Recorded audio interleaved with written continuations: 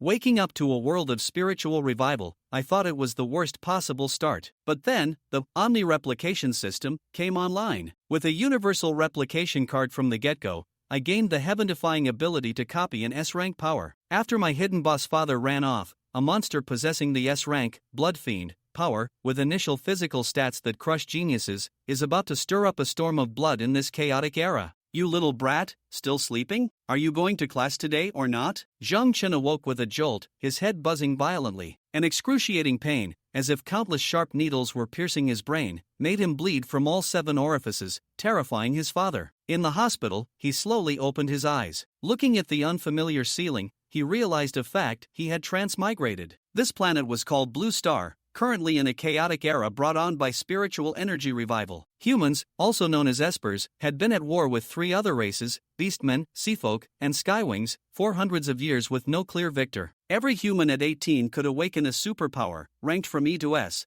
divided into combat and support types. The body he now occupied belonged to a student at Nanjong Esper Academy, just days away from his awakening, yet his physique was so frail it seemed a gust of wind could blow him away. Even more severe was the fact that humanity's living space was constantly shrinking. All awakened Espers, after 3 years of training, were mandatorily conscripted to defend their homeland. I feel much better, I think I can be discharged, Zhang Chun insisted, disliking the hospital atmosphere. His father, Zhang Tao, reluctantly agreed after a series of checkups confirmed he was fine. The moment he stepped out of the hospital, a voice sounded in his mind. Beep. System binding. Binding successful. This is the omni-replication system, capable of replicating all things. Please perform a self-check. A reward will be given upon completion. A system. As a fan of web novels, Zhang Chen was no stranger to this. He immediately checked the system, and a data panel appeared. Host, Zhang Chen. Cultivation, none. Power, unawakened. Strength, 4. Vitality, 6. Speed, 3. Spirit, 10. Talent, replication. Congratulations to the host for completing the self-check. Rewarded with 1 universal replication card. Can perform 1 replication regardless of grade and without consumption. High-quality replication source detected nearby. A red arrow appeared above his father, Zhang Tao's, head. Power rank, S rank. Power name, Blood Fiend. Cultivation, 8th order, 7 star. Zhang Chen was stunned. His kind-faced, slightly chubby father, who worked as a security guard at a villa and was often bullied by his supervisor, was actually an S-rank, 8th order peak expert, the highest being 9th order. Son, are you feeling faint again? Let's go back to the hospital. Zhang Tao asked nervously. I'm fine, the sun is just a bit bright, Zhang Chen said, masking the storm in his heart. He was now full of curiosity about his father. Why would an S-rank expert live such a destitute life? Back home, Zhang Tao said he was going to the market to buy beast meat for a beast meat feast to replenish Zhang Chen's health. But Zhang Chen saw from the window that his father opened a blood-red gate in the backyard, behind which countless massive beasts were fighting. His father's chubby figure instantly transformed into a muscular man, and he stepped through the gate. A spatial power? Going to buy beast meat means hunting one himself? Zhang Chen was filled with questions. What secret was his S-rank father hiding? Soon, Zhang Tao returned, and a lavish feast of beast meat was laid on the table. While struggling to chew the tough but delicious meat,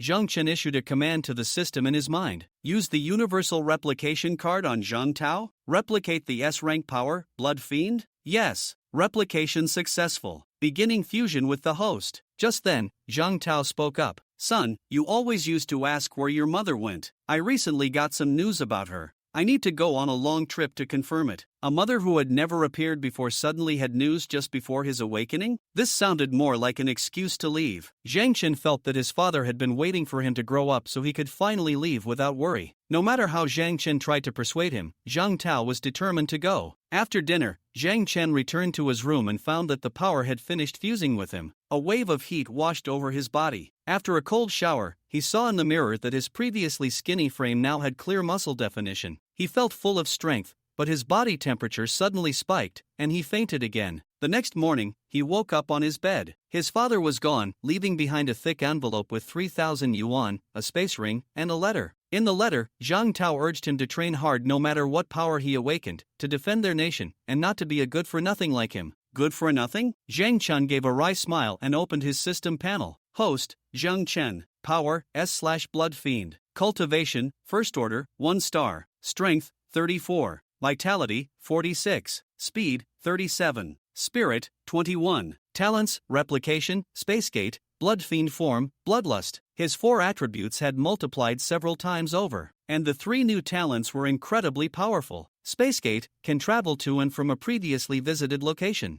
Blood Fiend Form enters combat form, greatly increasing all 4 attributes, and can be further enhanced by burning vitality. Bloodlust can increase cultivation and permanently increase vitality by absorbing blood. To learn more about the Blood Fiend power, Zhang Chen went to the school library to check the power compendium. However, he couldn't find any record of Blood Fiend or his father, Zhang Tao, in the S-rank section. An S-rank expert with no records in the entire nation? This deepened Zhang Chen's confusion. Helpless, he found his homeroom teacher, Li Shui, lied about having awakened on his own, and showed her the Spacegate ability. Seeing the red Spacegate that directly connected to Zhang Chen's room, Li Shui was shocked. This was clearly an extremely rare spatial power, and a type she had never seen before. Your physical stats must be high. She immediately took Zhang Chen for a physical fitness test. The results left the testing teacher, Mr. Zhou, trembling with excitement. S rank. Based on the physical data alone, this kid's power is at least S rank. The report read: Cultivation, First Order, 1 star. Strength 34, Vitality 46, Speed 37, Spirit 21. Are these really the base stats for a First Order, 1 star? Li Shui was also shocked. Zhang Chen, your power is infinitely close to S rank. Do you know what that means? The news immediately alerted the principal. The next morning, Zhang Chen was summoned to the principal's office. Principal Su,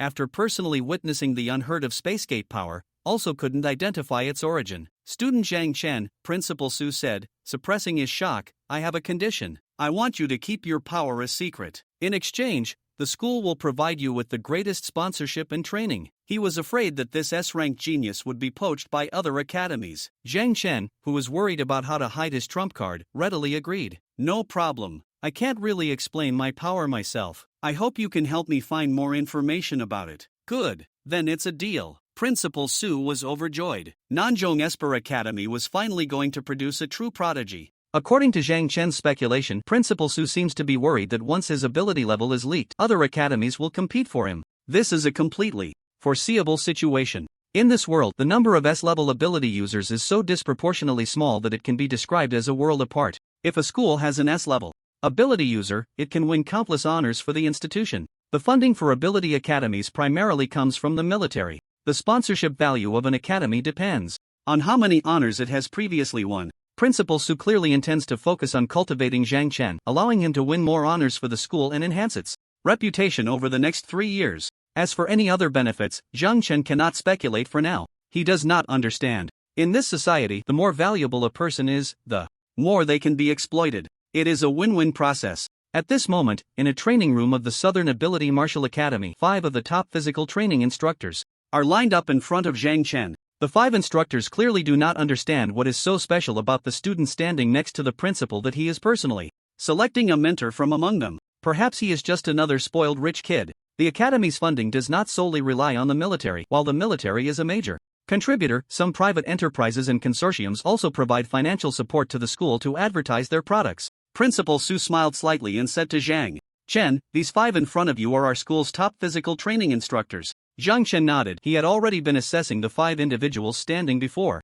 him before Principal Su's introduction. A strange phenomenon caught his attention. Among the first 4 physical training instructors, 4 were robust and imposing, while the one in the corner was thin and even looked a bit listless. This contrast piqued his interest. Principal Su then said, You 5, introduce yourselves and let Zhang Chen get to know you. The instructors exchanged awkward glances, feeling quite embarrassed. They had to introduce themselves? Really? The largest man with a buzz cut on the far right spoke first. My name is Lin Guowei, and I specialize in close combat, focusing on punches and kicks. With the first introduction done, the second followed suit. Qin Wei, I specialize in sword techniques. Zhao Quan, I specialize in staff techniques. Zhang Qiangshan, I specialize in claw techniques and finger techniques. Finally, it was the turn of the thin man, who seemed to wake from a dream as he looked around and said, My name is Wang Yin. Do you want to learn the art of killing? Everyone present was slightly taken aback. Principal Su felt a bit awkward. Lin Guowei, who had introduced himself first, chuckled awkwardly. This student, Instructor Wang Yin, likes to joke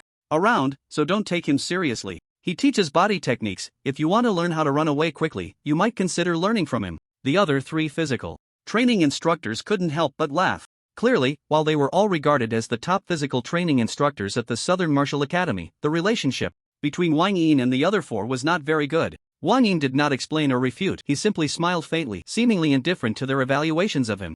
Zhang Chen was puzzled. He was suddenly drawn to Wang Yin's unique aura. He glanced at Principal Su and asked, "Does that mean I can only learn from one of the instructors?" Principal Su raised an eyebrow and smiled, "Of course not. The instructors also have to teach other students. If you choose one, I can arrange for one-on-one guidance. If you are not satisfied later, you can switch. How does that sound? Is being an S-level student really that useful?" Zhang Chen nodded and pointed at Mentor Wang Yin. "Then I'll learn the body technique from Mentor Wang Yin." This outcome surprised everyone. A few mentors had initially felt a bit favorable towards Zhang Chen. However, upon hearing his choice, their expressions turned disdainful. Is he really planning to learn how to escape? Truly a spoiled rich kid. Zhang Chen, you're wasting your time. The military only gives you 3 years, and after 3 years, your training results will determine whether you can survive on the battlefield after going to the military district. Yes, think it over carefully, at least for your own sake. If Zhang Chen was chosen, they could teach him one-on-one. Easy and pleasant. Everyone wanted such a job, and for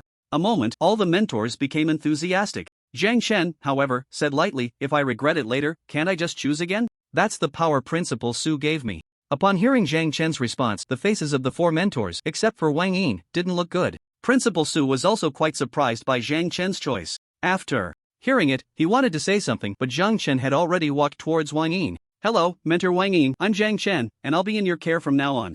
Zhang Chen extended his right hand to Wang Yin. Wang Yin smiled slightly and said, "My training can't be done at school, it has to be outside the city. Are you ready? Training outside the city?" Principal Su had almost forgotten that there was someone like Wang Yin in his school. How did this guy even get in? He seemed to remember this person. Although he held the title of body technique mentor, he rarely came to school, and even when he did, not many students were willing to learn from him, because his teaching method involved training in the wild. That is, outside the city. Moreover, he taught body techniques. Body techniques, just the name doesn't sound very reliable, flashy but impractical. Confusing beasts or enemies with body techniques? It was precisely because of Wang Yin's unconventional teaching style that he seemed somewhat out of place compared to the other 4 mentors. This also became the catalyst for everyone to dislike Mentor Wang Yin. Before Zhang Chen could respond, Principal Su hurriedly intervened. "No, that's too dangerous. Who will take responsibility if something happens? If an S-level student caused trouble in the wild, and this got out, as the principal, he would be in deep trouble for concealing the incident and failing to manage the S-level student properly, leading to their death. He wouldn't want to live the rest of his life like that." Wang Yin shrugged. "Then I can't teach you. After all, I don't know how to teach juggling indoors. You can learn from them." As soon as these words were spoken, the atmosphere in the training room instantly fell silent, heavy breathing sounds gradually increasing like a motorcycle's throttle. "Wang Yin, you're being too arrogant. Who are you? Calling a juggler indoors?" Lin Guowei suddenly soared into the air and kicked towards Wang Yin. Whoosh! The wind broke. He actually made a move. Principal Su quickly pulled Zhang Chen back, retreating continuously. Lin Guowei's kick was fast and fierce, and Wang Yin showed no intention of turning back. Just as the kick was about to land heavily on Wang Yin, an astonishing scene occurred. Wang Yin suddenly stepped back, and Lin Guowei's kick passed directly over Wang Yin's shoulder. Wang Yin's left hand grabbed Lin Guowei's foot, throwing him heavily to the ground. Lin Guowei fell hard, struggling for a long time to get up, only to wobble and sit back down again. Fortunately, the training room floor was padded. Otherwise, if he had fallen hard, Lin Guowei would surely have bled. Wang Yin looked at Lin Guowei, who was lying on the ground, with a grin, and said, "Mentor Lin Guowei, how can you make a move in front of the students? The blatant fighting between mentors on campus won't sound good if it gets out." Lin Guowei glared at Wang Yin. "You have a filthy mouth, and you deserve a lesson. What do you mean by juggling? Are we clowns?" Wang Yin shook his head helplessly and said, "Sigh. Looks like we have to change places again. I didn't expect that in Jiangnan City, with so many ability students, I couldn't find a decent one. I'm done teaching, I might as well go home and farm." Lin Guowei snorted coldly. "People like you should go back to farming. You dare say there isn't a decent student? You sleep all day or don't even come to school. Who would want to learn from you? Who says no one wants to?" At this moment, Zhang Chen stepped forward and approached Wang Yin, saying, "Mentor Wang Yin, although I hesitated just now, it doesn't mean I don't want to learn from you. I'm willing to learn, I just don't know if you're still willing to teach me." This man named Wang Yin is very strong. He actually toyed with Lin Guowei, who is also a mentor. Like a monkey, his strength is definitely higher than the other 4. Moreover, he didn't even turn around just now but accurately predicted the direction of Lin Guowei's foot. He can't have eyes on the back of his head, right? Definitely not. It must be some kind of advanced skill or experience accumulated from countless real battles. Lin Guowei was furious. "Kid, I just accidentally fell. You don't think I'm not his match, do you? Zhang Chen said calmly, Mentor Lin, that's not what I meant. I wanted to learn from Mentor Wang Yin from the very beginning, and that has always been the case. It has nothing to do with the outcome of your earlier duel. Lin Guowei snorted coldly, when you regret it later, don't come looking for me. I wouldn't dare teach a disciple he has taught. After saying that, Lin Guowei stormed out of the training room. Wang Yin looked at Zhang Chen in front of him and asked again, you're really not afraid to train outside the city? You might even lose your life. Zhang Chen replied, I believe the mentor wouldn't abandon me when I'm in danger, right? Wang Yin snorted lightly, that's not necessarily the case. After saying that, Wang Yin walked out, saying, what are you still dawdling for? Come on, coming. Zhang Chen hurriedly ran to catch up. This mentor Wang Yin really has something. He seemed to walk slowly, but he vanished like a wisp of smoke in no time. Principal Su stopped Zhang Chen, I admit Mentor Wang does have some skills, but his teaching methods are too dangerous. I advise you to think it over. Principal Su was almost frantic. What if something happened? Zhang Chen said calmly. Principal Su, Mentor Wang Yin is right. We learn combat skills not to perform indoors but to deal with the beasts and enemies outside the city. Although I don't know why he set the training location outside the city, I believe he has his reasons. I'm going to find the answer, so you can rest assured. Principal Su seemed to age several years. In an instant, if you encounter danger, open your space door and come back immediately. Don't be reckless, understand? Got it, thank you for your concern, Principal. Outside the school gate, Wang Yin waited for a while before seeing Zhang Chen running towards him. Wang Yin smiled slightly at Zhang Chen and said, Kid, you finally made it. If you hadn't come, I would have left. A smile finally appeared on Zhang Chen's face as he respectfully said, sorry to keep the mentor waiting. Shall we set off now? Wang Yin suddenly reached out and touched Zhang Chen's arm. This touch made him raise his eyebrows slightly, and a strong look of confusion appeared in his eyes. You must have just awakened your abilities? How come your body is so strong? Have you been training yourself since childhood? Zhang Chen shook his head. In response to the mentor, I only became like this after awakening. I used to look like a bookworm. Wang Yin suddenly became interested in the Zhang Chen before him. Before awakening, he looked like a frail bookworm, but after awakening, he transformed into a muscular man? What kind of supernatural ability did he awaken to strengthen his body to such an extent? Wang Yin didn't plan to ask too deeply. He would find out gradually later. Zhang Chen, since you are willing to learn from me and I haven't resigned yet, still being a mentor at the Southern Ability Academy, I have no reason to refuse you. Zhang Chen nodded in agreement. But you need to understand one thing, I don't teach just anyone. If you want me to teach you, I need to see if you have the potential to be taught by me. If I ultimately feel that your potential is insufficient, even if you want to learn from me, I won't teach you. I hope you understand. After Wang Yin finished speaking, he suddenly rolled up his sleeves. Zhang Chen nodded and said, I understand. I won't cause trouble for the mentor. If, in the end, the mentor refuses to teach me, it must be because my potential is lacking. Wang Yin smiled slightly. As long as you understand, then let's test your potential a bit. First step, keep up with me. With that, Wang Yin suddenly ran forward. Outside the school gate, the traffic was bustling, but Mentor Wang Yin dashed out into the flow of cars with astonishing speed. After the traffic slowed down, Zhang Chen rushed forward, followed by an endless chase. Mentor Wang Yin was ahead, with a considerable distance between them. Although Wang Yin didn't teach offensive techniques, his agility and that strange insight were far superior to countless offensive methods.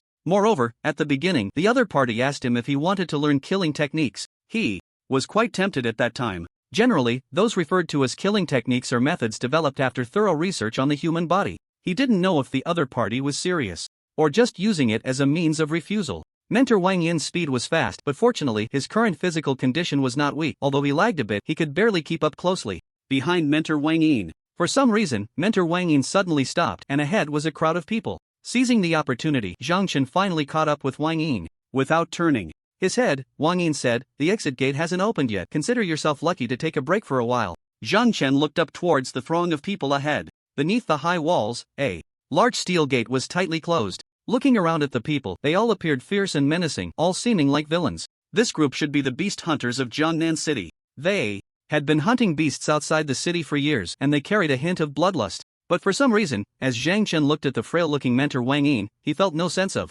weakness from him. He vaguely sensed that he was not much different from the muscular men around him. In fact, he seemed even more noteworthy compared to these burly men with fierce looks. Kid, you don't really want to learn killing techniques, do you? Otherwise, why would you choose me? Zhang Chen, who was originally worried that the atmosphere would be awkward, found the mood much improved by Wang Yin's words. Zhang Chen replied, I just want to learn agility techniques from the mentor.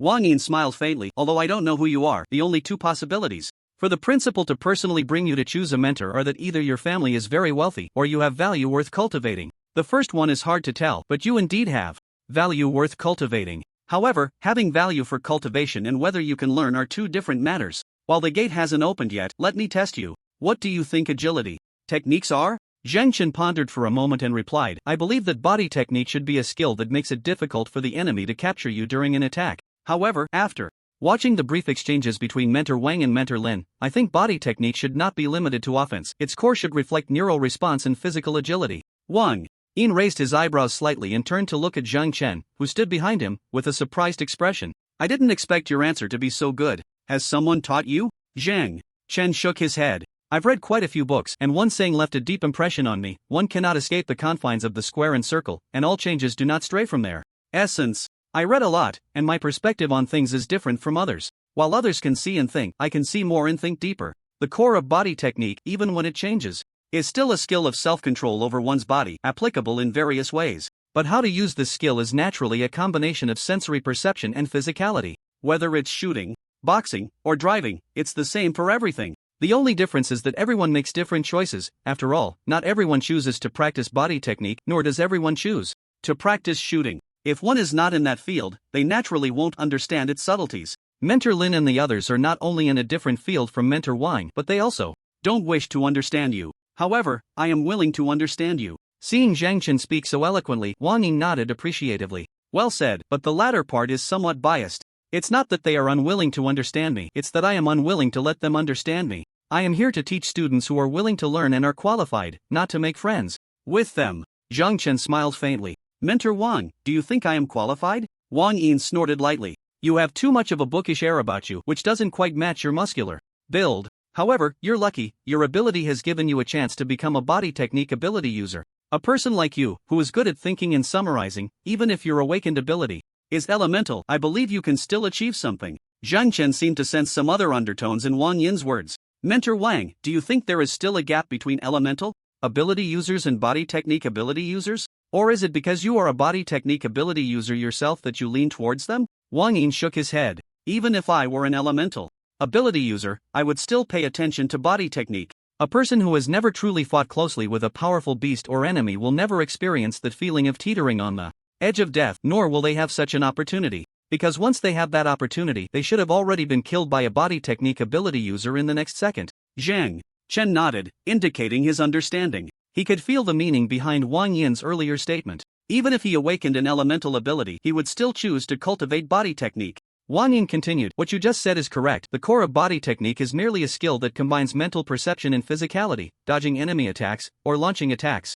from directions, angles, and speeds that are difficult for opponents to react to, mysterious and unpredictable. To reach this level, your neural responses cannot be too rigid. The brain is the only organ that sends signals to your body. No matter how fast your body is, it cannot outpace your brain, and the brain captures external information through your hearing, vision, and skin sensations, issuing commands to your body. Only in that moment will your body react. Indeed, he was a master. Zhang Chen's interest seemed to intensify. Zhang Chen said, is that why, Mentor Wang, you know how to dodge Mentor Lin's kick without even looking back? Wang Yin nodded, that's right, your physical fitness is quite good. Perhaps I should start by teaching you about your neural reaction ability. A smile immediately appeared on Zhang Chen's face. It seems I bet right, Mentor Wang is indeed a hidden master. Wang Yin snorted lightly. What kind of master am I? The real masters are not here. What you see now is merely the tip of the iceberg in this world. However, compared to those mentors of the supernatural students in the south, I can indeed be considered a master. Ka. At that moment, the steel door suddenly began to open slowly. Wang Yin promptly reminded, the door is open. Be careful outside the city, don't let me down too much. Wang Yin weaved through the crowd as if he were a fish in water. Zhang Chen was filled with confusion. How exactly should he train his neural reaction ability? Moreover, they were about to go outside the city, and he felt a slight excitement within. He wondered if he could replicate Mentor Wang's neural reactions. Since he could replicate everything, shouldn't Mentor Wang's neural reactions be replicable too? While chasing after Wang Yin, Zhang Chen issued a command to the system. System, help me analyze how many replication points are needed for Mentor Wang's neural reaction ability. Unable to replicate, the replication source must exist in reality, and neural reaction ability is not within the replicable range. Unable to replicate? Only things that are visible and tangible can be replicated? It's as if the neural reaction ability is merely a thought in a person's mind. This thought has no physical existence, so it cannot be replicated? It seems the system cannot replicate just anything. Wang Yin seemed to be searching for something, wandering around the valley. Zhang Chen quietly followed behind, finding it somewhat difficult to catch up with Wang Yin. He didn't know how long it had been. Suddenly, Wang Yin stopped, a hint of a smile appearing in his eyes as he turned to look back. We're here. Zhang Chen walked up beside Wang Yin and looked ahead, seemingly seeing nothing but a cave entrance not far away in the wetland. The entrance was piled high with black feces, each about the thickness of a finger, looking extremely ugly. This was clearly the nest of some kind of exotic beast. Was Mentor Wang searching for this all alone? Unable to help himself, Zhang Chen asked, Mentor Wang, is this the exotic beast's nest you've been looking for? Wang Yin nodded. That's right. If you want to train your neural reaction ability, you naturally need to be in danger, teetering on the edge of life and death, in a situation where you could get hurt if you're not careful. If you regret it now, it might still be time. He wouldn't be planning to make him jump into this exotic beast's nest to train his neural reaction ability through combat with the beasts, would he? Zhang Chen's expression changed slightly as he asked, Mentor Wang, do you perhaps know what kind of exotic beast's nest this is? Wang Yin nodded and said, of course, this is a first-tier exotic beast nest of the steel-toothed rat. They live in groups and are highly aggressive. One or two of them aren't much of a threat. But if it's a group, once they pounce on you, they might eat you clean, leaving only a skeleton behind. Zhang Chen couldn't help but chuckle in disbelief. Mentor Wang's training method was indeed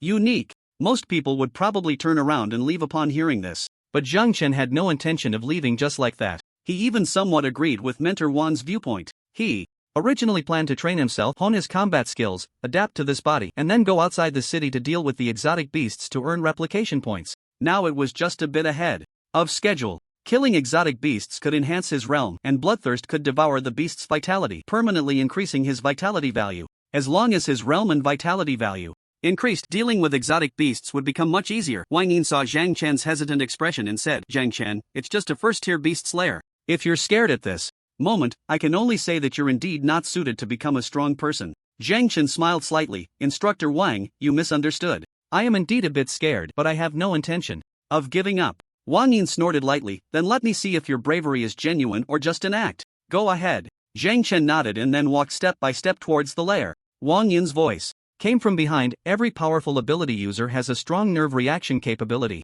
The so-called strong ones, without exception, have gone through countless life and death situations. Experiencing and understanding life and death, only then can they become strong. Wang Yin's words were indeed correct. Strong individuals are not trained indoors but are born in the wild, through countless battles and encounters with numerous strong opponents. If he was afraid now, it would mean he wasn't cut out to be strong. At this moment he felt no fear, only calmness, and even a bit of excitement. Zhang Chen reached the edge of the lair, took a deep breath, and looked down. It was pitch black below, seemingly quite deep, and a foul smell wafted up from the cave below. He glanced back at Wang Yin, smiled at him, then turned and leaped. Wang Yin raised an eyebrow, surprised that he actually went down. For some reason, this kid gave him a very strange feeling. But what exactly was strange? He couldn't quite put his finger on it. Wang Yin then looked at a large tree behind him and said, Principal Su, you've been following us and must be tired. When do you plan to come out? From behind a large tree, Principal Su slowly stepped out, his expression very serious. Wang Yin grinned. Who is this kid exactly?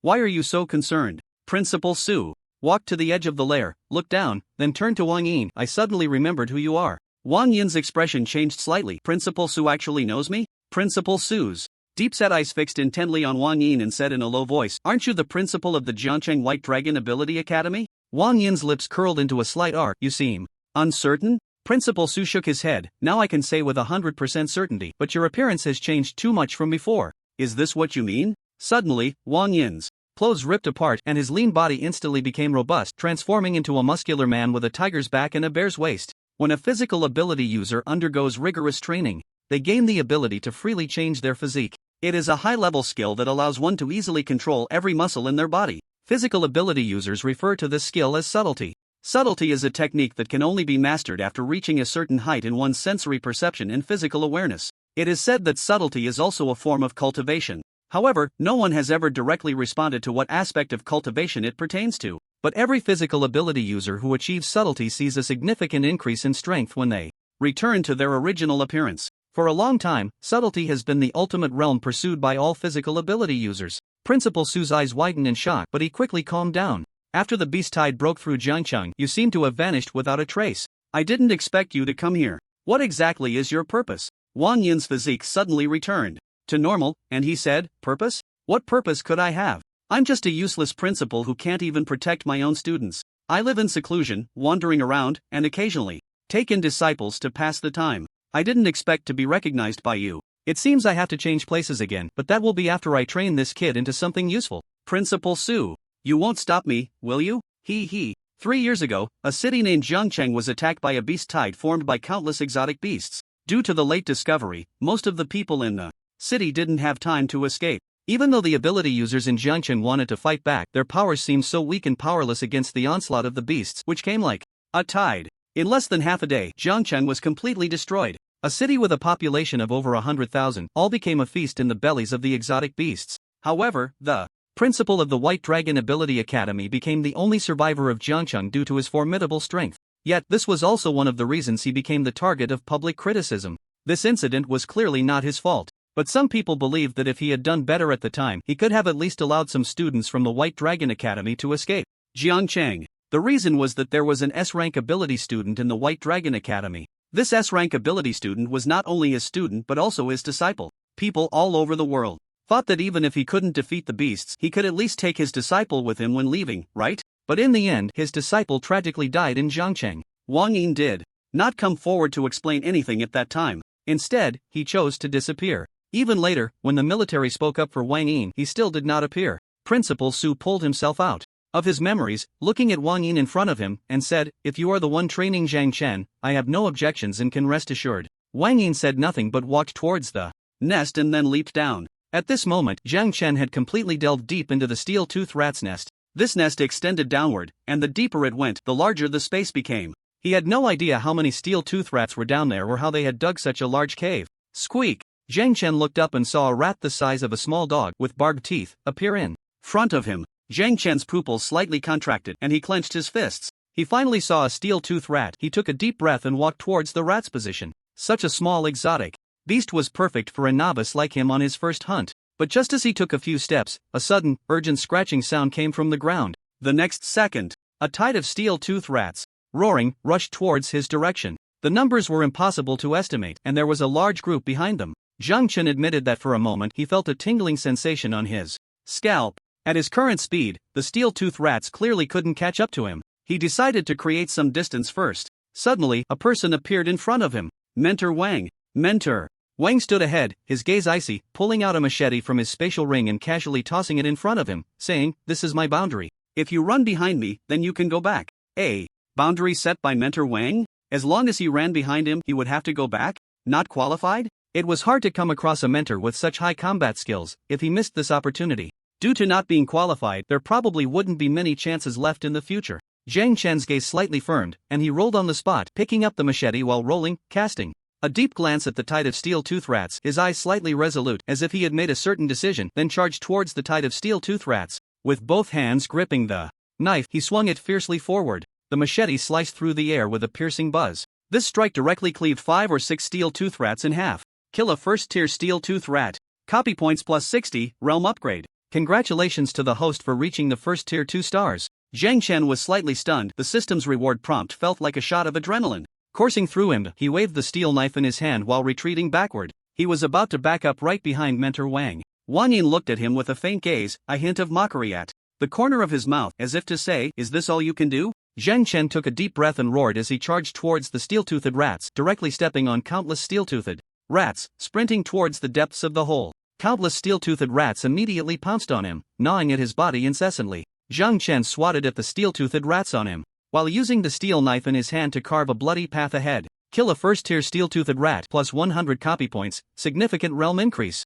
Kill a first-tier steel-toothed rat plus 120 copy points, moderate realm increase. Kill a first-tier steel-toothed rat plus 160 copy points, slight realm increase. A series of notification sounds kept ringing in his ears. For some reason, his realm was continuously increasing but had yet to break through. He had no time to think. The passage was too narrow for his knife to be effective. So many steel-toothed rats couldn't possibly live in these cramped passages. There must be a large space below. Wang Yin watched Zhang Chen recklessly charging towards the alien beasts, a smile of satisfaction appearing on his face. Seemingly pleased with Zhang Chen's actions, and he followed the steel-toothed rats deeper into the hole. Zhang Chen descended, relying on his speed to leave the steel-toothed rats far behind. His body was bleeding from various places, but the wounds were not deep, and the smell of blood drove the steel-toothed rats even more insane. Finally, Zhang Chen suddenly noticed the passage widening, and his vision ahead opened up. A massive stone cavern appeared before him. He hurriedly quickened his pace and rushed into the cavern, reaching the center. A tide of steel-toothed rats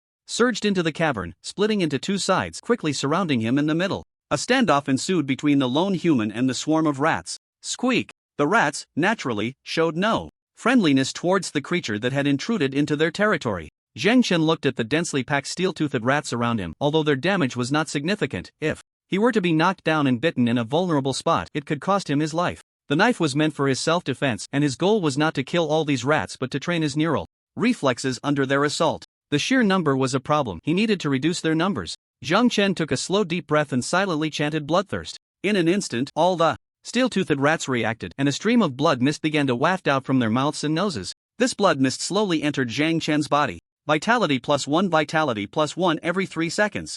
Or so, the system would provide a notification. A blood-red thread appeared in Zhang Chen's body, connecting him to all the steel-toothed rats in the area. The steel-toothed rats seemed to sense something and immediately surged towards Zhang Chen recklessly. Zhang Chen smiled coldly, showing no fear, and charged straight at the foremost steel-toothed rat. At that moment, Wang Yin arrived at the entrance of the cavern. When he saw the bizarre scene before him, he was momentarily stunned, then looked on in astonishment. Zhang Chen's neural reflexes had indeed improved. Significantly, he wielded his knife, dodging the alien beasts that pounced at him from all directions, going from clumsy at the start to now moving with ease. What were those blood-red threads on his body? Zhang Chen suddenly swung at the air several times, but suddenly, not a single steel-toothed rat charged at him. Around him, countless steel-toothed rat corpses lay scattered, and they were all dead? Wang Yin, shocked, approached Zhang Chen's side. He looked at the ground covered in steel-toothed rats, none of which had any wounds, and they just lay there dead. Could it be related to those strange bloodlines from before? Moreover, as time passes, the corpses of these steel-toothed rats are gradually turning to ash.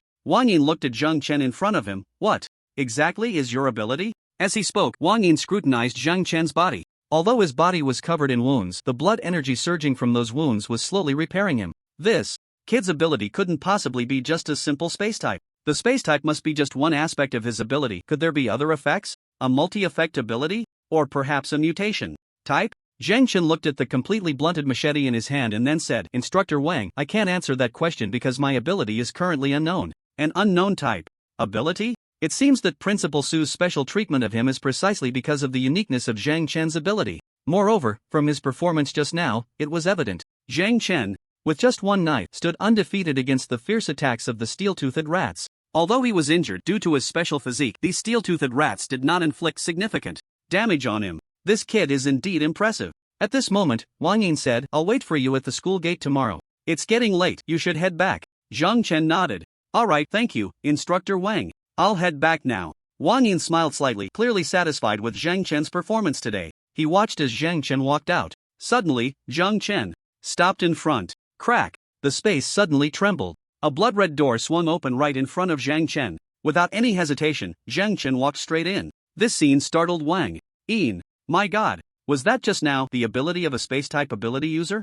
What kind of monster is this kid? The shock on Wang Yin's face lingered for a long time. After all, he had seen many storms and had encountered all sorts of situations. Today was truly an eye-opener. At the Southern Ability Academy, Wang Yin found Principal Su. Seeing Wang Yin come alone, Principal Su curiously asked, Where's Zhang Chen? Since I entrusted him to you, you must take good care of him. Wang Yin's gaze was slightly different from what it had been before. Earlier, his eyes were indifferent, even a bit lazy, as if he had no interest in anything. But at this moment, Wang Yin's eyes were sharp, exuding a compelling aura. He quickly walked up to Principal Su and said in a deep voice, What exactly is going on with that kid? What is his ability? Principal Su was taken aback for a moment, then smiled wryly. I thought you would have figured it out by now. I've never seen his ability, but it seems you don't know either? Wang Yin's gaze slightly retracted. If I had seen it, I wouldn't be asking you. Principal Su chuckled and asked Wang Yin, If you compare this Zhang Chen to your previous S-rank disciple, which one do you prefer? Knowing full well that his disciple had died, he still dared to make a comparison? However, Principal Su's words seemed to carry a certain implication. Daring to compare Zhang Chen with his S-rank disciple? Wang Yin snorted lightly. The higher the ability level, the more it means that the physical indicators far exceed those of ordinary people, whether in body or intelligence. Heaven wouldn't awaken a powerful ability in a fool. If I had to compare the two, Zhang Chen is more to my taste. My S-rank disciple was good at everything, but he was too kind. If he hadn't gone to help those people surrounded by the beasts, perhaps he wouldn't have had to die. Wang Yin seemed to inadvertently reveal why his disciple had died. These were words he had never spoken to outsiders. Upon hearing this, Principal Su's expression changed immediately. Your disciple died saving people? Wang Yin thought. Of this, his face still showing a hint of anger. At that time, several classmates were trapped under the collapsed building. My disciple discovered them and rushed in recklessly to save them. But there were too many strange beasts, a tide of them that seemed endless, and he was quickly swallowed by the beasts. Wang Yin suddenly changed the subject. However, Zhang Chen would never do such a thing. He is an extremely wise person, and the smarter a person is, the more selfish they tend to be. Saving people depends on the situation, not just blindly rushing in without considering one's own safety. Why should I publicly disclose what happened at that time? Because it would serve no purpose. Principal Su said with a bitter smile. It was precisely because of that incident that Long Country launched more than a dozen satellites to monitor the movements of the strange beasts. In the following years, even when a beast tide occurred, we could detect it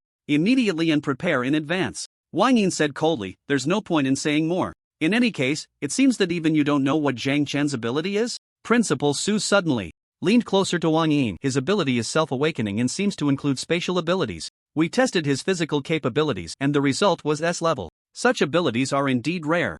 And not many people know about this. You'd better keep it a secret for me. The physical test result S-level? Then his ability level couldn't be weaker than S, right? Zhang Chen is an S-level ability user? Wang Yin's heart was filled with surprise and disbelief. He had lost an S-level disciple and now encountered another one? He didn't know whether to laugh or cry. At this moment, Principal Su walked up to Wang Yin and lowered his voice. Instructor Wang, this student has immense potential. I hope you can train him well. I won't look for anyone else. I wonder what you think? He had once gained fame for taking in an S-level ability user, but he also became the target of criticism for losing an S-level disciple. Now that history was repeating itself, how could he possibly make the same mistake again? The learning talent of S-level ability users surpassed everyone else, but teaching a disciple wasn't just about teaching them how to become stronger or how to use their abilities. More importantly, it was about teaching them how to be a person and how to protect themselves. Wang Yin's gaze suddenly became incredibly firm as he looked at Principal Su. I will teach him well. Upon hearing this, Principal Su immediately breathed a sigh of relief. Hearing your answer puts my mind at ease.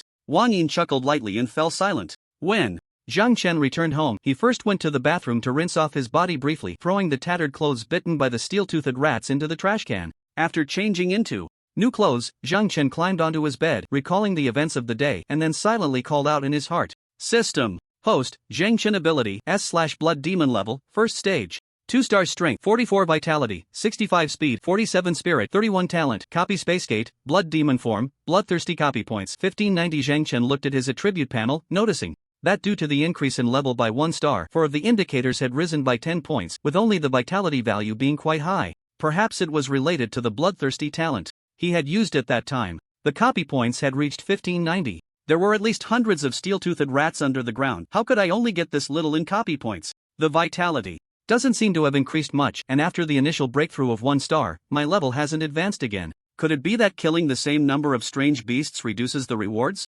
Or is there some other reason? Zhang Chen then posed this question to the system. Killing life forms of the same level grants normal rewards. Killing life forms below the same level grants minimal rewards. Killing life forms above one's own level doubles the reward stat. Zhang Chen understood in his heart. After his level increased, the rewards from the steel-toothed rats had indeed diminished. The reason is that the steel-toothed rat's realm is too low. In other words, the next time he kills a steel-toothed rat or a beast of the same rank, the rewards will be quite scarce. After understanding this, Zhang Chen focused his attention on his replication points. According to the system's formula, the things that can be replicated will be calculated based on the value of the replication source. He took out a crystal block the size of a thumb from his spatial ring. He still had 3 of these crystal blocks in his spatial ring, which were given to him by Principal Su. The crystal block is called a spirit crystal, classified as low-grade. Spirit crystals are one of the precious cultivation materials for ability users. They originate from deep underground and possess highly pure spiritual energy. Absorbing it while holding it in hand is 3 times faster than regular cultivation.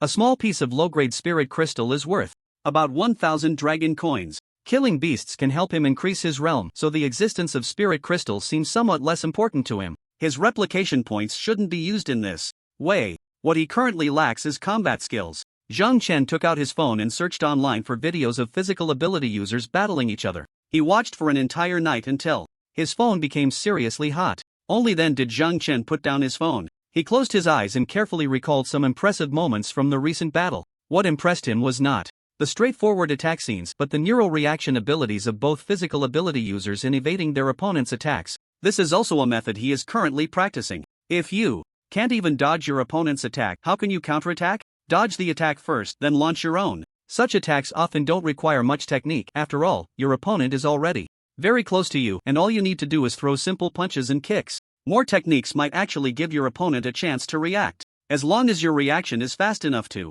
evade the opponent's attack, even a regular punch or kick can have a tremendous effect. Perhaps this is the strength of Mentor Wang. After realizing this, Zhang Chen became even more determined to train his neural reaction abilities. He glanced out the window. The sky was gradually brightening, and the time on his phone showed it was already 7 o'clock. Zhang Chen got up, washed up briefly, and then headed towards the South Central Ability Academy. From a distance, he saw a familiar figure at the school gate. It was none other than Mentor Wang Yin. "Good morning, Mentor Wang." Wang Yin smiled slightly at him and said, "Let's go, follow me." After saying this, Mentor Wang started walking ahead at a slow pace, not like before when he suddenly ran ahead, making Zhang Chen chase after him. Wang Yin said, "I've already learned about your situation through Principal Su, and I witnessed your abilities yesterday. With your innate toughness, I feel you no longer need to rely on any weapons, you can fight barehanded." Zhang Chen smiled slightly and asked, "Can fists really be harder than a cleaver? My cleaver dislocated something yesterday. If I used my fists..." Zhang Chen didn't continue. Wang Yin explained, "Fists can certainly be harder than iron, it's just that you can't do it yet. After yesterday's test, I believe that before teaching you neural reaction abilities, I need to teach you how to use the spiritual energy within your body." Spiritual energy? Since he currently only has a killing move called Bloodthirst, which doesn't require any spiritual energy to use, he realized something during yesterday's battle. The spiritual energy within him seems a bit excessive. Mentor Wang seemed to have noticed this as well. He doesn't use the spiritual energy in his body to enhance his own strength. This is what led to so many injuries afterward. Wang Yin said, "Can you control the spiritual energy within you and let it attach to your fist?" Zhang Chen didn't respond but directly attempted it. The spiritual energy within him was like a part of his body. With a thought, the energy could accurately appear where he wished it to be. Soon, wisps of spiritual energy began to overflow from Zhang Chen's palm. Wang Yin frowned. "You really are a complete novice, aren't you? You don't know anything, just simply awakened a good ability." Zhang Chen looked embarrassed. Wang Yin quickly began to instruct him, "Your current spiritual energy is continuously dissipating into the air. Hurry up and clench your fist." Zhang Chen hurriedly complied. Wang Yin continued, "Whether it's a physical ability user or an elemental ability user, the function of the spiritual energy within them operates in only one way. That way is your intention, your thoughts. Spiritual energy is inherently a part of your body. You can use it however you want. The only difference between physical ability users and elemental ability users is the effect produced when their spiritual energy is projected into the real world. If an elemental ability user's energy is of the fire type, once it bursts out of their body, it will transform into flames. The spiritual energy of a physical ability user remains as spiritual energy after leaving the body, without any special effects, unless their ability inherently carries special effects. Aren't there some mutant beast ability users who can manipulate natural forces? Due to the special nature of their abilities, their spiritual energy also possesses special effects. Your spiritual energy is very pure, without any special effects. What you need to do is take it a step further than them, which is to spread the spiritual energy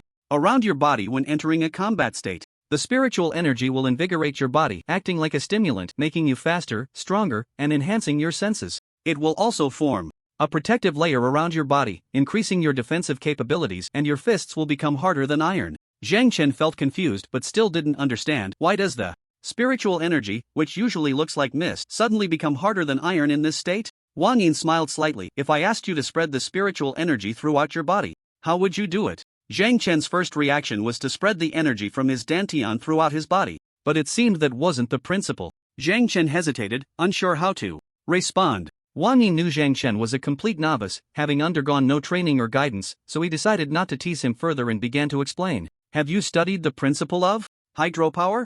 Zhang Chen actually knew this, so he replied, "I have learned about it. The principle of hydropower is to use hydraulic structures and equipment to create a water level difference, channeling water through tunnels and pressure pipes to the turbines installed in the hydropower station. The flowing water drives the turbine to rotate, converting water energy into rotational mechanical energy, which then drives the generator rotor to rotate and cut through magnetic lines to generate electricity." After finishing, Zhang Chen looked at Wang Yin and asked, "Instructor Wang, do you mean that as long as I use spiritual energy in the same way as hydropower, my body and fists can become as hard as iron?" Wang Yin said, "You're half right. It's not about making your fists as hard as iron, but rather that in this state, the quality of the spiritual energy will change. By using the hydropower principle, your meridians will serve as conduits for the spiritual energy, with your body acting as the generator, allowing the spiritual energy to form a self-circulation within you. In this self-circulating state, the effect of spiritual energy will change, producing a substance similar to tension, existing like a protective film on the surface of your body. As long as you remain in this self-circulating state of spiritual energy, this protective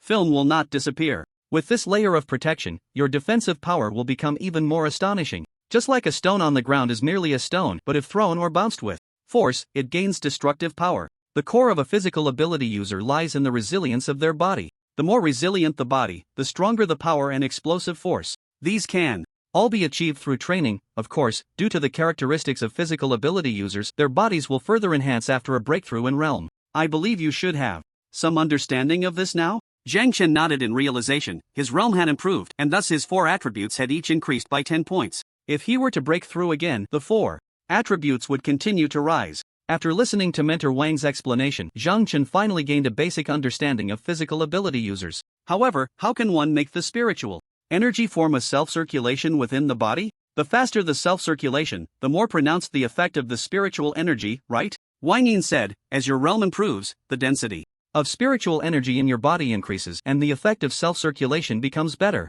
But you must also understand that before that, you need to have a good body. Your physical fitness test result is said to be S level. This meets the requirements. After all, self-circulation has certain demands on the user's body. It's like if the pipeline is too fragile and the water flow is too turbulent, the pipeline will not withstand it and will break. Mentor Wang's example of water generating electricity was very apt, allowing Zhang Chen to instantly grasp the principle within his body. Thank you, Mentor Wang, I understand now. Wang Yin nodded. Once you learn self-circulation, you will have the ability to fight barehanded against exotic beasts, and then I can be a bit more at ease. Zhang Chen's identity was quite special, which is why Wang Yin planned to teach him self-circulation to make his body more resilient and reduce injuries, getting him accustomed to fighting barehanded. At this moment, Zhang Chen asked in confusion, Mentor Wang, since you want me to learn self-circulation, wouldn't it be better for me to practice in the training room at school? They had now arrived at the north of the city, where the city gate was closed, and they had to wait for it to open. However, Zhang Chen could open a spatial door to directly reach the place he had visited yesterday.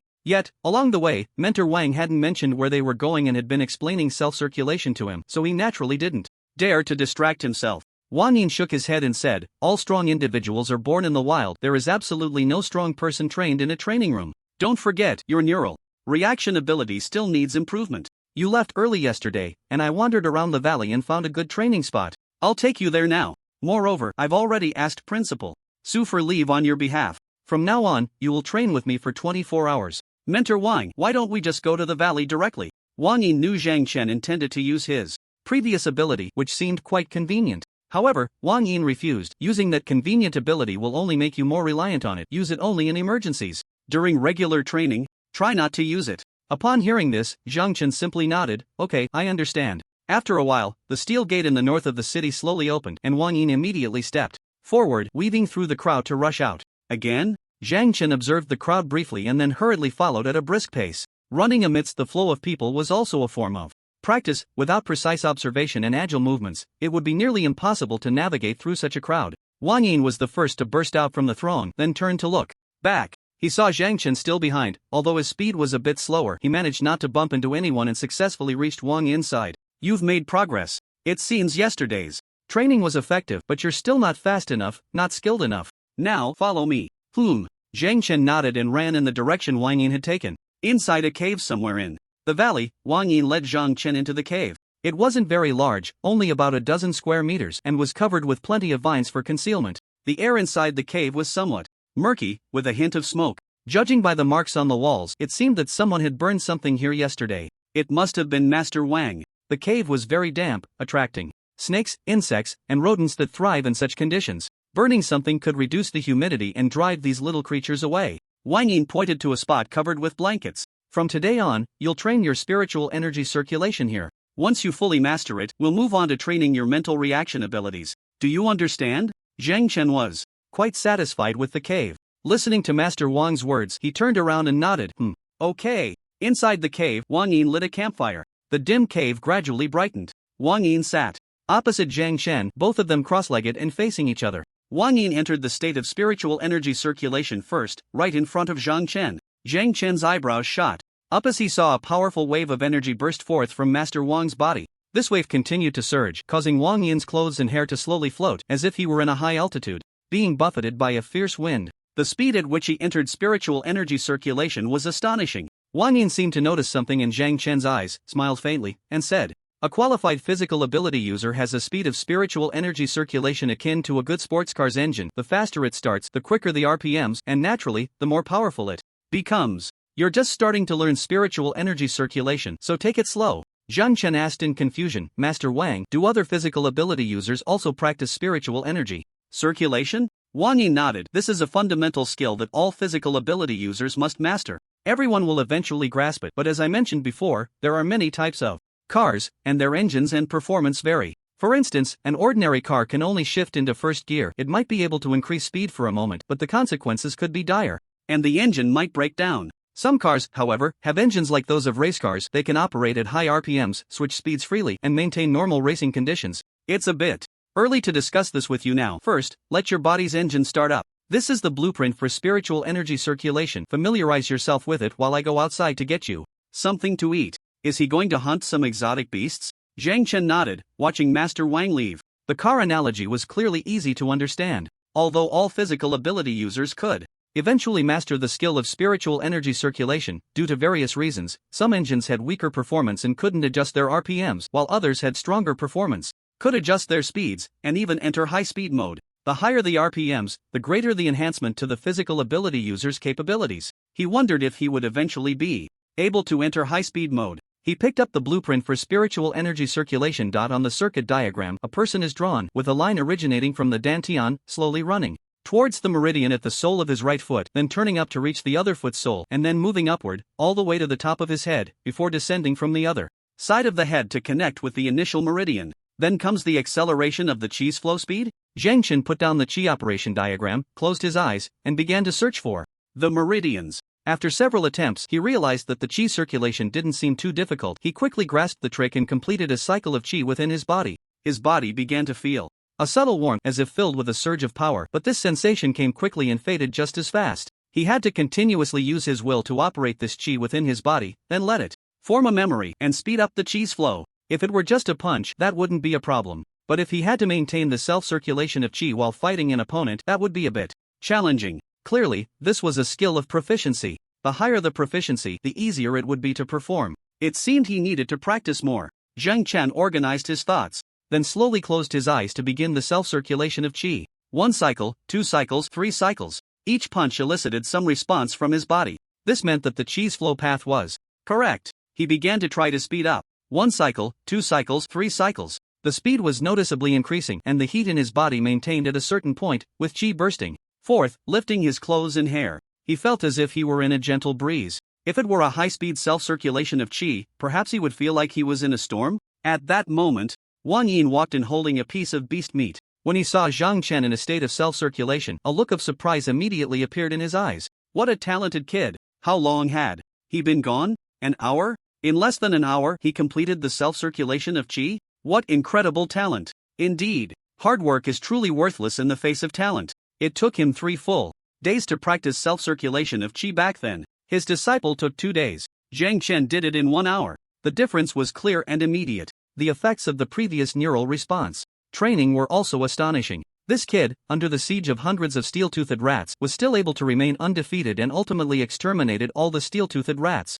If his mental responsibility had been just a bit weaker, he wouldn't have dodged the attacks of the steel-toothed rats or would have been overwhelmed by those lunging at him. Defeating the lead steel-toothed rat would have instantly swallowed him whole. To be able to guide a student with such high talent might be his honor. Wang Yin, worried about disturbing Zhang Chen, directly set up a campfire outside the cave and began to roast meat. He didn't know how long it had been. Zhang Chen slowly opened his eyes and the chi within him began to disperse, returning to his dantian. The outside world had completely darkened. At that moment, Mentor Wang brought in a piece of roasted meat wrapped in lotus leaves. Zhang Chen hurriedly stood up to receive it, saying, "You could have just called me, why bring it in?" Wang Yin smiled slightly and said, "Just a small effort, go ahead and eat. Tell me, how's your self-circulation of chi going?" Zhang Chen took the lotus leaf-wrapped meat, peeled it open, and indulged in a hearty meal. Soon, he finished the piece of beast meat completely, feeling as if his realm had improved significantly. He wiped his mouth and said to Mentor Wang, who had also finished eating, "Mentor Wang, I think I've mastered the self-circulation of chi, and I have quite a bit of speed now.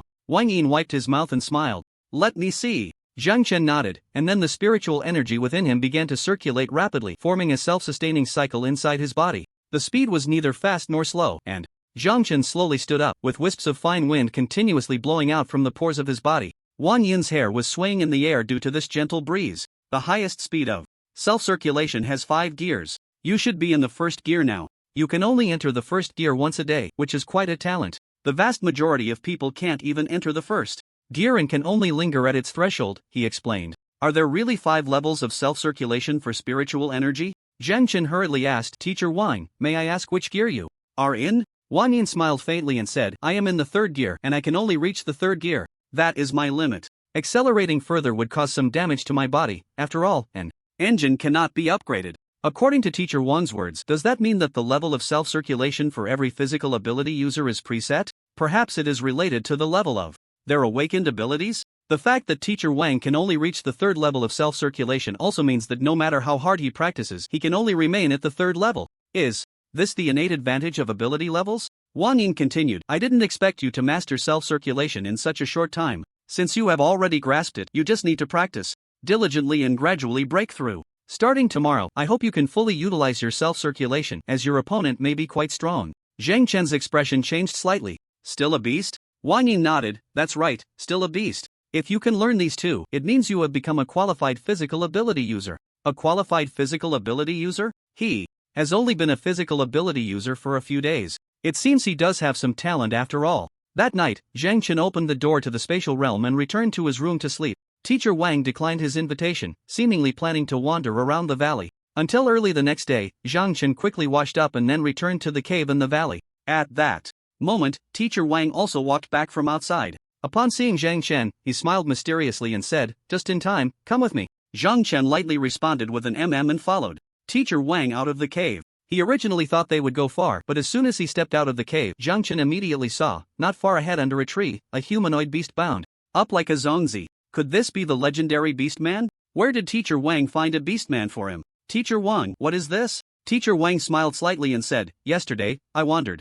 around the valley and found this guy. You're not mistaken, he is a Beastman. His level is about the same as yours. He should have been driven out by his tribe. Beastmen respect the strong and despise the weak. In a group, if a relatively weak member appears, they will be ruthlessly driven out by the tribe. The Beastman had already fainted. Zhang Chen approached the tree, seeing a living Beastman up close for the first time. This was a male Beastman, with human-like features and appearance, covered in short black hair, with a pair of horns on his head and hooves for feet. A bull Beastman? Teacher Wang untied the ropes, and the bull Beastman was startled awake. His huge eyes showed a state of panic. Humans! Damn humans! My tribe will surely avenge me. Zhang Chen had heard that beastmen were adept at human speech, so he remained relatively calm. Teacher Wang sneered, you will be his opponent. If you can defeat him, I will let you go. The bull beastman clearly found it hard to believe what he had just heard. Defeating this human child in front of him to gain his freedom? How difficult could that be? The bull beastman immediately calmed down. Was the old man's purpose in kidnapping him just for this?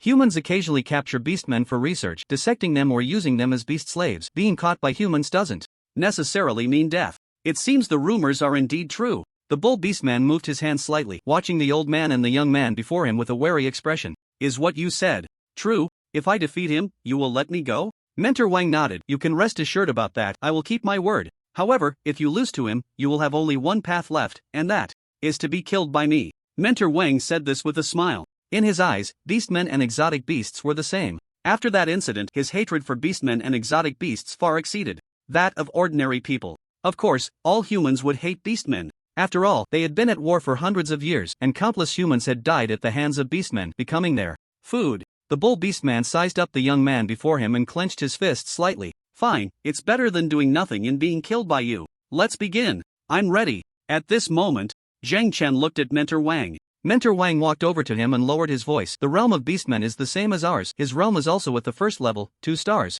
Moreover, to survive, he will use all his strength against you, and beastmen inherently possess a physique far superior to that of humans, so you'd better be careful. Zhang Chen nodded to indicate he understood. The two of them distanced themselves, and the beastman tightened his fists, twisting his neck in place, his eyes filled with fighting spirit.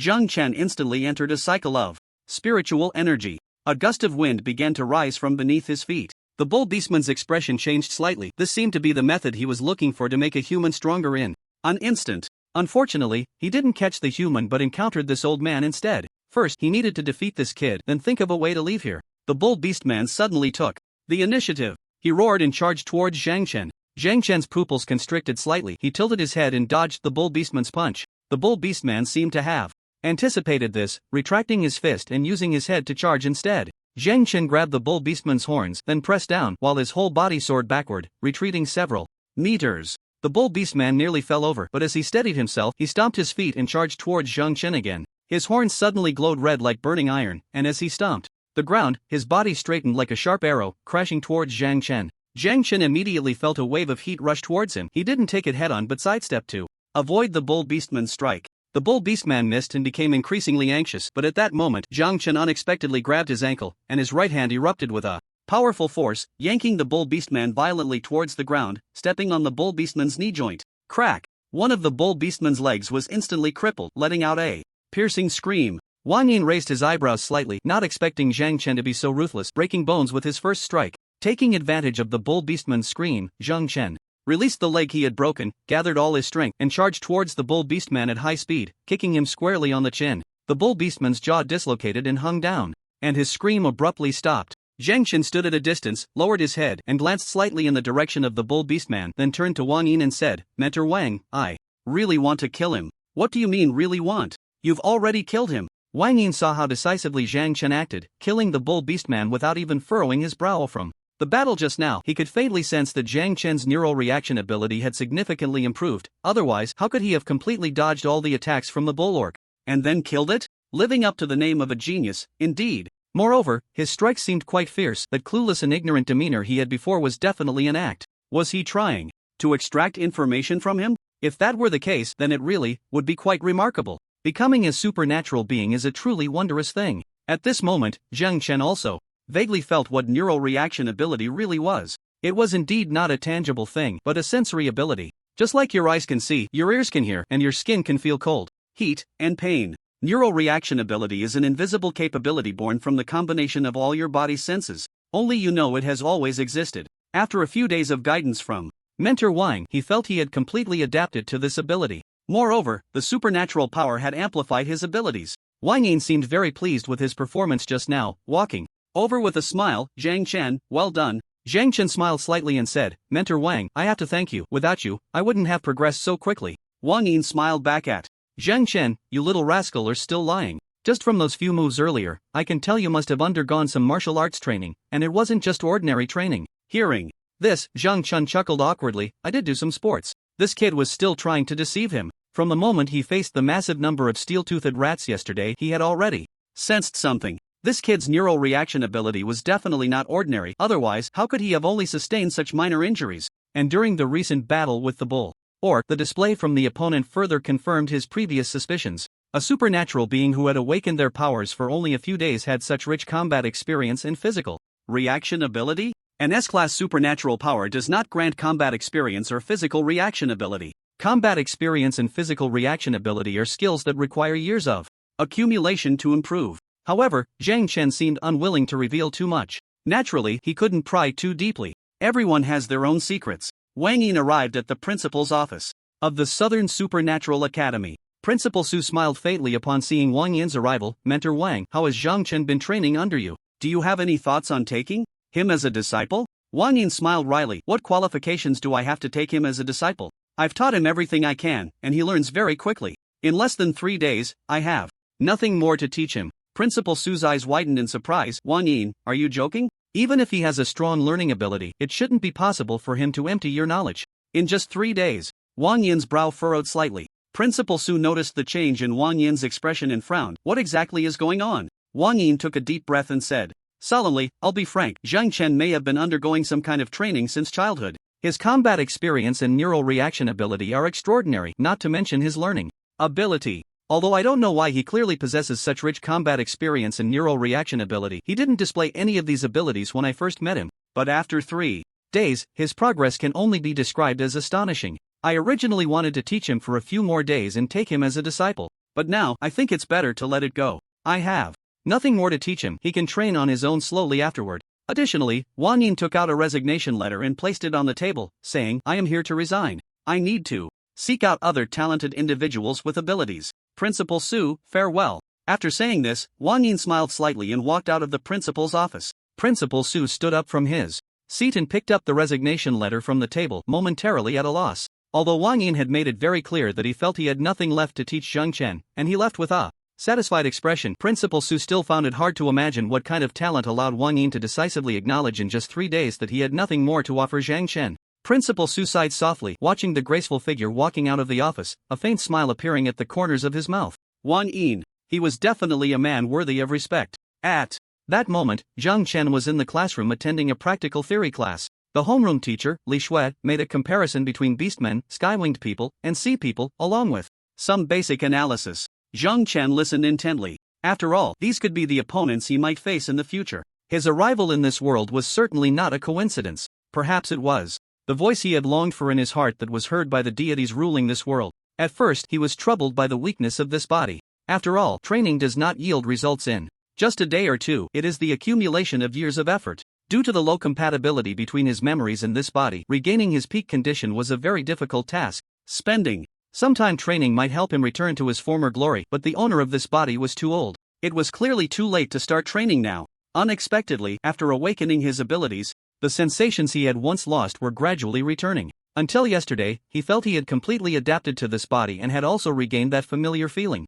Next, he just needed to improve the proficiency of this body through training. After class, Zhang Chen headed to the restroom. In one of the stalls, he opened a spatial door and then returned home. Killing living beings could increase his realm, but cultivating? It was better to hunt exotic beasts. Mentor Wang had said something to him before they parted yesterday. He felt he had nothing more to teach him and would leave this place tomorrow. He should have already left the Southern Ability Academy by now. He really didn't know what that old man was thinking. After teaching him for a few days, he just left, looking quite carefree. That kind of nonchalance was enviable. Zhang Chen sat down in front of his computer, connected to the internet, and began to search for suitable hunting locations for his current realm. After some searching, Zhang Chen found a hunting spot called the 100 Forged Forest. It was said that countless first to second tier exotic beasts lived there, alone with numerous beast nests. Although this place was a paradise for exotic beasts, it was also a paradise for beast hunters. Many beast hunters relied on it for their livelihood and became wealthy. For Zhang Chen, who could increase his realm by killing living beings, it was also a great place to level up.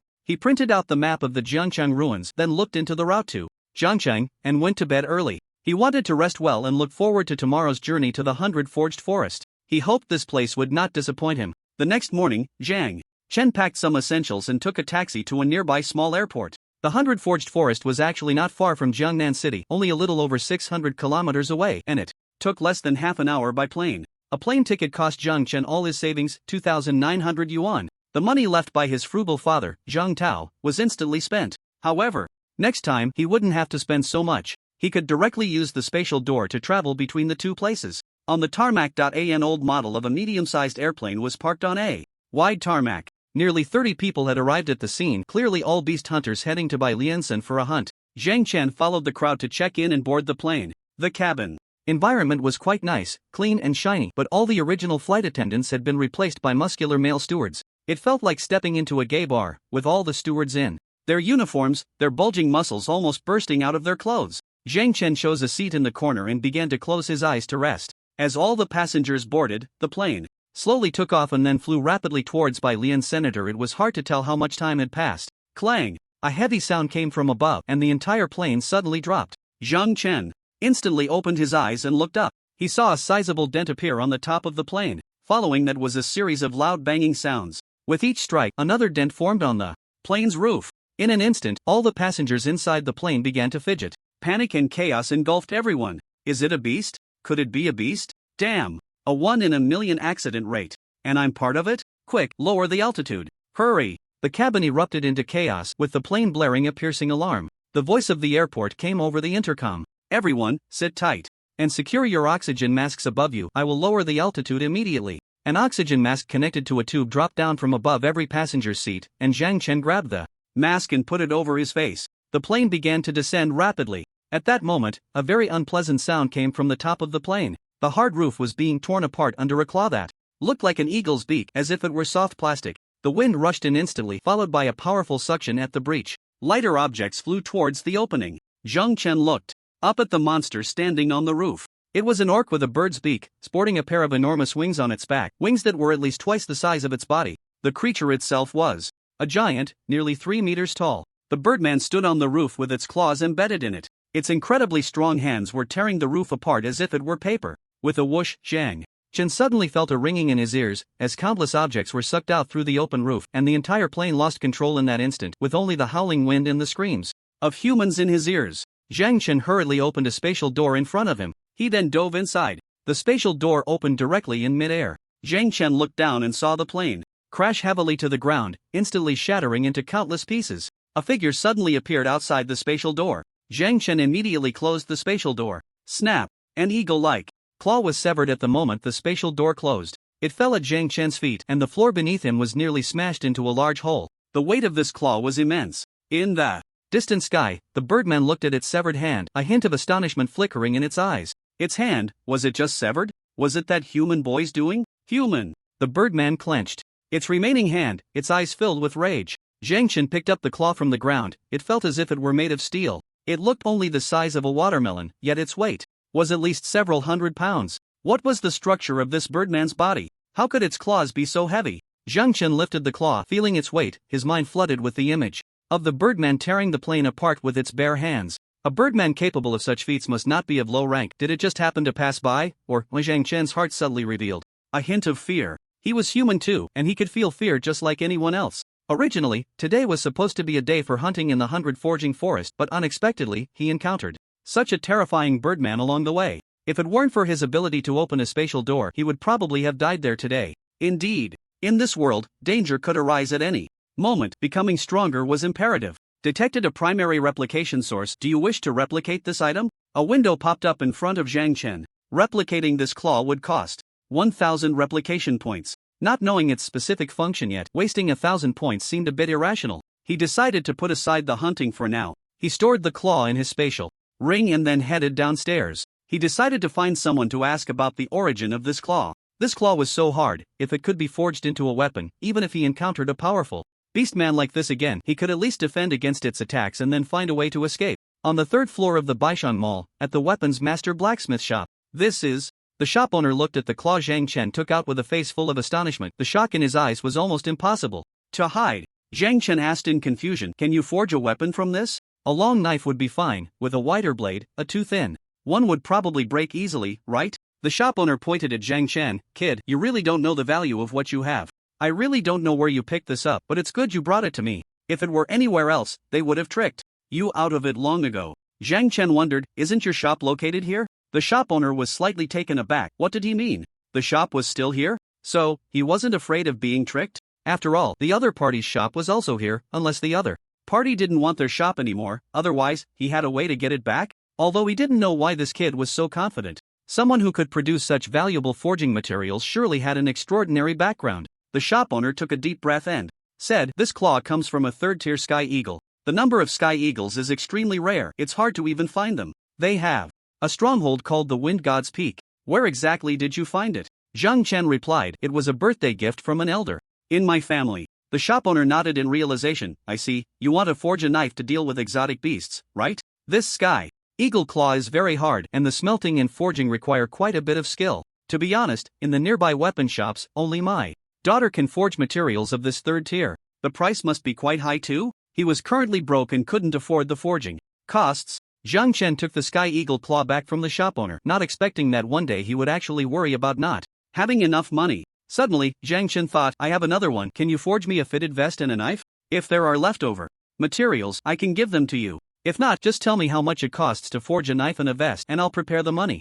Zhang Chen didn't hold out too much hope for this. To his surprise, the shop owner's expression suddenly became very excited upon hearing this. "Young man, you must keep your word. If there are extra materials, you really have to give them to me. You can't go back on your word." Zhang Chen felt a slight joy in his heart. It seemed he had underestimated the value of the sky eagle claw. The shop owner clearly looked like he had struck a big deal. However, there was nothing to be done. After all, he was currently broke.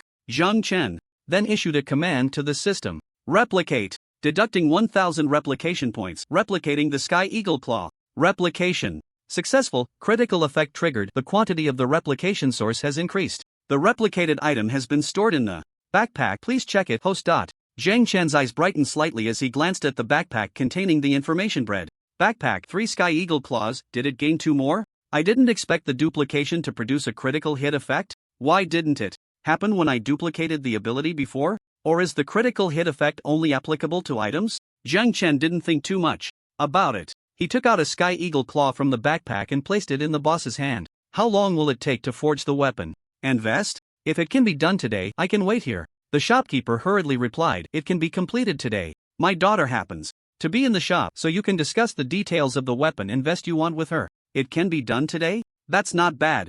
The blacksmith is the shopkeeper's daughter. This was something Zhang Chen hadn't anticipated. He thought blacksmiths were mostly men, right? When it comes to blacksmiths, the first impression for most people is usually a muscular man standing next to a furnace, hammering red-hot iron. Very few would think of women. The shopkeeper's surname is Yi, and his name is Yi Qian. His daughter is named Duo, and she is said to be a very famous blacksmith in the area. Last year, she seemed to have won first place in weapon forging in Jiangnan City. The forge is located in the basement of the master blacksmith's shop. Zhang Chen followed Boss Yi towards the stairs leading to the underground forge, and the wall in front immediately reflected a blaze of fire. What he heard next was not the dull sound of iron being tempered in a furnace, but rather a popular single from a girl group. Yi Qian walked in front and suddenly stopped, his expression not looking very good. At that moment, Zhang Chen also saw what Boss Yi was looking at. There stood a tall woman with a muscular build, clearly defined muscles, dancing along to a performance on a television. That heavy body was mimicking the dance of the young girls in princess dresses on the screen. It gave a tremendous visual impact, like seeing a bear dancing. Ahem! As if hearing the cough, the big bear turned her head and immediately blushed, followed by a sharp scream. Of course, this was the image that most people would imagine. Yi Duo didn't seem to feel much, nor did she show any signs of shyness, but instead wore a calm expression. Is work coming? Yi Qian nodded with a hint of annoyance. Clearly, he felt a bit embarrassed, his old face reddening as he turned to Zhang Chen and said, little brother, don't be misled by my daughter's appearance. She is one of the best blacksmiths in Jiangnan City. Zhang Chen replied lightly, you just said that. Zhang Chen then walked down the steps and approached Yi Duo, looking at this muscular woman who was even taller than him, with perfectly defined muscle lines. I would like to ask you to forge a knife to deal with exotic beasts, as well as a protective vest. Can we discuss the details? Yi Duo glanced at Zhang Chen and then looked at Yi Qian. What materials? Yi Qian said proudly, 3-tier Sky Eagle Claws, and it's a pair. The extra materials will serve as the forging fee. It was clear that Boss Yi felt very proud of being able to secure this deal. After hearing her father's words, Yi Duo also showed a look of shock. 3-tier Sky Eagle Claws, and it's a pair. I didn't expect you to have such resources. Boss Yi walked up to his daughter and handed her the pair of Sky Eagle Claws. This is the material, hold it well. Also, be a bit more polite to the customer. I need to go back to the shop. Since Boss Yi had to attend to the shop, he left first. The entire underground forge was suddenly left with only Zhang Chen and Yi Duo, who had won the title of the best blacksmith in Jiangnan City. Yi Duo tossed the Sky Eagle Claw in her hand, smiling, and suddenly found that this seemingly indifferent young man looked much more pleasing to the eye. It seems you have specific requirements for what you want to forge, so let's discuss it at that table over there. Zhang Chen was the first to walk towards the table in the corner of the room. I have to say, it was quite hot here. After being here for a while, sweat had already beaded on his forehead. Yet this woman named Yi Duo appeared completely dry, showing no signs of sweating at all. He couldn't figure out why. Yi Duo placed the Tianying claw into the furnace and then ignored him. There's paper and a pen on the table. It's more intuitive to draw than to explain. You don't need to make it too detailed, just sketch the general shape and the markings you need, she said. Zhang Chen then picked up the paper and pen from the table, pondered for a moment, and then sketched out the design in his mind. It was shaped like a Japanese katana, close to the earth style. As for the vest, there was nothing special about it, it was just a vest. Yi Duo looked at the knife Zhang Chen had drawn and exclaimed, oh, this young man, your requirements don't seem too high. However, if it were someone else wanting to forge a blade this thin, I would definitely refuse. But if it's for a 3rd-tier Tianying claw, it can be made like this. You can rest here for a bit and watch some TV. I'll get started on it right away. Yi Duo waved her right hand at the television, and it immediately switched to a news channel. At that moment, the news channel was broadcasting a report related to him. Breaking news. A plane heading to Bailienson has encountered an accident en route. According to sources from the airline, the plane was attacked by flying-type beastmen during its journey to Bailienson, resulting in the deaths of all 32 passengers on board. Next, we will broadcast the list of victims. Please join us in a moment of silence for these 32 deceased. Photos of the victims continuously appeared on the screen. Zhang Chen suddenly saw his own photo flash on the television. Yi Duo seemed to have not noticed this. The Public Security Bureau has dispatched guardians to track the whereabouts of the flying-type beastmen nearby, and we believe they will provide us with a perfect response soon. According to statistics, flying-type beastmen have never appeared near Jiangnan City. Could this just be the beginning? Please continue to follow the news. Bang! A deafening sound suddenly erupted from the basement. Zhang Chen glanced at the teacup on the table. The teacup had actually shifted due to the earlier tremor. Zhang Chen then looked up at Yi Duo, who was standing by the forge. He saw her holding a hammer in her right hand and tongs in her left, raising the iron hammer high. At the moment she swung the hammer, her right arm's muscles tensed, followed by a dull and heavy sound. Zhang Chen's expression changed slightly, and he thought to himself, what incredible arm strength, perhaps it's related to her abilities? For some reason, Zhang Chen suddenly felt captivated by the scene before him. The pure aesthetic of strength combined with the deafening sound made it hard for him to look away. Just like that, he didn't know how much time had passed. Yi Duo, with a satisfied expression, held up a katana that was uncolored and without a hilt. The blade of the katana shimmered with an eerie glow under the firelight. Yi Duo opened her mouth and breathed a flame onto the katana, which immediately ignited into a roaring fire. Finally, she tossed it into a nearby bucket of water to cool. After that, she began to forge Zhang Chen's vest. The vest was a connected type, otherwise, wearing it would feel like being encased in a metal barrel. Not to mention, this female blacksmith deserved the title of the best blacksmith in Jiangnan City. She truly had the skill. After several more hours, Zhang Chen felt like his ears were about to go deaf. If it weren't for his pride, he probably would have gone upstairs to wait long ago. Yi Duo walked up to Zhang Chen, holding the finished katana and vest. I noticed that your fingers are long and slender, so I specially made the handle of the katana half an inch longer than usual. It should fit you just right, allowing the muscles in your palm to grip the grooves on the handle. As for the vest, I added a few buttons on the side, so even if your size increases in the future, you can adjust the distance with the buttons, making it fit you better.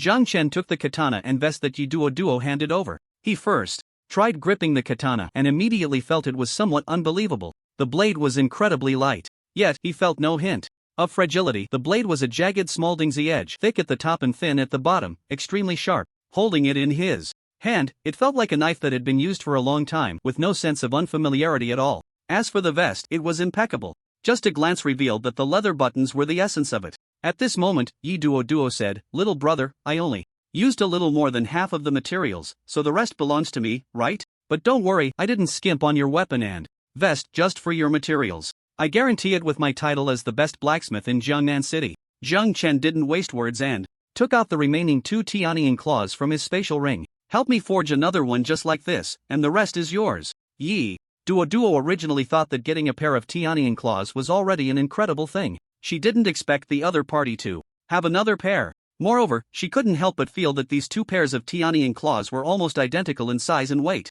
What was going on? However, one should seize the opportunity. Yi Duo didn't think much and went to forge another one. By the time they left the weapons master's blacksmith shop, the sky had completely darkened.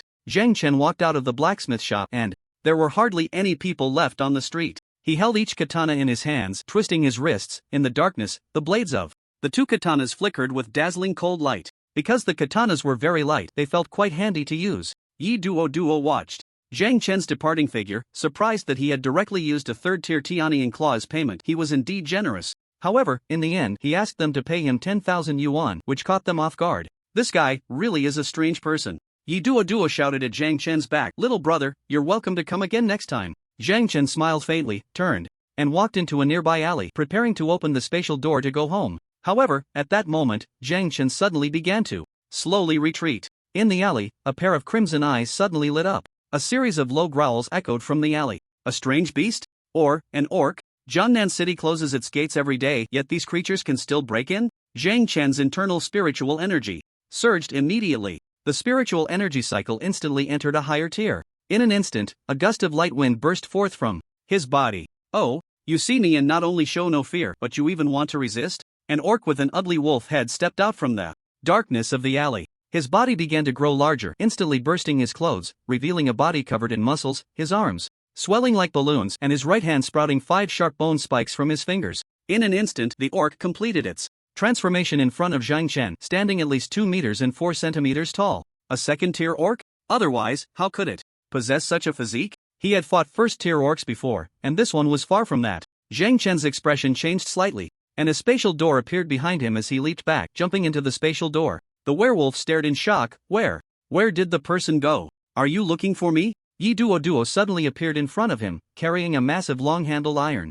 hammer. The werewolf looked at Yi Duo, and the arrogance he had just felt vanished without a trace, replaced by vigilance and malice. The hammer-wielding night watchman? Looks like I didn't come to the wrong place. You're the one who killed many of our brothers. Zhang Chen had already returned home and was not concerned about what would happen next. He was still too weak. In some situations, it was better to run away. Running away was not a shameful thing. Dying was what was shameful. Zhang Chen picked up his phone and dialed the local security bureau. Hello? Hi, I want to report a crime. I saw a second-tier orc in an alley near the weapon master's blacksmith shop. The man on the other end of the line smiled slightly and said, if it's the orc in the alley near the weapon master's blacksmith shop, it has already been dealt with by our night watchman, so please rest assured. Zhang Chen's expression changed slightly. Dealt with already? He had only been home for about 30 seconds. He hadn't noticed anyone else nearby before he arrived. Someone had taken care of the werewolf in less than 30 seconds? Zhang Chen hung up the phone, then opened a spatial door and returned to the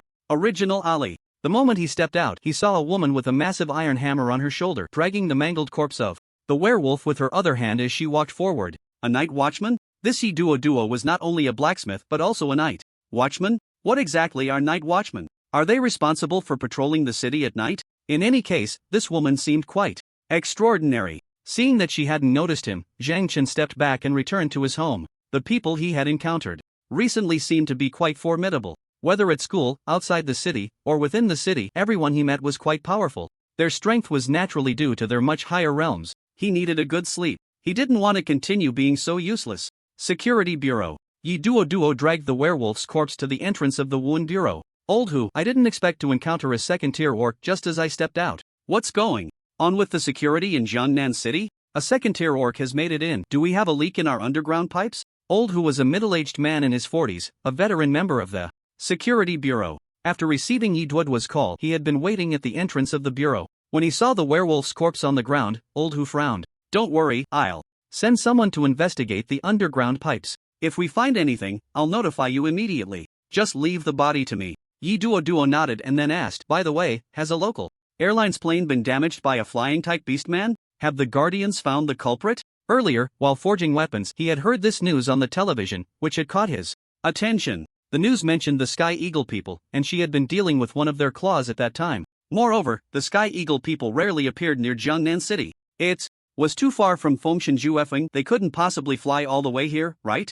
Old Hu chuckled and said, speaking of luck, I don't know how it happened, but one of the Sky Eagle's hands was chopped off. Upon hearing this, Yi Duo's expression changed slightly. Old Hu continued, moreover, it seems the Sky Eagle was searching for something near the incident site and ended up running into our Guardians. Although not many people went, the Sky Eagle had already lost a hand, right? Their combat power was greatly reduced, and our people easily captured him afterward. Due to the special circumstances, we didn't kill him but locked him up in prison. So, do you want to go take a look? Yi Duo thought for a moment and then said, since we're here, let's take a look. It's been a long time since I've seen a living Sky Eagle person. Take me there. I knew you would be curious. Follow me, said Lao Hu. In the prison, the Sky Eagle person's feet, one hand, and neck were all shackled with heavy iron rings, which were connected by iron chains embedded in the walls. The Sky Eagle person sat there in silence. Yi Duo and Lao Hu arrived at the prison door, and Yi Duo looked at the exposed severed hand of the Sky Eagle person. Then, from her spatial ring, she took out a Sky Eagle claw.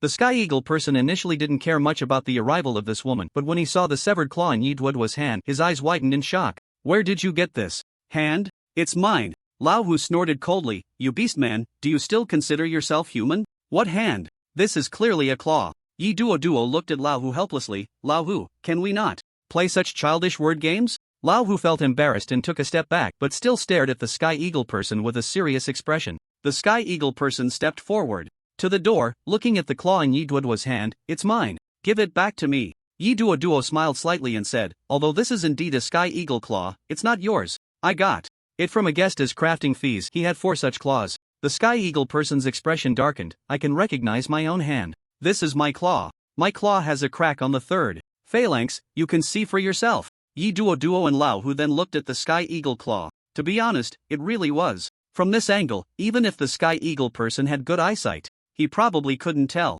Could this claw really be his?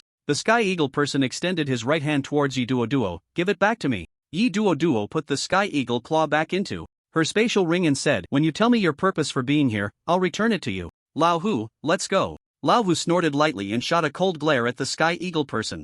After leaving the prison, Yi Duo pondered while looking at the Sky Eagle claw in her hand. "It's really strange. This claw was clearly given to me by the little brother. How could it possibly belong to the Sky Eagle person in the prison? Could it be that he was also on the plane at that time and severed a claw from the Sky Eagle person before escaping? That seemed unlikely. The little brother's strength seemed to be only at the first-tier star level. How could he possibly cut off a third-tier Sky Eagle person's claw? Even he wouldn't be able to directly chop off the claw, and certainly not so neatly. When she first saw the Sky Eagle person's claw, she thought it had been cut from a corpse. It seemed that wasn't the case. Even if it had been cut, it couldn't have such a smooth surface. At this moment, Lao Hu said, "Speaking of the Sky Eagle person, there was reportedly a student from the Southern Ability Academy on the destroyed plane. According to the information, his name seems to be Zhang Chen or something. If you have nothing else to do, it would be good to go to the Southern Ability Academy tomorrow to deliver the compensation, as a way to give the victims' families some closure." Yi Duo took the compensation with a photo that Lao Hu handed over, and upon closer inspection,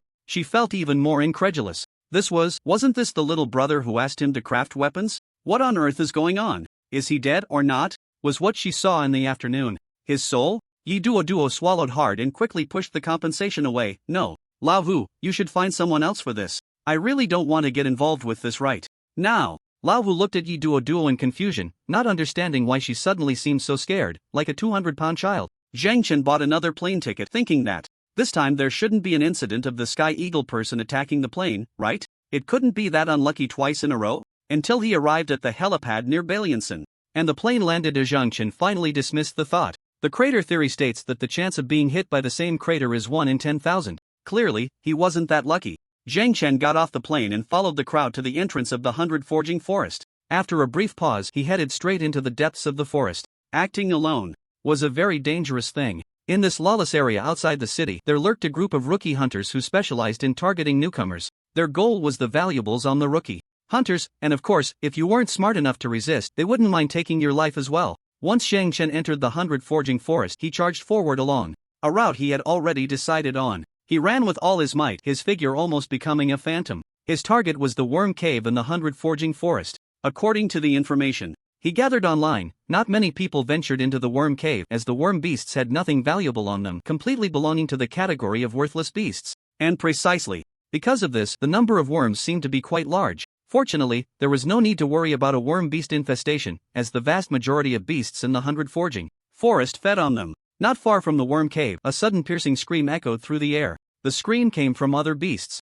Zhang Chen hurriedly quickened his pace towards the source of the sound. He saw a cave entrance protruding from the ground not far ahead, where a dozen deathworms, the size of small dogs, were dragging a beast that was over 10 times their size into the hole with their barbed, tentacle-like tongues. Upon seeing this scene, Zhang Chen's expression changed slightly, and he drew his twin blades, instantly charging towards the deathworms. With a flick of his blades, like the horns of an antelope, the barbed tongue of the deathworm that had ensnared the beast was instantly severed, and dark green liquid gushed out from the cut. Zhang Chen swung his blades repeatedly, completely freeing the beast from its bindings. The beast looked at the suddenly appearing human with what seemed to be a hint of gratitude in its eyes. However, in the next moment, as Zhang Chen turned, he swiftly decapitated the beast. Without even having time to heed the system's prompt in his mind, he launched an attack on the few deathworms ahead. The only attack method of the deathworms was to use their tongue, which resembled a tentacle and was lined with barbed edges. Although the body of the deathworm was only the size of a small dog, their tongues could extend up to 7 meters. In just a few moves, Zhang Chen pierced through the bodies of these deathworms.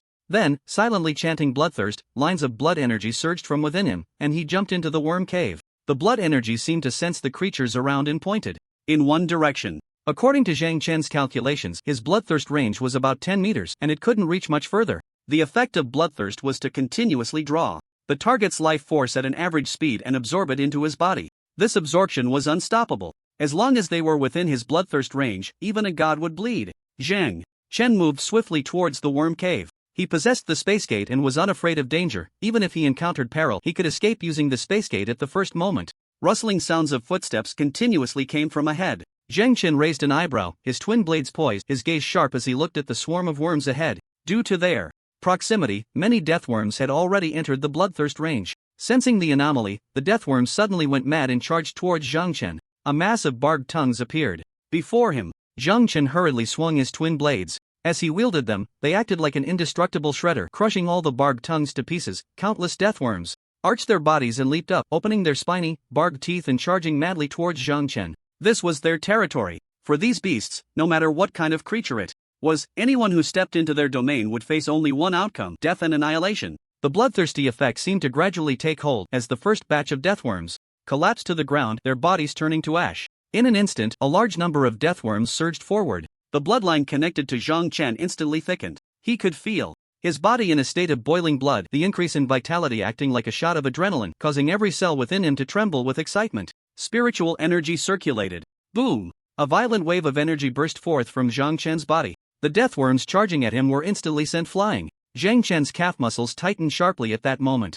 Bang! He shot forward like a sharp arrow into the pile of worms, his dual blades swinging continuously at high speed. Splat, splat, countless deathworm corpses were chopped into pieces. Mid-air, green juices splattering all around. Zhang Chen immediately felt an increase in the amount of spiritual energy within him, his muscles swelling, a warm sensation surging from his dantian flowing throughout his body. He stood at the center, dancing with his dual blades, the handles of the two blades merging into one, transforming into a long staff with dual-edged blades. No matter how many deathworms charged at him, they seemed to be shredded in an instant. At Zhang Chen's feet, the ground was already piled high with the corpses of death worms. The air was filled with a certain chemical smell, the scent emitted from the bodies of the dead worms. In the end, the bloodthirsty effect played a significant role. Hundreds of deathworms lost their ability to resist one by one, lying on the ground, all turning to ash. Zhang Chen panted heavily, scanning his surroundings, and saw no other deathworms approaching. They all seemed to have fled deeper into the area. He looked at his body, covered in the blood of deathworms, but soon, all that blood was absorbed by him. There were a few gashes on his back, and his torn clothes revealed the defensive vest he wore underneath. There were some minor wounds on his arms and legs. Clearly, he had blocked the attacks of these deathworms, but where did these wounds come from? It seemed his nerve reflexes were still not concentrated enough.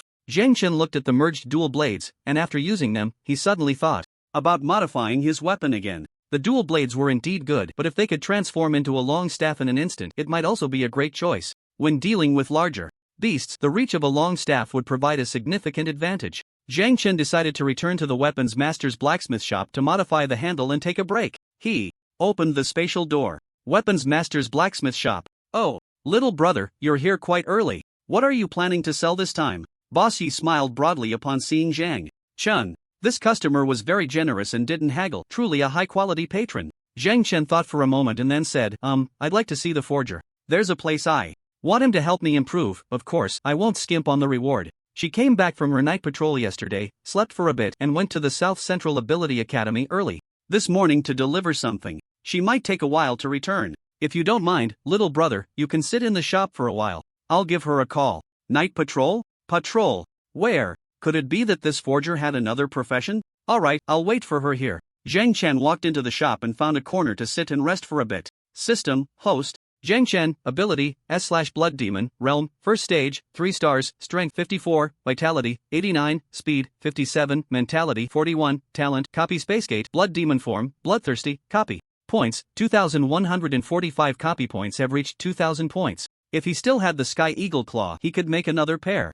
I wonder if Yi Duo still has the Sky Eagle Claw. Nanzhong Ability Academy. Yi Duo's muscular physique left countless students who saw her in awe. My god, so strong? Her body must be close to 2 meters, right? Is she even human? She is the top forging master in Jiangnan City and also a member of the night patrol team of the Public Security Bureau, so don't speak carelessly. The first title might not make the students think much of it, but being a member of the night patrol team of the Public Security Bureau made many realize the significance of Yi Duo's identity. The Public Security Bureau is not something anyone can join, let alone the special department's night patrol team. The night patrol team is mainly responsible for patrolling various areas of Jiangnan City at night. Its existence is primarily aimed at intruding beasts, beastmen, and other foreign races. Without some capability, it's not easy to get into the night patrol team. This woman being part of the night patrol team clearly indicates her exceptional strength. Yi Duo went straight to the principal's office. The moment Principal Su saw Yi Duo, he couldn't help but exclaim, Yi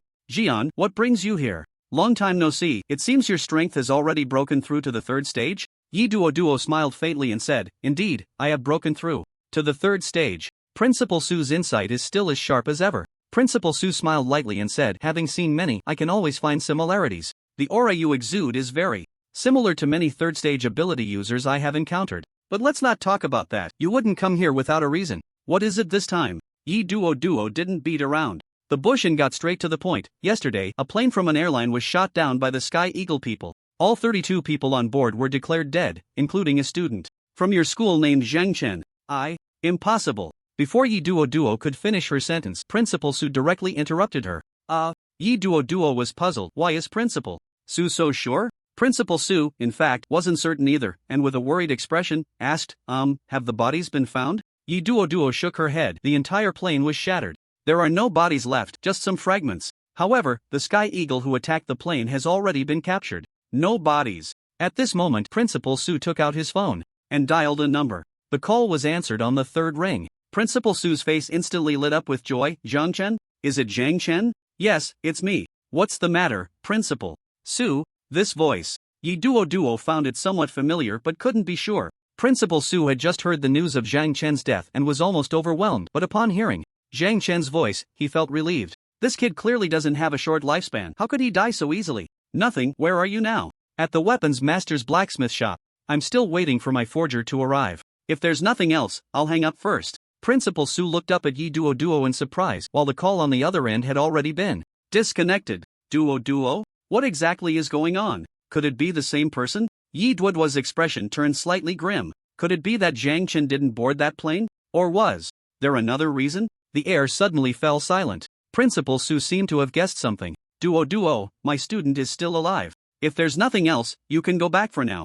Zhang Chen was waiting for her in his shop, perhaps asking him would clarify everything. Yi Duo looked up at Principal Su and said, alright, sorry to bother you, I'll head back now. Yi Duo hurriedly rushed back to her shop. Bursting into the store, she glanced around. Suddenly, she spotted Zhang Chen sitting in the corner, eyes closed in meditation. At that moment, Zhang Chen stood up from his chair and said to Yi Duo, I want to make some improvements to my knife. Yi Duo took a deep breath. I just want to confirm one thing, the plane that crashed yesterday had your name on the list. Zhang Chen replied, I missed it. Upon hearing this, Yi Duo let out a long sigh of relief. I thought I was seeing things, turns out you didn't get on the plane? Oh. Yi Duo looked at him with a face full of grievance. It was hard to imagine that such a large woman would suddenly show such a pouting expression like a little girl. Zhang Chen, on the other hand, looked astonished. Do you think I should have died on that plane? Yi Duo hurriedly waved her hand, smiling as she said, I didn't mean that. Anyway, how do you want to modify your knife? This time, I won't charge you. That was more like it. Zhang Chen took out two knives and then combined their handles, add a fastening structure to the bottom of these two knives so they can be easily disassembled and have two modes of use, but this structure shouldn't break easily and should withstand a certain amount of impact. After hearing Zhang Chen's idea, Yi Duo couldn't help but laugh. That's quite a novel idea. I really don't know how you'll use it. Let me give it a try. Zhang Chen then asked, have you used the Sky Eagle Claw, or do you still have it? Yi Duo rubbed her space ring and the Sky Eagle Claw immediately appeared in her hand. Of course, it's still here. Look. Zhang Chen reached out to take the Sky Eagle Claw, then looked up at Yi Duo. If the handle and the connecting buckle are also made from the Sky Eagle Claw, would the effect be better? Deducting 2,000 replication points, successfully replicating the Sky Eagle Claw, critical hit on replication, significantly increasing the number of Sky Eagle Claws. The Sky Eagle Claws have entered the host's backpack. Please check. Upon hearing this, a slight smile appeared on Zhang Chen's face, and he returned the Sky Eagle Claw to Yi Duo. Yi Duo asked, in confusion, if the handle and buckle are made from the Sky Eagle Claw, one of these claws is definitely not enough, unless. Zhang Chen then looked at his system backpack. Inside the system backpack appeared Sky Eagle Claw X7. Zhang Chen took out a pair of Sky Eagle Claws from it and handed them to Yi Duo without saying a word. Yi Duo looked at the three Sky Eagle Claws in her hand in shock. One was hers, and the other pair was given to her by Zhang Chen. These Sky Eagle Claws looked like they were carved from the same mold. Did this guy raid the Sky Eagle people's nest? Where did he get so many Sky Eagle Claws? Yi Duo looked at Zhang Chen with concern. Where on earth did you get so many Sky Eagle Claws? Did your family elder go to Fengshan Juefuk and kill all the Sky Eagle people? Zhang Chen asked calmly. Do you know that this will enhance the quality of my weapon? Yi Duo was slightly taken aback and awkwardly shook her head. That's not the case. Zhang Chen said in a very calm tone. Then help me craft it first. The rest is yours. If it's not enough, come find me. I'll head home for now. While Yi Duo was crafting the weapon, the basement had completely turned into a torture chamber. It was likely that anyone other than her wouldn't be able to stay there. He didn't want to endure that kind of pain a second time. Yi Duo watched Zhang Chen's departing figure, her doubts growing stronger. If it really was Zhang Chen's elder who raided the Sky Eagle people's nest, then the Sky Eagle people would retaliate against the humans here. That would be serious. As Zhang Chen walked out of the blacksmith shop, he too felt some unsettling thoughts creeping in. This woman seemed to be suspicious of the origins of his materials. Some things had to have a traceable source. People like him, who suddenly produce so many Sky Eagle claws, cannot easily explain where they got them, inevitably raising suspicion in others. Zhang Chen thought for a moment and decided to go back and clarify. Yi Duo, seeing Zhang Chen return, asked in confusion, "Is there anything else you need?" In front of Yi Duo, Zhang Chen took out the remaining 6 Sky Eagle claws. Yi Duo's eyes widened. Immediately, "Isn't that too many? Where did you get them?" Zhang Chen explained, "An elder in my family had someone bring them back for me. As for the specifics, I can't disclose them." Don't overthink it, it has nothing to do with the recent incident of Sky Eagles attacking planes. Yi Duo, who still had to patrol at night, made Zhang Chen suspect that she might have some connection with the local security bureau. Otherwise, he wouldn't bother explaining the source of the materials to a blacksmith. Yi Duo then breathed a sigh of relief. Hearing him say that made her feel much more at ease. "Alright then, I'll trust you. Also, keep your wealth hidden, you should put them away quickly."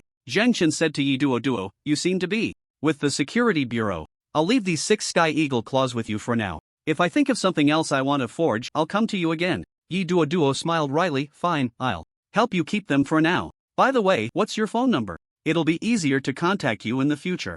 Zhang Chen took out an old-fashioned mobile phone. Yi Duo glanced at it. The phone was almost as old as her father. How could someone who produced so many Sky Eagle claws be using such a shabby phone? Sigh. This guy is indeed strange and suspicious. Wait, how could she doubt her own customer? Perhaps there are some people with a nostalgic and low-key lifestyle? Besides, he's just a kid, how could he have any bad intentions? If she was really curious, she could investigate his background. After all, this matter concerns whether the Sky Eagles would attack Jiangnan City in the future. Did the Sky Eagles come here because Zhang Chen's elder killed too many of them and they planned to take revenge? Or were they sent by other beastmen to investigate Jiangnan City for some other plan and purpose? She decided that after forging this weapon for him, she would return to the Security Bureau to conduct a thorough investigation. Zhang Chen had now returned home. It seemed that while he was misusing the system's functions, he had also attracted some people's attention. However, he wasn't really misusing it. After all, he did need a suitable weapon to deal with the alien beasts, and making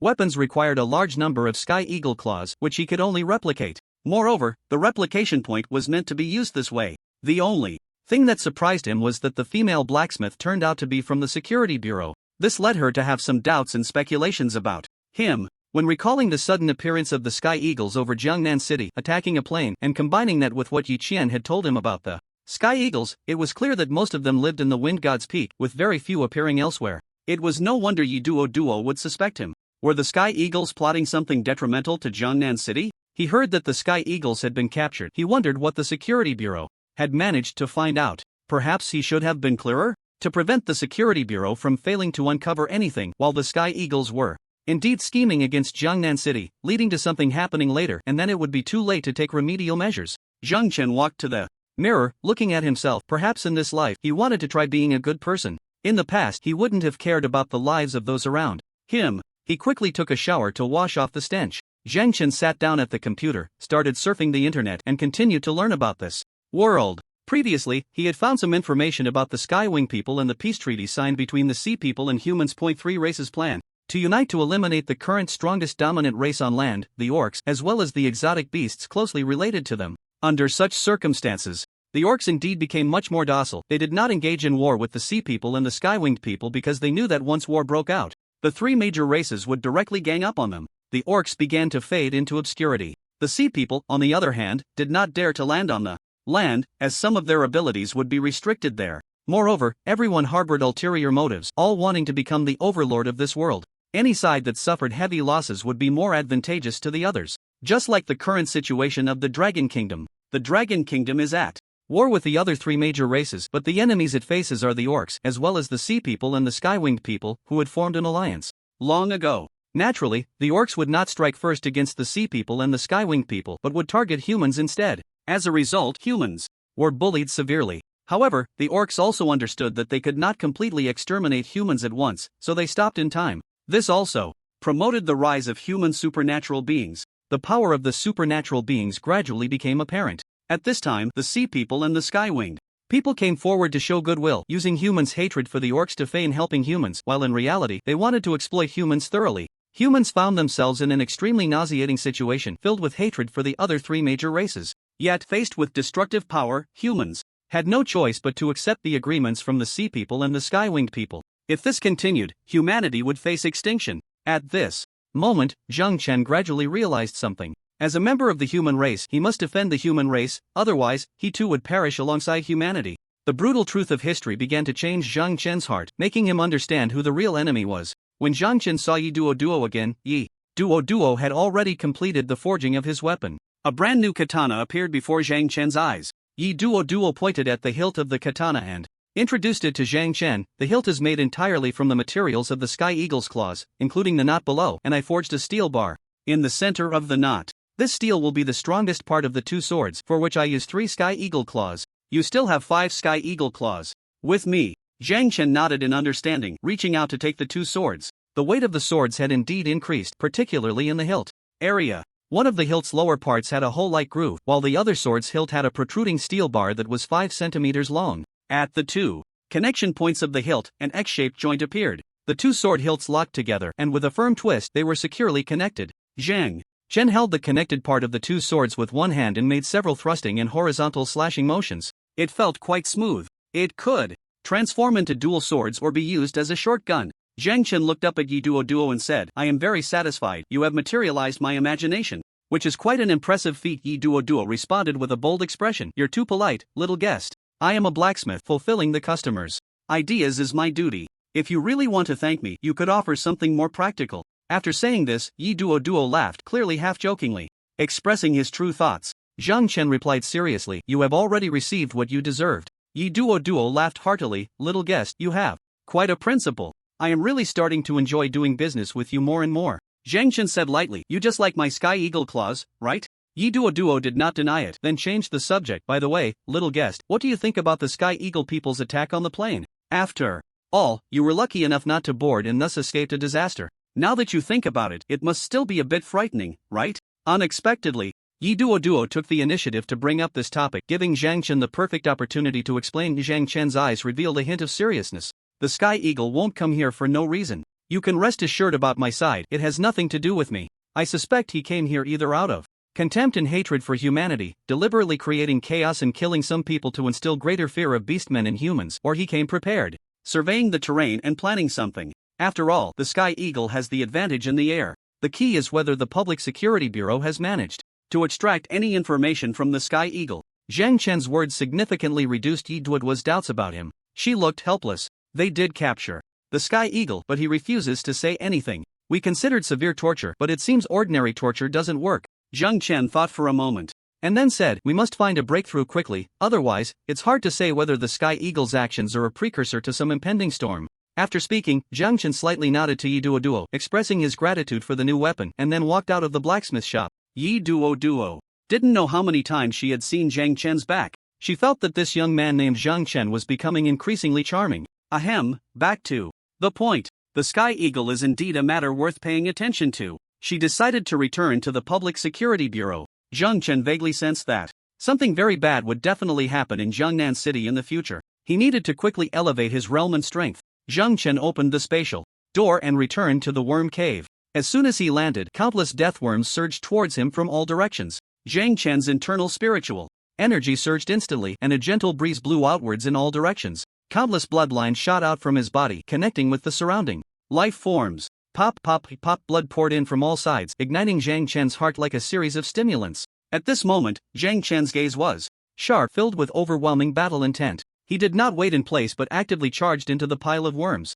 His dual blades swung continuously as he ran, rendering the deathworm's deadly weapon, their blade-like tongues, useless. The more excited his body became, the calmer his mind remained. While dodging all attacks from all directions, Zhang Chen swept through the deathworms ahead like cutting grass. Congratulations, host's vitality has broken through. 100, unlocking blood demon form. Zhang Chen raised his eyebrows slightly. Vitality 100, can the blood demon form be used now? However, under the blood demon form, his vitality would continuously decrease, stopping automatically when it reached 100. If he activated it now, he would probably not even know what it felt like before it turned off automatically. He needed more blood, more vitality. Kill. Zheng Chen charged madly into the depths of the worm cave.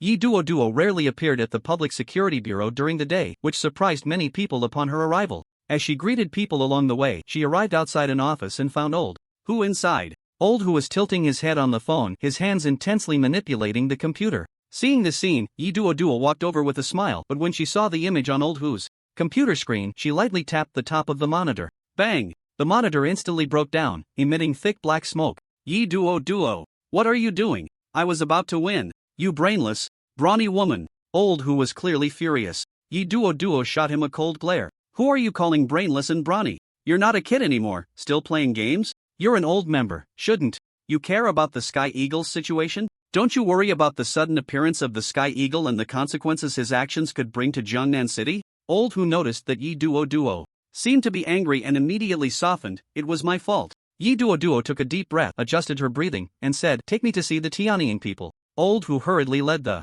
way, turning back to Yi Duo with a flattering smile. Duo, what exactly happened? You look like you're in a hurry. Yi Duo snorted coldly. Recently, the number of beastmen appearing in Jiangnan City at night has been increasing, and the number of humans attacked is also rising. The Tianying people have come to the vicinity of Jiangnan City at this critical moment. Remember what happened in Zhengzhou? It was because the local Public Security Bureau was inactive and didn't pay attention to these subtle changes that it ultimately led to a disaster. An S-class ability student also fell there. We must thoroughly investigate the purpose of the Tianying people coming here, and we need to do it quickly. Old Hu listened with a sense of respect. Duo, you're right. I'll drop everything and investigate this matter thoroughly. Yi Duo shot him an annoyed glance. What good is it if you investigate alone? Go report to the director. I'll have a chat with this guy. Old Hu nodded repeatedly, looking very afraid of Yi Duo, and quickly ran back. Yi Duo stood outside the prison, smiling at the defiant Tianying person inside. Hi, I'm here to see you again. The Tianying person scoffed. Lowly human, you should kneel and look up at me when you speak. Yi Duo raised an eyebrow slightly. Oh, is that the only way you'll talk? The Tianying person grinned. That's right, if you can do that. Yi Duo directly bound one of the Tianying person's hands with an iron chain, then hung him in the air, tying heavy objects to his legs. Yi Duo nodded in satisfaction. Well, this counts as looking up at you. You can start now. Go ahead. Tianying person. The Tianying person remained silent, and Yi Duo looked puzzled. What's wrong? Shy? Weren't you quite talkative just now? Besides, didn't you promise me that as long as I looked up at you, you'd tell me what I want to know? I didn't expect beastmen to be so untrustworthy. No wonder no other races want to ally with you. The Tianying person's expression twisted in pain. Hanging with one hand wasn't a problem for a while, but the iron lump on his feet, combined with his entire weight pressing down on that hand, was unbearable. His face turned red, and he was already sweating profusely. The Tianying person's hawk-like eyes stared fiercely at the human woman in front of him. If you have the guts, kill me. Yi Duo smiled slightly, walked behind the Tianying person, and reached out to touch the tightly chained wings on his back. These wings of yours look quite nice. If I were to turn them into the Sky Eagle man suddenly felt dizzy. Yi Duo glared at him. Keep that beak clean, or I'll cut off your useless tongue. The Sky Eagle man continued to look at her with a venomous glare. Let's call it a day for now. I'll come back to see you another time. I actually quite like those wings of yours. Yi Duo removed the iron lump beneath the Sky Eagle man's feet and untied the iron chains binding his hands. After reluctantly stroking his wings, she hummed a cheerful tune and walked out. The Sky Eagle man stared fiercely at Yi Duo's back, wishing he could swallow her whole, but unfortunately, this was just a useless fantasy of a prisoner. Yi Duo suddenly stopped, turned to look at the Sky Eagle man, and said, whether you are lying or not, your appearance has already sounded the alarm for us. We will find the answers we want. After saying that, Yi Duo left the prison and went straight to find Old Hu. When Old Hu saw Yi Duo come out, he hurriedly asked Duo, how did it go? Did that birdman say anything? Or did he say nothing at all? Yi Duo nodded, sighed helplessly, and said, I'm afraid we need to prepare for the worst. The Sky Eagle man claims he did this out of hatred for humans, but the Wind God Absolute Peak is so far away, and there are so many cities along the way. Why did he specifically choose Jiangnan City? If he was just here to investigate this city, there wouldn't be a need to make such a big fuss to deliberately attract our attention. Unless we overestimate his bird brain. In any case, Old Hu summarized this and reported to the higher-ups, asking them to investigate the movements of the exotic beasts. Keep this incident confidential for now. Old Hu, upon hearing this, looked at her in admiration and said, Duo, I actually opposed kicking you out of the guard team back then, but there was nothing I could do. Since the person you hit happened to be Yi Duo immediately looked angry. Would I hit him for no reason? Old Hu looked awkward. Alright, it's all in the past, I won't bring it up again. Anyway, I'll go report the news to the director. I'll tell him that this information was obtained from your interrogation. Who obtained the information doesn't matter, the authenticity of the intelligence is what's most important. Old Hu nodded. You're right, I'll head out now. Yi Duo walked out of the Public Security Bureau and then headed towards the blacksmith shop. By Lian, Senator Zhang Chen had now reached the very bottom of the worm cave. Killing worms seemed no longer able to increase his realm and replication points, but his vitality was indeed increasing. As long as his vitality was high enough, the time spent in the blood demon state would last longer. He looked around and then suddenly focused on a gap ahead. The gap was only wide enough for one person to pass through. It seemed there was another space beyond the gap. Zhang Chen stood up and walked towards the gap, the worm corpses on the ground gradually turning to dust, disappearing without a trace. When Zhang Chen reached the front of the gap and looked across, he seemed to see something resembling a fruit tree with quite a few fruits hanging from it. His pupils slightly constricted as he spotted a giant worm, larger than all the other worms, right next to the fruit tree. Was this the mother worm? The mother worm clearly realized it had been discovered and immediately became agitated, charging straight towards the gap. However, its size was too large to fit through the gap. The mother worm could only attack Zhang Chen with its blood-red, blade-like tongue. Zhang Chen hurriedly dodged to the side. The blade-like tongue left countless glaring scratches on the stone walls beside the gap, but due to its length, it couldn't reach Zhang Chen. It is said that the larger the exotic beast, the stronger its power. This deathworm was probably already at the second tier. Its originally white skin had turned brown at this moment, even faintly resembling a carapace. Was it evolving into a new species? Zhang Chen's attention was focused on the fruit tree behind the insect mother. Clearly, the insect mother had been guarding this fruit tree until one day its body grew too large to pass through the gap, ultimately becoming trapped inside. It could only rely on these small worms to supply it with nutrients, as evidenced by the many tiny worm footprints and various hairs scattered on the ground of the gap. Since the other side couldn't come over, and he was eager to see the insect mother, Zhang Chen suddenly had an idea. A bloodline shot out from his body, directly connecting to the insect mother. Drain it dry. The moment the bloodthirsty line connected with the enraged insect mother, the already furious insect mother became even more frenzied. It opened its mouth and spat out a dense mass of blade-like tongues, about 7 or 8 in total. This was several times more than the other deathworms. The 7 or 8 blade tongues thrashed wildly in the gap. Tiny stones continuously fell from the surfaces of the stone walls on either side. Zhang Chen stood at the entrance of the gap coldly, watching the impotent rage of the insect mother. A question was swirling in his mind. Although my ability leans towards physical skills, since it is an S-class ability, my mental power value seems to be quite high as well. If I could copy an elemental ability, wouldn't it give me an additional means of attack? He had previously asked the system whether the effects of multiple abilities could stack or coexist. The system's response was affirmative. So now it was a matter of copying points. He had just glanced at his personal information. Killing a cave deathworm had granted him over 1,000 copying points, bringing his total close to 1,400. Copying a third-tier Sky Eagle Claw required over 1,000 copying points. But what about copying an ability? The copying points were definitely insufficient. He needed to accumulate more copying points. He would consider copying when he encountered a suitable elemental ability. Watching the insect mother gradually collapse to the ground, as if drained of strength, Zhang Chen did not move, still standing at the entrance of the gap. The system's prompt had not yet appeared. The insect mother was not dead yet, so he would wait a bit longer. After lying on the ground for a while, seeing that Zhang Chen remained unmoved, the insect mother became even more agitated. A slight curve appeared at the corner of Zhang Chen's mouth. Was the insect mother pretending to be weak to lure him in? But could a second-tier beast possess such high intelligence? It seemed he could never underestimate any beast in the future, lest he suffer a great loss. Minutes passed. Suddenly, a prompt appeared in Zhang Chen's mind. Kill the second-tier brown-backed carrion worm. Copying points plus 1,000, realm increased. Host's current realm, first tier 5 stars. Zhang Chen was about to step into the gap. However, this prompt made him pause slightly. He thought he had misheard. So he hurriedly opened his personal information. Host, Zhang Chen ability, S/Blood Demon Realm, first tier.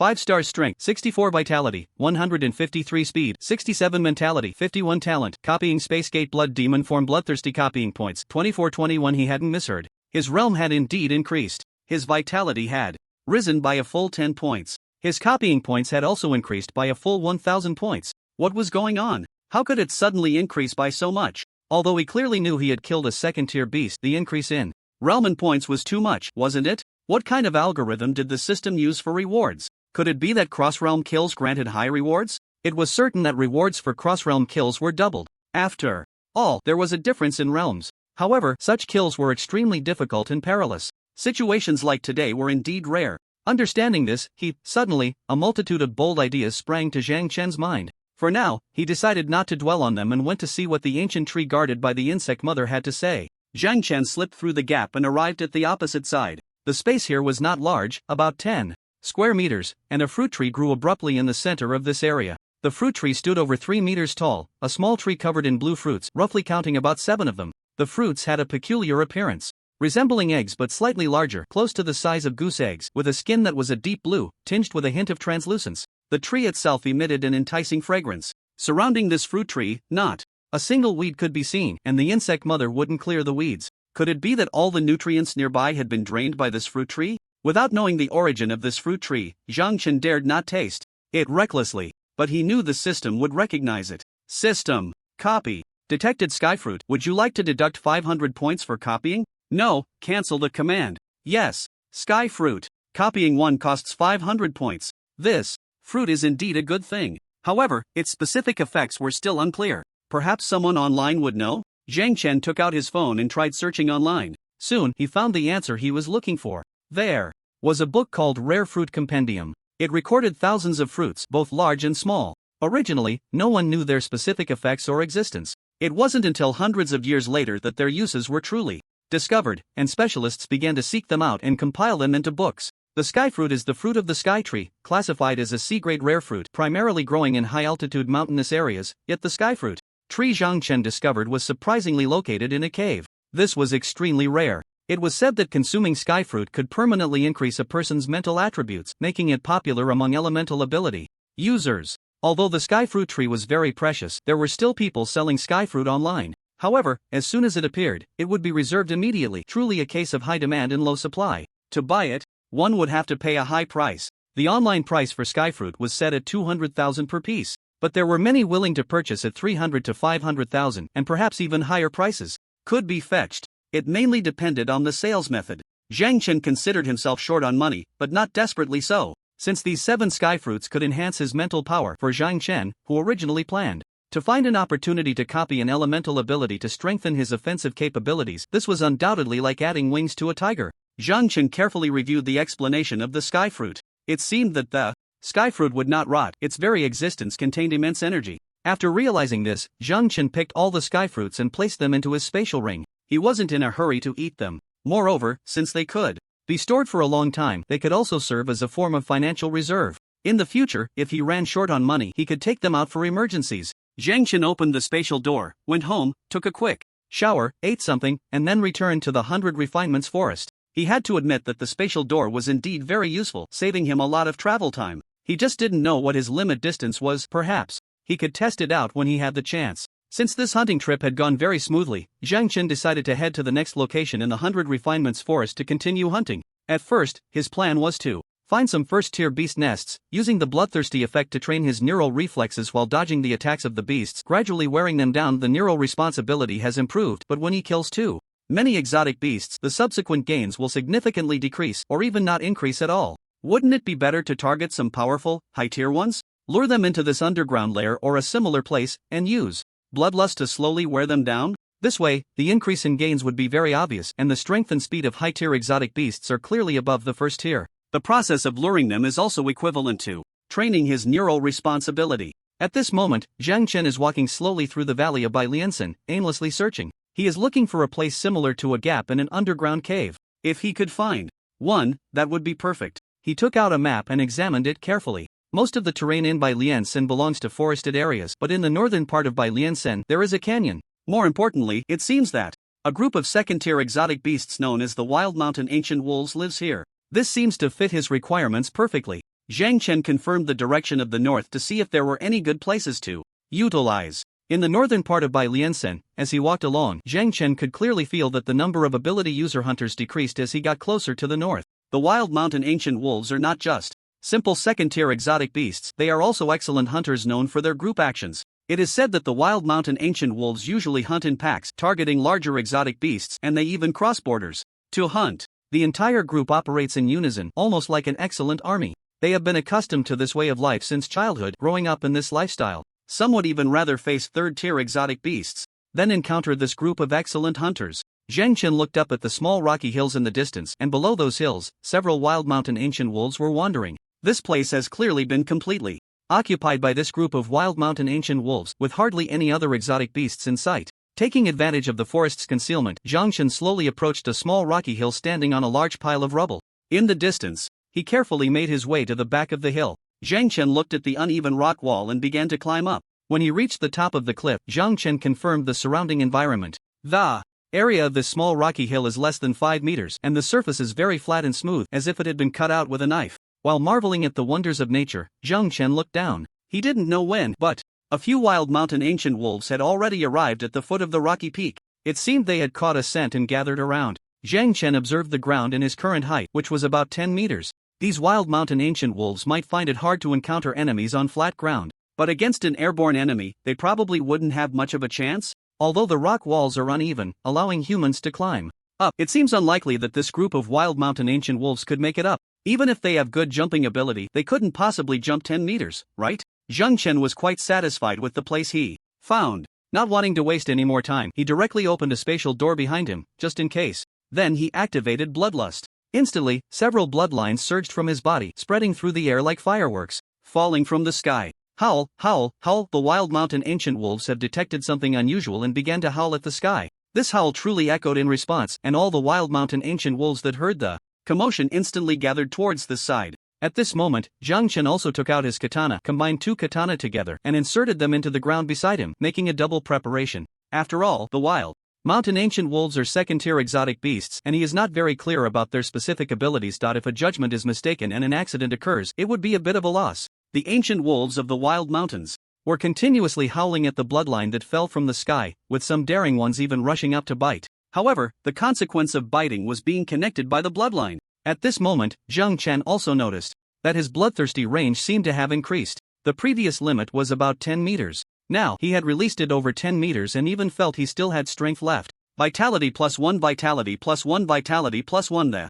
prompts kept ringing in his ears. A hint of joy appeared on Zhang Chen's face. It seemed his idea was correct, and this was indeed a good method. The ancient wolves of the wild mountains began to try to climb the rocky peak continuously. However, they either fell after climbing a third of the way or simply couldn't make it up. For a moment, more than 30 ancient wolves were connected by the bloodline. Streams of fresh blood flowed into Zhang Chen's body along the bloodline. At this time, Zhang Chen approached the edge of the rocky peak and looked down. The ancient wolves below became even more frantic the moment they saw Zhang Chen howling more violently. At this moment, many more ancient wolves were rushing in from all directions. This was a pack of about 50 wolves. The cacophony of howls continuously drilled into Zhang Chen's ears. Zhang Chen slowly sat down, quietly absorbing the blood from below. The only downside was that the exotic beasts he drained of blood ultimately had only one fate: to turn to dust. This feeling was as if all the nutrients in his body had been sucked dry, turning to ashes. Kill. A second-tier ancient wolf, copy points +1000, realm upgrade. The host's current realm is first tier 6-star. Zhang Chen suddenly felt a warmth in his abdomen, a warm current instantly flowing throughout his body. The reward for cross-border kills was surprisingly high. It seemed he hadn't come to the wrong place. So soon, he had already drained a second-tier exotic beast to death. How far could the second and third be? A few minutes later, kill a second-tier ancient wolf, copy points +1000, realm upgrade. The host's current realm is first tier 7 stars. Kill a second-tier ancient wolf, copy points +1000, realm upgrade. The host's current realm is first tier 8 stars. Kill a second-tier ancient wolf, copy points +1000, realm upgrade. The host's current realm is first tier 9 stars. Zhang Chen's 4 indicators and personal information were refreshed every few minutes, and the changes in his body were also significant. His blood was boiling, and every muscle seemed to be growing stronger. He slowly closed his eyes, enjoying this rocket-like speed of breaking through. Finally, after a few more minutes, his realm successfully broke through to the first tier and reached second tier 1 star.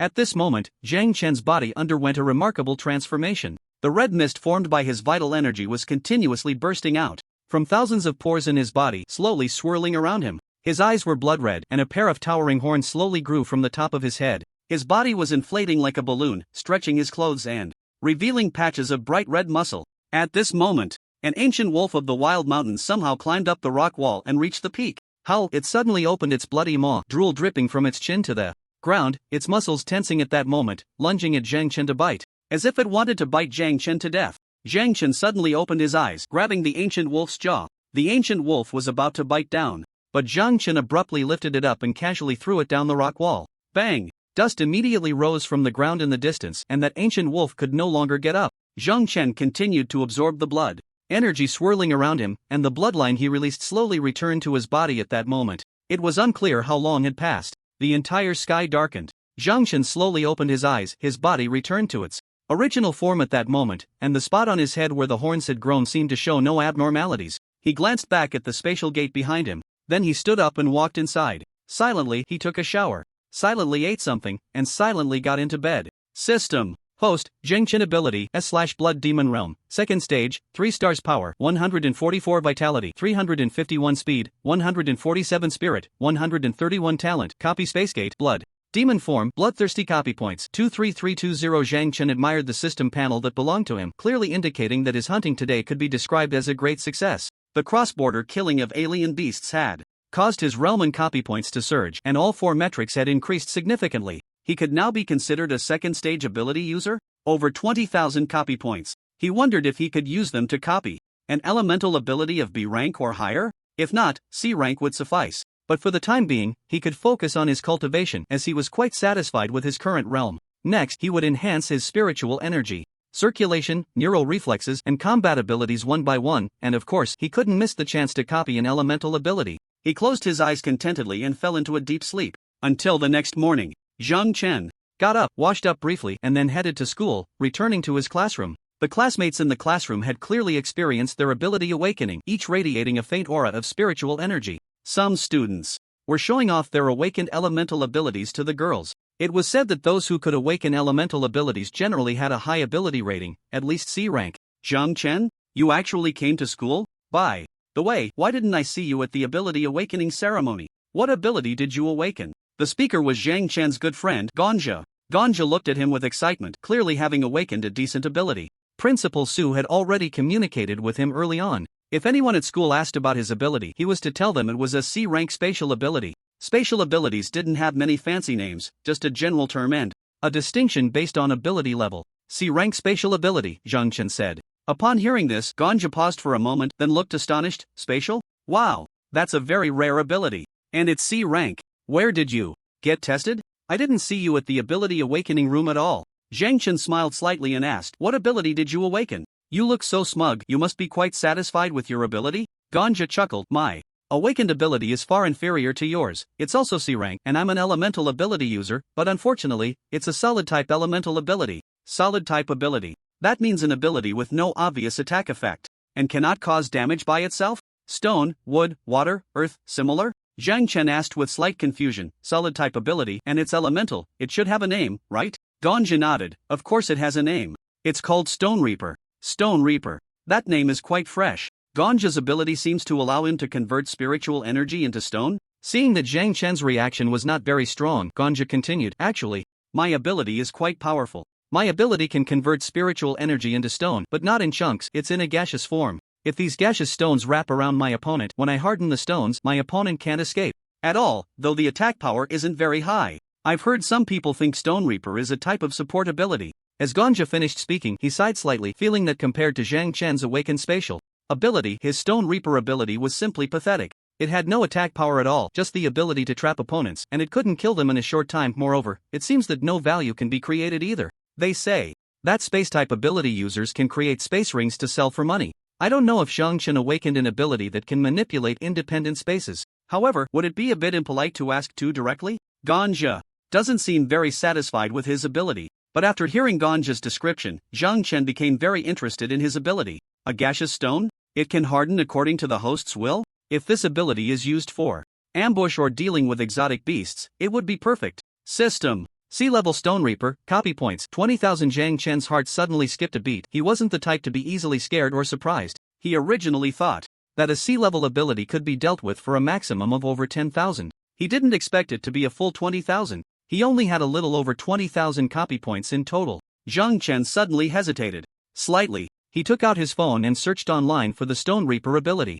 Ganja noticed Zhang Chen searching for his ability on his phone and looked puzzled. Zhang Chen, you seem very interested in my ability? Zhang Chen nodded and said, I just didn't quite understand from your description. Now that I know, your ability is quite good. If used properly, you might be able to trap an exotic beast before it even notices you. At that point, you can do whatever you want, and the exotic beast would be easy to catch, right? Upon hearing this, Ganja seemed to have an epiphany. You mean, ambush? Oh, why didn't I think of that? If it's an ambush, it would be a sure catch. Haha, thank you, Zhang Chen. Zhang Chen explained, there are no useless abilities, only ability users who don't know how to use them. Do more research, I think your ability is quite good. Encouraged Gonja's confidence. Sword. Zhang Chen then issued a command to the system. Deduct 20,000 copy points, obtain sea-level Stone Reaper ability. Ability has been activated. Please self-check. Host Zhang Chen felt some changes happening in his body. Host, Zhang Chen ability, S/Blood Demon C/Stone Reaper Realm. Second stage 3 stars Strength 156 Vitality 357 Speed 153 Spirit 151 Talent Copy Spacegate Blood Demon Form Blood Element Control Skills, none.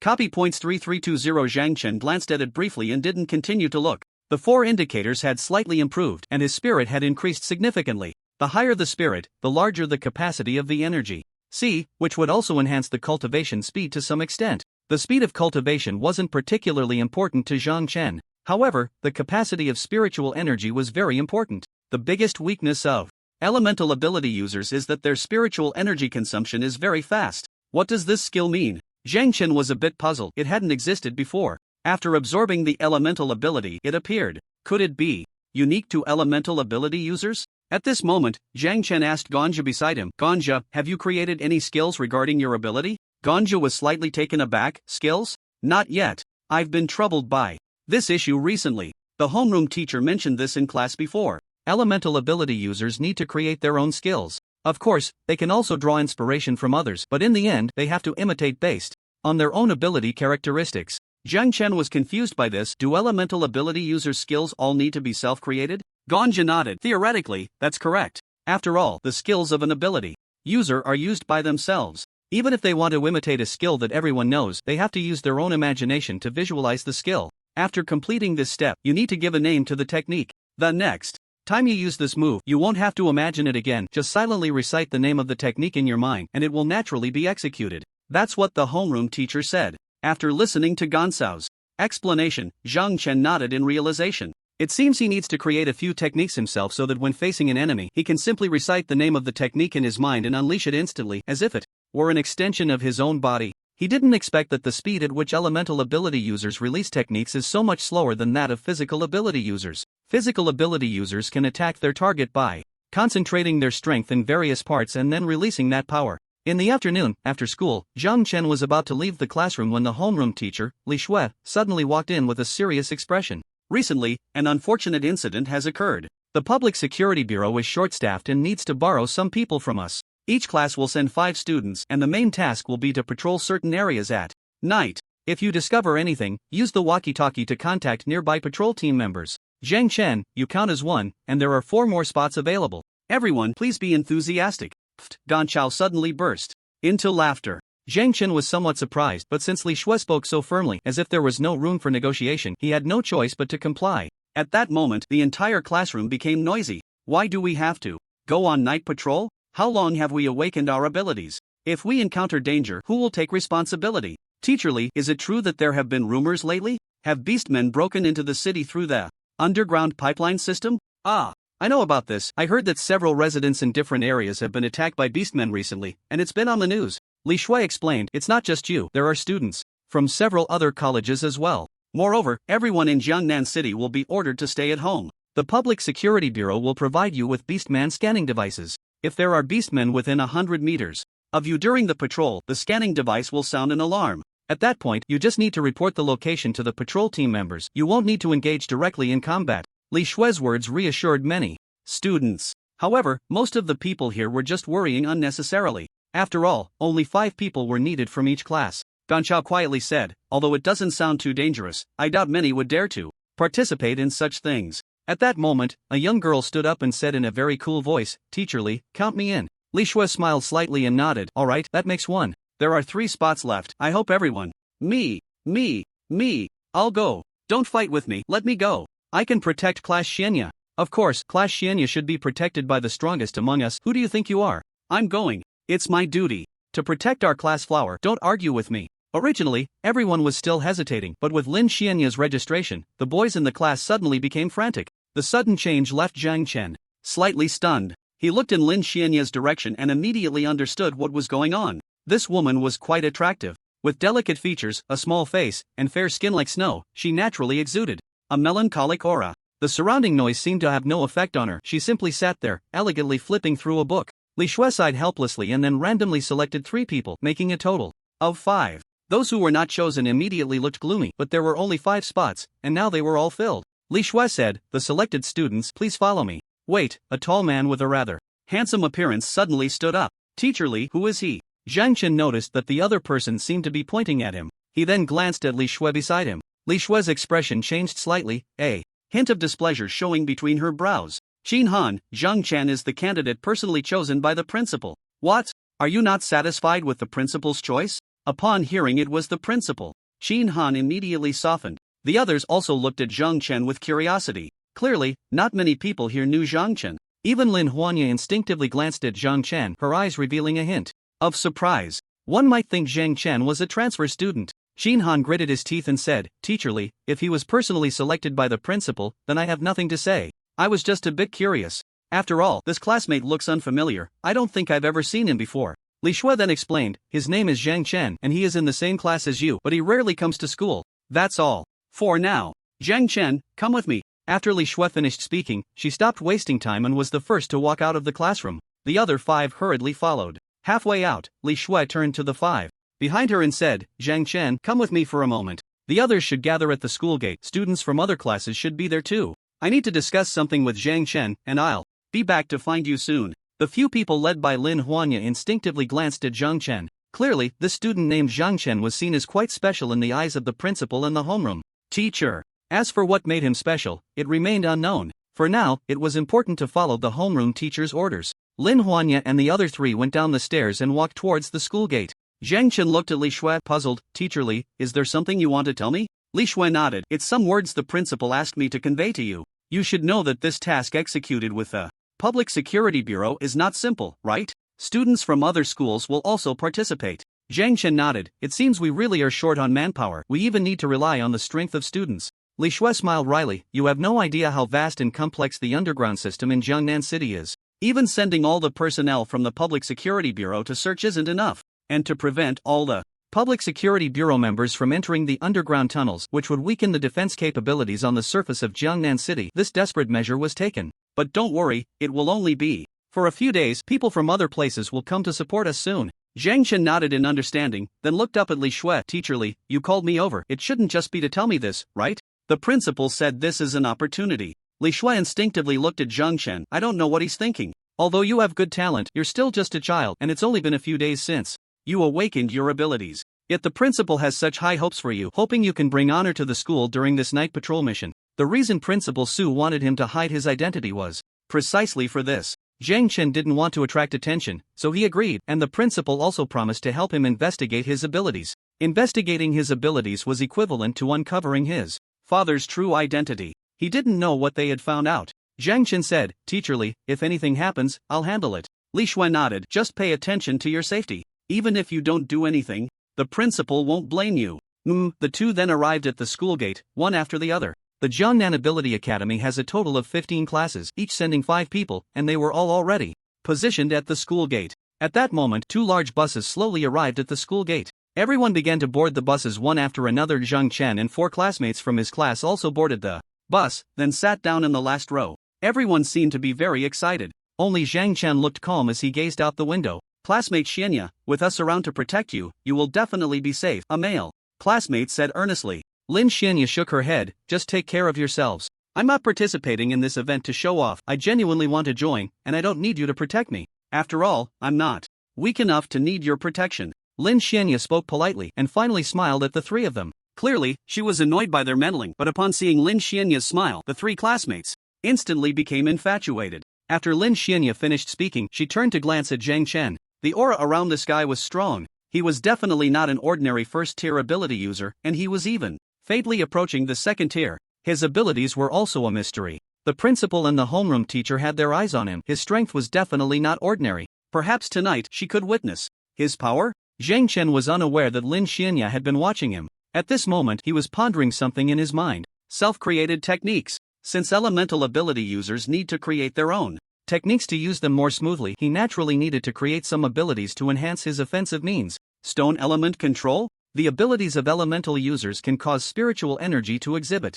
various characteristics. Fire attribute users release flames from their spiritual energy. Ice attribute users release cold air, and thunder attribute users release electric currents. His spiritual energy could transform into gaseous stone. This stone could solidify rapidly according to his thoughts, just as he had told Gongja before. It would be very effective for sneak attacks. Defense? He didn't plan to rely on the abilities of stone users to try to create some defensive techniques. The best defense is offense. He had the means for sneak attacks, but what about offense? He wanted to create a few offensive techniques. Flying daggers? Zhang Chen's expression changed slightly. Flying daggers were an attack method he was once quite skilled at. In close combat, if used well, flying daggers could determine the outcome at critical moments. Using gaseous stone to condense into flying daggers? Wait, that didn't seem right. With the time it took to throw flying daggers, it would be better to close the distance with the opponent. How exactly to use it? The gaseous stone presented a misty state. He could freely change the quality of the mist, turning it into stone.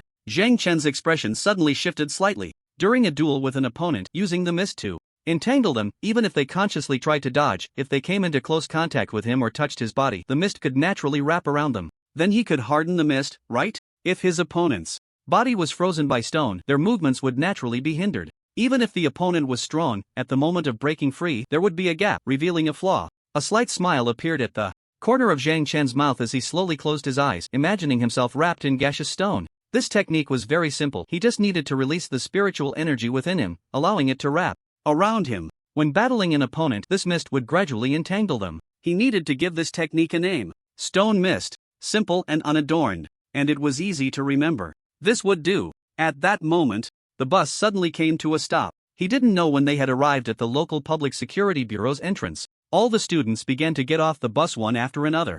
Zhang Chen followed the crowd and slowly walked down. He looked up ahead, first stunned, then regained his composure. Yi Duo. She was indeed here. He had heard that she was going to patrol at night, which made him realize that this woman was not simple. Indeed, he is one of the members of the night patrol team. Yi Duo saw Zhang Chen and a slight smile appeared at the corner of her mouth. Zhang Chen, come join my team. Zhang Chen did not refuse, nodded, and walked over directly. Lin Xuanya hurriedly followed. She felt surprised. Zhang Chen actually knew someone from the night patrol team? Yi Duo looked at Zhang Chen in front of her and smiled slightly, then instinctively glanced at his energy sea. Upon seeing it, Yi Duo's expression instantly stiffened. The change in Yi Duo's expression was also noticed by several of Zhang Chen's classmates nearby. Yi Duo slowly recovered from her shock, looking at Zhang Chen, who had a cold demeanor, and thought to herself, it hasn't been long since we last met, and his realm has already broken through to the second level? How did he cultivate? Zhang Chen asked in confusion. Captain Yi, should I address you like this now? Yi Duo smiled wryly. It's all business. Calling me Captain Yi is also correct.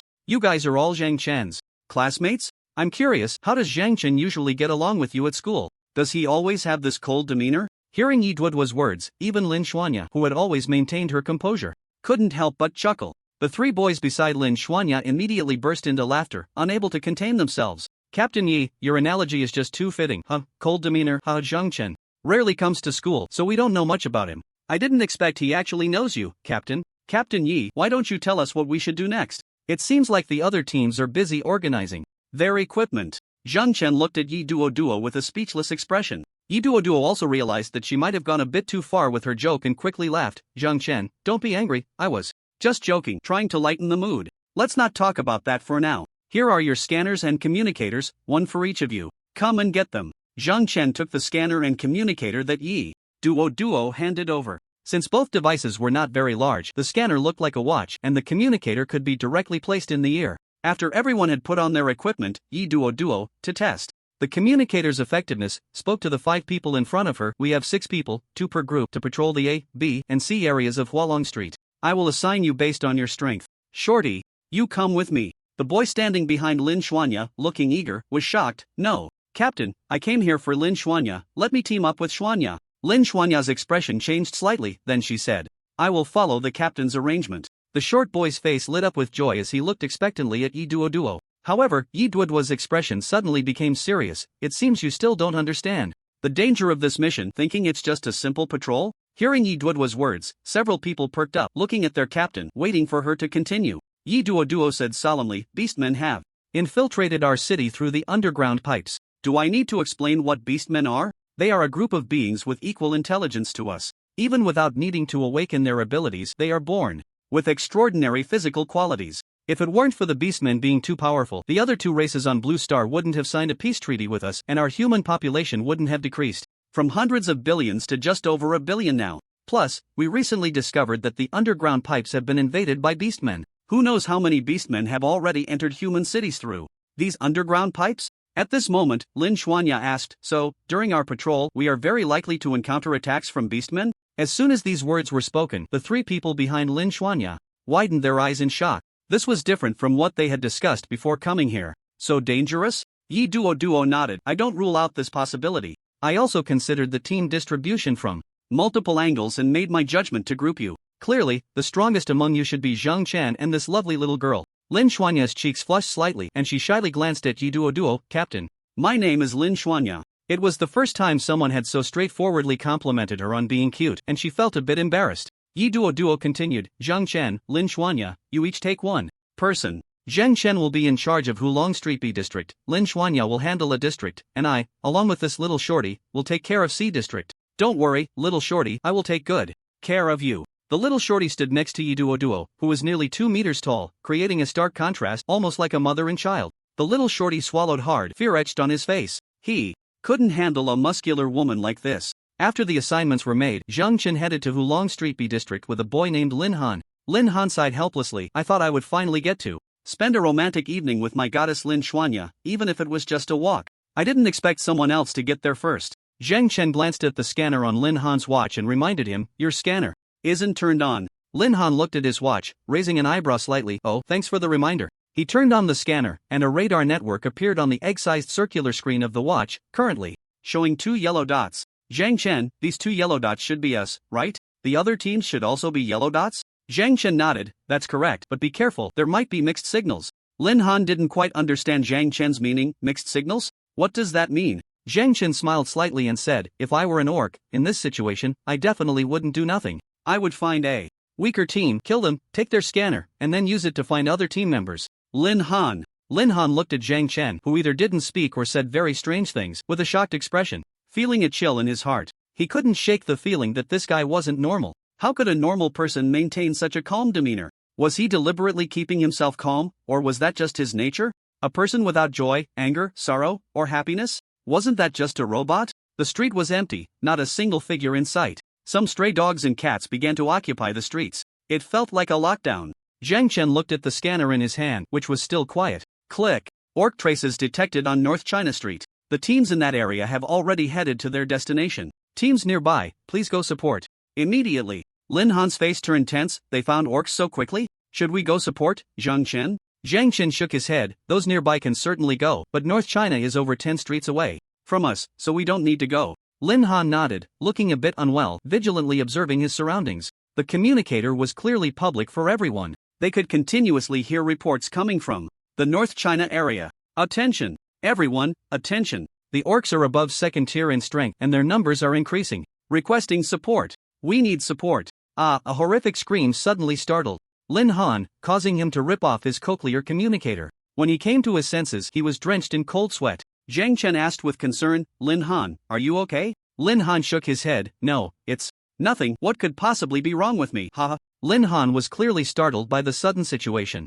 But he wasn't even at the scene. If he had been, it would have been even worse. It seemed that not everyone could remain calm in front of the beastmen. Fortunately, there didn't seem to be any major discoveries in their area. At that moment, Lin Han suddenly said, Zhang Chen, can you wait for me here for a moment? I need to take care of something at the alley entrance. Zhang Chen nodded, sure, go ahead. Lin Han glanced around, his gaze fixed on the image on the scanner as he walked into a nearby alley. Zhang Chen continued to monitor the situation in North China. I am the captain of the North China team. I have dealt with the beastmen here, but due to many students acting recklessly, there have been casualties. Sigh. Crack. Yi Duo's voice suddenly appeared in his cochlea. This is Captain Yi Duo, Zhang Chen, Lin Xuanya, report your current situation. Zhang Chen pressed the microphone button on the cochlea and said, no abnormalities have been found in Huachen District B. No abnormalities have occurred in Huachen District A either. District C is also safe, but this is only temporary. Don't wander around at night, just patrol your own area, and if you're tired, find a place to rest.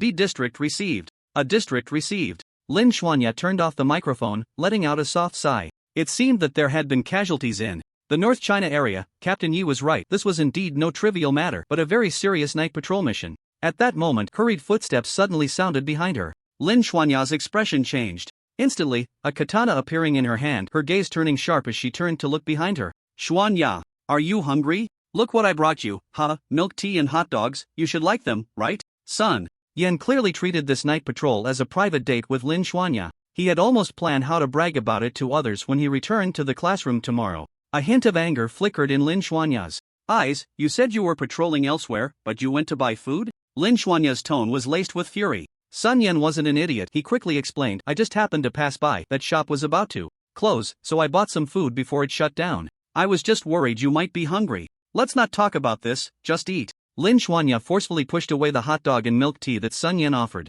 Her gaze was icy. Sun Yen looked at the steaming hot dog and milk tea on the ground, feeling shocked and incredulous as he looked up at Lin Xuanya. With this time, pay more attention to the changes in the scanner's graphics. I don't want to say much, I hope you understand what this means. After Lin Xuanya finished speaking, she tightened her grip on the katana and walked towards the darkness ahead. Sun Yen clenched his fists slightly, looking at Lin Xuanya in the distance with resentment. Bitch, she really thinks she's something. How could she be so ungrateful? Just because she's pretty, she thinks she's amazing? Damn. Sun Yen glanced around, not seeing anyone. He then picked up the hot dog from the ground, blew on it, and felt it was still edible. However, at that moment, a red dot suddenly appeared on the scanner in his hand. The red dot was approaching quickly. Sun Yen took a big bite of the hot dog, mayonnaise and salad dressing spilling from the corner of his mouth.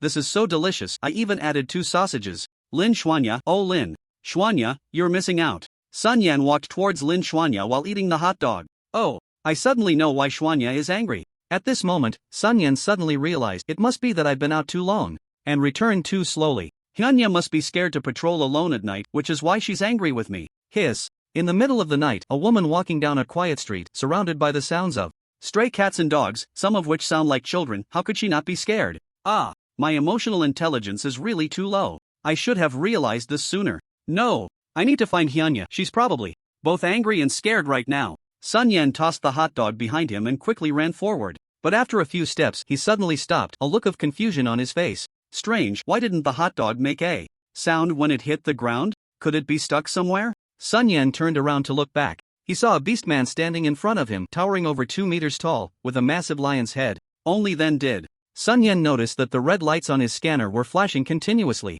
Yet he hadn't even looked. Beastman. Hello, human. The lion beastman grinned, holding the half-eaten hot dog in his hand. Shoving it into his mouth. Human food is indeed the best. You eat such delicious food every day. No wonder your flesh and blood are so fragrant and sweet. Unfortunately, this little bit isn't enough to fill my gaps. It seems I'll have to eat you instead. You don't mind, do you? Sun Yen froze for 3 seconds, then suddenly wailed, help! Captain! I've spotted a beastman! The lion beastman grinned wider, his massive body leaning slightly forward. Crack, his huge claws stomped on the asphalt, the muscles in his calves tensing, and the asphalt was instantly pushed down into a 3-inch deep pit. Boom! The giant creature rushed forward, scattering the air with a deafening whoosh. The lion beastman used both hands and feet, charging forward, grabbing Sun Yan's head and pulling him along. Suddenly, a graceful figure burst forth from the darkness. The person hadn't arrived yet, but the cold gleam had already struck. Whoosh! 2 beams of cold light appeared simultaneously. The shadow gradually revealed its true form. Sun Yen, tears streaming down his face, looked at Lin Xuanya, overwhelmed with gratitude. Xuanya, I didn't expect you to step up and save me at such a critical moment. When we get back, I'll definitely repay you. The lion beastman flung Sun Yen backward as if he were trash. Sun Yen fell from a height, crashing heavily onto a nearby trash can, and fainted on the spot. Lin Xuanya glanced in Sun Yan's direction. He should still be alive. Now, she just needed to focus all her energy on the beastman in front of her. Chi circulated. Boom! A wave of energy burst forth from Lin Xuanya's body. The tips of her hair and clothes began to float as if in water. Fully armed. Whoosh! At that moment, Lin Xuanya's body underwent a stunning transformation. She turned completely black, like a steel-cast Iron Man. This was Lin Xuanya's special ability, B-grade Iron Element, but her Iron Element wasn't an elemental ability. It was a power that completely steelified herself and any object she touched. The lion beastman looked at Lin Xuanya, who was now fully prepared, and smiled. I knew you were extraordinary. Now, let me see your strength, little girl. Lin Xuanya's eyes suddenly turned cold, and she slashed forward with lightning speed, executing a series of strikes. Her body danced as she spun 3 times in succession, forcing the lion beastman to retreat repeatedly. The lion beastman laughed as he stepped back. Come on. Lin Xuanya's eyes filled with endless rage. Damn it. She was not some toy to be played with. But the reality told her that the gap between her and this beastman was simply too great. The Lion Beastman had at least broken through to the first tier, and could even be considered a second-tier Beastman. She herself was only at the first tier, 6 stars. After barely blocking the Lion Beastman's strike just now, she felt it was a struggle. However, she believed that once she fully armed herself, she could match the Lion Beastman evenly. Yet, the Lion Beastman completely disregarded her. Is it my turn now, little girl? The Lion Beastman's right fist swelled up, muscles contracting violently. This punch was no joke. Bang! The samurai sword in Lin Xuanya's hand flew out instantly, and the punch sent her crashing backward, causing her to spit out a mouthful of sweet blood. Lin Xuanya hit the ground hard. The Lion Beastman leaped up and stomped on Lin Xuanya's stomach. Bang! The entire ground trembled slightly, and Lin Xuanya let out a muffled groan as the ground beneath her collapsed, cracking into a dense spider web of fissures. Her gaze became unfocused, and her full-body armament slowly faded away. The Lion Beastman grabbed Lin Xuanya's ankle, looking at the woman who had completely lost consciousness, a slight smile curling at the corners of his mouth. Humans are always too weak. Even if you gain those special abilities, you can never be our match. The extinction of humanity is just a matter of time. A hint of disdain flashed in the Lion Beastman's eyes as he slowly lifted Lin Xuanya, opening his massive jaws, intending to swallow her whole. However, at that moment, a massive figure suddenly descended from the sky. It was Yi Duo. Yi Duo was shouldering a long-handled iron hammer, looking at Lin Xuanya in the Lion Beastman's grip. My teammate, you've really taken good care of her, haven't you? The Lion Beastman raised an eyebrow slightly. Finally, a decent opponent has arrived. After I deal with you, I'll enjoy you both slowly. Lin Xuanya was forcefully thrown backward by the Lion Beastman. The Lion Beastman cracked his neck, producing a series of popping sounds. Strong individuals can recognize other strong individuals. This is beyond doubt. He had heard of this muscular woman's reputation. It seemed many beastmen had perished under her hammer, and each one had their skulls crushed.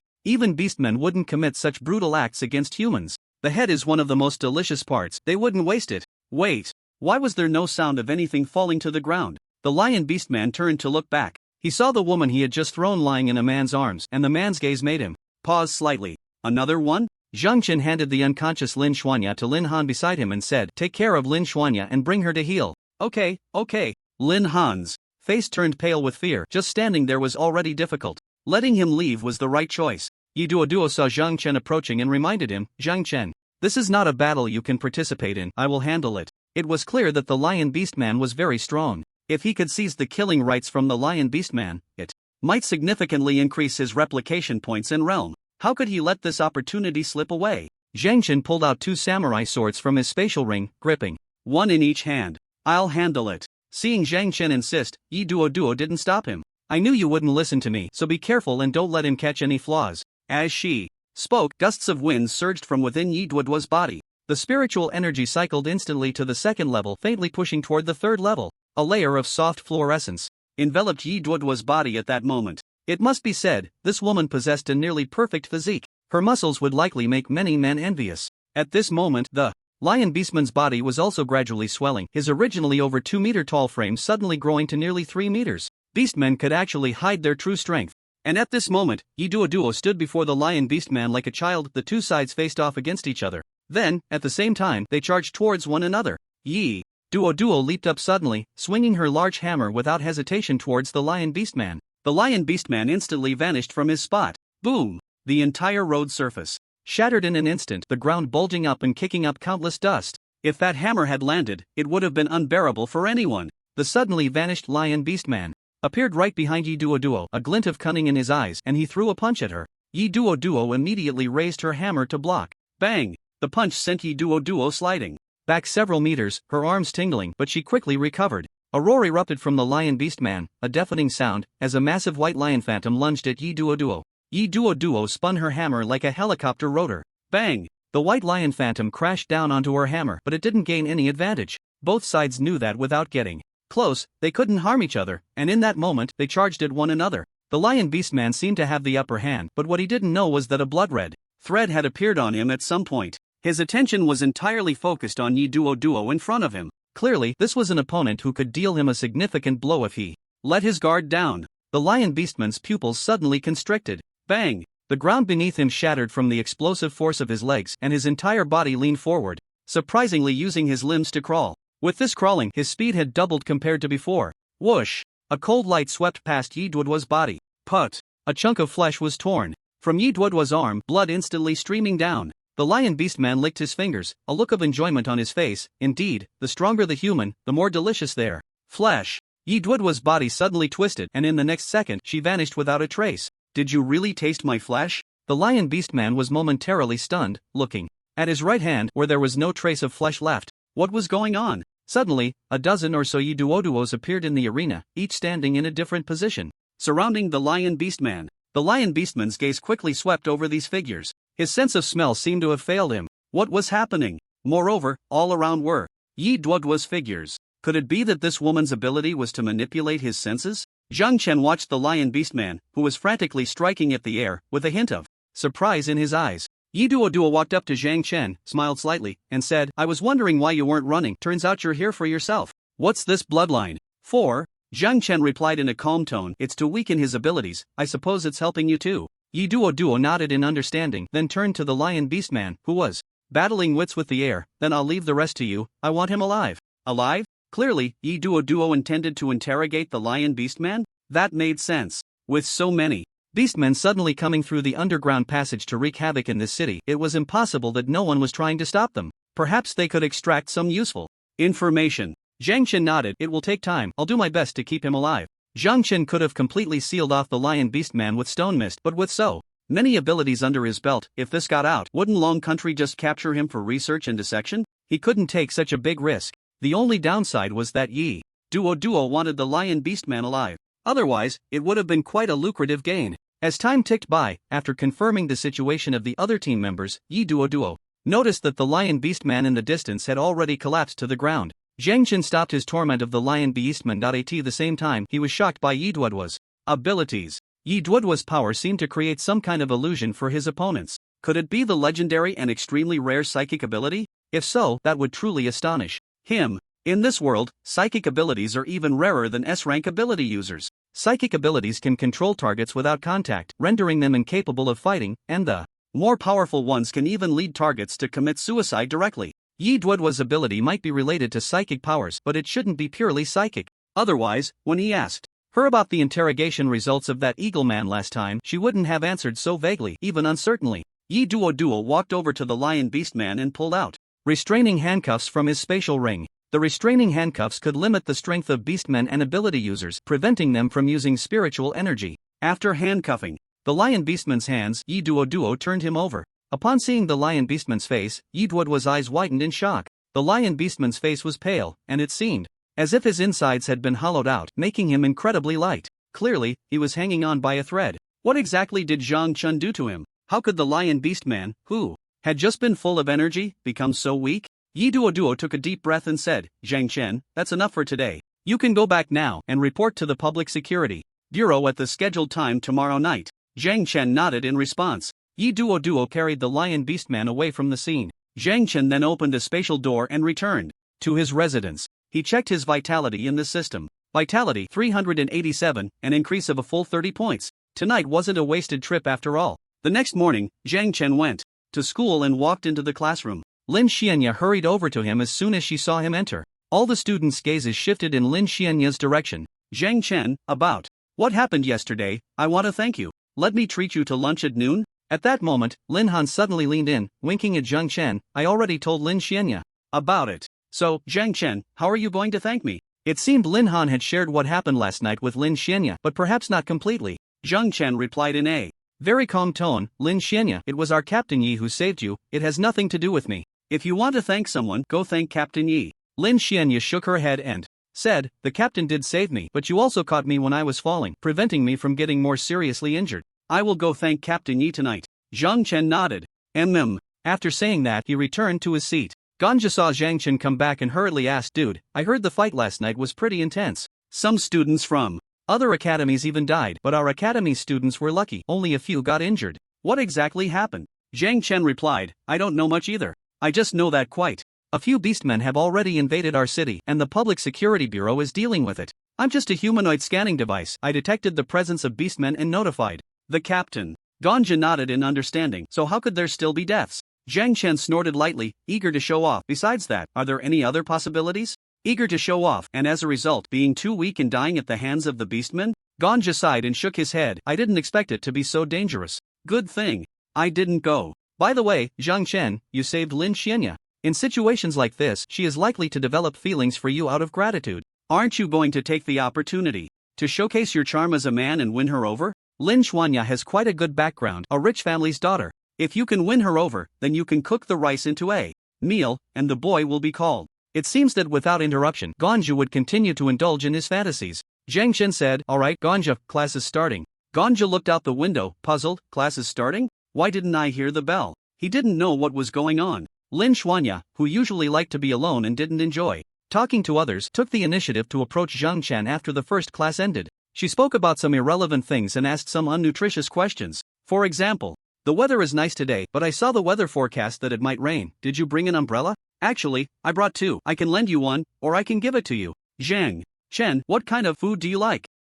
Someone is coming, shoo." At this moment, Zhang Chen noticed that all the classmates were watching the two of them. Zhang Chen sat in his seat while Lin Xuanya leaned in, talking to him. From a distance, their relationship seemed quite familiar. Gonja looked on with envy but didn't dare to interrupt, his nostrils flaring as he caught a whiff of Lin Xuanya's unique fragrance. Zhang Chen said, "Lin Xuanya, you're putting pressure on me. I know you want to thank me, but you've already said thank you, haven't you? I actually prefer being alone too. If there's nothing else, then good luck tonight." Lin Xuanya's face immediately flushed. Did she trouble Zhang Chen instead? She sighed softly. "Alright, I'll do my best tonight. I'll go back to my seat now." Gonja sighed with enjoyment. "It smells so good. I wonder what perfume Lin Xuanya is wearing. How can she smell so nice? I feel like I've found another reason to like Lin Xuanya. Her scent is delightful." Clearly, Gonja had already entered the early stages of obsession.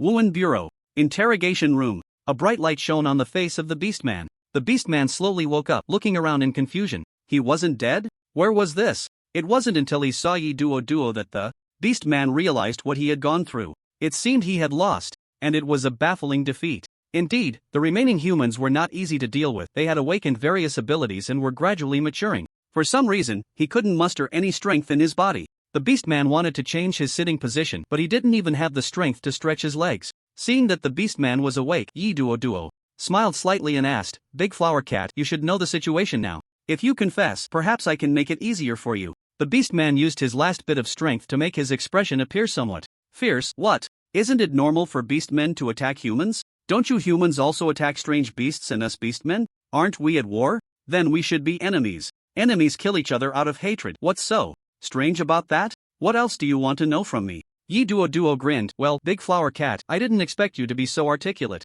The Beastman didn't say anything more, just stared at Yi Duo with wide eyes. Yi Duo looked puzzled. The Sky Eagle people attacked human planes, and the Beastman and other beasts invaded human cities through the underground tunnels of Jiangnan City, carrying out plans to hunt humans. Many incidents of beastmen attacking humans had occurred before. These fragments connected together made her sense a huge conspiracy. Different races, so many invasion incidents. If it were a coincidence, it would be too coincidental. Yi Duo thought for a moment and then said, "Let me guess, did your leader send you to test the overall strength of the humans in Jiangnan City? After thoroughly understanding the strength of our city, will you then devise strategies to deal with us?" The Lion Beastman smiled slightly, still not saying a word. Yi Duo sighed helplessly and said to the security officer outside the door, "Alright, take him back to the prison, just lock him up next to the Sky Eagle people." The Lion Beastman scoffed disdainfully. Yi Duo angrily walked out. Upon exiting, he ran into Old Hu. Seeing Yi Duo's grim expression, Old Hu hurriedly advised, "Don't rush, take it slow. Haven't we already made significant progress? I believe we will soon uncover the truth." Yi Duo glanced at Old Hu, pulled out a pack of cigarettes from his pocket and tossed one to Old Hu. "Any discoveries from that batch in the underground pipes?" Old Hu smiled wryly. "Our underground pipes are crisscrossed and complex, usually controlled by computers. There are pipes for water delivery, sewage, and natural gas. To prevent the beastmen from causing trouble down there, the director ordered us to search layer by layer, looking for vulnerabilities, capturing any beastmen we encounter alive, and killing those we can. So far, we haven't encountered any beastmen we could capture alive. It seems we've only reached the 5th layer." "Only the 5th layer? The underground pipes have over 20 layers. Only the 5th layer?" Old Hu seemed to sense Yi Duo's doubts and said, "The surveillance cameras down there have been destroyed, so no one knows how many beastmen are down there or what dangers are hidden. We can only search downwards using this clumsy method." If the surveillance cameras were destroyed, it meant the beastmen had already roamed through all the underground pipes. The obvious purpose of this was to lure humans down or to hide their special operations.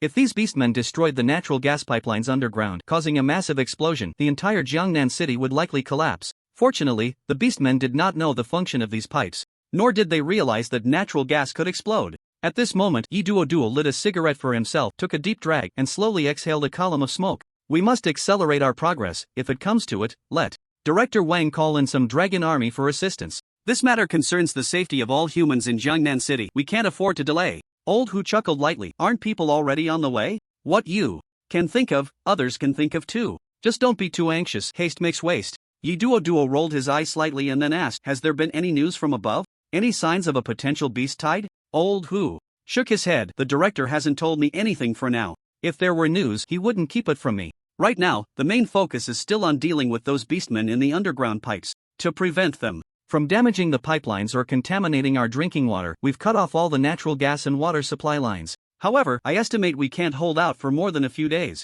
Within these days, we must drive all the beastmen out of the underground pipes and then investigate how they got in. Unexpectedly, there wasn't even a single good piece of news. Yi Duo quickly finished his cigarette and walked out. If there's any new information, remember to tell me immediately. I plan to take this opportunity to return to the guard team. If he did well, discovered the beastmen's conspiracy, and prevented a potential attack, it wouldn't be difficult for him to return to the guard team. Old Hu smiled wryly. I know, of course I know. Otherwise, would you be so concerned? That night, Zhang Chen received a notification from Yi Duo to head to the entrance of the security bureau. Zhang Chen directly opened a spatial door and went. Upon arriving at the scene, he suddenly noticed that there were far fewer people tonight than there had been the night before. Yi Duo saw Zhang Chen and his expression changed slightly. Were you nearby the security bureau? How did you get here so quickly? Zhang Chen countered with a question. Anyway, I'm here now. Why are there so few people today? Or should I say I came too early? Isn't the Public Security Bureau in need of personnel right now?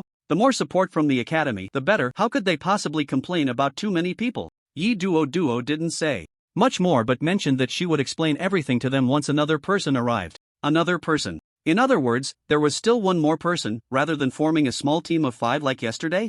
Zhang Chen waited at the spot until Lin Xianya arrived. Lin Xianya ran up panting, and when she saw Zhang Chen already at the entrance of the Public Security Bureau, her eyes widened in surprise. Zhang Chen, you're already here? I saw you heading to the restroom right after class, and I waited for you at the school gate for quite a while. Zhang Chen went to the restroom, of course, to open a spatial door. Seeing Lin Xianya had arrived, Zhang Chen looked at Yi Duo and asked in confusion, is it just the two of us tonight? Yi Duo nodded and then said, the current situation is like this, due to the beastmen invading the underground pipelines beneath our city and destroying all the cameras down there. We must drive them all out and find out where they entered the pipelines to completely seal the entrance and reconstruct the underground wall structure. Of course, that's a later issue. Lin Xianya asked in confusion, Captain Yi, the beastmen won't come to the surface again, right? Yi Duo nodded. After last night's battle, the beastmen suffered heavy losses and gained nothing, so they shouldn't come out again. Moreover, our colleagues used life detection instruments to scan the underground and found many life forms down there, which should be the beastmen. The underground pipelines contain our drinking water, natural gas, and sewage systems. If they stay down there for too long, it could severely impact our lives and even our safety. We must drive the beastmen out as soon as possible. Patrols will still be conducted, but with fewer personnel. We need more fighters to help. Zhang Chen goes without saying, and Xianya performed quite well yesterday. I saw it through the roadside surveillance. However, the beastmen you encountered had already broken through to the second tier.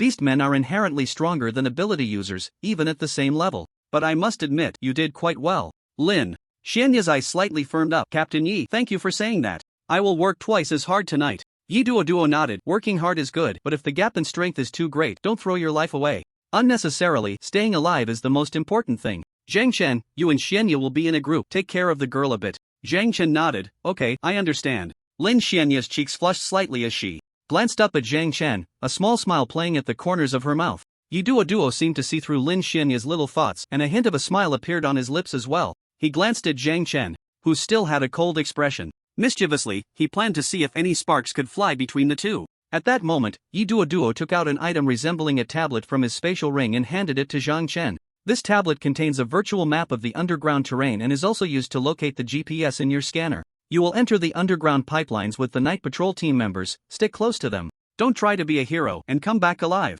Zhang Chen's expression changed slightly. He suddenly felt a bit of a tragic sense. It seemed the situation was indeed not optimistic. Was the Public Security Bureau planning to fight the beastmen underground to the death? Thinking it over, it made sense. If these beastmen caused widespread destruction in the underground pipelines, it would lead to irreparable losses, especially with the natural gas pipelines. If they were detonated, all the natural gas in the pipelines would ignite instantly, leading to an explosion. The consequences of a natural gas pipeline explosion in a city are entirely predictable. Even though the gas supply has been cut off now, there still exists a significant threat. Zhang Chen opened his tablet, and a virtual route map of the underground pipelines appeared on the screen, featuring green lines on a black background. At that moment, a burly middle-aged man approached them. The man's name was Chang Nan, in his 40s, with a buzz cut and a square face, possessing a strong build. He glanced at Zhang Chen and Lin Xianya, then turned to Yi Duo and asked, "Is it just these two?" Yi Duo nodded. "Old Chang, these two little ones are in your hands now. You must take good care of them." Old Chang nodded and then said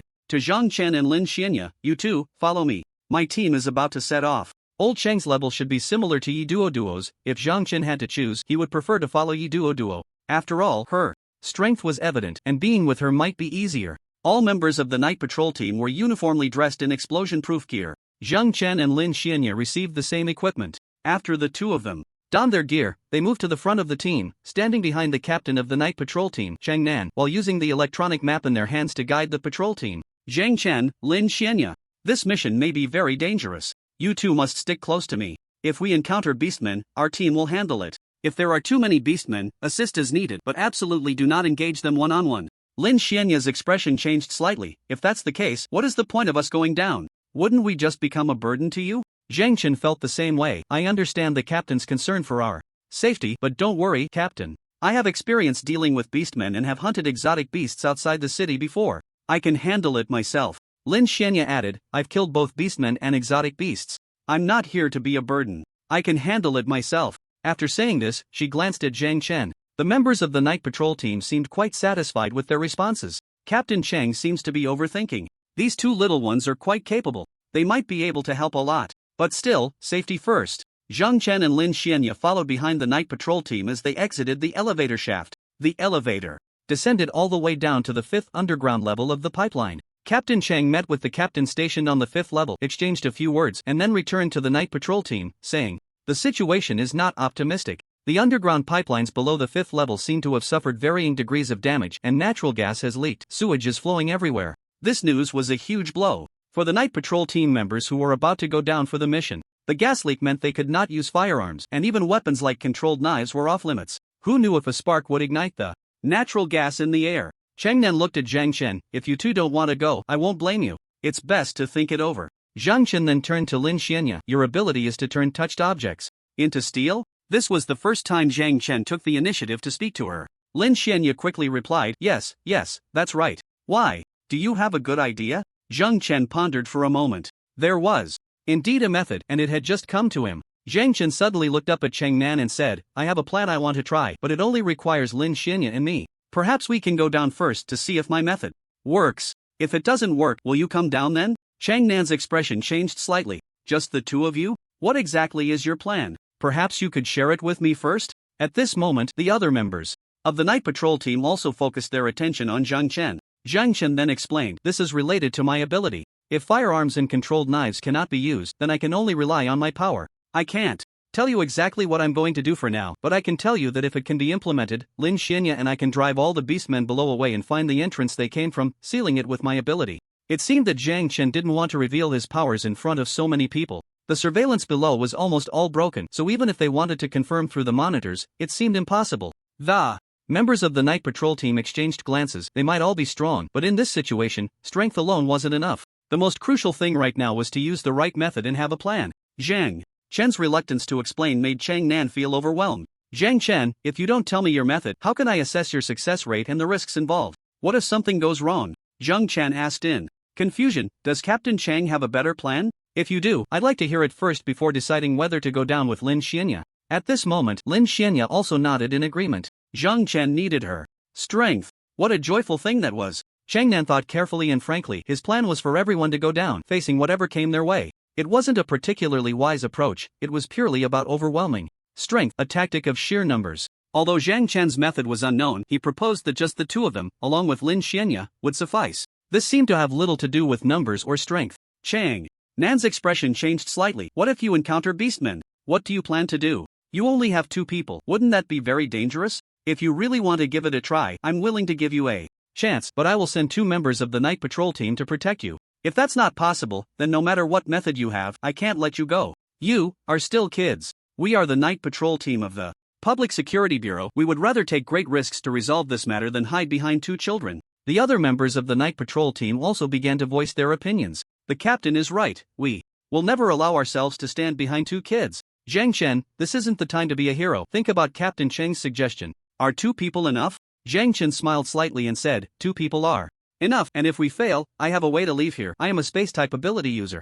As soon as he said this, the members of the night patrol team widened their eyes. A space-type ability user? Spatial movement? No wonder you dared to go down with just 2 people. Looks like we were overthinking it. Chang Nan's worried heart gradually eased, and he pointed at Zhang Chen with a helpless expression. You, Zhang Chen, you should have said you were a space-type ability user earlier. You made me worry for nothing. But Zhang Chen then said seriously, I don't want anyone to spread this matter. The principal advised me the same. If it weren't for worrying that you all would be too concerned about me and Lin Xianya, I wouldn't have mentioned it. Only then did everyone understand why Zhang Chen didn't want to reveal his plan. A space-type ability user is a minority among ability users, and their existence is extremely rare. The principal might have selfish reasons for not publicly disclosing this student's existence and also advised the student not to disclose it. Was he worried that the principals of other academies would come to poach him? Although space-type ability users do not have high combat power, they can create significant value. The greatest value is the creation of space rings. Changnan chuckled. Su Zhongshan, that old fox, is truly cunning.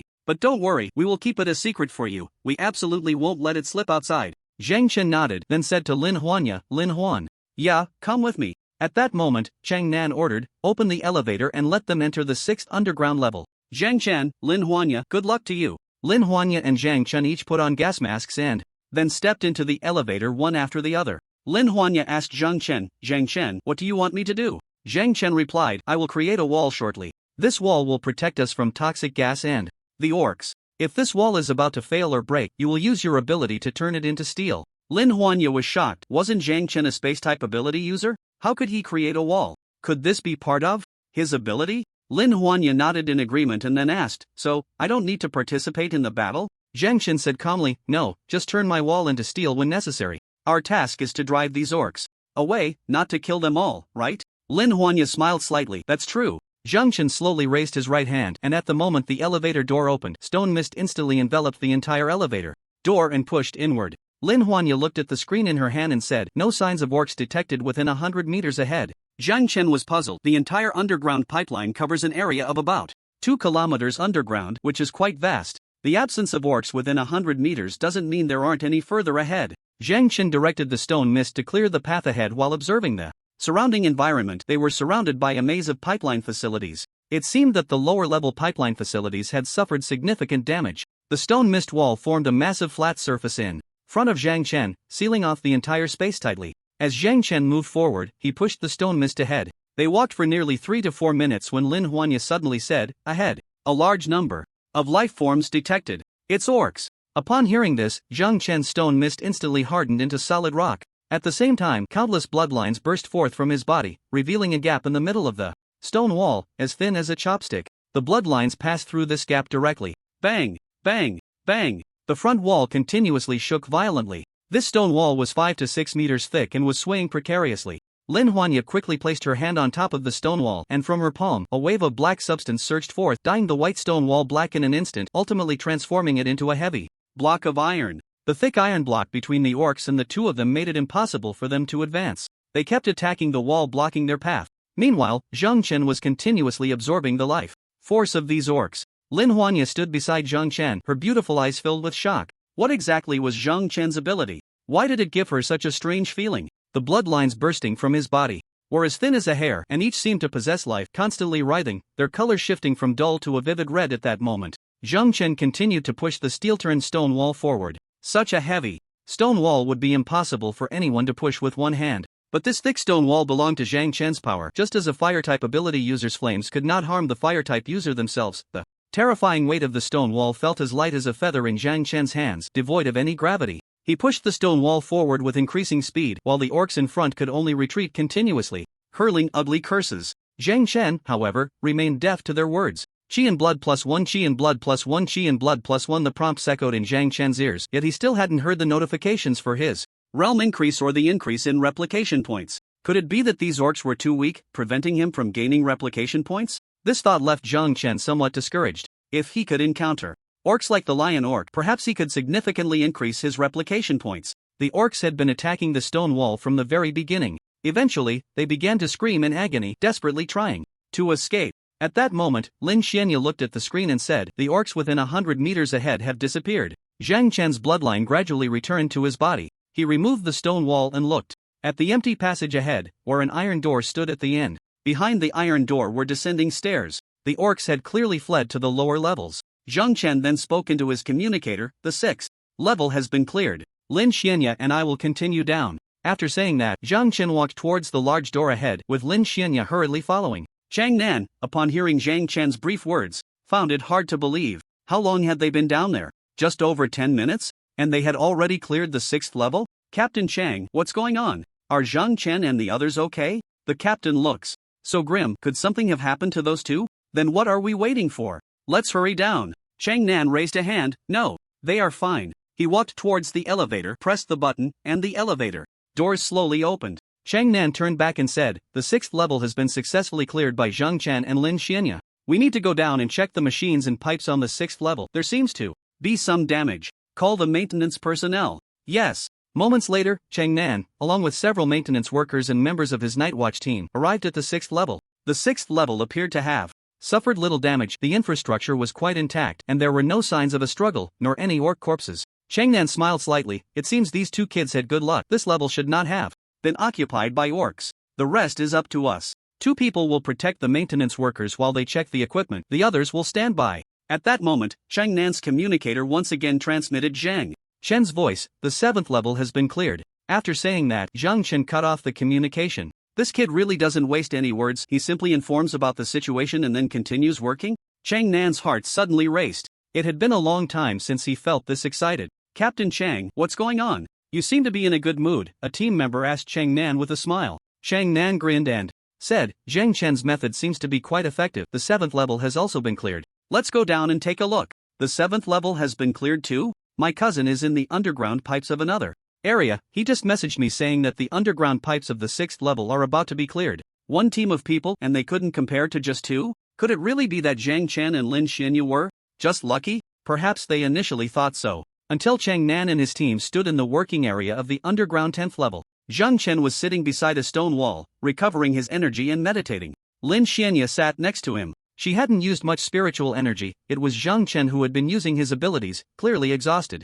Chang Nan looked puzzled. "Why haven't we seen a single corpse? Did those orcs really run away? Or should we go support other areas? Is the method Zhang Chen mentioned that stone wall behind him? Using the stone wall to drive away the orcs in the underground pipes is indeed a solution. But why can he control the stone wall? Could it be a type of spatial ability?" Chang Nan, well versed in many things, smiled slightly. "Whatever the case, our team is the most efficient. If we can keep this up, we can also go to other areas to support other teams." Although Zhang Chen was meditating, he heard every word Chang Nan and the others said outside. "No corpses? Good luck?" Perhaps only Lin Xianya, who was with him, knew how many orcs they encountered after coming down from the 7th level. It wasn't that there were no corpses here, rather, all the corpses had turned to dust. At this moment, Zhang Chen opened his personal information. Host: Zhang Chen ability S/Blood Demon C/Stone Reaper Realm 2nd stage 4 stars strength 166 vitality 469 speed 163 spirit 161 talent. Copy Spacegate Blood Demon form Bloodthirsty Stone element. Control skill Stone Mist copy points 5120. The orcs seemed to be relatively weak, and those weaker than him didn't seem to add much to his realm or copy points. They only generated 1 copy point upon death, and the increase in realm was minimal, but it still allowed his realm to break through to the 2nd stage 4 stars. The increase in realm replenished the spiritual energy he had lost. If it weren't for Lin Xianya beside him, he might have intended to continue pushing downwards. After resting for a full half hour, Zhang Chen stood up, and the stone wall in front of him suddenly vanished without a trace. "Lin Xianya, let's go." Lin Xianya also slowly stood up, then responded with an following Zhang Chen down to the 11th level. Chang Nan watched Zhang Chen and Lin Xianya leave, sighing inwardly. Youth is wonderful. Charging forward. Bang, bang, bang. The iron wall was constantly echoing with dull sounds, trembling uncontrollably. "Smash it. We absolutely can't let them go down any further. Don't stop. Push forward with all your might. It's too heavy. I can't push it, and the smell here is unbearable. I can hardly breathe." The stench of natural gas and sewage mixed together, creating an extremely strong and pungent odor. The orcs seemed unaware of the dangers of these smells, completely unrestrained. Their fists and feet continuously struck the iron wall like rain. Zhang Chen's body emitted wisps of white smoke and his skin turned a deep red. In his heart, it was as if a flower from the other shore had bloomed, its unique tiny petals transforming into strands of bright red bloodlines, connecting to the orcs ahead. The orcs thought their weakness was due to the gas, unaware that it was actually the continuous loss of blood within them causing symptoms of anemia. One by one, the orcs fell, and the sound of their strikes against the iron wall gradually diminished. Zhang Chen then began to push the stone wall. Bang! The stone wall suddenly emitted a dull sound. Zhang Chen could clearly feel a force resisting, but what could that matter? Could he break through this 6 or 7 meter thick, steel-like wall? After a series of heavy impacts, a low voice came from the other side. These red lines are strange. Let's go. At this moment, all the bloodlines on Zhang Chen shrank back. It seemed the orcs had all fled. When he and Lin Xianya continued down until they reached the 21st level underground, they hadn't seen a single orc along the way. Lin Xianya looked around and exclaimed with joy, Zhang Chen, it seems the orcs have all run away, and they seem to have come in through that hole ahead. Shouldn't we just seal it up now? I didn't expect that the two of them would clear out an entire area of orcs. This is truly shocking. However, Zhang Chen couldn't feel any joy at all. Among these orcs, a particularly strong one suddenly appeared, and after a simple test of the thickness of the stone wall, it directly led the others to flee. This left him with hardly any opportunity to earn replication points, let alone improve his realm. The realms of these orcs were quite low, basically none were higher than his, which made Zhang Chen realize the downside of having a high realm. When one's realm is too high, killing low-level life forms no longer generates replication points or realm enhancement. Zhang Chen opened his communicator and spoke to Captain Chang Nan on the other end, saying, we have reached the final layer and found the entrance the orcs used. They came in through a tunnel. I'm already here. Captain Chang Nan had descended to the 21st layer, followed by 2 team members. Zhang Chen then cut off the communicator, walked to the cave entrance, and turned back to Chang Nan, asking, should we block it off or chase after them? Chang Nan grinned, leave the rest to us. You must be tired too, we can't just go back without doing anything, can we? After saying this, Chang Nan turned to the 2 team members and instructed, you all make sure the other night patrol team members reach the 21st layer. We are going to pursue the orcs. After giving this order, Chang Nan smiled slightly at Zhang Chen and said, Zhang Chen, Lin Xianya, thank you for your hard work. You two should head back first. I will report everything that happened here to my superiors in detail. Zhang Chen seemed uninterested in what Chang Nan was saying. After Chang Nan finished, he asked, let me go with you. I haven't consumed much spiritual energy, so I won't hold you back. Chang Nan smiled wryly, everyone has seen your strength, no one thinks you're holding us back. However, Zhang Chen, don't be too utilitarian. Leave some work for me and my team, okay? You and Xianya should go back and rest for a while. Seeing that his self-recommendation was not appreciated, Zhang Chen realized that they clearly regarded him and Lin Xianya as students, worried they might tire themselves out. At this moment, Lin Xianya said, Zhang Chen, Captain Chang is right. We've actually helped quite a bit. I can't believe I've managed to reach this level. Let's listen to Captain Chang and leave here. Zhang Chen nodded and said, alright then, let's head up. Hearing this, Lin Xianya smiled slightly and followed Zhang Chen towards the elevator. Chang Nan watched Zhang Chen's departing figure, sensing that the kid seemed a bit reluctant. What a pity, he was still just a student. If he could be recruited into the night patrol team, it might be a good choice. It took nearly 5 or 6 hours to come down. However, going up was quick since the elevator circuit was undamaged. They reached the 21st layer in less than 10 seconds. It was now around 1 or 2 in the morning. The entire street was empty. After asking Lin Xianya where her home was, Zhang Chen decided to take her home first. Xianya, you really helped me a lot tonight. Consider it repaying the favor from when I saved you before, so we're even now. Lin Xianya was slightly taken aback. We were just cooperating to deal with the orcs. This doesn't count as repaying your favor. Your kindness is something I can never repay in this lifetime. Zhang Chen, do you dislike me? Lin Xianya looked at him with a face full of sorrow. Zhang Chen looked at Lin Xianya's pitiful expression. I wouldn't send a woman I dislike home. Just don't deliberately come to talk to me at school. You know you look good, and many people like you. If you get too close to me, you're just creating enemies for me. Upon hearing this, Lin Xianya finally breathed a sigh of relief. So that's how it is. I thought you disliked me. I'll be more careful from now on. Thank you, Zhang Chen. She instinctively glanced at the screen on the scanner. Wait. Suddenly, she grabbed Zhang Chen, who was walking ahead. Zhang Chen stopped, his indifferent gaze fixed on a dark corner in the distance. In the darkness, a pair of glowing red eyes revealed an intense malice. Lin Xianya stepped beside Zhang Chen, her expression instantly sharpening. It's an orc. Zhang Chen was sensing the aura of the other party, roughly judging their realm and strength. If it was a 3rd tier, he had no chance. If it was a 2nd tier, he wanted to give it a try. You little brat with strange abilities. You finally dare to show yourself. The orc slowly emerged from the shadows, towering over 2 meters tall, possessing a human-like form and enormous Arms that were thick at the front and slender at the back. A gorilla? No, gorillas don't have such arms. It should be a chimpanzee. Moreover, a silverback chimpanzee. Silverback chimpanzees are the most combative and intelligent among the ape-like orc species. Upon hearing the other party's voice, Zhang Chen's expression slightly changed. Are you the orc commanding the others from the cave? The silverback orc grinned. There's a saying among you humans, you don't know death is upon you. Previously, there was that strange stone blocking us, but now there's nothing between us. We can finally have a fair fight. You wouldn't refuse, would you? Before Zhang Chen could respond, Lin Xianya had already drawn her katana from her spatial ring and instantly entered a fully armed state. Under this fully armed state, Lin Xianya made Zhang Chen's pupils involuntarily constrict. This ability seems quite impressive. I wonder how many copy points it requires? System. C-Class Steel Bride, the required copy points for duplication are 50,000. It actually requires 50,000. The Stone Reaper is also C-Class and only requires 20,000 copy points. This C-Class Steel Bride is actually double that of the Stone Reaper? Zhang Chen silently noted the copy points. He then looked at the silverback orc standing in the distance. He slowly pulled out his hands from his pockets, and with a flash of dark light, two katanas were instantly gripped in his hands. Dual swords? Lin Xianya was surprised to learn that Zhang Chen also used swords, and like her, they were both katanas, but dual swords. Zhang Chen looked at Lin Xianya and said, "Leave this to me, you deal with the other orcs." Lin Xianya was slightly taken aback.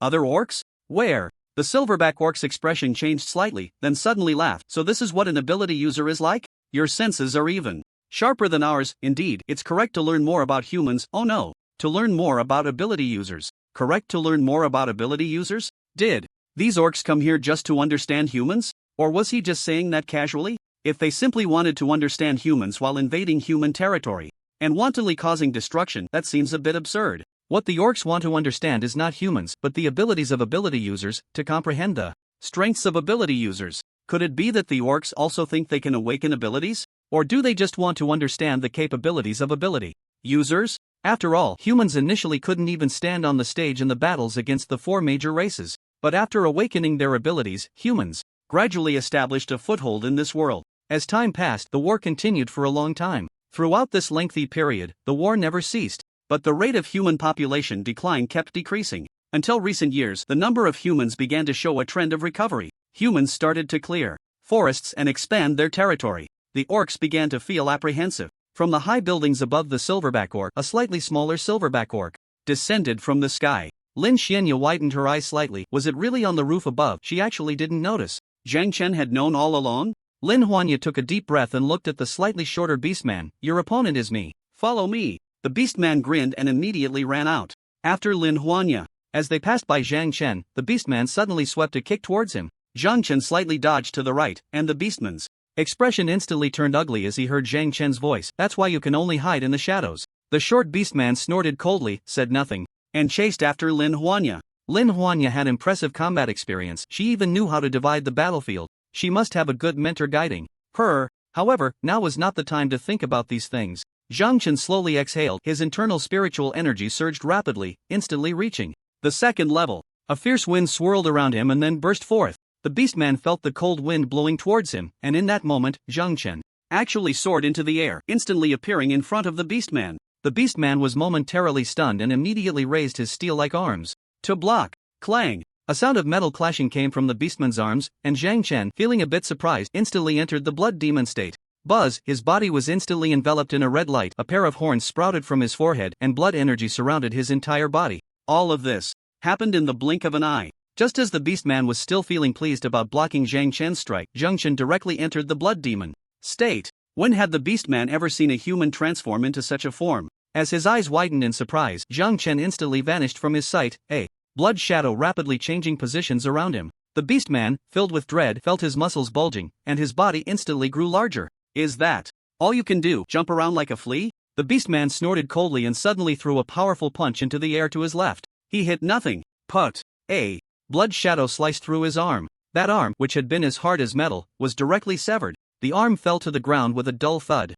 The beastman's eyes widened in shock. Before he could react, his head suddenly rolled forward, his massive head bidding farewell to his body. At this moment, Zhang Chen revealed his true form, his eyes filled with confusion as he felt himself in the blood demon state. It felt as if he could do anything, easily killing any opponent. This was the power of the S-Class combat talent, the blood demon state. The Beastman couldn't even muster a basic reaction before losing his head. Congratulations to the host for killing a second-tier Beastman plus 2,000 replication points, significant realm enhancement. 2,000 replication points, and the realm was only enhanced, not enough to break through? Zhang Chen lightly flicked the blood off his knife onto the ground and then looked back. Lin Huanya and the Beastman were in a chaotic battle. The remaining Beastman faced Lin Huanya clearly at ease, and the fight was intense. A bloodline suddenly pierced into the Beastman's body. The Beastman instantly felt a soreness and numbness at the spot where the bloodline struck. He reached out to touch it, but the blood line had no physical form and couldn't be grasped. The end of the bloodline belonged to the human he had previously failed to ambush.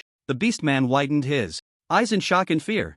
How did you get here? Where's my big brother? At this moment, Lin Huanya noticed that Zhang Chen had already dealt with the previous Beastman. That Beastman had been much stronger than the one in front of her now, yet Zhang Chen had already taken care of it. A hint of displeasure flashed in Lin Huanya's eyes. She was angry with herself. Why hadn't she dealt with her opponent yet after all this time? Lin Huanya's eyes suddenly burst with a cold light, her body shooting forward like a sharp arrow towards the direction of the Beastman. The Beastman was still in shock from the death of his older brother at the hands of Zhang Chen, and by the time he reacted, the woman's knife was already in front of him. The Beastman instinctively reached out to block the approaching blade. However, the katana easily pierced through the Beastman's palm, violently stabbing into his eye socket and emerging from the back of his head. Lin Huanya slowly withdrew the katana and swiftly flicked it towards the ground. Splash! A gruesome line of blood was left on the ground. Lin Huanya let out a long breath and turned to look at Zhang Chen, revealing a faint smile.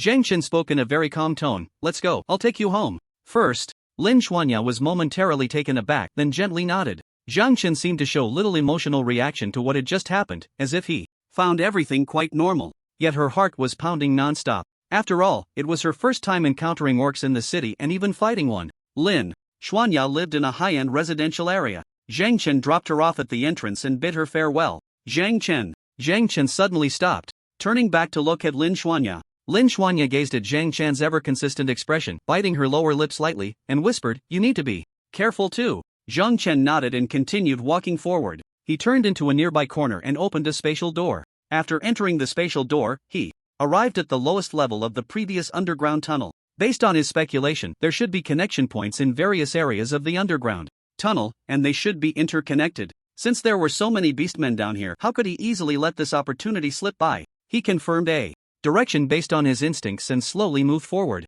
Meanwhile, Zhang Chen took out the tablet computer, which displayed a black background with green lines, showing the entire route map of the underground tunnel area. He checked his location and decided to head towards a nearby area. After walking for nearly a few minutes, the sounds of fighting ahead quickly caught his attention. Zhang Chen quickened his pace. Ahead, a group of members dressed in night patrol uniforms appeared. They had already eliminated all the beastmen in the current area and discovered a deeper underground passage. Captains Yi Duo and Chang Nan were also present. Zhang Chen donned a gas mask and blended in with the night patrol members. It must be said that the night patrol team was quite capable. At least he didn't see any night patrol members lying dead on the ground, nor did he see any injured members. Yi Duo looked at the underground passage below, frowning slightly. Could they have all come from this underground passage? I wonder where this passage ultimately leads. Chang Nan sneered. Why not go down and see? Yi Duo shook his head and said, now is not the time. I will send a few people to guard here and then send 2 people into the underground passage for investigation.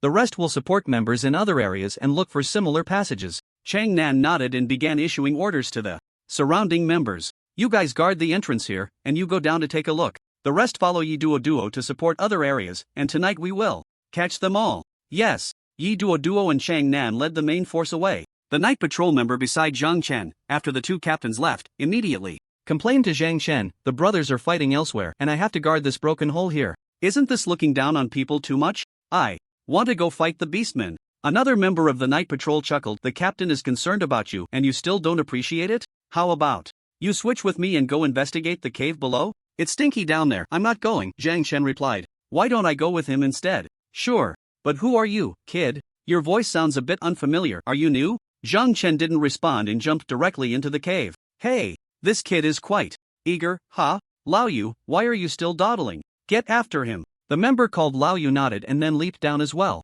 The outer layer of the cave was quite steep, but as they descended, the ground began to level out. Zhang Chen was watching the scanner in his hand while also paying attention to the movements around him. Lao Yu caught up with Zhang Chen, panting, hey, new guy, we've already dealt with 2 areas of orcs. How come you still have energy? You Don't look tired at all. Why don't we sit down and take a break, huh? Zhang Chen replied calmly. You can rest here. I'll go ahead and check the situation. Upon hearing this, Lao Yu didn't say anything further and plopped down on the ground, pulling out a pack of cigarettes to take a break. He looked at Zhang Chen's back and felt he looked somewhat familiar, but he couldn't quite place who he was. Zhang Chen walked through the tunnel for about 10 minutes. It had to be said, this tunnel was indeed quite long. Moreover, there wasn't just one tunnel. He saw several similar ones along the way, but he was stretched too thin to explore them all.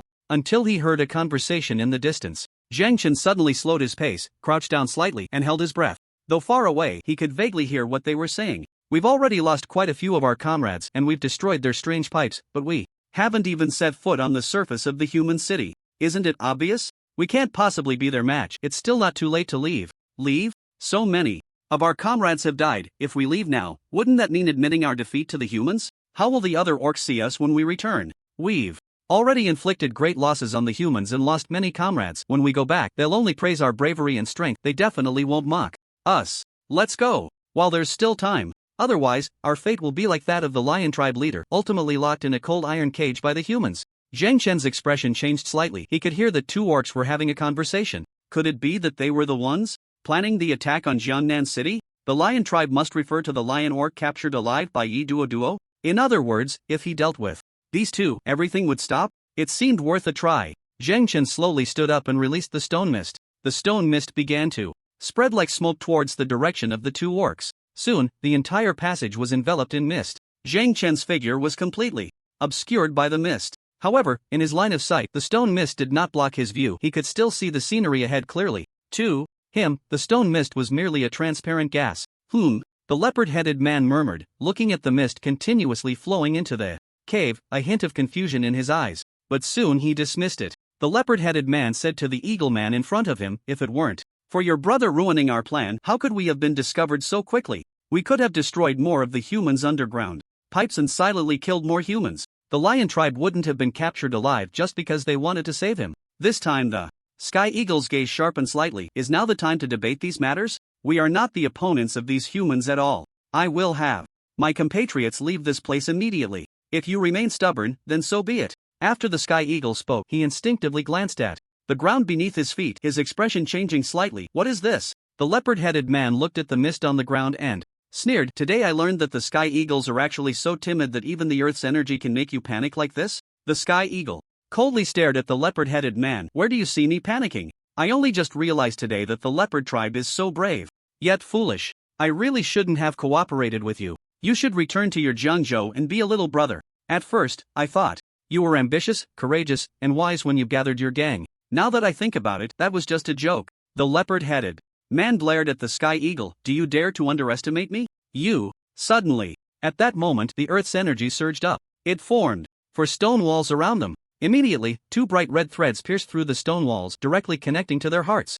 The Sky Eagle's eyes widened. This is a supernatural ability. It's a supernatural being. It's all your fault for dawdling. Now the supernatural beings have broken in. The leopard-headed man also looked alarmed. A mere stone wall. How can it stop me? The leopard-headed man's body instantly grew larger, and his massive fist slammed hard against the stone wall behind him. Bang! The stone wall shattered into pieces. But something strange happened. The broken stone wall instantly restored itself, and behind the shattered wall, there was even another stone wall. The leopard-headed man's brow furrowed slightly. How can this be? These stone walls can actually self-repair? At this moment, the Sky Eagle spread his wings, and a fierce wind swept through the entire room. Countless arrows shot out from the spread wings, creating a large hole in the stone wall. The hole was continuously damaged at a visible speed, constantly restoring itself. The leopard-headed man shouted, "This kind of attack can't break these strange walls. Let's all focus our attacks on one spot." The leopard-headed man and the Sky Eagle, who had been arguing just moments ago, now joined forces to launch a series of attacks on one stone wall.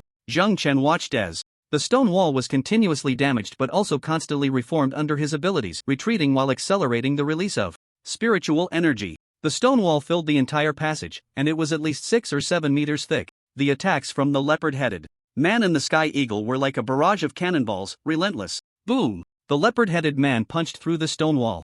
However, behind the breached wall, there was only white mist. The Sky Eagle looked puzzled. Where is that kid? Zhang Chen, deep within the stone mist, watched as the leopard-headed man half-crossed the stone cave, then quickly solidified the stone wall, causing countless mists to surge wildly towards the leopard-headed man. The leopard-headed man suddenly found himself unable to move, watching helplessly as his body merged with the stone. "Help me! What are you waiting for? Help me!" The leopard-headed man shouted towards the sky eagle behind him. The sky eagle's expression turned extremely ugly, and his claws tore apart the stone walls around the leopard-headed man as if digging, ultimately pulling him out. The two quickly retreated. Zhang Chen, feeling regretful, began to repair the stone walls that had been damaged by the sky eagle and the leopard-headed man. The leopard-headed man sat down heavily on the ground, looking at the thin thread connected to his heart, and randomly tugged at it with his hand, but the bloodline showed no response at all. What kind of supernatural ability is this? And these strange stone walls, have the powers of human supernatural beings really begun to surpass us beastmen?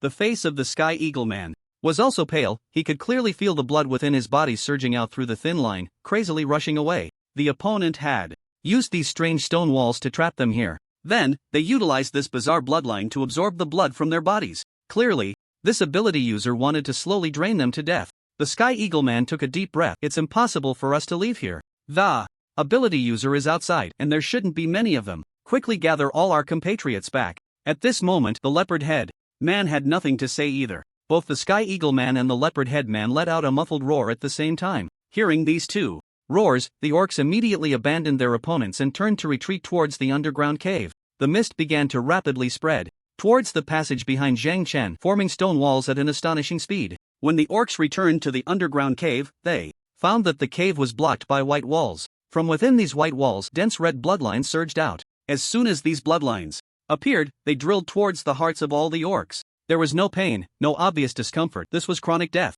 Chi and blood. +1+1+1+1+1. Zhang Chen's body surface was also continuously emanating a faint blood energy, and the richness of the blood energy was significantly enhanced in an instant. What is this? What are these red lines? Why is there a wall here? Where is our leader? The human ability user has caught up. Compatriots, quickly destroy these stone walls, or we won't be able to leave here. The orcs responded in unison. All the orcs began to attack the walls. Clearly, these orcs did not realize the sturdiness of these walls. Their fists and feet struck the stone walls as if they were hitting air, which also caught Zhang Chen's attention, as well as the attention of the two orc leaders trapped in the innermost layer. A hint of joy suddenly appeared in the leopard head man's eyes. Our compatriots have come. A sense of ominous premonition flickered in the eagle-like eyes of the sky eagle man. These stone walls could not be destroyed even by the two of them working together. What could their compatriots do? At this moment, on the other side, Yi Duo and Chang Nan's team were rushing towards the sound of the wall being smashed. Soon, they discovered that all the orcs were blocked by a stone wall in one place.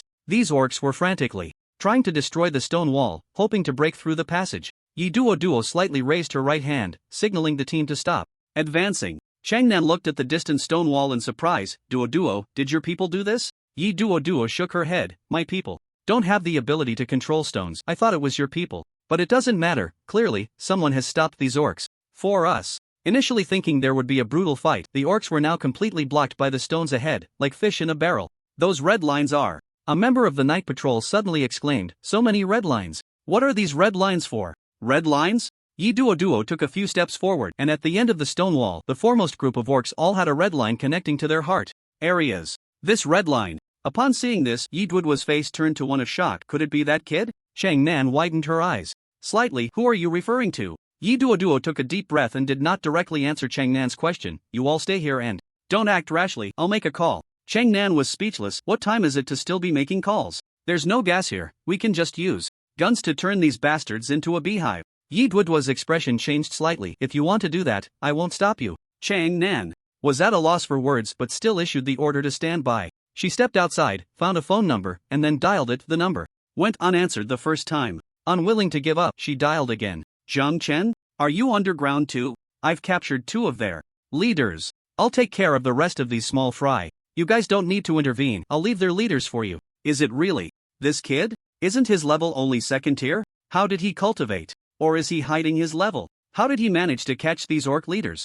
It seems they were fighting the orcs above while he secretly slipped below, cutting off the orcs' escape route and conveniently capturing their leaders? Yi Duo suddenly laughed. It was a laugh filled with a mix of speechlessness, helplessness, and a hint of excitement. She hadn't felt this way in years. It seems that the Southern Ability Academy has brought a terrifying monster this time. Zhang Chen hung up the phone and, through the transparent stone wall, looked at the already fallen, pale-faced sky eagle and leopard head people, then severed the connection of the bloodline. He then focused intently on the orcs behind him. There were at least 100 of these orcs. Their strengths varied, but to Zhang Chen, they were not orcs, they were copy points, levels, and blood energy. Yi Duo returned to the team. At this moment, Changnan hurriedly stepped forward to report. Those stone walls have started changing again, wrapping all these orcs from top to bottom. Do you think these stone walls are the orcs doing? Yi Duo shook her head. There are no ability users among the orcs. You should know this better than I do. In any case, don't worry. I know who created these stone walls. It's a friend of mine.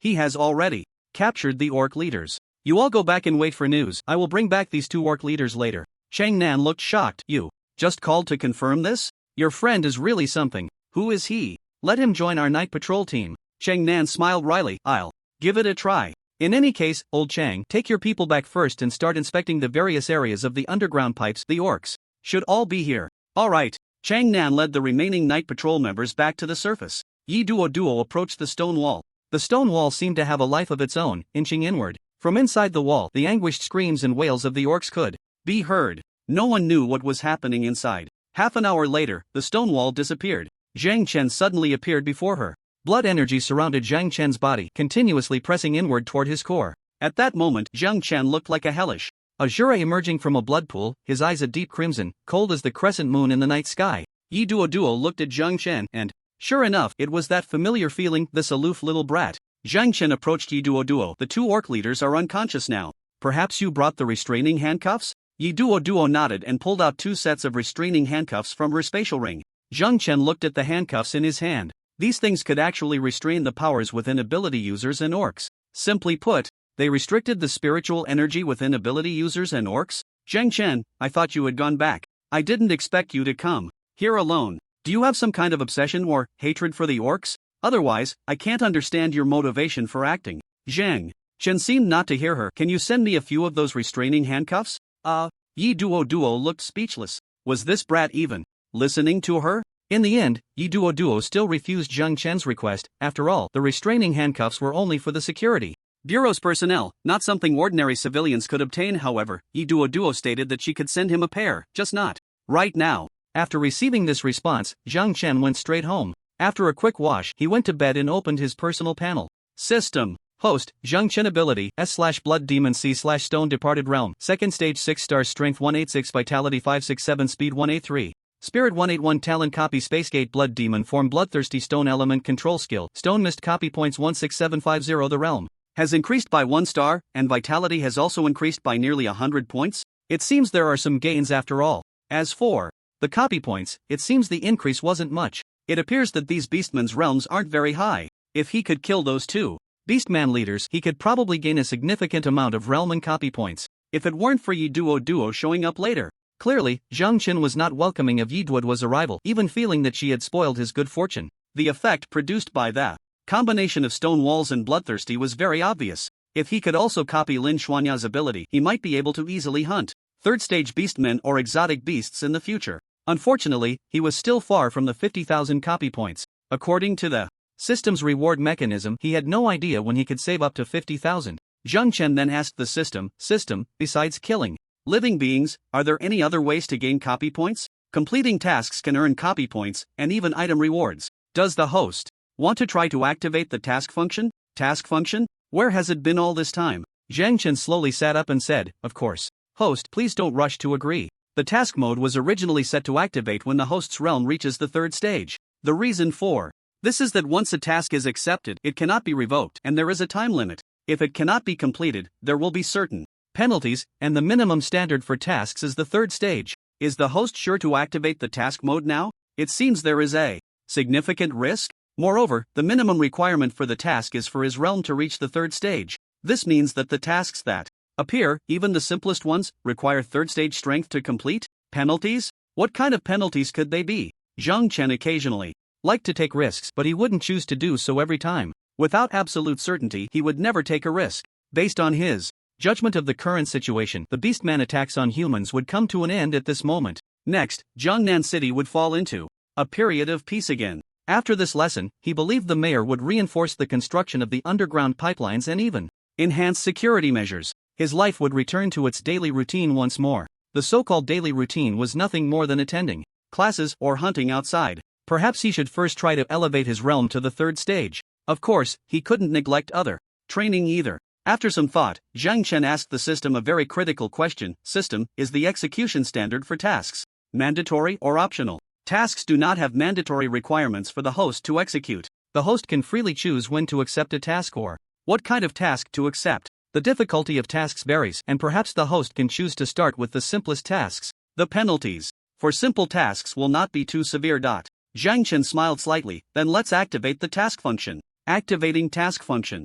Task function activated successfully. A total of 10 tasks will appear each day, with task difficulties ranging from E to S level, and the rewards for each level of tasks will vary. Zhang Chen's gaze fell on the function next to his personal information panel. He clicked on the function, and a task icon appeared. Clicking on the task icon. E-level task: kill 10 third-tier exotic beasts, reward 1000 replication points, randomly obtain a universal replication card fragment. Can be accepted repeatedly. D-level task: kill 10 third-tier orcs, reward 1000 replication points, randomly obtain a universal replication card fragment. Can be accepted repeatedly. C-level task: kill 10 4th-tier exotic beasts, reward 10,000 replication points, randomly obtain a universal replication card fragment. Can be accepted repeatedly. Zhang Chen's eyes widened slightly. No wonder this task function would only unlock when his realm reached the third tier. The E-level task is to kill third-tier exotic beasts. However, the rewards seem quite good. I wonder what the penalties will be. Zhang Chen clicked on the E-level task.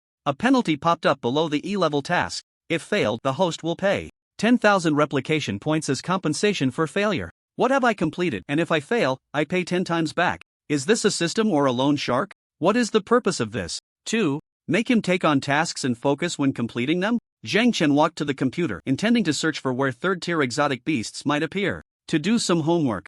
Public Security Bureau. Yi Duo locked all the captured orcs in a prison. The 4 orcs initially pretended not to know each other, but after one night, the 4 of them suddenly huddled together, crying, "Brother, I'm sorry for you. Brother, it's not your fault, it's my incompetence." The lion orc and the leopard-headed orc looked at the 2 eagle men in the corner, crying together, feeling an immense regret in their hearts. How could they have foolishly planned to occupy Jiangnan City together? The leopard-headed orc sighed helplessly. "This time it was my poor planning. I harmed you. Do whatever you want, just consider it venting. Hit me a few times." The lion orc showed a hint of helplessness in his eyes. "It's not your fault. We underestimated the human ability users. But we must say, we also conveyed a message to our compatriots. Human ability users are no longer the same group as before. They are now very powerful, which can be considered a warning." Yi Duo and Old, who stood with their arms crossed in front of the monitor, watching the 4 orcs on the surveillance screen. It seems the mystery has been revealed. The mastermind behind this operation has already been locked up in a prison. It was these 4 who planned this terrorist attack, and there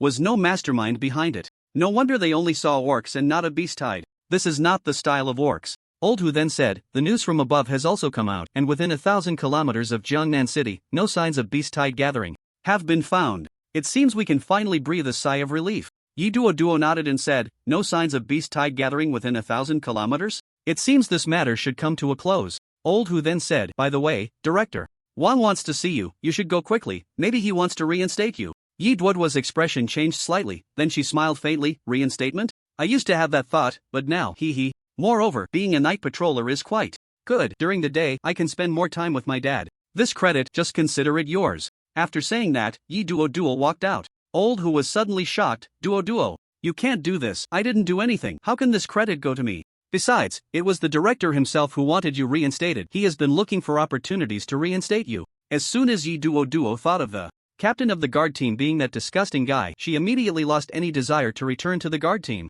After finally leaving that disgusting person, why would she go back? She's not stupid. At this moment, a figure suddenly appeared at the entrance of the prison. A group of people dressed in white leather outfits walked in, their attire forming a stark contrast to the black leather uniforms of the night patrol team. They were indeed the members of the guard team. The man at the forefront appeared to be in his 30s, sporting a slicked-back hairstyle, handsome features, and gold-rimmed glasses, with a faint smile always playing at the corners of his mouth. This man was Chen Jianba, the captain of the first squad of the guard team. The moment Yi Duo saw Chen Jianba, a strong malice flickered in her eyes. However, Chen Jianba seemed completely oblivious, swaggering forward with a few people behind him. Naturally, Yi Duo was not intimidated and began to walk forward as well. Just as the distance between the two was closing, Chen Jianba suddenly stopped, turned to Yi Duo, and said, "Ah, isn't this Duo? Long time no see, you're looking more robust than ever. Didn't I tell you, having too much Muscle isn't good for women? No man likes that. I mean, duo.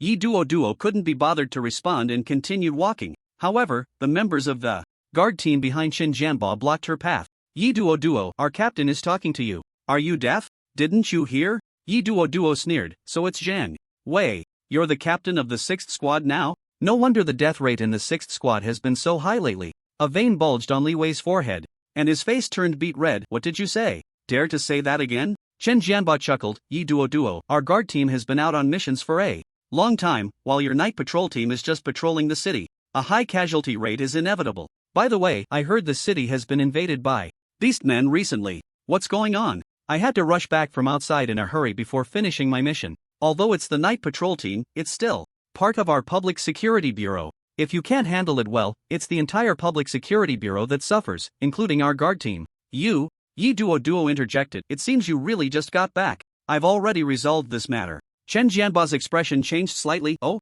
resolved? Did you even find the mastermind behind it? Yi Duo replied calmly. There is no mastermind behind this. This plan was devised by 5 beastmen, 1 is dead, and the remaining 4 have all been captured alive. Chen Jianbo looked at Yi Duo helplessly. Duo, that's why I always say women find it hard to accomplish things. Women's minds are too simple. They always see things in a straightforward way and jump to conclusions based on appearances. This is the main reason I wanted to take over your position as captain of the 1st squad. You don't really believe those damned beastmen, do you? Can you be responsible for Jiangnan City? Yi Duo coldly stared at Chen Jianbo. No, Chen Jianbo clicked his tongue. See, isn't that just it? How could you possibly bear the responsibility for Jiangnan City? You're just an ordinary member of the night patrol team and the public security bureau. I heard you've been forging iron during the day? While the other team members are training, you're off forging iron. How can you possibly improve your skills like that? So I say, Duo, Director Wang is looking for you. He wants you to go over immediately and report on the current progress.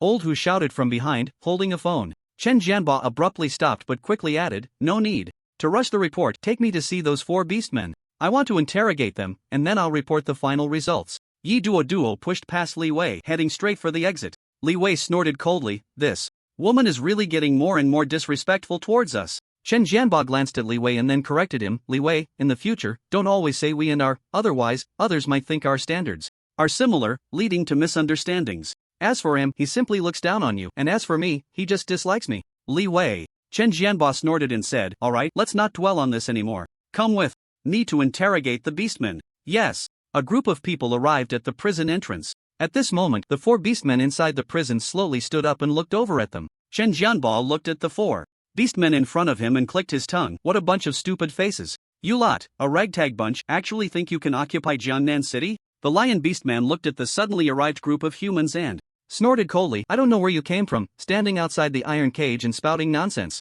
If you have the ability, unlock my restraining device and let us have some fun. Let's see if you dare to talk to me like that then. The eagle beastman stepped forward, looking at Chen Jianbo's comical face, and couldn't help but laugh. How dare he unlock our restraining devices? The leopard-headed man raised an eyebrow slightly. Looks like they're from the human guard team. No wonder they're so arrogant. Chen Jianbo's expression changed slightly. Each of you has quite the personality. I like beastmen like you. Want to duel with me? Duels are so boring. Why don't we play a game instead? A very fun game. I guarantee you'll like it. Through this game, I think we can both get what we want. Chen Jianbo grinned. The members of the guard team beside him also revealed a strange smile. In the prison square, the 4 beastmen were momentarily unsure of what to do here. A group of humans dressed in white leather clothing, with long knives at their waists, surrounded them in a circle. The lion beastman looked at the humans standing at a distance, sneering at them. He didn't expect that the other side really intended to duel with him. Chen Jianbo waved his hand. Come on, help him take off the restraining cuffs.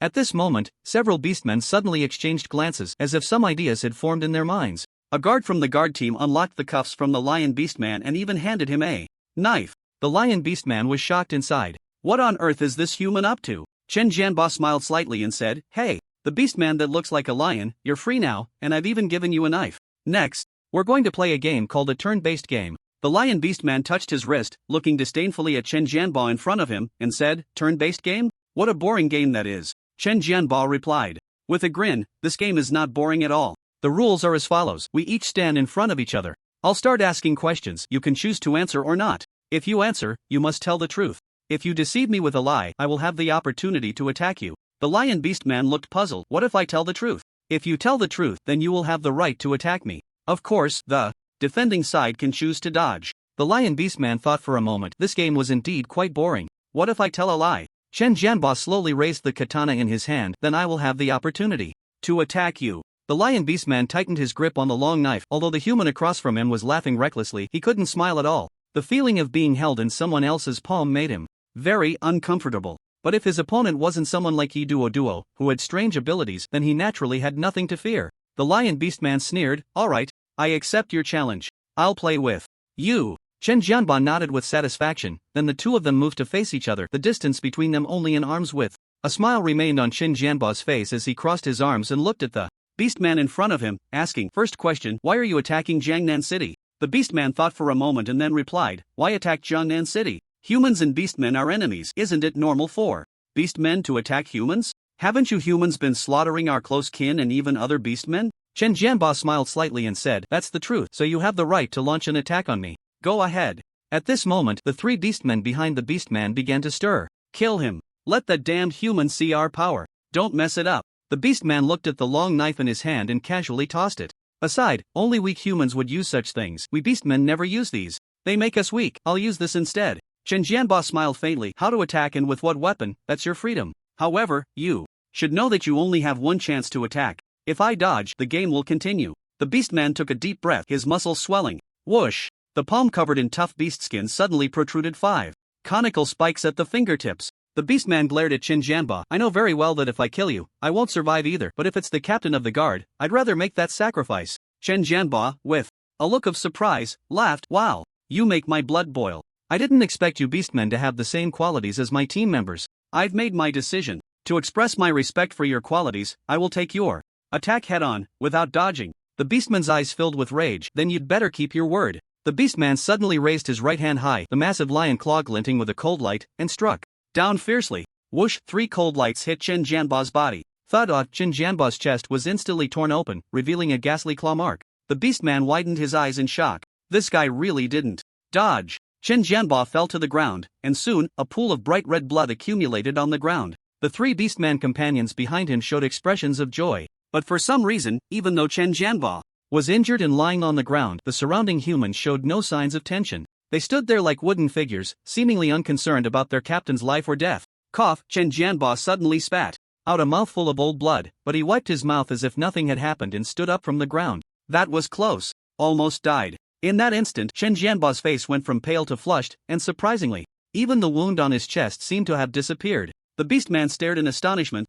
How is this possible? Why are you fine?" At this moment, Li Wei said, "Our captain's ability is super healing. No matter what kind of injury he suffers, he can recover instantly in a short time." "Shocked, aren't you? Ha ha ha." Slap! A shoe flew towards Li Wei's head. Chen Jianbo looked at Li Wei with a speechless expression. "What are you doing? The most exciting part of this game is that I get seriously injured, then stand up and casually tell him about my ability, after which he shows a shocked expression, satisfying my inner self. You ruined everything. Get out of here. Come back when I've calmed down." Li Wei covered his bleeding forehead, opened his mouth but didn't know what to say, sighed helplessly, and ran out under the gaze of the crowd. Chen Jianbo sighed slightly. "Just as my subordinate said, my ability is super healing. No matter how badly I'm injured, I can recover in a short time. You can't say this is unfair. Although I can heal, the pain is unavoidable." The Lion Beastman's hands, which were originally clenched into fists, had now relaxed, staring in disbelief at the human before him. This guy is simply a madman. Even if he can recover quickly, who would choose to endure such pain head-on? He seemed to revel in it. The team members seemed to understand him well. The human's abilities had actually developed to such a bizarre extent? Chen Jianbo waved his hand in front of the lion. "Beastman, hey, it's my turn now. I want to ask you a question. Are you ready?" The Lion Beastman took a deep breath. No matter what, he was already involved, and it was too late to regret now. Next time, he would find a way to completely kill the opponent, taking advantage of the other's confidence in his abilities. Chen Jianbo thought for a moment and then asked, "Do you have a mastermind behind this?" The Lion Beastman replied in a deep voice, "No, the orc who planned this attack, aside from the one who was already dead, the rest are all here." At this moment, Chen Jianbo looked at the bald man beside him, whose expression was somewhat strange. The bald man nodded, confirming it was the truth. Chen Jianbo's face fell in disappointment. "So there's no mastermind? It was just a whim for you few to plan an attack on Jiangnan City?" The Lion Beastman suddenly tightened his arms against his sides, letting out a roar as if his strength had been boosted once again, emanating a blood-red aura, making his entire form seem to swell in size. Chen Jianbo rubbed his temples in Exasperation, I didn't expect there to be no mastermind. This disappoints me a bit. Since that's the case, you have no value in living. The lion beast man seemed not to hear Chen Jianbao's words at all, raising his right hand to fiercely grab at Chen Jianbao's head. Chen Jianbao sneered, instantly drawing his knife and thrusting it upward.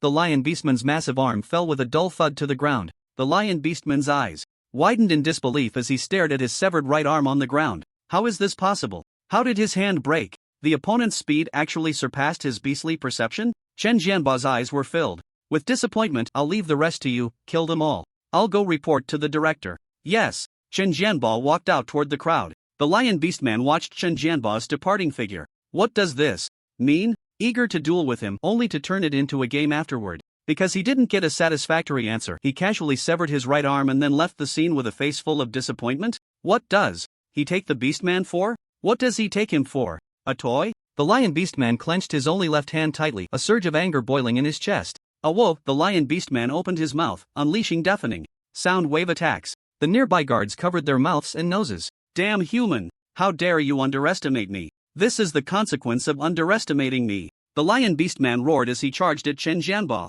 Chen Jianbao suddenly turned around, his eyes icy cold, and he vanished without a trace. A cold light flashed past the lion beastman's waist. The lion beastman's body was instantly bisected. Lying on the ground, he could only see a pair of shoes. The shoes slowly rose and then stomped down hard on his head. The lion beastman's massive head exploded like a watermelon. The leopard-headed man let out a terrified scream, and the other two beastmen turned ashen. They had originally thought that beastmen were the most brutal, but today, they had truly gained insight. These people didn't even regard them as living beings, just as they had never regarded humans as living beings. Chen Jianbao said coldly, "What are you still dawdling for? Kill them all, hang the bodies at the city gate, and see if we can lure some of the orcs outside the city over." "Yes, Captain." Chen Jianbao glanced down at his shoes, suddenly speechless. Damn it, I just polished these leather shoes and now they're dirty again. I bought these shoes with my own money, they were expensive. As he spoke, Chen Jianbao pulled out a handkerchief from his pocket, walking forward while lifting his leg, hopping and using the handkerchief to wipe the blood off the shoe surface.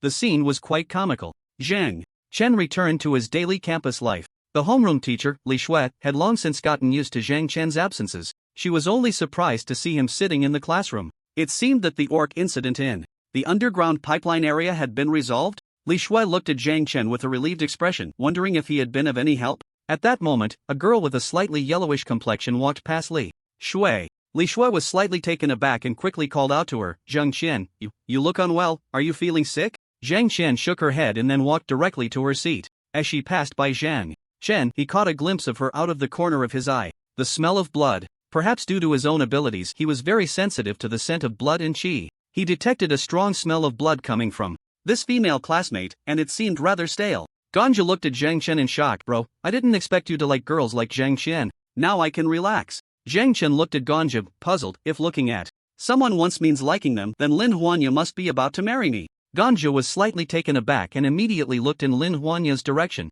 Sure enough, he saw Lin Huanya glancing over at Zhang Chen. Ganja clenched his fists. "Damn your charm. No way. If this continues, Lin Huanya will really fall for you. Since you don't like her anyway, how about I teach you a way to make her dislike you? What do you think?"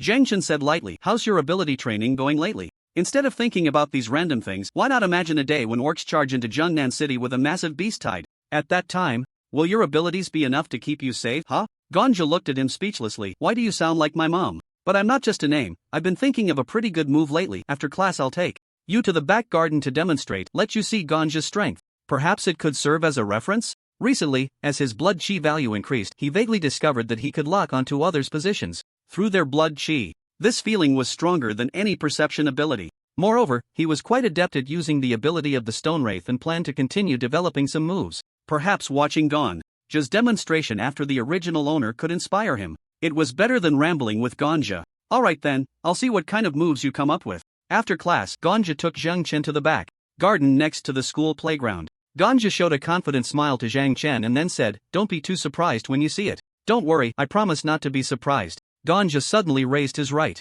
hand, gripping his wrist with his left hand, and suddenly began to roar. Zhang Chen's eyes widened slightly. He saw a cloud of stone mist suddenly appear above the fat boy's palm, rapidly transforming in his hand. Eventually, it took the shape of a boomerang. Ganchao let out a light hum and said, "I know you're surprised, but you're just giving me face by not showing it. However, that's not the main point. The main point is, hey, Zhang Chen, where are you going? Come back." I haven't demonstrated the most crucial part to you yet. Damn it, it turned out to be a waste of time. He actually expected Ganchao to come up with some powerful new move, hoping to gain some inspiration from it. It was pretty foolish of him to have such thoughts. At that moment, a familiar scent that he had caught earlier suddenly wafted into Zhang Chen's nose. His expression changed slightly, but he then slowly walked in the direction of the smell. Ganchao caught up with him. Zhang Chen, why aren't you waiting for me to finish my demonstration? I brought you to this secluded place in the back garden because my moves are too powerful. You should at least give me some face. Zhang Chen suddenly stopped. Ganchao, you go back to the classroom first. I'll find you in a bit. Ganchao was slightly taken aback. Why? Are you meeting someone else? Who is it?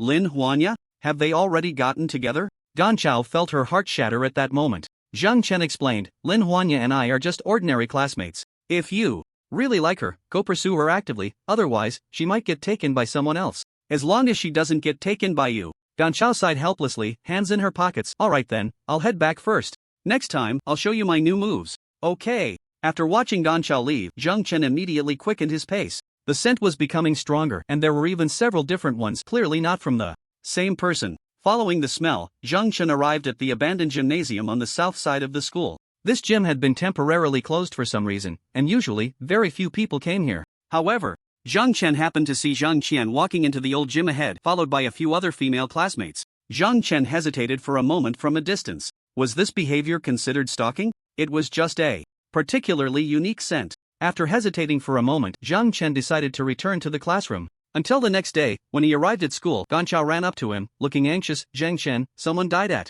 our school last night, right at the old gym. The local security team was alerted. They say there might be a strange beast lurking in the school. Zhang Chen's expression changed slightly. The old gym was exactly where he had followed Zhang Qian to yesterday. Students were buzzing with discussions, especially the girls, each wearing a look of fear. Yesterday, Zhang Qian took 2 girls to the back garden, and later I found out they actually went to the old gym. As a result, all 3 of them died in the gym. The autopsy report said their organs were all removed, and the time of death seems to be 3 days ago. I even spoke to her yesterday. Could it be a ghost? The time of death was 3 days ago? So the person he saw yesterday couldn't have been Zhang Qian? At that moment, the homeroom teacher, Li Shui, walked in from outside, her gaze landing on Zhang Chen and Lin Huanya. Zhang Chen, Huanya, you two come to the principal's office. Zhang Chen and Lin Huanya stood up and walked out. The topics among the classmates in the classroom immediately shifted. What's going on? Why does the homeroom teacher always call Zhang Chen and Lin Huanya out together? Could they really be dating? This is an ability academy, not high school. Can dating really be subject to ideological education? Zhang Chen and Lin Huanya seem to be among the top in our class. Recently, there have been incidents of strange beasts attacking humans at school. Maybe the principal is calling them in regarding this matter. Zhang Chen looked at Li Shui, puzzled. What's wrong? What happened? Li Shui had a worried expression, clearly distressed by the deceased's family causing a scene in the principal's office, making her seem a bit on edge. Come with me, and I'll tell you as we walk. A few people exited the classroom. Lin Xuanya asked, could it be related to that death incident at the old gym? Li Shui nodded. Yes, it is indeed related to this matter. The deceased was a student from our class, and when they died, there was only a layer of skin left. The inner skin showed signs of being knotted, so we suspect it was done by a strange beast. Zhang Chen said. Since we suspect it was a strange beast and believe it is lurking in our school, why not send someone to search? Why call us too? Moreover, all students should be evacuated from the school to prevent another victim. Li Shui looked helpless. This is the principal's order. The principal doesn't want to escalate the situation, and the few guardians investigating this case think the same. The previous incident of the beastmen attacking the underground pipes just ended not long ago, and now there are reports of strange beasts lurking in the school. If this gets out, who knows how much panic it will cause, and it could even affect the school's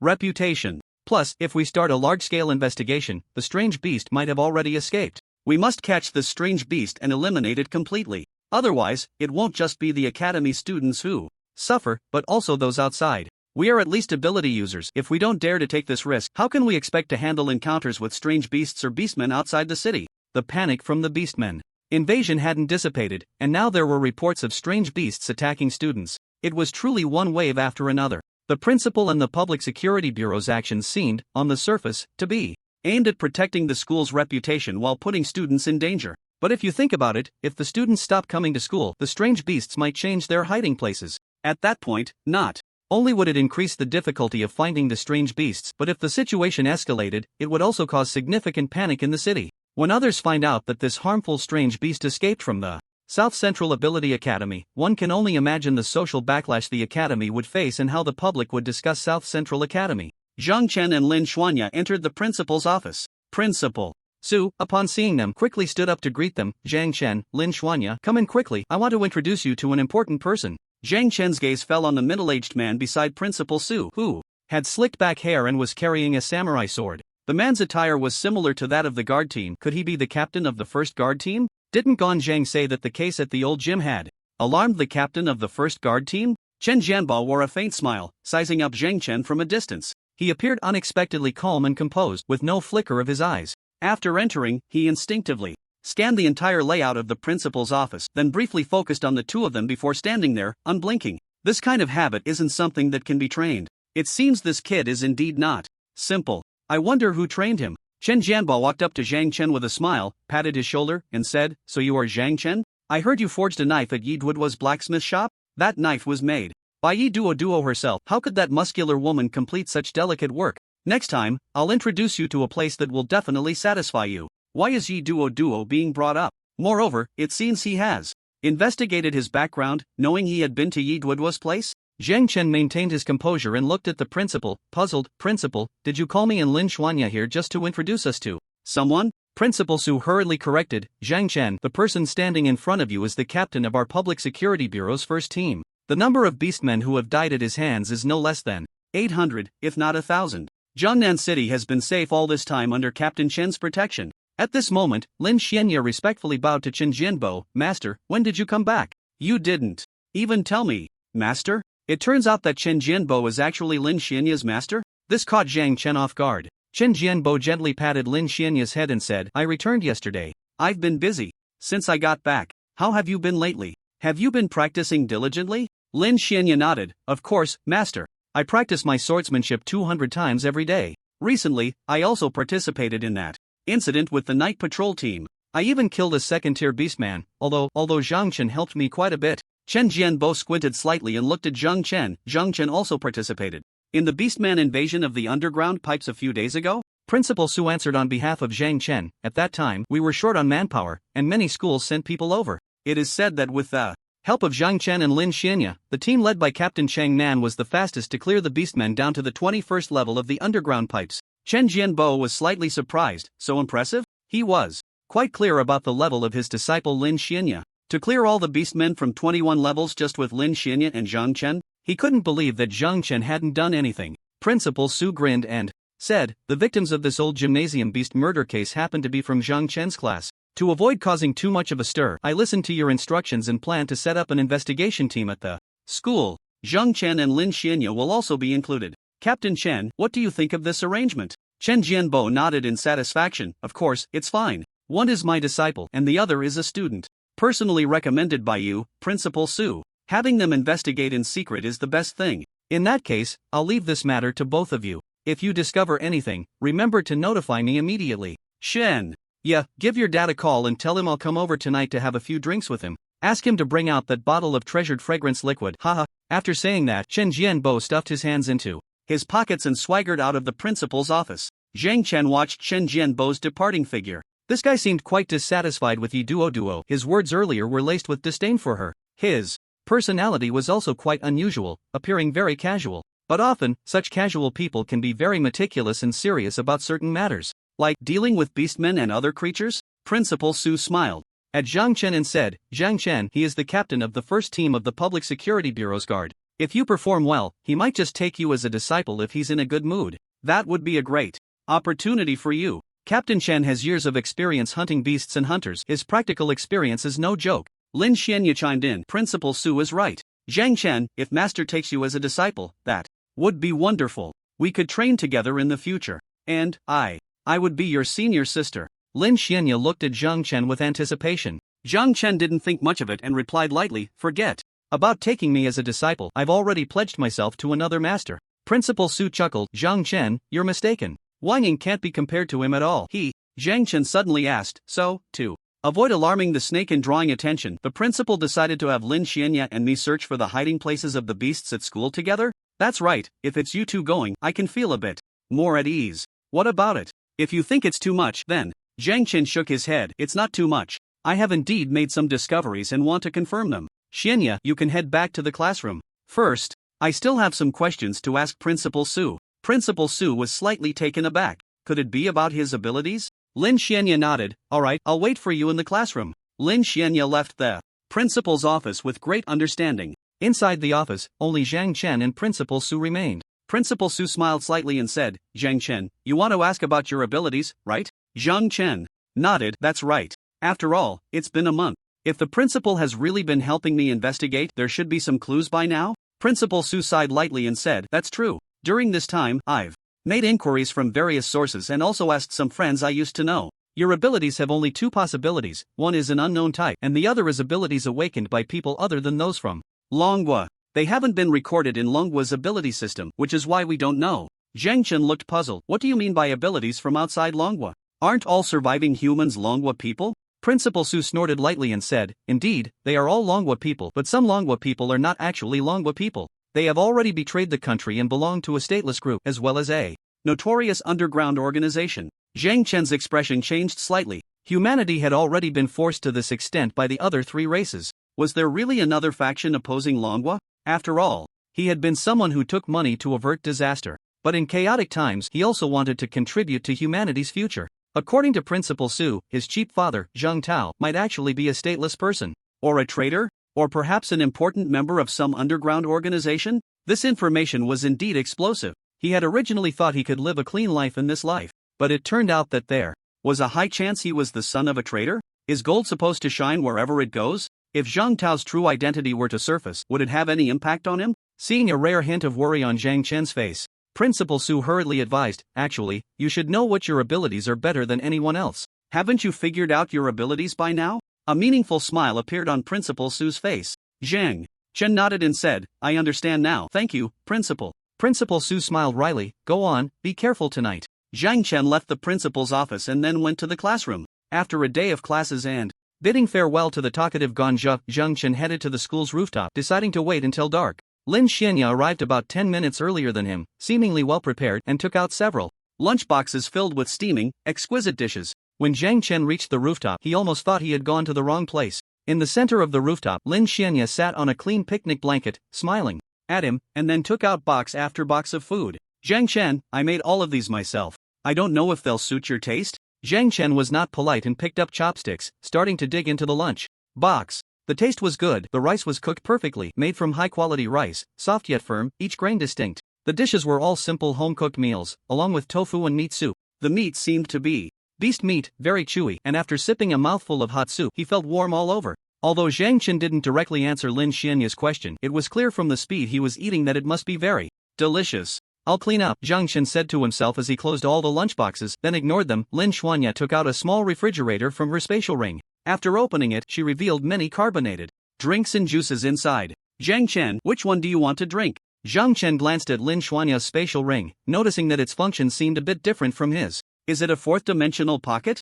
It feels like it has everything. Zhang Chen asked in confusion. I didn't see you this afternoon. Did you go home to prepare dinner? Lin Xianya gently nodded. Yeah, after all, if I go back and forth, I might run out of time. The principal also told us not to leave the school, and the cafeteria doesn't provide dinner, so I thought I'd go home and make something. Zhang Chen understood and nodded, then pointed to a bottle of orange juice, saying, I'll have this one. Lin Xianya picked up the orange juice and handed it to Zhang Chen. Here. Zhang Chen twisted off the cap and took a big gulp, a faint smile appearing on his face. A simple life like this doesn't seem too bad. If there weren't threats from the other three major races, he might start a small business, open a convenience store, raise a cat, find a woman as gentle and capable as Lin Xianya who can cook. Zhang Chen, let's sit for a while longer and then take a walk nearby. At this moment, Zhang Chen looked at Lin Xianya and said, Lin Xianya, have you noticed that the victims seem to all be women? Lin Xianya nodded. Yes. They are indeed all women. Do you have something to say, Zhang Chen? Zhang Chen replied, beasts are different from beastmen. Beastmen will openly appear in front of you, pointing at your nose and telling you that they want to kill you. Beasts will avoid humans, using their own advantages to kill, trying not to engage in battle with humans. This particular beast is especially cunning. If we want to find it, it will probably take some effort. But based on its pattern of choosing prey, it seems to prefer women. Lin Xianya understood at this point. Zhang Chen, you mean that even if we go looking for the beast, if it hides, it will be very difficult for us to find it. Wouldn't it be better for me to act as bait to lure the beast out? Zhang Chen nodded. However, I'm not too comfortable with you going alone, so I prepared this. Zhang Chen pulled out a wig from his spatial ring and casually put it on his head, then asked Lin Xuanya, of course, just having a wig isn't enough. Do you have any spare clothes that I could borrow? Lin Xuanya looked at Zhang Chen, who was wearing a long-haired wig yet still looked very serious, and suddenly burst out laughing. Ha, Zhang Chen. I didn't expect you sometimes could be so funny. Are you planning to dress up as a girl to lure the beast? Lin Xuanya probably never imagined she would laugh so uncontrollably one day. It was mainly because Zhang Chen usually left her with a very serious impression, and the contrast with his current appearance in a wig was huge. She couldn't stop laughing for a moment. Zhang Chen blinked. Lin Xuanya, I'm doing this to draw out the beast and you will go with me to lure it. No matter what happens, we can react instantly. Stop laughing and be serious, lend me some clothes. Lin Xuanya laughed for a while longer, slightly out of breath, and said, okay, I'll get you some. Lin Xuanya took out a white dress from her spatial ring. Zhang Chen took a look at the dress. A dress? He hadn't seen Lin Xuanya wear one before. Without thinking much, he put it on. As expected of Lin Xuanya, knowing that her clothes might not be big enough, she chose this loose dress. I have to say, this woman has a certain level of observation and judgment in some aspects. Snap, a flash of light flickered from the front. Lin Xuanya looked at the photo on her phone and couldn't help but chuckle to herself. Zhang Chen frowned slightly. Lin Xuanya, you better not use my photo for pranks. Lin Xuanya smiled and said, don't worry, how could I bear to share such a precious photo with anyone else? Zhang Chen. At this moment, the South Zhou Mobility Academy was completely empty. Zhang Chen and Lin Xuanya were patrolling the various corridors of the school. Since the school had no dormitory buildings, by nightfall, all the students and teachers would return to their own homes. This meant that there was no one else in the school at night. The school was bustling during the day, but at night, the vast campus appeared incredibly desolate and silent. The wind whistled through the teaching buildings, producing strange sounds that sent chills down one's spine. At first, Lin Xuanya could walk alongside Zhang Chen, but by the late hours of the night, she had hidden behind Zhang Chen, her hands instinctively clutching the skirt he was wearing. Whoosh! A cold wind swept past the two. Lin Xuanya immediately shivered, her body instinctively entering a fully armed state. Zhang Chen turned to glance at Lin Xuanya, surprised that she was so frightened. Was she afraid of the dark, or something else? Zhang Chen found it hard to understand. What puzzled him even more was that throughout the night he and Lin Xuanya had roamed the entire school without discovering any clues. It was as if his nose had malfunctioned, unable to detect any scent. Was this night destined to be fruitless? Had he dressed as a girl for nothing? At that moment, a commotion arose ahead. Lin Xuanya immediately grabbed Zhang Chen's arm, and the strength of her grip revealed just how nervous she was. Zhang Chen reminded her, don't be nervous, it's just people. Only then did Lin Xuanya realize she was holding onto Zhang Chen's arm and quickly let go.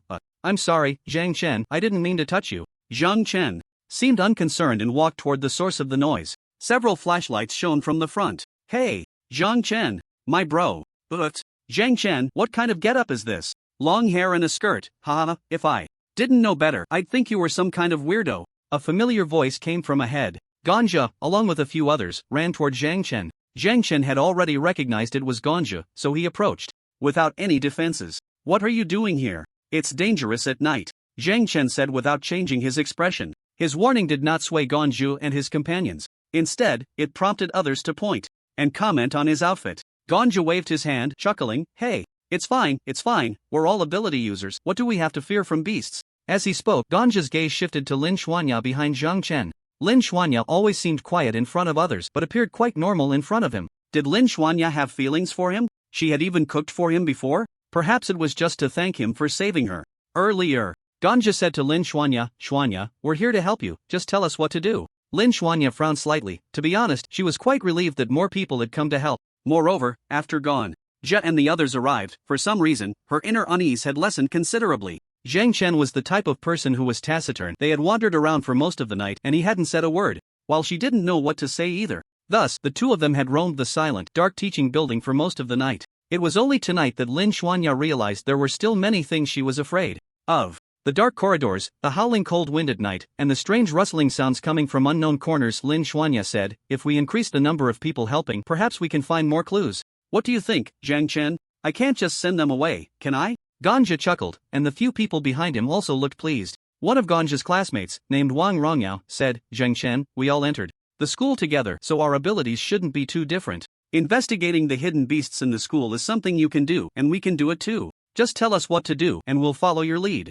They were indeed here to help. Zhang Chen glanced at the number of people present, including himself. There were 6. It seemed they could be divided into 3 small groups. Ganja, you take 1 person, I'll take 1 person, and Lin Xuanya, you take 1 person as well. The 3 of us will form 3 groups and patrol the school together. Xuanya and I have already searched the teaching building, but I suspect the hidden beasts are not in the teaching building. They are likely in more concealed places, such as areas rarely visited by people, or underground spaces, or within caves. If you find a hidden cave, remember to notify the others in time, and we'll all go down to take a look. Ganja looked puzzled. Zhang Chen, since you think the teaching building won't be the hiding place for the beasts, isn't it a waste of time for you and Lin Xuanya to wander around there? Lin Xuanya then said, it's not a waste of time. The beasts can disguise themselves as humans or control humans to get close to them. Also, don't laugh at Zhang Chen's disguise, it seems the victims are all female. Zhang Chen deduced that the beast's prey tends to be female, which is why he dressed like this to lure the beasts out, or to attract those controlled by the beasts.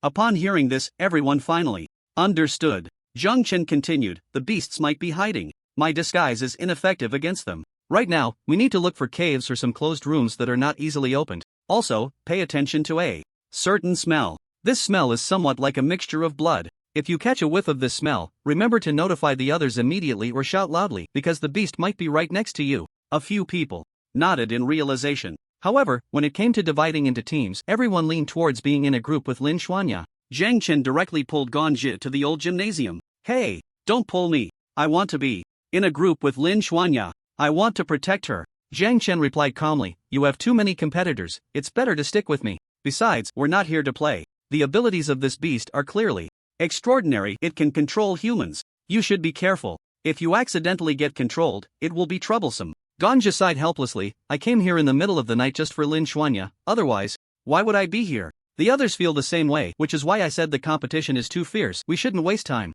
Ganja looked speechless, fine, I must find that beast and make Lin Xuanya see me in a new light. Hee. Brother, you have to help me. Zhang Chen and Ganja arrived at the old gymnasium. The two stood outside the door of the old gymnasium. Ganja approached the iron door of the gymnasium and tugged at the lock that was fastened above. The door is locked, how do we get in? Also, I think I smell blood now. Zhang Chen, why didn't you come here at first? Zhang Chen walked to a pile of clutter next to the door, moved a few boxes aside, and revealed a hole in the wall. A dog hole? No way. I came to help you, and you want me to crawl through a dog hole? Ganja clearly seemed reluctant. Moreover, next to the dog hole, there was some unknown sticky liquid hanging, which glimmered under the moonlight. At this moment, Zhang Chen remembered to answer the question that Ganja had asked earlier. As for the old gymnasium, the local security bureau has already conducted a thorough investigation and found nothing suspicious. Upon hearing this, Ganja said, then why did you bring me here now? Zhang Chen replied calmly, I don't trust them. Ganja. After saying that, Zhang Chen directly crawled into the dog hole. The air inside the old gymnasium was rather stuffy, with a faint smell of decay lingering in the air. Not far ahead on the ground, there were shadows drawn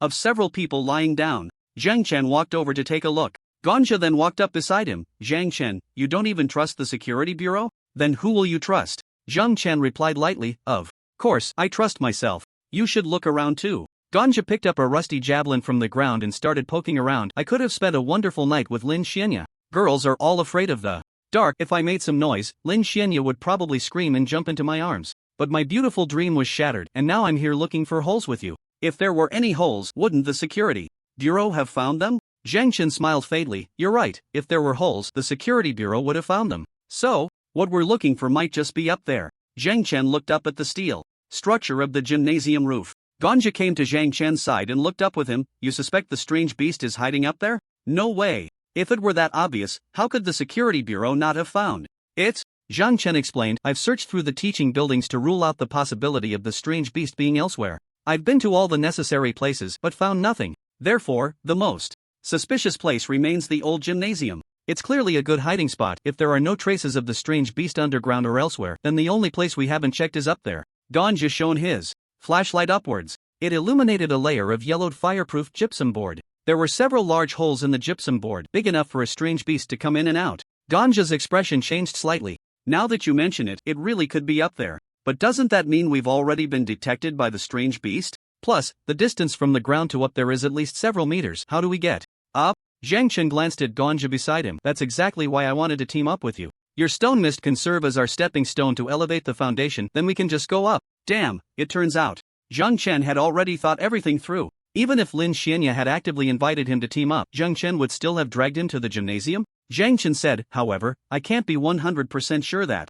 The strange beast is up there, but at least we have a chance to confirm it. Hurry up, don't waste time. If we really find the strange beast, I'll tell Lin Xianya that you discovered it first. Ganja raised an eyebrow. Slightly. Alright then, I'll start now. The spiritual energy within Ganja began to slowly rotate, clearly indicating that his energy circulation couldn't even reach the first level. But the stone mist indeed started to gather and swirl beneath their feet. Zhang Chen vaguely felt himself being slowly pushed upwards. A flat stone slab, about 10 square meters in area, was gradually rising. At this moment, Zhang Chen also took out his 2 katanas, and at the same time, a red line shot out from his body, heading straight for the rooftop. Zhang Chen's brow furrowed immediately, warning, there is indeed something up there, but it hasn't moved. Be careful. Ganja looked at the bloodline within Zhang Chen and thought, could this be his ability? By the way, what's the deal with these 2 swords, so damn cool? When the stone platform reached a certain height, Zhang Chen connected 2 samurai swords together and they instantly transformed into a short spear. Wow! They can be connected. Ganja's eyes were filled with excitement. He had to get one of these for himself.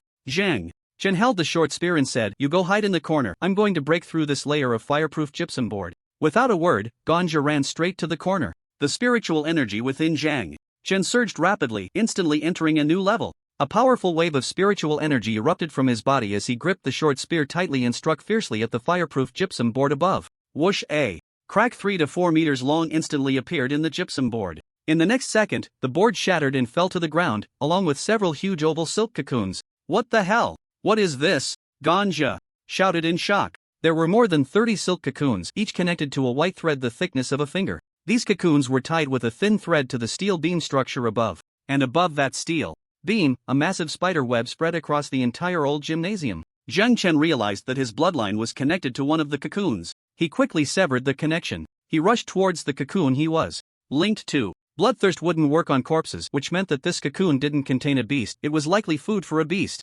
Moreover, it was probably food for a beast. He knew there was a type of creature that stored food in cocoons, suffocating its prey inside before injecting a strange liquid into the cocoon, causing the prey to slowly dissolve into bodily fluids, making it easy for the creature to feed at any time. Zhang Chen slashed open the cocoon. Then, a pale-faced man fell out from above. Zhang Chen caught him in his arms and laid him flat on the ground. Bloodthirst. It seemed there was only one line of blood, the others inside the cocoons appeared to be dead. Zhang Chen looked at the man on the ground, who was barely alive. He was just a middle-aged man, seemingly not someone from the school. At that moment, Ganja hurried over. Zhang Chen, look, there's a big hole up there. Zhang Chen handed the middle-aged man to Ganja and said, Ganja, take this person to the hospital first, I'll check up there. Ganja looked at the many cocoons around. What? About the others inside? Zhang Chen shook his head, they're all dead. After saying this, Zhang Chen leaped up, grabbed the beam with both hands, and swiftly climbed up to the vicinity of the big hole in the old gymnasium. Once he steadied himself on a steel frame, he looked up at the large hole above. The iron ceiling had been corroded by an unknown object, creating a hole over 3 meters wide. At that moment, bang! A heavy thud suddenly echoed from above. Zhang Chen climbed directly onto the roof. Looking up, he saw a spider the size of a truck sprawled out in front of him. This spider not only had a massive body but also sported a pair of wings resembling those of a cicada on its back. Zhang Chen widened his eyes slightly. What kind of creature was this? In the darkness, 8 eyes spun around, and Zhang Chen immediately felt himself being locked on. Hiss! A light sound came from ahead. The spider beast spat out a white sphere, which instantly burst open in mid-air, scattering into a massive spider web. Zhang Chen's spiritual energy surged into a new level, and he pushed his hands forward, causing 2 stone mists to appear before him and rapidly spread outward. The stone mist solidified, instantly forming a wall. The spider web struck against the wall above. Before he could fully comprehend the size of the spider webs, the spider beast quickly crawled towards Zhang Chen's direction. Its 2 front limbs crossed each other, and the stone wall was instantly shattered. Kerala, the spider beast, emitted a strange sound, its 2 front limbs flailing wildly like 2 large blades towards Zhang Chen. As Zhang Chen continuously retreated, a line of blood surged from his body, directly connecting to the spider beast. Gripping the short gun tightly in his hands, Zhang Chen lightly tapped his feet and dashed towards the side of the spider beast at an incredible speed. The spider beast kept spitting out webs, but Zhang Chen easily dodged them. A large body does not necessarily mean high speed. After testing it, Zhang Chen realized that the spider beast was indeed not fast. However, he forgot that the spider beast could fly. Seeing Zhang Chen so close, the spider beast spread its wings, and a gust of wind surged up from the ground, lifting its massive body into the air with the flapping of its wings. Just then, a black figure suddenly rose from the ground, as if there were places in the air to step on for leverage. It was Lin Huanya. Lin Huanya stomped her right foot hard on the air, and her whole body shot towards the airborne spider beast like a sharp arrow. Her knife struck the spider beast in midair with incredible speed and precision. The spider beast let out a shriek, its 8 legs flailing wildly in the air, and its massive body plummeted straight to the ground. Lin Huanya landed steadily not far in front of Zhang Chen. Zhang Chen,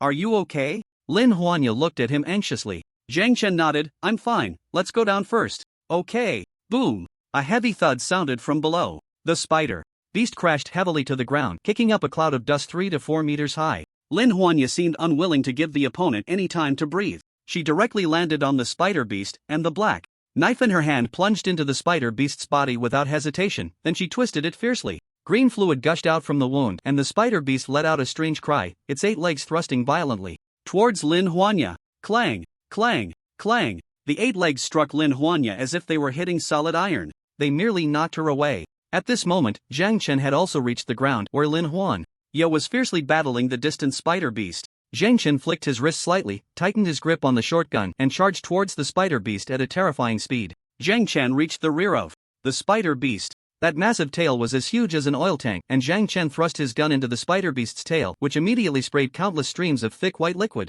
With its tail injured, the spider beast quickly turned its body on the ground, its front limbs thrusting rapidly towards Zhang Chen's direction. Clang! Zhang Chen sliced through one of the spider legs coming at him with his gun. At the same time, he began to run quickly. Lin Huanya also dashed towards the spider beast in an instant. The two figures crossed paths in the middle, simultaneously raising their weapons. The spider beast let out a strange cry, its massive body arching high before crashing heavily to the ground. Lin Huanya suddenly gripped her katana tightly, and her entire body erupted with an astonishing aura. Boom! A pillar of energy shot into the sky, illuminating the entire sky. Zhang Chen widened his eyes slightly, and in the next second, a violent explosion occurred where Lin Huanya stood. The ground instantly sank by at least half a meter. Her body flew close to the ground in an extremely bizarre manner, fiercely slashing forward with her knife. A massive white light illuminated the front. The white light instantly penetrated the spider beast's body, the body of the spider beast resisted the white light for a few seconds before, poof, its massive form split in two. Not only that, but the ground where the spider beast lay was left with a terrifying crack.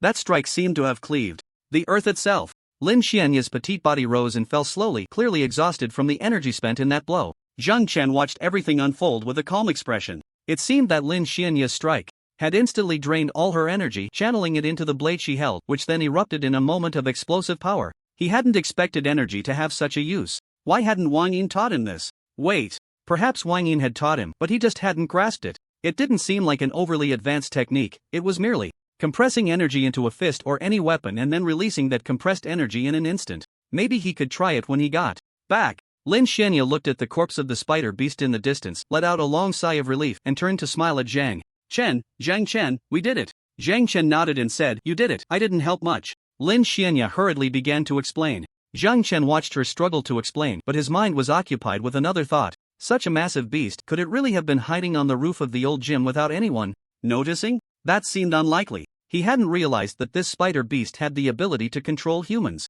Were there other beasts that hadn't been discovered? Zhang Chen, a male classmate, ran over. It was the one named Wang Rongyao. Zhang Chen looked at Wang Rongyao and asked, where are the others? Wang Rongyao took a deep breath and replied, everyone else has gone to the hospital. He gazed at the enormous spider corpse in the distance, a hint of shock in his eyes. Is this the beast that lurked in the school and ate people? It's so big. How did it manage to go unnoticed? Did you kill it, Zhang Chen? Wang Rongyao's gaze fell on the strange double-edged knife in Zhang Chen's hand. Zhang Chen shook his head and said, I didn't kill it. Lin Xianya did. Lin Xianya explained in a very calm tone, I killed it together with Zhang Chen. Without him, I wouldn't have been able to defeat this beast. Wang Rongyao watched the two of them deflecting praise and felt a twinge of envy. In any case, you two have definitely made a name for yourselves at school, congratulations. Zhang Chen then said, let's talk about it tomorrow. I'm heading back now. Wang Rongyao, could you please see Lin Xianya home? Sure. Wang Rongyao replied excitedly. Lin Xianya opened her mouth as if to say something, but in the end, she said nothing.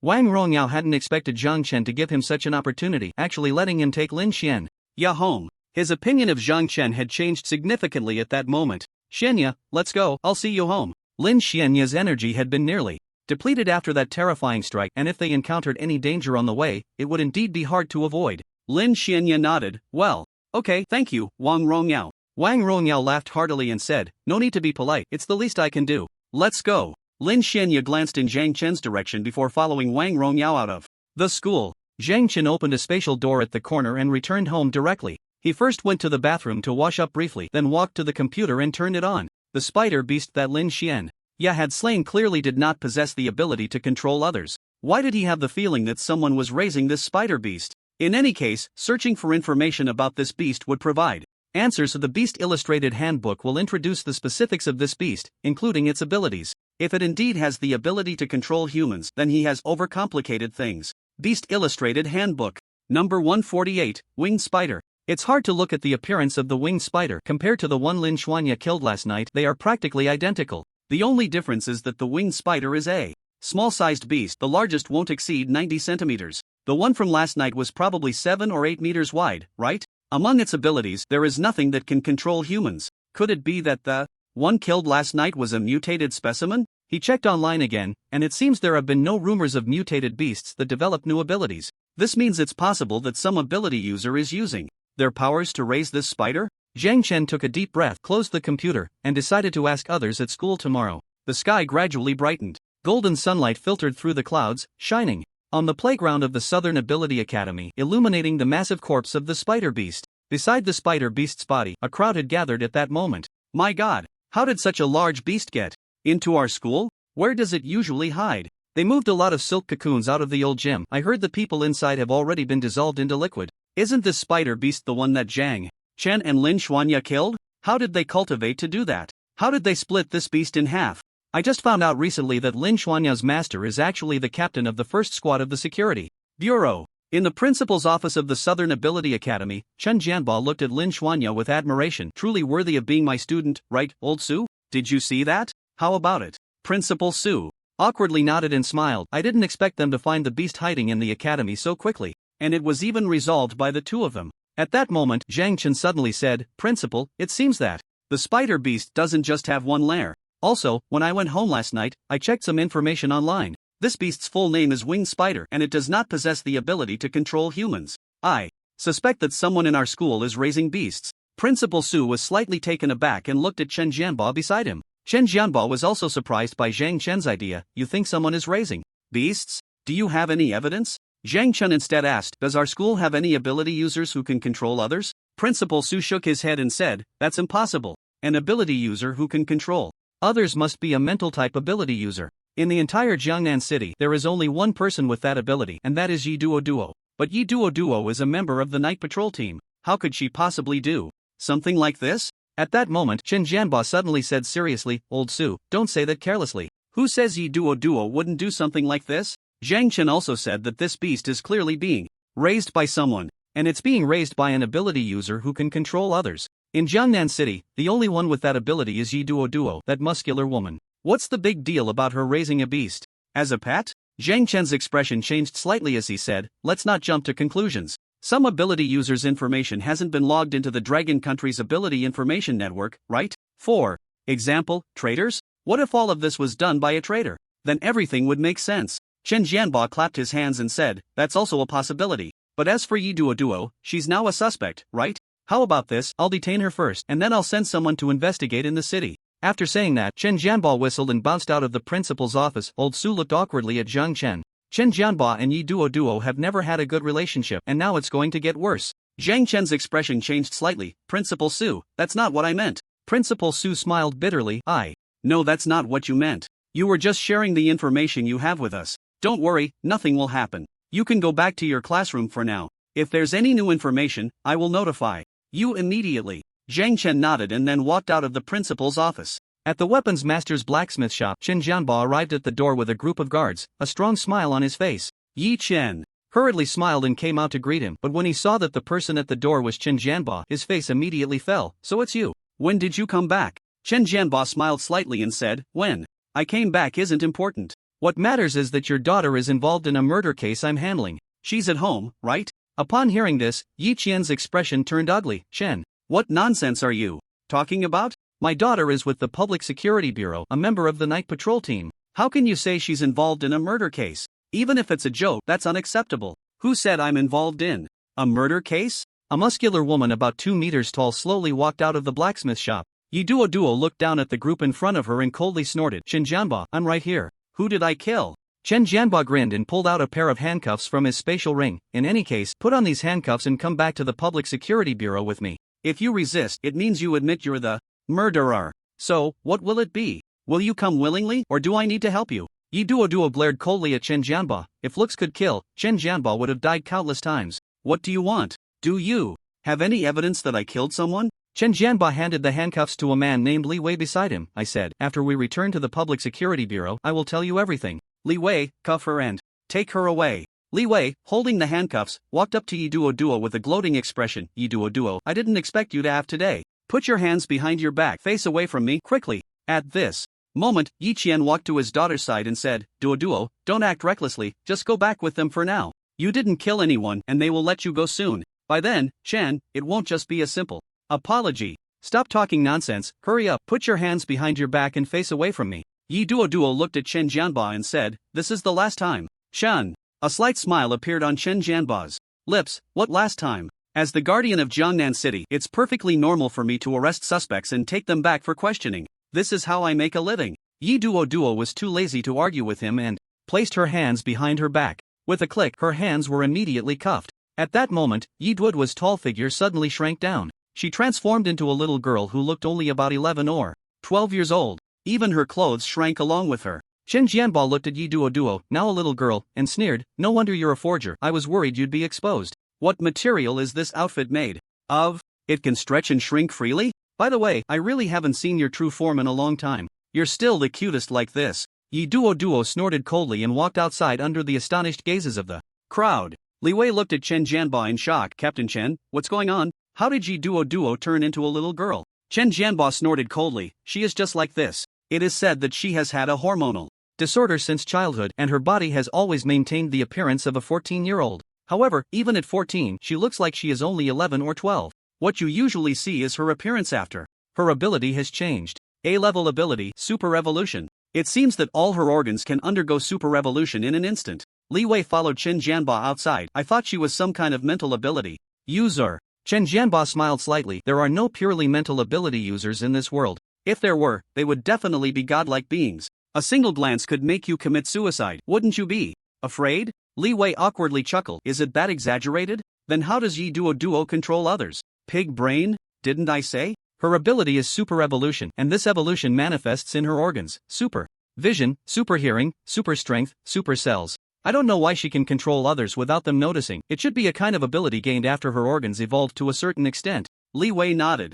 Understanding. Chen Jianba chuckled. The fun part is coming. Let's head back. Yes. Public Security Bureau. Interrogation room. Yi Duo sat on the iron chair in the interrogation room. Opposite her sat Chen Jianba, and a bald man with pure white eyes. Chen Jianba smiled slightly at the displeased little girl in front of him and said, Duo, you should remember this person next to me, right? He is known as the walking lie detector by you. Because of him, I was able to reach this position step by step. Next, I will ask you a few questions and you must answer truthfully. Yi Duo sneered. What ghost tricks do you have? Just show them. Baiyu then said, Yi Duo, I will first ask you a few simpler questions and you must answer truthfully. Chen Jianba raised his right hand and waved it forward. Little sister Duo, please listen to the question. Baiyu asked, Yi Duo, do you secretly hate Captain Chen? Chen Jianba's expression changed slightly. Why ask such a boring question? That's right. I really hate him. I wish he would die on a mission. Yi Duo's voice seemed to turn into that of a little girl, sounding very childish.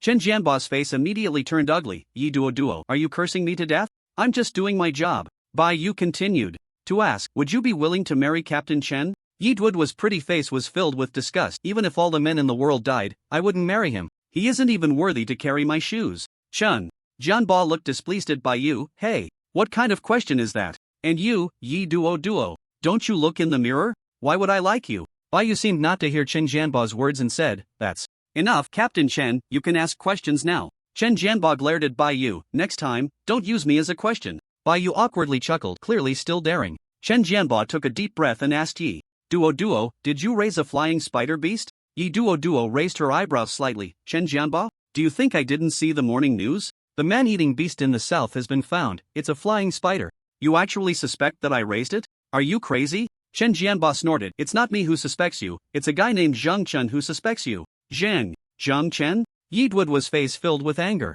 Get him here immediately. I want to ask him in person. I'm already here. Suddenly, a voice came from the loudspeaker. Chen Jianba raised his eyebrows slightly as Zhang Chen pushed open the door to the interrogation room and walked in calmly. Yi Duo glared at him. What did you say to him? Zhang Chen said truthfully, I just mentioned that someone might be raising exotic beasts and it could be the work of a psychic ability. User. Yi Duo, upon hearing this, coldly turned to Chen Jianba and asked, so you just arrested me for that? Chen Jianba looked a bit awkward, scratching the back of his head and turned to Zhang Chen with a puzzled expression, who let you in? At that moment, a person stepped out from behind Zhang Chen. It was Old Hu. Old Hu said seriously, I allowed him in. He said he had important information to share with us and it concerns Yi Duo. Chen Jianba cleared his throat. In any case, based on Zhang Chen's evidence, all psychic ability users in Jiangnan City are under significant suspicion. Moreover, this information was discovered by Zhang Chen, so Zhang Chen, until you find evidence to clear Yi Duo's name, she will have to endure being in jail for now. Yi Duo, as a member of the night patrol team of the Public Security Bureau, I hope you can cooperate fully with me, alright? Yi Duo took a deep breath and then looked at Zhang Chen. Prepare a room for me. I have some questions to ask Zhang Chen. Upon hearing this, Chen Jianba grinned. Give her the best environment in the prison. After all, she's one of us, how can we make her suffer? Old Hu let out a bitter laugh. Is there really a good environment in prison? Aren't they all about the same? Yi Duo entered a prison room with restrictive handcuffs. Zhang Chen followed her inside. The room was left with only Zhang Chen and Yi Duo. Yi Duo looked at Zhang Chen and asked, I've recently heard some things about the academy. What exactly is going on? Yi Duo seemed to have calmed down. Zhang Chen then succinctly recounted the events to Yi Duo. After listening to Zhang Chen, Yi Duo nodded in understanding. After you and Lin Xuanya dealt with the winged spider, you suspected that someone in the school was secretly raising them? What led you to that suspicion? Zhang Chen explained in a very calm tone, if I hadn't smelled that odor or seen those people enter the old gymnasium, perhaps this matter would have ended with the death of the winged spider. But that's not the case, is it? What did you see?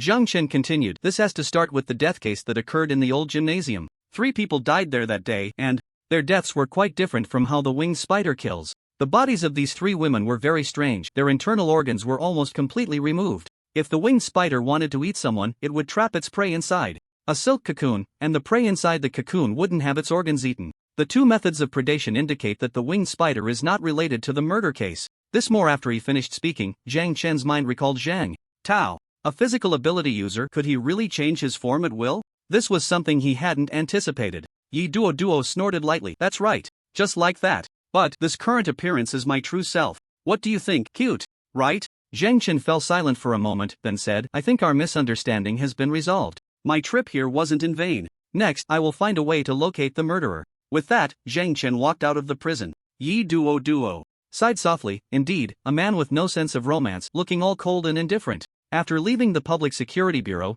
Zhang Chen returned to the classroom. At that moment, Lin Xianya and he had completely become the idols in everyone's hearts. After all, the corpse of the winged spider was truly astonishing. Such a massive beast had been split in half. It was said that this incident had even made the local news. The Ability Academy had thus gained some fame. When Lin Xianya saw Zhang Chen return, she hurried over and said, Zhang Chen, I heard that a TV reporter is coming to interview us this afternoon. The principal wants us to prepare well. You go ahead, I still have some things to do. Lin Xianya was slightly taken aback, and while surprised, she felt there was nothing wrong with it. Zhang Chen was just that kind of person. For most people, being on TV might excite them for a long time. But Zhang Chen showed a complete lack of interest. Lin Xianya nodded, okay then. Gong Zhang patted Zhang Chen's shoulder and whispered, bro, what's up? Going on TV. Getting famous. Don't you want that? Zhang Chen replied calmly, I said, it was Lin Xianya who killed the winged spider. She sliced it in half with one blow. I don't have that kind of ability. Although his realm was higher than Lin Xianya's, he still lacked much experience in the application of spiritual energy. After all, Lin Xianya was a disciple of Chen Jianba. Although Chen Jianba had a bit of a difficult personality and liked to go against Yi Duo, the fact that he could teach someone like Lin Xianya showed that his own strength was not weak. After this incident, he would need to find an opportunity to refine his combat skills. The combat techniques in this world were on a completely different level from those in his own world. His skills were decent against humans, but when it came to dealing with massive beasts, he found it hard to apply them. At that moment, a man with dark skin and waxy yellow hair walked in, looking as if he had long-term malnutrition, with a bloated figure and unremarkable looks. Several girls covered their noses and frowned as they walked past him. Chang Liang, a girl blocked Chang Liang's path. Then several boys stood in front of the yellow-haired Chang Liang. A look of terror immediately appeared in Chang Liang's eyes as he instinctively raised his hand and stepped back. What do you want? Several people directly surrounded Chang Liang, both male and female. Leading them was a student with a lip piercing, dressed very fashionably, and bald. The lip-pierced student was named He Dong, and he had brought a few male and female classmates to surround Chang Liang. However, due to the terrible smell coming from Chang Liang, they kept their distance. Hidong looked at Chun Liang with disgust. How long has it been since you last showered? Why do you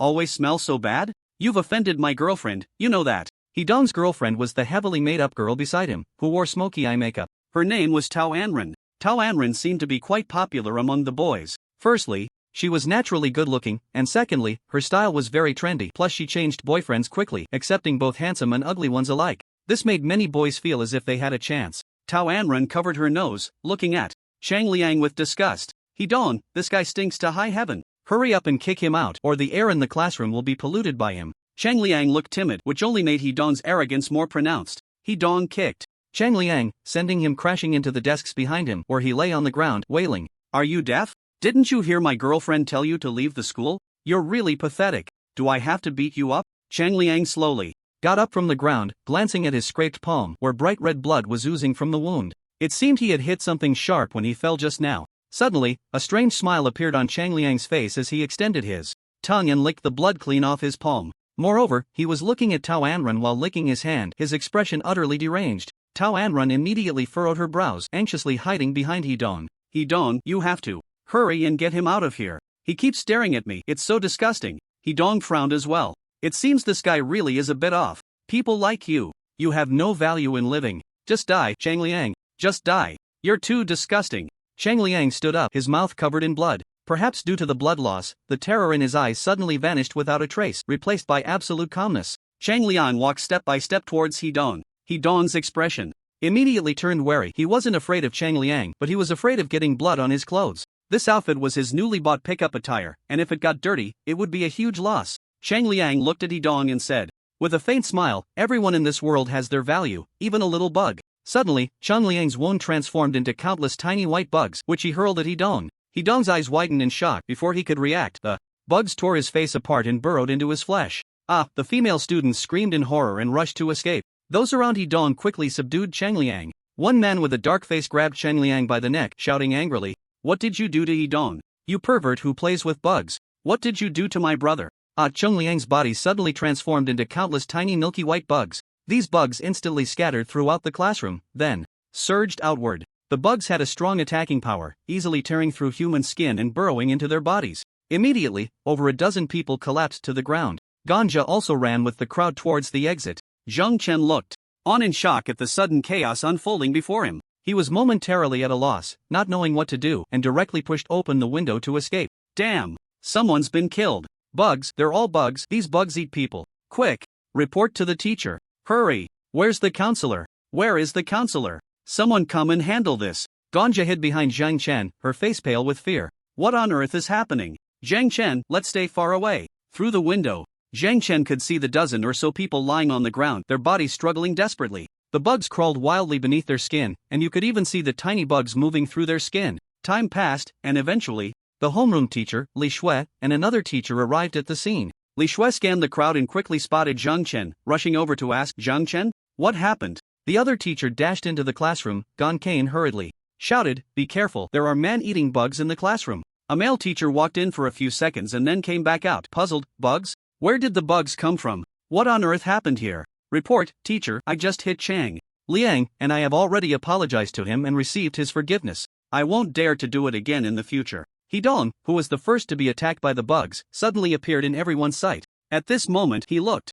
completely unharmed, not even a scratch on him, as if nothing had happened. Zhang Chen looked through the window into the classroom. The more than 10 people who were there before had now returned to their seats, maintaining a proper sitting posture. Everything seemed as if nothing had happened. Hearing Hidong's words, the male teacher shouted irritably at the people around, It was just a normal fight. What man-eating bugs? Who is spreading alarmist tales here? But we really saw a lot of bugs just now. Chang Liang's body suddenly turned into a bug and started attacking the people around. Chang Liang timidly glanced at the person who spoke. I'm a human, how could I turn into a bug? Li Shui sighed helplessly and said, Since everyone is fine, let's not crowd here anymore. Those who should return to the classroom, go back, disperse. Although it seemed like nothing was wrong, the vast majority of students did not dare to return to the classroom. Chang Liang then said, Teacher, my hand is hurt, I need to go to the infirmary, and then I'll ask for a day off. Li Shui covered her nose and nodded, Remember to take a shower, you smell. Chang Liang smiled sheepishly, scratching the back of his head. Okay, I got it. Thank you for your concern, teacher.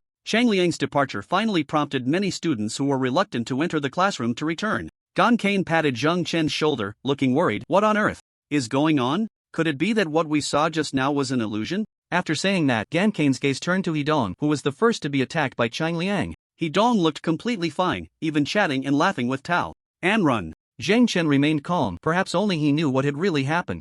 At this moment, even without deliberately trying to smell the air, he could detect a faint smell of blood in the atmosphere. He was very sensitive to the smell of blood and had previously been unable to understand what that sour stench was. Now he knew. It must be the scent secreted by those small white bugs. Zhang Chen asked Gan Kane, "What is Chang Liang's ability?" Gan Kane scratched the back of his head. "How would I know? I just found out that we actually have such a person here. By the way, he smells so bad. How can there still be such a dirty person? I thought I was already quite lazy." Zhang Chen stood up and walked out, intending to ask Li Shui. In the teacher's office, Zhang Chen found Li Shui, who was handling some documents behind her desk. When Li Shui saw Zhang Chen, she put down the documents in her hand. "Zhang Chen, are you looking for me?" Zhang Chen nodded and walked towards Li Shui. "The Public Security Bureau has commissioned me to investigate some matters, and I seem to have some clues. If I could confirm this person's information, I might be more confident. Can you let me see the student records?" Li Shui's expression changed slightly. "Theoretically, that's not allowed, as it involves everyone's privacy. However, since you are helping the Public Security Bureau with the investigation, I can show you. Who do you want to see?" Li Shui was also curious about what the Public Security Bureau had commissioned Zhang Chen to do. Wasn't the winged spider already dealt with? Chang Liang.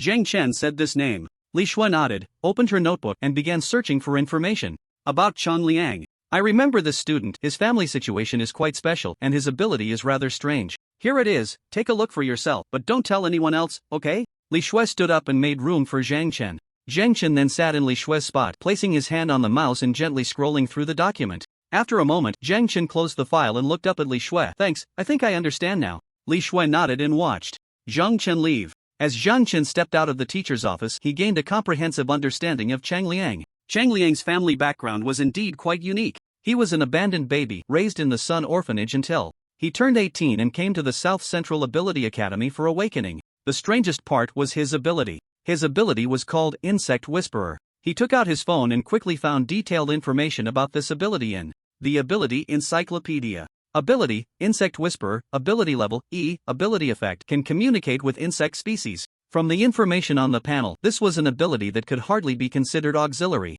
It was simply the ability to talk to bugs. However, Zhang Chen understood from a more intuitive perspective that this ability was not just about conversing with insects. He could control them, even allowing insects to inhabit his body, where they would follow his commands to attack targets. On a deeper level, he could control the targets. It was likely that the dozen or so people in the classroom were already under the control of those disgusting insects. Since the insects were inside those people, the controlled individuals would also emit a strange stench. The insects would gradually devour a person's internal organs alive. Then would they feast on the brain, until only a skin remained? Zhang Chen made another trip to the Public Security Bureau. He had been there many times, and quite a few people recognized him. Zhang Chen went straight to Old Hu. Old Hu looked astonished. "Practical report? No need to go through all that trouble. I already know about the practical reports on those girls. Their internal organs have been completely eaten away. Flesh and blood, as well as their brains, have disappeared, leaving only skin. Our coroner was also drenched in cold sweat when he saw those bodies. They had clearly never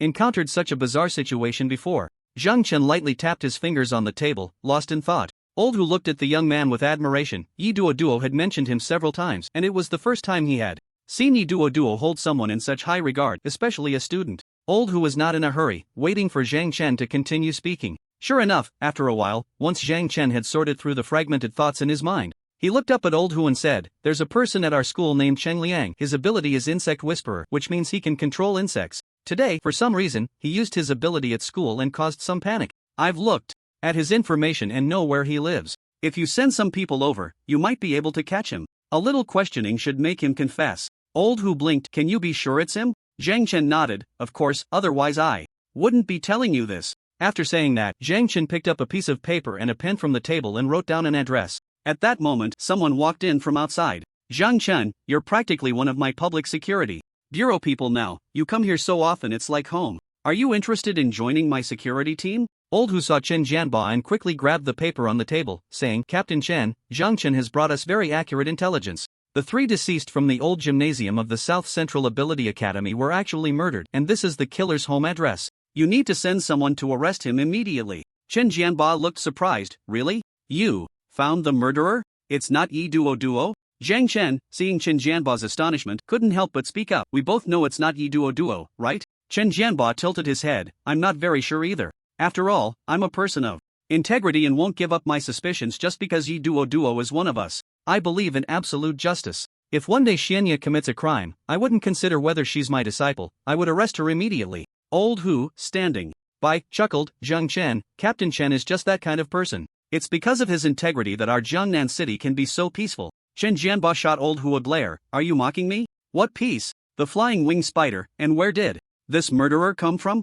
Old Hu shrugged. Weren't you out on a mission at that time? If you were here, they definitely wouldn't dare to cause trouble. This flattery. Chen Jianba grinned. Old Hu, your skills haven't diminished over the years. I must say you're quite good at flattering people. But, sorry, catching people requires evidence. I can't just go arresting someone based on your words. You handle this matter yourself. With that, Chen Jianba tossed the note aside and walked out. Zhang Chen watched Chen Jianba's departing figure, a hint of coldness flickering in his eyes. He really didn't like this captain of the guard, Chen Jianba. Zhang Chen glanced at Old Hu, who looked troubled. Old Hu anxiously said, Captain Chen is a man of his word. If he says he won't help, then he really won't. Zhang Chen, what should we do now? He clearly wants to keep Duo in for a few more days. Zhang Chen asked in confusion. What grievances does Captain Chen have with Duo? Why is their relationship so bad? Old Hu looked back in the direction Chen Jianba had left, confirming he was far away, then lowered his voice to Zhang Chen. This goes back to a year ago when we were electing the captain of the first squad in the Public Security Bureau.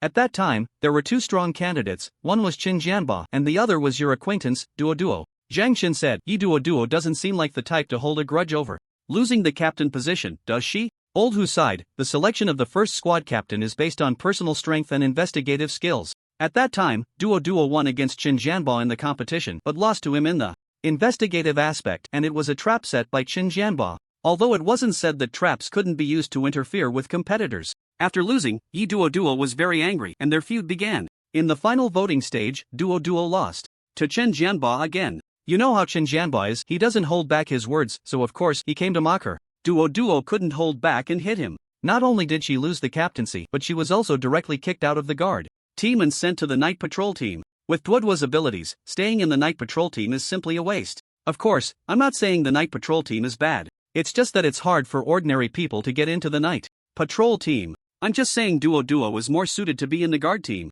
Zhang Chen nodded, realizing that such events had transpired between the two. Duo had clearly been outmatched and lost to Chen Jianba, but she believed her loss was due to Chen Jianba's underhanded tactics. Duo was still too naive, while Chen Jianba was full of tricks. The difference was clear, and there was nothing more to say. If Captain Chen is unwilling to send someone to resolve this matter, then let the night patrol team handle it. After all, I've already found out who the murderer is. I'm quite busy, and I can't keep managing your affairs. Old Hu then remembered that Zhang Chen was still a student and awkwardly smiled. I almost forgot you're still just a student. Zhang Chen added, those few people in the classroom have obviously been controlled by the bugs. I'll find a way to subdue them. It's not like I'm ignoring everything. After that, it will be up to you. After saying this, Zhang Chen walked out of the office. Lao Hu took a deep breath and immediately contacted the night patrol team members. Upon returning to the school, Zhang Chen first looked for Lin Xianya. After finishing her interview with the reporters in the afternoon, Lin Xianya returned to the classroom, only to be surrounded by a group of classmates again.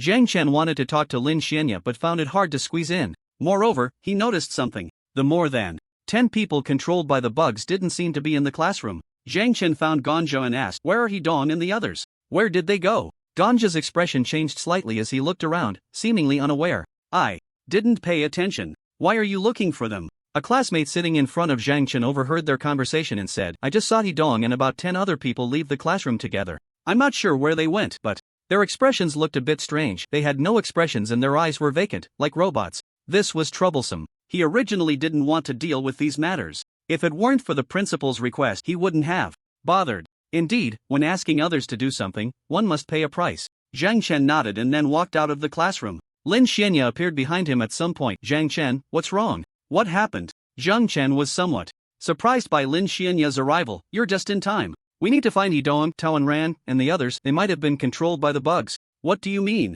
Lin Xianya was taken aback. Zhang Chen then succinctly shared his suspicions with her. Upon hearing this, Lin Xianya furrowed her brows. I didn't expect that while I was at the interview, such things would happen. What should we do now? Split up to search? Zhang Chen shook his head and said, that's Not necessary, they shouldn't have left the classroom for long. We can just check the surveillance footage. Lin Xianya suddenly realized, I thought we had to split up. I completely forgot about the campus surveillance. Let's go find the principal, only he has the authority to let us see the classroom footage. The two then headed to the principal's office. Surprisingly, the principal was not in his office. A teacher passing by saw Zhang Chen and Lin Xianya and proactively reminded them, are you looking for the principal? He stepped out for something. Lin Xianya said, some important items belonging to people in our classroom went missing. Can we check the surveillance footage to see where they fell? The other person hesitated for a moment, then pulled a key from his pocket. How did you know I was the campus surveillance administrator? Lin Xianya's face lit up with a smile, pleasantly surprised by their luck. What should I call you, teacher? You've really been a great help. The man smiled slightly and said, just call me Teacher Chang. I remember you, you're Lin Xianya. Among the female ability users at Nanzhou Mobility Academy, you can be considered quite notable. If it were someone else, it might not work, but since it's you, follow me. Teacher Chang smiled slightly and led the way. Zhang Chen watched this scene and thought to himself that approaching Lin Xianya was indeed the right choice. If it were him, it probably wouldn't have been so easy. In front of the surveillance monitor, Teacher Chang was rewinding the recorded video. Zhang Chen and Lin Xianya stood behind him. From the video footage, they could see He Dong and Tao and ran leaving the classroom together, followed by others coming out one after another. The two kept walking until they reached the academy's wall, a blind spot that the surveillance couldn't capture. Teacher Chang wondered, it seems they climbed over the wall. Ah, that's not right. Didn't you say something was lost? Could it be that those two stole it? Lin Xianya looked at Zhang Chen at this moment. Zhang Chen's expression was solemn, and he replied, it's fine now, Lin Xianya, just leave it to the Public Security Bureau from here on out. It has nothing to do with us anymore. These people should have gone to Cheng Liang's house, and then it would be up to the night patrol team to handle it. He could finally breathe a sigh of relief. Public Security Bureau. Prison. Qin Jianbo personally used the key to unlock the prison door that held Yi Duo. Old Hu rushed in and removed the handcuffs from Yi Duo's wrists. Zhang Chen has already found the culprit. Old Hu said excitedly. Yi Duo rubbed her wrists and asked in confusion, you found them so quickly? I thought I would have to stay here a few more days. As she spoke, Yi Duo looked at Chen Jianbo, who was standing outside the door with a smile. But no words. Chen Jianbo chuckled and said, my good apprentice seems to really like that guy named Zhang Chen, so I'll consider it a favor for him. Besides, this criminal seems quite dangerous. If my negligence leads to more casualties, I would feel really guilty. So, I've decided that you will personally lead the team to the target location to capture the criminal and remember to catch him alive. Yi Duo's expression changed slightly as she said, how do I know this isn't another scheme of yours? Why don't you go? Why must I go? Chen Jianbo scratched his stubble on his chin. Aren't you part of the night patrol team? The night patrol team was established to guard Jiangnan City. Our daytime security team has to patrol the outskirts and capture criminals and then maintain public order in the city. Do you think we're superhuman? Yi Duo snorted coldly. Well, I'm really sorry, but in my current state, I can't do anything, let alone capture a criminal. The night patrol team isn't short on people, just let them handle it. Chen Jianbo raised an eyebrow slightly. Yi Duo, I'm giving you face by letting you out. You better not be ungrateful. Yi Duo replied in a very calm tone, of course, I know you plan to take the opportunity to let me out, but if I just walk out like this, wouldn't that be too easy for you? You locked me up without any reason. Shouldn't capturing someone require evidence? You have no evidence. Yet you locked me up here. Now you want me to go capture a criminal? You're really calculating, aren't you? I'm not going. Yi Duo huffed lightly, crossing her arms, her petite figure clearly contrasting with her tone that sounded like a little adult. Chen Jianbo's mouth twitched slightly. Yi Duo, I'm giving you one last chance. Are you going or not? Not going. I'm a suspect. How can I dare to go anywhere before clearing my name? Chen Jianbo was very angry inside. But he quickly adjusted. Since you're unwilling to come out, I won't force you. Old Hu, put the handcuffs back on her, and don't have any physical contact with her. Be careful she doesn't swipe your keys. Old Hu looked helpless. Can you both be a little more mature? Chen Jianbo snorted lightly and walked away. Yi Duo slowly raised her hands and said, Old Hu, come on, put them back on me. Old Hu swatted her hands away. No need for that, just leave it like this. If anything happens, I'll take the blame for you. Just get a good night's sleep, you should be fine by tomorrow. Yi Duo smiled slightly. Thanks, Old Hu. Old Hu waved his hand and left the prison. It was said that the target was a student. A 10-person team led by Chang Nan was currently surrounding a half-finished building. Chang Nan looked at the building in front of him and clicked his tongue. Isn't this building about to be demolished? Why is it still being rented out? The landlord nowadays is really heartless. Captain, is the target on the 3rd floor? Are we breaking in from above, or? Chang Nan smiled slightly and said, the target is just a student. You don't need to be too nervous. Just follow me up and grab him directly. But Old Hu said the target is very dangerous and can control bugs to bite people. Are you afraid of bugs? Chang Nan asked a member of the night patrol team who always contradicted him on his right. And no, I'm not afraid, he replied, sounding a bit guilty. Chang Nan clicked his tongue. Isn't that right? What's there to be afraid of with bugs? If you're scared of bugs, how can you be a member of the night patrol team? Anyway, let's just go up and not scare the kids. Yes. The 10 members of the night patrol team began to run upstairs. Since it was the 3rd floor, they quickly arrived there. Not far ahead, a red-painted iron door was ajar. At that moment, a bare-chested boy pushed the door open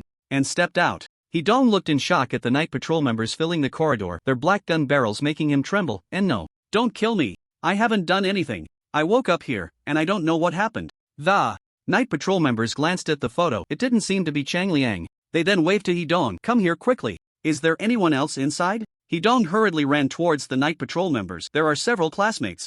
Inside, they all passed out. Please help me. As Hee-dong reached the night patrol members, suddenly his body slumped down like a piece of cloth, and countless dense bugs surged out from within him. These bugs pounced directly onto the night patrol members. Bugs. They're getting in. Damn. Where did all these bugs come from? Bugs. My body. Rat-a-tat-tat. Gunfire continued. Chang Nan, who was smoking downstairs, was taken aback and quickly threw away his cigarette. But why are they shooting? The other side is just a kid. These idiots. Chang Nan discarded the cigarette but instinctively stamped it out, and then ran upstairs. But halfway up, he saw several members of the night patrol team carrying the unconscious Chang Liang down. Bastards! Why did you shoot at a kid? Have you all gone mad? Captain, we just wanted to scare him a little. We've already caught the person. It's this one, right? Chang Nan lifted Chang Liang's chin and took a look. Yes, it's this person. Return to the team. Public Security Bureau. Chen Jianba covered his nose, looking at Chang Liang, who was emanating a foul odor, his brows slightly furrowing. Did this kid fall into a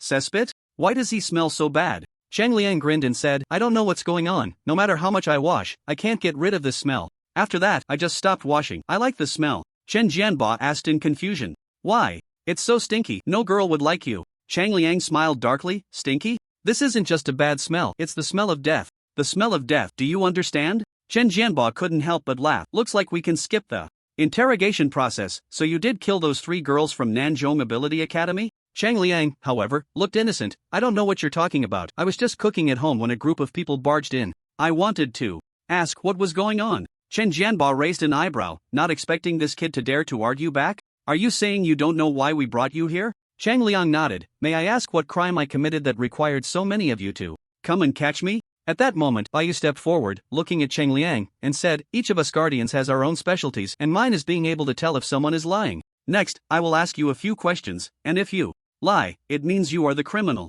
Chang Liang smiled slightly and said, come on, I absolutely won't lie. Bai Yu snorted coldly. You better not. Let me ask you, the 3 female classmates who died in the old gym at the Southern Ability Academy, did you kill them? Chang Liang shook his head, looking indifferent. No, why would I kill them? Do I look like the kind of person who would kill? Bai Yu's expression changed slightly, and Chen Jianba beside him hurriedly asked, is he lying? Bai Yu's face didn't look good because Chang Liang, right in front of him, was actually telling the truth. When he answered the question, his heartbeat and breathing showed no signs of abnormality, just as usual. Bai Yu didn't answer Chen Jianba's question but asked another. Why did you kill those 3 female classmates? Chang Liang couldn't help but laugh. What are you talking about? I already said I didn't kill anyone. You can't just wrongfully accuse a good person. Can you? Bai Yu's breathing quickened. It was still the truth. What was going on? Could the other party really control their emotions? Although this wasn't particularly difficult, it could be achieved with some special training. But this boy in front of him was clearly just a child, and according to his records, he was an abandoned baby raised in a place called the Sun Orphanage, with no records of any special training in this regard.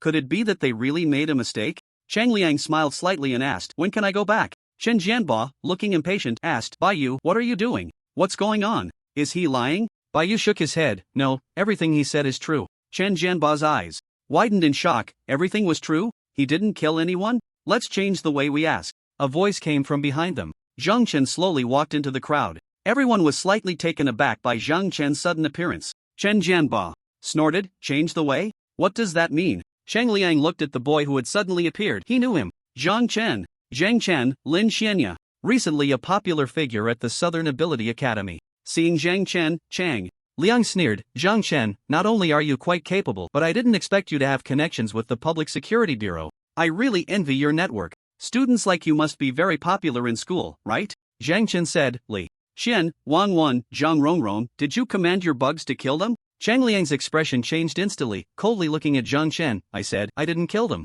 Zhang Chen nodded. I know, what I mean is, did you command your bugs to kill them? Bai Yu's eyes suddenly changed, as if he had seen the flaw revealed by Chen Liang. Chang Liang hesitated to answer Zhang Chen's question and directly shifted the topic. You still haven't answered my question. Students as outstanding as you must be very popular in school, right? Zhang Chen snorted, a typical topic shift. He doesn't want to answer my question, he dares not answer. He indeed didn't kill Zhang Qian and the others, he just ordered his bugs to kill Zhang Qian. So technically, it wasn't him who killed them, but his bugs. Chang Liang looked at the person in front of him who had been maintaining a calm tone and a composed gaze throughout, and a vein suddenly bulged on his forehead. I know what kind of person you are. Someone like you will definitely not be popular. You're just a bystander, observing everyone. It seems like you're part of it, but all along, you've just been a spectator. You don't care about everything around you, you just watch things happen without ever stopping them. You're a selfish bastard. Zhang Chen looked at Bai Yu and said, if you ask him a few more times, he will confess. Before that, can we release Yi Duo?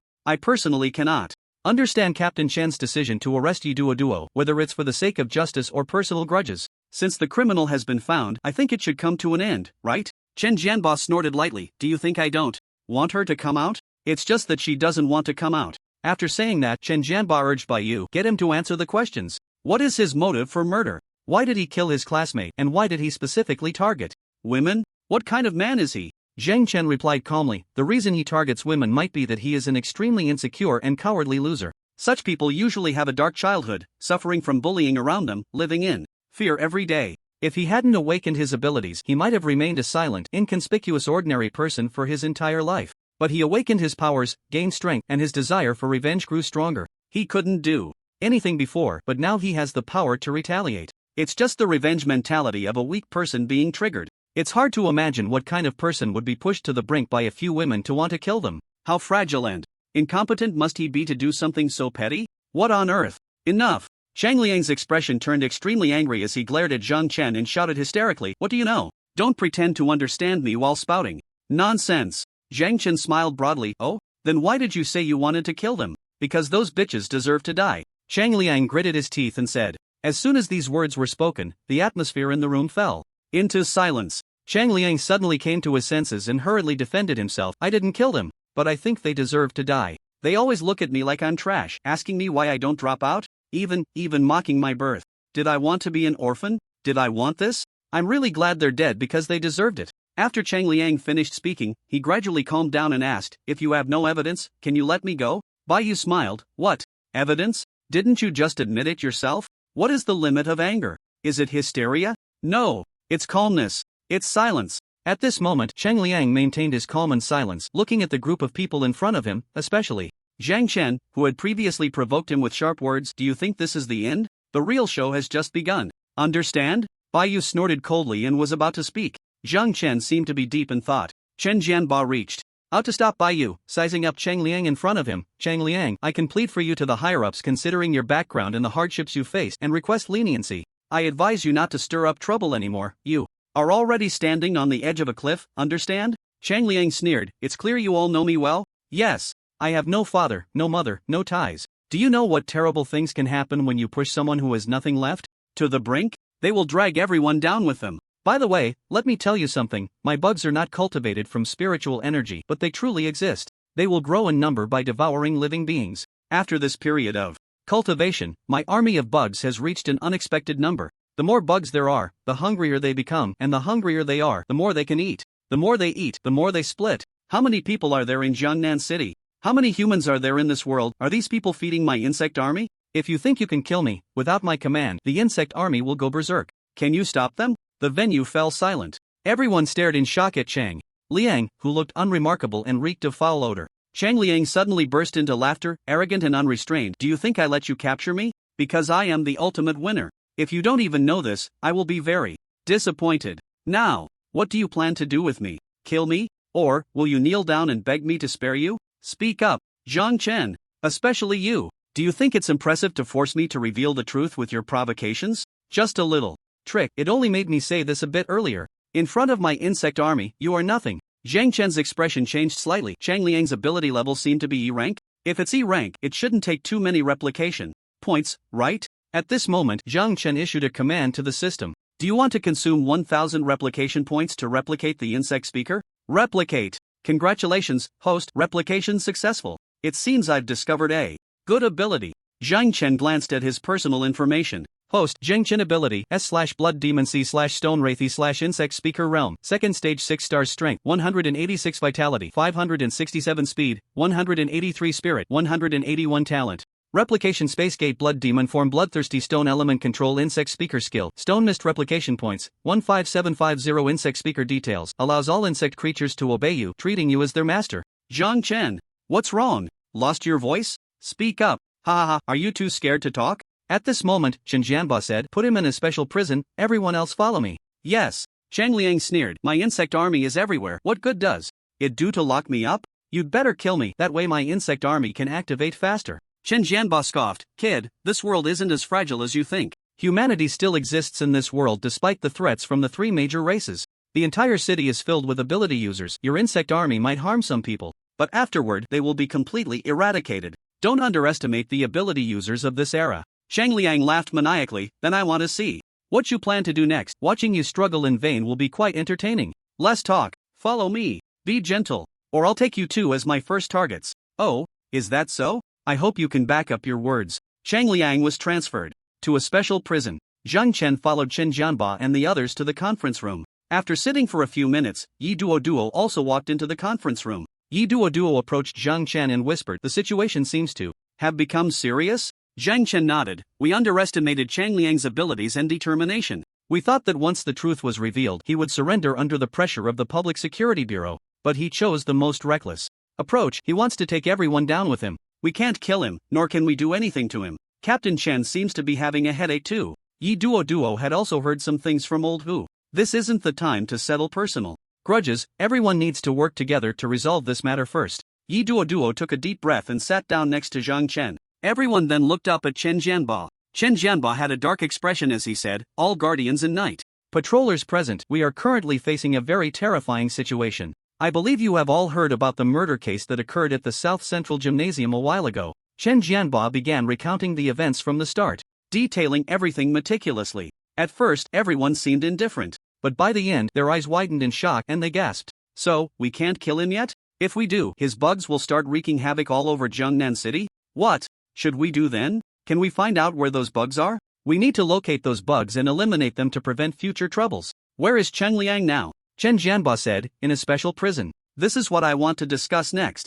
We must eliminate all potential bugs in Jiangnan City in a short time and eradicate them. After that, we can kill the bug speaker, Cheng Liang. There's no other way. Of course, if you have a better method, feel free to share it for everyone's consideration. Locking up Cheng Liang and then exterminating the bugs outside before killing Cheng Liang? This indeed seemed to be the best plan so far. However, Jiangnan City is neither too big nor too small, missing even one bug would pose a threat. At that moment, everyone's phones rang simultaneously. Yi Duo also picked up her phone and pressed the answer button. Captain Yi, there's been an unexpected appearance of many winged spiders in the sky over Jiangnan City. They are indiscriminately attacking nearby cities and people. Chen Jianba's expression changed instantly, and he quickly issued a command, everyone, immediately head to the areas where the winged spiders have appeared. Hurry! Boom! Everyone in the conference room rushed out in an instant. Yi Duo glanced at Zhang Chen and then said, it's dangerous outside, you should stay here. Chen Jianba walked briskly past Zhang Chen, she's right, it's dangerous outside, you should stay here. Zhang Chen watched as Chen Jianba and Yi Duo left the conference room one after the other. Although they were adversaries, when Jiangnan City was in peril, they could set aside their personal grudges. At that moment, Lao Hu burst into the conference room. Zhang Chen, Duo asked me to take you to a safe place, come with me. Zhang Chen replied, where is Chang Liang being held? I want to see him, I have something to say. Lao Hu was momentarily taken aback. That's fine, but aren't you afraid of him? He's very dangerous right now, even those winged spiders outside seem to have been summoned by him. Zhang Chen smiled slightly and said, it's fine, it'll be quick, just a few words. Lao Hu looked at the smile on Zhang Chen's face, unsure of what to say. How could he still be smiling at a time like this? He had no idea what this guy planned to say to Cheng Liang. Anyway, he decided to take him to see him first. Special Prison Area B. Zhang Chen stood in front of a prison made entirely of pure iron on all 5 sides. This square prison was the special prison? Zhang Chen walked to the door and looked through the only window at the top of the door, calling out to Cheng Liang inside. Cheng Liang, it's me, Zhang Chen. Cheng Liang slowly walked to the door, smiling as he looked at him. Zhang Chen, what brings you here? Let me guess, did a bunch of winged spiders suddenly show up outside, causing chaos and killing people? Zhang Chen nodded and said, that's right. I didn't expect the bug speaker to have such incredible abilities, yet his ability rating is only E, which is hard to believe. Chang Liang listened to Zhang Chen's tone and observed the smile on his face, momentarily confused about his intentions. Suddenly, a light bulb went off in his head, and he asked curiously, are you here to set me free? Do you want to join me? Otherwise, why would Zhang Chen suddenly say such flattering things? It seemed the situation outside was indeed dire, otherwise how could Zhang Chen possibly come to curry favor with him? Zhang Chen shook his head and said, I didn't mean that. I just came to tell you, thank you. Thank me? Chang Liang was momentarily confused by what Zhang Chen was saying. Why are you thanking me? Hey, don't go. Zhang Chen. The reason Zhang Chen wanted to thank Chang Liang was actually quite simple. It was just that the ability of the bug whisperer exceeded his imagination. Chang Liang seemed to have shared some details about this terrifying ability to help everyone understand it better. These bugs were not formed from the energy within Chang Liang's body but were real living creatures in this world. For example, the winged spider, which is itself a second-tier insect-type beast. As for the bugs he mentioned, according to his speculation, they should be a first-tier insect-type beast called corpse-eater worms. Corpse-eater worms can reproduce asexually, increasing their population through division. There was one more thing. Corpse-eater worms eat anything. It is quite difficult for this type of creature to grow into a population because many other beasts prey on them. Corpse-eater worms are even regarded as one of the endangered species. But Cheng Liang discovered the corpse-eater worms and cultivated them. And these corpse-eater worms obeyed Cheng Liang not because he was their master but because Cheng Liang's ability was that of a bug whisperer. As a bug whisperer, he inherently had a special effect that made the insect race obey him. This phenomenon was akin to a monarch-subject relationship among populations. To the insect race, Cheng Liang was their king. Listening to the king was clearly an ancient imprint inscribed in their genes. It was something they could not defy. And he had copied Cheng Liang's ability. He was also the king of the insect race. The biological world is the most traditional system of the weak serving the strong. His realm surpassed Cheng Liang's.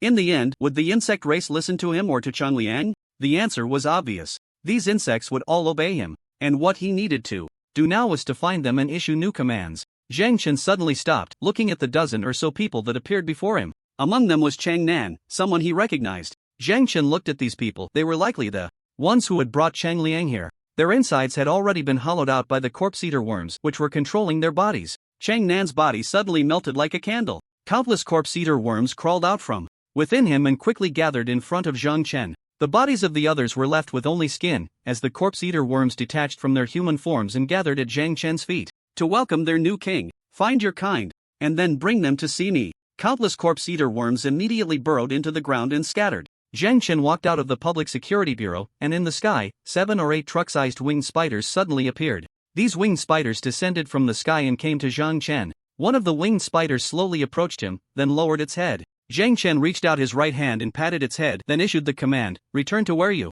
came from, and inform your other kin to never set foot in this city. Go! The winged spiders immediately leaped up, without any hesitation, and flew away. Next, it was just a matter of waiting for these insects to relay the message to their kin. Was this chaos finally coming to an end? It certainly seemed so. Zhang Chen smiled faintly and returned to the Public Security Bureau to wait. He didn't know how long had passed. The guardians and night patrollers who had gone out earlier began to gradually return to the Public Security Bureau. Chen Jianba went directly to the special prison and found Chang Liang. Chang Liang, do you think you can play us for fools? Do you believe I can kill you right now? Upon seeing Chen Jianba's arrival and hearing his incomprehensible words, Chang Liang's expression changed slightly. What are you talking about? When did I play you for a fool? Where is my insect army? Chen Jianba exploded with rage, saying, you still say you weren't playing us? Didn't you call these flying spiders here and then let them leave? Do you think everything is under your control? Do you think the Public Security Bureau is something you can toy with? Old Hu, let him out. I'll take him outside the city and deal with him myself. Old Hu hurriedly ran up to dissuade him, saying, Captain Chen, don't be impulsive, don't act recklessly. Meanwhile, Old Hu was still trying to hold back Captain Chen. Chang Liang was already confused, his head spinning. What was going on? Why did the flying spiders leave? What about his corpse-eating bugs? Was it because he was wearing the restraining handcuffs that his previous orders no longer worked? But he could only communicate with the bugs. They listened to his requests and were already following them. Otherwise, the flying spiders wouldn't have appeared over Jiangnan City. What was happening? At that moment, a guard from the security team rushed in. Report, Captain.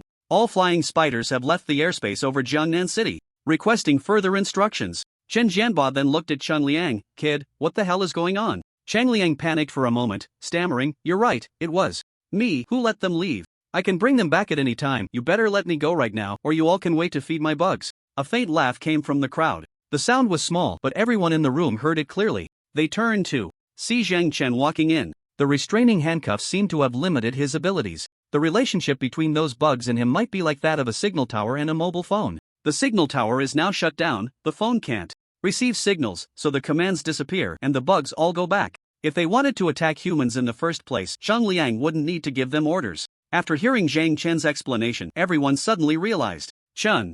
Janba grinned, "So, this kid is useless now?" Chang Liang glared at Zhang Chen. It was him again. Why did he always ruin his plans? Why? Zhang Chen, you're talking nonsense. Zhang Chen replied calmly, "Whether I'm talking nonsense or not doesn't matter. What matters is that the flying spiders and your corpse-eating bugs will no longer obey your commands. Right now, you're just an ordinary murderer, plain and simple." "No, you're talking nonsense. I can still control them." "Are you really planning to let the whole city accompany you to the grave? Can you really bear that responsibility?" Chang Liang frantically pounded on the iron door. Unfortunately, the iron door remained unmoved. Zhang Chen snorted lightly and slowly walked out. Next, it would be up to the Public Security Bureau to handle it. He wanted to go see his bug army. Zhang Chen walked out of the Public Security Bureau and then arrived at the underground tunnel. He waited in place for a moment. From the dark upper part of the underground tunnel, tens of thousands of corpse-eating bugs fell from the sky like rain, then crawled at his feet. Zhang Chen looked at the tide of corpse-eating bugs before him and felt no discomfort. Fortunately, his realm was above Chang Liang's. Otherwise, this wave of bugs wouldn't be so easy to calm down. How should he arrange them next? With such a massive number of corpse-eating bugs, they needed a lot of food every day. He didn't have that many dragon coins to buy food to feed them. Not to mention, these corpse-eating bugs would split on their own. By then, the numbers would only increase. With such a large quantity, no matter where they were placed, it would become a disaster. Frankly speaking, Zhang Chen was feeling a bit of a headache now. This power was something he couldn't use in front of others. Otherwise, he would easily be misunderstood as the mastermind behind using the bugs to attack Jiangnan City. It would be better to consult the knowledgeable system. System, is there a way to put them into a sleep state and wake them up at any time? Searching for solutions for the host, Zhang Chen's expression changed slightly. This system was truly all-powerful, even able to find solutions for him? I can create an independent space for the host where the corpse-eating insects can reside, requiring the host to pay 10,000 replication points. 10,000 replication points? Zhang Chen's expression shifted again. The cost of these 10,000 replication points seemed a bit high. However, it appeared there were no other options at the moment. Since the system had come up with a solution that only required 10,000 replication points, he could only proceed with this method.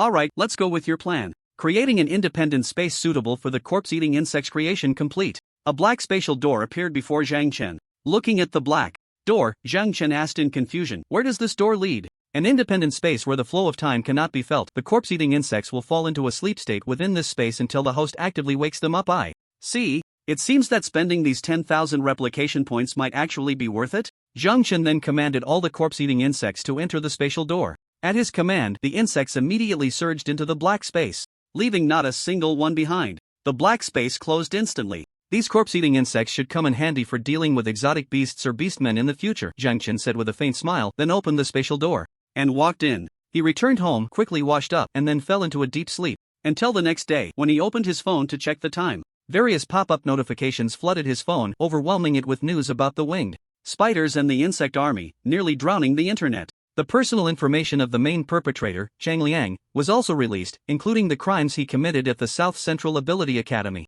A photo of Chen Jianba from the Public Security Bureau's Guardian team appeared on the phone screen. Naturally, it boasted about his operational capabilities and execution, claiming he saved Jiangnan City. The news even mentioned his name, stating that he was the first to discover the true identity of the criminal. Zhang Chen turned off his phone, quickly washed up, and headed back to school. Sitting in class, his classmates were discussing the events that had transpired yesterday. "Bro, you really are something. It seems like several major news stories recently are related to you." Donja looked at Zhang Chen with a beaming smile, clearly pleased to have such a capable brother. However, Zhang Chen had never considered Gonja as a brotherly figure. They were merely a necessary relationship in life. At that moment, a stranger suddenly walked in from outside. It was a sweet-looking young girl. The young girl scanned the room and then fixed her gaze on Zhang Chen. With a light snort, she walked directly towards him. Before she could speak, someone had already stepped in front of Zhang Chen. Lin Huanya glared at the woman who had suddenly appeared. "You don't seem to be in this class. Are you looking for Zhang Chen for something?" The young girl didn't expect to be blocked by a woman while trying to find Zhang Chen.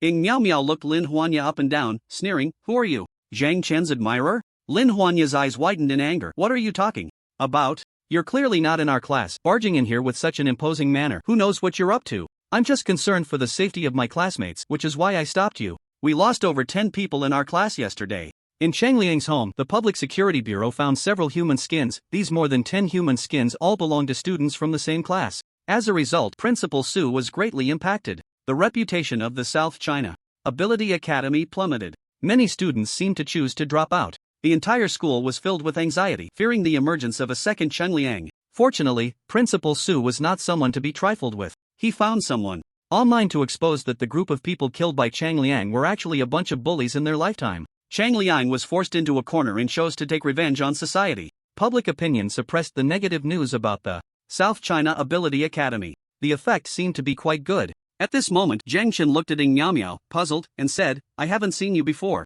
What do you want with me?" This woman searched through his memories but found nothing related. Clearly, he did not recognize the young girl in front of him. Ying Miao Miao took a deep breath and said, "I'm a friend of Chang Liang. I have something to tell you." "A friend of Chang Liang?" Lin Huanya's expression changed drastically upon hearing Chang Liang's name. "So you're a friend of the criminal who attempted to destroy Jiangnan City. In that case, I definitely can't let you get close to Zhang Chen." Ying Miao Miao raised an eyebrow at Zhang Chen. "You're woman, you handle it yourself. I have something to say to you and I'll leave right after." Bang! Gan Zhang slammed the table, indignantly shouting, "Shut up. Although your appearance is to my taste, I can't forgive you for slandering my friend. When did Lin Huanya become Zhang Chen's woman? Stop talking nonsense." Ying Miao Miao tilted her head at Zhang Chen. "What? Are you afraid?" Lin Huanya hurriedly advised, "Zhang Chen, don't pay attention to this kind of person. Since she's a friend of Chang Liang, she must not be a good person. You look quite pretty, but I didn't expect your words to be so unpleasant. What a waste of good looks." Lin Huanya was momentarily at a loss for how to retort.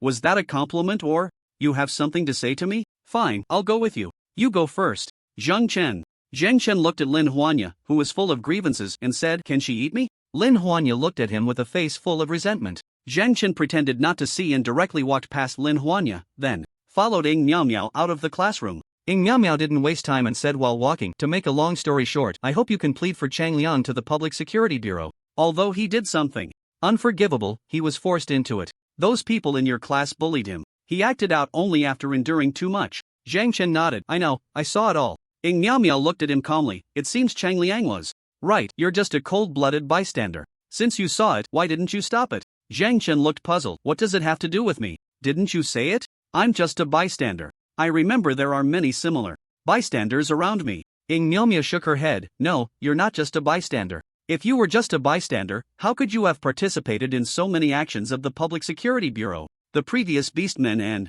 this time, the trouble caused by Chang Liang?" Zhang Chen said lightly, "The principal asked me for help and I owe him a favor, so I can only help him. Besides, it also helps me gain experience, so it's not without benefits." Ying Miao Miao suddenly stopped and looked at him sincerely. "Can't you plead for Chang Liang? He grew up with me in the Sun Orphanage. He is kind and honest. After leaving the orphanage, he would often come back to visit the younger ones, using the dragon coins he earned from hunting to buy gifts and treats for them. You can check, this is all true. If it weren't for that man named Hidong and that bitch named Tao Anren constantly bullying him." Zhang Chen raised an eyebrow at Ying Miao Miao. "Are you overestimating my position in the Public Security Bureau? I'm just someone trying to help, just like you, a student from Nanzhong. Even if I really wanted to speak up for Chang Liang, no one would listen to me. You should go find the principal, at least he can say a few words." Ying Miao Miao thought for a moment and then said, "Perhaps I need a bargaining chip." "Name your price." Zhang Chen looked at Ying Miao Miao and said, "For a criminal who has killed so many people in the city, what do you think his chances of survival are?" Ying Miao Miao shook her head and replied, "Humans have long abolished the death penalty. Because, compared to execution, living ability users are more valuable. From the number of murders he's committed, I can predict where he will be sent."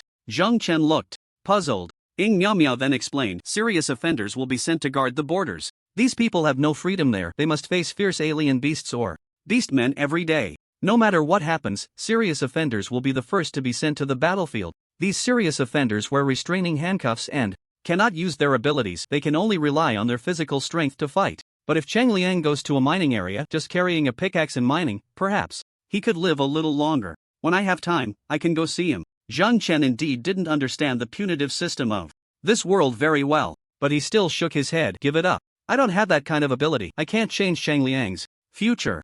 You can see for yourself that his ability is very dangerous. His existence is a threat. His ability doesn't have much power, but just being alive is a threat. Even if my words had an effect and Shang Liang was sent to the mining area, in 6 months, no, in a few months, or even a shorter time, he would create another army of insects and then more people would die under his insect army. He is an insect speaker. He is also the insect king. His words can kill many people, you should know that. After all, you are his friend. But you want to find a breakthrough through me. That's a bit naive. Zhang Chen smiled slightly at Ing Miao and turned to walk towards the classroom. Ing Miao looked at Zhang Chen in disbelief. How could he understand the insect speaker ability so well? The analysis of the insect speaker ability in the ability encyclopedia is wrong. The true power of the insect speaker is known only to Chang Liang himself and one other person. How did Zhang Chen know? Zhang Chen suddenly turned back and said, by the way, all of this was told to me by Chang Liang. He looked so confident at the time, revealing the true effect of his ability. Ing Miao's expression gradually turned to despair.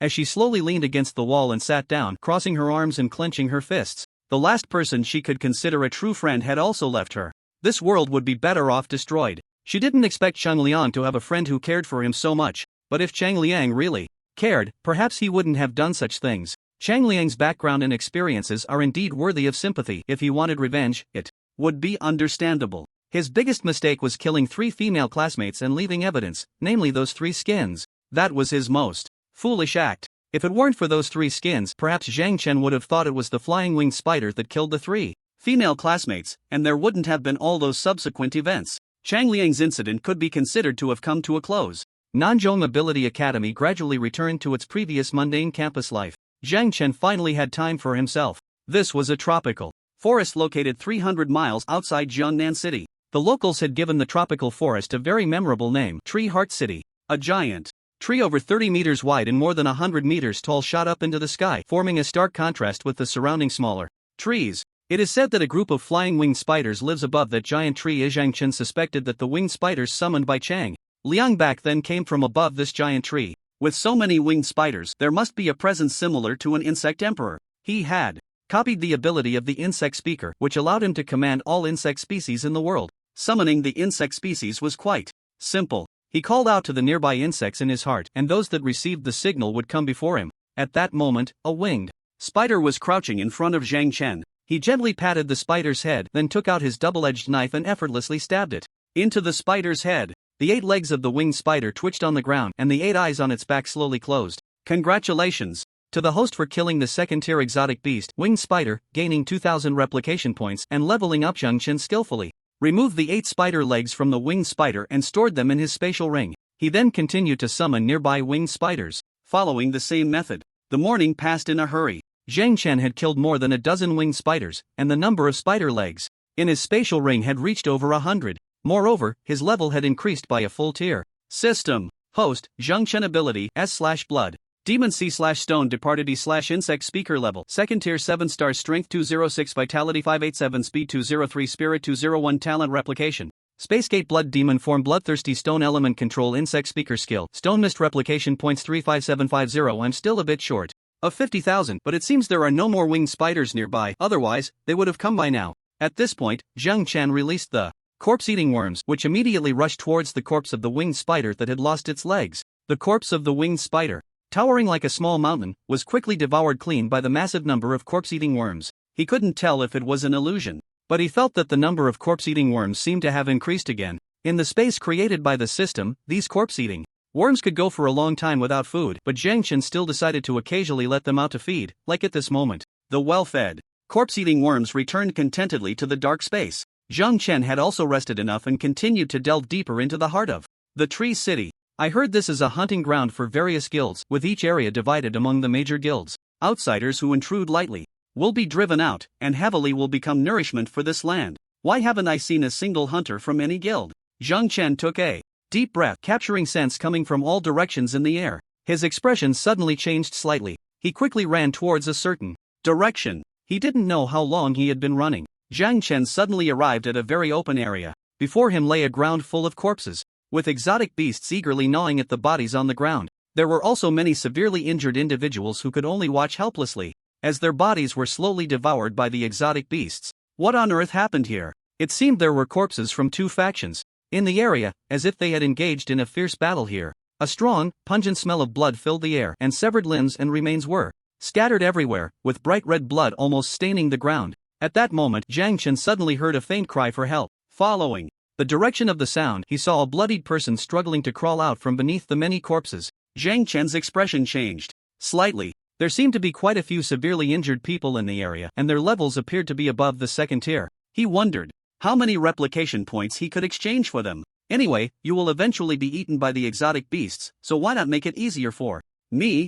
Zhang's cold gaze fell on the person who had called for help earlier, and he dashed towards them in a single leap. Help me! Save me! I can give you anything. Poochie! Zhang Chen stabbed through the opponent's head with a knife, then twisted it forcefully. Congratulations, host. For killing a second-tier ability user, copy points plus 3,000, realm has improved. Bloodthirsty. In an instant, over 30 bloodlines surged in all directions, simultaneously connecting with the beasts on the scene that were gnawing on corpses. The beasts immediately fell into a rage, charging towards Zhang Chen. Zhang Chen tightened his grip on the double-edged knife. His internal spiritual energy surged rapidly, instantly entering the second gear, with a continuous flow of spiritual energy pouring into his right hand. Zhang Chen faced a massive beast and suddenly swung the double-edged knife. Poochie, the beast's body was instantly split in two, red and white matter spilling all over the ground. Congratulations, host, for killing a second-tier beast. Copy points plus 2,000, realm has improved. Zhang Chen looked at his right hand. Lin Xianya had used this move to slice the winged spider in half last time. After watching, he studied it a bit. In the end, he found it wasn't too difficult, just a matter of controlling one's own spiritual energy. This move was quite effective against large beasts. However, since it required time to charge and the speed of the strike was too slow, unless the opponent was foolish, the hit rate against ability users was very low. While Zhang Chen was pondering these things, the system's notification sounds kept ringing in his mind. Congratulations, host, for killing a second-tier ability user. Copy points plus 3,000, realm has improved. Congratulations, host, for killing a second-tier ability user. Copy points plus 3,000, realm has improved. Congratulations, host, for killing a second-tier beast. Copy points plus 2,000, realm has improved. Zhang Chen took another look at his system. His copy points had now reached 50,000. However, there was no significant change in his realm. He didn't know the reason. Zhang Chen glanced around. The beasts had mostly been driven away by him. There were still quite a few corpses left on the ground. The people from both factions had left their severely injured behind to wait for death, which allowed him to take advantage. Perhaps today would end here. Zhang Chen opened the spatial door and then walked out from the boys' restroom at school. Back in the classroom, Zhang Chen looked towards Lin Xianya in the distance. Suddenly, a notification from the system appeared before him. Do you wish to spend 50,000 copy points to copy C/Iron Witch ability? Confirming host's command, deducting 50,000 copy points, successfully copied C/Iron Witch ability. Ability is merging, please. Wait a moment, host. Zhang Chen immediately felt an influx of countless pieces of information in his mind. He began to close his eyes and digest it carefully. He didn't know how long it had been, but with a notification from the system, Zhang Chen successfully merged the C/Iron Witch ability. Open personal information panel. Host, Zhang Chen, ability, S/Blood Demon C/Stone Wraithy /Insect Speaker C/Iron Witch, realm. Second tier 7 stars, strength 266, vitality 597, speed 233, spirit 211, talent, copy spatial door blood demon form bloodthirsty stone element. Control insect speaker steel element control, skill, stone mist, copy points, 1235. Zhang Chen placed his hand under the table, and his right hand instantly turned to steel. From his 4 indicators, it was clear that his strength had increased significantly, while the other 3 indicators had slightly grown. Copying abilities could enhance his 4 indicators, saving him from arduous training. So far, he hadn't seen an ability that satisfied him. Next, he would need to refine himself through continuous battles, creating his own combat style for fighting beasts and ability users. However, now another troubling issue arose. His abilities could not be used in front of others. This made it somewhat difficult for him to improve his combat skills. If he couldn't utilize these abilities in battle, he wouldn't know where his limits lay. It was like a long jumper who knows their maximum distance. They can freely control how far they jump, but for him, the limits of his own power were still an unknown. Lin Xianya seemed like a good opponent. Zhang Chen took out his phone and sent Lin Xianya a message. Lin Xianya glanced at the message in surprise and instinctively looked back at Zhang Chen. Zhang Chen raised an eyebrow at him. A slight smile appeared on Lin Xuanya's lips as he continued to listen to the class. Until after class, Zhang Chen and Lin Xuanya walked out of the classroom together. Lin Xuanya's smiling face was flushed, slightly excited. Zhang Chen, I didn't expect you to want to be my opponent. I was actually looking for someone of a similar level to improve my combat skills. Zhang Chen nodded and said, I don't know many people, so I can only trouble you. Lin Xuanya quickly waved his hand and said, not a trouble at all. Didn't I say? I also need someone to spar with, and I don't know many people either. The two chatted casually. Zhang Chen suddenly asked about Chang Liang's final outcome. Lin Xuanya's expression changed slightly, then he said, the master said Chang Liang will be sent to guard the border. It seems that any criminal sent to the border doesn't survive for more than a month. By the way, recently, a woman named Ing Miaomia came to find me, the one who looked for you last time. She somehow found out about my relationship with the master and specifically came to plead for Chang Liang. Zhang Chen said calmly, did you refuse her? Lin Xuanya nodded as if it were obvious, of course. Chang Liang killed so many people, it's against the natural order. How could I agree? Besides, I'm not very familiar with Chang Liang. Zhang Chen thought for a moment and then said, it's not bad for Chang Liang to have a friend like Ing Miaomia. It's just a pity that he's too arrogant and didn't handle things cleanly. Upon hearing this, Lin Xuanya initially agreed with Zhang Chen's words, but after the last sentence, a hint of confusion appeared in his eyes. Zhang Chen, do you agree with Chang Liang's actions? You just think he didn't do it cleanly and left evidence? Zhang Chen didn't answer Lin Xuanya's question but changed the subject. Did you learn your body techniques from Captain Chen? What did he teach you? Seeing that Zhang Chen didn't answer her question, Lin Xuanya didn't dare to press further. After thinking for a moment, he said, some knife techniques and the use of spiritual energy. That's all he taught me. But don't think you can see the knife techniques, even how to hold it is very particular. The main thing is the method of exerting force. The method of exerting force is divided into pure physical force and spiritual energy force. Only by combining the two can anything be cut in half.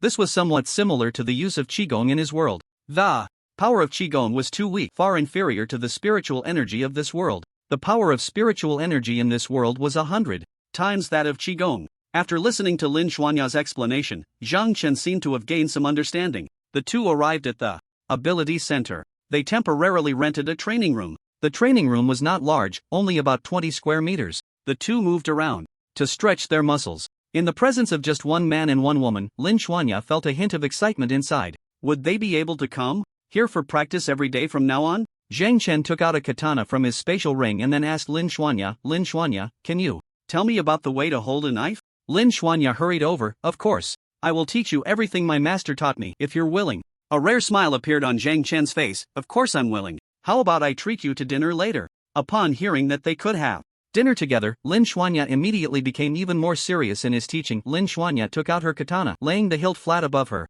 palm. The sword seemed very light, even lighter than the hilt itself, and when placed on her palm, it was perfectly horizontal. Zhang Chen, which finger do you think exerts the force from the palm? Without thinking, Zhang Chen replied, the little finger. Lin Xuanya was slightly taken aback. You actually know? Could it be that Zhang Chen had received some training? Otherwise, how could he know that the finger exerting force is the little finger? Zhang Chen had indeed received training, whether it was boxing or using a sword. The most crucial finger was the little finger. Without the little finger, a person's strength could not be fully exerted. Lin Xuanya continued, you're right. If a swordsman doesn't understand how to exert force, he won't be able to unleash all his strength. The correct way to hold a sword is to grip the hilt with the flesh of the palm, with the index finger's knuckle edge close to the circular part above the hilt when the 5 fingers are tightly gripped. When exerting force, it's not just about swinging the sword out, it's about using the twisting power of the waist to drive the arm and the slash. After finishing, Lin Xuanya shyly glanced at him. What I said is all basic. If you already knew, you could interrupt me, and I could skip. Zhang Chen shook his head and said, no need, you can continue. The method of exerting force and body techniques seemed to have no significant changes. It was still about using the waist's twist to drive the arm for greater power. Just like the power of a regular kick, it was nowhere near the force required for a spinning kick performed in mid-air. As the saying goes, once you understand one thing, you understand everything. After listening to Lin Xuanya's explanation, Zhang Chen quickly combined what he had learned in his past life and integrated it. About half an hour later, Lin Xuanya let out a long breath and smiled at Zhang Chen. That's about it. Do you have any questions? She had explained the grip and various methods of exerting force to Zhang Chen. It was uncertain how much he could absorb. Zhang Chen might be someone who values face. Even if he didn't understand, he wouldn't feel comfortable saying so. Zhang Chen shook his head and said, that's enough. Let's move on to practical combat. Lin Xuanya shook her head. Zhang Chen, you're still too eager.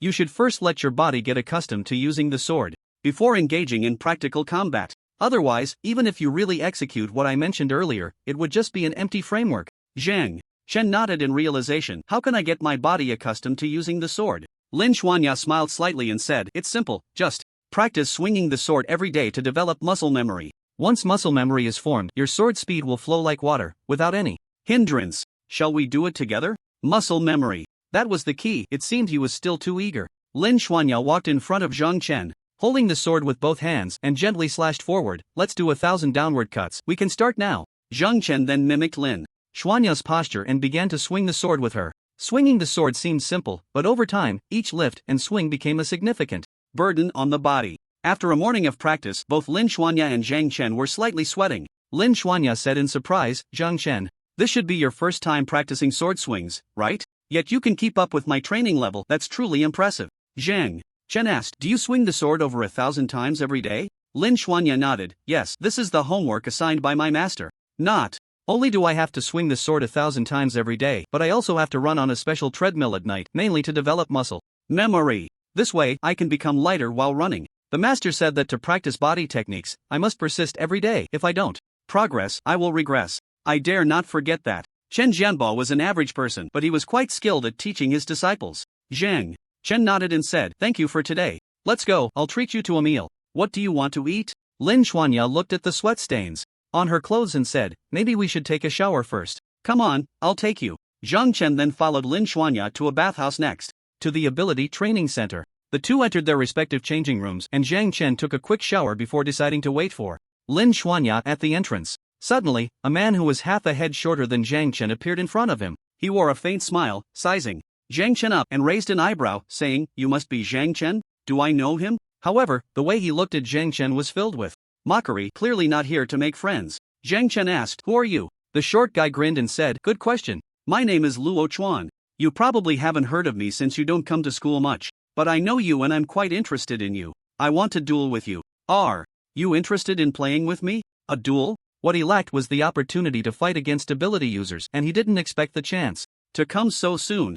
Zhang Chen hadn't even had the time to agree. A very familiar voice suddenly came from behind. Zhang Chen, what's wrong? Is he bothering you? Lin Xuanya, carrying the scent of shower gel, slowly approached Zhang Chen. Upon seeing Lin Xuanya, Luo Chuan's eyes lit up slightly. Lin Xuanya? So you two are together. It seems your relationship is quite deep, huh? Well then, I'll duel with Zhang Chen first and then I'll have a taste of you. Lin Xuanya replied with confusion, what nonsense? Why do we have to fight you? Zhang Chen, let's go. Luo Chuan suddenly laughed coldly, oh, it seems the rumors are true. You two are just the old principal's pawns to gain fame. You really have no strength at all. I didn't want to believe it, but I didn't expect you two to lack even the courage to duel with me, Luo Chuan. I'm really disappointed. Lin Xuanya smiled faintly and said, say whatever you want. In any case, I'm going to have a meal with Zhang Chen, and no one can stop us. After saying that, Lin Xuanya pulled Zhang Chen out. Zhang Chen had no choice but to leave with Lin Xuanya. Clearly, Lin Xuanya was very displeased with the guy who wanted to ruin her lunch with Zhang Chen. If this Luo Chuan dared to pursue them relentlessly, she would definitely teach him a lesson. Luo Chuan seemed to be quite perceptive as he didn't chase after them but instead stuffed his hands in his pockets, sneering, fine. I'll wait for you to finish your meal and then I'll come find you. After all, we're all students of this school, no one can escape. In the cafeteria, Zhang Chen found a private room and ordered several specialty dishes from the school. Ganja, with his sharp eyes, spotted him and joined in. Lin Xuanya's gaze turned exceptionally cold, locking onto Ganja, the third wheel. However, Ganja seemed oblivious, eating his own portion. The school food is amazing. I feel like I'm going to get fat, Ganja said, his name meaning sugarcane because of his tall and slender figure, yet now he claimed he was getting fat. Zhang Chen couldn't really tell.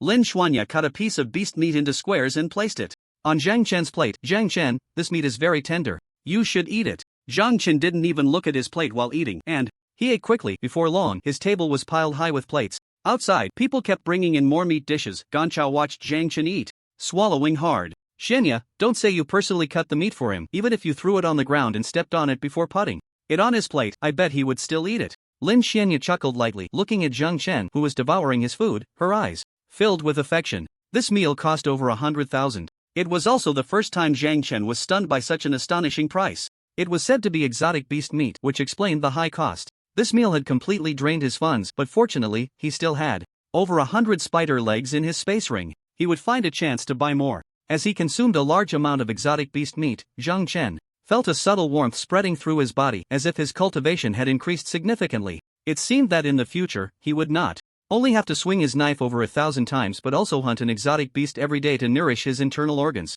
Lin Xianya, looking a bit embarrassed, said to Zhang Chen, "Zhang Chen, I'm really sorry. I didn't expect this meal to cost over 100,000. Next time, I'll treat you." Gan Chao interjected, "Xianya, don't take it to heart, most of it was eaten by Zhang Chen. How much did we eat, right?" Lin Xianya smiled awkwardly and fell silent. The three of them walked out of the cafeteria. Suddenly, Zhang Chen saw the short guy who had stopped him at the ability center before. What was his name again? Luo Chuan? Luo Chuan had a toothpick in his mouth, hands in his pockets, and flashed a smile at Zhang Chen. "Looks like you've finished your meal. How about some exercise to digest, Zhang Chen?" "Of course, you too, Lin Xianya." Lin Shen. Ye shot a glare at Luo Chuan. "Why are you like a sticky candy, impossible to shake off?" Gan Chao looked at Luo Chuan and suddenly felt he looked familiar, but it took a while to remember who he was. Until Luo Chuan spoke up. "I, Luo Chuan, want to spar with you. It's your good fortune, so don't be ungrateful." Luo Chuan? Gan Chao suddenly recalled who this person was. Luo Chuan. His reputation was second only to Zhang Chen and Lin Xianya. He seemed to be a recent dark horse. His strength had already reached the second tier, and he was an elemental ability user, B rank / Angry Dragon Flame. Gan Chao hurriedly said to Zhang Chen, "Don't fight him. This guy is looking for people to duel everywhere. Almost everyone who has fought him has suffered various burns, and some have even been disfigured." Luo Chuan raised an eyebrow slightly. "It's rare that you actually know me?" Gan Chao huffed. "I've just heard some rumors about you." Luo Chuan grinned and said, "Rumors can be true or false. How can you believe them all? However, I do enjoy challenging stronger opponents, especially someone like Zhang Chen or Lin Xianya. You said you wanted to eat, and now that you finished, you wouldn't still be looking for an excuse to refuse the duel, would you?" Lin Xianya took a deep breath. It seemed this guy wouldn't let it go without a fight. "Then let me fight you," Zhang Chen said, taking the initiative for once. "Let me handle it." It was rare to have a seemingly strong opponent, and Zhang Chen decided to seize the opportunity. Lin Xianya looked surprised. "Zhang Chen, are you really going to fight him?" Zhang Chen nodded. "Yeah, I've never fought an elemental ability user before. It might be a good opportunity for me to understand them better." Seeing Zhang Chen say this, Lin Xianya was momentarily speechless. Luo Chuan grinned. "I knew you would agree. I can see it in your eyes. You want to duel with me. Let's go, follow me to the playground." Suddenly, flames ignited all over Luo Chuan's body, transforming him into a fiery figure. He looked like a slowly burning humanoid monster. With a sudden leap, he soared into the air, appearing at the center of the playground at an incredibly unbelievable speed. Luo Chuan pushed his hands forcefully against the ground. A wave of fire rippled out from beneath his feet, causing everyone on the playground to instantly flee in all directions. "Sorry everyone, just borrowing this place for a moment." Luo Chuan grinned, watching Zhang Chen slowly approach from the front. Is he being a bit too leisurely? He's walking over so slowly. The surrounding students quickly understood what was happening. It seemed these two were planning to duel here. "It's Luo Chuan. Luo Chuan has found another opponent to duel with? Last time those few were severely burned, they looked like a mess. I didn't expect anyone would dare to challenge Luo Chuan again. After all, he's a B-level elemental ability user, really quite ostentatious, looking for duels everywhere. Is he desperate for fame? He has the strength. If you have the ability, you can imitate him too." Hearing the discussions around him, a hint of pride flashed across Luo Chuan's face. At this moment, he had returned to his original demeanor and looked at Zhang Chen, who had arrived at the scene, saying, "Zhang Chen, still don't know what your ability is? I'm a B-level elemental ability user. Ability name, Angry Dragon Flame. B-level? Still an elemental ability user. I doubt we can find many in our school." "Not necessarily, there are indeed some strong students in our school, but they all have professional teachers for one-on-one special guidance and rarely show up at school. I know at least 3. Luo Chuan is just taking advantage of their infrequent appearances, which is why he dares to be so arrogant at school. Our South School really is a hidden dragon and crouching tiger, can't tell at all. Ha ha ha." Zhang Chen slightly spread his fingers, clenched his fist, and then stretched his muscles. He ignored Luo Chuan's question. Seeing him so arrogant, Luo Chuan snorted coldly and said, "Not going to say, huh? I'll make you say it." As soon as he finished speaking, 2 fireballs covered Luo Chuan's hands. "My ability isn't just elemental, I also have the bloodline of a fire dragon, which gives me a certain level of physical strength. Looking at you, you seem to be a physical ability user, so I'll use my less proficient physical skills to deal with you. Let's see if you can force me to use my elemental abilities, otherwise, it'll be too boring." Zhang Chen lightly jumped in place, tapping his toes. "Can we start?" Zhang Chen asked. Luo Chuan grinned. "Let's go." Both their gazes shifted instantly, and they charged at each other at lightning speed. Whoosh! Luo Chuan threw a punch at Zhang Chen, intending to test his strength with a fist-to-fist collision. However, his punch missed completely. Zhang Chen sidestepped directly, his body moving diagonally while executing A 170-degree spin. Bang! Zhang Chen's whip kick struck Luo Chuan's face. Bang! Luo Chuan didn't even have time to react because the kick was just too fast. The kick knocked Luo Chuan to the ground, rendering him unconscious on the spot. Zhang Chen looked at Luo Chuan lying on the ground. Was this really all there was to it? The outcome was decided in the blink of an eye. Zhang Chen slowly raised his right hand, declaring his personal victory. He then walked towards the crowd. Everyone stared in shock at Zhang Chen's departing figure until he was no longer visible. They could only turn their gaze to the unconscious Luo Chuan on the ground. Boom! It was as if a grand feast had reached its climax. At that moment, everyone erupted like boiling water. What just happened? Zhang Chen's speed and strength are incredible. I didn't see clearly, did you see? What happened? What exactly happened? Lin Xianya stood dazed in place, forgetting to chase after Zhang Chen. Zhang Chen's speed and explosive power were completely above hers. He was clearly so powerful. Why did he still come to seek her advice?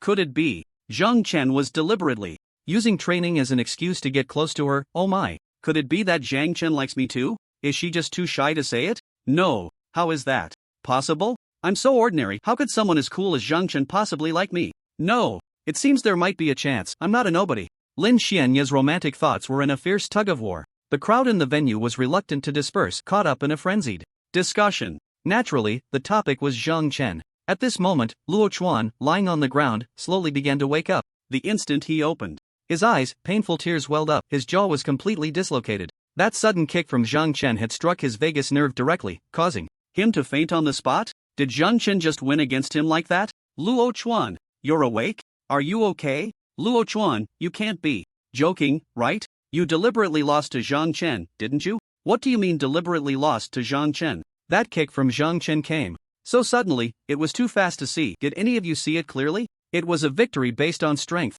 Luo Chuan covered his jaw with both hands, forcibly putting it back in place. When he heard that crack sound, everyone present felt a pang in their teeth. After a while, Luo Chuan finally spoke. I underestimated him. I will challenge him again. Next time, let's see who ends up on the ground. Luo Chuan snorted coldly and swaggered out of the crowd. He walked to a less crowded area and turned into a nearby alley. After looking around and confirming that no one was there, he spat out a few broken teeth. The broken teeth mixed with thick blood fell into his palm. Luo Chuan looked at the broken teeth in his hand and clenched it tightly. Damn, how could I be so humiliated? Zhang Chen, I will remember this debt. You want to kill Zhang Chen? A pleasant voice came from ahead. Luo Chuan was startled and quickly shoved the hand holding the broken teeth into his pocket. He looked up to see a very sweet-looking girl walking towards him. To his surprise, he recognized her and immediately called out her name. You seem to be Ying Miaomio from our class? Ying Miaomio sneered, surprised you still remember me. Yes, we are indeed in the same class.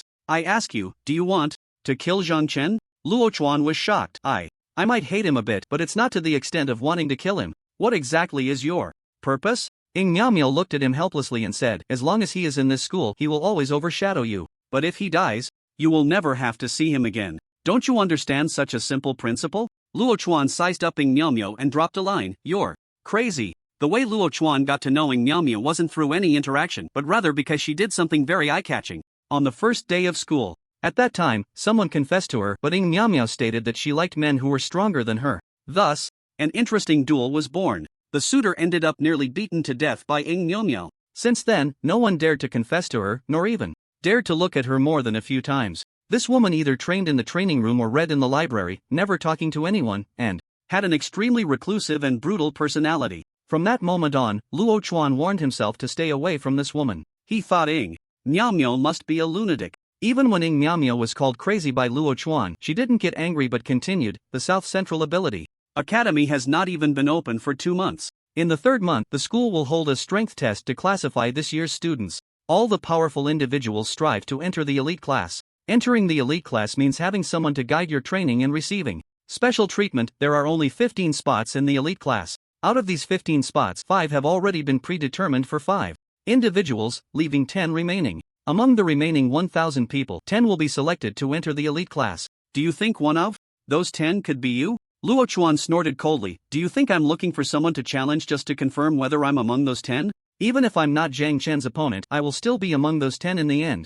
If you want to find someone to deal with Zhang Chen, I can. Only say you've got the wrong person. I'm not foolish enough to be a pawn for someone else. Ying Miaomio, however, seemed to have anticipated Luo Chuan's response, smiling slightly as she said, I admit you're clever, but not clever enough. You don't realize how much benefit cooperation can bring. You also don't know how powerful Zhang Chen is. Do you think Principal Su would care for an ordinary student for no reason? Lin Xuanyat is the apprentice of the captain of the security team, and Zhang Chen? Who is Zhang Chen? Who knows him? He seems like just a nameless pawn, but is he really just a nameless pawn? You lost to Zhang Chen in front of so many people and then declared you would challenge him again. What if you lose a second time? You would become a joke. Just like what you said before, do you really think you can enter the elite class? Luo Chuan clenched his fist slightly, his face turning beet red with anger as he glared at Ing Miao Miao. Don't think I won't hit you just because you're a woman. Ing Miao Miao remained as calm as ever, still the same thing. I'll cooperate with you. You confront Zhang Chen, defeat him, force him to drop out, and then find an opportunity to help me kill him.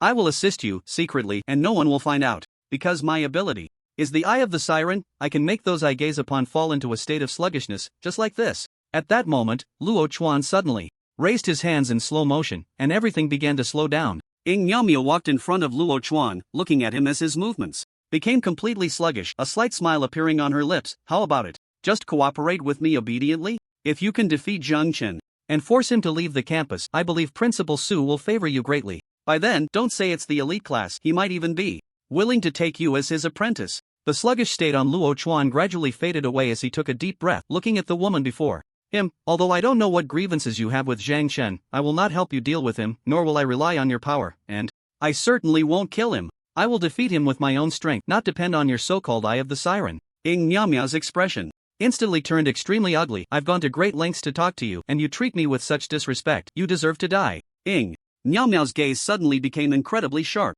The next second, Luo Chuan's body began to slowly petrify from head to toe. In just a few seconds, Luo Chuan's body had turned into a statue. Ing Miao Miao snorted coldly. If it weren't for you deliberately provoking Zhang Chen to duel, would I have come to you? You're asking for it. Ing Miao Miao kicked over Luo Chuan's statue, shattering it to pieces on the ground. The petrification was lifted. Luo Chuan's body turned into countless fragments, and from his broken head, one could vaguely see that he was Luo Chuan. Another student has died at our school. A male classmate rushed into the classroom, panic-stricken, announcing the news. In an instant, everyone's eyes widened. What happened this time? Was it a beast or a beast man? This school is too unsafe. People are dying every few days. I want to drop out.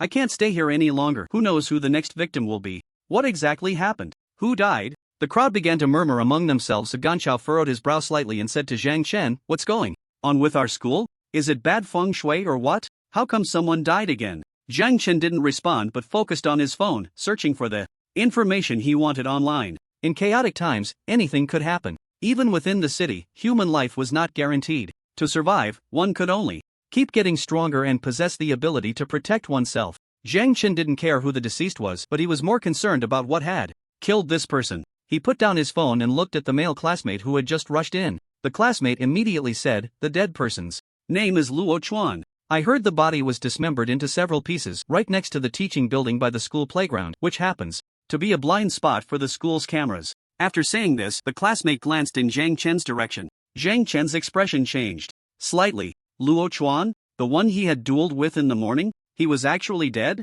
The information from this classmate was significant, causing Zhang Chen to furrow his brow. Ganchao, unable to contain his inner doubts, exclaimed in surprise, Luo Chuan? Isn't that the guy you dueled with? He actually died? Zhang Chen, it couldn't be that. Ganchao suddenly realized something and wisely closed his mouth. Indeed, even Ganchao was starting to suspect him. How could the others not think of it? Sure enough, in that moment, everyone looked at him with strange expressions. Although no one spoke, their gazes seemed to ask, did you kill Luo Chuan? Once suspicion arises, the charge is established. At that moment, Lin Xianya suddenly stood up. What are you all thinking? How could Zhang Chen possibly kill Luo Chuan? It's obvious someone is trying to frame him. Zhang Chen has been in the classroom since he returned from the duel. Lin Xianya's words instantly awakened all the students present. But would they really believe it? Just then, the homeroom teacher, Li Shui, arrived in the classroom. She scanned the room and then said to Zhang Chen, who was sitting in the corner, Zhang Chen, come out for a moment.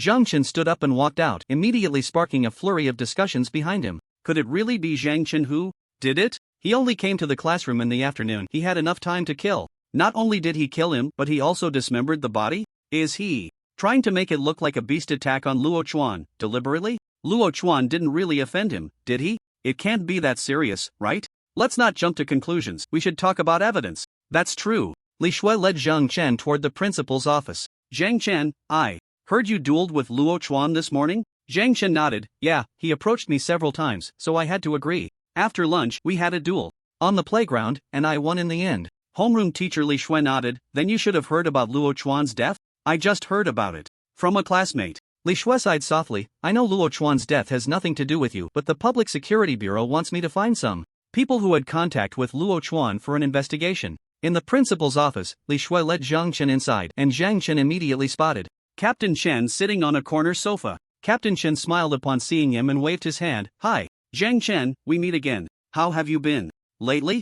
Zhang Chen nodded. Not bad. Principal Su sat at his desk with a worried expression. He didn't know what was going on lately. His school had seen a series of deaths. He had originally planned to have Zhang Chen secretly help the school gain some honors, but he never expected these incidents to occur, and consecutively at that, the old principal sighed helplessly and said, Zhang Chen, Captain Chen wants to ask you about something. If you know anything, just tell us. Captain Chen seamlessly continued, it's like this, Zhang Chen, we heard that you had contact with Luo Chuan this morning. You two had a duel on the playground, right? What happened afterward? What happened next? Zhang Chen replied in a very calm tone, after I defeated him, I went back to the classroom. After that, I don't know. The people who were there should know better than I do. Captain Chen smiled slightly and said, I see, then it's nothing. You can go back. Just like that? Zhang Chen thought for a moment and then asked, I heard that Luo Chuan was dismembered? Chen Jianbao raised his eyebrows slightly. Do you want to see the photos? Zhang Chen thought for a moment and then said, sure. Chen Jianbao didn't treat Zhang Chen as an outsider and directly took out a photo to hand to Zhang Chen.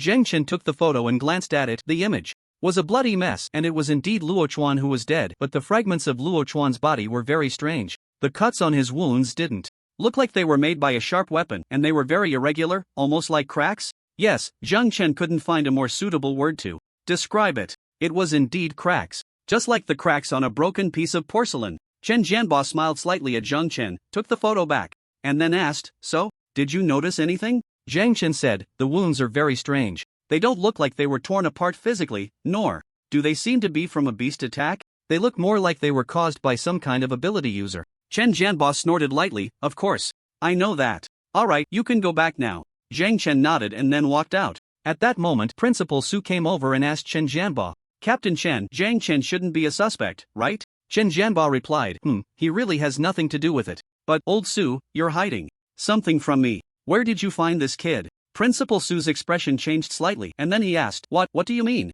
What do you mean? Chen Jianbao sneered, this photo made even our people frown, but when I showed it to this kid, his expression didn't change at all. He even noticed the peculiarities of the wounds. You ask me what's wrong? Where did you find such a kid? I feel like he's some underground assassin. Based on his observations over the past few days, Chen Jianbao came to this conclusion. Zhang Chen's background indeed needed to be investigated thoroughly. Principal Su quickly forced a smile and said, Captain Chen, you misunderstood. Zhang Chen's personality is like this, he is quite taciturn, and besides, he has been through so much that he has probably already adapted to seeing corpses and such. Chen Jianbao shook his head, no, it's definitely not like that. Which one of my people hasn't faced life and death with me, seen great storms? Yet when they see some corpses, they still frown or show discomfort. This shows that my people still have humanity. As for Zhang Chen, this kid shows no reaction to human corpses, not even a change in expression.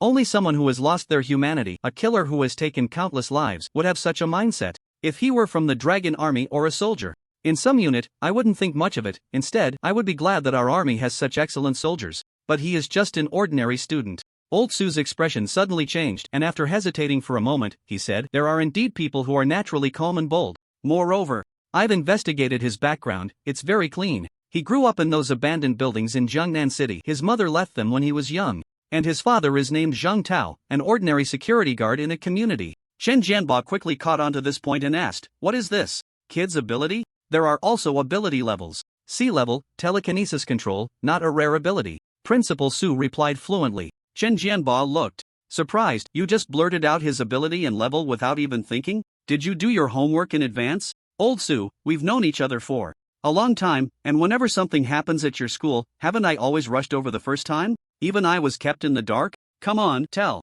me what you're hiding. Old Su was momentarily at a loss for words. Captain Chen, let's not get into that. The most important thing right now is to find the suspect who killed Luo Chuan, right? You noticed that his wounds are unusual, but what exactly is unusual about them? Old Su changed the subject, clearly not wanting to elaborate on Zhang Chen's question. Chen Jianba nodded at Principal Su, seeing that he was unwilling to speak. Although he was curious, he didn't press further. The wounds are too strange, just as Zhang Chen said. They couldn't have been caused by a beast or a beastman. His body has no external injuries, yet there are shattering wounds on his shoulder that extend all over. It's like a glass object that has fallen and shattered. I suspect that Luo Chuan was petrified by someone. You should check if there are any abilities like that at your school, or any ability users close to that. Old Su nodded and said, don't worry, I'll investigate right away. If I find anything, I'll let you know immediately. Chen Jianba replied with an then I'll take my leave. Keep me updated on any developments. I happen to have some free time lately. I'll see you off.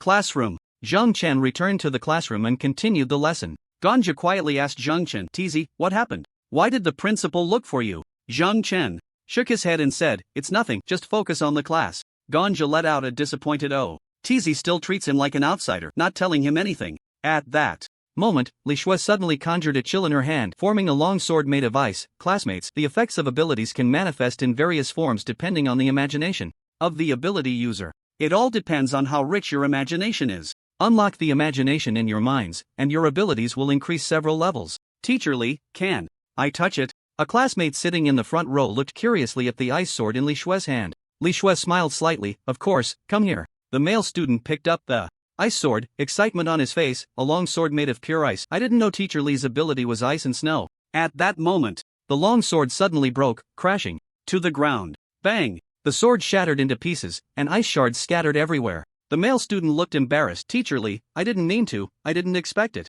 to be so fragile. Li Shui, however, smiled lightly and said, this relates to the knowledge you'll learn in your next class. The reason the ice sword is too fragile is that the spiritual energy inside it hasn't been compressed. An ice sword formed after compression will be harder than steel. The students suddenly understood.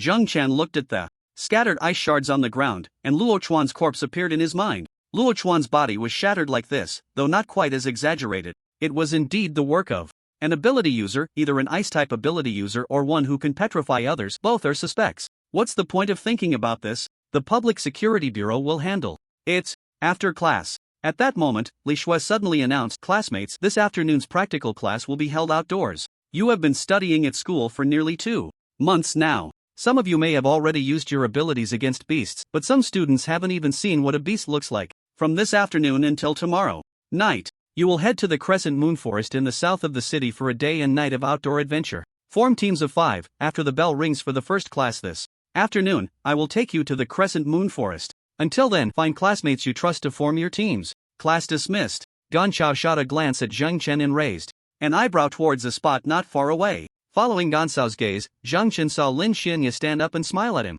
It seemed that they had already found 2 members for their 5-person group. Lin Xianya walked up to Zhang Chen and said, I've worked with Zhang Chen on underground orcs and campus exotic beasts, so for us, exploring a place like the Crescent Moon Forest is really not difficult at all. Let's just treat it as a simple class gathering. After saying this, Lin Xianya smiled slightly, looking at Zhang Chen with a face full of longing. She had always believed that Zhang Chen was quite strong, and after witnessing his duel with Luo Chuan, that belief became even more entrenched. Gan Chao shook his head helplessly. How did you two train? We're in the same class, but the gap is just too big. No way. You have to help me out so I can become as strong as you. Zhang Chen turned to Gan Chao and said, if someone wants to become strong, they need a goal that can make them strong. What's your goal? Lin Xianya's eyes widened slightly. Zhang Chen's words truly struck a chord with her. Indeed, she had been working hard for that very goal. A powerful warrior always has a goal that drives them to keep striving. To become stronger, the existence of a goal is essential. Gan Chao scratched the back of his head. I seem to not have any goals, so I'll just take you as my goal.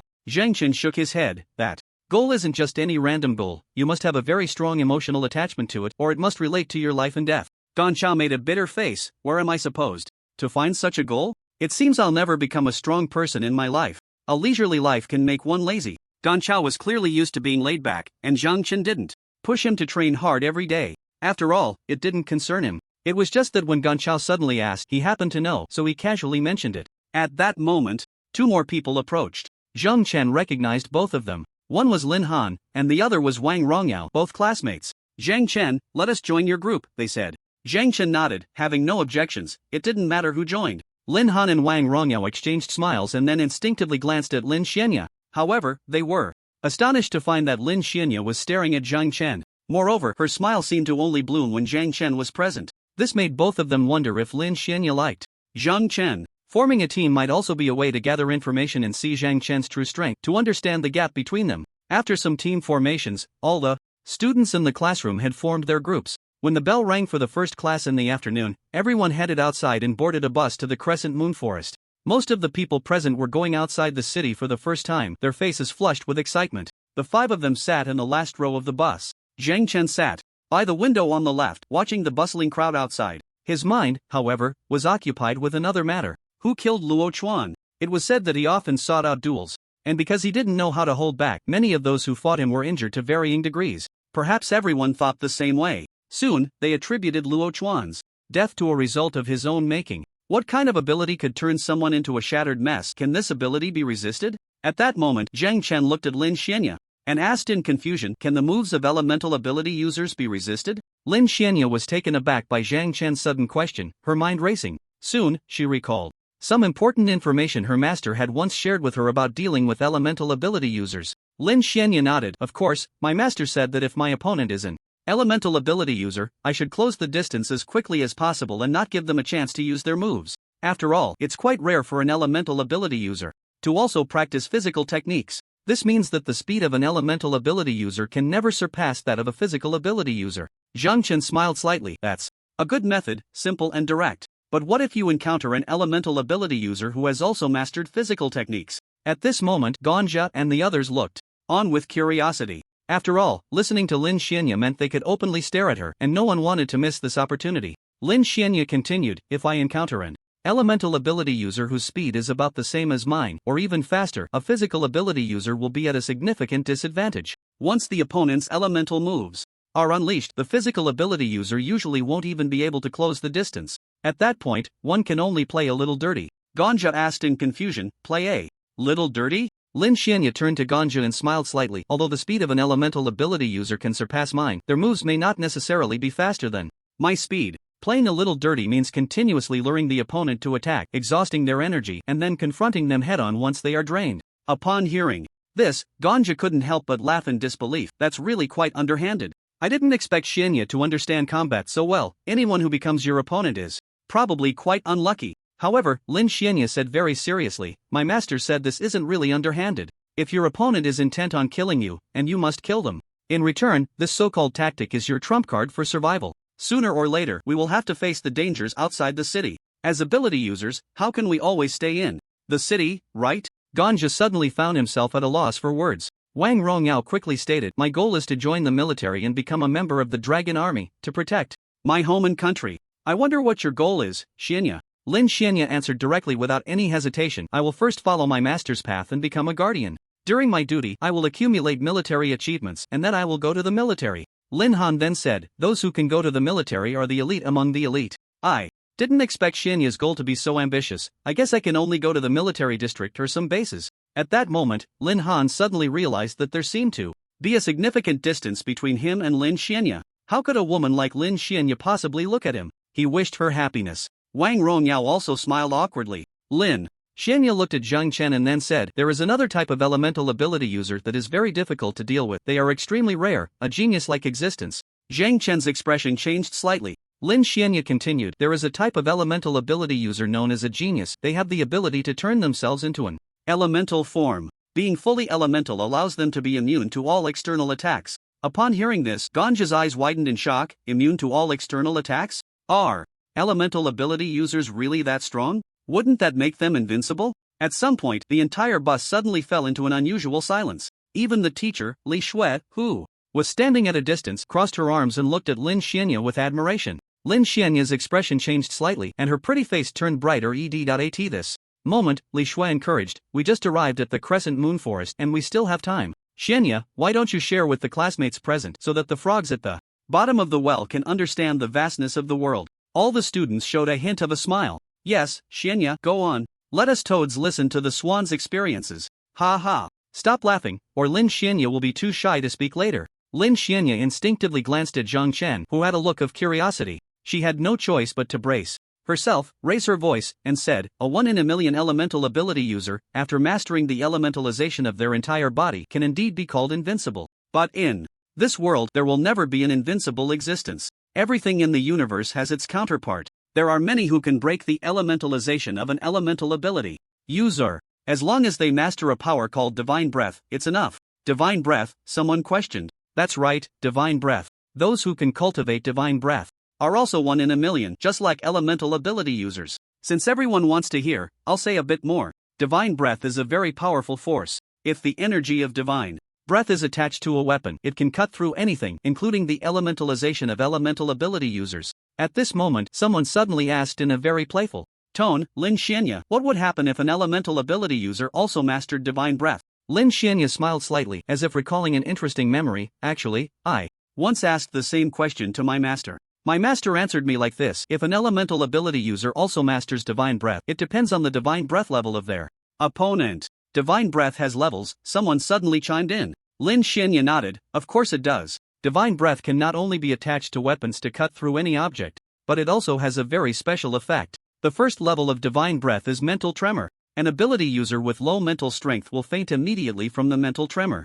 This is also a way for ability users who have mastered Divine Breath to determine whether their opponent is worth their effort. As for the second level, I don't know, because my master didn't tell me. After Lin Xianya finished speaking, she smiled slightly, that's all. Applause rang out crisply in Lin Xianya's ears. She looked in surprise at the person next to her. It was Zhang Chen. Zhang Chen was clapping. In an instant, everyone began to give him warm applause. Lin Xianya's face turned red to the roots of her ears. Zhang Chen, classmate, why are you joining in the fun? Everyone laughed, but more were bitter smiles. The gap had widened. At that moment, everyone clearly understood the difference between themselves and Lin Xianya. Gong Zhan was speechless. Such an outstanding woman was not someone he could match. Zheng Chen then asked, so, how can one cultivate Divine Breath? This question was crucial and piqued everyone's curiosity. For a moment, everyone focused their attention on Lin Xianya. Holding their breath, each felt they might have a chance to awaken Divine Breath. Lin Xianya's expression suddenly became sharp. My master told me that to awaken Divine Breath, one must have a powerful body to bear this strength.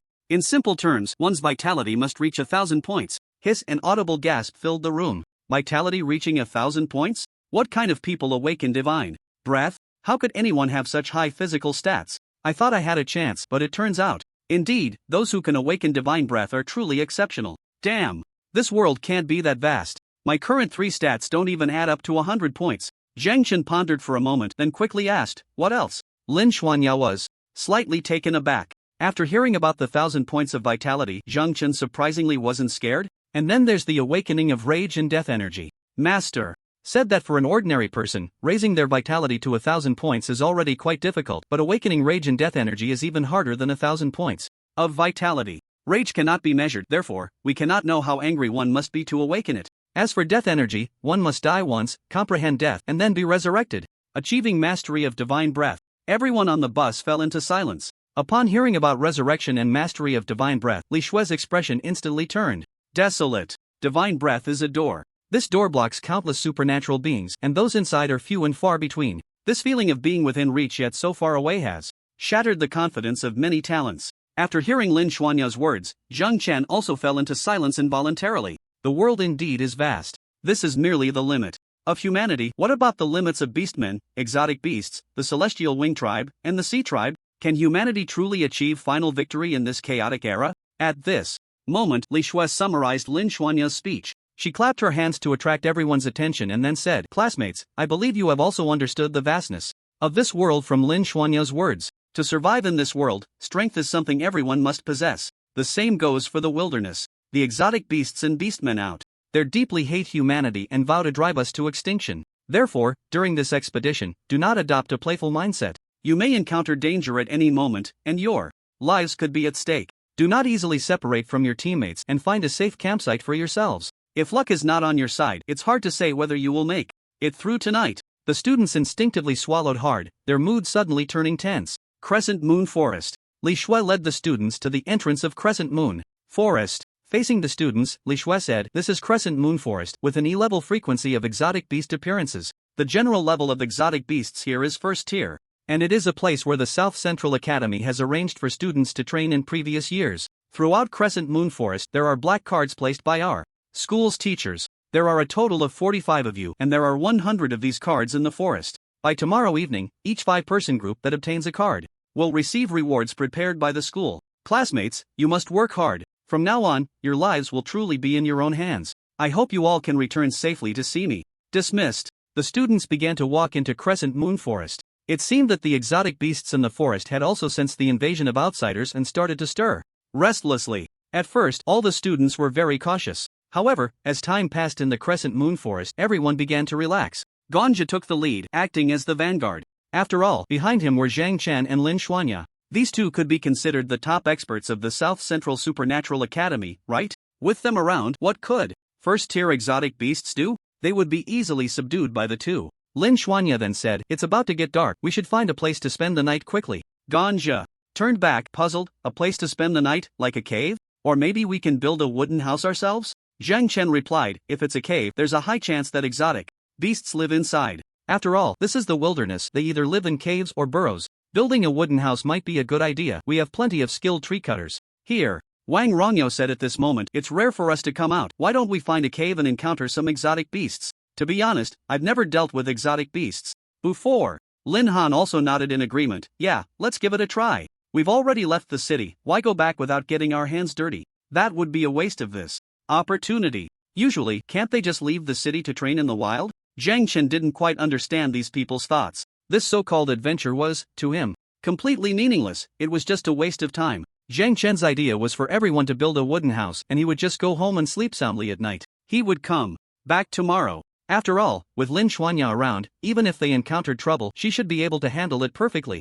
Lin Xuanya glanced at Zhang Chen, and seeing that he didn't speak, she said, "Maybe the black card could also be hidden in some caves. Zhang Chen, how about we look for a cave?" Zhang Chen nodded, "That's fine, but I might build a wooden house later." Wang Rongyo and Lin Han beamed with joy upon hearing Zhang Chen's agreement. But was he a bit too obsessed with the wooden house? Gan Chao held a stone boomerang in his hand. "I've finally waited for my chance to shine. If there are exotic beasts, let me take the first shot." Zhang Chen felt a mix of amusement and exasperation inside. This adventure, rather than being an adventure, felt more like a group of elementary school students going camping. Gan Chao quickened his pace with the other two, starting to search for caves where exotic beasts might be living. Lin Xuanya and Zhang Chen followed leisurely behind. "Zhang Chen, what do you think about Luo Chuan's death? Who do you think killed him?" Zhang Chen replied lightly, "Luo Chuan had too many enemies and many people were burned by him. There are just too many who wanted him dead. However, if it was one of Luo Chuan's former opponents, that seems a bit unrealistic. If they could defeat Luo Chuan, how could they lose to him?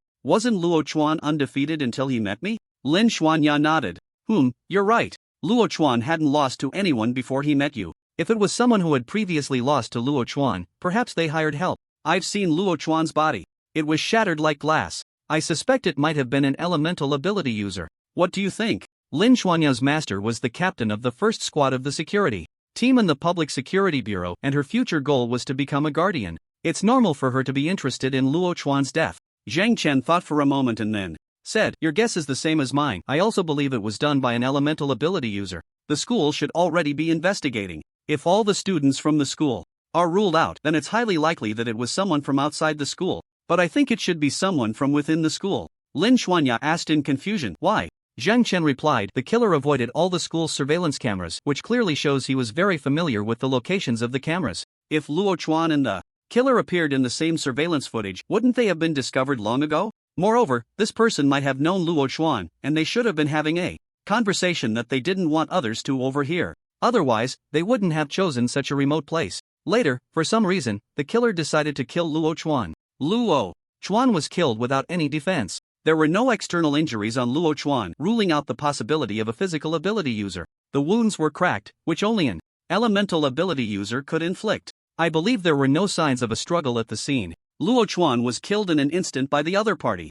This shows that the killer was quite powerful." Lin Xuanya's eyes widened slightly. "Zhang Chen, what are your goals? Do you want to become a guardian with me?" Zhang Chen thought for a moment and then said, "If becoming a guardian allows me to directly enter the military, I will consider it." Lin Xuanya took a deep breath. It was truly shocking. Zhang Chen had managed to deduce so much useful information. She hadn't expected that at all. If Zhang Chen could become a guardian, they could work together on missions again. That would be quite a journey. Zhang Chen said, "The information I can see, the Public Security Bureau should be able to see as well, so there's no need for us to waste our efforts." Lin Xuanya nodded. That's true.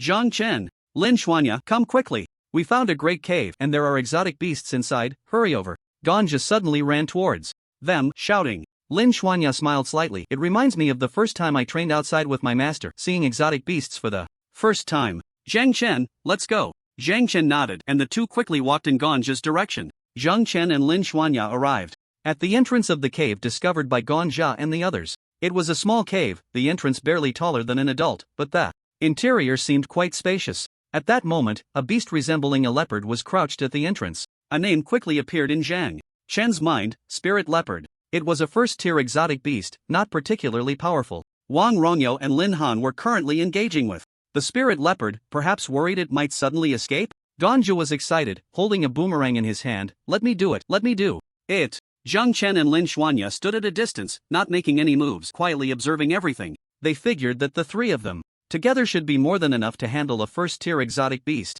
Suddenly, Wang Rongyo shouted and charged towards the Spirit Leopard. With his machete raised, whoosh! The Spirit Leopard suddenly stood up, blocking Wang Rongyo's strike with its claws, which immediately became drenched in blood. This beast is quite strong. Wang Rongyao's face lit up with excitement upon seeing the blood. It's my turn now, my turn. Ganja threw the boomerang fiercely towards the Spirit Leopard. The boomerang moved slowly and the Spirit Leopard once again stood up, using its claws to defend. Crack! The boomerang hit the Spirit Leopard on the head, falling to the ground beside it. Ganja chuckled and quickly shouted to the people around, how about that? Not bad, right? A gash appeared on the Spirit Leopard's head, blood staining half of its face. Yet, it endured the pain, lying at the cave entrance, letting out a deep, muffled roar at the 5 people in front of it. The roar sent chills down Ganja and the others' spines. Ganja now had another boomerang in hand. Damn it, you dare to roar at me? Just watch how I. However, at that moment, a figure suddenly dashed towards the cave. A flash of cold light appeared. The Spirit Leopard's head was instantly severed. The beast didn't even have time to react to what was approaching. As everyone regained their senses, they finally saw who the figure was. Ganja complained, "Teasy, that's really not fair, we weren't done playing yet." Lin Han, who had been waiting for an opportunity to strike, found himself outpaced by Zhang Chen, his expression not looking too good. Wang Rongyao smiled wryly, as expected of Zhang Chen. That strike is enough for me to learn from. Zhang Chen stored the double-edged knife in his spatial ring and then said, your strength is too weak. Before dealing with exotic beasts, you should put in some effort to improve your own abilities. This way of brutally slaughtering exotic beasts is really lacking in aesthetics. Even if it's an exotic beast, it's still a living creature. If the odds were even, that would be one thing. But the reality is, if it breaks out of this cave, it could easily tear you apart. The reason it hadn't left the cave was that there was a little one inside. At that moment, a small Lingu leopard suddenly dashed out of the cave, standing on the corpse of the Lingu leopard and continuously roaring at them. Seeing that these people had no reaction, it stuck out its tongue and licked the Lingu leopard. Upon witnessing this scene, everyone finally understood why the Lingu leopard had not left the cave. It was to protect the little Lingu leopard inside? Lin Xianya stepped forward and said, Zhang Chen is right. If you want to kill a beast, do it swiftly and decisively, not with a dull knife that tortures the opponent, lacking any sense of beauty. A sense of beauty, killing a beast and finding beauty in it? This was something Ganju and the others couldn't comprehend. However, since Lin Xianya was defending Zhang Chen, they had nothing more to say. Lin Han looked helpless. It's precisely because we are not strong enough that we wanted to find a beast to practice on. Who would have thought there were so many rules to killing a beast, even a sense of beauty? Zhang Chen explained in a very calm tone, indeed, killing a beast does require a sense of beauty. It reflects one's own strength and is also a form of respect for the life that dies at your hands. If you have watched videos of wild animal hunts, you might understand this. Regardless of the prey, hunters always kill their target first and then savor it slowly. It is rare to see them eat the prey bit by bit during the hunt, letting it bleed out slowly. The way you just did it lacked any sense of beauty, completely failing to showcase your strength and instead made it seem like you were toying with life, which was quite ugly. The three of them immediately became sullen. Zhang Chen looked at the Lingu leopard on the ground, which had just raised its head to roar at him. Bang! The small Lingu leopard was kicked away by Zhang Chen, crashing into the stone wall behind and dying on the spot. The system was even too lazy to notify him that he had killed a first-tier creature. This kick not only cleared the gloom from Ganju and the others' hearts but also gave them a deeper understanding of Zhang Chen's character. This guy wasn't overly compassionate, he genuinely thought their way of killing beasts was too ugly. Lin Xianya frowned involuntarily at this scene, but soon her brow relaxed. It seemed there was nothing wrong with this approach. The opponent was a beast, and beasts were enemies of humanity, whether cubs or adults. Zhang Chen turned to Ganju and the others and said, aside from a bit of a stench, the cave is quite suitable for spending the night. I'll go chop some trees to build a wooden house, you all can do As you please. After saying that, Zhang Chen walked towards a nearby forest. Ganju and the others watched Zhang Chen's departing figure, their expressions not looking very good. Is it really necessary to humiliate people just because you're strong? No, this is definitely not humiliation. Teasy is not that kind of person. He is doing this for our own good. If it weren't for the little Linggu leopard, the three of us would probably have been dealt with by the Linggu leopard long ago. That's true. If the Linggu leopard hadn't been worried about its cub, it wouldn't have stayed in the cave. Together, we probably wouldn't be a match for the Linggu leopard. Lin Xianya walked over with a bitter smile. It's great that you can think this way. I was worried you would hold a grudge against Zhang Chen. At first, there was a little bit. Zhang Chen is indeed strong. How does he train usually? I wish I could be as strong as him. When Ganja said this, he deliberately glanced at Lin Xianya, thinking, maybe then Lin Xianya would like him. The group found a river to clean the corpse of the Linggu leopard and then set up a roasting rack over the campfire outside the cave. Not far from the rack, a simple little wooden house suddenly appeared. At this moment, the sky had gradually darkened and there were hardly any stars visible in the empty night sky, only a round moon hanging high above. The Linggu leopard was sizzling on the fire, and the four of them sat around the campfire, three of them eagerly eating, while Lin Xuanya's gaze kept drifting towards the simple wooden cabin. Ganja had clearly noticed this and couldn't help but laugh. Xianya, just ignore Zhang Chen, let him sleep. He needs to rest well to have the energy to look for the black card tomorrow. Lin Han, holding his phone, looked troubled. Damn, it seems our classmates have started fighting over the black card, and one of them is seriously injured. What are they doing? The others looked surprised. Wang Rongyao asked in confusion, aren't there 100 black cards? There are only about 40 of us, 2 cards. Each would be enough, right? Is there really a need to fight? Lin Han glanced at the message from his friend, nodded in realization, and then explained to the others, there are indeed 100 black cards, but each person in a team must get one. There are over 100 places to hide the black cards, and some people want to gather 5 cards right from the start to end the adventure early. That's how the fighting started. I think we need to be careful tomorrow. Ganja snorted lightly. We should be the least worried, right? With experts like Zhang Chen and Lin Xuanya in our group, who would dare to come and try to snatch Lin Han smiled wryly. Zhang Chen and Lin Xuanya might intimidate others, but our situation is hard to say. We have to go deep into the forest tomorrow to look for the black cards, and splitting up will definitely be more efficient. Can we really find 1 card each before sunset tomorrow if we all search together? Wang Rongyao sighed. To put it bluntly, we still have to rely on ourselves. If we have the strength, we don't need to worry so much. Look at Xianya, she doesn't care about these things at all. Lin Xuanya was slightly taken aback, looking up at the 3 in front of her with surprise. What's wrong? Were you talking about me just now? Ganju and the others felt a mix of amusement and exasperation. It turned out Lin Xuanya hadn't been listening at all. At Zhang Chen's residence, after a quick shower, he lay down on the soft bed and fell asleep immediately. It wasn't until the next morning that he used the space gate to return to the wooden cabin, then pretended to walk out from inside. When Lin Xuanya saw Zhang Chen coming out of the cabin, she immediately walked over with a smile. Zhang Chen, are you awake? I came to look for you several times last night, but you must have been asleep. You didn't respond to me at all. Was Lin Xuanya being a bit too clingy?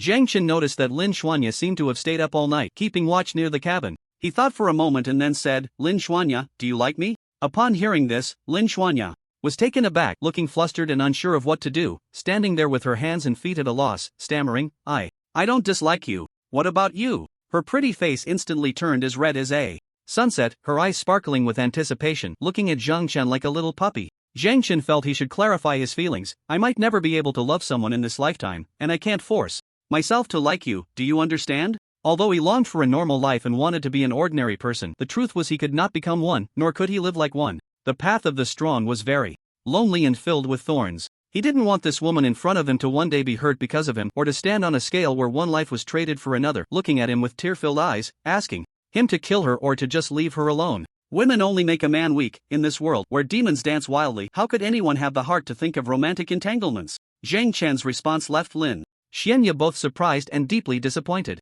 To never be able to love someone in a lifetime? Naturally, that included her. With tears in her eyes, Lin Xianya looked at Zhang Chen, her breath quickening. I understand now, I'm sorry. Lin Xianya broke down in tears, but Zhang Chen simply did not understand what it meant to cherish a delicate heart. He watched helplessly as Lin Xianya ran towards the edge of the forest. Was she planning to withdraw from the adventure? A woman who could be swayed by external emotions was indeed someone he couldn't bring himself to like. However, if he didn't chase after her now, that would be a bit ungrateful. Zhang Chen then followed Lin Xianya's direction. Lin Xianya naturally noticed that Zhang Chen was trailing behind her. She suddenly stopped, turned around, and glared at him with annoyance. Why are you following me? I'm going back. Are you going back too? What about Ganja and the others? Zhang Chen replied in a very calm tone. I don't think you're the kind of fragile woman who needs to cry. Wipe your tears and save them for later, so Ganja and the others don't notice anything. Lin Xianya clenched her fist slightly. Who said she wasn't fragile? She was incredibly fragile. What was wrong with Zhang Chen?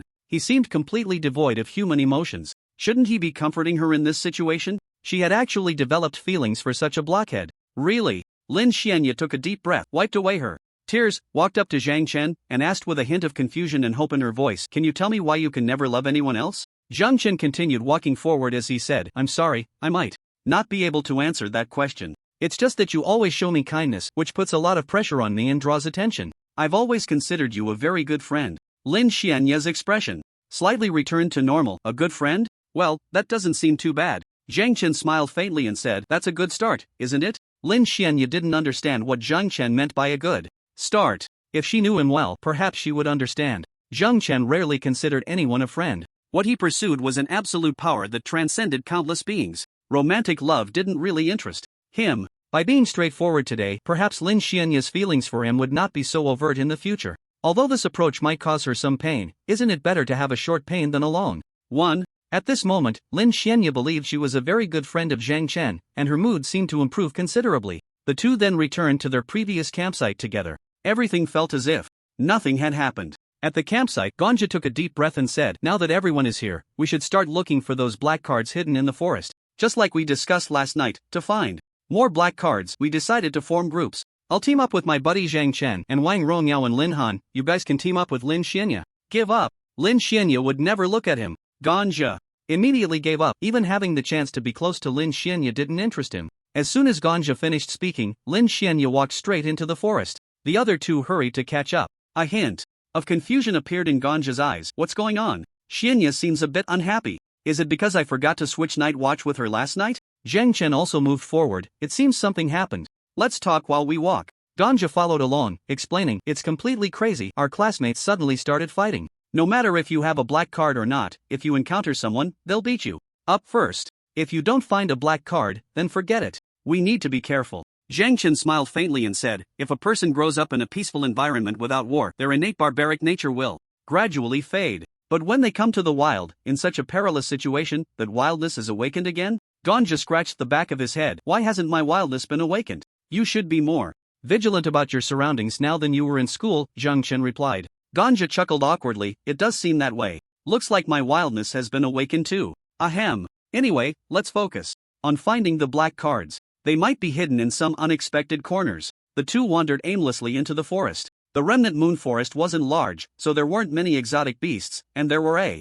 total of 100 black cards, so there was no need to worry about not finding them unless someone was sincerely collecting them to prevent others from getting them. In the next hour, both of them found a black card in different parts of the forest. Ganja looked at the iron card in his hand, which was stamped with the 6 large characters, Nanzhong ability student, and patted it in his palm. I didn't expect it to be quite heavy. Our luck is pretty good. We found one in just an hour. Zhang Chen said, there are 100 black cards in this forest, and currently, it should be our classmates here. It's not too difficult for everyone to find one. Let's go find Lin Xianya and the others. If they found one too, then this boring adventure can be considered a complete success. Ganja cautiously glanced at Zhang Chen and said, Zhang Chen, do you think this outdoor adventure is boring? I actually find it quite fresh and exciting. Zhang Chen replied calmly, you find it fresh and exciting because you've never experienced this feeling before. Once your strength increases and you go outside the city more often, it won't feel fresh or exciting anymore, as it will become a part of your daily life. Ganja chuckled and said, let's not talk about that.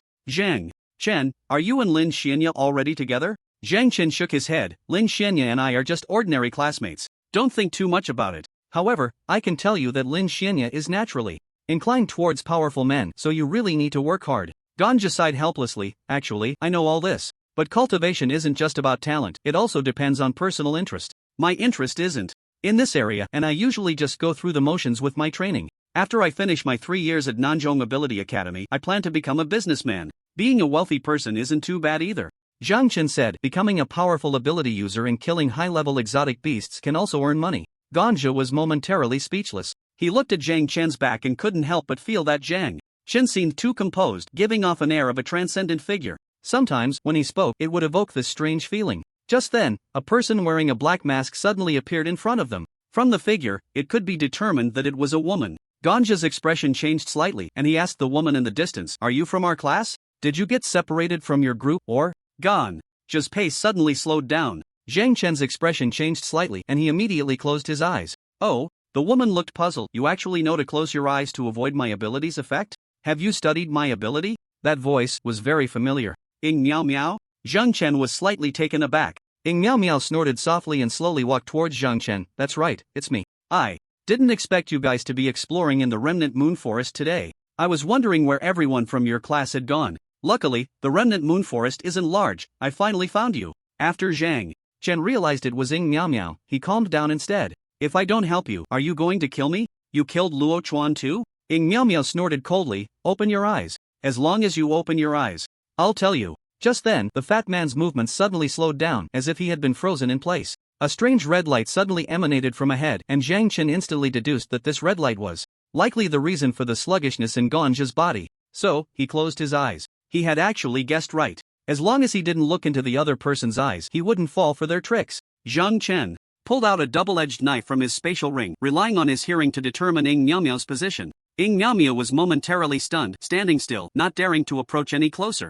Boom! The spiritual energy within Zhang Chen surged instantly, entering the second stage of self-circulation. An endless stream of spiritual energy poured into his right hand. His double-edged knife shone brightly at that moment, exuding an imposing aura. Ing Miao Miao looked at the strange weapon in Zhang Chen's hand, which radiated terrifying spiritual energy, with a shocked expression. Zhang Chen didn't speak again but instead listened intently. Was he trying to determine her position? As long as she spoke, that knife would come slicing toward him? She had seen Zhang Chen's duel with Luo Chuan. Zhang Chen's speed was like lightning. If that were the case, she could very well be killed on the spot. Damn it! She had originally come to kill Zhang Chen to vent her anger for Chang Liang. Unexpectedly, at this moment, standing in front of Zhang Chen, she didn't dare to move at all. Ing Miao Miao's face turned pale in an instant and she carefully controlled her breathing, not daring to make a sound. She was afraid that if she opened her mouth, Zhang Chen would take her out. The two sides instantly fell into a stalemate. Zhang Chen grinned and said, "Did you never consider that before you try to kill someone might just kill you back?" As he spoke, Zhang Chen unleashed his bloodthirst. Two bloodlines shot out in opposite directions. One was heading toward Ganja, and the other, of course, was aimed at Ing Miao Miao. Knowing the direction, what about the distance? Ing Miao Miao watched as the strange bloodline drew closer to her. Although she didn't know what it was, she could only try to escape. Swish! A sound of footsteps suddenly came from ahead. Zhang Chen abruptly opened his eyes. Boom! The ground beneath him cracked open, and Zhang Chen transformed into a bolt of black lightning, slashing down toward Ing Miao Miao in the distance. Ing Miao Miao let out a scream, and, just before being struck down, she rolled awkwardly on the ground to dodge. The ground was instantly split open by Zhang Chen, creating a crack over 10 meters long. Zhang Chen's gaze fixed on Ing Miao Miao's feet. As he quickly approached her, Ing Miao Miao was not a physical ability user. How could her speed possibly surpass Zhang Chen's? Zhang Chen appeared behind Ing Miao Miao in an instant, effortlessly plunging the double-edged sword into her body and emerging from her chest. Ing Miao Miao's eyes widened as she looked at the strange knife that pierced through her chest, unable to believe what she was experiencing. Although she had indeed come to kill Zhang Chen, but would an ordinary person suddenly and unhesitatingly start fighting back, determined to kill her without stopping? Who on earth was this guy? Zhang Chen slowly opened his eyes, stepped on Ing Miao Miao's back, and then pulled out his knife. He looked coldly at Ing Miao Miao, who lay on the ground, twitching slightly. The system did not give any prompt. There was no blood on his knife. Could it be that Ing Miao Miao was still alive? But there was indeed a corpse on the ground. Suddenly, the corpse on the ground transformed into a pink mist, disappearing without a trace. Zhang Chen was momentarily stunned, and then he heard a light sound behind him. He saw Ganja had turned into a stone statue, but the stone color on him was slowly fading. It seemed that the killer who had killed Luo Chuan was indeed Ing Miao Miao. This ability is quite impressive. Can anyone be petrified? Zhang Chen hurriedly began to contact the system. System, I want to copy her ability. Replied a host, copying is not possible. Why? 1. The host does not have enough copying points. You need 100,000 to proceed with copying. 2. The source of copying is not here, unable to copy. 100,000 copying points. The source of copying is not here. Could it be that what I just saw was Ing Miao Miao's clone? What kind of ability does she have that allows for a clone? Zhang Chen's face was filled with frustration, but he felt helpless. Ganja woke up after 10 minutes. What the hell? What just happened to me? Ganja's first words upon waking were this. It seemed he didn't remember what had happened earlier. Zhang Chen casually fabricated an excuse, saying he might have fainted from heatstroke. The two of them walked back toward the original cave. After waiting for half an hour, Lin Xianya returned to the cave with two others, showing the black cards in their hands. Lin Xianya said, since everyone has found the black cards, let's leave the Crescent Moon Forest and head back. A few people nodded and then walked together toward the exit of the Crescent Moon Forest. At the entrance of the Crescent Moon Forest, a dozen medical vehicles were lined up at the road, and many students were receiving treatment on the spot. It seemed there were quite a few injuries. Zhang Chen's group submitted 5 black cards to Li Shui. Li Shui looked at Zhang Chen and Lin Shui in front of her and smiled. This outdoor adventure doesn't seem to have put too much pressure on you too. Lin Xianya gave a bitter smile but said nothing. At this moment, Zhang Chen suddenly asked, Teacher Li, can we go back now? Li Shui replied, don't rush, the other students haven't returned yet. If I let you go back alone, and something happens, I won't be able to explain it to the principal. We'll wait until all the students are back and then we'll take a car back to the city together. Is there something urgent? Zhang Chen shook his head and said, nothing urgent for now, so I'll just rest on the bus for a bit. After saying that, Zhang Chen walked alone toward the back of the bus. He was thinking about something related to Ying Miao. It was clear that Ying Miao had sent her clone to kill her, and her clone evidently possessed Ying Miao's abilities. Since the other party had already made a move to kill him, he could only strike first. Zhang Chen dialed Yi Duoduo's phone number. Hello, Yi Duoduo, please tell Captain Chen that I know who the killer of Luo Chuan is. Not going, you go yourself. Yi Duoduo hung up the phone directly. Zhang Chen's expression changed slightly. He suddenly remembered that the relationship between these two didn't seem very good. Zhang Chen felt helpless. It seemed he could only go in person. He opened the portal and directly arrived at the Jiangnan City Public Security Bureau. A man was walking toward him. It was Chen Jianba. Chen Jianba was surprised to see Zhang Chen. Zhang Chen? What are you doing here? Do you have new leads to inform me? Zhang Chen nodded. I was retaliated against by Chang Liang's friend. This person is called Ying Miao, and her ability can petrify people. I shattered her clone. She should be in the city now. Chen Jianba's expression changed slightly. Ying Miao? Who is that? From your academy? Yes, from our academy. You might want to find Principal Su. He should be able to help you locate this person. Chen Jianba frowned slightly and said in a deep voice, is your information reliable? You're not messing with me, are you? Zhang Chen shook his head. Absolutely reliable. Chen Jianba took a deep breath. Zhang Chen didn't seem like the type to play pranks, so he nodded. Alright, I'll go find old Su right away. You come with me. Zhang Chen replied calmly, I'm currently taking an outdoor adventure course, so I won't go with you. You can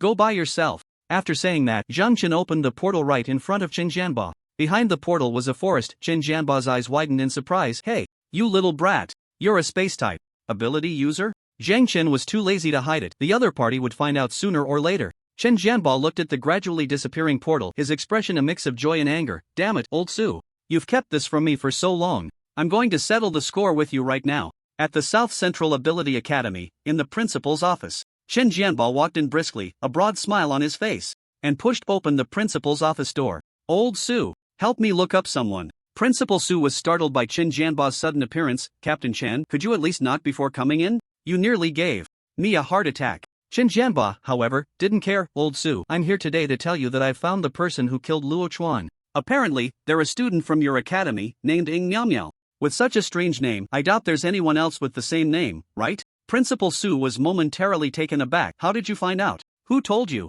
Chen Jianba snorted lightly. Speaking of which, I have to ask you, Zhang Chen is clearly a space-type ability user, so why did you say his ability is telekinesis? You actually concealed the information about a space-type ability user. You really have some guts. Upon hearing this, Principal Su was immediately shocked. You don't mean Zhang Chen told you who killed Luo Chuan, do you? Chen Jianba grinned. That's right. I also found out he's a space-type ability user. I'm going to report you later, so just wait for your punishment. Ha ha ha. Principal Su suddenly fell silent. It seemed Zhang Chen didn't want to hide his abilities from the outside world anymore. It was also true. He still hadn't figured out the origin of his ability, and it hadn't provided him with any special help. It was understandable that Zhang Chen didn't want to cooperate with him anymore. Perhaps he deliberately revealed his abilities in front of Captain Chen as a reminder, not to conceal the level of his powers. Old Su sighed helplessly and said, at this point, I won't hide it from you anymore. Zhang Chen's abilities are not just simple space-type abilities. Captain Chen's claim to report him was clearly a joke. Old Su naturally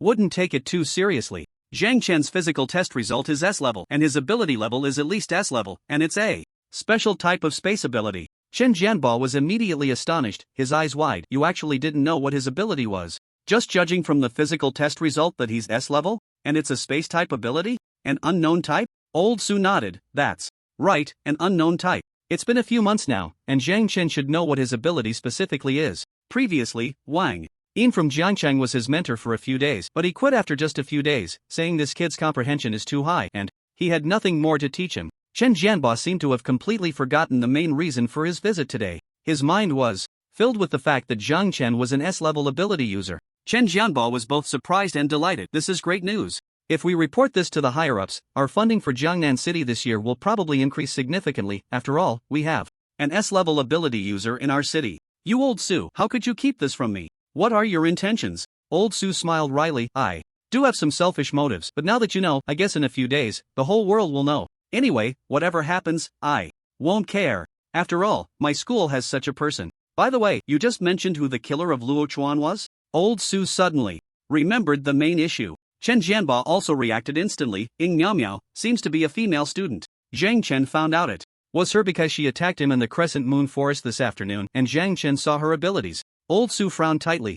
Is there really such a thing? Is Zhang Chen okay now? Old Su sneered. An S-class ability user, what could possibly happen? If I'm not mistaken, this kid's level is probably already at the second tier. It's only been a few months since his awakening, and his cultivation speed is really fast. Old Su let out a long breath. This Ying Miao Miao is truly reckless. I will, principal, help. Suddenly, a student burst in from outside. The student slammed open the door to the principal's office, rolled on the floor, and stood up, ignoring the blood on his face, urgently saying, Principal, it's bad. All the students in our class have been petrified. It was Ying Miao Miao who did it. She asked me to bring you a message. Hand over Zhang Chen with the restraining handcuffs within 3 days.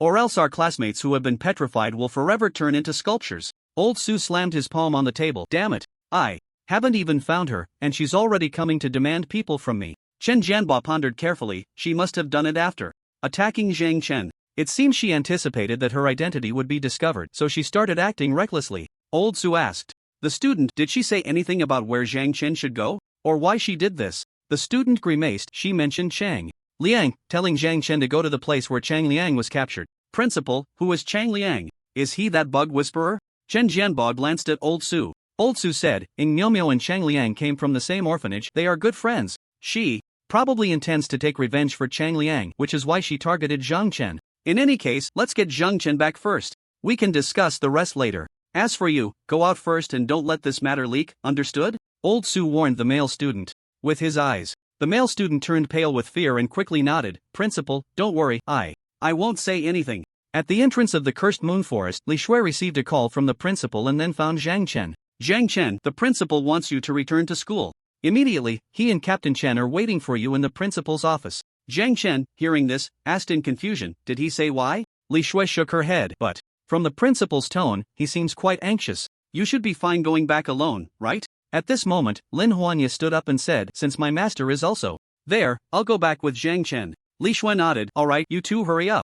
Zhang Chen said goodbye to Ganju and the others, then got off the bus. Lin Huanya found it strange as she saw Zhang Chen walking towards the back of the bus. Zhang Chen, where are you going? You're going the wrong way. Zhang Chen, however, opened the space door without looking back and said to Lin Huanya, come in. After saying that, Zhang Chen stepped into the space door first. Lin Huanya looked at the door in shock. It seemed to lead to the principal's office. She even saw her master. Lin Huanya stepped through the space door. Chen Jianbo immediately laughed. Zhang Chen, you're not hiding it at all, are you? Zhang Chen replied calmly. So, what do you need me for? Zhang Chen had directly used the space door to arrive at the principal's office. Chen Jianbo was truly speechless about this kid. He was completely unreserved about his abilities. Old Su, at this moment, was also turning a blind eye. It was clear that he understood a bit. His own abilities were limited, and S-class ability user was beyond his control. What would happen next, he wouldn't concern himself with. Chen Jianbo said, Ying Miao Miao petrified the students in her class to coerce you into going to Chang Liang's former residence.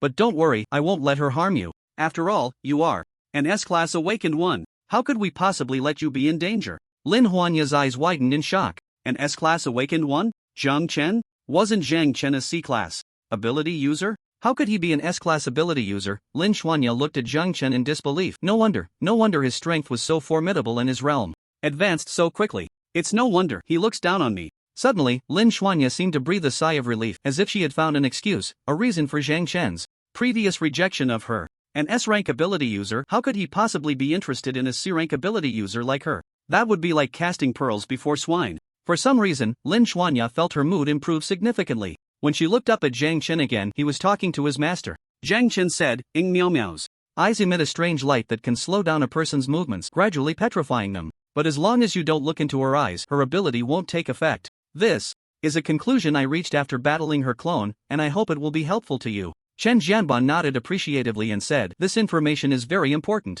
For now, you stay here. My team and I will personally find Ing Miao Miao. After saying that, Chen Jianba took a few steps forward, then suddenly turned back. Zhang Chen, your space gate should be able to connect to the Public Security Bureau, right? Zhang Chen immediately understood and opened a space gate leading to the Public Security Bureau. Chen Jianba grinned and walked directly into the space gate, arriving at the bureau. The space gate behind him vanished instantly, and Chen Jianba exclaimed, space ability users, this ability is truly convenient. As he walked forward, he muttered to himself, I never expected that Jiangnan City would produce an S-rank space ability user. Our city is probably about to become famous. Ing Miao Miao, you probably never dreamed that the person you wanted to kill is actually an S-rank ability user. This is a serious crime of treason. Soon, a team quickly gathered under Chen Jianba's call and headed to Chang Liang's former residence. Captain Chen personally led the team, surrounding the unfinished building where Chang Liang lived. All the guards wore special glasses to resist the petrification effect from Ing Miao Miao. It seemed they had long been prepared for this militarily.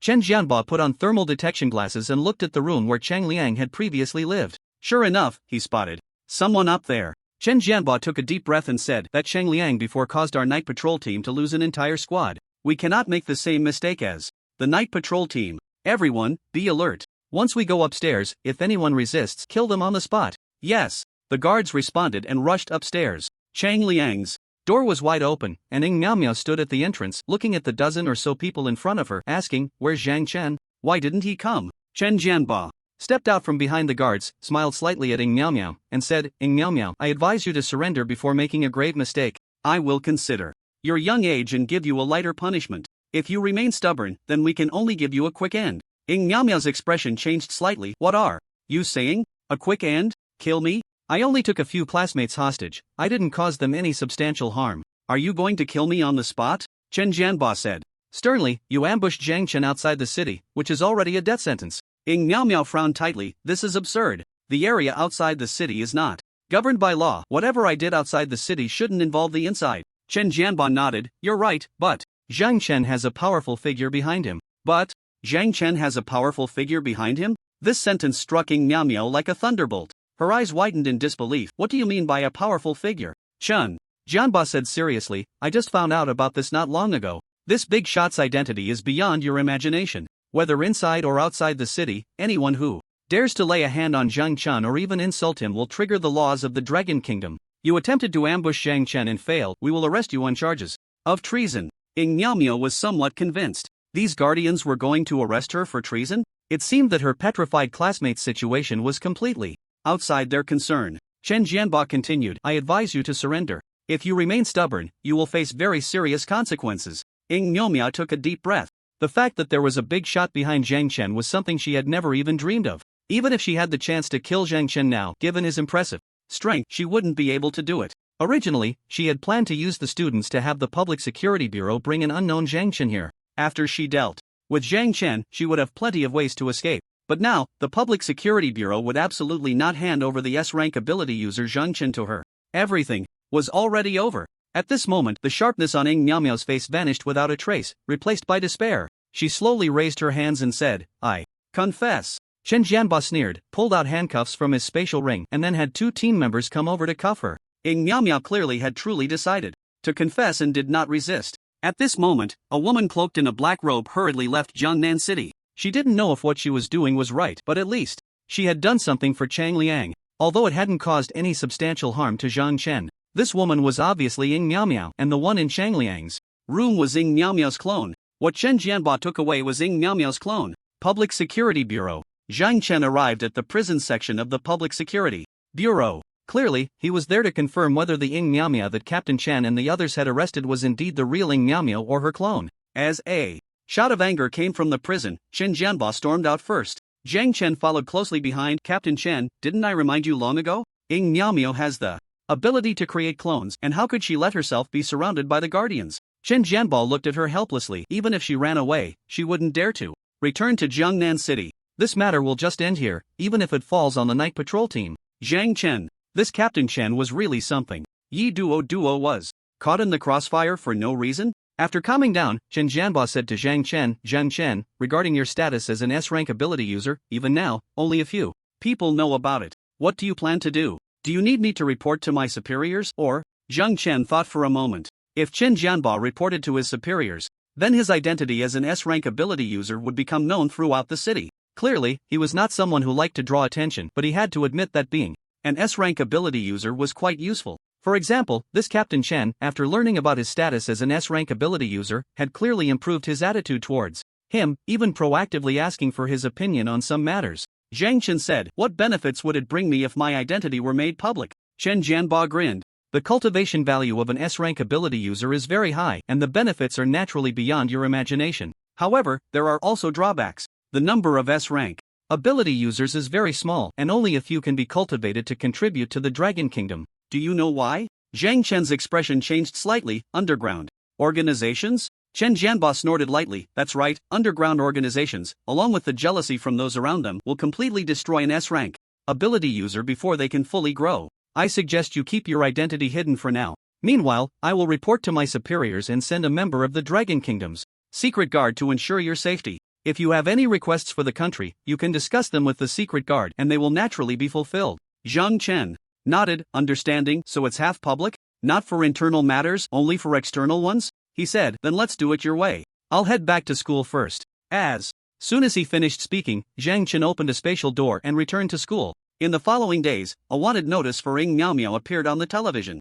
news, reportedly for harming classmates and fleeing to avoid punishment. The South China Ability Academy had completely gained notoriety in Jiangnan City. Just after a madman who controlled insects attacked Jiangnan City, another female fugitive had emerged, having harmed many classmates and fled. Even if Principal Su had immense capabilities, he was powerless to suppress this public opinion online. The reputation of the South China Ability Academy gradually sank to the lowest level. Old Su sat in the principal's office with a furrowed brow, looking at the comments about the South China Ability Academy online, unsure of what to do. At that moment, a knock sounded at the door. A young girl with a gloomy expression and a mushroom haircut walked in, holding a letter of recommendation. Principal Su's expression changed slightly. Do you need something, student? Shenling walked to the desk and placed the letter of recommendation on it, speaking in a very calm tone. I am a member of the secret guard from the Dragon Kingdom headquarters, named Shenling, with the rank of major. Starting today, I will be attending the South China Ability Academy as Zhang Chen's sister. This is a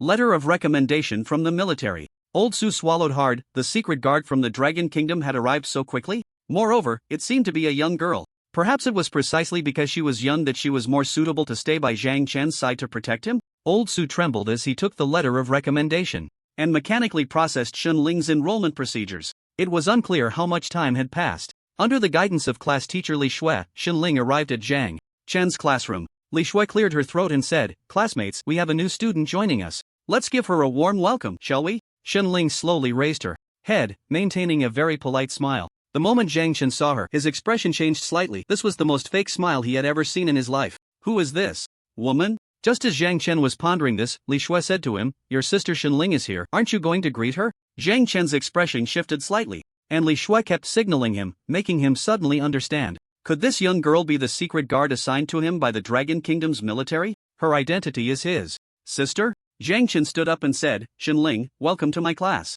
Shenling looked at Zhang Chen, who was standing, with indifference, thinking, is he the S-class ability user I need to protect? He seems alright. Ganja was shocked. Wow, no wonder she's your cousin, you both have such similar eyes. What's going on with your family? But why is his surname Shen? Taking after the mother? Zhang Chen's sister? Biological sister? Or cousin? Forget the surname, she should be a cousin. Not bad looking, just my type. He. Li Shui said, Shenling, you can sit next to Zhang Chen. Ganja quickly stood up. Teacher, what about me? Li Shui replied, you always talk to Zhang Chen during class, don't think I don't know. Go sit in the corner. Ganja was speechless and walked to the last row. Under the gaze of all the students, Shenling came to Zhang Chen's side and sat down. Zhang Chen looked her up and down. Shenling asked lightly, what's wrong? Can't even recognize your own sister? This shadow guard named Shenling had an aura very close to that of an assassin. Could it be that the shadow guards were assassins trained by the Dragon Kingdom? It seemed so. During the class, everyone's attention was focused on Zhang Chen's sister. After class, many curious classmates gathered around Shenling. Zhang Chen decided to take a walk, and Shenling hurriedly followed him. Zhang Chen glanced back at Shenling, realizing she was indeed providing close protection. Wherever he went, she followed Zhang Chen, then headed to the school's rooftop. Shenling naturally followed him there as well. Once they reached the rooftop and confirmed no one was following, Shenling locked the rooftop door tightly and walked towards Zhang Chen. Zhang Chen, there are a few things I need to tell you in advance. Zhang Chen replied casually, I also feel like you have something to say to me. There's no one else here, go ahead. Xin Ling said, let's reintroduce ourselves. My name is Xin Ling, a member of the Dragon Kingdoms.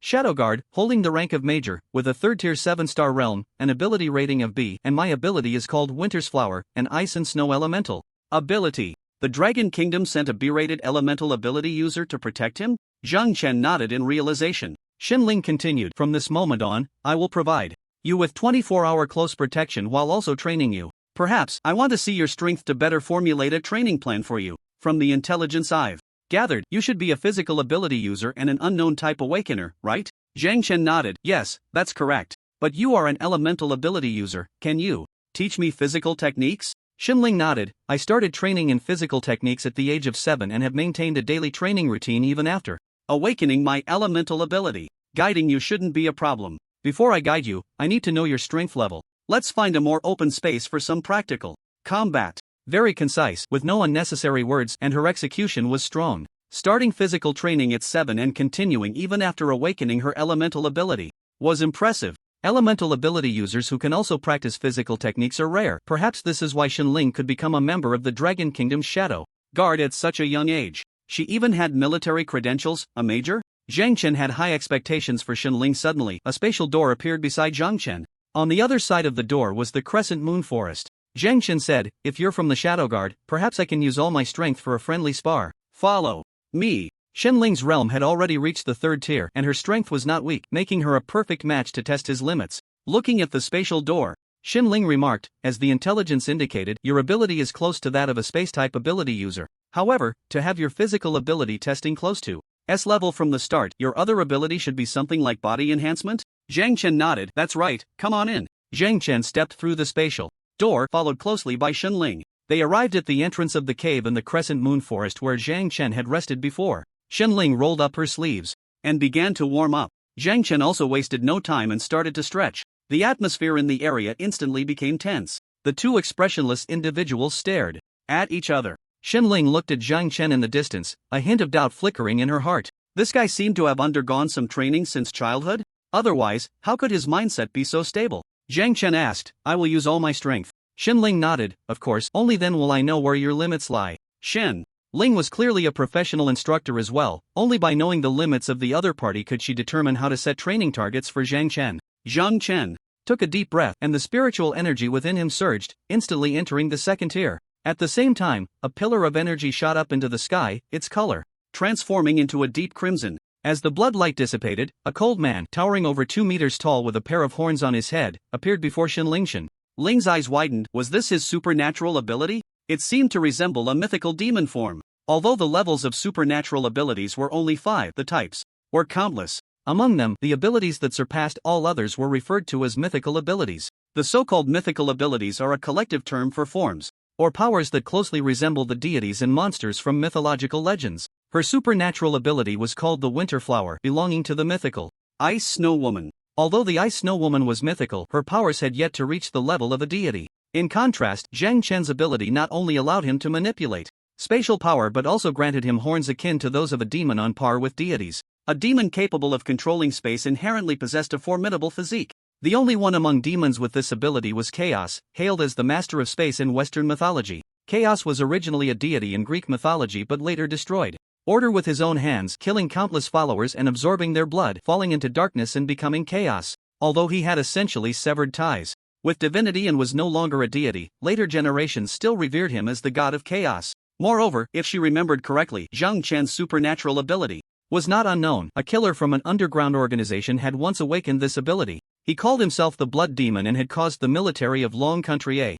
great deal of trouble. Afterward, for some unknown reason, he suddenly vanished. However, Long Country only recognized such traitors as dead upon seeing their corpses. Since this supernatural ability had awakened in Zhang Chen, it indicated that the Blood Demon was dead? Otherwise, how could someone awaken the same ability as him? Seeing that Xin Ling had not moved for a long time, Zhang Chen asked in confusion, I hope you can give it your all. Xin Ling nodded, I understand, I won't let you down. Clearly, Xin Ling sensed his seriousness. He seemed to be searching for a powerful opponent. It appeared that Zhang Chen indeed had the potential to become strong. Moreover, Zhang Chen's supernatural ability was also good news for Long Country. The fall of the blood demon of one generation had given rise to a new generation's blood demon, Zhang Chen. And fortunately, Zhang Chen was from Long Country. The spiritual energy within Xinling also surged instantly, reaching the third tier. A whirlwind of energy erupted from every pore of her body. Zhang Chen immediately seized upon this. Truly, the Dark Guard was impressive. She might have already cultivated elementalization throughout her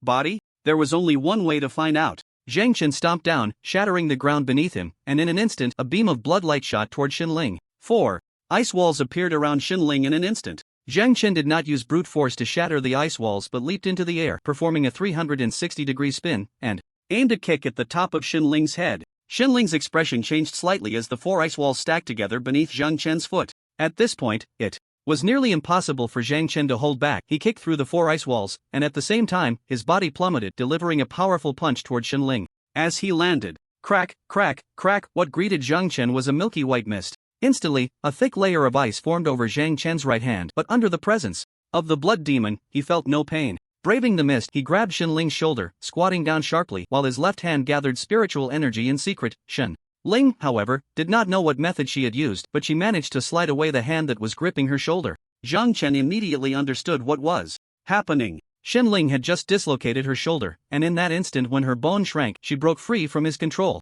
She quickly created distance and hurled countless ice spikes at him. Zhang Chen dodged the ice spikes' attack, his steps quickening, his speed and strength increasing with the passage of time. Xinling suddenly spread her arms wide, unleashing a thick wall of icy mist around her. Zhang Chen had clearly entered the mist wall, even though he constantly changed positions and increased his speed, he could not escape her control. Within the dense mist, Zhang Chen's vision was severely obstructed, and he could only rely on the bloodline connected to his heart to confirm Xinling's position. Upon sensing the bloodline connected to her heart, Xinling couldn't help but frown slightly. Indeed, it was a blood demon, and it seemed Zhang Chen had completely digested this ability of his. Inside her mist domain, Zhang Chen's vision was greatly hindered, and due to the icy nature of the mist, her scent was almost completely isolated, with her spiritual energy and voice weakened. It was absolutely impossible to locate her position through sensory perception. Moreover, the longer he stayed in the mist domain, the more his senses would be diminished, and he would also suffer continuous damage. Zhang Chen felt several times that he had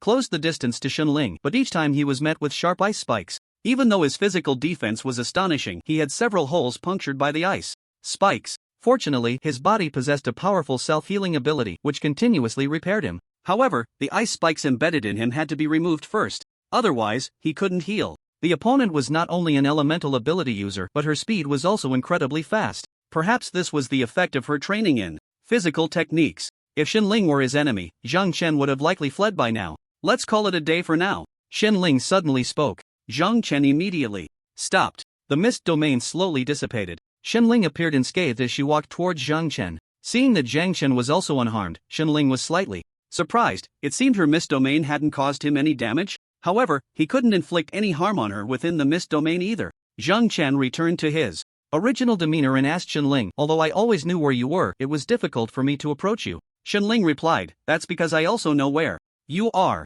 When you advance, I retreat. In my mist domain, there's no need for me to engage in direct combat with you. However, your realm is only at the 2nd level, which is a significant gap from mine. Achieving this much is already quite impressive. You truly are an S-class ability user." Zhang Chen nodded slightly. "I wonder how you plan to train me?" Xinling's expression changed slightly. "Based on the earlier combat situation, you possess a very solid practical foundation. Teaching you how to fight would undoubtedly be a waste of time. What you need to improve is your speed. I didn't see you using spiritual energy to enhance your speed. You were relying solely on your physical strength. While physical strength is your advantage, if you don't know how to combine it with spiritual energy, that advantage can turn into a disadvantage. Your spiritual energy can smoothly enter the 2nd tier, indicating that your application of spiritual energy is already quite good. I will focus on enhancing your speed. As for other aspects, you currently cannot access them." Zhang Chen nodded in understanding. Then the two of them passed through the spatial door and returned to school. Learning is a very tedious process, but Xinling listened with great interest. The day's classes quickly came to an end. Xinling followed Zhang Chen back to his home. Zhang Chen tidied up Zhang Tao's room, deciding to let Xinling stay there. However, Xinling refused. "I said I would protect you closely for 24 hours. You sleep on the bed, and I sleep on the floor. This way, no matter what happens, I can react immediately instead of running from one end to the other. You are an S-class ability user. I absolutely cannot afford to be careless with you. This is an order from my superiors." After saying this, Xinling began to walk towards the bathroom. I will put some of my toiletries in the bathroom. Please do not use my toiletries. At this moment, Zhang Chen spoke up. I plan to go hunting outside the city tonight. Xinling suddenly stopped, turning back to look at him with a puzzled expression. You want to go hunting at night? Zhang Chen nodded. I have classes during the day, so I usually go hunting at night. Xinling looked confused. Don't you need to rest? Zhang Chen shook his head. With my physical condition, I can go months without rest and not feel tired. Can't you? That was indeed the case. However, if one doesn't rest and remains tense all the time, it could also harm the body. Xinling asked, are you going hunting for money, or for something else? If it's for money, I can give you as much as you need. Zhang Chen shook his head. I'm not doing it for money, I'm doing it to improve my practical experience. In any case, I'm going hunting tonight. Xinling let out a long sigh, thinking that coming here to protect an S-class ability user could be considered a vacation. She didn't expect Zhang Chen to be so dedicated, going out to hunt late at night. Xinling didn't express her helplessness but nodded instead. Alright, I respect your decision. Have you decided where to go? Tree Heart City. The night in Tree Heart City was quiet, only occasionally interrupted by the low growls of beasts from all directions. Zhang Chen and Xinling walked through the forest of Tree Heart City. Xinling yawned and rubbed her eyes. She should have been asleep by now. She had very good sleeping habits, unlike Zhang Chen, who didn't need to sleep. Suddenly, Xinling stopped, her previously unchanged expression crumbling, looking at Zhang Chen with a resentful gaze. Zhang Chen sensed this and also stopped, turning to look at Xinling, who seemed like a completely different person. Xinling's expression was usually unchanged, but at this moment it had changed dramatically. Her eyes were filled with resentment and her fists were tightly clenched, as if she was in a very bad mood. Zhang Chen, surprised yet curious, asked, do you have a problem with me? Xinling nodded at Zhang Chen with a face full of complaints. I want to go back to sleep. Xinling's voice was whiny, completely transformed. I should be sleeping now. Xinling's cheeks puffed slightly, her eyes filled with dissatisfaction towards Zhang Chen. Was this Xinling's serious demeanor all an act? Zhang Chen said in a very calm tone, I'll open a portal for you, you can go back first. If you encounter any danger, I will also open the portal to return immediately. How about that? Xinling lowered her head and thought for a moment, then looked at Zhang Chen and nodded vigorously. Zhang Chen opened the portal and sent Xinling home to sleep. Xinling seemed really exhausted. She pulled out a pink mattress and a teddy bear from her spatial ring and fell asleep. Hugging the bear, Zhang Chen closed the portal. Indeed, this Xinling had only been pretending to be serious. Deep down, she was very much a girl. Just now, she even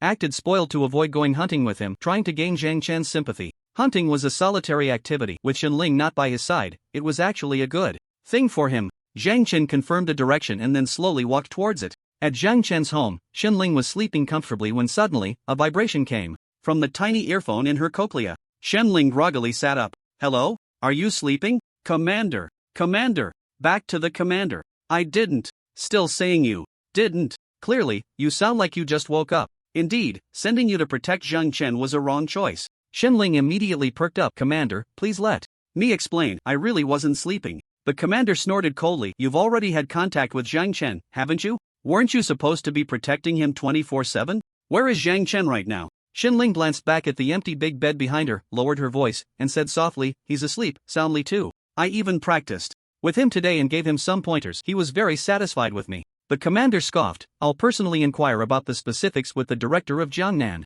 City. In any case, if it weren't for your master pleading for you, allowing you to make up for your mistakes, you should be in prison right now. Xinling choked up. Just because of one failed mission, you want to lock me up? That's so heartless, boo-hoo. Do you still have the face to cry? If you hadn't fallen asleep during the mission and missed the meeting time with the two contacts of the underground organization, would we have lost track of them? This was the information we painstakingly captured about them, all ruined because of you. Even if we had sent a rookie, they could have completed the task. Xinling, you, as a dark guard, have failed. I didn't even suspect. You were a spy for the underground organization, and that's already lenient. Commander, my name is Xinling, not Xinlang. I did it on purpose. Do you not understand the implication of you lacking a bit? Protect Zhang Chen properly, or if I find out you're slacking off and neglecting your duties, just wait and see how I deal with you. Xinlang looked bitter. I understand. What do you understand? The answer should be yes, sir. You're still a major, you know, Xinling quietly reminded. Commander, could you not curse in front of a lady? Lady, my foot. Slap. The other party hung up the call with great force. Xinling immediately let out a long sigh. Feeling wronged as she choked back tears. Stupid bald head. Rotten bald head. Serves you right for being bald. She suddenly couldn't sleep, picked up her phone, and dialed a number saved as Master. Hello? Master, boo-hoo. A pleasant female voice came from the other end of the line. Little Ling? What's wrong? Did Zhang Chen bully you? Didn't I remind you to be a bit more serious in front of him so he would listen to you? A sound of blowing her nose came through. The middle-aged beauty on the other end slightly furrowed her brows, a helpless smile appearing at the corner of her mouth. Ling choked out, "It's not Zhang Chen, it's the commander, no. It's that stupid bald head. I was sleeping well, and then he suddenly contacted me, started scolding me, and even cursed." "Is that so? Alright, I understand now, stop crying. Okay? Master will teach him a lesson for you." Okay, thank you, Master, but please don't tell anyone I told you." "Got it, you should rest now, it's beauty sleep time. Remember?" "Of course I haven't forgotten. Then Master, I'm going to sleep now, bye-bye." "Bye-bye." After hanging up the phone, Ling let out a long sigh, feeling much better, wiped her tears, and then happily hugged her teddy bear and fell asleep. Meanwhile, Zhang Chen in Tree Heart City had already arrived at the very bottom of the giant tree. Countless flying spiders were scuttling down from the giant tree. Zhang Chen gathered them at the base of the giant tree, using bloodthirst to slowly kill them while they were unaware. As time passed, the number of fallen flying spiders increased. These flying spiders were mostly killed in their sleep. They had no idea what was happening at all. Kill a second-tier exotic beast, winged spider, copy points plus 1000, slight increase in realm. Kill a second-tier exotic beast, winged spider, copy points plus 900, slight increase in realm. Kill a second-tier exotic beast, winged spider, copy points plus 800, slight increase in realm. As the number of fallen winged spiders increased, the rewards continued to diminish. The more exotic beasts of a certain race were killed, or the higher the realm was raised, the fewer rewards there would be. Zhang Chen had figured this out. An hour later, there were no more winged spiders to be seen beneath the giant tree. Zhang Chen's realm and copy points had also increased significantly. He felt that with continued effort, he should be able to break through his current realm. He had nearly killed all the winged spiders on this giant tree. Zhang Chen was very curious about what was above this giant tree. He decided to climb up to take a look. The giant tree soared over 100 meters high, reaching into the clouds. Looking up, Zhang Chen was surprised to find a ball of red light appearing at the very top of the giant tree. This red light seemed like a flame, very conspicuous in the darkness. When he climbed to the top of the tree, Zhang Chen finally realized what the glowing object was. It was a red fruit the size of a fist, somewhat resembling an apple, with a surface covered in raised patterns. The surface of the red fruit emitted a blood-red glow and was growing on a branch that extended from the top of the giant tree. Could this be the fruit of this giant tree? Without much thought, Zhang Chen picked the fruit. Giant fruit effect, eating it permanently increases strength by 10 points, speed by 10 points, and spirit by 10 points. Copy, 10,000 points. Zhang Chen immediately understood what was going on. This fruit could actually increase 3 different attributes, and each by 10 points. Although the copy points required were quite high, the effect was very good. Zhang Chen treasured the giant fruit as if it were a priceless treasure and stored it in his spatial ring. If this thing were sold, it would probably be worth a fortune. However, he had no intention of selling it. He needed it for himself. It seemed he had to think of a way to farm more copy points. If he could break through to the third tier, it seemed he could accept tasks from the task system to earn high copy points. Originally planning to return, Zhang Chen decided to find a place to level up. Zhang Chen strolled through the forest of Heart Tree City. The bright moon hung high in the sky, and the forest was eerily quiet. Any sound seemed exceptionally clear. From all directions, the roars of exotic beasts echoed continuously. Zhang Chen slowly closed his eyes, and the surroundings instantly fell into darkness. He could sense the taste of blood. As long as it was a living creature, it would emit a faint bloody scent. If the opponent was bleeding, the smell would be even stronger. In the darkness, Zhang Chen seemed to see countless strands of blood in varying shades. Each strand represented a direction. The dense strands of blood formed a sea of crimson around him. The darker the color of the blood strands, the stronger the exotic beast's power, which also meant that the opponent's realm was definitely not low. In the vast ocean formed by the blood strands, Zhang Chen quickly locked onto a red-black blood strand, opened his eyes again, and walked in the direction indicated by the blood strand. He didn't know how long he had walked when Zhang Chen suddenly stopped. He seemed to have spotted a massive creature. Surrounding this enormous creature were many smaller exotic beasts. It was a beast resembling a lion, lying on the ground and the size of a bus. Surrounding the lion beast were smaller versions of it. Next to the lion beast was the corpse of a slightly smaller exotic beast. These creatures were currently enjoying the feast brought by the Lion King's hunt. From the numerous wounds on the Lion King's body, it is evident that this place seems to have experienced some kind of fierce battle. The Lion King, either too exhausted or severely injured, is actually lying on the ground, lacking even the appetite to eat. The other lion beasts, however, are not concerned about that. They are feasting on the carcass of the giant beast, afraid that if they eat slowly, they will miss out on a bite. Zhang Chen took out his phone and stood in the shadows, searching for information about this type of beast in the Beast Encyclopedia. Soon, he found the basic information about this beast in The second-tier beast encyclopedia. The beast is called the mountain-moving lion beast, known for its immense strength and ferocity, living in groups. The enormous lion. Among these mountain-moving lion beasts is likely their Lion King. The Lion King's realm is at the third stage, which can be sensed from its massive body, wanting to kill. This Lion King is no easy task. There are approximately 15 mountain-moving lion beasts, plus the mountain-moving Lion King. If they can successfully kill it, they might obtain unimaginable rewards. Just this Lion King alone could fetch a considerable sum. Zhang Chen no longer hesitated and released the stone mist. The stone mist slowly flowed towards the direction of the mountain-moving Lion King. It was nighttime, and with the stone mist resembling ground energy, it was difficult to attract the attention of the beasts, especially a group that was currently feeding. The stone mist successfully formed a surrounding circle near this group of beasts. Suddenly, the flow of the stone mist changed direction, rapidly rising into the air. The Lion King immediately sensed something unusual, a look of surprise flashing in its large eyes. However, it seemed unaware of what was happening. It was just some mist. Although it could react quickly in the face of danger, its intelligence led it to subconsciously believe that this stone mist posed no threat. Thus, it did not pay much attention. However, just as the Lion King was still observing the direction of the stone mist, the mist suddenly transformed into stone, trapping all the mountain-moving lion beasts, including the Lion King, within a cubic stone wall. Zhang Chen approached the stone wall at the fastest speed, slapping it hard with one hand, causing the wall to instantly turn to steel. At the same time, Zhang Chen continuously manipulated the stone mist, wrapping around the iron box, creating another iron box around it. Layer by layer, like a Russian doll, he reinforced the defense of the iron box.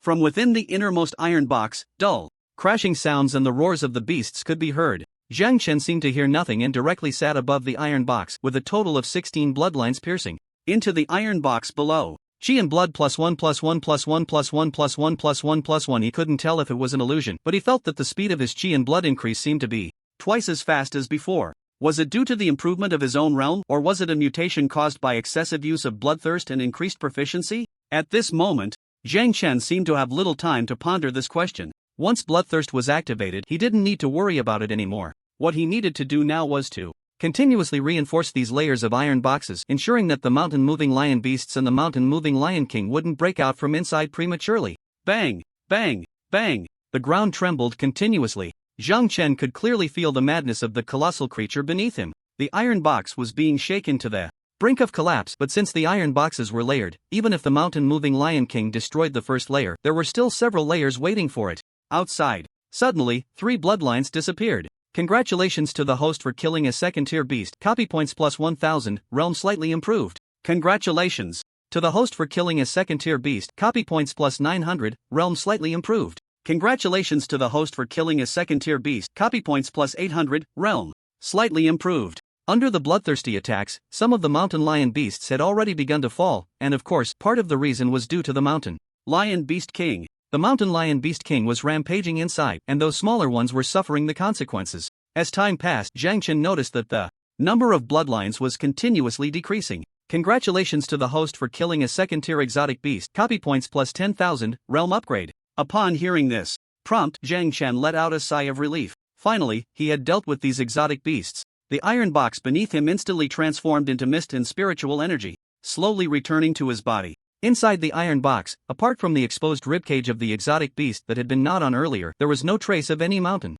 lion beast left. Perhaps the downside of bloodthirstiness was that after killing the exotic beasts, it couldn't preserve their corpses? After these exotic beasts died, their bodies turned to ashes, not even leaving a single hair behind. At this moment, Zhang Chen opened his personal information and took a quick glance. Host, Zhang Chen. Abilities, S/Blood Demon C/Stone Wraithy /Insect Speaker C/Iron Witch Realm, second tier 8-star strength, 236 vitality, 697 speed, 243 spirit, 221 talent. Copy Spacegate Blood Demon Form Bloodthirsty Stone Element Control Insect Speaker Steel Element Control Skills Stone Mist Copy Points 48600 Realm Upgrade, Copy. Points nearing 50,000. All indicators had shown significant improvement, with vitality close to 700, seeming one step closer to 1,000. It seemed that coming here tonight was not in vain. Zhang Chen returned home and looked at Xinling, who was sound asleep on the air mattress. He recalled the scene of their confrontation. The Xinling he had fought against was completely a powerful major of the Dragon Kingdom's Dark Guard army,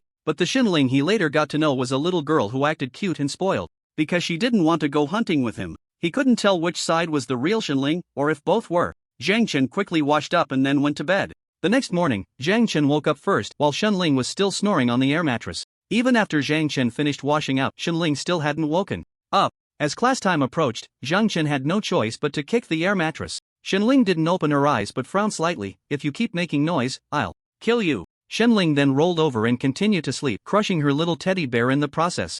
Zhang Chen shook his head helplessly. Was this really a dark guard? Too unreliable, right? She couldn't even manage to get up. Zhang Chen decided not to wait any longer, opened the space gate, and went directly to school. It wasn't until close to noon that Shenling rubbed her eyes and showed signs of waking up. She took out her phone to check the time, which displayed 11:20 a.m. Ugh, it's time for lunch. I wonder what delicious food there is in Jiangnan City. Shenling giggled and opened an app to search for food. While waiting for the takeout, Shenling suddenly thought of someone. Zhang Chen. So she called Zhang Chen. Ahem. Hello? How are you?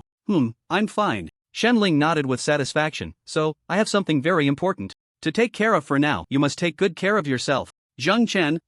After hanging up the phone, Shenling opened the app she had used to order food earlier, planning to buy some snacks as well. She would be living here for a while, so she needed to stock up on daily necessities, otherwise, it would be troublesome if she wanted to use something but couldn't find it. After Zhang Chen hung up the phone, he looked up and saw Gong Zheng animatedly telling him about a horror movie he had watched last night. Zhang Chen, however, had no interest in it at all. Lin Xuanya has been less clingy since their last confrontation. The routine of daily life seems to have returned. During this time, Jiangnan City has been relatively peaceful. Zhang Chen's pursuit of his own realm isn't very high. He cares more about the growth of his foundational strength than about elevating his realm. Practical combat experience, neural reflexes, and the self-circulation of spiritual energy, these are all things that require gradual, accumulated effort to improve. The realm and replication points can be obtained simply by hunting exotic beasts, a straightforward task that he naturally places at the bottom of his priorities. If a supernatural being has a high realm but lacks powerful strength, isn't that just like a cannon that requires someone else to fire it? It has inherent power, but if no one fires it, its destructive capability cannot be unleashed. After finishing his meal, Zhang Chen went directly to the school's supernatural center. The school's supernatural center not only includes training rooms but also various small dual platforms. Many students often go to the dual platforms for sparring, enhancing their practical combat experience in the process. Even those watching from the sidelines can learn a lot. More importantly, there are private training rooms available for the academy's cultivation. He has his own private training room here. According to the school's explanation, as long as he completes the morning classes, he can freely arrange his afternoon time. Zhang Chen decided to spend the afternoon in his private training room. The training room was empty. He could apply for any equipment he needed. However, for Zhang Chen, this was already sufficient. After locking the door to his private training room, he walked to the center of the room and sat cross-legged. Soon, he entered a state of self-circulation of spiritual energy. Circles of gentle wind swept through the empty room, creating a layer of self-circulating air within. He didn't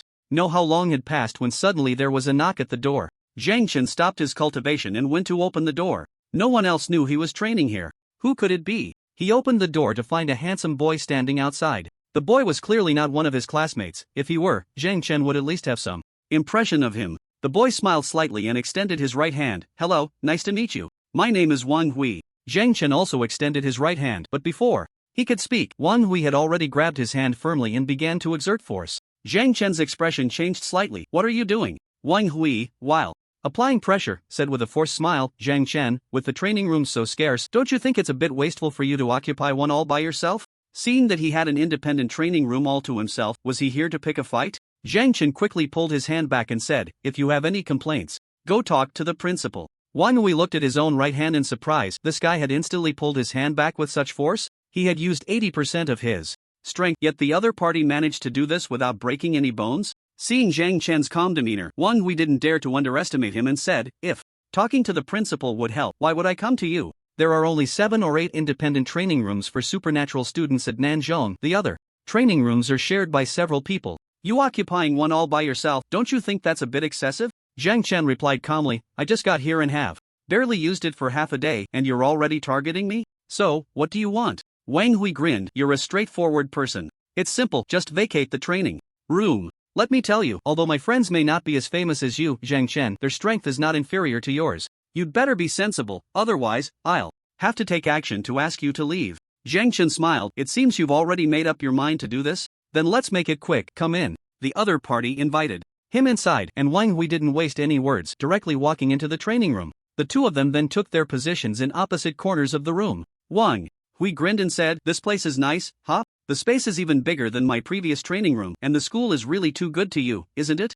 How much did you give Principal Su? Not only did they let you choose instructors at school, but they also gave you a private training room?" Zhang Chen replied, "If you beat me, this training room will be yours." Wang Hui snorted lightly, "That's exactly what I intend to do, come on." Wang Hui let out a piercing scream, turning into a cannonball. That smashed through the training room's door, then landed on the ground outside, passing out on the spot. Two people rushed out from a distance. What is Wang Hui doing? How long has he been in there? He got thrown out already? This Zhang Chen really has some skills, take him back. The two of them hoisted Wang Hui and started running. Outside, Zhang Chen happened to witness the scene. Perhaps Zhang Chen himself was not entirely clear about what had happened. The man named Wang Hui did not appear out of nowhere, it was all premeditated. Long before Zhang Chen and Lin Xianye resolved the underground Beastman incident, a student from the South Central Ability Academy had already noticed his existence. After that, many events unfolded, leading to Zhang Chen's rising fame. And today, the suddenly appearing Wang Hui was just a small ripple in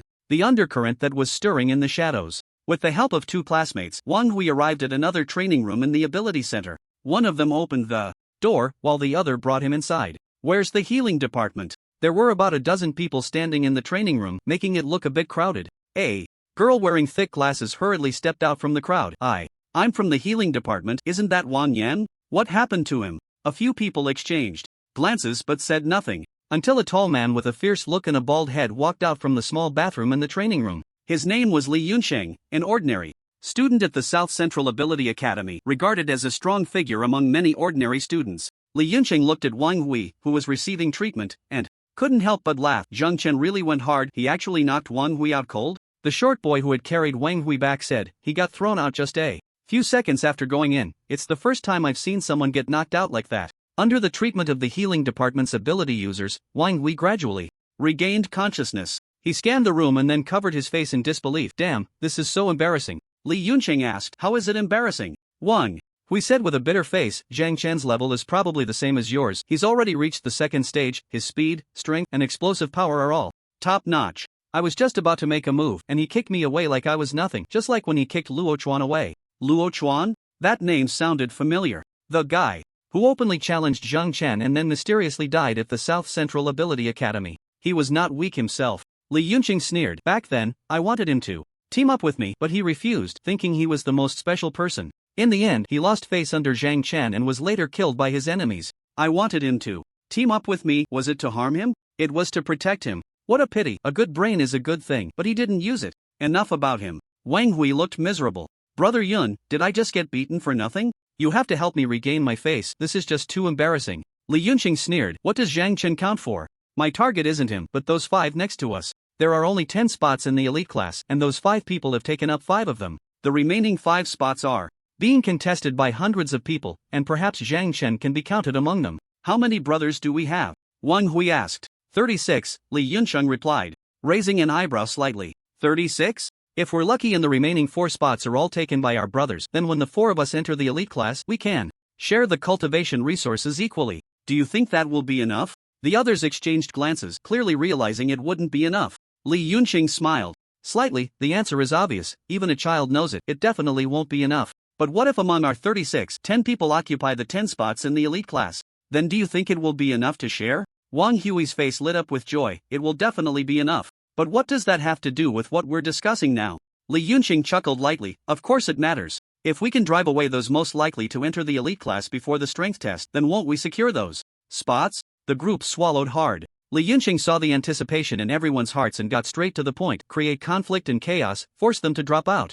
We have a month. How far you can go depends on yourselves. Let's start with that guy named Zhang Chen. Isn't he occupying a training room by himself? Lin Yueme, it's your turn to shine. A heavily made-up woman stepped out from the crowd. Brother Yun, do you really want me to go? Li Yunqing smiled slightly. I can't bear to part with a child, but you have to go and show your charm. Wang Hui looked hesitant. Is this really going to work? Lin Yueme shot him an annoyed glare. Wang, do you not believe in my charm? What cat in this world doesn't steal a little? Wait for my good news. With that, Lin Yueme swayed her curvy waist and walked out with a catwalk stride. At that moment, Li Yunsheng waved his hands, and 2 people with cameras quickly followed her. Li Yunsheng said to Wang Hui, sometimes, wisdom is also a form of power. You'll know soon enough. Wang Hui looked in awe. Brother Yun, I didn't expect you to be not only strong but also so clever. I really didn't follow the wrong person. Of course. Quietly accept the treatment and wait for the good news. Alright, ha ha ha. Lin Yueme took out a small mirror to check her makeup, then tightened her waist and walked towards Zhang Chan's private training room. She knocked on the door. Before long, the door to the training room was pushed open from the inside. Zhang Chan looked at the young girl in heavy makeup standing at the door, puzzled. What's the matter? Lin Yueme smiled seductively. Zhang Chen, you really are here. I'm your female fan. Oh my. I didn't expect you to actually be here. Are you the only one here? As she spoke, Lin Yueme walked into the training room, spinning around as she did. Zhang Chen slowly followed her, saying, this training room is my private space, please leave. Lin Yueme walked to the door, closed it, and pressed herself against it, throwing a flirtatious glance at Zhang Chen. How rude. Who chases someone away right after they arrive? I'm not leaving. Zhang Chen, come here, do you think I'm beautiful? Lin Yueme began to loosen her clothes. A footprint appeared on Lin Yueme's face as she was sent flying out of the training room like a kite, crashing heavily onto the ground far away. The two people in the shadows with cameras were momentarily stunned, then stood there, completely at a loss. What's going on? Lin Yueme got thrown out too? How ruthless. Is this Zhang Chen? He even hits women. Zhang Chen stood at the door, looking around and finding no other abnormalities, then closed the door. He returned to the training room, his face filled with confusion. What was going on? Why had so many strange people suddenly appeared today? Moreover, it seemed they were all coming for him. That person who claimed to be his female fan had even stripped in front of her. Women in this era were truly too crazy. Zhang Chen took a deep breath and decided to go home first. He opened the spatial door and directly returned to his room. What he didn't expect was that his room was even worse. The floor was covered with trash, snack wrappers, and various cans, while the bed was piled high with unopened snacks. A noise came from the bathroom. Click. With the sound of a door being pushed open, a woman wearing a shower cap and wrapped in a towel walked out. Chunling immediately covered her chest and let out a series of high-pitched screams. Why you? When did you come in? What do you want? Zhang Chen looked at his messy room and asked in confusion, are you really the secret guard of the Dragon Kingdom? Xinling adjusted the height of her towel. Her pretty face flushed bright red and glared at Zhang Chen with annoyance. Of course I am. I'm still a major. You better get out. Can't you see I'm wrapped in a towel? Zhang Chen said lightly, it seems I need to personally go to the Public Security Bureau to confirm your identity. After saying that, Zhang Chen opened the spatial door. Xinling hurriedly grabbed his hand. No. I'm begging you, please don't. I just haven't been out for a long time and I couldn't control my desire to buy and be lazy for a moment. Please don't report me to the Public Security Bureau. Bye, lazy. At this moment, Zhang Chen felt a mix of helplessness and amusement. You were sent by the Dragon Kingdom to protect me. I was at school and you left my house in such a mess after just one day. With a bodyguard like this, I think it's better to replace you with a more competent one. Xinling immediately started to cry. Why, please, don't replace me. I was sent here to make up for my previous mission failure. If you report me, not only will I not be able to make up for it, but I might end up in prison. I don't want to go to prison. Please, Zhang Chen, I'll do anything you want, just let me stay here, by your side. I promise to be responsible from now on, okay? Anything? Zhang Chen looked Xinling up and down. Xinling swallowed hard. Except for doing that kind of thing with you, I can satisfy you with anything else. Zhang Chen couldn't help but laugh in anger. Don't worry, it's not that kind of thing. Since you're a secret guard, you must know about the divine breath, right? Divine breath? Xinling looked puzzled. Where did you hear about divine breath? That's not knowledge you can access, at least not at your current stage. Zhang Chen didn't waste time and directly asked, anger and death energy, how can I awaken these two energies? If you tell me, I'll let you stay, whether you're slacking off or protecting me. Xinling looked shocked. Really? I can just sleep all day? Zhang Chen nodded. That's right. I never asked the Dragon Kingdom to send a bodyguard to protect me. They just thought my identity was special and had to arrange for one. Xinling let out a long sigh and said, then, can you go out for a bit? After I change clothes and dry my hair, I'll slowly tell you. Zhang Chen walked towards the door. After about 10 minutes, Xinling, dressed neatly, opened the door and called him upstairs. Zhang Chen returned to his room. The snacks on the bed and the trash on the floor seemed to have been cleaned up, and the entire room looked brand new, and only then did Zhang Chen reveal a satisfied expression. Xinling shyly smiled. All right, everything is tidied up and cleaned. You just said you wanted to understand death energy and anger energy, right? Zhang Chen nodded. That's right. To awaken divine breath, one must first raise their vitality to 1,000. After that, they can awaken anger and death energy. It's not hard to understand raising vitality to 1,000, but anger and death energy are quite vague. Perhaps you know more details than I do? Xinling smiled slightly and said, of course, this is a required course for our Shadow Guard army. However, those who can ultimately awaken divine breath can be counted on one hand. Within the Dragon Kingdom, all information is public. However, I must tell you one thing, awakening anger and death energy is not that easy. After saying this, Xinling looked at him with a troubled expression and took out a bag of chips from her spatial ring. Can I eat while I talk? Zhang Chen nodded in permission. He was truly impressed by Xinling. She had completely transformed into another person. Xinling opened a bag of chips, grabbed a handful, and stuffed them into her mouth, mumbling, "So, anger is like this." Zhang Chen interrupted, "With so much in your mouth, you can't speak clearly." Xinling frowned slightly and immediately quickened her chewing. After a gulping sound, she said clearly, "This anger is like this, it is a heart-wrenching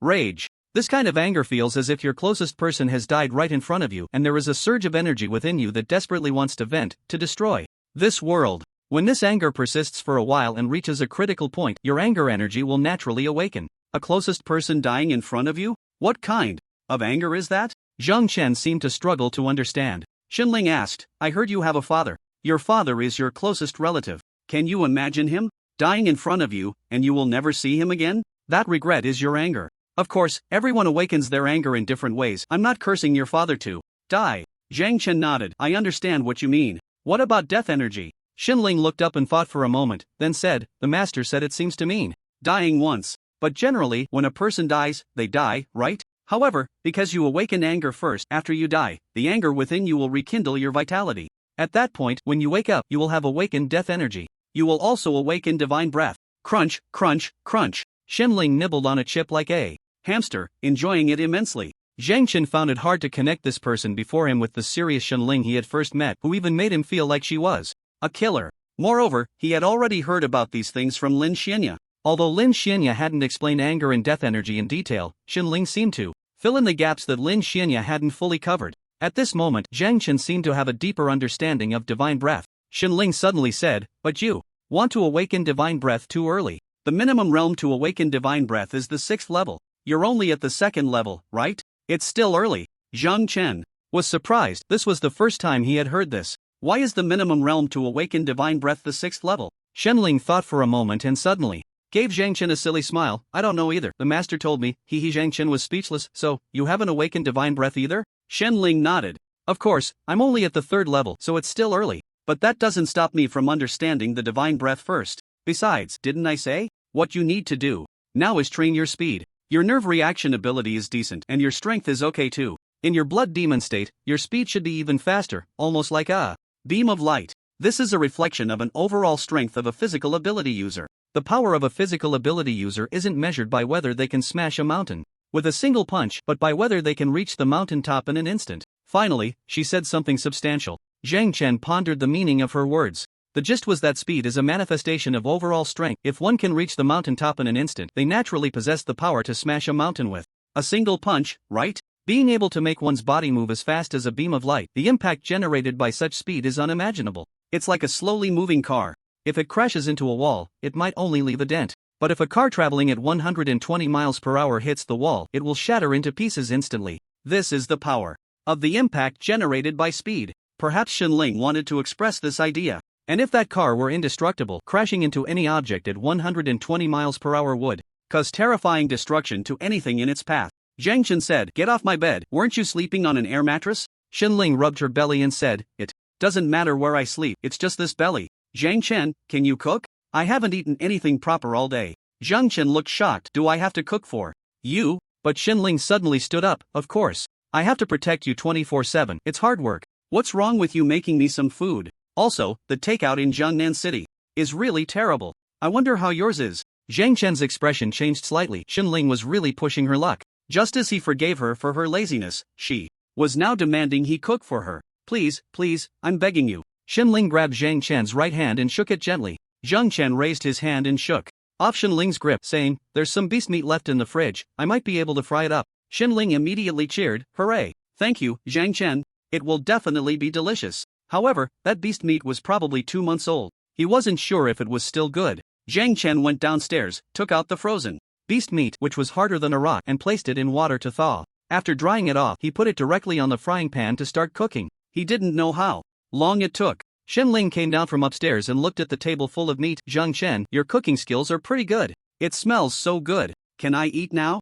Zhang Chen took off the pink apron and said, "Of course, eat as much as you want, go ahead. Then I won't hold back." Xinling immediately pulled out a chair, sat down, and began to fight to the death with the fried beast meat using her knife and fork. Did you add lemon? It tastes a bit sour, but it's not bad. Zhang Chen smiled faintly and said, yeah, lemon can make the meat more tender. If you like it, eat more. Okay. Shenling started to feast. Soon, the entire table of beast meat was devoured by Shenling. She patted her round belly and exclaimed, wow, this beast meat is amazing. No matter how much I eat, I never get tired of it. Zhang Chen, your cooking skills are pretty good too. Burp, I'm going back upstairs now. Zhang Chen watched Shenling walk upstairs while he quietly cleaned up downstairs. It wasn't until he had wiped the table clean that he suddenly heard Shenling's voice from upstairs. Zhang Chen, I suddenly have a bit of a stomachache. I need to use the bathroom, so don't come up yet. Ah, so I really did eat something bad? It seems that the beast meat left for 2 months is not safe to eat even after being sterilized at high temperatures.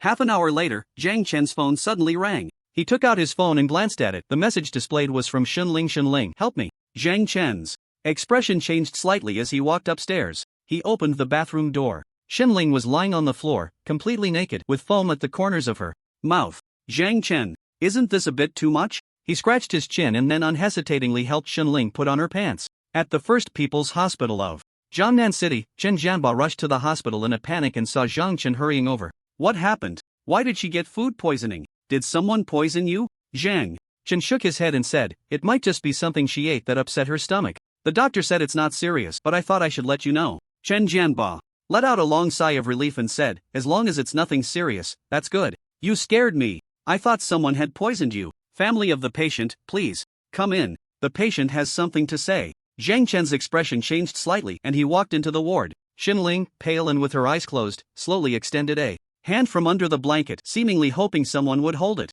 Zhang Chen walked over and took Shenling's hand. Shenling choked out, Zhang Chen, am I going to die? I saw my dad, my mom, my sister, and my brother. I really want to go to them, but if I go, does that mean I'm going to die? I haven't avenged them yet. I can't die yet. Zhang Chen's expression changed slightly, seemingly not expecting that Shenling was an orphan burdened with deep-seated grudges. The earlier anxiety seemed to vanish in an instant upon realizing this. Zhang Chen's expression shifted slightly, and he squeezed Shenling's hand gently, saying, you won't die. Shenling smiled faintly and fell back into unconsciousness. At that moment, the doctor said, continuous enemas and gastric lavage are difficult to withstand even for an ability user. She needs to rest for a while. Once she wakes up, she should be fine. Zhang Chen nodded and said, thank you for your help, I'll step out for a bit. After leaving the ward, Chen Jianba asked Zhang Chen, I didn't expect the secret guards sent from above to not protect you and instead end up in the hospital themselves. Should I report this to my superiors and help you get a replacement? Zhang Chen thought for a moment and then said, I do have that thought, but her poisoning was caused by me. I made her eat the beast meat that had been in the fridge for nearly 2 months, which is why she got food poisoning. Chen Jianba's expression changed slightly. What were you thinking? Zhang Chen showed a hint of regret. This was my fault. Once she wakes up, I will sincerely apologize to her. Chen Jianba sighed helplessly. Anyway, as long as she's okay, that's good. If anything happened to you, to put it bluntly, we all would have to accompany you in death. Be careful. Zhang Chen's expression changed slightly, and he nodded, saying, thank you for making the trip. I will stay here with her. Alright then, you open the door for me. I'll head back to the Public Security Bureau. Zhang Chen. After a while, the nurses in the ward came out, saying it was okay to go in now. Zhang Chen then walked into the ward. Shenling on the hospital bed still looked very pale, but her lips had started to regain some color. She looked peaceful in her sleep. Zhang Chen sat beside the bed and stayed there until dawn. Shenling slowly awakened from her dreams. She instinctively looked around and suddenly caught sight of Zhang Chen, who was sitting cross-legged in the corner with his eyes closed. A faint smile appeared on her lips as she weakly said, it seems I've turned into someone you need to protect. I'm really not up to the task. No, I need to pull myself together. I can't just keep buying and being lazy. I'm relieved to hear you think that way. Zhang Chen suddenly opened his eyes and walked towards Shenling. Her cheeks flushed slightly. So you were awake. Does that mean you heard what I just said? How embarrassing. Zhang Chen asked, do you feel any better? Shenling sat up and flexed her arms like a strong man. Of course. Who do you think I am? It's just a little food poisoning. By the way, that beast meat you were selling? The shopkeeper's heart is really black. We should raid his shop. Even after being food poisoned, she didn't suspect him? What was this wave of guilt washing over her? Zhang Chen's expression changed slightly as he said, in any case, let's get you discharged first. Shenling nodded obediently. Zhang Chen completed the discharge procedures for Shenling, then opened a spatial door to send her home. You still have school, right? You should hurry to school. I'm fine now, see? Shenling twirled around in front of Zhang Chen. A faint smile appeared on Zhang Chen's lips. Then I'll head to school first. You rest well at home and come with me tomorrow. Got it, you go ahead. Shenling waved her little hand at Zhang Chen. After Zhang Chen returned to school through the spatial door, Xinling let out a long sigh of relief and plopped down on the bed, falling into a deep sleep again. Back at school, Zhang Chen hadn't even sat down when Ganji rushed over and asked, "Teasy, I didn't expect you to be so ruthless, even hitting a woman. I'm truly in awe of you." Zhang Chen knew what was going on. It must be about that woman who inexplicably came in and started undressing, right? What? Did she go tell the teacher? Ganji nodded. She said you insulted her and she would rather die than submit, and in the end, you beat her up. I feel like she's lying. How could my bro be that kind of person? Ganji, don't speak up for Zhang Chen. Didn't you see that video? She flew straight out of the door. That was really brutal. And she's a girl. I heard she broke 3 ribs. Her clothes were all torn. Zhang Chen, even if you have a good relationship with the principal, you can't openly insult female classmates at school, right? The atmosphere in the classroom turned strange. The classmates who had previously treated him with utmost respect now stood up to endlessly accuse him. At that moment, a few people suddenly walked in from outside. I heard Zhang Chen is back at school. Where is he? A familiar face appeared before them. Who else could it be but Wang Hui? A group of people followed Wang Hui, and when he saw Zhang Chen, he immediately exploded with rage, roaring as he charged at him with a raised fist. Zhang Chen, you dare to insult my girlfriend? I'm going to fight you. Wang Hui leaped into the air, fiercely throwing a punch at Zhang Chen. Zhang Chen raised an eyebrow slightly and kicked Wang Hui in the chest, sending him flying. Bang! Wang Hui crashed into the crowd behind him, causing a domino effect as many fell over. The people on the ground immediately cried out in pain. This is outrageous. Insulting someone else's girlfriend and still daring to fight back. Zhang Chen, are you crazy? You even hit us? We're innocent. Yeah, we didn't say anything to you, we were just standing by. Why did you hit us too? At this moment, Ganja tugged at Zhang Chen's shirt corner and whispered, Teasy, let's just back down for now, okay? Don't make a move, let's talk it out. Zhang Chen snorted lightly. What crime are you trying to pin on me? When did I insult your girlfriend? Do you have any evidence? Wang Hui stood up from the ground, clutching his chest, while Lin Yuemei hurried over to smooth his chest. Wang Hui, are you okay? Wang Hui never expected that under such public scrutiny, Zhang Chen would dare to fight back, and he did so with such agility. He thought he would gain the upper hand, but instead, he received another kick. Last time it was to the face, now it was to the chest. The kick was incredibly heavy, and he had almost struggled to breathe just moments ago, thinking he was done for. He no longer dared to act recklessly, but he had achieved his goal. Wang Hui glared at Zhang Chen, you want evidence? Both eyewitnesses and physical evidence are here. Which one do you want to see first? Lin Yuemei looked like she was about to cry, choking back tears. Classmates, you all saw it. This is Zhang Chen, he's just too arrogant. Is there really no one in our school who can deal with him? After what he did to me, he still dares to hit people. I can't live like this anymore. I want to jump off a building. You all step aside, don't stop me. Wang Hui quickly grabbed Lin Yuemei. Yuemei, no. If you die, there will be no evidence left. Don't worry, I will definitely seek justice for you. In an instant, Zhang Chen became the target of everyone's ire, all eyes filled with indignation. But at that moment, Zhang Chen let out a sneer. Everyone fell silent. The entire classroom was suddenly engulfed in silence. Wang Hui's gaze was as cold as frost, devoid of any warmth, his fists clenched tightly, revealing just how furious he was. Zhang Chen, you dare to laugh. You can still laugh. You insulted a female classmate, and you even hit her. Do you know how serious this is? Zhang Chen's gaze was as calm as water. Wang Hui's roar was no more than a small stone, failing to stir even a ripple in Zhang Chen's tranquil lake. Wang Hui coldly snorted, what? Is hitting people all you can do? Speak up. Let me hear your explanation. With both eyewitnesses and physical evidence present, let's see how you justify your actions. At this moment, Zhang Chen said, I know Captain Chen from the Public Security Bureau. He has a bodyguard named Bai, whose ability is to discern whether someone is lying. Let's have him come and determine who is lying. After saying that, Zhang Chen picked up his phone and dialed a number. Wang Hui and Lin Yuemei immediately felt a surge of panic. They had never heard of it. Zhang Chen actually knew Captain Chen? Wasn't Captain Chen the leader of the security team at the Public Security Bureau? Wang Hui gulped nervously. Wait a minute. Zhang Chen ignored Wang Hui and held the phone to his ear. Wang Hui became anxious. Hey, are you even listening to me? I told you to wait. Captain Chen, a female classmate, says I insulted her and wants to call the police.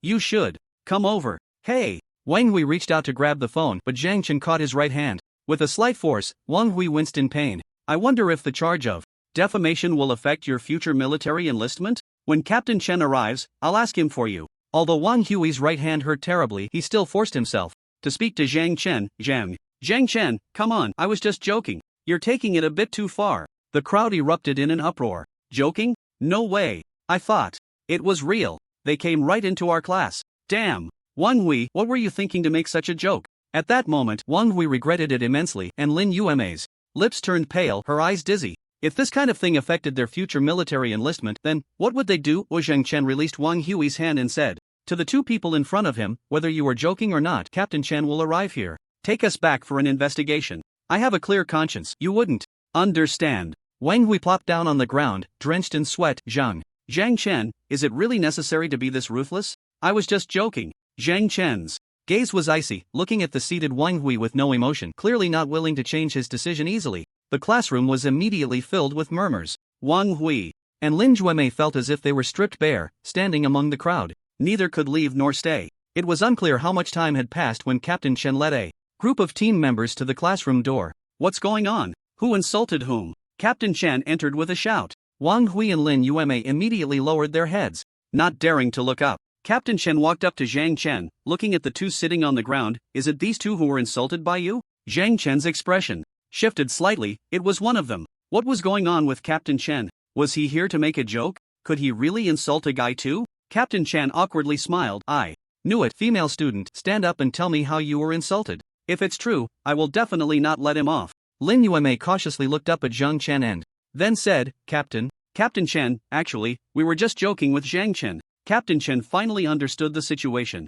Initially, these two claimed that Zhang Chen had insulted this female student, so Zhang Chen called him to handle it. He wanted to see who was lying. But when these two heard that Zhang Chen had called the police, they immediately said they were joking. Captain Chen's face darkened. Joking? Do you think we Guardians are joking? Take them away. Yes. The two immediately cried, like they were being slaughtered. Everyone looked at Zhang Chen, who seemed not to be taken away. Did he really have a close relationship with Captain Chen? Zhang Chen, I will take care of these two. I will clear your name. Zhang Chen nodded and said, then I'll trouble Captain Chen to come by. Ah, it's a small matter, just serving the people. After saying that, Captain Chen led the team out of the classroom, causing an uproar among all the students present. The atmosphere in the room suddenly became strange. Wang Hui and Lin Yuemei initially claimed that Zhang Chen had insulted his girlfriend Lin Yuemei, and they were aggressive, even wanting to fight. Unexpectedly, Zhang Chen actually knew Captain Chen from the security team, and after a phone call, Wang Hui and the others deflated and immediately said they were joking. But Captain Chen showed no mercy, coming over to take them away without asking about the situation, while Zhang Chen seemed unfazed, still in the classroom. Zhang Chen's network of relationships was indeed not simple. At this moment, Gan Zhang walked up to Zhang Chen and said, you guys are really foolish. How could Zhang Chen possibly insult a female student? Have you forgotten who was involved in the underground pipeline orc invasion incident and who found out about the Bug King murderer in Jiangnan City? One by one. You really have no brains. How could you believe what Wang Hui and the others said? Everyone was suddenly speechless. Indeed, many had thought just moments ago that Zhang Chen had really insulted Lin Yuemei. That's how people are. They lift you up when you're doing well and kick you down when you're at your lowest. That's human nature. Zhang Chen returned to his seat. If Wang Hui was harboring resentment because he lost to him and planned to take revenge in this way, it seemed somewhat understandable. However, Wang Hui initially revealed that he came here to defeat him so that he could free up the private training room for himself and his friends. This meant that this method was not solely devised by Wang Hui, there should be others behind him giving him advice. Although the charges of Wang Hui and Lin Yuemei framing him had already been solidified. If one Wang Hui can be repelled, then a second Wang Hui will appear, as long as the group behind him intends to continue targeting him. What exactly is their purpose in doing this? To tarnish his reputation? And then what? Zhang Chen decided to visit the Public Security Bureau to personally ask Wang Hui and the others why they were doing this. If he could find out who was behind it, things would become simpler. At the Public Security Bureau, Zhang Chen clearly arrived earlier than Captain Chen and the others. When Captain Chen saw Zhang Chen, he was not surprised. However, when Wang Hui and Lin Yuemei saw Zhang Chen, it was as if they had seen a ghost. When did Zhang Chen come to the Public Security Bureau? He was already waiting for them here? The two were taken into the interrogation room. Zhang Chen and Captain Chen walked into the interrogation room. Zhang Chen stood in front, while Captain Chen stood behind. This positioning made Wang Hui and Lin Yuemei feel very confused. Why was a student like Zhang Chen standing in front of Captain Chen? Zhang Chen looked at Wang Hui and Lin Yuemei in front of him and asked calmly, who instructed you to frame me, and what is your purpose? If you can tell me, I can ask Captain Chen to be lenient with you. If you don't speak, then I can't help you. Wang Hui gritted his teeth and gave Lin Yuemei a glance. Although they had exchanged some glances on the way, at this moment, Wang Hui still conveyed a message to Lin Yuemei with his eyes. Lin Yuemei also slightly clenched her fists, seemingly unwilling to speak. Zhang Chen then said, Captain Chen, could you let one of them leave the interrogation room first? The effect of individual questioning should be better. Captain Chen nodded in understanding and said to Lin Yueme, "You, come out with me first." After Lin Yueme was taken out, Wang Hui looked up and then said to Zhang Chen, "I confess, it was Li Yunqing from our school who made us do this. I was threatened by him. You must talk to Captain Chen for me." This was quite a quick confession. Zhang Chen asked, "I won't delve into who Li Yunqing is for now, but what is his purpose? Why is he framing me? This is the first time I've heard his name." Wang Hui said with a bitter face, "Li Yunqing is quite a famous person in our school. How could you not know? But it doesn't matter, he threatened me and forced me to do this. His purpose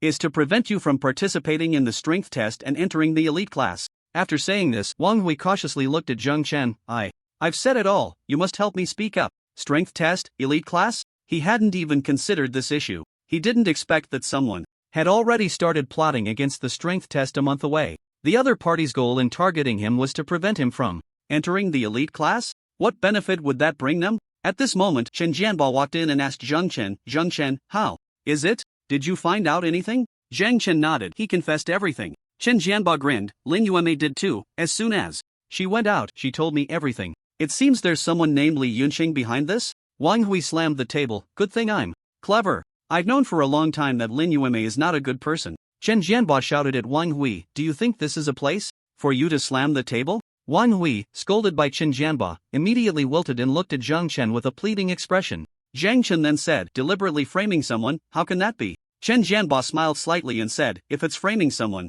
else, at most you'd be locked up for a couple of months, but since you're the one being framed, it can only be the death penalty." Zhang Chen, Wang Hui, isn't this a bit too extreme? Wang Hui immediately looked dissatisfied. "Captain Chen, you really know how to joke, framing and scheming to sentence me to death? Are you trying to scare me?" I protest. Captain Chen said in a deep voice. "You protest? Is it useful? Lock him up." Two team members immediately walked in from outside. Wang Hui kept signaling Zhang Chen with his eyes, but Zhang Chen seemed not to see it. "Li Yunqing, I will investigate when I get back. As for Wang Hui and that woman, I'll leave them to you, Captain Chen." Captain Chen said at that moment, "Don't worry, I won't let them off the hook." "Is it really the death penalty?" Captain Chen smiled slightly. "I'm just scaring him, but it's about right. In any case, I'll keep an eye on it." Zhang Chen then returned to school. He found Ganja. Li Yunqing seemed quite famous at school. Perhaps Ganja had heard of him? "Li Yunqiang? I know about him. I heard he's building a faction in his class, and many people follow him.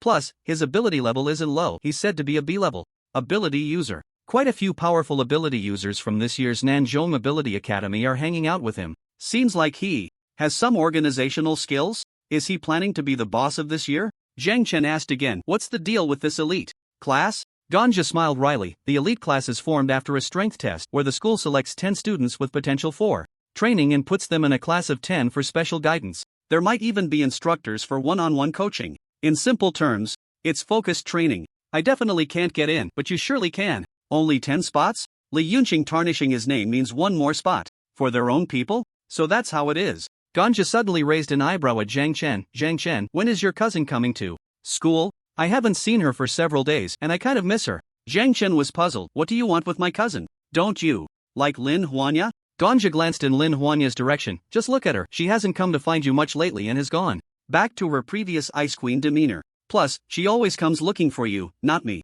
There's too much of a gap between us. I plan to change my target. Your cousin isn't bad, after all. Let's organize something tonight and go to your house for dinner. I'll buy some groceries, and you can introduce me to your cousin. How about it?" Zhang Chen replied indifferently. "Not happening. Give up. My cousin has high standards. Are you saying I'm not good enough? I'm at least an elemental ability user. If your cousin has such high standards, she won't find a boyfriend in the future." "Hey, Zhang Chen, I haven't finished speaking. Why did you leave?" "Iron Buddy." Zhang Chen returned to his seat and quietly attended a class. Before he could go find Li Yunqing, he was surprised to see Li Yunqing come looking for him. Personally, "Is Zhang Chen here?" Zhang Chen looked up to see a bald man standing outside the door, followed by a group of people. This man was Li Yunqing, who grinned and said, "Zhang Chen, is it convenient for you to step out and chat for a bit?" Just in time. Zhang Chen didn't waste words and walked straight out. He followed Li Yunqing outside. Li Yunqing smiled slightly and said, "This isn't a place for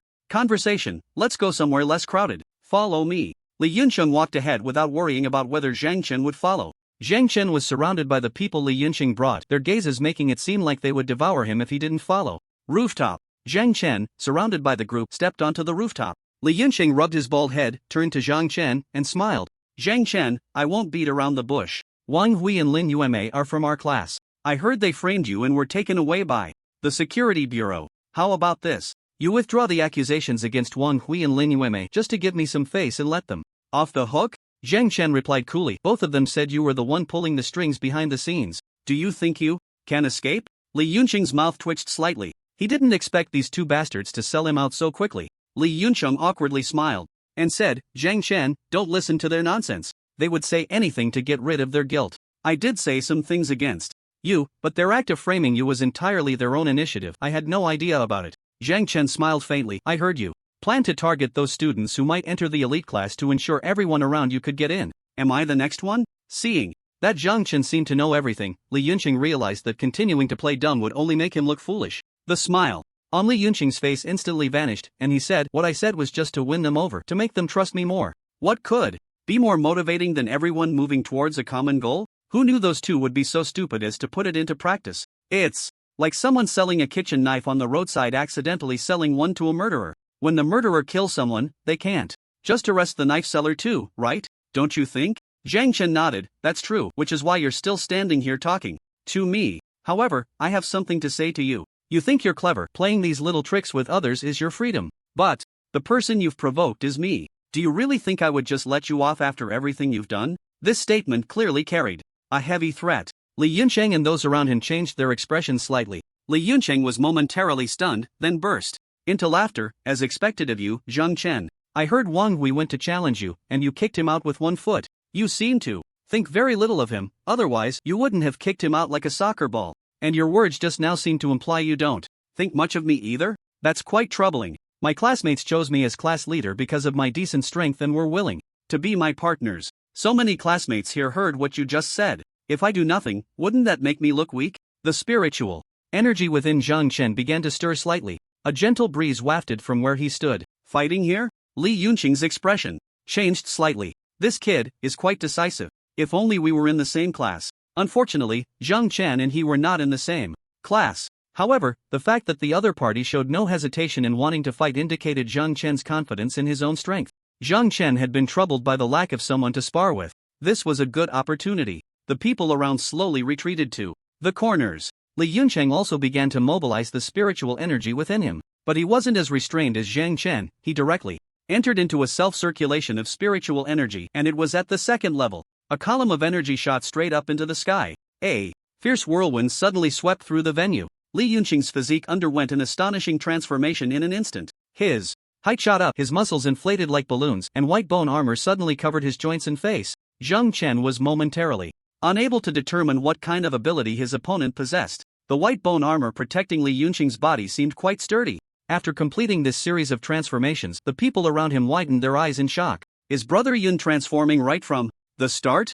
He's serious now. Zhang Chen, you still have time to regret it. Once Brother Yun transforms, he won't hold back until there's blood. Is this Brother Yun's transformation? It's my first time seeing it. How imposing. Li Yunqing grinned, and even his mouth was covered by a bone shard that protruded from inside, making his voice sound deep and muffled. Zhang Chen, I've wanted to meet you for a long time, and I didn't expect the opportunity to come so suddenly. I will give it my all, and I hope you won't disappoint me. It was clear that Li Yunqing was no ordinary opponent. Moreover, he seemed to be a second-tier ability user as well. Such a rival was not someone Zhang Chen could encounter casually. They could finally have a proper duel. Zhang Chen clenched his fists, lightly bouncing on the spot, looking as if he was relaxing. Suddenly, Li Yunqing charged towards Zhang Chen's direction. Zhang Chen was slightly taken aback, as countless white bone spikes erupted from Li Yunqing's body, resembling a hedgehog, leaving him momentarily unsure of how to attack. Furthermore, this place didn't seem to be the best battleground. Zhang Chen continuously retreated, then leaped off a tall building.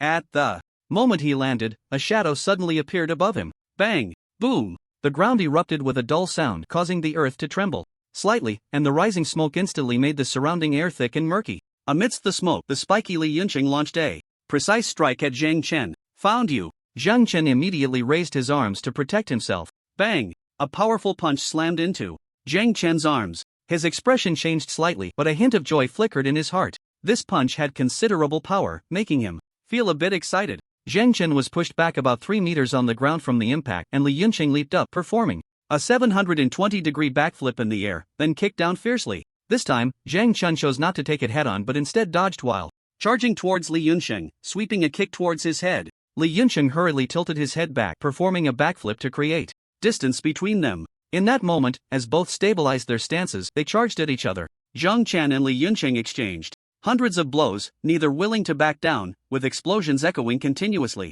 More and more students gathered around, their faces filled with excitement. Zhang Chen? And that's Li Yunsheng? Why are they fighting? Is this the duel of second-tier physical ability users? This is too exaggerated. Zhang Chen and Li Yunsheng seem to be evenly matched. How did they train? It's infuriating how people can be so different. No one was pessimistic or overly optimistic. Everyone was genuinely amazed by the brilliance of their duel.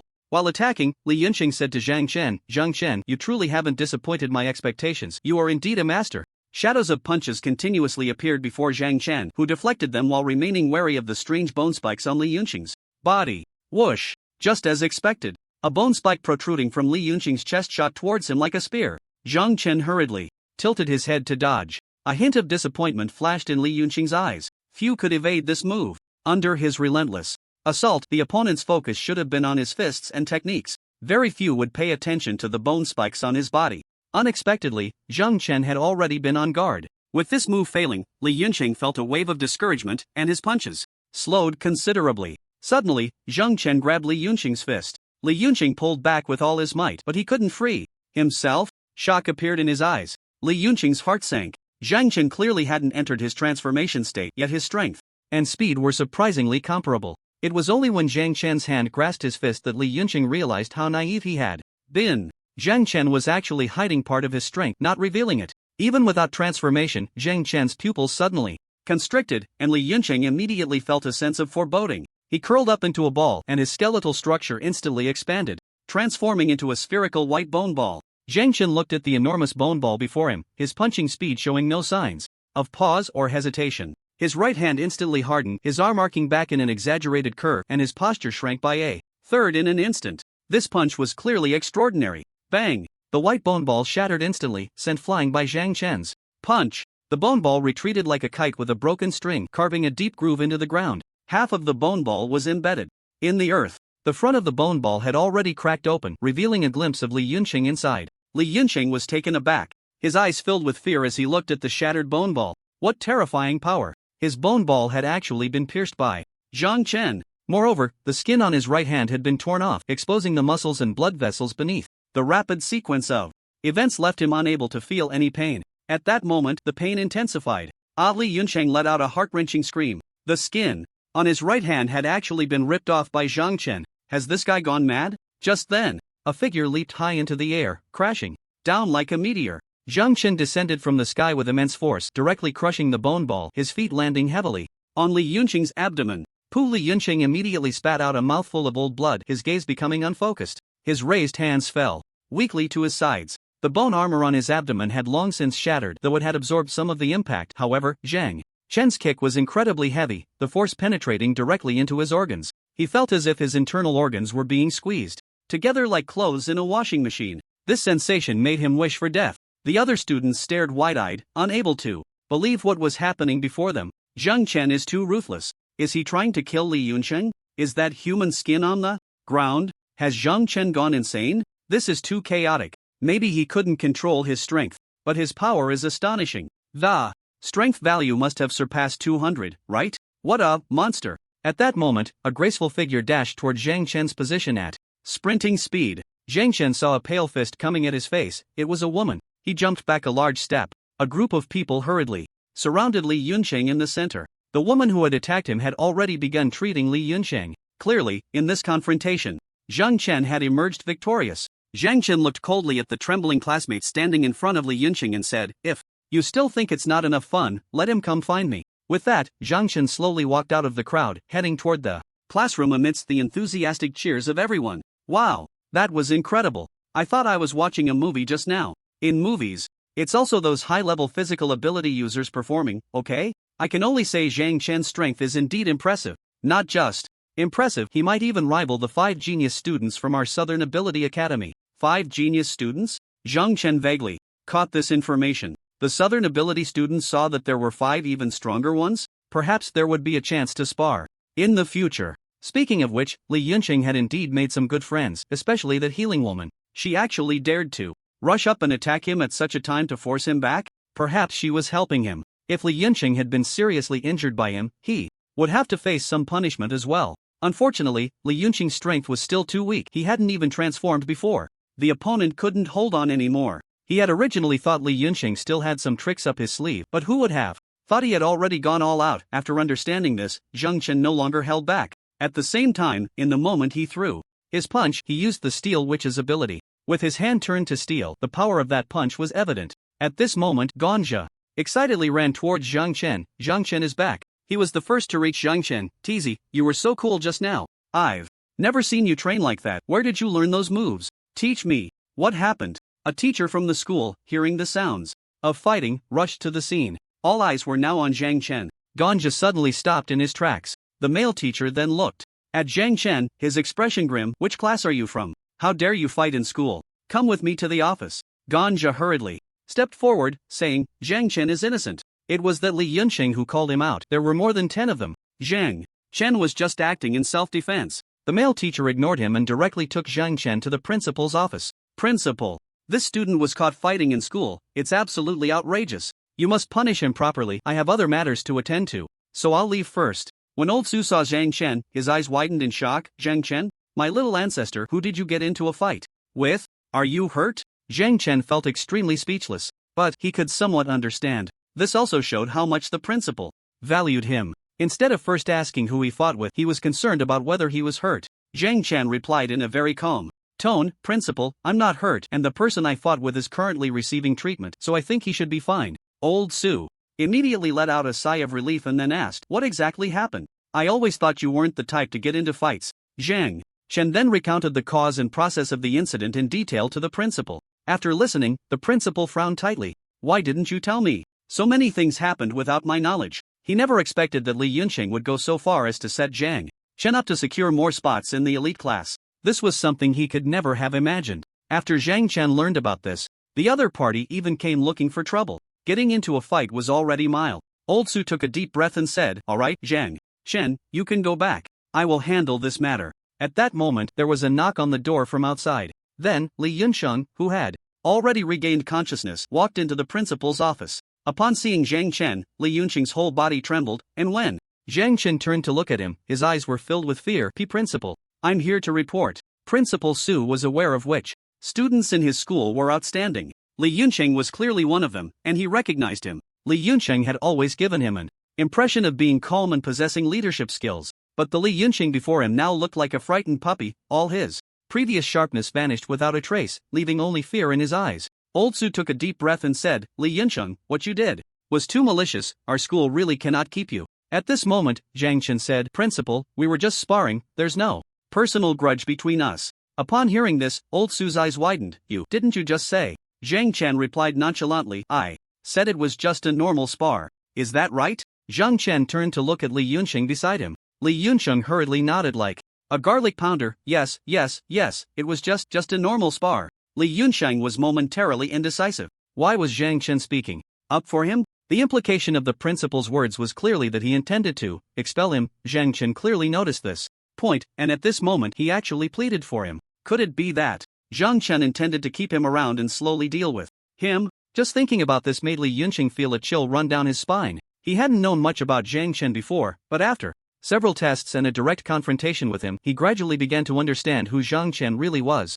He realized that Zhang Chen was definitely not an ordinary person. The calmness and aura he exuded were completely beyond what someone his age should possess. Only those who have experienced countless life and death battles and faced great storms could maintain such a composed demeanor, unflinching, even when faced with overwhelming challenges. Perhaps he had been subjected to some terrifying training since childhood. Principal Su sighed helplessly. Since Zhang Chen had said so, he could only respect Zhang Chen's wishes. Principal Su looked coldly at Li Yunsheng. This time I'll let it go, but if there's a next time, I will show no mercy. Li Yunsheng lowered his head, his face filled with dejection. He hadn't expected his plan to fail from the very beginning, and he had almost been expelled. Indeed, his strength was still not quite enough. Principal Su said, Alright, you can leave now. Okay, Principal. The two of them walked out one after the other. Li Yunsheng ran towards the principal's office door as if fleeing for his life, disappearing in a flash. Zhang Chen watched the direction in which Li Yunsheng had fled, a glimmer of brilliance flashing in his eyes. His purpose in pleading for Li Yunsheng was simple. If Li Yunsheng were expelled for fighting with him, what would the other students think? Not only did he lose, but he was also expelled by the school. Who would dare to challenge him in the future? It had to be said that this fight had gone quite well. It was more enjoyable than using other abilities to slowly wear down a beast. At the same time, it was also his first real confrontation with another ability user. However, the opponent's strength was too weak, which made him not very invested. It seemed that there were 5 other students hailed as geniuses. In the school, he wondered how strong they were. A faint smile crept onto Zhang Chen's lips as he headed straight to the restroom. Home.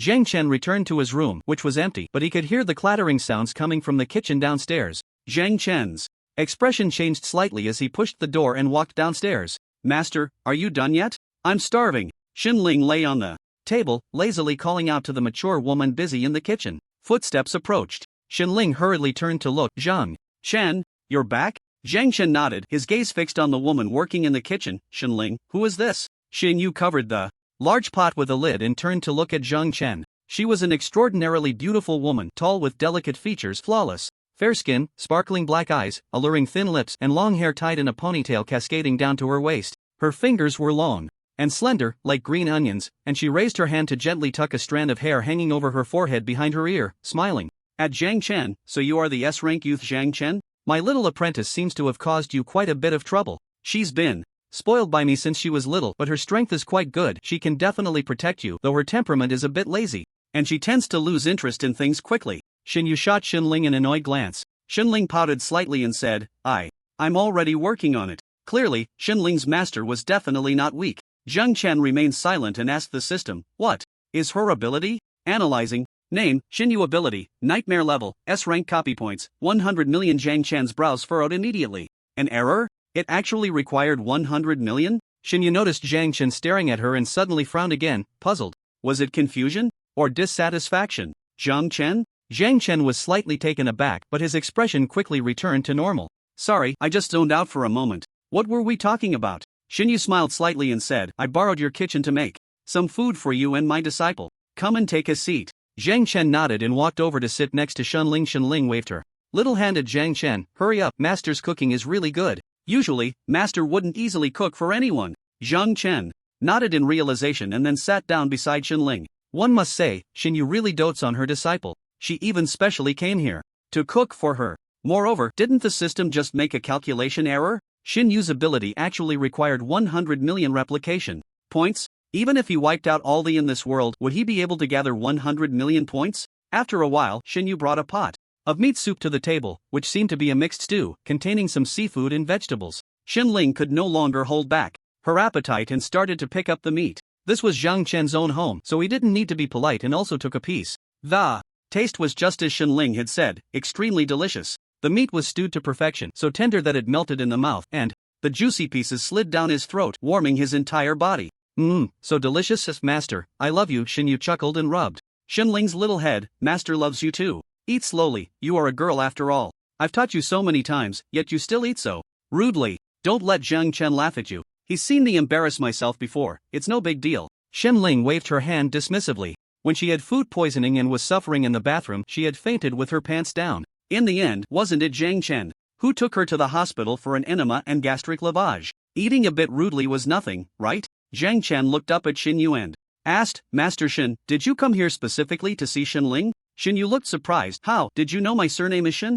Xinyu was not only surprised but also a bit shocked. Almost no one knew her surname, only her codename, the Queen. Zhang Chen actually knew her surname? Zhang Chen was momentarily taken aback and then explained, I saw you in the ability encyclopedia. Xinyu shook her head and said, my abilities and information are not recorded in the ability encyclopedia. Didn't Linger tell you that our Dark Guard Army's information is confidential? How did you know my surname is Xin? Zhang Chen was instantly speechless. He couldn't explain this. Seeing Zhang Chen suddenly fall silent, Xinyu couldn't help but laugh. Maybe Linger called my name in her dreams. I heard you two are sleeping in the same room? Zhang Chen nodded, not wanting to say much. The woman in front of him definitely held a very important position in Long Country. Although he didn't know what S-class nightmares were, judging by the replication points, it must be a very powerful ability, even stronger than his blood magic ability. Fortunately, Xinyu didn't dwell on why he knew her surname. The three of them finished the pot of meat soup completely. Xinyu suddenly said, Zhang Chen, you must not tell anyone that I came here.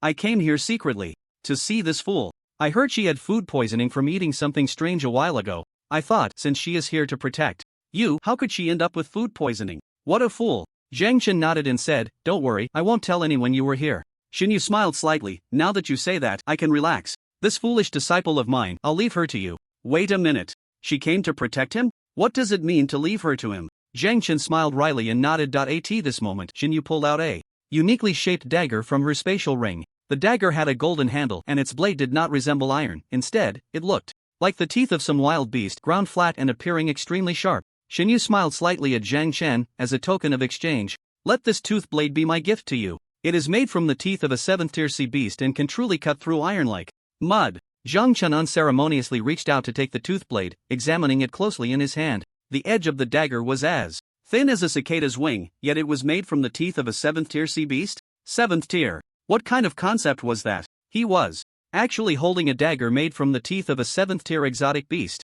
Zhang Chen casually played with the tooth blade and then looked at Xinyu. Thank you, I accept it. Xinyu smiled slightly. No need to be polite compared to this big trouble. Giving you a dagger is nothing. At that moment, Shenling suddenly yawned. Master, I'm so sleepy. Are you going to sleep here tonight? We can sleep together. Xinyu chuckled lightly. The master can't be out for too long, you know that, and there are still a lot of things waiting for me to handle.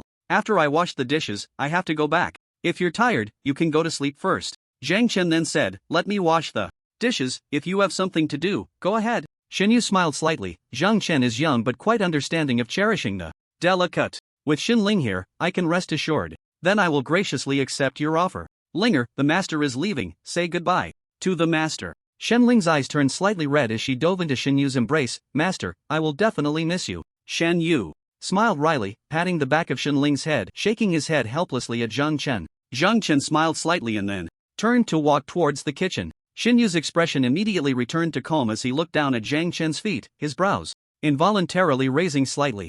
At this moment, Zhang Chen tilted his head slightly and Xinyu quickly noticed this, his surprise deepening. A smile suddenly appeared in Xinyu's heart as he thought, this S-rank youth is quite interesting. After Shenling obediently went upstairs to sleep, she greeted Zhang Chen before walking out. She leaped up suddenly, soaring into the air, and instantly disappeared. Above Jiangnan City. Above the clouds of Jiangnan City, there was actually a ship resembling a flying vessel. Shenling returned to the interior of the ship through a square opening beneath the flying vessel. So, did you meet the S-rank youth? How was he? A one-eyed middle-aged man asked with a smile. Xinyu grinned. I met him, and he was a bit beyond my expectations. The one-eyed man quickly pressed for more. You were able to come to that conclusion? Quite impressive. Xinyu sat down in a seat, crossed his legs, and said, yes, very impressive for his age, absolutely impressive. His nerve reaction ability is extremely sensitive. Even the gaze from behind him, he can capture it immediately. Moreover, his standing posture always maintains a half-foot distance between his front and back feet.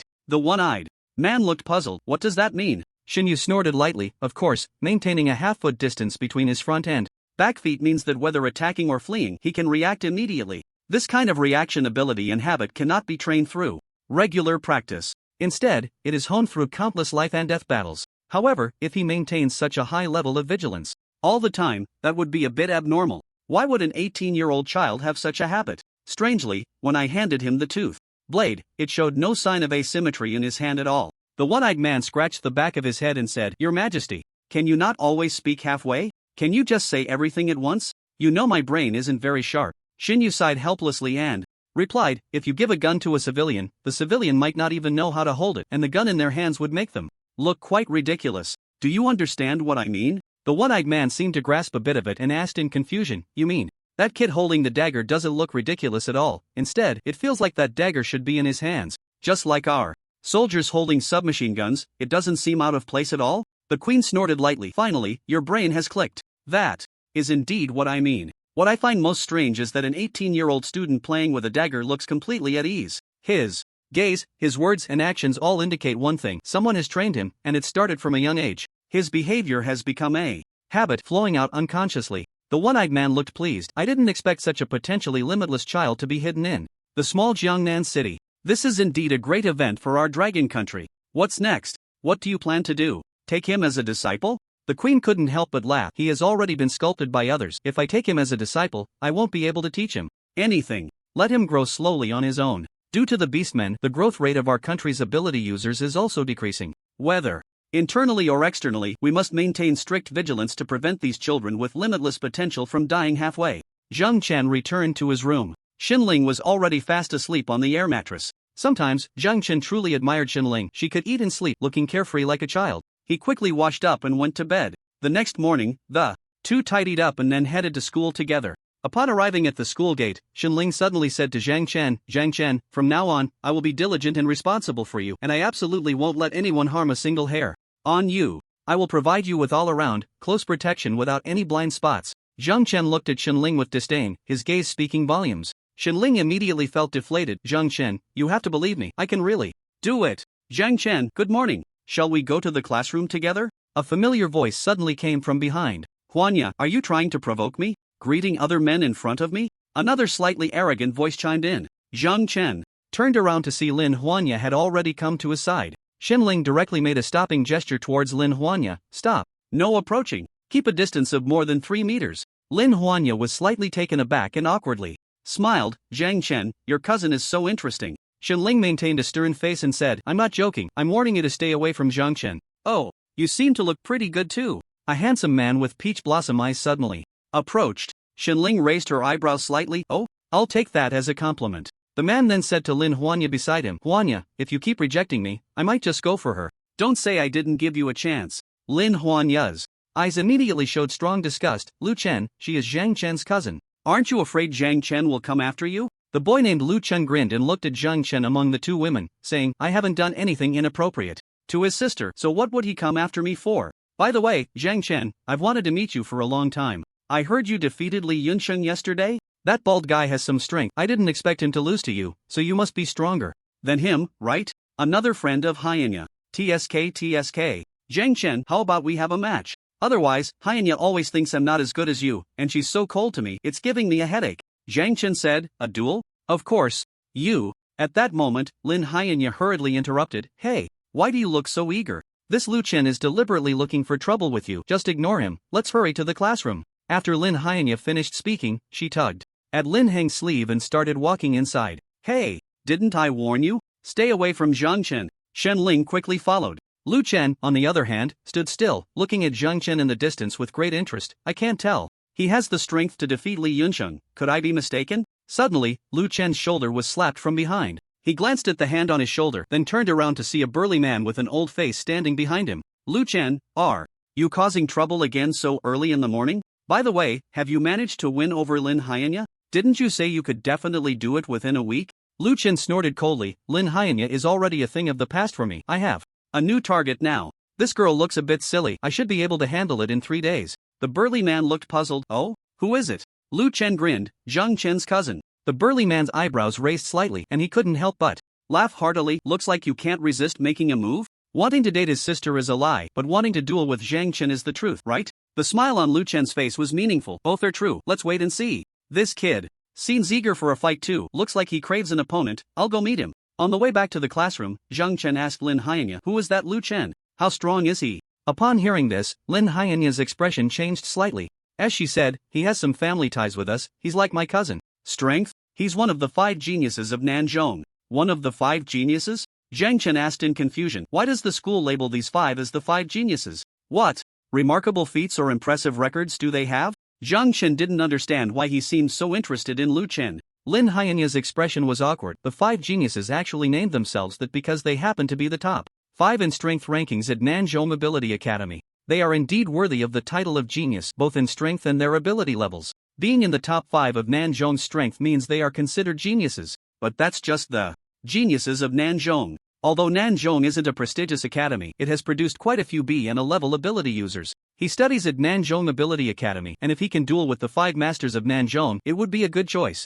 The 3 returned to the classroom and took their seats. The first 3 classes in the morning were all taught by the homeroom teacher, Li Shui, and everyone was very serious. Until the bell rang for the last class at noon. Lin Han walked over to Zhang Chen and said, Zhang Chen, Lu Chen is publicly challenging you on the school playground. Are you going or not? Xin Ling's eyes widened slightly. A public challenge? Is it a life and death match? Lin Han awkwardly laughed. How could it be a life and death match? It's just a simple spar, and there will be a teacher present as a referee to oversee the duel. This seems to be a rule at our Nanzhong. The school opposes students fighting privately but supports public duels. As long as both parties agree, the school will send a referee to oversee the duel, which is a way for two people with grievances to resolve their issues. Shenling looked up at Zhang Chen. Zhang Chen, if you don't want to go, I can go in your place. Zhang Chen's lips curled slightly. What a pity, let's go take a look. Zhang Chen took the lead, and Shenling hurried to catch up, while Lin Xianya sighed helplessly and followed suit. Lin Xianya walked up to Zhang Chen and said, I'm sorry, Zhang Chen, for dragging you into this with Lu Chen. Zhang Chen replied calmly, it has nothing to do with you. I also want to spar with formidable opponents. The 5 great talents are my first target, just a bit earlier than planned. Upon hearing this, Lin Xianya smiled slightly and said, you really are different from ordinary people. If someone is publicly challenged, most would be quite troubled, but you seem eager to try. Zhang Chen arrived at the playground. A crowd had already gathered. When they saw Zhang Chen arrive, they knew a good show was about to begin. It's Zhang Chen again? Wasn't he the one from yesterday? The one who defeated Li Yunsheng? That's right, it's him. With such brilliance, he's bound to attract enemies. Lu Chen is no pushover either. Recently, Zhang Chen has been flourishing. The 5 great talents are planning to suppress him. As Zhang Chen stepped into the crowd, Lu Chen, standing opposite him, smiled slightly and said, I didn't expect you to come so quickly. Good. Quite straightforward. A male teacher approached Zhang Chen and asked, Zhang Chen, are you willing to accept Lu Chen's challenge? If you refuse, this duel will not take place. Zhang Chen took off his jacket and rolled up his sleeves, saying, if I weren't going to accept, I wouldn't have come. Shenling pulled out a bag of chips from her spatial ring, looking bored. That guy named Lu Chen can't possibly be Zhang Chen's opponent. He's really overestimating himself. Lin Xianya thought the same. Having collaborated with Zhang Chen many times, she was quite familiar with his strength. However, Lu Chen was no weakling either. Born into an ancient martial arts family, he had awakened a physical ability. A genius nurtured in such an environment was not easy to deal with. It was hard to say who would ultimately win between the two. At that moment, a path suddenly opened up in the crowd. The crowd erupted in excitement. The 5 great talents have all gathered. Someone shouted, and everyone turned to see the space that had opened up. 4 extraordinary young men and women were slowly walking in from outside. Upon seeing the 4 familiar faces, Lu Chen couldn't help but laugh. Luoning, why? Did you bring all 3 of them? Didn't I say not to tell them? The man named Luoning was the burly man who had spoken with Lu Chen at the school gate. Luoning chuckled and said, Lei Yuan wanted to come see, so Chun Yu and Sheng Shuang came along too. With us here, you won't feel embarrassed or have trouble performing, right? Ha ha. Chun Yu, the leader of the 5 great talents, was a handsome young man with long flowing hair, his gray locks always drifting as if in the wind. He wore a gray-white robe year-round. If you saw him at midnight, you might think you encountered a ghost if you couldn't see his feet. Cheng Yu and Sheng Shuang were a pair of twins, with Chun Yu being the older brother and Sheng Shuang the younger. They had awakened the same ability, evident from their fiery hair and eyebrows, marking them as fire element users.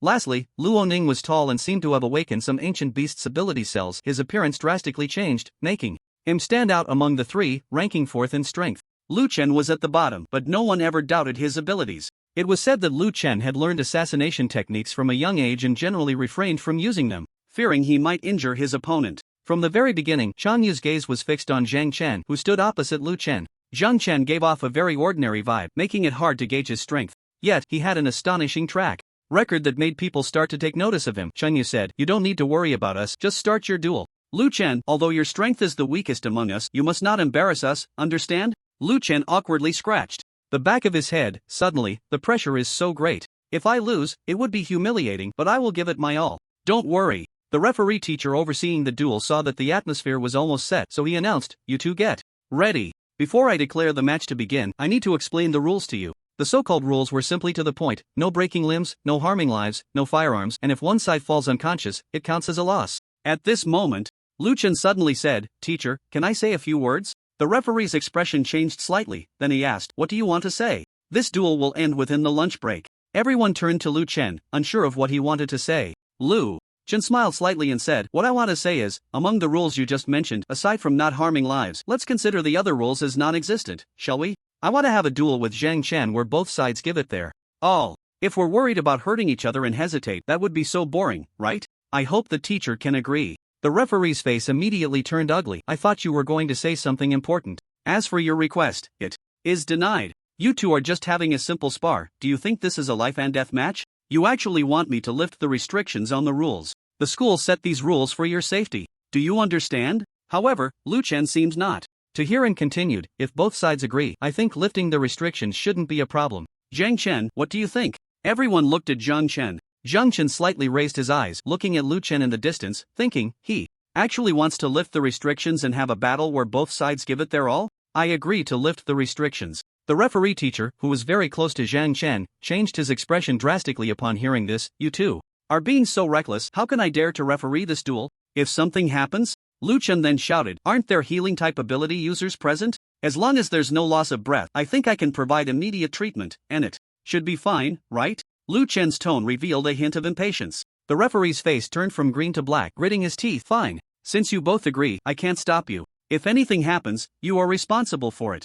Lu Chen clapped his hands, and most people's expressions changed slightly, with only a few showing smiles. A battle where both sides ignore the rules and give it their all? Now that would be a good show to watch. Begin. Zhang Chen and Lu Chen simultaneously entered the cycle of spiritual energy, instantly elevating to the second level. Two columns of energy shot up into the sky simultaneously, and a fierce wind suddenly whipped up from beneath their feet. Whoosh, whoosh, the howling wind made everyone squint their eyes. Lu Chen suddenly dashed towards Zhang Chen like lightning. Although the other party said they would give it their all, it seemed they weren't in a hurry to transform but planned to test the waters first. Zhang Chen also instantly moved his steps. The two met in the middle, and Zhang Chen quickly circled to Lu Chen's left side. Lu Chen raised his eyebrows slightly, thinking, so fast. Zhang Chen threw a punch, but Lu Chen did not dodge. Instead, he reached out with both hands, intending to grab Zhang Chen's arm. He succeeded. Lu Chen's hands grasped Zhang Chen's arm, and in the next second, Lu Chen yanked Zhang Chen's arm forward with force. Zhang Chen suddenly lost his balance and lunged forward. A kick came from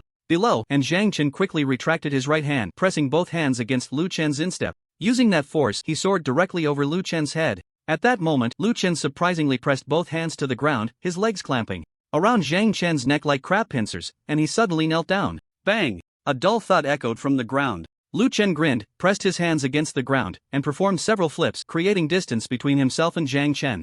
Covered in dust, Zhang Chen stood up, looking unharmed, just a bit disheveled. This was not a clash of strength but a collision of skill and combat experience. With a triumphant smile, Lu Chen said to Zhang Chen, I advise you to enter the transformation stage sooner rather than later, or else you might regret it when the time comes. Whoosh, an abrupt sound of wind cutting through the air. Zhang Chen's body suddenly vanished from sight. The next second, Lu Chen instinctively turned to look back, only to see Zhang Chen appearing behind him like a ghost, throwing a punch at his back without hesitation. Lu Chen immediately entered the transformation state. Zhang Chen felt a surge of pure energy coming from his fist, which directly deflected his punch. A white light appeared ahead, accompanied by a deafening thunderclap as Lu Chen entered the transformation state ahead of time. His appearance underwent a dramatic change, transforming into a blue thunder lion man with long green hair, his body wrapped in purple lightning. Indeed, this was his B-level ability, the Blue Thunder Lion King, clearly a lightning attribute. Lu Chen's expression turned somewhat angry. He hadn't expected Zhang Chen's explosive speed to catch him off guard, forcing him to enter the transformation state. If he hadn't entered it in time, that punch would have likely hit him hard. Gasps erupted from the crowd watching the scene. Is this Lu Chen's ability? So domineering. The Blue Thunder Lion King, a B-level mutated ability, dual cultivation of body and energy, that's quite rare. But Lu Chen actually entered the transformation state before Zhang Chen? I wonder what Zhang Chen's ability is. I've never heard anyone mention it. Everyone watched with bated breath. Lu Chen was also waiting for Zhang Chen to enter the transformation state. Seeing that Zhang Chen remained unmoved, he reminded him, seeing me in this form, are you still not planning to transform? Don't be overconfident, you might regret it later. I'll give you time to enter the transformation state, come on. The flow of spiritual energy within Zhang Chen's body suddenly accelerated, reaching the third tier. A silvery light appeared on the surface of his body. The spiritual energy accelerated in particle form, attaching to his body, and that terrifying flow rate was simply unbelievable. Lu Chen looked astonished. The third tier? Your spiritual energy circulation can actually reach the third tier? Entering the second tier was his limit. He hadn't even touched the door to the third tier. Maintaining the second tier while fighting was already quite strenuous for him. Yet Zhang Chen effortlessly entered the third tier. Spiritual energy circulation was a technique to enhance one's own abilities. If both sides were of similar realms, whoever could reach a higher tier would mean they would gain the final victory. Zhang Chen's sudden entry into the third tier changed the flow of wind in the arena, and his entire body radiated white light, like a war god descending. Instantly, he captured everyone's attention. He stood proudly, gazing ahead. I think this should be more than enough to deal with you. There's no need to enter the transformation state, right? If you want to see my transformation, it depends on whether you have the strength for it. Lu Chen felt both angry and anxious. The other party clearly did not intend to enter the transformation state but instead planned to use the third tier of spiritual energy circulation to confront him after he had transformed. They had agreed to go all out, yet Zhang Chen was clearly looking down on him by refusing to transform. No matter who it was, at this moment, their heart was filled with immense discomfort and anger, but there was nothing he could do. If he wanted Zhang Chen to enter his avatar state, there was only one way.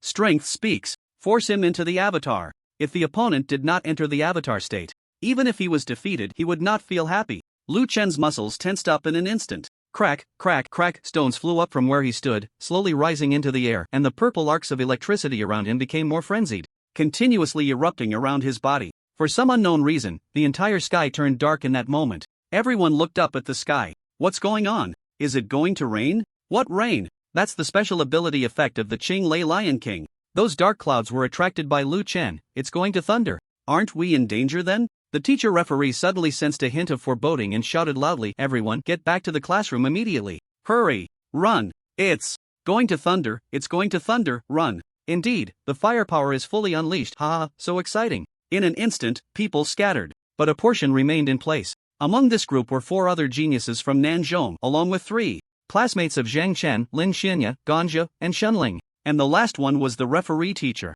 He wanted to run too, but as the referee, "You two, take it easy," the referee teacher warned. At this moment, Lu Chen raised his head. His eyes instantly filled with bright red blood vessels. His heart was furious, like the thunder rumbling within the dark clouds above. Boom! The entire sky emitted an astonishing roar. The dark clouds began to roll like ocean waves, gradually covering the entire playground. The sky darkened. Zhang Chen was slightly surprised. He didn't expect Lu Chen's ability to control thunderclouds. Would lightning strike down from that thundercloud in the sky? Lu Chen didn't know if he could control those lightning bolts autonomously. "Zhang Chen, no one has ever underestimated me like this. If you refuse to enter the avatar state, then I will force you into it." Zhang Chen remained calm. "I said, let's see if you have that ability." As soon as he finished speaking, boom! A bolt of lightning struck Lu Chen. The lightning formed a purple current, directly connecting Lu Chen with the dark clouds above. Thud! A dull sound echoed from the ground beneath Lu Chen's feet. His speed was truly as fast as lightning. Zhang Chen immediately raised his arms to defend. Bang! His arms instantly entered a hardened state. Lu Chen's punch sent Zhang Chen flying back over 10 meters, the current coursing through Zhang Chen's body, bringing a stinging sensation like needles. But this pain was nothing significant to Zhang Chen. It felt completely like a tickle. A series of crackling sounds came from Lu Chen's body as he transformed into a mass of lightning. In a spherical lightning form, he hurled a punch at Zhang Chen. Zhang Chen couldn't withstand this punch and was directly knocked away. The spherical lightning paused for a moment, then leaped up and descended from the sky, intercepting the flying Zhang Chen. His eyes were devoid of emotion, as cold as 1,000-year-old black ice. This punch struck Zhang Chen's back, driving him into the ground. It was Zhang Chen's first time feeling how intimately his body could be embraced by the earth. With a slight effort, he jumped directly out of the ground. Just as he steadied himself, the spherical lightning came at him fiercely, launching extremely sharp attacks from all directions. Ganja watched Zhang Chen, who was protecting his head and being relentlessly attacked by the spherical lightning, and sweat had already formed in his palms. What's wrong with Zhang Chen? Why isn't he fighting back? Xinling picked up a bag of chips, crunching away. He's testing his defensive abilities. What a guy his opponent is. Clearly so serious. Lin Xianya looked astonished. How did you figure that out? Xinling pointed at Zhang Chen and said, "Isn't it obvious? Every time Lu Chen attacks Zhang Chen's position, there's a sudden surge of spiritual energy at the spot being attacked. Zhang Chen's spiritual energy circulation hasn't been interrupted at all, which means his spiritual energy circulation has completely withstood Lu Chen's attacks. If he couldn't handle it, the speed of his spiritual energy circulation would slow down or even disappear. What are you all watching? Can't you see this?" Lin Xianya's eyes widened in shock. Zhang Chen's sister was surprisingly powerful. She could see such fine details. She and Ganja hadn't noticed anything at all, only wondering why Zhang Chen wasn't fighting back. But Zhang Chen's sister had already seen through his intentions, even complaining about her brother's bad intentions for using others as a test subject. Indeed, she truly was Zhang Chen's sister. Lu Chen launched a fierce assault on Zhang Chen while sneering, "What's wrong? Is this all the strength you have? Weren't you quite arrogant? Under my high-speed attacks, you can't even fight back?" Lu Chen's speed suddenly increased even more. Zhang Chen's body kept moving back and forth. Like a steel statue with a tray added, he stood firm. Suddenly, Zhang Chen began to move. His speed matched Lu Chen's as he moved. At first, Lu Chen thought Zhang Chen intended to catch up to him, but then realized that wasn't the case. Zhang Chen was simply keeping up with his speed without launching any attacks. More importantly, after Lu Chen's barrage of attacks, Zhang Chen, aside from his clothes being tattered, had no injuries at all. Each of Lu Chen's punches carried a lightning effect, striking a tree and turning it blackened or charred. Zhang Chen had some scorch marks, but there was no blood. This meant that Lu Chen's earlier attacks had no effect on Zhang Chen. At that moment, Zhang Chen's voice suddenly came to his ears. "Is this all your strength? Or are you holding back?"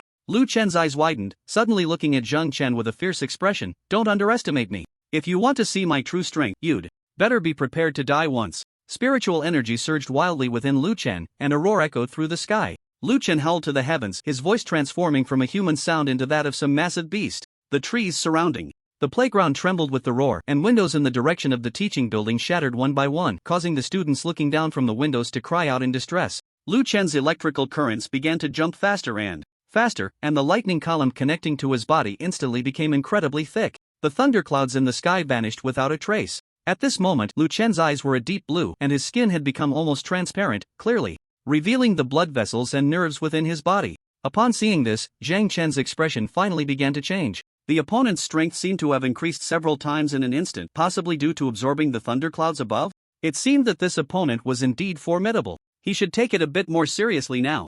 Zhang Chen took a deep breath, calming himself down, his eyes fixed ahead, filled with intense focus. The top genius, Lei Yuan, had a slight smile at the corner of his mouth. It seems Lu Chen is really being pushed to his limits, even bringing out his trump card. Now Zhang Chen should finally enter his transformation state to respond, right? Ro Ning frowned slightly. Zhang Chen doesn't seem to have any intention of entering his avatar form. Is he being overconfident, or does he really have the strength? In the distance, Shenling smiled faintly. No matter how hard he tries, he can't defeat Zhang Chen. Shenling's words immediately caught the attention of the four geniuses nearby. Lei Yuan glanced in Shenling's direction, a hint of confusion flickering in his eyes as he softly said, "This girl seems to be Zhang Chen's sister?" From the beginning until now, he seems to be completely confident about the outcome of the match, believing his brother will win? Even with Lu Chen sacrificing his physical skills to enhance his elemental abilities, it seems she hasn't changed her mind? Ro Ning sneered. Lei Yuan, don't listen to her nonsense. She's his sister, of course. She hopes her brother wins, just as we hope Lu Chen will be the one to come out on top. However, Lei Yuan internally rejected Ro Ning's idea. No, he felt it wasn't that simple. Go, Lu Chen. We support you. Zhang Chen, don't lose either. Ha ha ha. It's been a long time since I've seen such an exciting duel. You all must hold on until the end. The referee standing in the corner had a grim expression. The playground was severely damaged, with almost all the windows of the teaching building shattered. They hadn't even started fighting yet, and the school had already suffered such heavy losses. The principal would definitely scold him mercilessly later. But at this point, it was already beyond the point of no return. Just as everyone was immersed in the form of Lu Chen after his second avatar transformation, Lu Chen's body suddenly left the ground and began to float slowly. Zhang Chen, from now on, whatever happens, I won't care. You will pay the price for your arrogance and unreasonable behavior. Zhang Chen's pupils constricted sharply as he saw a bolt of lightning suddenly shoot out from Lu Chen's hand. Bang! The lightning struck the ground, instantly creating a tremendous explosion, leaving a massive crater in the ground. Zhang Chen kept dodging below, but no matter how he evaded, there was always a bolt of lightning striking down behind him. If his speed decreased by even a fraction, the lightning would hit him directly. At the same time, Zhang Chen realized what Lu Chen was doing at that moment. The opponent had abandoned his physical skills and started using his elemental abilities. Clearly, the destructive power of the elemental abilities had become stronger, but they were not as varied and unpredictable as the physical techniques. Although the power of his lightning was considerable, as long as it didn't hit him, he would be fine. More importantly, as the opponent continuously used elemental power, the spiritual energy within him was rapidly depleting. Even if he did nothing now, just continuously dodging the attacks could slowly wear the opponent down. It was like training his neural reflexes. Bang bang bang! The continuous sounds of explosions echoed from the ground, and more than half of the playground had become pockmarked, resembling a battlefield, with dust and smoke filling the area, making it nearly impossible to see Zhang Chen below. One could only occasionally catch a glimpse of a figure darting quickly through the smoke. My god, with such dense lightning, how is it not killing anyone? If it hits once, they'd probably be dead. Lu Chen has been summoning lightning, which means Zhang Chen has been dodging since earlier? How is he managing to do that? Not only was he dodging, but Zhang Chen even felt that the speed of Lu Chen's lightning strike seemed to be slowing down. Moreover, the spiritual energy within him was nearly depleted. He was gradually descending from the sky, likely lowering his height continuously. Until a minute later, Lu Chen's body gradually returned to its original form. The transformed Lu Chen looked pale as a corpse, with very little spiritual energy left in him, unable to use elemental powers anymore. As for his physical strength, that was even more out of the question. He now found even breathing to be an extremely painful task. In the playground shrouded in smoke and dust, a figure slowly emerged. This person was none other than Zhang Chen. Lu Chen, half kneeling on the ground, looked at Zhang Chen approaching him, his eyes filled not only with anger but also with unwillingness. So you refuse to transform, huh? Zhang Chen walked up to Lu Chen and kicked him away. Lu Chen had almost no power to resist, flying backward like a kite with a severed string.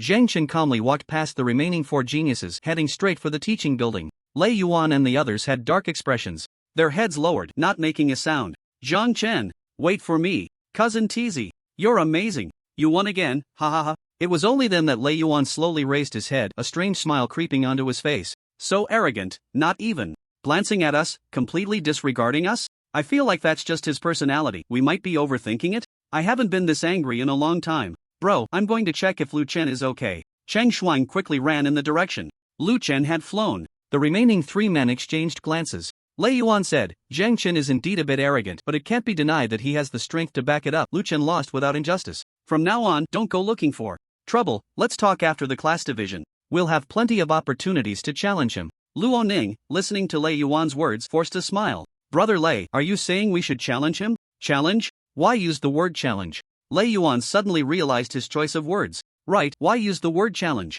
A challenge is based on a significant disparity in strength, initiated by the weaker side against the stronger. Had Lei Yuan unconsciously accepted that Zhang Chen was stronger than them? This realization made the usually proud Lei Yuan feel quite uncomfortable. Shen Yu then said, even if Lu Chen used all his trump cards, he still couldn't force Zhang Chen to transform. We don't even know what Zhang Chen's abilities are. Who should we send to challenge him next? Luo Ning shot Cheng Yu an annoyed glare. Third brother, can't you see anything? Why use the word challenge? Look at brother Lei. Cheng Yu looked up towards Lei Yuan. The expression on Lei Yuan's face made his heart tremble. It was the first time he had seen Lei Yuan look so grim. Zhang Chen returned to the classroom, savoring the duel from earlier. Surrounding him were classmates chattering away, not knowing what they were arguing about. Gan Zhang and Shen Ling were constantly trying to push people away. Zhang Chen remained silent, and despite the enthusiasm of the surrounding classmates, it was extinguished by his indifference. Eventually, they all returned to their seats. In the state Lu Chen was in at that moment, just a single hit would likely leave him severely injured.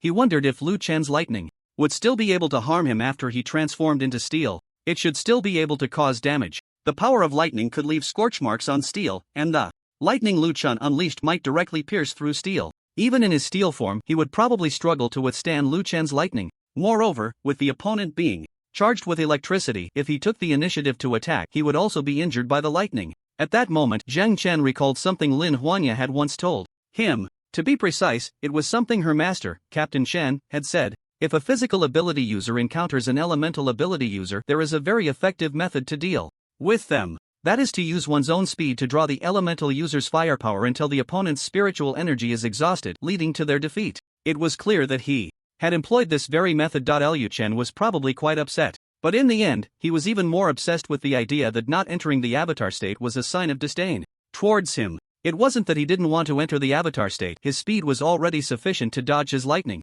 Moreover, even if he did enter the avatar state, he wasn't sure if he could launch an attack on Lu Chen. However, it must be said that this was indeed a good testing opportunity. He gained a more comprehensive understanding of his own limits. In the following days, a video of a duel between 2 powerful ability users from Nanzhong became a sensation online. Clearly, someone had uploaded the video of Zhang Chen and Lu Chen's confrontation to the internet. Although there were many videos of ability users fighting online, such a desperate and chaotic battle was quite rare, especially between 2 students. Sometimes, when Zhang Chen walked down the street with Shen Ling, they would be stopped by people wanting to take photos. However, Shen Ling rejected them all. Shen Ling took a deep breath, stomped her foot in anger, and said, "How infuriating. I don't know who lacks public morals to post your video online. Don't worry, I've already asked Chen Jianba to handle the issue of getting the video taken down." Zhang Chen had been with Shen Ling for almost a week now. After a small misunderstanding the next day, Shen Ling indeed showed remarkable bodyguard skills in the following days. Currently, he was quite satisfied with Shen Ling as a bodyguard.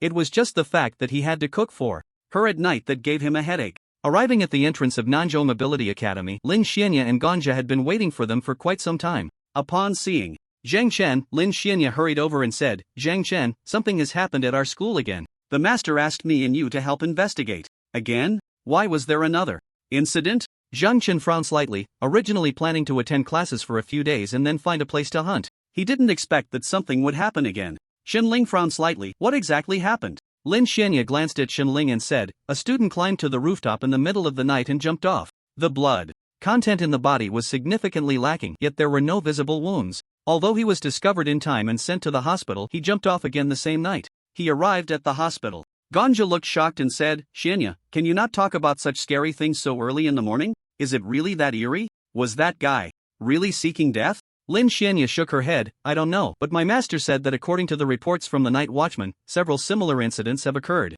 in other places as well. At first, they didn't pay attention, thinking it was just a normal dispute or someone wanting to jump off. But then they suddenly discovered many similar cases. This matter has become quite strange. At this point, Zhang Chen said, your master is really something. They haven't figured it out themselves? You and I have been at school the whole time. How can we investigate? Lin Xianya smiled wryly. In any case, we just need to look for anyone at our school who appears particularly pale. If there is, we need to pay attention. As long as we follow this person, we should be able to find some clues. My master and the others are responsible for investigating the neighborhoods and residents, while the school investigation is left to you and me. After all, if the Public Security Bureau comes into the school for any investigation, it might make the situation even more severe, causing panic among students and society. Upon hearing this, Zhang Chen nodded in understanding. All right, you tell your master that we will help. Lin Xianya then revealed a smile. We are conducting a secret investigation. The fewer people who know about this, the better. Ganja, can you keep this a secret?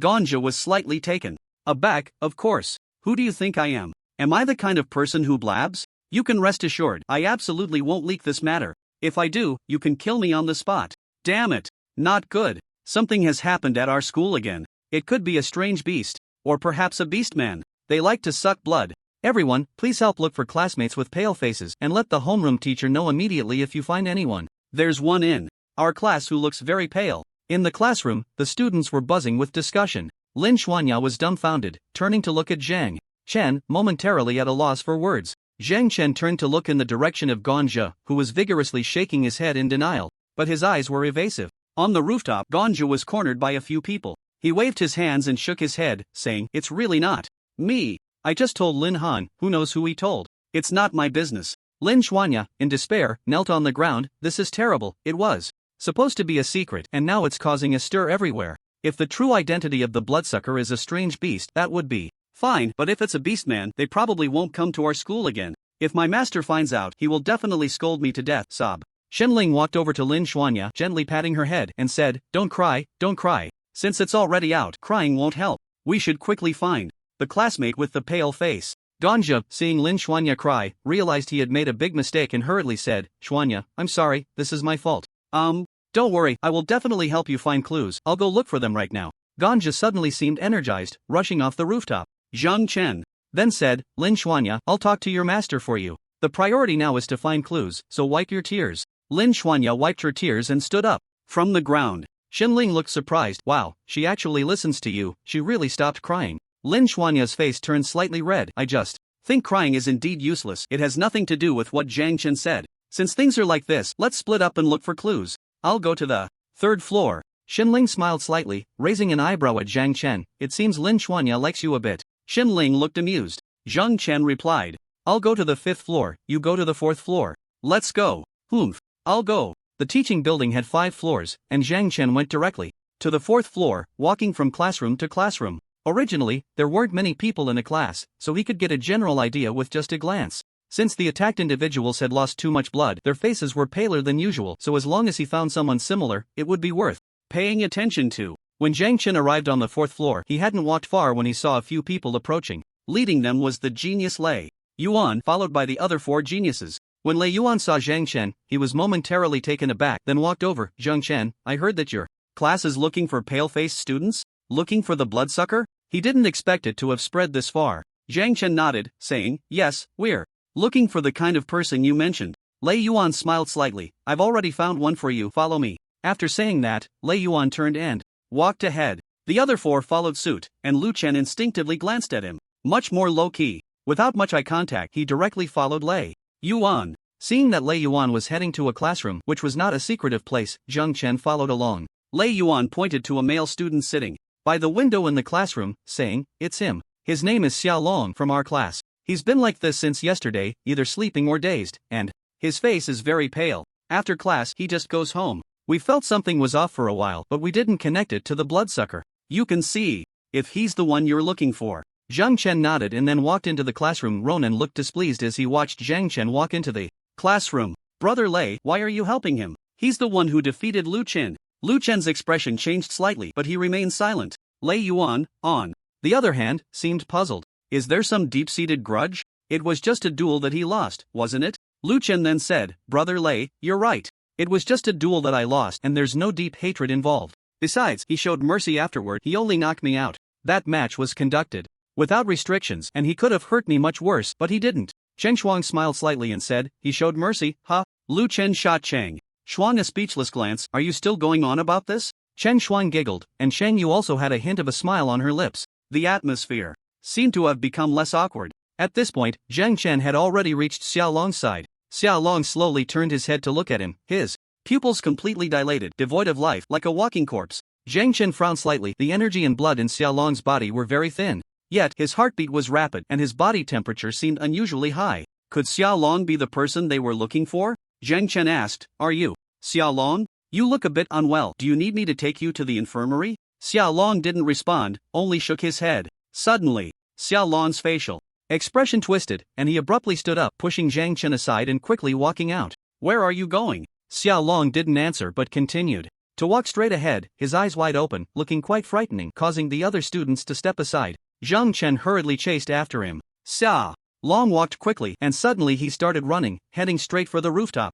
Zhang Chen immediately realized what he intended to do. He rushed to catch up with Xiao Long, grabbing his shoulder. Hey, don't go any further. What's wrong with you? If you're not feeling well, I'll take you to the infirmary. Xiao Long shook off Zhang Chen and turned around, revealing that his eyes had turned completely white as if his pupils had vanished. This was the first time Zhang Chen had encountered such a bizarre situation. He punched Xiao Long's vagus nerve point on his chin. Xiao Long immediately fell unconscious.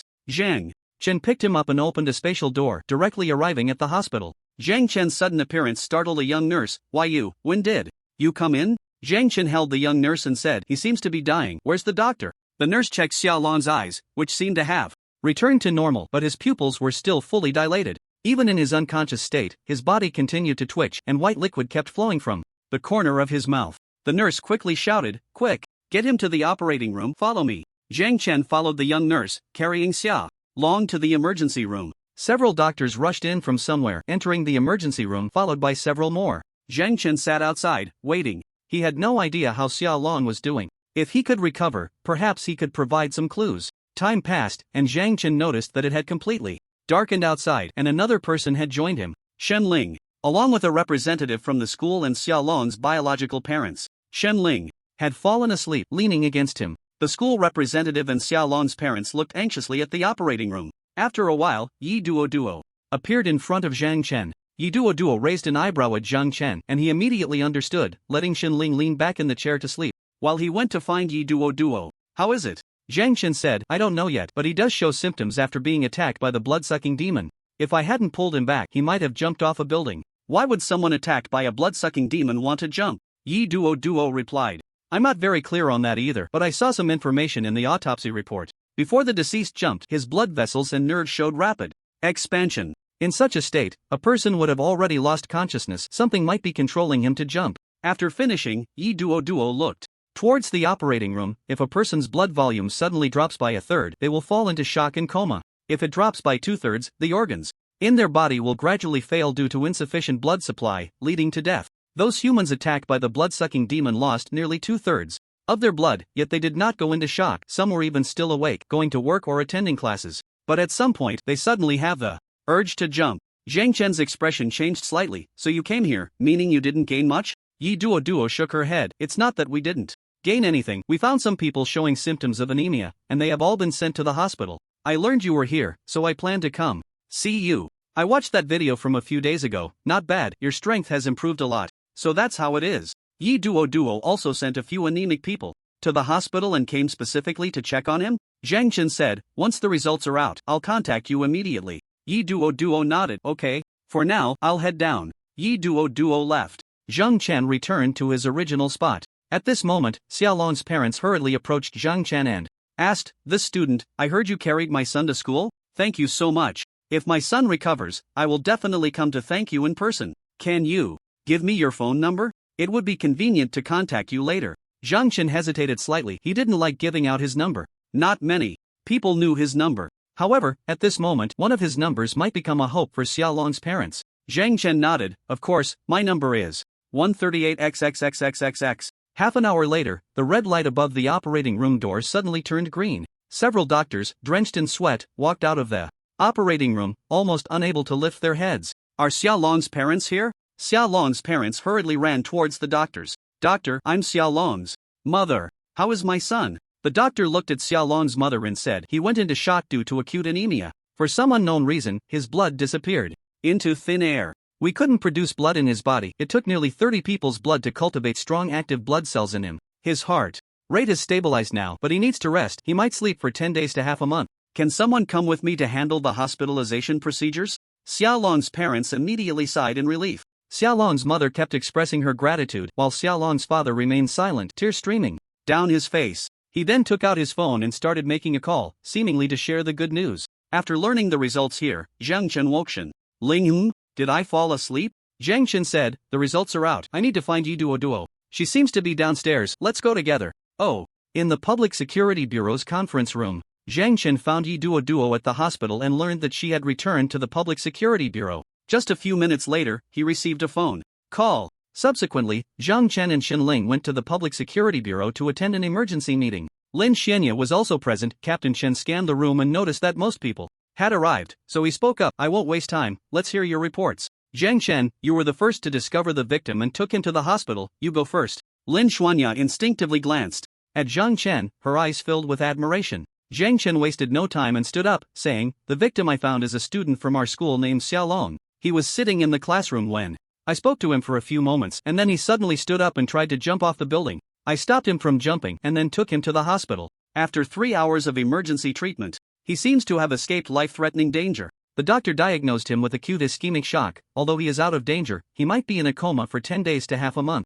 Yi Duo then said, I received the same response, but I brought 3 people and only one successfully escaped life-threatening danger. Me too. The one I had died halfway. Captain Chen, what exactly did this? Do we have any leads? Chen Jianba really wished he was patrolling outside right now. Whenever he was not in Jiangnan City, everything was calm, with not even a brawl or quarrel case. Unexpectedly, he returned for less than 3 months, and it was either an underground pipeline beast invasion or a bug race attacking the city. Now, here comes another vampire demon. Damn it. Chen Jianba organized his emotions and then said, I'm sorry, I don't have any leads either. The victim's body has no obvious external injuries, but all the blood inside has evaporated, and they all chose to jump off the building in the end. It feels a bit like being hypnotized, as if the Reaper issued some kind of command to the victim. When someone shows concern for them, they will unhesitatingly jump off the building. Within 3 to 5 minutes. As soon as these words were spoken, everyone sighed slightly. Yi Duo then said, there's no other way, we can only strengthen the night patrols. We lost a squad of night patrollers, and we are severely understaffed. Chen Jianba, send your people to reinforce us. Captain Chen and Yi Duo had never gotten along, but at this moment, being called by his first name, he surprisingly did not get angry. Instead, he nodded, I understand, I will arrange for people to go over. Yi Duo's expression changed slightly, but she said nothing more, simply accepting it calmly. The meeting progressed quickly, as there were no leads, and they could only choose to strengthen the night patrols. The vampire demon couldn't just rush into someone else's home and attack them in broad daylight, right? Zhang Chen and Lin Xuanya received the order to temporarily return to school and continue investigating to see if they could find any victims of the vampire demon. However, Zhang Chen had another idea in mind. Rather than searching aimlessly, it would be better to seek out precisely. He didn't know if others had a way, but he could find someone through their blood, as long as it was within his range of smell. Every race's blood has a unique scent. Human blood has a faint smell, while the blood of exotic beasts and orcs has a much stronger scent, a pungent fishy odor. At this moment, Zhang Chen stood on the rooftop, slowly closing his eyes. He then focused all his attention on his sense of smell. Countless bloody scents surged from all directions. These were all human scents. To find a unique scent among the hundreds and thousands of surrounding smells would take time. He didn't know how long it had been. Zhang Chen slowly opened his eyes. He had locked onto a particular scent. This person had a very unique smell, a scent that humans did not possess. Even if the person was not a vampire demon, they might have had contact with one. Zhang Chen then followed the direction from which the scent was coming. He arrived at a classroom on the 5th floor near the restroom. Zhang Chen stood outside the classroom door, scanning the inside with his gaze. Zhang Chen? Is that not Zhang Chen? What is Zhang Chen doing here? Could it be that the girl she likes is in our class? Who could it be? Is he here to pick a fight? But there aren't any tough characters in our class. Zhang Chen's gaze locked onto a man in the far corner of the classroom, wearing a hood. This man, with his hood up, was slumped over his desk, asleep. Perhaps sensing Zhang Chen's stare, he suddenly lifted his head to look at him. The two exchanged glances. A strange glimmer appeared in the man's eyes, and a slight smile crept onto his lips. Is he smiling at Zhang Chen? Zhang Chen shifted his gaze elsewhere, but his mind remained alert to the man's every move. No doubt about it. That unique scent was coming from him. He should be human. But why does his blood smell so strange? Could it be that his sense of smell is off? No way. He wouldn't doubt his own sense of smell. It must be him. Zhang Chen walked into the classroom and approached the hooded man, saying, "Excuse me, could we have a word?" As he got closer, the scent seemed even stronger. At that moment, a few people approached from behind. "Zhang Chen, what do you want with Wang Yao? Did he offend you?" Zhang Chen turned to look. He didn't recognize the few people behind him, but they seemed to know him. He had become somewhat familiar after his earlier confrontation with Lu Chen on the playground. Quite a few people knew him. Zhang Chen replied, "I want to confirm something with him." The person behind him fell silent, clearly realizing that Zhang Chen wasn't here to cause trouble. Zhang Chen turned his attention back to Wang Yao. By now, Wang Yao had stood up, and he was actually half a head taller than Zhang Chen, who was already 1.83 meters tall. A charming smile played at the corners of Wang Yao's mouth as he stood, with his hands in his hoodie pockets, looking down at him through his nostrils. "You want to confirm something? What is it? Can't it be said here?" Zhang Chen said, "Well, follow me." Wang Yao sighed helplessly and said, "Alright then, who told you to be such a big shot at our South High Ability Academy? Even the principal takes care of you, and if I don't listen to you, I might get expelled." Zhang Chen didn't respond and kept walking forward. Wang Yao obediently followed behind him. Zhang Chen led Wang Yao to a deserted corner on the first floor. Wang Yao looked around. The area was empty, not even a camera in sight, and the distant corner had a drainage ditch that didn't smell very good. This was probably why fewer people came here. Wang Yao's expression turned slightly unfriendly as he said, "So, what is it?" Zhang Chen sniffed and remarked, "Even standing next to this pungent drainage ditch, I can still smell a strong scent of blood coming from you, a smell like the mingling of countless people's blood. What exactly have you done?" Wang Yao's expression shifted slightly, puzzled. "Are you a dog or something?" Zhang Chen remained unfazed. "I'm just sensitive to the smell of blood." "You should have heard the recent rumors at our school." Wang Yao raised his right hand, extended his slender pinky, scratched his ear lazily, and said, "I have indeed heard some things. It seems someone was drained of blood and then, for some reason, chose to jump off a building. Are you and your group looking for the victims of blood draining? Do you suspect it was me? Do you have any evidence?" Zhang Chen shook his head. Wang Yao spread his hands slightly. "You suspect me without evidence? Just because you smelled blood on me? Isn't that a bit hasty? You called me here for this? By the way, aren't we both just ordinary students? Why should I come here with you? Since there's no evidence, I'm leaving. You can come find me again when you have proof." After saying this, Wang Yao turned to leave. At this moment, Zhang Chen said, "It seems you are confident that you won't leave any evidence?" Wang Yao was slightly taken aback, turned to look at Zhang Chen, narrowed his eyes slightly, and provocatively raised an eyebrow at him. "Yes, I'm confident I won't leave any evidence. After all, dead men tell no tales. By the way, you've worked hard, you're just a student, yet you're helping the Public Security Bureau look for someone." Zhang Chen said, "It seems the Public Security Bureau hasn't even come to the school, yet you know I'm helping them look for someone. It seems you are indeed suspicious. I'll keep a close eye on you, you might be going hungry for a while." Wang Yao clenched his fist slightly and shot him a fierce glare. "You'll find out you've wronged someone." After saying that, Wang Yao swaggered off towards the classroom. Zhang Chen, on the other hand, opened a spatial door directly on the wall and went straight to the principal's office. Principal Su knew who had arrived as soon as he saw the spatial door. "You really need to be cautious with that ability of yours. If I lose something, you'll be the first person I come to." Principal Su made a cold joke. Zhang Chen remained unfazed and asked, "There's someone named Wang Yao who needs your help with an investigation. I want to know what his ability is. If you find out, text me on my phone." Principal Su's expression changed slightly, and he opened his mouth as if to ask something, but since Zhang Chen needed him to investigate, it meant he wasn't entirely sure either. "Alright, I'll help you look into it right away. You've worked hard." Zhang Chen returned to the classroom to continue his lesson. Meanwhile, another thought crossed his mind. Making the blood within an opponent evaporate. Isn't that his bloodthirsty talent? His ability could reach that level too. What exactly is Wang Yao's ability? He could only wait for the principal to notify him. Zhang Chen instinctively glanced at Xinling beside him, who was sound asleep at her desk. A doubt suddenly arose in his mind. Is Xinling just lazily sleeping, or is she lacking some element in her body? Why can she sleep anywhere? She even said she was here to protect him. Her master should also know about Xinling's situation. It seems he was worried he might change his mind and even specially came to cook a meal for him. If he gets another chance to meet Xingyu, he should ask him about it. As the class bell rang, Zhang Chen's phone received a text message from the principal. He opened the message. The content was as follows: Sea-level ghoul cells, this is a type of ghost human ability. Zhang Chen's expression changed slightly as he glanced at Xinling beside him. Rather than asking Shenling, it would be better to find the principal. Zhang Chen then went to the principal's office. Principal Su gestured for him to hurry inside when he saw him. At that moment, Zhang Chen noticed there were a few more people in the principal's office, a middle-aged man who looked like a teacher, and Wang Yao. Wang Yao turned to look at Zhang Chen. I knew it was you. Do you think I drank a classmate's blood and caused them to jump off a building? If it weren't for that, the principal wouldn't have called him here. Zhang Chen ignored Wang Yao and instead looked at Principal Su. Principal Su then said, I didn't expect our school to have a ghost human ability user. I should have known about this, so why don't I have any impression of it? Zhang Chen asked in confusion. Principal, what is a ghost human ability? Principal Su glanced at Wang Yao and explained, ghost human is a general term for a type of ability. This ability is very special and may even pose a danger to the awakened. Anyone who awakens a ghost human ability due to the nature of their ability may engage in harmful actions against humans. Some ghost human ability users even cultivate by drinking human blood or consuming flesh. They have an additional method of cultivation compared to ordinary ability users. But you know, this method of cultivation is extremely inhumane. Even outside the city, it is strictly prohibited. Perhaps this is the main reason you hide your ability? Who provided you with cover? Wang Yao snorted coldly. Who else could it be? It's this person beside me. The male teacher beside Wang Yao suddenly turned pale. His surname was Li. Teacher Li said with a bitter face. Principal, it's like this. This child is my distant relative's kid. When he awakened this ability, we were all quite surprised. To avoid affecting the opinions of those around him, I took the liberty of helping him cover it up. You know, if the other students find out about his ability, Wang Yao's life in class will definitely be difficult.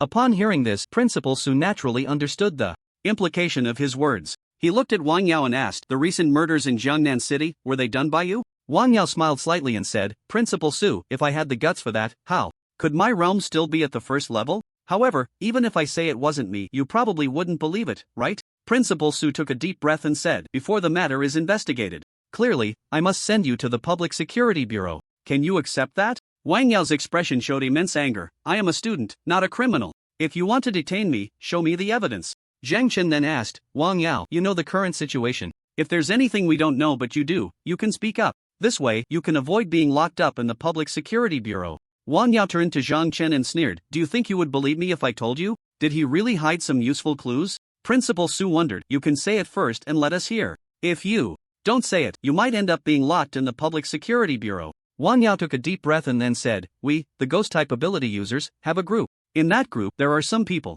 who have been treated differently because their abilities were exposed. So, they made some statements in the group, planning to do something to vent their frustrations. There is indeed a group for ghost-type ability users. As the saying goes, birds of a feather flock together, perhaps that's the reason? Wang Yao grinned, I can only tell you this much. Principal Su said, the existence of ghost-type ability users is indeed awkward, but not everyone discriminates against them. Wang Yao, tell me who those people are and we can hand it over to the Public Security Bureau. They won't know it was you, after all, in a group with so many people, who would know who snitched? Wang Yao looked at Principal Su calmly. I'm telling you this to prove my innocence, and besides, the ghost-type ability users are very united. They would never betray their companions. You really think too much if you want to find a breakthrough from me. Can I leave now? Principal Su was quite angered by Wang Yao's words. Teacher Li directly slapped Wang Yao across the face. How dare you speak to the respected principal like that? Hurry up and take out your phone. Wang Yao glanced at Teacher Li, glaring at him fiercely. Then closed his eyes. I said I won't betray them because I also support their actions. Who knows, maybe in a while, I'll do the same. Wang Yao, are you crazy? Do you believe I'll tell your parents about this? Wang Yao's expression slightly changed. This has nothing to do with them. I want to do this myself. What do you want with them? At this moment, Principal Su glanced at Zhang Chen. Zhang Chen said lightly, so, that group is on his phone? Wang Yao chuckled, do you think I would be foolish enough to keep my phone on me? Did you think I didn't know why you were looking for me before I came here? You will never find them. They are doing something very meaningful. Since we ghost-type ability users cannot gain respect, then let people fear us. Use fear to control these fools. Zhang Chen's ability is also a ghost-type ability. If his powers were to be revealed, he would likely face some special treatment. He could understand Wang Yao's thoughts, but such thinking was truly foolish. Wang Yao was indeed a breakthrough worth spending some time on. If they could find his phone, everything would become simpler. The classroom was equipped with cameras. They could simply have the school investigate the footage, unless Wang Yao had managed to avoid all the cameras and hide his phone. At that moment, Zhang Chen said, Wang Yao, the people in your ghost group are slaughtering innocent humans.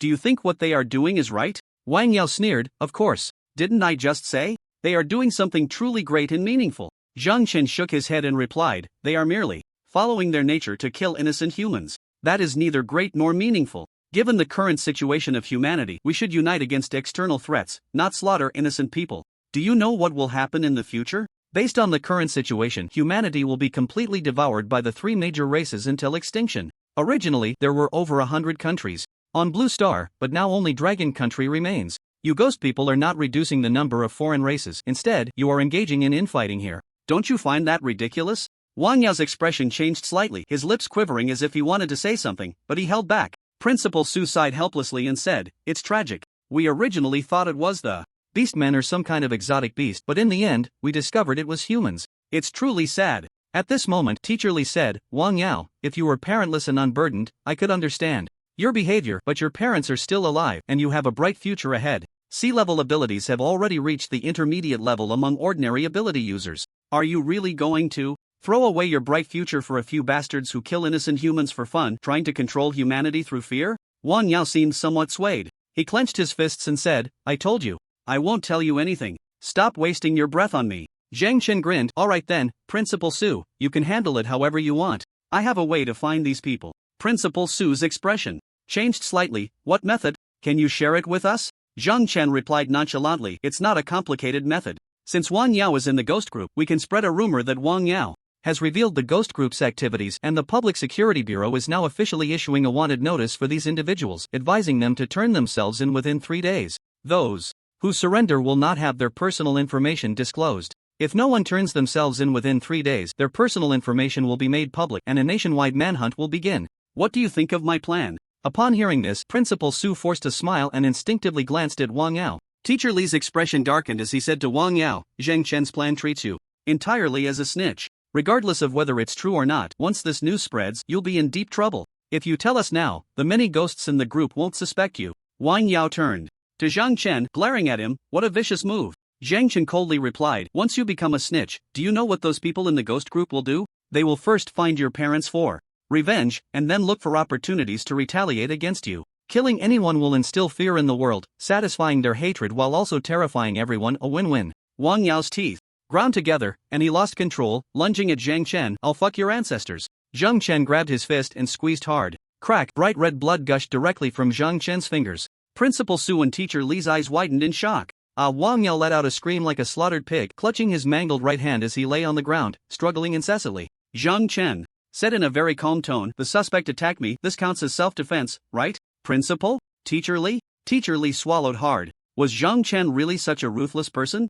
Principal Su was also deeply shocked. He had always thought Zhang Chen was quite decent, but he never expected him to be so brutal. If they hadn't been there, wouldn't he have dismembered Wang Yao's right hand? Seeing that the two were silent, Zhang Chen continued, "Looks like I have nothing more to do here. Principal Su, Teacher Li, I'll head back to class now." My hand, Old Su and Teacher Li watched as Zhang Chen left the principal's office. Suddenly, Principal Su turned to Teacher Li and said, "What are you still standing there for? Get him to the hospital." Teacher Li sighed helplessly and hurriedly picked up Wang Yao from the ground. "You idiot, why did you have to do this?" Wang Yao seemed to have completely calmed down, his face streaked with tears. He let Teacher Li carry him and suddenly said, "My phone is under the desk at my seat." Teacher Li sighed again. "Now you're willing to talk?" Wang Yao closed his eyes in pain and said nothing more. Zhang Chen hadn't gone far, and soon Teacher Li, carrying Wang Yao, overtook him, rushing to get medical help, leaping directly down from the upper floor instead of taking the stairs. Wang Yao opened his eyes and glanced at Zhang Chen, who walked forward with a blank expression, indifferent as if nothing had just happened. His right hand was still stained with blood, that was, his blood. So strong, so ruthless. When he saw the confrontation between Zhang Chen and Lu Chen, he realized that Zhang Chen possessed remarkable strength. He never expected that in their direct clash he would be so easily overwhelmed. His strength was not only formidable, he also had intelligence. When Principal Su and Teacher Li were at a loss for what to do, he had already thought of using his parents to threaten him. Is this something an ordinary person could do? Who exactly is this guy? Perhaps he understands what it means to be ruled by fear. Zhang Chen washed his hands in the restroom and then headed towards his classroom. The next steps might be simple. The school authorities found Wang Yao's phone and would trace it back to the vampire. This matter should come to a close. He also caught a whiff of other people's blood on Wang Yao. Clearly, he had been involved as well. He had tasted the benefits of cultivating by consuming human blood, which is why he would protect those people so fiercely. Perhaps he was one of them, or an accomplice. In any case, Wang Yao would not have a good ending. Can cultivating with human blood really speed things up? Zhang Chen pondered. Maybe he could find an opportunity to try it? A few days later, Zhang Chen received a call from Captain Chen of the Public Security Bureau. Zhang Chen, I'm calling to tell you that the case of the vampire has been solved. Zhang Chen asked in confusion, what's the situation, Captain? Chen chuckled wryly, one of the ghostly people's identities was leaked, and then the others in the group plotted revenge. Luckily, we acted quickly, otherwise, many more would have died. One of the main culprits even had the ability to hypnotize. This ability is akin to a mental-type supernatural power, allowing them to give certain suggestions to people. As for the other ghostly people, we've found them all. To prevent such incidents from happening again, we've put GPS-enabled wristbands on all of them, and this will soon be implemented nationwide. Zhang Chen frowned slightly, so, those wearing the special wristbands are the ghostly-type supernatural beings? That's right, it can be recognized at a glance. If someone damages the wristband, they will be arrested immediately. Zhang Chen nodded, okay, thank you for telling me this. I'll hang up now. This case counts as yours. Don't worry, I'll add it to the merits you've accumulated before. Once the merits reach a certain level, it seems one can directly join the military? It appears there are indeed some benefits. He had received the favor of the Dragon Kingdom, doing a few simple tasks for it, which wasn't too much to ask. Of course, if Jiangnan City could remain peaceful, he wouldn't earn any merits. What a strange feeling. He hoped Jiangnan City wouldn't have any incidents, yet he also wanted to earn merits. It seemed that patrolling outside the city could also increase merits? Perhaps he could try it when he had the time later. Shenling was walking beside him, one hand tugging at her clothes, her eyes seemed a bit heavy, yawning as she said, Zhang Chen, is winter coming soon? I always feel like I haven't slept enough. Zhang Chen replied, it's only August. Only August? Why do I feel like it's already? In the following days, Zhang Chen didn't go anywhere, spending all his time in the training room practicing with Shenling. With only a few days left until the strength test, everyone was working hard to prepare for that day. These days were also the most peaceful days at the South Central Ability Academy. The students were busy training or cultivating, and very few unusual situations occurred. On the day of the strength test, the homeroom teacher, Li Shui, personally came to the classroom holding a black box. The entire classroom was unusually quiet and everyone's expression was very serious. They had been preparing for this day for 3 months, selecting 5 students from 500 to join the elite class. Joining the elite class meant the school would provide resources to cultivate you, along with many other benefits that were hard to describe. Li Shui smiled slightly and then said, I believe you all know what to do next. In this box I hold, there are 35 plastic balls with numbers on them. Each of you will come up and take one. The number you draw will be your competition number. Finally, the day has come. I must enter the elite class. To get into the elite class, I wake up at 6 every day to train. What's 6 o'clock? I wake up at 5 to train. The spot in the elite class is mine for the taking. The classroom immediately erupted into chaos. Shenling, looking puzzled, asked, Zhang Chen, what are they talking about? What is the elite class? Zhang Chen explained, haven't you noticed that our current class doesn't even have a class number? Today, the students will determine which class they are assigned to based on their performance. Upon hearing this, Shenling nodded in realization, so that's how it is. Does that mean the more you win, the better class you can get into? Theoretically, that's correct. The best class is the elite class, but there are only 5 spots. Shenling smiled slightly, then we already occupy 2 spots, so the others will have to compete for the remaining 3 spots? As a member of the Dragon Kingdom's secret guard, Shenling clearly felt that the elite class spots were within reach. Zhang Chen's strength was also well known to her. One of the spots was clearly Zhang Chen's. The other 3 spots would indeed become the targets of competition among the other students. Li Shui stood on the stage, holding the box, calling out names one by one. Each student who came up received a numbered ball. The class numbers seemed to start from number 1, and the numbers were relatively small. After Zhang Chen returned, he had a plastic ball marked with the number 1 in his hand. Shenling had number 6. All 35 students in the class had received their numbered balls. Following that, under Li Shui's guidance, everyone lined up and headed towards the playground. The playground had already been set up with a stage and seating areas a few days prior. In the center was the dueling platform, which then extended outward with seats gradually rising in height.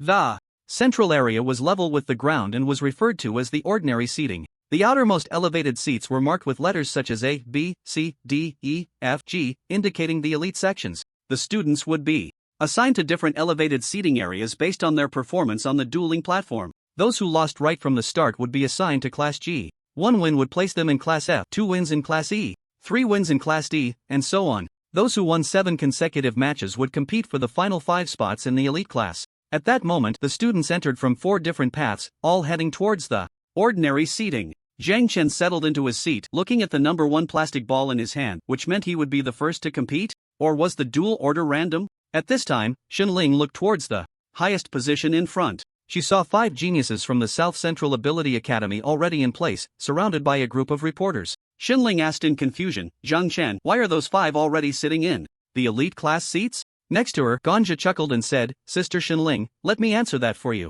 Those 5 are the genius students of our South Central Ability Academy. They are already elite class students, without needing to compete. Upon hearing this, Xinling nodded in realization, so that's how it is, they don't need to compete to be in the elite class? Then Zhang Chen doesn't need to compete either? One of those 5. Lu Chen lost to him before, right? Lin Xianya explained, that should be the case, but the school doesn't seem to have made any special arrangements for this, otherwise Zhang Chen wouldn't be sitting here. Everyone then looked at Zhang Chen. He indeed hadn't received any notification from the school. He had defeated Lu Chen, so why was he here to compete like other ordinary students? However, upon seeing those reporters, Zhang Chen already had some understanding. It was likely that Principal Su had arranged this intentionally. Principal Su walked onto the dueling platform under countless flashes of light. He was dressed in a black suit, his hair slicked back and shiny, his complexion rosy and full of energy, clearly in a good mood. I announce, the 13th South Central Strength Test Competition begins now. The venue erupted into spontaneous applause. Zhang Chen joined in the clapping. He noticed that many people were subconsciously glancing in his direction. Endless. It seemed that, unbeknownst to him, many had already regarded him as a rival. Unfortunately, he could only fight 7 matches at most. 7 consecutive wins would secure a spot in the elite class. If he couldn't achieve that, it would be quite embarrassing. The top 5 experts from the South Central Ability Academy were seated in the elite class, along with 5 others from the top 10, the top 20, and the top 50. Ganja then revealed a bitter smile. 500 people competing for 5 spots, and there are already 2 here, leaving 498 people to fight for the remaining 3. It's a 1 in 100 chance. I have no hope left. Zhang Chen, today is the last time we'll be in the same class. If I encounter anyone bullying me at school afterward, you have to help me out. Zhang Chen glanced at Ganja and said, I'll give you 3 months. On the last day, will you regret not training hard enough? Ganja looked regretful. However, there was no remedy for regret. Lin Xianya then looked at Ganja in confusion. Ganja, when you say there are already 2 here, are you referring to those 2? Ganja looked puzzled instead. You and Zhang Chen, who else could it be? After saying this, Ganja glanced at Xinling. Sister Xinling, if we are lucky enough to be in the same class, don't worry, I will definitely take care of you on behalf of your brother. Zhang Chen said lightly, you don't need to worry about Xinling, and you're mistaken, there aren't 2 spots here, but 3. Ganja and Lin Xianya were slightly taken aback. Could Xinling also be very strong? At that moment, Xinling appeared drowsy, leaning against Zhang Chen's shoulder and falling asleep. It was hard to tell just how strong she really was. However, since she was Zhang Chen's sister, and Zhang Chen was so formidable, his sister probably wasn't lacking either. Ganju immediately sighed, it's too cruel, too dark. Why hold such a brutal strength test? After the test, I won't be able to be with you all anymore. Oh heavens, cruel? Is it cruel outside the city? Outside the city is a place where human life is as cheap as grass. Killing anyone is not a crime. Ganja had clearly become a frog at the bottom of a well, unaware of the vastness of the world. Zhang Chen did not find Principal Su's actions cruel at all. Principal Su used this event to gather a group of people with similar strengths together for focused training. There couldn't be a better teaching method than this. What is the most important thing about school? The environment. The environment determines a person's growth potential. At that moment, a mechanical voice echoed from the venue. Contestants 139 and 235, please come to the stage for the duel. The competition. At this moment, it was officially announced to begin. 500 people, 250 duels, all completed in one day? It was likely to last until dark. Contestants 139 and 235 chose to walk towards the duel platform. With the sound of a mechanical start, the spiritual energy within both sides began to swirl, and then they clashed together. The scene erupted with enthusiastic cheers, as if the people dueling on stage were themselves. In the elite seating area, Lu Chen quietly watched Zhang Chen, who was observing the duel from a distance, his eyelids slightly lowered, and softly said, the one who should be sitting here for an interview is Zhang Chen, not me. The 4 people beside Lu Chen looked at him with various expressions. Lei Yuan, the leader of the 5 geniuses, chuckled and said, Lu Chen, defeating your opponent is your inner demon. If you want to surpass him, you must conquer your inner demon, otherwise, you will forever be stuck here. Luoning patted Lu Chen's shoulder and said, yeah, Lu Chen, just set that as your goal and make yourself stronger. You've changed a lot lately, acting like a melancholic little girl, not at all like the confident you I used to know. Cheng Shuang covered her mouth and chuckled, those who have never experienced failure can easily fall into despair when faced with setbacks, and that's exactly your state right now. Chen Yu then said, after this event ends, I'll accompany you to find Zhang Chen, and you can have another match with him, how about that? Lu Chen asked, in confusion, but I'm not his match, why should I fight him? Lei Yuan explained. What Chen Yu means is that as long as you dare to fight him again, it shows that you are no longer afraid of him. You need to conquer your fear. Even if you lose, at least you have the courage to challenge him. But if you don't even have the thought of fighting him again, then you're really done for. Lu Chen took a deep breath and said, alright,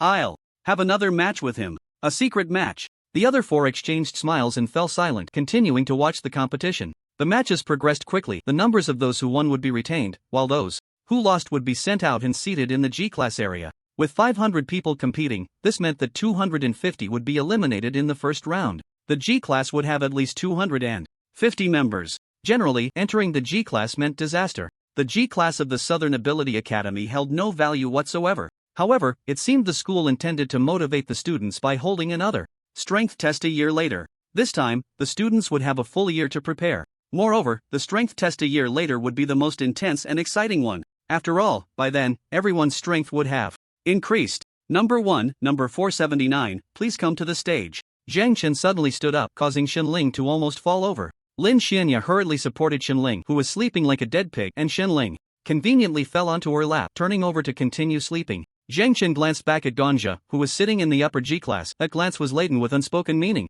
Ganja clenched his fists slightly, as if he had made a certain resolution in that moment. Not bad. Ganja had also been on the stage once, but he was knocked off within 10 seconds. What a disgrace. Ganja lifted his head, raised an eyebrow at Zhang Chen, and flashed a smile he thought was quite handsome. Zhang Chen returned the smile and then leaped up. Bang! The dueling platform immediately echoed with a dull sound, and the stone tiles beneath his feet cracked instantly. This loud noise silenced the entire venue in an instant. The arena fell silent, and everyone stared wide-eyed at Zhang Chen, who stood in the corner of the dueling platform. At that moment, his opponents slowly walked onto the stage, swallowing hard as he looked at the proud figure standing in the corner. What bad luck to run into Zhang Chen. Zhang Chen was the one who had defeated one of the 5 great geniuses, Lu Chen. How could he possibly be Zhang Chen's match? But at this moment, there was no room for hesitation. The duel had already begun. Zhang Chen looked up at his opponent, who seemed to not even have reached the second tier. This duel should be decided quickly. Sure enough, after a few symbolic exchanges with his opponent, it was clear that his opponent was struggling.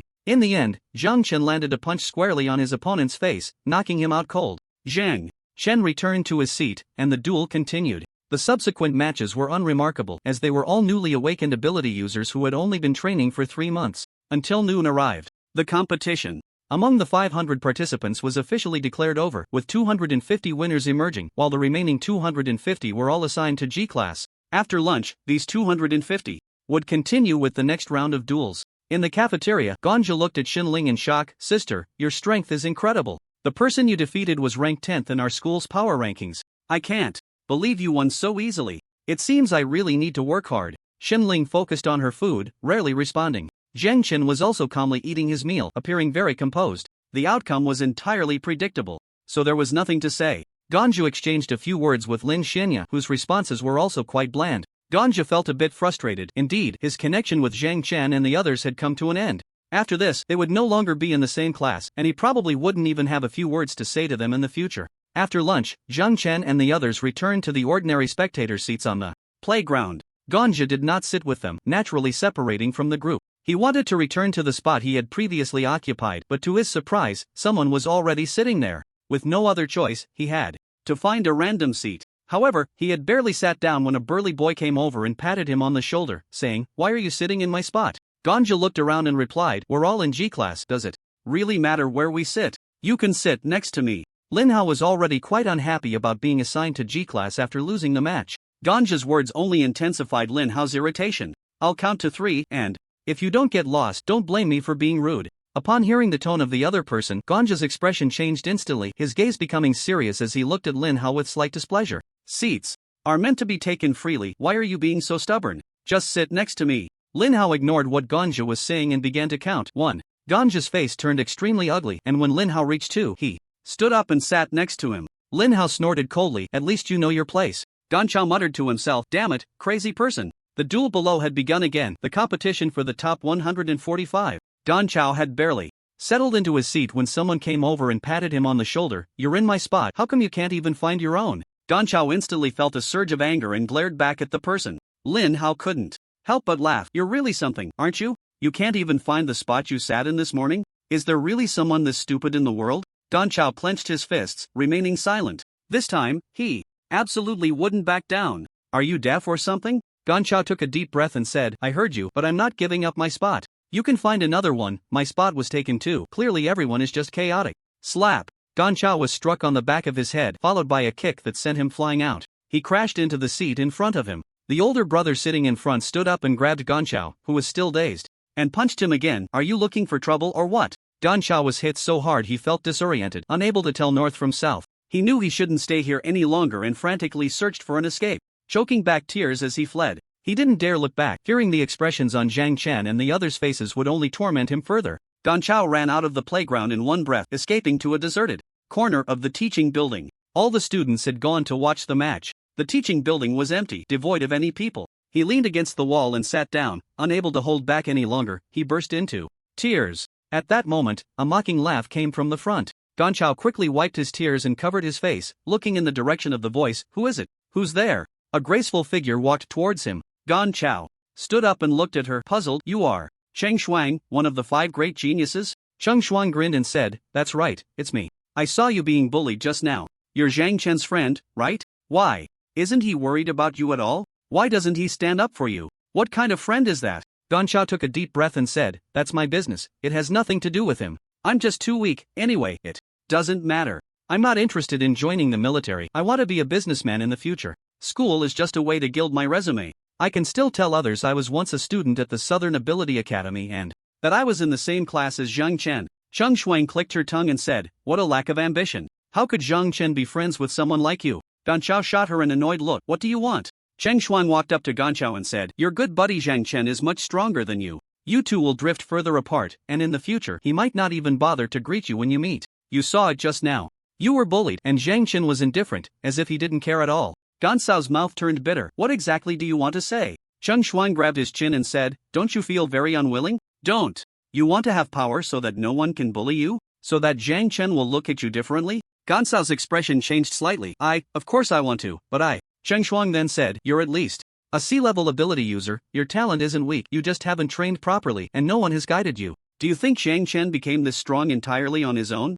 He relies on the school. The school hired coaches for him, providing one-on-one guidance, and that's how he got to where he is today. I ask you, do you want to become as strong as him? Ganchao couldn't figure out Cheng Shuang's intentions. What do you really want? Cheng Shuang smiled slightly and said, what do I want? Of course, I want to help you. You've been bullied, but Zhang Chen remains indifferent and you two are still friends. I really couldn't stand it any longer, so I came to see if you were okay, and I plan to help you become stronger. Ganja recalled the scene during lunch and the moment he was bullied just now. A surge of unexplainable hatred welled up in his heart. Although he had expressed his disinterest in joining the military from the very beginning and that he might become a businessman in the future. But he was still in school, and in school, he had to face the ability users around him. And in the world of ability users, the strong are respected. The weak can only be bullied. He had long understood this principle, but he had never truly felt it deeply. Today, he completely experienced that feeling. It was truly hard to pretend it had never happened. That's right. He needed to become stronger. He wanted to be as strong as Zhang Chen. Why should everyone have the same level of abilities while he was so weak? It was precisely because he hadn't worked hard enough. Now, one of the 5 geniuses of the Southern Ability Academy, Cheng Shuang, was willing to lend him a hand, and he had no reason to refuse. Ganja's gaze instantly became resolute, as if he had made a certain decision, and he raised his head to look at Cheng Shuang. Okay, I accept your help. Cheng Shuang smiled slightly and said, very well, but let me be clear, I won't help you for nothing. You have to pay a price. Ganja asked in confusion, is it money? Just tell me how much you want. Cheng Shuang grinned, money? Do I look like someone who lacks money? What I want is for you to help me with something. Cheng Shuang pulled out a packet of powder from her pocket and continued, this is the pollen of the thornflower. If someone drinks it, their movements will slow down, but it won't cause any other harm. You just need to pour it into the water that Zhang Chen is going to drink, and once it's done, my brother and I will train you together. What? Ganja's eyes widened in shock. Was she planning to make him harm Zhang Chen? Ganja quickly took 2 steps back, looking at Cheng Shuang in disbelief. Are you crazy?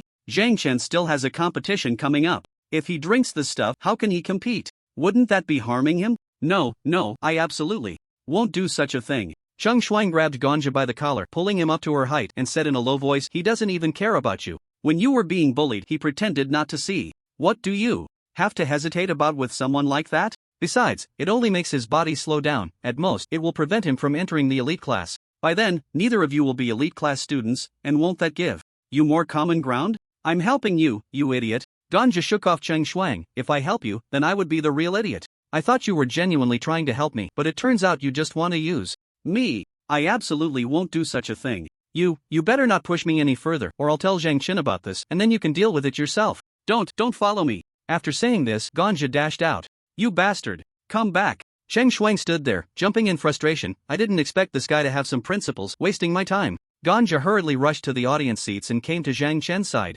Zhang Chen. Zhang Chen looked at him in confusion. What's wrong? Why are you out of breath? Ganja looked up and saw Cheng Shuang, who had already returned to her seat at the farthest end. He didn't expect that he had run all the way here and still wasn't as fast as Cheng Shuang. He really was too weak. Zhang Chen took several deep breaths before saying, "Can I sit next to you?" Zhang Chen nodded, of course. Ganja then sat down next to Zhang Chen, contemplating whether to tell him about what had just happened. In the distance, Cheng Shuang was watching him with an extremely sharp gaze. Ganja suddenly felt like he was sitting on pins and needles. Zhang Chen quickly noticed this and looked up in the direction of Cheng Shuang, who then slightly reined in the sharpness in her eyes. Ganja, what did you do to provoke Cheng Shuang? Ganja smiled bitterly. How could I dare to provoke her? But there are indeed some minor conflicts. By the way, Zhang Chen, even though we might be in different classes later, when you're training at school, call out to me, okay? I've decided that I want to work hard too. Lin Huanya smiled slightly and said, it's rare to see this. What happened to make you want to train? Zhang Chen then said, you probably got beaten up, right? Ganja looked speechless. Did you just see that? Zhang Chen asked in confusion, see what? Did he not see? Ganja hurriedly waved his hand and said, nothing. Zhang Chen said, I only saw you getting beaten up by a few people. Ganja, he did see? Ganja asked, you saw it, and you didn't come to help me? Luckily, I ran fast. Zhang Chen said indifferently, you were being bullied unilaterally, without even fighting back, so I had no intention of helping you. Unless you really couldn't fight back, otherwise, I wouldn't bother. Not even fighting back. Ganja lowered his head, feeling quite deflated. Lin Huanya then said, I originally wanted to help you, but Zhang Chen didn't let me. He said if you fought back and still couldn't win, we would help you. But since you got beaten up without fighting back, we had no reason to intervene. Ganja's eyes turned slightly red. If I never fight back, will you never help me? Zhang Chen looked at Ganja's reddened eyes and said, you're so fragile, you might as well become a merchant. Otherwise, you'll eventually die outside the city. Everyone has their own path to walk. I won't force others to do anything. Life has to be chosen by oneself. Since you came back to find me, asked about this matter, and hope to train with me in the future, it shows I didn't misjudge you. I agreed. So what are you dissatisfied with? Ganja took a deep breath, slowly calming her emotions, and then said, I understand. I don't blame you, I'm just a bit unwilling. We're all in Class G, yet I still get bullied here. It's so unfair. I must become stronger and seek revenge on them. Zhang Chen patted Ganja's shoulder and said, if you want to become stronger, set a more formidable goal for yourself. For example, the Cheng Shuang who has been warning you with her gaze, you can regard her as your target. Setting Cheng Shuang as her target? To surpass her? Cheng Shuang is one of the 5 geniuses of the South Central Ability Academy. Is this goal too ambitious? Ganja hesitated for a moment, then nodded, okay, I'll make her my goal. Cheng Shuang watched Zhang Chen and Ganja talking, her expression growing increasingly unpleasant, her gaze becoming sharper. Could this guy have told Zhang Chen about their situation? Damn! She thought she had found an opportunity. Unexpectedly, it failed. Was she too anxious? Cheng Yu asked in confusion, Cheng Shuang, where have you been? Your face has been off since you came back. Cheng Shuang took a deep breath and slowly exhaled. It's nothing, just continue watching the duel. Cheng Yu's expression changed slightly, but she didn't ask further, nodding and continuing to watch the duel. This duel held significant meaning for the vast majority of the students. Even if they couldn't enter the elite class, as long as they won enough, they could still move to a better class. The better the class, the more benefits they could enjoy from the school. Yet, there was a group of people who fought their way through, crushing their opponents until they reached the final circle. A sunset had appeared on the horizon at dusk. It wouldn't be long before it got dark. At this moment, 500 students had already taken their seats in the audience that matched their strength. There were only 10 people. These 10 individuals stood on the duel stage at this moment. A group of reporters was interviewing these 10 students and taking commemorative photos. After all, they were the top 10. Every year, the top 10 contestants from the South Central Ability Academy have their photos featured on the Academy's honor roll for future students to admire. It must be said that Principal Su is someone who loves to be in the spotlight and values reputation greatly. He represented the top 10, facing the reporters with excitement, gesticulating animatedly and speaking passionately until the reporters gradually dispersed. Only then did Principal Su reluctantly turn to the 10 people behind him and say, next, 5 elite class students will emerge from among you 10. As long as one of you can win a match, it means you will be part of the elite class. Don't be discouraged if you lose. The treatment in Class A is Still quite good. The students nodded in agreement. However, their gazes seemed to linger on Zhang Chen, Shenling, and Lin Xianya. It was expected that Zhang Chen and Lin Xianya would make it this far. But Shenling, this transfer student who had been at the school for less than a month, and Zhang Chen's sister, had also made it to the top 10, becoming a formidable competitor. At this moment, Principal Su said, "From now on, forget your numbers. I will reassign you. Contestant 1 will face Contestant 3, Contestant 2 will face Contestant 4, and so on. Come and draw your numbers." Zhang Chen was the first to step up, reaching into the small box in Principal Su's arms. He pulled out a number and saw it was 1. Again, it was 1. Soon after, the others began to draw their numbers. Zhang Chen kept an eye on Shanling and Lin Xianya's numbers. If either of them drew number 3, it would mean they would be his opponent. Fortunately, Shanling drew number 5, while Lin Xianya drew number 6. The three of them were all matched differently. They could not become opponents. Lin Xianya also breathed a sigh of relief, glad not to be Zhang Chen's opponent, otherwise, it would have been awkward. At this moment, Lin Xianya said to Shenling, "Xiaoling, let's go down first. Zhang Chen is about to duel." Shen Ling grabbed Lin Xianya's hand and said to Zhang Chen, "I'm going down first. You have to give it your all." Zhang Chen nodded and then looked at the other contestants still standing on the stage. It was a burly man, looking much older than his actual age, with a very mature appearance. Judging by his physique, he should be a physical ability user. The man was also looking at Zhang Chen. "Hello, I'm Zhu Xiong. You have quite a reputation and strong abilities. I've wanted to face you for a long time. You better give it your all later." Zhua Xiong said seriously, with a hint of warning in his tone. Zhang Chen could see the man's level. No wonder he made it to the top 10. His strength had already broken through to the second tier, and there were signs of training on him. He might be a good opponent. The moment Principal Su announced the start of the duel, both of them instantly entered a state of readiness, and 2 columns of energy shot up into the sky. Zhu Xiong's pupils suddenly constricted, and with a roar, his clothes were instantly torn apart, revealing a brilliant tiger pattern across his back. His physique doubled in size in an instant, and with a punch, he unleashed a deafening tiger roar. Zhang Chen immediately felt a fierce sound wave rushing towards him and staggered back several steps. Zhu Xiong snorted coldly, and with a powerful push of his legs, the tiles beneath him shattered, and his massive body lunged towards Zhang Chen like a tiger descending a mountain. Zhang Chen furrowed his brow and punched towards Zhu Xiong's fists. Zhu Xiong was momentarily halted in midair, his body dropping straight down. The moment he landed, Zhu Xiong slapped the ground with one hand, leaping up and sweeping a strike towards Zhang Chen's face, leaving 3 visible claw marks in the air.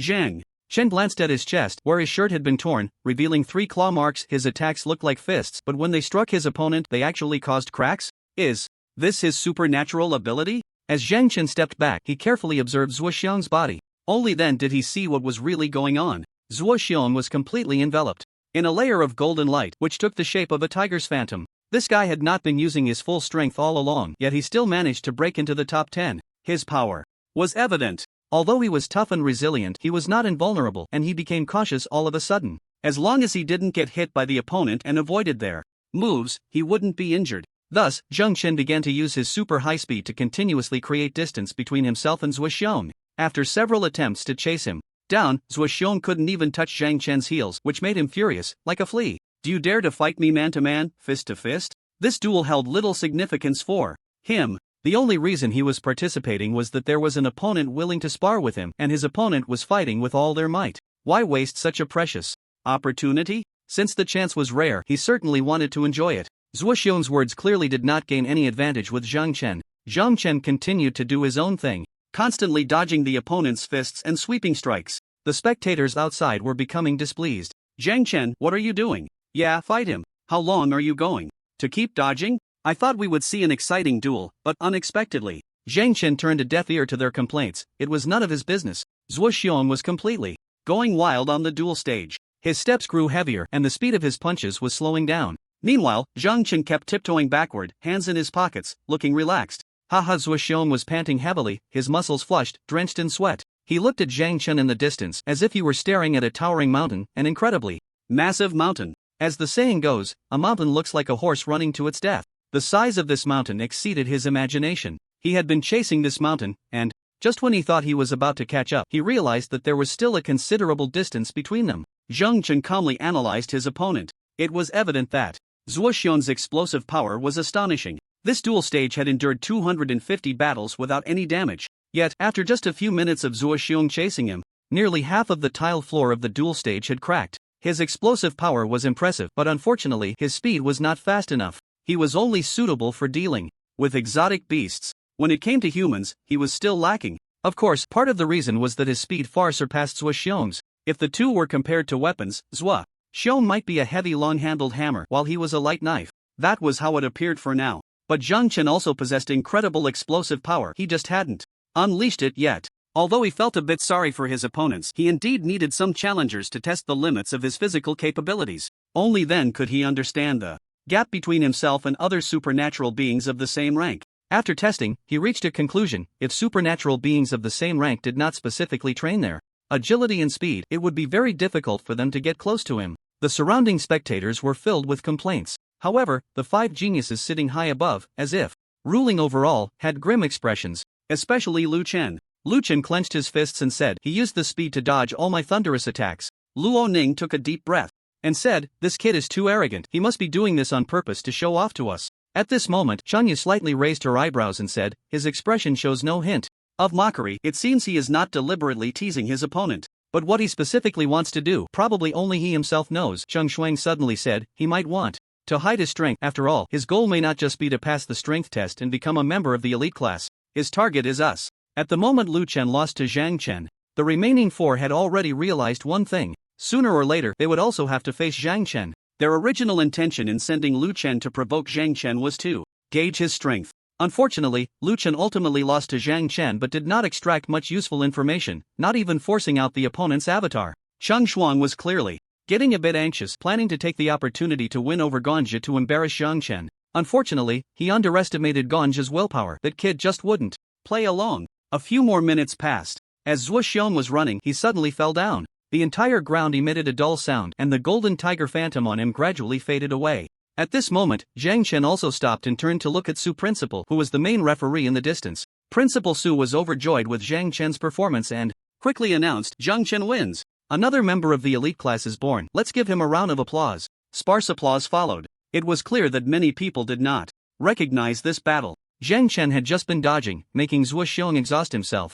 Zhuo Xiong, who looked tall and strong, surprisingly had such poor endurance, which was quite unexpected. Under the flashing lights, Zhang Chen leaped up towards the elite class's high seats. He then sat at the far left position next to the five geniuses. The five geniuses instinctively looked towards Zhang Chen, but Zhang Chen quickly closed his eyes, adopting a posture of resting. Luo Ning clenched his fists, unable to suppress his displeasure. "Damn it, I don't know why, but every move this kid makes annoys me. I really want to beat him up. I'll go." At this moment, Lu Chen suddenly stood up, his eyes resolute and focused, as if he had made a certain decision. Chun Yu's expression changed slightly. "Do you want me to go with you?" Lu Chen shook his head. "My inner demon, I will break it myself." Lu Chen took a deep breath, gathered his courage, and walked towards Zhang Chen. "Zhang Chen." Zhang Chen opened his eyes and looked in the direction of the voice. "Is there something?" Lu Chen said, "Congratulations on becoming a member of our elite class." Lu Chen extended his right hand towards Zhang Chen. Zhang Chen stood up and shook hands with him briefly, and then, "You must have more than just congratulations for me, right?"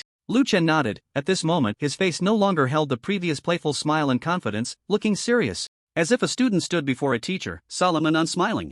"I want to fight you again, outside the city. I hope you can give me a chance." Zhang Chen looked at Lu Chen, who seemed to have made a certain decision, slightly surprised. Worried that Zhang Chen would refuse, Lu Chen hurriedly said, "Your match is over. You are already a member of the elite class. It's fine even if you leave now, right?" At this moment, Cheng Yu walked over and said, "Zhang Chen, Lu Chen wants to have another match with you, but not like last time in a public duel. It will be a private duel in a secluded place. You two can have a serious match, and don't worry, we won't follow. As for the result, only you two will know." Zhang Chen replied calmly, "Sure, you choose the place." Cheng Yu smiled slightly and glanced at Lu Chen. Lu Chen looked serious. "Follow me." Lu Chen led the way forward. Zhang Chen then looked towards the audience in the distance. He still wanted to see the battle between Xin Ling and Lin Huanya. However, it seems someone was recording the event. He could just watch the replay later. Lu Chen jumped out of the school with a few ups and downs, and Zhang Chen followed closely behind. Lu Chen kept running forward, dodging countless crowds. Zhang Chen also held his ground firmly, closing the distance tightly.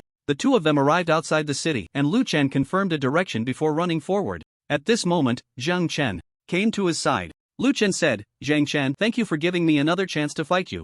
Zhang Chen asked, "Just to be clear, if your strength isn't enough, I still won't activate my avatar. After all, if you can't even defeat me in my untransformed state, there's little point in me transforming." Lu Chen's pupils suddenly constricted, but he quickly returned to normal. "All right." The two arrived in a small grove. This was a small grove outside the city filled with withered trees, nameless but faint traces of a river could still be seen, now completely dried up. The mud on the ground had solidified completely, becoming very firm. Lu Chen and Zhang Chen stood facing each other, ready to fight. There was almost no small talk. The two of them seamlessly entered the second stage of spiritual energy self-circulation. Lu Chen took the initiative to attack Zhang Chen. After losing to Zhang Chen, he had spent countless sleepless nights. Shunya said that Zhang Chen had become his inner demon and he could relate to that. If he didn't fight Zhang Chen one more time, he feared he would forever live in the resentment and fear of having lost to him. Even if he lost this battle, he wouldn't complain. At least he dared to challenge Zhang Chen, and his inner demon would be dispelled. Bang! The two fists collided violently, and a powerful shockwave erupted from their position, spreading in all directions. The surrounding withered trees, already fragile, were instantly shattered into countless pieces of rotten wood under the force of the shockwave. The two exchanged blows, trading hundreds of moves, their speed escalating from initially visible to dazzlingly fast. After all, Lu Chen was born into a family of ancient martial arts. In just a month, he seemed to have grown a bit stronger. Moreover, it seemed he had absorbed the lessons from the last encounter. This time, he didn't plan to use elemental powers against him. When facing a physical ability user, the only way to defeat them was through physical prowess. The two's punches and kicks became a blur. Zhang Chen suddenly seized a moment of opportunity and grabbed Lu Chen's fist. Lu Chen rotated his arm, yanked it back, and with a swift kick aimed at Zhang Chen's chest. Zhang Chen deflected Lu Chen's kick, grabbed his ankle, and forcefully slammed him down to the ground. Bang! A figure suddenly appeared on the ground. Lu Chen's eyes sparkled, but he quickly reacted, breaking free from Zhang Chen's right-hand restraint. The moment he landed, he executed a 170-degree turn, sweeping a whip kick towards Zhang Chen. Zhang Chen leaned back, stepping back 2 paces, and in a flash pressed Lu Chen's face down again, pinning him to the ground. Zhang Chen made no further moves. Lu Chen had intended to struggle and resist, but with his head pressed to the ground, he found it hard to get up, ultimately having to give up. Lu Chen sighed helplessly, stood up from the ground, and looked at Zhang Chen, saying, "You really are impressive. It seems you're even stronger than last time. How exactly do you train?"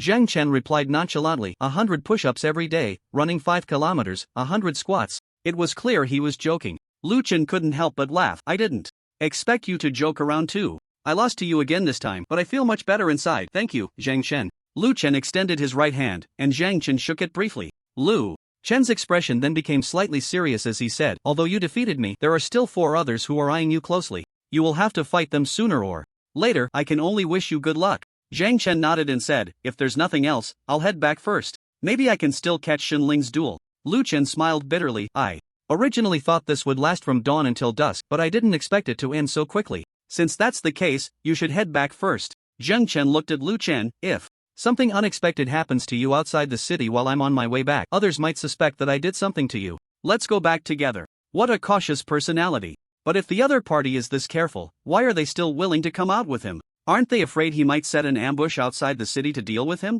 Or do they simply not fear ambushes at all? Lu Chen nodded and then rushed towards the city at full speed. Zhang Chen also picked up his pace, leisurely following behind. School. Zhang Chen returned to the high platform and found an extra person there. It was Xinling. Xinling was eating a bag of chips. Upon seeing Zhang Chen return, she waved her hand anxiously. "Zhang Chen, where have you been? Come over quickly, Xianya is about to go on stage." Zhang Chen sat down next to Xinling. Lin Xianya indeed took the stage. Since Xinling was sitting here, it meant she had won quite quickly too. At this moment, Zhang Chen noticed the way Lei Yuan and the others looked at Xinling as if they were staring at a monster. At first, he thought the audience and Lei Yuan were looking at him, but after careful confirmation he realized they were not looking at him, but at Xinling. What had Xinling done while he was away? Zhang Chen asked in confusion. "What did you do to your opponent?" Xinling raised an eyebrow slightly and said, "Not much, just like before, played with him for a while, then kicked him off the stage." Cheng Yu walked over to Zhang Chen at this moment. "Zhang Chen, is she really your sister?" Zhang Chen asked in confusion. "What's wrong?" Chang Yu took a deep breath and said, "Her opponent is Pan Jia Chang, ranked 6th in strength at the South Central Ability Academy." Pan Jia Chang entered his transformation state right from the start, clearly determined to join the elite class. But Cheng Yu swallowed hard and continued, "In the end, he was kicked off the stage by your sister. You two really are cut from the same cloth." Shenling proudly said, "Of course. We're amazing." After saying that, she couldn't help but smile shyly. After confirming Shenling's identity, Cheng Yu returned to Lei Yuan and the others, lowering her voice. "This brother-sister duo is simply monstrous. Lu Chen, what about you? How did it go? This time it seems you weren't hurt at all, and Zhang Chen is unscathed too." Lu Chen sighed helplessly, but at least a smile appeared on his face. "I lost. He took care of me in just a few minutes, and he still hasn't transformed. Moreover, I also heard that his sister Shenling defeated Pan Jiachang. This brother-sister pair is truly monstrous. I didn't expect them to show up in South Central. Our position might not be stable anymore. As soon as these words were spoken, the expressions of the other geniuses changed. The school's ranking not only represents the strength of its members, it is not only for the other students in the school to see but also for various external forces, some corporations, even guilds, and military camps. If the ranking is high enough, the benefits that can be gained are countless, and it also serves as a stepping stone, opening doors to all the places they want to go. If their status is shaken, it means they might lose these conveniences. This would be a huge headache for them. In fact, the moment Zhang Chen defeated Lu Chen, they already felt that their status might be in jeopardy. But no one was willing to admit this. At this moment, the audience suddenly raised their arms and cheered. Lin Xianya slowly walked onto the duel stage. Her opponent was wielding a sword. Lin Xianya's expression changed slightly. There was actually someone using a sword? She wondered which ancient martial arts family descendant this was. She had never heard of such a person before. This person's name was Liang Quan. Indeed, he was born into an ancient martial arts family. Due to his usually low profile, he wasn't very well known at school. However, among the girls, he was exceptionally popular. It was simple, he was very handsome, wearing gold-rimmed glasses, exuding an air of scholarly elegance. Liang Quan thrust his sword into the ground and then cupped his fists towards Lin Huanya, saying, Liang Quan. Lin Huanya's expression changed slightly, and she quickly took out her katana from her spatial ring. The katana instantly turned pitch black in her hands. At the same time, Lin Huanya also fully armed herself. She didn't want any unsightly scars on her skin. My name is Lin Huanya, and I'm glad to be your opponent. Liang Quan pulled the long sword from the ground, gripping it with the reverse hand, a faint smile on his handsome face. Like me, you haven't used any weapons throughout. However, I know you can wield a sword. This is our final showdown, let's go all out and have a good fight. Lin Huanya nodded, and the two of them entered their respective states. The spectators outside looked at the scene before them, revealing expressions of confusion. Can weapons be used in the duel? How come I didn't know? You don't know much. Of course, weapons can be used, but many people just don't use them. Liang Quan, Lin Huanya, this pair of handsome man and beautiful woman, their strength is not bad. Looks like we have a good show to watch.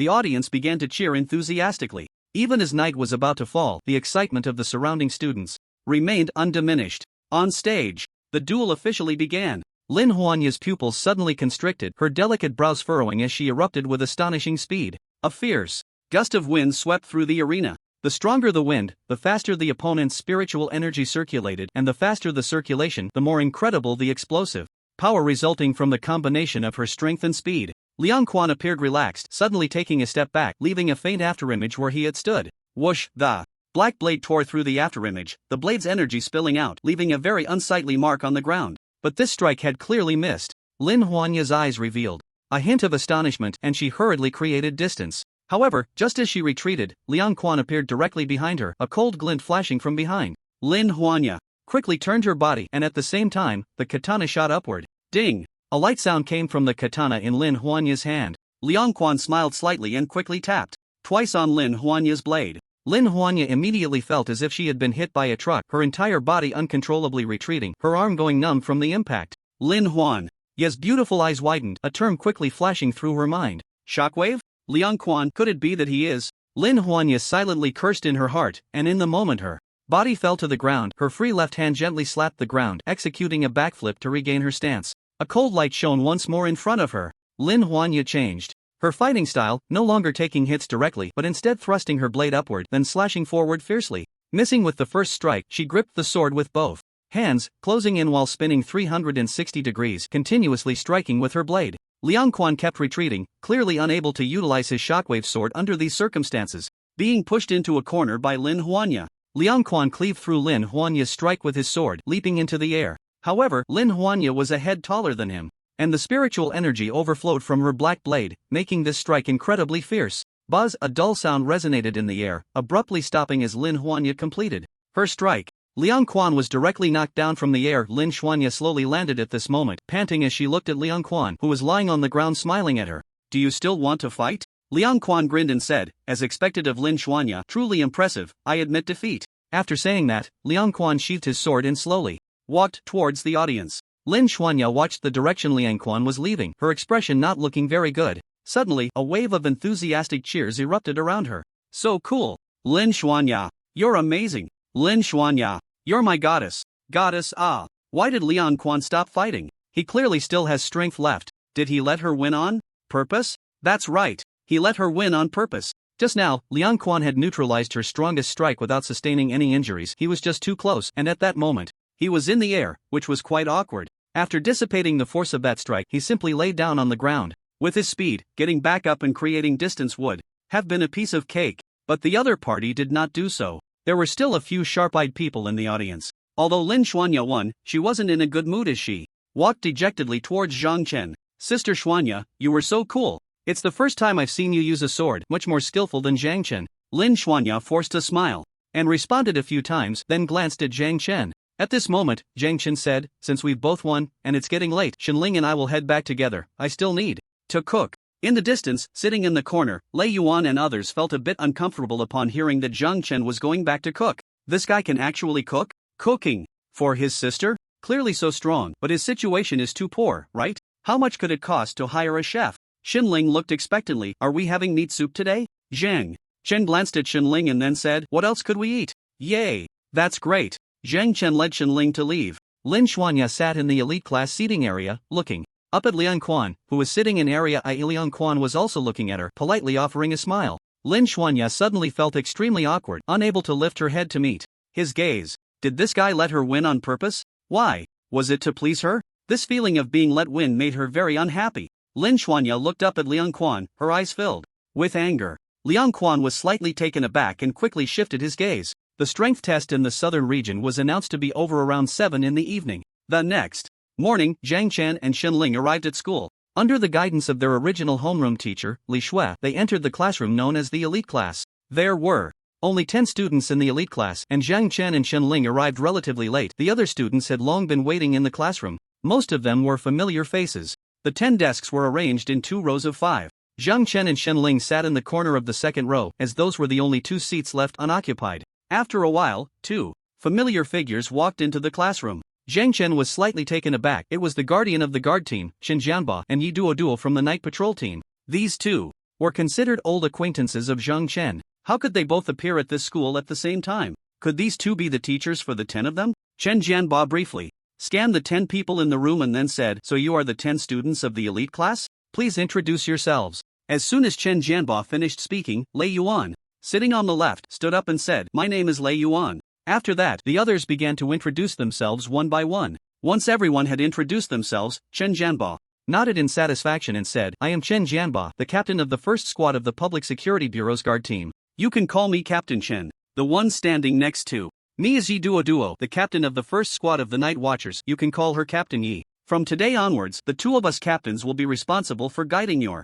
training and coordinating with the Public Security Bureau. Since you have managed to come to this classroom through a competition of 500 people, it shows that you possess a certain level of strength. If you want to become stronger, relying solely on simple training will not be very effective. Do you understand? The crowd couldn't help but feel a slight shock. Does this mean that they will also participate in some cases of the Public Security Bureau in the future? Wouldn't that be very dangerous? However, being guided in training by the 2 captains is also a very honorable thing. Understood, everyone replied in unison. Captain Chen nodded in satisfaction and then said, as for your competition recordings, both Captain Yi and I have already watched them and know how to train you. Next, when I call your name, come stand by my side. Those not called should go stand by Captain Yi. This means they plan to split into 2 small groups, with one person guiding several trainees?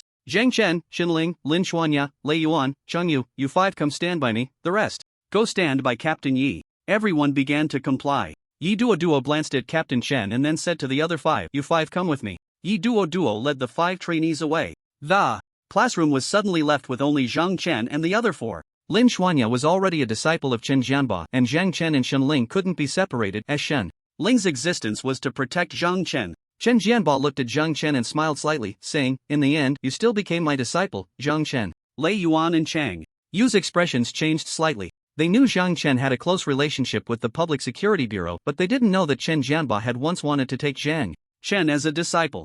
Zhang Chen asked, how do you plan to guide us, Captain Chen? Captain Chen smiled slightly, good question. How to guide you? I have already thought about how to train each of you. First, Lei Yuan, you need to strengthen your physical skills. You can't rely too much on your elemental abilities. Cheng Yu, you too, you and Lei Yuan have the same problem. It was clear that both Lei Yuan and Cheng Yu were elemental ability users. Cheng Yu, hearing that she needed to train her physical skills, couldn't help but question, Captain Chen, I'm an elemental ability user. Wouldn't training physical skills be a waste of time? Captain Chen shook his head and said, absolutely not. Moreover, your understanding of physical skills is incorrect. Physical skills refer to your body's nerve responsibility and your agility. That is the core of physical skills. Although you are elemental ability users, if your nerve responsibility or agility is insufficient, it will be difficult to unleash your elemental power to the fullest. Why is a bullet so small yet so powerful? It's precisely because of the bullet's high speed. Speed means strong impact. Impact is explosion, do you understand? Chang Yu nodded, realizing the truth, while Lei Yuan remained silent, saying not a word. Captain Chen then looked at Lin Xuanya and said, good disciple, just train according to what I usually guide you on. Lin Xuanya smiled slightly, got it. Master. Chang Yu and Lei Yuan were shocked. Lin Xuanya was actually Qin Jianba's disciple? No wonder. Captain Chen stroked his chin, looking at Xinling, full of anticipation, asked, what about me, Captain Chen? What about me? Zheng Chen and Xinling were the hardest to guide, because in terms of both their nerve responsibility and speed, they already possessed a certain level of strength. In terms of combat experience, both had been through countless battles. These two students should be the ones he had to worry about. The least, the most worry-free students. Chen Jianba said, both of you have good overall strength, just continue training in your usual way. Zhang Chen said at this moment, since I'm going to cultivate according to my usual training method, can I find a place to train alone? Xinling looked at Zheng Chen and said, hey, where do you want to go? Aren't you taking me with you? Captain Chen glanced at Zhang Chen and then asked, if you want to train alone, that's fine, but you must take Xinling with you. Zheng Chen looked at Xinling and then said, alright then. Lei Yuan, puzzled, asked, doesn't Zhang Chen's strength already mean he doesn't need any guidance? This question from Lei Yuan was clearly directed at Captain Chen. Captain Chen grinned and said, Zhang Chen knows where his shortcomings are, so he can train by himself. At this moment, Lei Yuan and Chang Yu exchanged glances. Captain Chen clearly understood Zheng Chen's strength better. Otherwise, he wouldn't have made such a high evaluation. Although the two felt some resentment in their hearts, they had no choice. Since Captain Chen was willing to guide them, they naturally had no objections. Let's see in the end who the true king is. Zhang Chen led Xinling to the rooftop. He directly opened a spatial door. Xinling ran over and asked, where are we going? Zhang Chen had already thought about what to do next. He planned to go to Tree Heart City, raise his realm to the third stage, unlock the system's task function, and earn more replication points. In Tree Heart City, Zhang Chen held a map in his hand, confirming the direction he was currently facing. Xinling looked around with a disgusted expression. Why do you always like to run into the forest? It's so dirty here, and it smells bad. Zhang Chen said, if you don't like following me, you can go home. I promise I won't tell anyone. Xinling chuckled and said, don't. I was just joking. I said I would seriously protect you. By the way, where are we going next? Protect? He was indeed underestimated. He didn't think he needed anyone's protection. If it weren't for Xin Yu's arrival, which revealed some things to her, he might have requested to cancel the protection. How free would one be alone? Xinling lived at his house, and he still had to prepare a meal for her at night, which was quite troublesome. But Xinling was from the military, and her master was such an impressive ability user. Taking good care of Xinling might also help bridge the gap between him and Xin Yu. Zhang Chen led Xinling into a valley. The valley was filled with the roars of strange beasts. However, Zhang Chen and Xinling showed no fear and instead quickened their pace. They arrived in front of a giant tree that had clearly been physically shattered. Their gaze turned towards a muddy pit ahead. In that muddy pit lay a giant blue elephant. The elephant was about the size of a truck, its belly as huge as an inflated balloon. A second-tier beast, the demon elephant. Xinling looked speechless, it looks so dirty. Are you going to hunt it? At this moment, Zhang Chen released the corpse-eating insects and hundreds of thousands of them quickly crawled towards the demon elephant as soon as they hit the ground. Xinling's eyes widened in shock. What is this? Zhang Chen quickly covered Xinling's mouth and said, be quiet. Xinling realized she was being held in Zhang Chen's arms, his hands still covering her mouth, and instinctively struggled against him. Zhang Chen quickly let go of her, but Xinling's cheeks were already flushed, her eyes filled with resentment. However, she noticed that Zhang Chen's attention was not on her at all, but rather on those strange insects in the distance. This guy can actually control these insects? Is this also his ability? Hundreds of thousands of corpse-eating insects had gathered around the demon elephant. The demon elephant seemed to sense something and sat up directly. However, at that moment, the dense swarm of corpse-eating insects climbed onto its massive body, fiercely gnawing at it. Zhang Chen also activated his bloodthirsty ability, not wasting this rare opportunity. The blood from the magic elephant continuously surged into Zhang Chen's body. Vitality +1, vitality +1, vitality +1. How had the magic elephant ever encountered such a situation? Frightened, it bolted out of the mud pit, enduring the excruciating pain in its body, and roared as it ran into the forest. Zhang Chen hurried to catch up. Xinling also exclaimed, wait for me. Zhang Chen maintained a certain distance from the magic elephant. The magic elephant struggled ahead, using its massive trunk to swat the corpse-eating insects off its body. However, due to the sheer number of corpse-eating insects, the elephant's swatting had little effect. After just a few minutes of running, the magic elephant collapsed to the ground. At that moment, Zhang Chen pulled out a double-edged knife from his spatial ring and swiftly ended the magic elephant's life. Congratulations to the host for killing a second-tier exotic beast. Copy points plus 2000, realm breakthrough. It was a breakthrough, not just an enhancement. Congratulations to the host for entering the second tier 9 stars. Zhang Chen watched helplessly as the magic elephant's corpse was reduced to nothing but bones by the corpse-eating insects. Yet, the insects seemed to show no signs of stopping, devouring even the bones of the magic elephant until nothing remained. Shenling hid behind Zhang Chen, her brows tightly furrowed. Zhang Chen, are these insects also your abilities? Zhang Chen shook his head and said, no, they are just a group of corpse-eating insects I raised. Don't worry, they won't attack you without my command. Although Zhang Chen assured her that the insects wouldn't harm her, women are naturally afraid and disgusted by bugs, and Shenling was no exception. Despite Zhang Chen's reassurance, she still felt very uncomfortable and stayed hidden behind him. After finishing off the magic elephant's bones, the number of corpse-eating insects seemed to increase. Zhang Chen didn't call them back but instead let them lead the way ahead, searching for the next victim. Soon, the corpse-eating insects discovered another massive exotic beast. This beast was even larger than the previous magic elephant. Zhang Chen immediately recognized the name of this exotic beast. A third-tier exotic beast, the blazing fire ape. An exotic beast with elemental attributes. These corpse-eating insects were truly audacious, daring to attack even a third-tier exotic beast. Zhang Chen didn't issue any commands, so the army of corpse-eating insects had to remain on standby. However, judging by the way the insects were rolling and surging forward, they were clearly eager to feast. Zhang Chen then gave the order to see if these corpse-eating insects could take down the blazing fire ape. Surely they wouldn't all get burned to death, right? The insect army burrowed into the ground, charging towards the resting blazing fire ape in the distance. The ground looked like waves in the sea, constantly undulating. Howl, howl, howl. After being attacked, the blazing fire ape's body immediately ignited. Zhang Chen was about to call the corpse-eating insects back to avoid the flames. However, these insects fearlessly crawled onto the blazing fire ape, opening their gaping mouths and continuously devouring its body. Zhang Chen wasted no time and activated Bloodthirst, establishing a connection with the blazing fire ape. A bloodline instantly linked the two. The blazing fire ape also noticed Zhang Chen in an instant. It ignored the insects on its body and roared as it charged towards Zhang Chen's position. A wave of intense heat rushed towards him, and Zhang Chen immediately armored himself in steel. The heat sensation vanished without a trace. In order to gain more vitality points and energy to help him elevate his realm, Zhang Chen kept dodging while observing the vitality content within the blazing fire ape. If the vitality within the blazing fire ape completely disappeared, its corpse would turn to dust. The corpse-eating insects would likely miss out on the meat of the blazing fire ape. Xinling followed Zhang Chen, constantly dodging, and asked in confusion, "Why aren't you fighting back? Do you want me to step in?" "No. It's not your concern, just stay safe." Zhang Chen quickly refused. Xinling believed it should be related to the blood-red thread connecting him to the otherworldly beast. This guy's supernatural ability likely leaned towards that of a demon, possessing a variety of powers and even able to consume the blood of otherworldly beasts to enhance his level? His level was clearly much higher than when he first arrived in this forest. Bang! The fire fiend ape crashed to the ground. The corpse-eating insects that had been flung away by the fire fiend ape now surged madly towards it. At that moment, Zhang Chen also rushed towards the fire fiend ape and swiftly severed its head with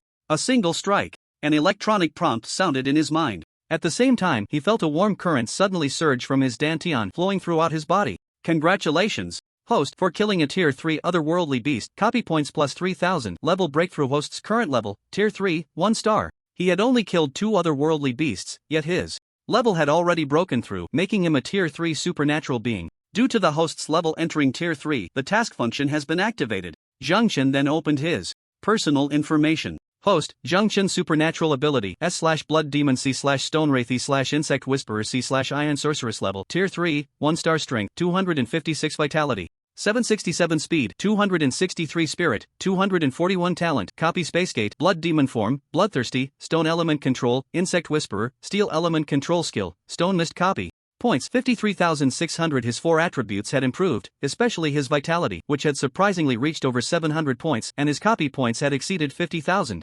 After learning from the last experience, Zhang Chen decided to temporarily hold on to the copy points. It would be awkward if he encountered a desirable supernatural ability next time and had no copy points to use. Task function activated. Please self-check. Host Zhang Chen glanced at the task interface. Task 1, kill 10 tier 3 otherworldly beasts. Reward, 10,000. Copy points, 1 universal copy card fragment. Task 2, kill 10 tier 3 supernatural beings, reward, 10,000 copy points, 1 universal copy card fragment. Task 3, go to the Forest Sea and kill the Beast King of the Forest Sea, reward, 30,000 copy points, 3 universal copy card fragments. 99 fragments of the universal copy card can be combined into 1 universal copy card. The rewards were indeed high. However, killing tier 3 otherworldly beasts also granted him 3,000 copy points. A universal copy card? A card that could ignore item levels? His S-level blood demon had been copied using a universal copy card. Among the 3 tasks, the one with the highest reward was clearly the third task. Where was the Forest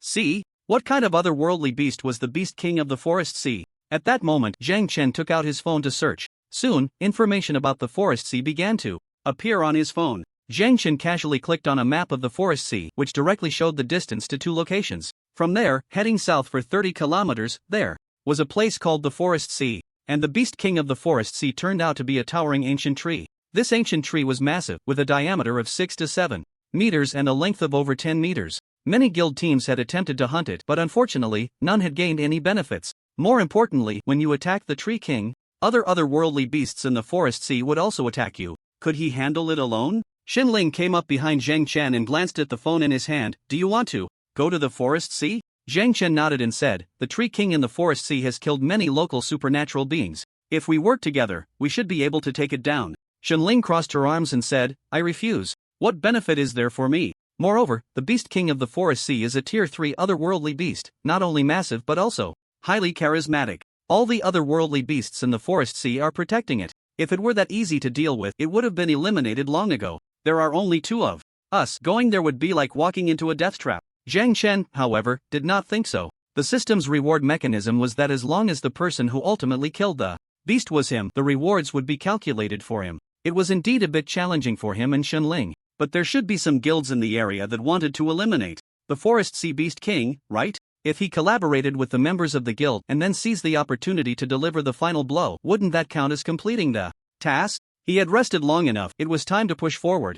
Zhang Chen said, there's a small town nearby called Green Shade, which was almost entirely built by a group of guild managers. If we can find a guild that wants to deal with the Forest Sea Beast King, we can join them, and when the time comes to kill the Forest Sea Beast King, it shouldn't be too difficult. After saying this, Zhang Chen began to confirm the direction. He was planning to head straight to Green Shade. Xinling hurriedly objected, no, you can't go. I'm here to protect you, not to be your muscle. Zhang Chen scoffed, I told you, you don't have to come, I'll be fine regardless. Xinling, looking unhappy, said, then what's the point of me being here? I came to protect you, but I'm not here to be your muscle. If I don't go, Master will definitely scold me. By the way, why do you want to kill the Forest Sea Beast King? It has nothing to do with you. Zhang Chen explained, as an ability user, I need to kill the beasts. Is there really a need for a proper reason? Racial hatred. Xinling covered her forehead with a pained expression. When did you become such a patriotic, hot-blooded youth? I really don't understand you, sometimes your thoughts are just strange. In any case, I won't let you go. If you insist on going, I'll go tell Captain Chen. Just wait and see. Zhang Chen looked at Xinling in confusion. Xinling, where I go and what I do is my personal freedom, right? But it's very dangerous. Xinling frowned and said, the Beast King of the Forest Sea is known to be formidable, even I know that. It's a 3rd-tier Beast King, and you're not even at the 3rd tier. What are you going there for? It's a suicidal mission. Please, Zhang Chen, just consider it a favor to me and stay put. No, Xinling.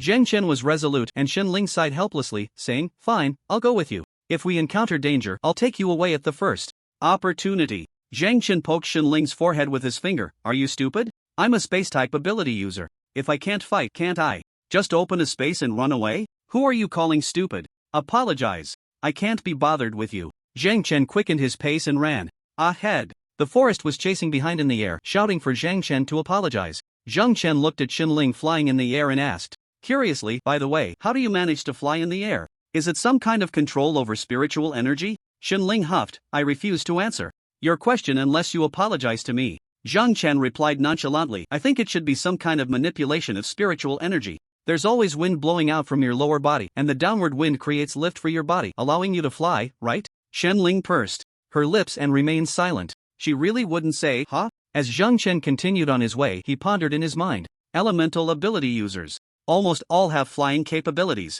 The reason is that elemental ability users initially train in aspects related to spiritual energy. In contrast, Physical ability users start with combat training and then transition to spiritual energy training. Knowing how to use spiritual energy to make a person fly is simple once you understand the principle. Suddenly, a scene of someone throwing a stone appeared in his mind. The stone clearly wouldn't fly, but under the force, it was thrown by someone's arm strength, thus gaining the ability to fly. However, this force has its limits. It is not infinite. The reason is that stones cannot generate force on their own. If stones had autonomous consciousness and could continuously exert force, then they could also fly forward endlessly. Spiritual energy is that force, and he is the one who controls it. As long as he continuously releases spiritual energy and uses it to propel himself forward, he can maintain a horizontal line in the air, just like a stone, and fly forward.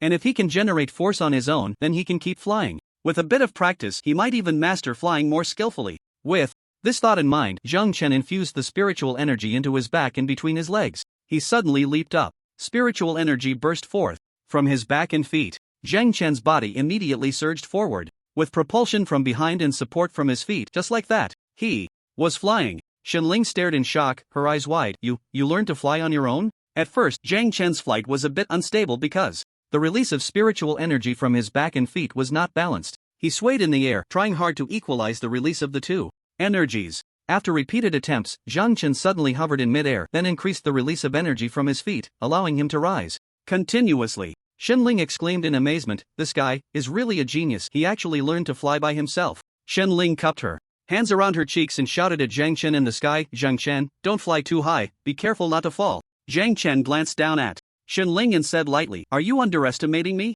If I wasn't confident, would I fly this high? Why don't you rise a bit too, and let's race?" Shenling looked speechless. "You just learned to fly and you want to race me? Aren't you underestimating me?" Zhang Chen smiled slightly. "Aren't you afraid?" A typical provocation. However, it was very effective on Shenling. She shot him an annoyed glare and indeed rose higher, bringing them to the same level. Shenling looked at him seriously. "Just don't get swept away by the airflow I release. If you fall hard, it won't be my fault." Zhang Chen shrugged, looking indifferent. Shenling took a deep breath. Start. Boom! A dull sound suddenly emanated from Shenling, and then she shot forward like a sharp arrow.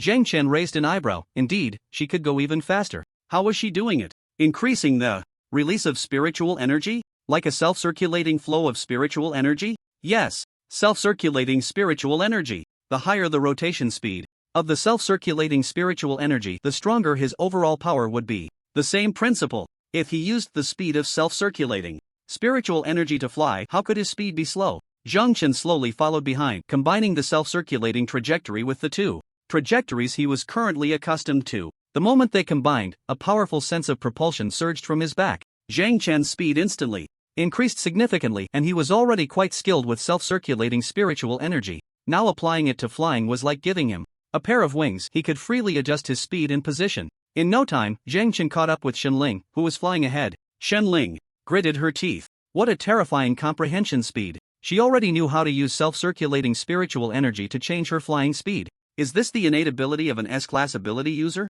Indeed. Those who can awaken S-class abilities are truly one in a million monsters. In Green Shade City, Zhang Chen and Shenling slowly descended outside the city gates. Shenling bit her lip, glanced at him, and said, "Not bad, you managed to keep up with my speed so quickly." Zhang Chen's lips curled into a faint smile, then he said, "Let's set that aside for now. We've arrived at Green Shade City. Let's find out if there are any guilds nearby planning to deal with the Forest Sea Beast King and see if we can find a way to join them. If there are no guilds to challenge the Beast King of the Forest Sea, then we have to find a way ourselves." Shenling sighed softly. "Trust me, no one would be foolish enough to challenge the Beast King of the Forest Sea. It's not a matter of numbers, but a gap in strength. The Tree King commands 100 responses. No matter how many people come, they won't be able to stop him." Zhang Chen led Shenling into Green Shade City, puzzled. "You seem to know a lot about the Tree King?" Shenling curled her lips and said, "The Tree King is quite famous. I learned about him online." "Didn't you?" He indeed learned about it online. Green Shade City clearly couldn't be compared to Jiangnan City. It felt entirely like a small town, and one could see the end at a glance. Surrounding it were only simple stone walls, with a concerning level of safety. If a beast charged in, these small stone walls would probably be destroyed in the blink of an eye. Fortunately, this place was filled with seasoned beast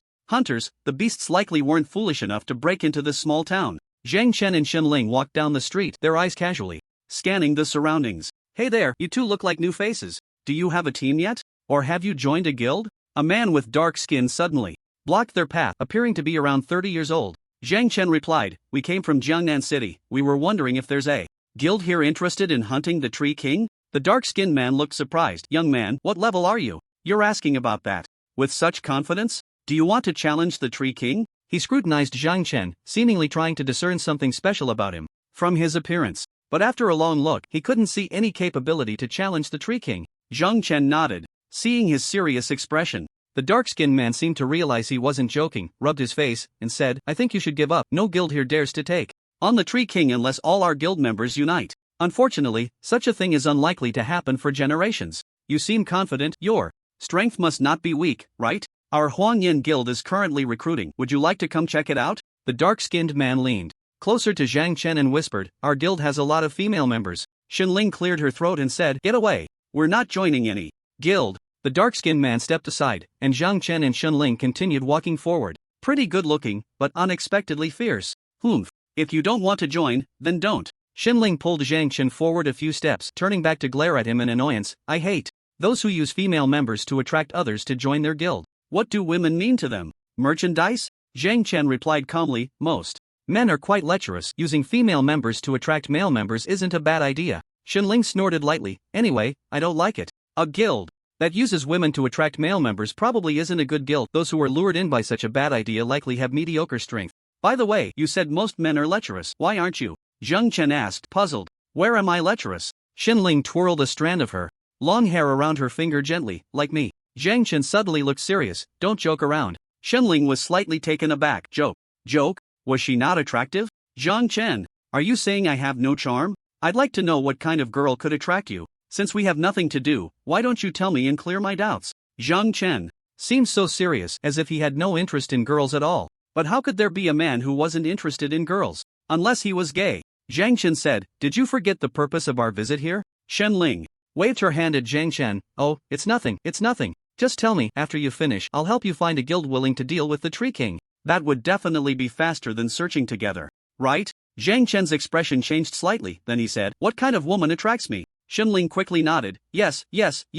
A graceful figure appeared in Zhang Chen's mind. In the darkness, a tall woman, her face obscured, stood proudly on the rooftop of the Empire State Building. Under the moonlight, her shadow stretched long. The cold wind blew her long hair, and she gently tucked a stray strand behind her ear with her slender fingers. Zhang Chen smiled slightly and said, I like powerful women. Upon hearing this, Xinling was momentarily taken aback. It doesn't matter if she's ugly? Zhang Chen nodded, it has nothing to do with looks. She must be stronger than me. Xinling thought for a moment, and suddenly a person appeared in her mind, like my master? Shan Yu? Shan Yu was indeed impressive, capable in the kitchen and on the battlefield. Zhang Chen nodded, yeah, something like that. Xinling's eyes widened in shock. You really dream big. How could a woman like my master ever look at a toad like you? Give it up.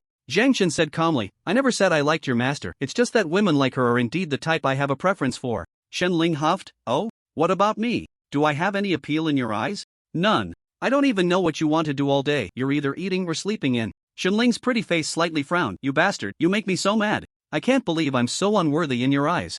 Go die. After throwing this remark, Xinling turned and ran off. Zhang Chen asked, where are you going? Where else? I'm going to inquire about the guild for you. Zhang Chen was speechless. Didn't you just tell me to say it? Why is she angry again? Zhang Chen quickly adjusted his mood and focused on finding a guild willing to deal with the Tree King. The Beast King of the Forest Sea was clearly notorious. Zhang Chen searched several guilds in a row but found no suitable ones. At noon, when the sun was at its peak, Zhang Chen found a restaurant and ordered some food. Before long, Xinling walked in, fanning herself, and headed straight for Zhang Chen's table. It seemed she hadn't had much luck either. Xinling picked up a glass of ice water and gulped it down, then sighed, this weather is too hot, even I, an ice-type ability user, am sweating. By the way, do you have some obsession with the Tree King? Why must you deal with it? Zhang Chen glanced at his task list and said, it's not really an obsession, I just want to give it a try. Xinling sighed softly, I know you're very confident in your abilities, but even if you just want to try, you could find other beasts to test yourself against. Trust me, no one dares to deal with the Tree King. It's the overlord of the Forest Sea. If it were easy to deal with, wouldn't someone have taken it down already? Zhang Chen said, if I can't find any help by the afternoon, I'll just go try it myself. Xinling rolled her eyes, I really can't with you, do whatever you want, I'm not going to care anymore. Your noodles are here, ladies. Xinling picked up her chopsticks and immediately dug into a bowl, slurping it down, turning her anger into appetite. After simply finishing a few bowls of noodles, Zhang Chen led Xinling to check out nearby guilds. Eventually, they learned about a guild called Warwolves. The Warwolves Guild was the largest and strongest in Green Shade City, recognized as the #1 guild. If this guild also dared not deal with the Tree King, Zhang Chen decided he would try it himself. At the entrance of the Warwolves Guild, Zhang Chen said to the guard at the door, "Hello, does your guild have any plans to deal with the Tree King recently?" The guard, who was drinking water, sprayed it out in surprise. Fortunately, Zhang Chen and Shen Ling hid quickly. "Tree King? Do you know what you're talking about? Are we crazy? Why would we go after the Tree King?" Zhang Chen nodded. "Yeah, it's fine now." Shen Ling wore a look of schadenfreude. "See? No one wants to deal with the Tree King." Zhang Chen and Shen Ling walked outside. However, at that moment, a big man with a long-handled heavy hammer on his back suddenly shouted, "You two, wait a minute." Zhang Chen turned around to see the heavy hammer man swaggering towards him. "Hey, if I heard correctly, you were planning to deal with the Tree King and were looking for help?"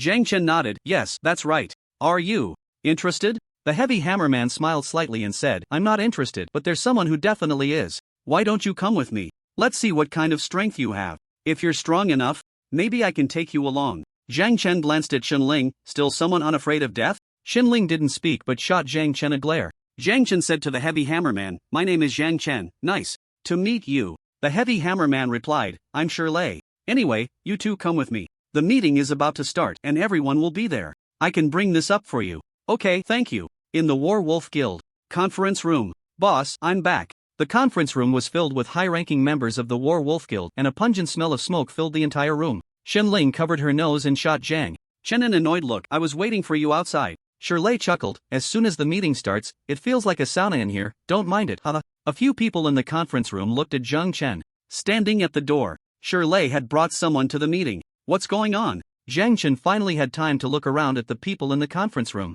In the small room, there was a long table set up, with 8 people, 3 on the left and 4 on the right. These people were clearly physical ability users, dressed in light combat gear, all looking quite ordinary, rugged, and fierce. At the head of the 8 was a middle-aged man who looked very refined, wearing a loose black robe, always sporting a faint smile, with a lean figure and an aura of spiritual energy, a typical elemental ability user. Shirley introduced Zhang Chen to the 8 people in the room. "Brothers, let me introduce you to a new good brother I just met. His name is Zhang Chen, and he also plans to deal with the Tree King, so I brought him along. His level and his companion are both at the 3rd stage. At this moment, the president of the War Wolf Guild, Lu Ton, raised his eyebrows slightly, and the other members also showed expressions of astonishment. Lu Ton asked, "Dealing with the Tree King was originally just our secret.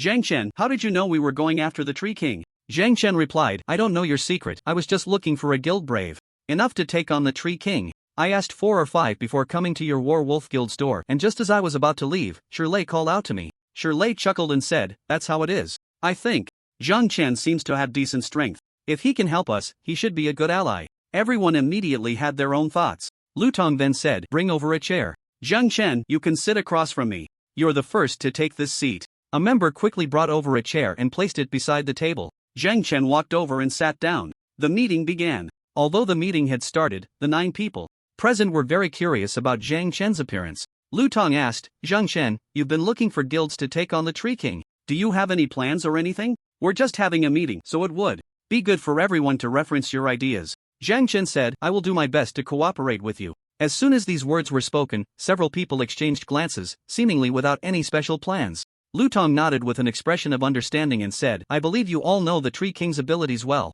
We don't have an advantage in numbers against the Tree King, even if we gathered all the members of the War Wolf Guild, we might not be able to take down the Tree King. This plan exists only among us, so I hope everyone won't spread it easily." Zhang Chen asked in confusion, "Do you mean that even when we go to confront the Tree King, it will be just the 10 of us?" Lu Tong smiled slightly and nodded, "That's right, it is." Shirley chuckled, "What's wrong, brother Zhang Chen? Are you scared?" Zhang Chen shook his head and said, "The Tree King can command other beasts to help him, and I also think that confronting him with numbers isn't a wise move. The beasts in the forest sea are as numerous as the stars in the sky. We can only rely on our wits." Upon hearing this, everyone showed a hint of interest. Shirley exclaimed in surprise, "Oh, it seems brother Zhang Chen has done his homework. Do you have a good plan in mind?" Zhang Chen replied, "The Tree King is massive and deeply rooted. If we simply want to eliminate him, there are many methods, and setting fire to him is a good option." Everyone couldn't help but laugh at this. Seeing Zhang Chen's confusion, Shirley explained, "Brother Zhang Chen, it seems you haven't seen the Tree King in person. It can be a towering tree or a tree person the same size as us. Not only can it command hundreds of beasts, but it can also freely change its size to be like us humans."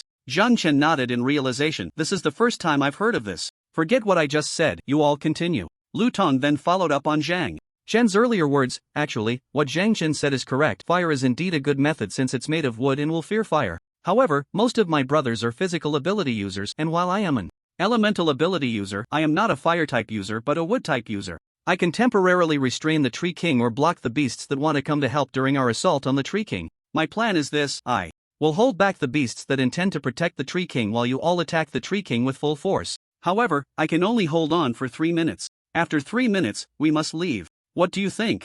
This plan had no technicality. It completely relied on strength to clash with the Tree King. Within 3 minutes, he and the other 8 would attack the Tree King to kill it. If they couldn't, they would run. Everyone fell silent. Lu Tong then looked at Zhang Chen and asked, "By the way, brother Zhang Chen, what is your ability?" Zhang Chen reached out and touched the table. In the next second, the table instantly turned into steel. This action immediately commanded the respect of everyone present. Wow, this is impressive. Boss, brother Zhang Chen can use your wood to block the beasts, giving us more time to deal with the Tree King. Lu Tong was also visibly excited. Zhang Chen, why didn't you say earlier that your ability is to manipulate steel? Anything you touch can turn into steel? This ability is great. I suddenly feel hopeful. Zhang Chen nodded and said, anything I touch can turn into steel, but I cannot turn living things into steel, except for myself. Since you all already have a plan, let's give it a try. Everyone's faces lit up with excitement. Would that turns into steel? Wouldn't that be ironwood? Even if the beasts outside crashed into it, they probably wouldn't be able to break through. They would have plenty of time to deal with the Tree King. Brother Zhang Chen arrived just in time. Everyone was beaming with joy, as if they could see the Tree King already fallen at their feet, their faces flushed with excitement. Lu Tong hurriedly said, "Get ready. We're leaving soon." Xinling stood outside the conference room for a while. Suddenly, the door to the conference room swung open. Zhang Chen emerged, surrounded by a crowd. Good thing I stopped him. Otherwise, we would have missed brother Zhang Chen. Brother Zhang Chen, we're counting on you. Brother Zhang Chen, is this your sister? You're already handsome enough, but I didn't expect your sister to be such a beauty. No woman can refuse compliments about her looks. However, Xinling still instinctively put on a facade in front of others. Brother, what's going on? Zhang Chen said to Xinling, we're going to hunt the Tree King now. Xinling was momentarily at a loss for words. You decided that so quickly? Zhang Chen nodded. They are all seasoned hunters, no need to worry. Everyone will show their skills when the time comes. Lu Tong sighed. Well said. Everyone will show their skills. Brothers, this is Zhang Chen's first time with us, and he dares to join us in hunting the Tree King. We can't let him down. Zhang Chen and your sister, don't worry, we won't disappoint you. If we can't handle it, then no one in Green Shade City can. With brother Zhang Chen's powerful abilities, the little Tree King will be a piece of cake for us. The atmosphere felt off. Everyone was busy praising Zhang Chen. Xinling quickly pulled Zhang Chen to a corner, frowning as she quietly asked, what's going on? Zhang Chen replied, you'll know when the time comes. Just adapt to the situation. Xinling sighed helplessly and said, what else can we do? We can only adapt. I've wanted to meet this Tree King for a while. Maybe this is indeed an opportunity. At that moment, Shirley stepped forward and asked, Zhang Chen, do you know what abilities your sister has? Our boss wants to know so we can make arrangements. Xinling snorted, do I need you to make arrangements? Just take care of yourselves, my brother and I will adapt. Upon hearing this, Shirley immediately praised, you two really are family. I love your confident personalities. It was unclear how much time had passed. The 10 of them gathered at the entrance of the War Wolf Guild. Everyone was fully armed, exuding a murderous aura as they walked out. Zhang Chen and Xinling walked at the front with Lu Tong. Lu Tong briefly explained to Zhang Chen and Xinling what they would do later. Essentially, he repeated what was said in the conference room to Xinling. After listening, Xinling nodded lightly, indicating she understood. A group of people was busy hurrying along. Lu Tong then asked Zhang Chen, brother Zhang Chen, you don't look very old, you're not still a student, are you? Zhang Chen replied, I study at the South Central Ability Academy in Jiangnan City. Upon hearing this, everyone was taken aback. Lu Tong exclaimed, you really are a student? Brother Zhang Chen, how did you cultivate to the 3rd stage at this age? It took us several years, and we were lucky to get this far. It's infuriating how some people are just so talented. Xinling couldn't help but laugh. Shirley had a good impression of Xinling, and seeing her suddenly laugh, he asked with a smile, sister, did you think of something funny? It's boring on the road, why not share it so we can all have a laugh? Xinling snorted lightly and didn't respond. Shirley was immediately left hanging, looking innocently at Zhang Chen. Zhang Chen then said, she's a bit shy. Shirley nodded with a look of realization, I see, but it's normal for girls to be a bit shy. Unlike the women in our guild, who are tougher than men. It's better for girls to look like women. Shyness is good, shyness is good. Lu Tong said at this moment, alright, let's focus on the journey. Even though we have Zhang Chen and the girl helping us, we are going to hunt the Tree King, so it's best if we all concentrate. Understood, everyone replied in unison. It was unclear how much time had passed. A group of people arrived at the entrance of the Forest Sea. At that moment, a crowd was gathered at the entrance of the Forest Sea. Shirley's expression changed slightly and he hurriedly said, "It's that group from the Ocean Guild. Why are so many of them here? What are they planning?" The others also looked puzzled. Zhang Chen asked, "What's wrong?" Lu Tong frowned slightly and said, "The Ocean Guild is our rival guild. If they gather here and discover us, it won't be good. Plus, we don't know what they're planning with so many people. Shirley, go find someone to inquire." Okay. The others hid in the shadows while Shirley went off to gather information alone. Before long, Shirley returned with a grim expression. "The Ocean Guild plans to use the Tree King to slaughter the exotic beasts. Damn, this is really unfortunate. Should we come back another day?" Lu Tong snorted lightly and said, "Come back another day? Just because the Ocean Guild is ahead of us? When did I become so timid? If they plan to use the Tree King to hunt exotic beasts, isn't that just sharing some of the risk with us? I'm going to talk to their leader." With that, Lu Tong walked alone towards the Ocean Guild. Zhang Chen asked in confusion, "Aren't they a rival guild?" Shirley nodded. "They are indeed a rival guild, but in the face of interests, everyone is equal. Besides, the boss and the president of the Ocean Guild are old acquaintances. They just had a falling out recently over some issues. The boss intends to turn hostility into friendship. How magnanimous." Zhang Chen nodded in understanding. Lu Tong soon reached the gathering point of the Ocean Guild. Quickly, a man stepped out from the crowd. "Lu Tong, what are you doing here alone? Where are Shirley and the others?" The man speaking was a one-eyed dragon, around 30 years old, with an ordinary appearance, deeply tanned, dressed in light armor, and carrying a katana at his waist, smiling as he looked at Lu Tong. Lu Tong said, "Su Long, what are you up to?" Su Long couldn't help but laugh. "Can't you tell? I'm taking my brothers to hunt in the Forest Sea. Are you planning to join us?" Lu Tong's brows furrowed slightly as he said, "I've heard you're planning to use the Tree King's influence to hunt. Where's the Tree King? With so many of you, aren't you interested in the Tree King?" Su Long snorted lightly. "It's precisely because we can't deal with the Tree King that we're planning to tackle the smaller ones in the Forest Sea. You wouldn't come here for no reason, nor would you suddenly come to talk to me. So, what do you really want?" Lu Tong didn't waste time and got straight to the point. "Shirley and I plan to hunt the Tree King, while you intend to use the Tree King to hunt exotic beasts. I think we can collaborate this once.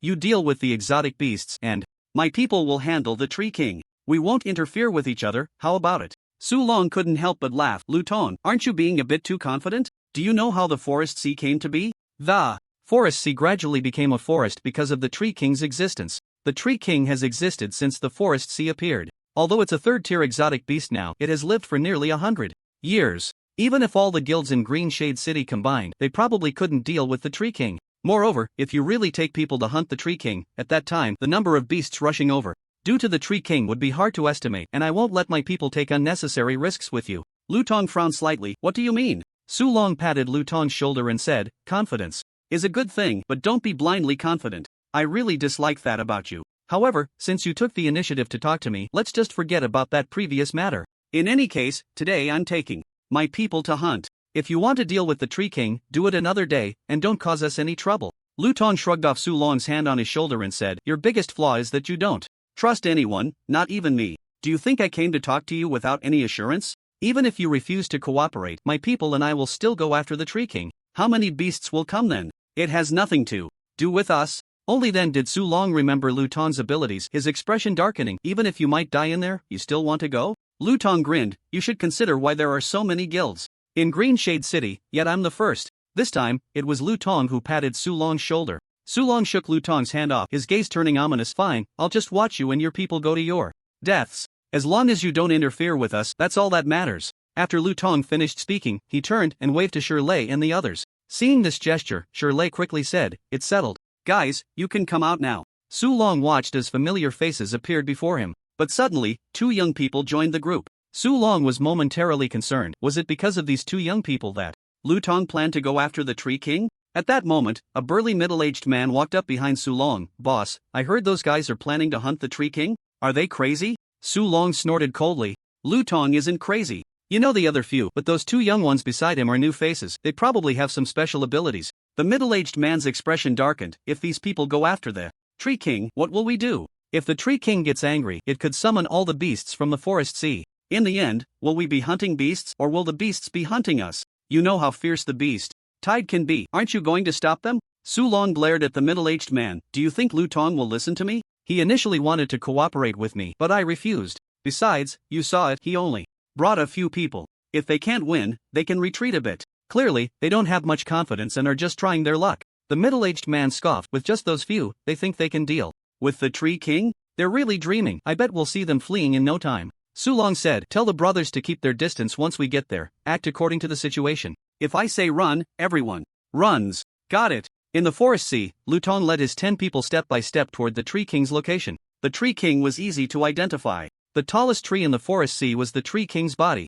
They just needed to keep approaching the giant tree. At that moment, Shirley ran up from behind and said, Boss, the Ocean Guild is right behind us, is that okay? Lutong replied calmly, don't worry, if Sulong says he won't interfere, then he won't. Just don't let them affect you. After saying this, Lutong turned to Zhang Chen and said, Zhang Chen, let's set up wooden barriers around the Tree King. The area won't be too large, but be careful not to let the Tree King or the surrounding beasts notice us. Zhang Chen nodded, no problem. With that, Lutong suddenly leaped into the air, flying forward first. Without a second thought, Zhang Chen followed suit and jumped up as well. Lutong's lips curled into a faint smile. Indeed, for an elemental ability user, flying was not a difficult task at all. At this moment, Shirley looked at Xinling, chuckled, and said, Sister, don't worry, just stick close to me and I'll take good care of you. Xinling snorted lightly, take care of yourself. I'm not weak enough to need someone to protect me. I'm here to protect Zhang Chen. Xinling silently rebutted in her heart. Shirley was met with a cold shoulder, but he wasn't angry at all. This girl was quite adorable. Her every joy and anger filled him with delight.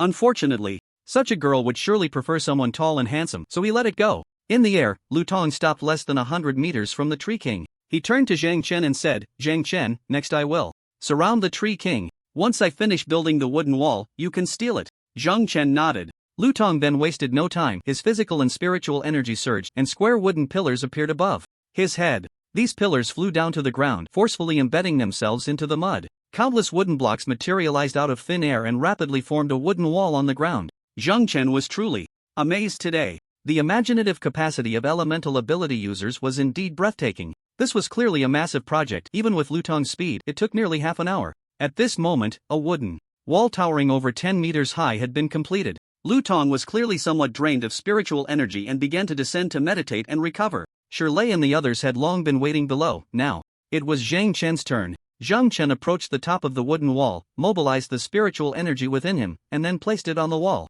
Blackness instantly spread across the wooden wall and quickly extended outward. Everyone watching this scene broke into smiles. The combination of these two people's abilities was simply invincible. If the alien beasts wanted to break in, they would have a tough time. In the forest, Sulong watched the wooden wall rise into the sky, which instantly transformed into a pitch-black iron wall. While feeling shocked, he was also very curious about what they planned to do next. First, they would use the thick wall to block the invasion of the alien beasts, and then they would work together to deal with the Tree King? Would they eliminate the Tree King before the thick wall was breached? This was indeed a good plan. Lutong had utilized his abilities thoroughly. This way, they could avoid contact with the alien beasts. 10 people would be enough. Sulong snorted, damn, pretty clever. A middle-aged man beside Sulong smiled wryly, boss, what are we going to do? Looking at this situation, the alien beasts summoned by the Tree King will probably target us. We would be in big trouble then. Sulong replied, tell the brothers to head back for now. Today is not suitable. The middle-aged man sighed helplessly. It took a lot of effort to gather them.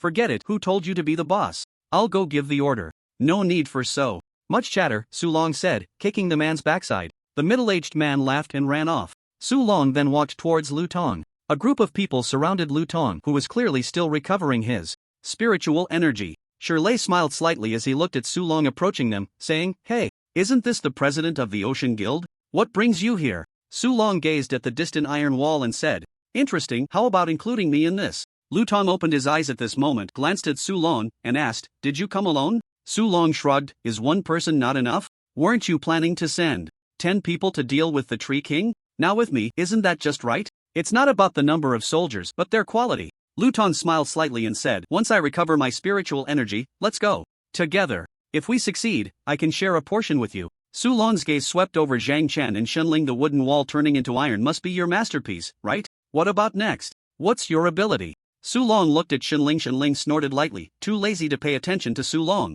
At that moment, Shirley hurried over and said, Sulong, the girl is a bit shy, you might as well not talk to her. Sulong shrugged, looking indifferent, and then sat down on a nearby patch of open ground. He didn't believe these people could take down the Tree King, but if he looked closely he thought he might regret it. Instead, of going back and forth. It was better to join in, lend a hand, and if they couldn't win, he could just run away. After this was over, their relationship wouldn't be so awkward. It was all to show a softer side to the guild first. Su Long understood Lu Tong. Lu Tong was soft-hearted. As long as he made a concession, the other side would naturally do the same. He didn't know how long it had been. Lu Tong's spiritual energy had fully recovered, and he stood up and said, "Brothers, it's about time." Everyone immediately perked up, pulling out their weapons from their spatial rings. Lu Tong said, "Shirley, you guys do your usual thing. As for Zhang Chen and the girl, you'll be in my group. Su Long, you can do as you please." Su Long gave Lu Tong an okay gesture. At that moment, Zhang Chen suddenly said, "Let me attract the Tree King's attention?" As soon as he said this, everyone looked at him in shock. Shirley exclaimed, "Zhang Chen, you're an elemental ability user. You want to attract the Tree King's attention? That's too dangerous. We're supposed to attract it as a group." Zhang Chen shook his head and said, "Don't worry, I'll be fine, and I won't be the only one attracting the Tree King's attention." After he finished speaking, a spatial door opened beside Zhang Chen. Swarms of corpse-eating insects poured out from the dark space. In an instant, everyone in the room staggered back, revealing expressions of surprise. "What the hell? What is this? Zhang Chen, is this also your ability? These are bugs. How could they be an ability? Did he raise them?" Shenling had long been unfazed by such things. At this moment, her spiritual energy stirred, and a layer of light frost quickly covered her hands. "My brother and I will help you attract the Tree King's attention. You can do as you wish then." After saying this, Shenling looked at Zhang Chen, who nodded, and countless corpse-eating insects surged into the ground. The two then began to fly towards the iron wall. Su Long walked up to Lu Tong and asked, "Lu Tong, where did you find these two? Is there any problem?" Lu Tong grinned, "These two are even more eager than I am. Do they dare to act recklessly without some strength? In any case, we'll fully cooperate with them. If it doesn't work, we'll do it the way we did before." Everyone immediately followed suit.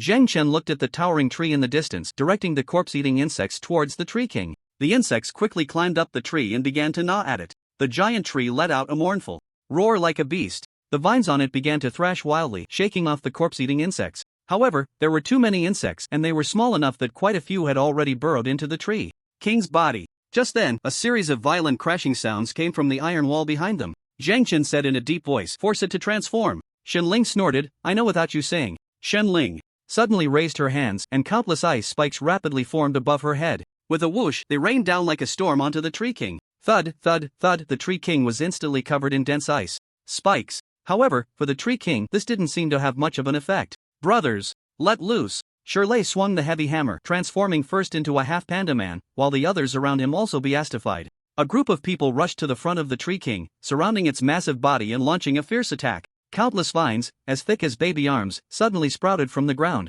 Lu Tong controlled these vines, continuously wrapping them around the Tree King. At that moment, even thicker vines fell from the sky like bombs, landing on the ground and causing violent explosions. Shirley and the others could only keep retreating. Zhang Chen also drew his twin blades and ran towards the Tree King. With a swipe, he severed 3 vines, suddenly accelerating, merging his twin blades and forcefully channeling spiritual energy into the dual-edged sword. He struck fiercely at the Tree King. Boom! A fierce blade aura erupted from Zhang Chen's sword, and a terrifying gash was instantly cut into the Tree King's body. At the same time, a chilling scream came from within the Tree King. In the next second, the Tree King's attacks became even more ferocious. The crowd was taken aback. They hadn't expected that Zhang Chen was not only an elemental ability user but also terrifyingly skilled in physical combat. That strike just now was not something an ordinary person could achieve. They saw a slanted triangular gap appear on the Tree King's massive trunk. Countless dark green branches and leaves surged out from the gap, and the corpse-eating insects immediately swarmed towards the wound. The entire Tree King's body trembled violently, and a series of high-pitched roars erupted from its mouth. The beasts of the forest sea, hearing the Tree King's roar, began to gather towards it. The iron wall buzzed and shook, on the verge of collapse. Seeing this, Lu Tong hurriedly shouted, "Stop standing around like fools, everyone attack together. Quick battle, quick resolution." Shirley and the others immediately surged forward. Zhang Chen and Shenling took to the air, flying towards the top of the Tree King. Shenling continuously sprayed cold air from her hands towards the tree trunk. The Tree King had no choice but to counterattack with its vines. Zhang Chen surrounded Shenling, protecting her tightly, not allowing a single vine to approach her. Seeing this, Shenling's eyes revealed a hint of admiration. "Not bad. Well done, Zhang Chen. Attack the area where the Tree King is frozen." "The frozen area?" Zhang Chen took a deep breath, simultaneously slicing through the surrounding vines while gripping his dual-edged sword. He stabbed into the frozen part of the Tree King's body. Massive spiritual energy surged directly into the Tree King's interior. In the next second, the spot where he struck suddenly inflated. Zhang Chen violently withdrew his dual-edged sword. An intense explosion erupted from within the Tree King.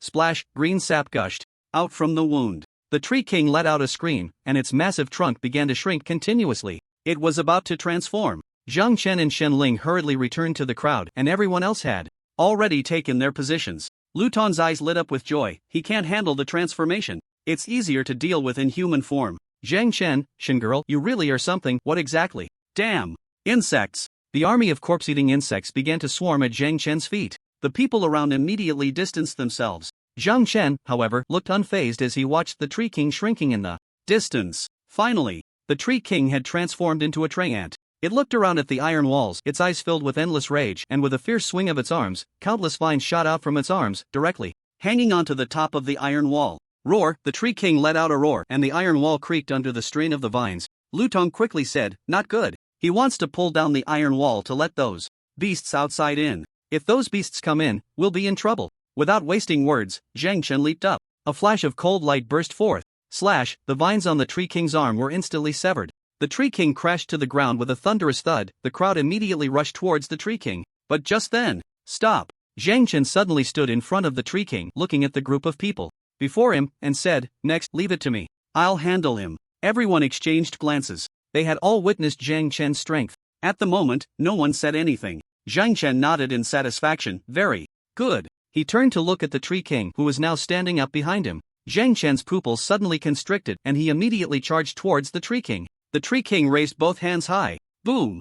Countless vines burst forth from the ground, directly blocking him outside. These vines continued to rise towards the sky. They twisted together, braided into a thick rope, resembling a giant tree that connected heaven and earth. Suddenly, a terrifying aura of spiritual energy surged from behind. It was Shen Ling. Shen Ling held a piece of ice crystal in her hand and gently blew towards the direction of the Tree King. Crack! Countless vines instantly froze. Dozens of ice spikes shot towards the frozen vines, shattering them into pieces. A look of human-like terror instantly appeared on the Tree King's face. His beasts could not enter, and he was no match for these humans. Was he going to die here? The Tree King let out a mournful wail. A swift figure instantly charged towards the Tree King. Zhang Chen looked at the Tree King, who was kneeling on the ground, his eyes filled with despair and anger. However, Zhang Chen showed no mercy and directly swung his sword down, severing the Tree King's head. Congratulations to the host for killing a Tier 3 beast. Copy points plus 3,000, Realm Breakthrough. Congratulations to the host for completing the task of killing the Forest Sea Tree King.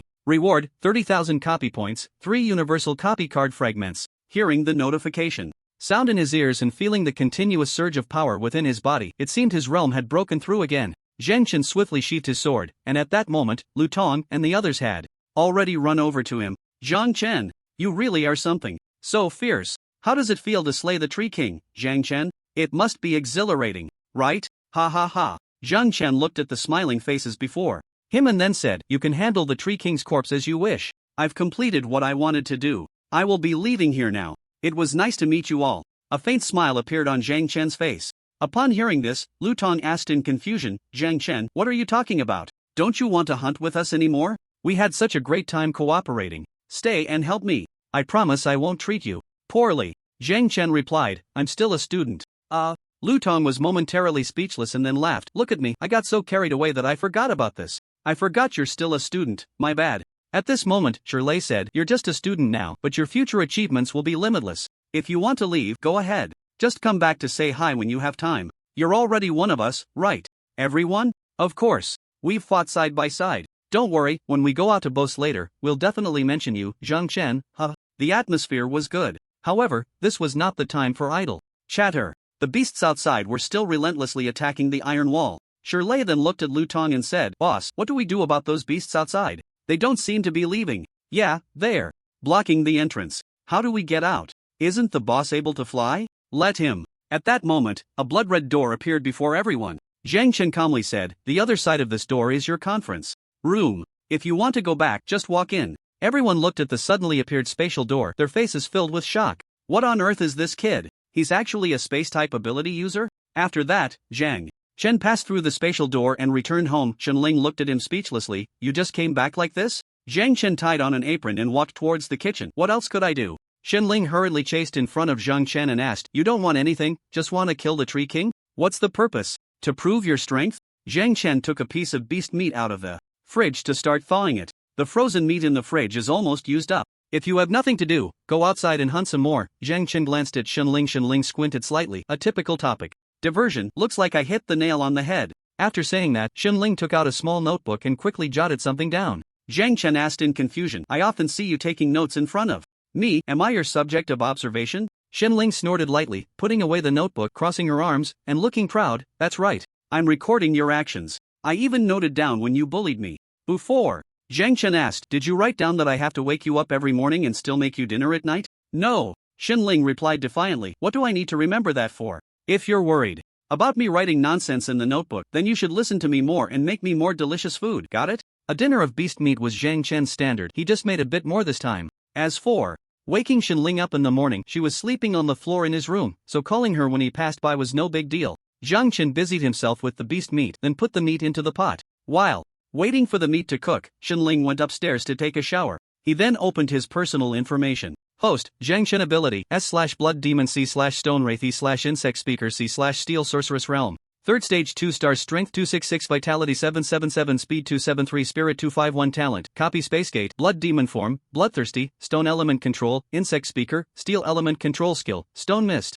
Copy points, 86600 Backpack. Universal Copy Card Fragment X1. Are there 80,000 copy points? Universal Copy Card Fragments. It seems that gathering 100 can be exchanged for a universal copy card. An S rank can also be easily copied. This gave Zhang Chen an idea. If he kept doing tasks, he should be able to gather a universal copy card. At that time, he could copy an S rank ability. S rank abilities not only bring him substantial 4 metrics, but any S rank ability is basically terrifying. The abilities he currently possesses are already quite enough, so there's no need to supplement them for now. Therefore, the copy points can be used for other things. For example, copying the giant fruit. Zhang Chen took out the giant fruit from his spatial ring. Giant fruit effect, eating it permanently increases strength by 10, speed by 10, and spirit by 10. Copy 10,000 points. Zhang Chen copied it 8 times in one breath, deducting 80,000 copy points. Item produced a critical hit. Congratulations to the host for obtaining giant fruit.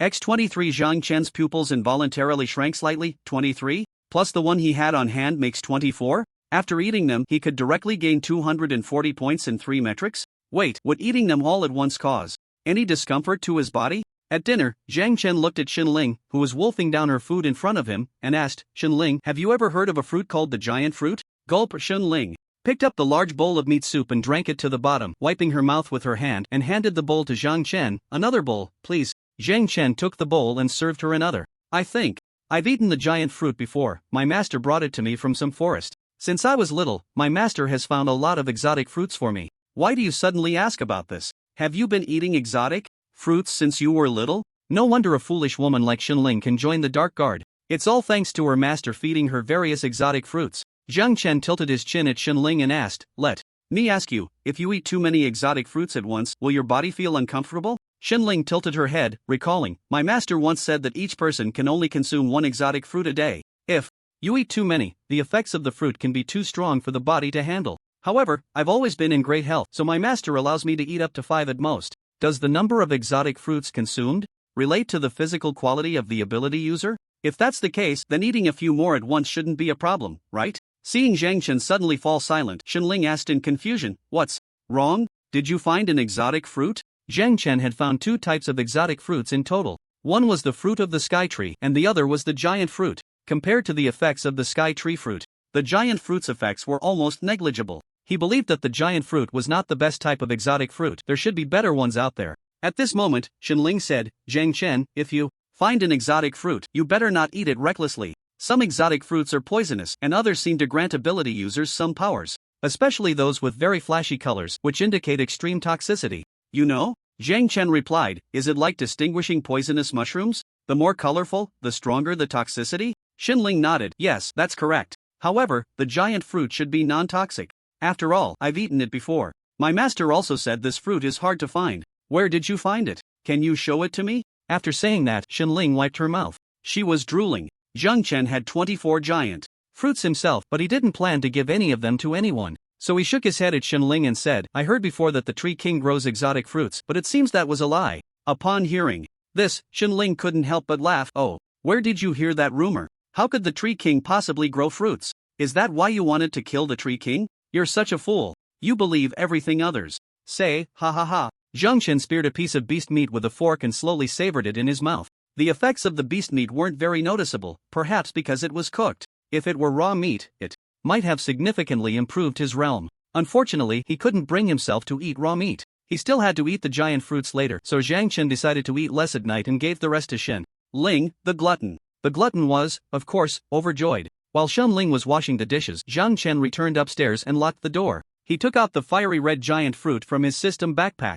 Holding it in his hand felt like holding a large peach. Zhang Chen wiped the surface of the giant fruit and then took the first bite. After finishing the entire giant fruit, a prompt appeared in his mind. You have consumed the giant fruit, host strength plus 10, speed plus 10, spirit plus 10. Zhang Chen then took out another one and continued munching. You have consumed the giant fruit, host strength plus 10, speed plus 10, spirit plus 10. He was starting to feel a bit full. Zhang Chen decided to stop eating, especially since Shen Ling had already come upstairs. Shen Ling pushed the door and asked in confusion, "Hey, what are you doing in there? Still locking the door? Are you doing something naughty? I knew it, you're a man." The door was suddenly opened. Shen Ling looked at Zhang Chen, whose mouth was covered in red fruit juice, and her eyes showed a hint of surprise.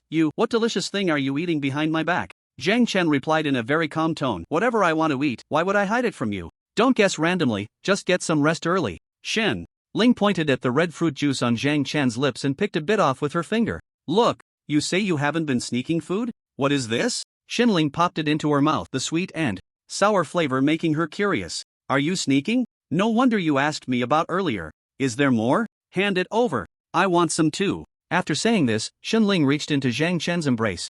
Zhang Chen was startled by Shen Ling's action and stumbled backward, tripping over the air cushion on the ground, instinctively reaching forward with both hands. He grabbed Shen Ling. Shen Ling let out a sharp scream, and just as they both fell to the ground, Zhang Chen exerted force at his waist, flipping Shen Ling over and pinning her down. They both landed with a thud. Shen Ling looked at Zhang Chen in disbelief. You better get up quickly? That was close. If she hadn't turned her head just now, they would have kissed. Zhang Chen looked at Shen Ling beneath him, inhaling the unique fragrance of a young girl. No, it was the scent of his shower gel. Zhang Chen hurriedly got up, looking at the lying Shen Ling. "Didn't I warn you not to use my shower gel? Why are you still using it? Looks like I need to put my shower gel away." Shen Ling climbed up from the ground, her pretty face turning bright red, angrily saying, "Who cares about your shower gel? Just now, you were clearly underneath. Why did you let me be on the bottom? I got crushed for nothing. How am I supposed to live with this? You have to take responsibility for me." Zhang Chen looked shocked. "Take responsibility? For what?" Shen Ling touched her belly, shyly saying, "Of course, it's the responsibility for the baby in my belly. We were lying on the same bed, right? So this Shen Ling knows nothing about romantic relationships?" Zhang Chen actually didn't know either. Zhang Chen still looked shocked. "Is that how it works? How is that possible? Are you sure you didn't get it wrong?" Shen Ling burst out laughing. "Ha, you idiot, how could that possibly lead to a baby? Haven't you ever had a girlfriend, or at least seen those kinds of films? Those kinds of films? Does that mean adult films? In this era, do people actually make adult films?" Zhang Chen realized he had been played by Shen Ling, and immediately put on a serious face, saying, "I don't want to talk about this nonsense with you, I'm going to sleep." "Oh dear. You're shy.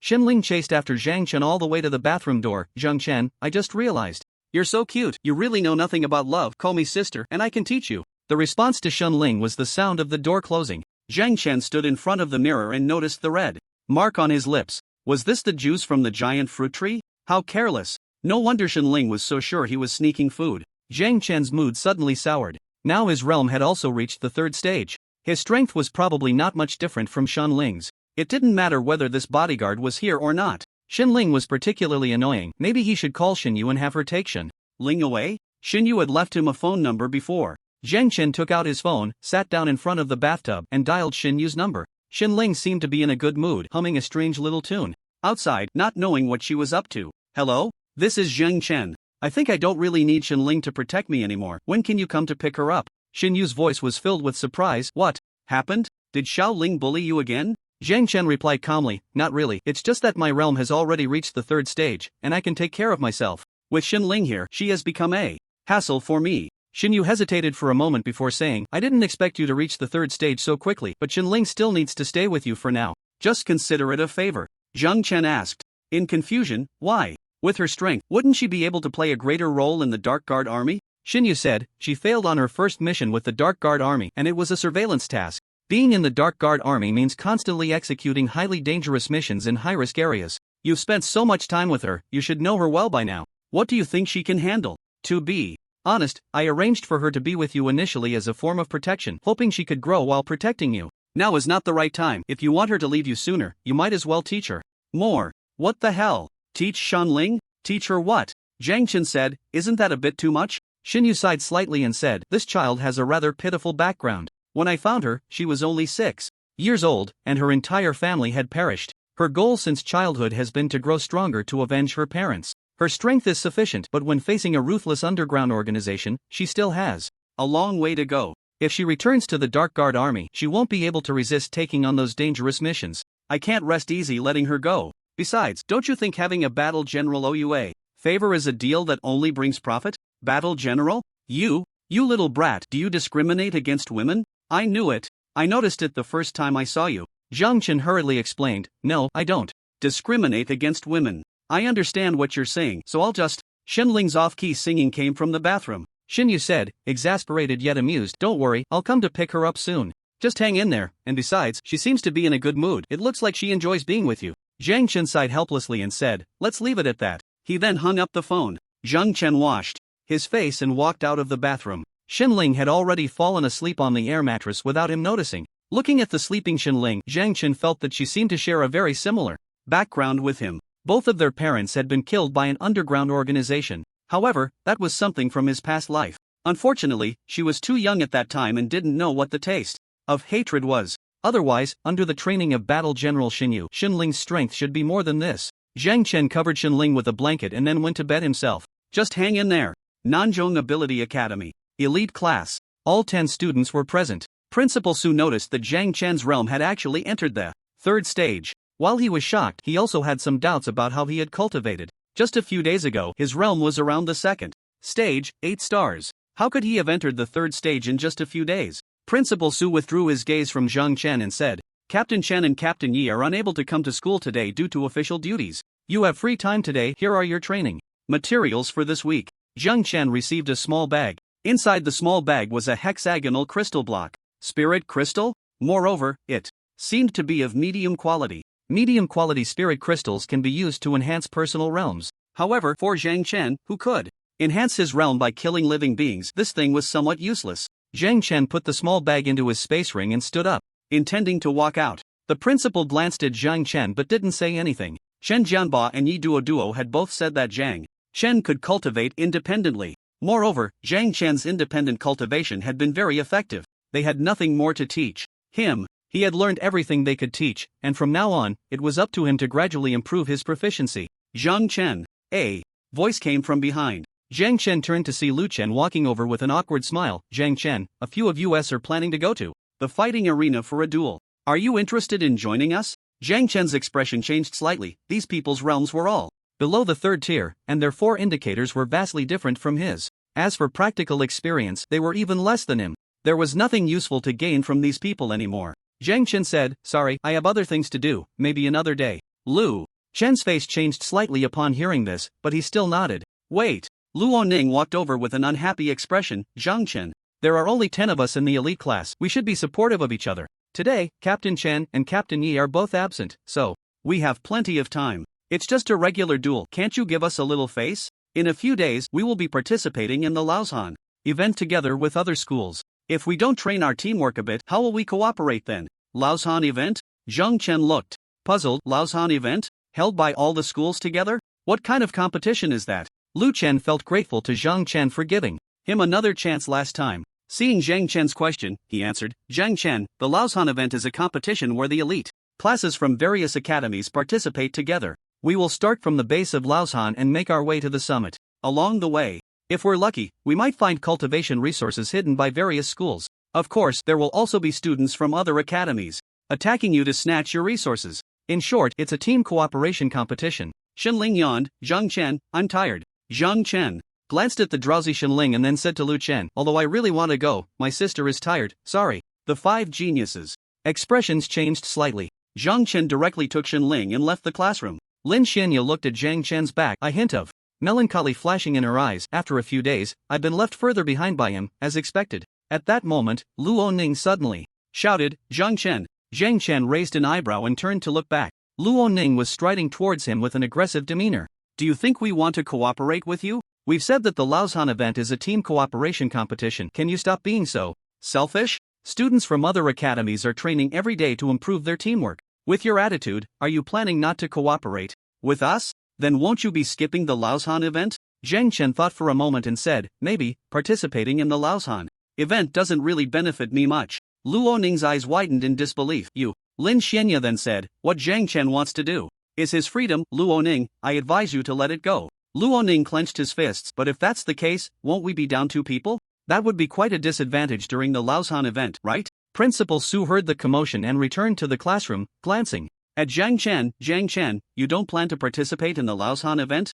Zhang Chen's expression changed, then he said, I will participate. Seeing Principal Su arrive, Luo Ning hurriedly stepped forward. Principal, Zhang Chen is not cooperating with our training. His attitude is extremely poor. Is this a report? Zhang Chen said in a very calm tone, Principal, I will participate in the Laozhan event, and I will contribute more effort then. Principal Su smiled wryly. Zhang Chen, if you really don't want to participate, that's fine. But the Laozhan event is a competition where students from various academies compete for honor. Each academy will send 10 elite students. If we are down 2 people, it will indeed be quite a disadvantage, and the other students will feel bad about it too. What do you think?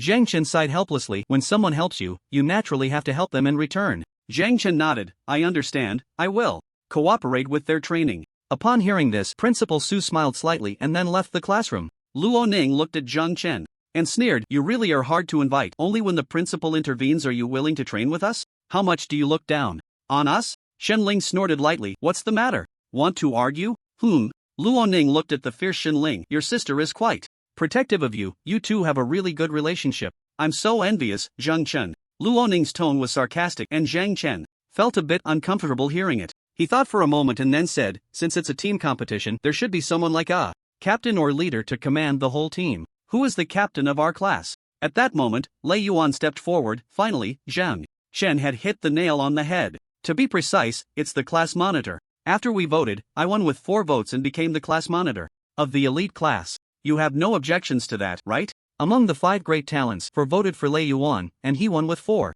votes. Zhang Chen grinned. It seemed it was time to deal with these people. The others felt a drumroll in their hearts when they saw Zhang Chen suddenly smile. Zhang Chen rarely showed expressions, and when he suddenly smiled, it gave a chilling feeling. Lei Yuan and the others frowned tightly, waiting for Zhang Chen's next words. Zhang Chen said, since it's the class monitor, it should naturally be the strongest and most capable person among us 10. I find it hard to believe that it's just based on voting. Lin Huanya then stepped forward and said, you guys are in cahoots. Voting for the class monitor is a bit hasty, and at that time, both Zhang Chen and Shenling were not present. I believe Lei Yuan is not yet the class monitor of our class. If one could become the class monitor of the elite class, it would significantly boost their reputation. Class monitor, he must have it. Lei Yuan clenched his fists, looking at Lin Huanya and Zhang Chen in the distance. Since you think the voting is unfair, how do you plan to choose the class monitor? A duel? Should we 10 fight it out? Whoever wins the most becomes the class monitor? Shenling then said, fight?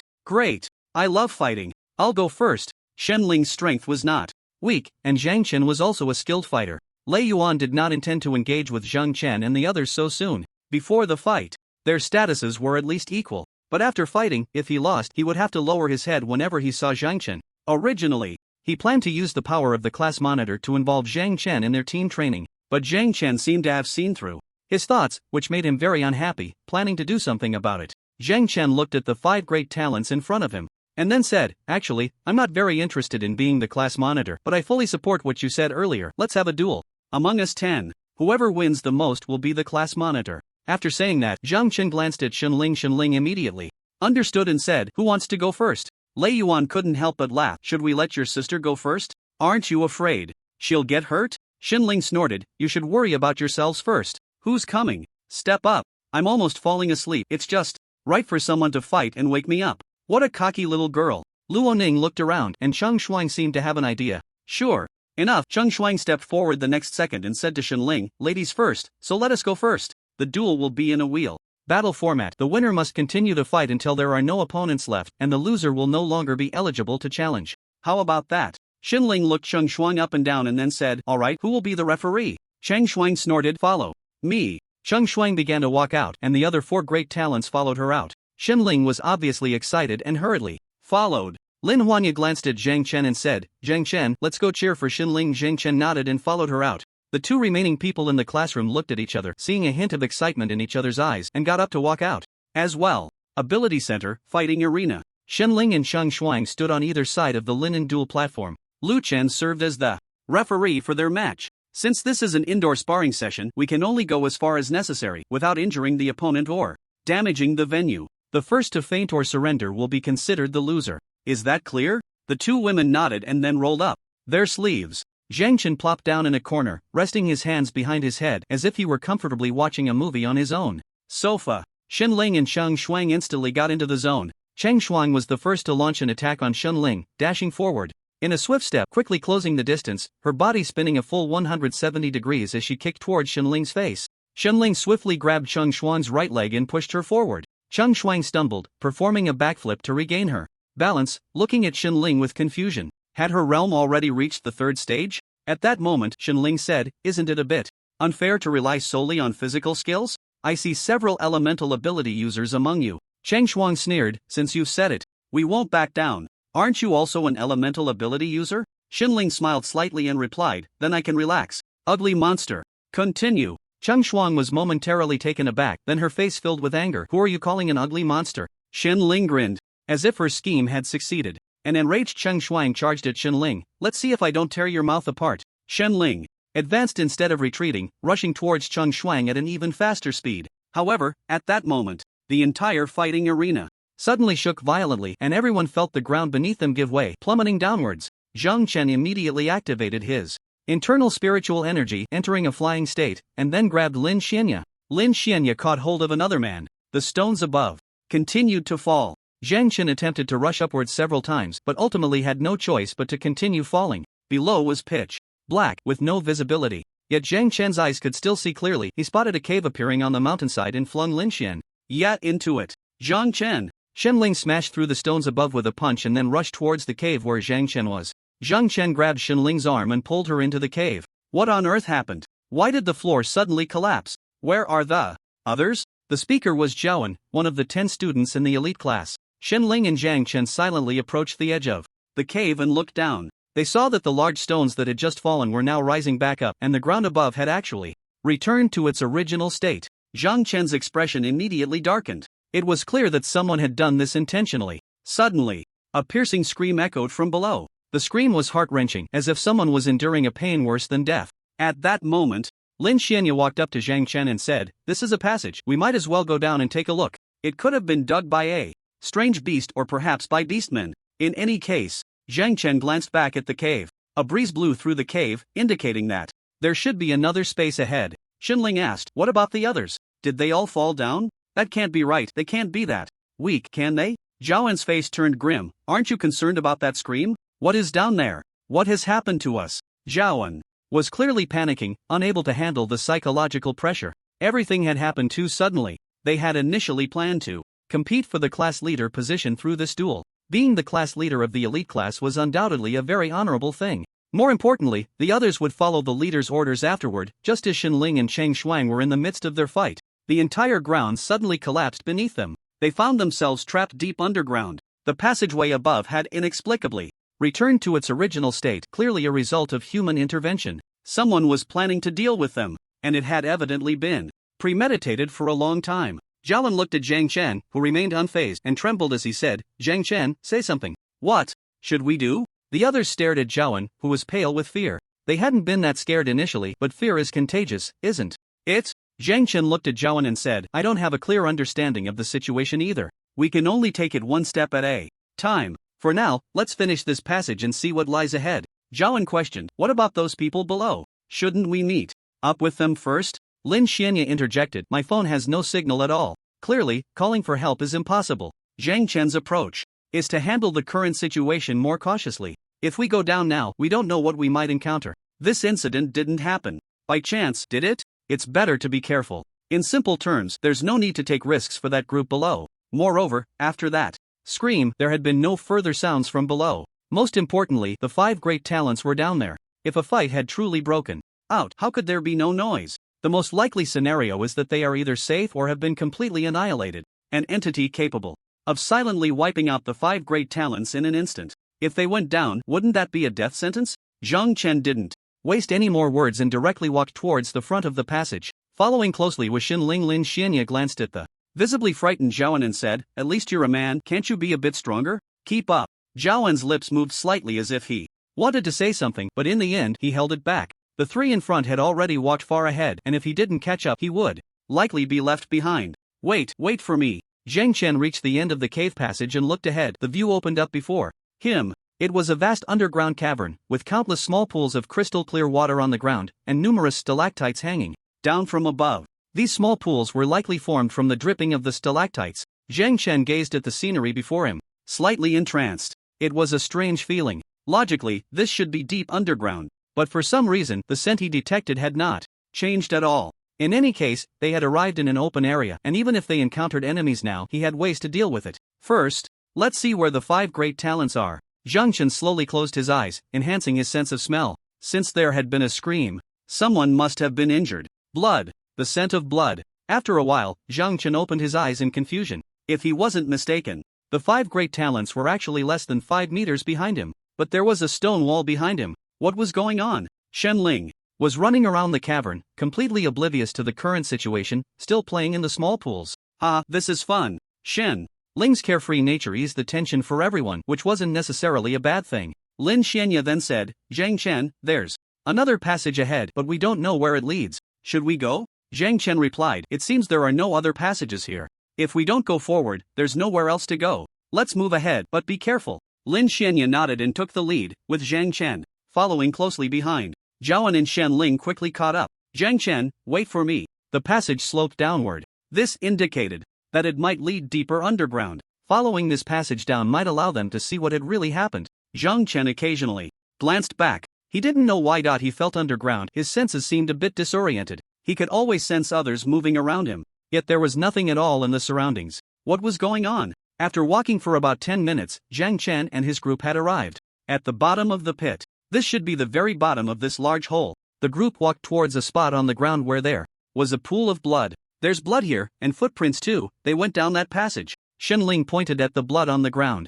Zhang Chen walked over to the blood, dipped his finger in it, and then brought it to his nose to sniff. His brow furrowed slightly. There was no smell. What was going on? Rubbing it between his fingers, it felt slick. It was indeed blood, but why was there no smell? Was his sensory ability really disoriented? Or was it that some power was limiting his sensory abilities? At that moment, Zhang Chen said, "Don't move forward yet." As soon as he finished speaking, he stepped in front of the others and said, "I will be responsible for finding the others. As for you, go back for now and inform the school to send someone over." After saying that, Zhang Chen focused his thoughts and looked in a certain direction. Zhaoan and the others looked puzzled. Only Shenling and Lin Xianya knew what Zhang Chen was talking about. The space gate. The air suddenly felt dense. A hint of confusion appeared in Zhang Chen's eyes. Even the space gate seemed to be ineffective? What was going on here? Zhaoan swallowed hard and said, "Zhang Chen, can you take us out?" Lin Xianya then looked at Zhang Chen, puzzled.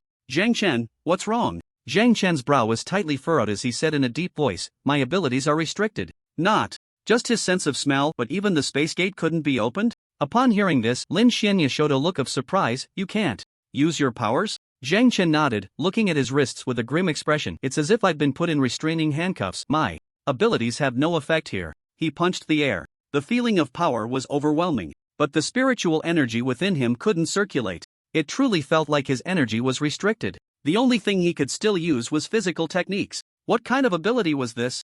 To be able to do this? To seal the spiritual energy of an ability user. At that moment, Lin Xianya also intended to use her abilities, but unexpectedly, she found it difficult to do so as well. Other people began to use their abilities one after another. However, the result was the same. Everyone's powers were sealed. Despair instantly enveloped everyone. Zhaoan's body involuntarily shivered. What's going on? Why can't I use my powers either? I am an elemental ability user. If I can't use my powers, The 3 looked at Zhao, and whose face was pale, and Zhang Chen comforted him. "Perhaps the place we are in is not the real underground fighting arena, but rather some kind of space." Shenling nodded. Zhang Chen's analysis is correct. No wonder I feel this place is so strange. Perhaps everything around us is an illusion.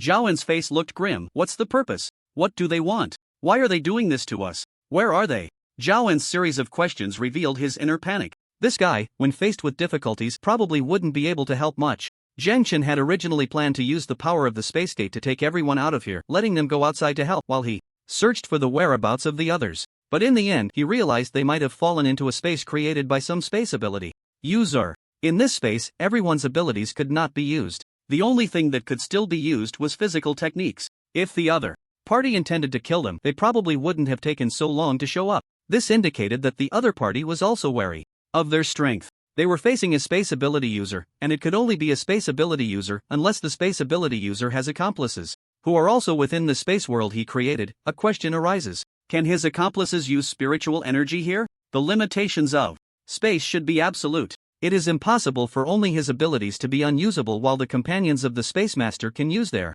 abilities here. In other words, even if they encounter someone later, the opponent can only use physical techniques. Zhang Chen has a certain confidence in his physical techniques. He believes he can definitely survive this. Zhang Chen looked at Zhaoan and said, "Zhaoan, you're lucky." Zhaoan swallowed hard. What do you mean? Zhang Chen replied, "Me, Xinling, and Lin Xianya, our physical techniques are not weak, so no matter what kind of opponent we face, I think we should be able to handle it. Based on my observations, the enemy we are facing is a space ability user, and if he has companions, they also cannot use their abilities here. The fact that they haven't attacked us yet suggests two possibilities. 1. This space ability user has no companions. 2. They might not be able to deal with so many of us. Simply put, their strength is insufficient, and there is definitely no overwhelming power. Their level might be around the 3rd tier. Do you think you can handle it, Yun?" Zhaoan blinked and said, You will protect me?" Zhang Chen smiled slightly. "Who do you think pulled you up when you fell into that big pit? I was saving you back then, wasn't I?"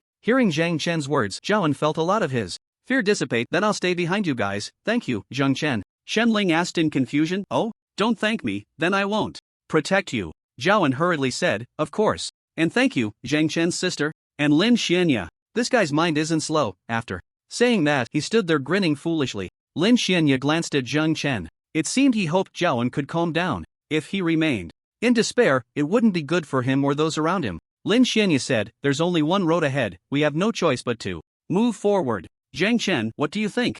Zhang Chen shook his head and said, "There's no need for that." Lin Xianya asked in confusion. "Why? What's wrong?" Zhang Chen replied, "Didn't I say? We're in the independent space of a certain space ability user, so no matter how we walk, we can't escape this space. Maintaining such a vast space consumes a lot of spiritual energy, and if we wander around, he might have set some traps for us ahead. Instead of wandering aimlessly, it's better to stay put and wait for an opportunity." Lin Xianya nodded.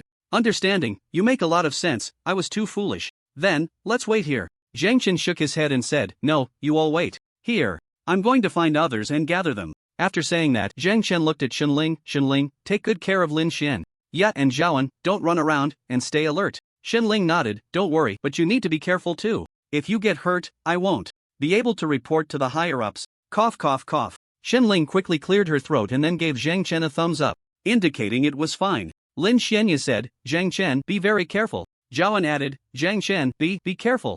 Zhang Chen nodded and then rushed towards the passage ahead. The moment he entered the cave, his body instantly became fully armed. His body turned to steel, so he naturally had no fear of what lay ahead. His speed was very fast. Cave, cavern, still a cave, still a cavern. What a completely uninspired space. But he could see some footprints on the ground, and Zhang Chen followed the footprints, continuously chasing forward. It was hard to tell how much time had passed. Zhang Chen suddenly stopped. Not far ahead, in a cave, a person was lying there. As he approached, he realized it was Lu Chen. Lu Chen's right leg seemed to be injured, and since they couldn't use spiritual energy here, his leg couldn't receive timely treatment. Moreover, strangely, Lu Chen was the only one here. Zhang Chen walked over to Lu Chen and shook him awake. Lu Chen struggled to open his eyes, and when he saw Zhang Chen, he was instantly shocked. "Zhang Chen? How did you end up here?" Zhang Chen asked. In confusion, "Where are the others? Why are you the only one here?" Lu Chen clenched his fists tightly. "Those bastards saw I was injured and just left me here, going off to find the exit themselves.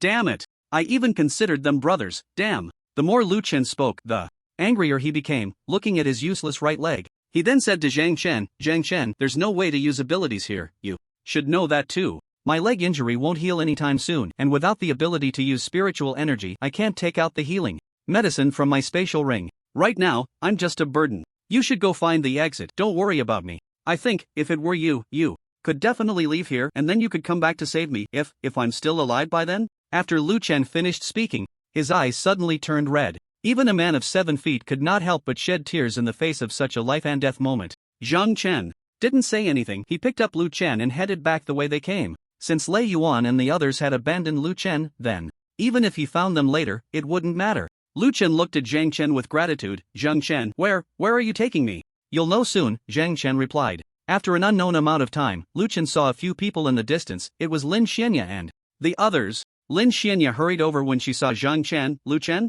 you're injured? Lu Chen nodded. I broke my leg when I fell down. Are you all okay? Lin Xianya shook her head. We're all fine. By the way, where are the others? A flash of anger appeared in Lu Chen's eyes. Zhang Chen set Lu Chen down on the ground and said, they left the injured Lu Chen behind and went off to find the exit. Zhao En's expression immediately darkened upon hearing this. How can they do that? Doesn't that mean leaving Lu Chen to wait for death here?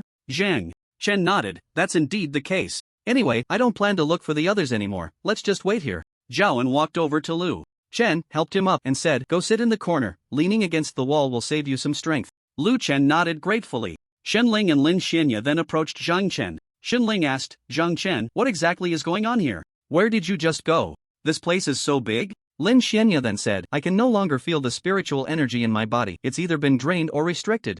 I think the person who made them fall into this pit will probably come out soon. Zhang Chen recalled the moment he had just fallen. He could still use the spiritual energy in his body to fly, but afterward, the spiritual energy didn't seem to decrease. Rather, at a certain moment, he could no longer use the spiritual energy at all. Not only that, but his senses were also sealed. This was the terrifying aspect of this space. If the person behind this intended to wait until they were completely unable to use spiritual energy and their senses were in chaos before dealing with them, then now was indeed a good time. At that moment, a strange laughter suddenly came from above. Zhang Chen's expression changed slightly as he looked up. He saw a figure suddenly descending from the sky, wearing a white faceless mask and a black leather bodysuit. Judging by the body features, it was a man. Zhao and Lu Chen's eyes widened in shock. Who is this guy? Zhang Chen, Shen Ling, and Lin Xianya stood in front of Zhao and Lu Chen, looking at the suddenly appeared masked man. Zhang Chen asked in a deep voice, did you bring us here? What is your purpose? The faceless man's voice sounded very rough, like a broken blower. What is my purpose?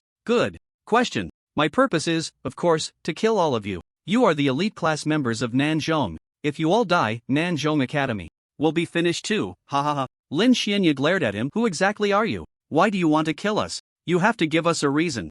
The masked man snorted coldly and said, I just want to kill you, so I did it. What more reason do you need? Who wants to come up first? To die? Zhang Chen remained silent, looking up at the sky. The opponent had jumped down from above. This meant the exit was up there, and he could see the spiritual energy swirling around the opponent. Could this person be the master of this space? Or just a companion? But he has a way to use spiritual energy in this space? Lin Xianya walked in front of Zhang Chen and whispered, I'll go first to test his strength. If I can defeat him, that would be great. If I lose, then you'll know his strength too. Zhang Chen nodded. Be careful. Shen Ling also looked worried and said, Sister Xianya, you must be careful. Lin Xianya smiled slightly and nodded. She walked step by step towards the masked man, suddenly accelerating and charging towards him. The masked man grinned. Good to see you. Lin Xianya threw a punch at the masked man. However, to her surprise, the scene around her instantly changed and everything turned pitch black. In the distance, there was a white light. Lin Xianya looked at her right hand in shock. What happened? Or is it that she is already dead? Zhang Chen and Shen Ling frowned. Lin Xianya was frozen into an ice sculpture as soon as she made her move.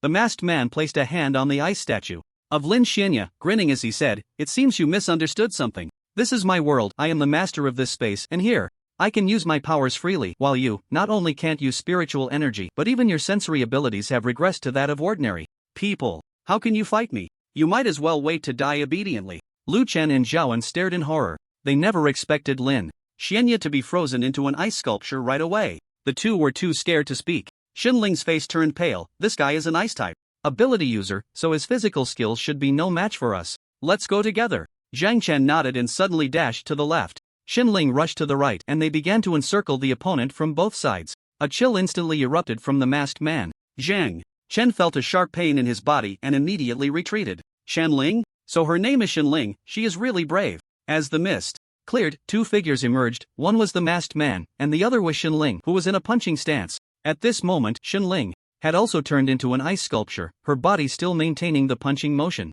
Zhao En let out a sharp scream and immediately dropped Lu Chen, running towards the cave ahead. Help! Lu Chen shouted loudly. Zhang Chen, run! Run! Clearly, the power difference was too great. Physical ability users were utterly helpless against elemental ability users, and an elemental ability user who had trained in physical skills would be even more terrifying. This was not the time to think about these things. The key was that he couldn't use his spiritual energy. He could only use physical skills to deal with the opponent. But that strange chill from the opponent could instantly freeze someone into an ice sculpture. Zhang Chen took a deep breath and immediately ran towards Lu Chen, hoisting him onto his shoulder and continuing down the passage ahead. Zhang Chen, you go on by yourself. Don't worry about me. Lu Chen was almost moved to tears, not expecting that at such a moment, Zhang Chen would still carry him along. But he knew very well that they couldn't escape. Zhang Chen said nothing and instead quickened his pace. Carrying Lu Chen, Zhang Chen continuously traversed one cave after another. He understood that running was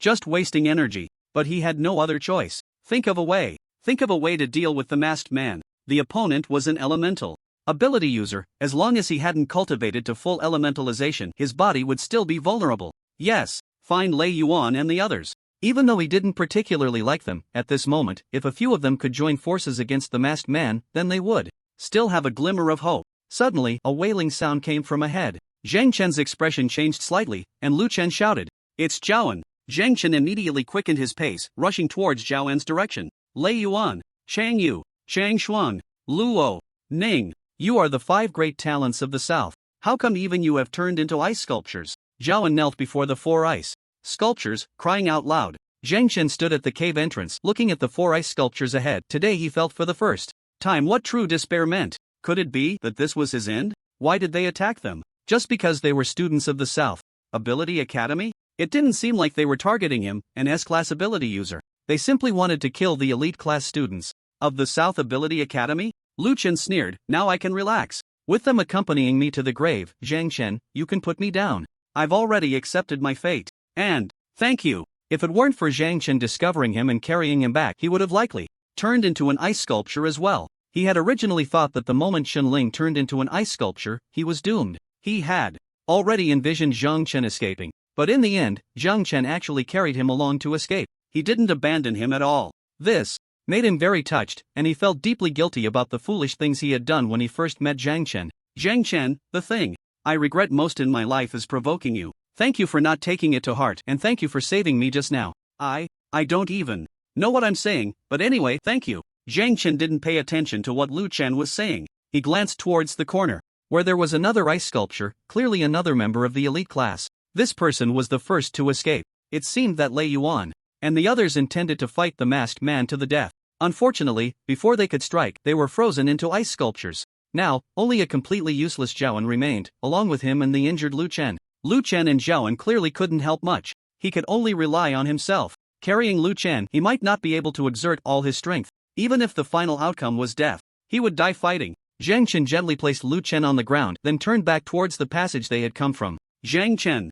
Lu Chen watched Zhang Chen's departing figure, clenching his fists in frustration at his broken leg, unable to help at all. Otherwise, he would have gone with Zhang Chen to confront the masked man, even if it meant dying. He wanted to die like a man. Zhang Chen suddenly stopped, turned back to look at Lu Chen, and said, "No need to thank me." Lu Chen was momentarily taken aback. The next second, his tears could no longer hold back and he burst into tears. Zhang Chen looked at the figure standing at the cave entrance ahead. A chasm. This was an extremely distant chasm. The opponent's strength was still unknown, but his weapon was truly formidable. He had only felt that kind of sensation on Shenling before. He thought that if he didn't get out of the mist soon, his body would probably freeze solid. At that time, he would still be in the form of a blood demon, but now he was just in human form. Beneath that human form, he would likely be frozen into an ice sculpture within seconds, right? Or perhaps even faster? Otherwise, when Shenling turned into an ice sculpture, she wouldn't still be in the posture of throwing a punch. It was as if she had been instantly frozen into an ice sculpture, her brain and body not having reacted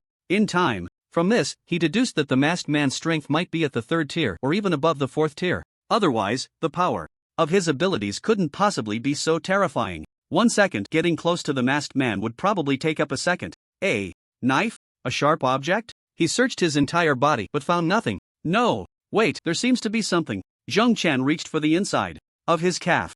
It was a habit formed over many years, to tie a dagger to his calf. Because it was a habit, he had almost forgotten about the knife on his leg. When he used this knife, it meant that the situation had become as dire as it could get. Zhang Chen gripped the dagger tightly, took a deep breath, and reversed his grip. From the front, it looked like he was clenching his fist. At that moment, the masked man slowly turned around, looking at Zhang Chen as he approached, grinning. Have you seen my masterpiece? Soon you will become like them. By then, I might take your ice sculptures to exhibit everywhere. Ha ha ha. Zhang Chen took a deep breath and stopped less than 3 meters from the masked man. He asked, still the same question, why us? The masked man snorted lightly. Why you? Zhang Chen's pupils suddenly constricted, and in an instant he closed the distance to the masked man, slashing towards his neck with the dagger. His speed was like lightning. By the time the masked man noticed, his neck instinctively recoiled, and at the same time, his body suddenly spewed out countless dense mist. Zhang Chen clicked his tongue, his face turning ugly, and he quickly withdrew, stepping back several paces before running towards the cave ahead. He ran back again. Lu Chen seemed to have fainted from excessive blood loss. Zhaoan sat dumbly on the ground, his eyes devoid of life. At that moment, the masked man's laughter echoed from the passage, along with his footsteps. He walked slowly. I didn't expect that without spiritual energy, your speed could still be this fast. Moreover, you suddenly attacked me while I was speaking, and you were able to instantly escape from my mist's coverage. You really are the best. But soon, you will die too. Ha ha ha. At this point, Zhang Chen ran towards Zhaoan, crouching down to ask, do you want to live?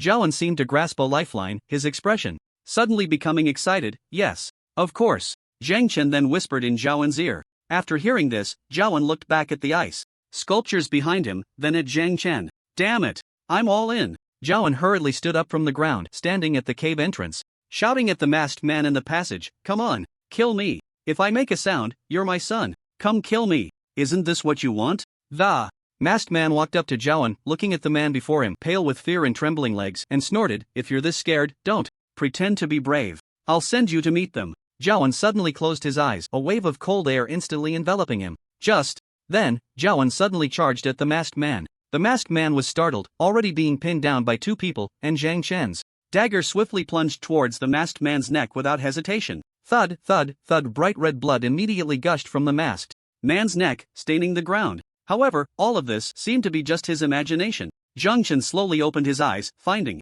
himself standing in a dark chaos with Zhaoan. A glowing door appeared ahead. Zhaoan glanced at Zhang Chen, swallowing hard. Are we dead? Zhang Chen touched his face, pinching his flesh. No sensation. Was he dead? He clearly.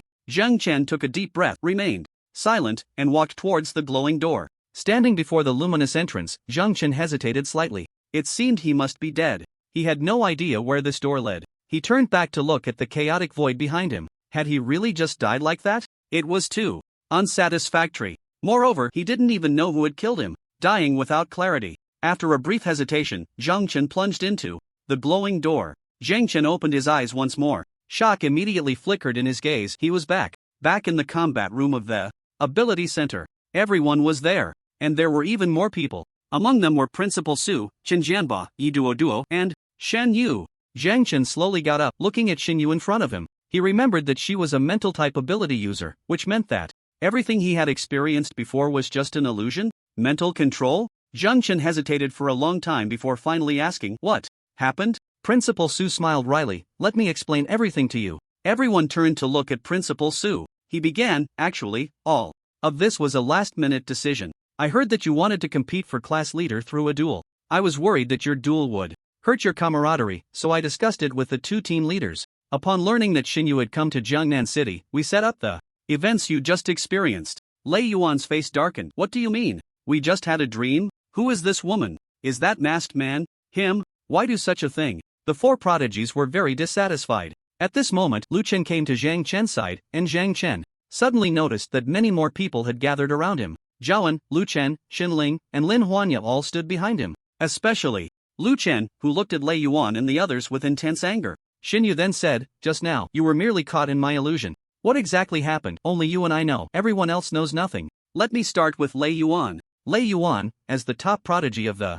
South Central Ability Academy, when faced with an emergency, you only cared about self-preservation, showing no leadership skills, even decisively abandoning your lagging companions, Zheng Yu, Zheng Shuang, and Lu Oning. You all are the same. As for Lin Feng, you did nothing, just followed them, and at the last moment, you were treated as a tool to buy time. None of you can possibly become class leader. The faces of Lei Yuan and the others turned ashen. They hadn't expected this to be a test. Shen Yu looked up at Zhang Chen and the others, saying, Lu Chen, your emergency handling in a critical moment was not skilled enough, otherwise, you wouldn't have broken your leg and subsequently become a burden to the entire team. But your personal awareness is commendable, which adds points. Lin Huanya, Zhang Chen, and Shen Ling, the three of you handled things calmly and were good at thinking, which is praiseworthy. Here, I want to emphasize Zhang Chen. You are indeed a good candidate for class leader, with leadership ability, personal awareness, decision-making under pressure, and you didn't abandon anyone at the last moment. If I had to choose one of you to be class leader, I might choose you.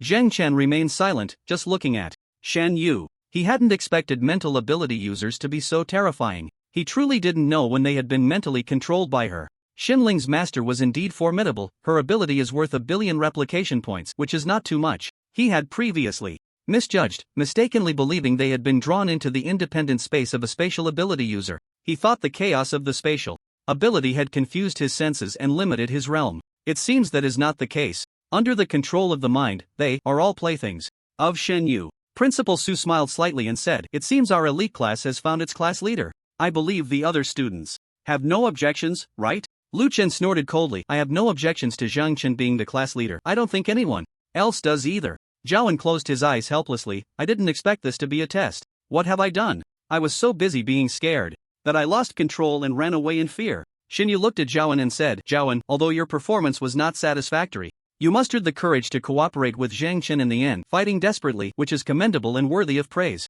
Zhaoan felt utterly embarrassed, wanting to find a crack in the ground to hide in. Luoning smacked his lips and said, "We might as well duel ourselves to select the class leader. One cannot test people's hearts. In that situation, who would care about anyone else?" Shen Yu turned to Luoning, smiled slightly, and said, "By the way, I forgot you were frozen by me from the start. You might not know what Zhang Chen did." In the very end, Zhang Chen did not give up on his teammate and, with Zhaoan's cooperation, successfully killed the masked man and broke free from mental control. This is a rare occurrence. I have never seen anyone escape from my mental world. Zhang Chen and Zhaoan are the first to escape from my mental world. Upon hearing this, everyone widened their eyes. Zhang Chen and Zhaoan? How did they manage to kill the masked man? Those strange cold currents froze them into ice blocks upon contact. Zhang Chen actually counter-killed the masked man? Shen Yu corrected, "Of course, Zhang Chen, you don't need to be too proud. You merely cleared the simplest difficulty as the first batch." Zhang Chen had nothing to say. He needed to digest what had happened earlier. His mind was still in a daze. The abilities of a mental ability user are truly terrifying. He had unknowingly entered the mental world created by Xinyu. Even now that he had escaped the mental world, it had caused irreparable damage to his psyche. He truly thought he was going to die at that moment. His abilities were restricted, his senses confused, completely trapped in a dead end. At the same time, he experienced the feeling of death once again. Zhang Chen looked up at Xinyu's mental ability, worth a staggering 1 billion replication points. If he had encountered Xinyu first, no. If it weren't for Shenling coming here, he would never have met Xinyu. The universal replication card. If he could gather a universal replication card, he could replicate Xinyu's ability. It seems he needs to work harder. Principal Su then stepped in to conclude. "Alright, since the class leader has been decided, then next, Zhang Chen, during the Laoshan trip, you will lead the other academies to the summit. What do you think?"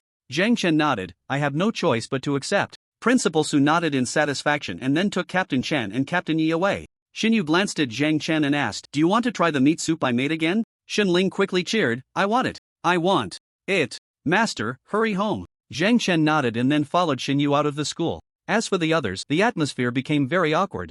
They had experienced betrayal and abandonment in the mental world. In short, the atmosphere in this class is unlikely to improve in the future. Zhang Chen clearly realized this as well. On the way home, he asked Xinyu, "Master Xinyu, don't you think what you're doing is undermining the unity of the entire class?" Upon hearing this, Xinyu smiled slightly and said, "Isn't it better for them to recognize early on what kind of people are around them? Moreover, this is not just a test for the class but also a test for you." Zhang Chen's expression changed slightly. Xinyu continued, "The growth potential of an S-class ability user is limitless, but many S-class ability users, in pursuit of even greater power, immerse themselves in underground organizations, even losing themselves in the process. Arrogance and pride are their common faults. At the same time, they lack a spirit of dedication. Everything around them is merely a tool." Zhang Chen's face changed slightly. "So what is my test result?" Xinyu smiled slightly and said, "Not bad. If I hadn't seen the evaluation Shenling sent me after observing you." At this moment, Zhang Chen looked at Shenling, who was looking up at the sky, pretending to be clueless. Shen Yu said, "You can't blame her. This is also a task assigned to her from above. However, from now on, you can rest assured that Shenling no longer needs to observe you. Your performance in the spiritual world has already given me a comprehensive understanding of you. At least, you are not the kind of person who would abandon their companions in times of crisis. That alone is enough. He didn't expect that he was being tested. After Zhang Chen realized everything, his mood also relaxed. I wonder if the divine breath can resist your mental control or detect it in advance? This question was very important. If even the divine breath couldn't block Xinyu's mental control, then Xinyu's existence could indeed be described as invincible. Xinyu nodded. Of course it can, but rest assured, the number of mental ability users is extremely rare. There are fewer than 5 in the entire world. Of course, there are some abilities that are close to mental control, such as Yi Duoduo's visual confusion, which can also be considered a form of mental control, but not entirely. After finishing, Xinyu smiled at Zhang Chen. It seemed this guy was intimidated by her abilities. Those who are under mental control would have their spirits somewhat damaged. The fact that Zhang Chen could recover in such a short time indicated that his spiritual world was exceptionally strong. A person's strength is determined by the overall power. Both the spiritual world and the physical body must be in a balanced state. If the spiritual world shatters, one would fall into panic, and in panic, no strength can be exerted. Xinyu returned to Zhang Chen's home and made a pot of warm meat soup for her disciple and Zhang Chen. Just like last time, she left shortly after. This time, it was probably because Zhang Chen intended to have Xinyu take Xinling away yesterday, and Xinyu was a bit worried, so she made a special trip back. It was evident that Xinyu cared for Xinling as much as she would for her own child. Both of them share the surname Xin. Could it be that Xinling is Xinyu's child? When both were preparing to sleep that night, Xinling suddenly sat up from the air mattress, looking at Zhang Chen with a strange expression. Hey, you won't blame me for reporting to master, will you? Zhang Chen, momentarily taken aback, replied. No, meeting Xinyu has helped me understand ability users in this world better, which is quite good. Xinling smiled slightly. Of course, my master is a war general. You've seen her twice, which most people don't get to do, and she even cooked for you. Doesn't that count as me giving you a boost? You'd better treat me a little better in the future. Zhang Chen smiled wryly and nodded. This Xinling really amazed him. Time flew by. Soon, it was the day of the trip to Laoshan. Zhang Chen and Xinling headed to school. After these few days of interaction, it seemed that the elite class had already accepted the fact that Zhang Chen had become the class leader. The moment Zhang Chen walked into the classroom, Principal Su was already there. Upon seeing Zhang Chen arrive, Principal Su announced, "Very well, it seems everyone is here. Today is the day of the Laoshan event. Prepare yourselves, the bus should be waiting at the school gate. You can just get on the bus when the time comes." Zhang Chen had looked up the past competition records and the route map for the Laoshan event over the past few days. There was an ability academy called Zhiga that seemed to have dominated the top ranking for years in the Laoshan event. A total of 5 academies would participate in the competition. 50 people would enter Laoshan from a designated entrance, and the participants had to climb Laoshan on foot without using any flying abilities. 10 individuals would then engage in a battle of wits and strength with other academies' ability users in the mountains. They could eliminate participants from other academies and seize their school badges. The academy with the most participants reaching the summit before sunset would be considered the winner. It was somewhat similar to a battle royale game, where participants eliminated others to ensure their own academy had enough members. This truly reflected the strength of the students from each academy. Zhang Chen led his team onto the school bus heading to Laoshan. On the bus, Lei Yuan turned to Zhang Chen and asked, "Zhang Chen, as our class leader and team captain, we're about to climb Laoshan. I think the students from other academies are probably already strategizing and planning. Do you have anything to say to us?" At this, everyone turned to look at Zhang Chen. Luo Ning grinned and said, "Lei Yuan, don't put Zhang Chen on the spot. It's our first time participating in the Laoshan event, we should just go for it." Zhang Chen then said, "Actually, I have considered how we 10 should handle this Laoshan event." Upon hearing this, Lei Yuan and the others squinted their eyes. Zhang Chen continued, "I will divide you into 2 small groups. Lei Yuan, Cheng Yu, Cheng Shuang, and Luo Ning, you 4 are an old team, so you'll be one group. Lin Xianya will lead the other group." Lin Xianya responded, "I'm leading the team? What about you? It seems you haven't assigned yourself to a group." Zhang Chen smiled and said, "I heard this is a competition to seize the school badges from other academies. If I act alone, it might yield better results. When I rush into Laoshan, almost everyone I encounter will be from other academies." Zhang Chen's arrangement was understandable to Lei Yuan and the others. Ever since the recent test, Lu Chen had stopped associating with them. During that time in the fantasy world, Lu Chen was injured, and Lei Yuan and the others decided to leave him in a place to fend for himself. Who knew that was just a test, and because of their actions, the position of class leader had fallen to Zhang Chen. They could never have imagined that Zhang Chen would be the type to care about others' lives in a crisis. In the end, he even teamed Up with Jiawen to kill the masked man and escape the fantasy world. Lei Yuan took a deep breath and said, so you mean you want to act alone? Let them split into two groups and act independently? Zhang Chen replied calmly, I think I've made myself very clear. If you need to confirm again, I can only answer yes. Lei Yuan's expression changed slightly, although I know you are confident in your abilities. What? If you get surrounded by people from other academies? If we lose our leader, who knows if being eliminated will deduct points from all of us? Zhang Chen said lightly, I don't want to waste more words. If you're unwilling, you can act on your own. After all, the only people you can rally are just a few. The atmosphere suddenly became tense. Zhang Chen's words clearly showed he had no regard for Lei Yuan and the others. You. Lei Yuan glared at Zhang Chen and Zhang Chen looked coldly at Lei Yuan and said, the Laojun Mountain event is held outside the city, so you'd better be careful. Lei Yuan's eyes widened instantly. Zhang Chen's words meant the Laojun Mountain event is held outside the city, which means that outside the city, even killing is not a crime. Was he warning him? Or reminding him? Most likely the former. Zhang Chen had had enough of dragging along with this group of incompetent teammates. Either follow orders, or just get lost. He just didn't say it so bluntly, but the implied meaning was probably understood by Lei Yuan and the others. The four top talents looked as if they had been slapped, rendered speechless, and could only glare at him with angry eyes. At this moment, Lu Chen said, with Zhang Chen's strength, it's not a big deal for him to act alone. Lin Xianya, we will follow you then. Lin Xianya nodded, saying nothing more. At this time, Shenling asked, brother, what about me? Should I follow Sister Xianya too? Zhang Chen frowned slightly and said, what do you want to follow them for? You should also act alone like me to seize more school badges for us. Upon hearing this, Shenling sighed helplessly. Alright then, I'll try to grab a few more. Shenling also wanted to act alone? What did this brother and sister mean? Were they completely excluding everyone else? Did they not want to team up with them at all? Just as everyone was thinking this in their hearts, Lin Xianya was the only one who saw through Zhang Chen's intentions. Zhang Chen didn't want to team up with them. The impression left by entering the world of mental control a few days ago was too profound. Clearly, from that moment on, he understood one thing. None of them could be relied upon. He could only depend on himself. They hadn't even lasted a single round against the masked man. Zhang Chen then said, Xian. Yeah, don't misunderstand. I just think acting alone is more convenient, and besides, both Shenling and I have reached the third stage. I believe among the 50 people from the 5 academies in Jiangnan City, those who have reached the third stage in just over 3 months are few and far between. If Shenling and I act separately to deal with those at a lower level, we should have very good results. Zhang Chen and Shenling had both reached the third stage? Lei Yuan and the others immediately showed expressions of terror. How did they cultivate?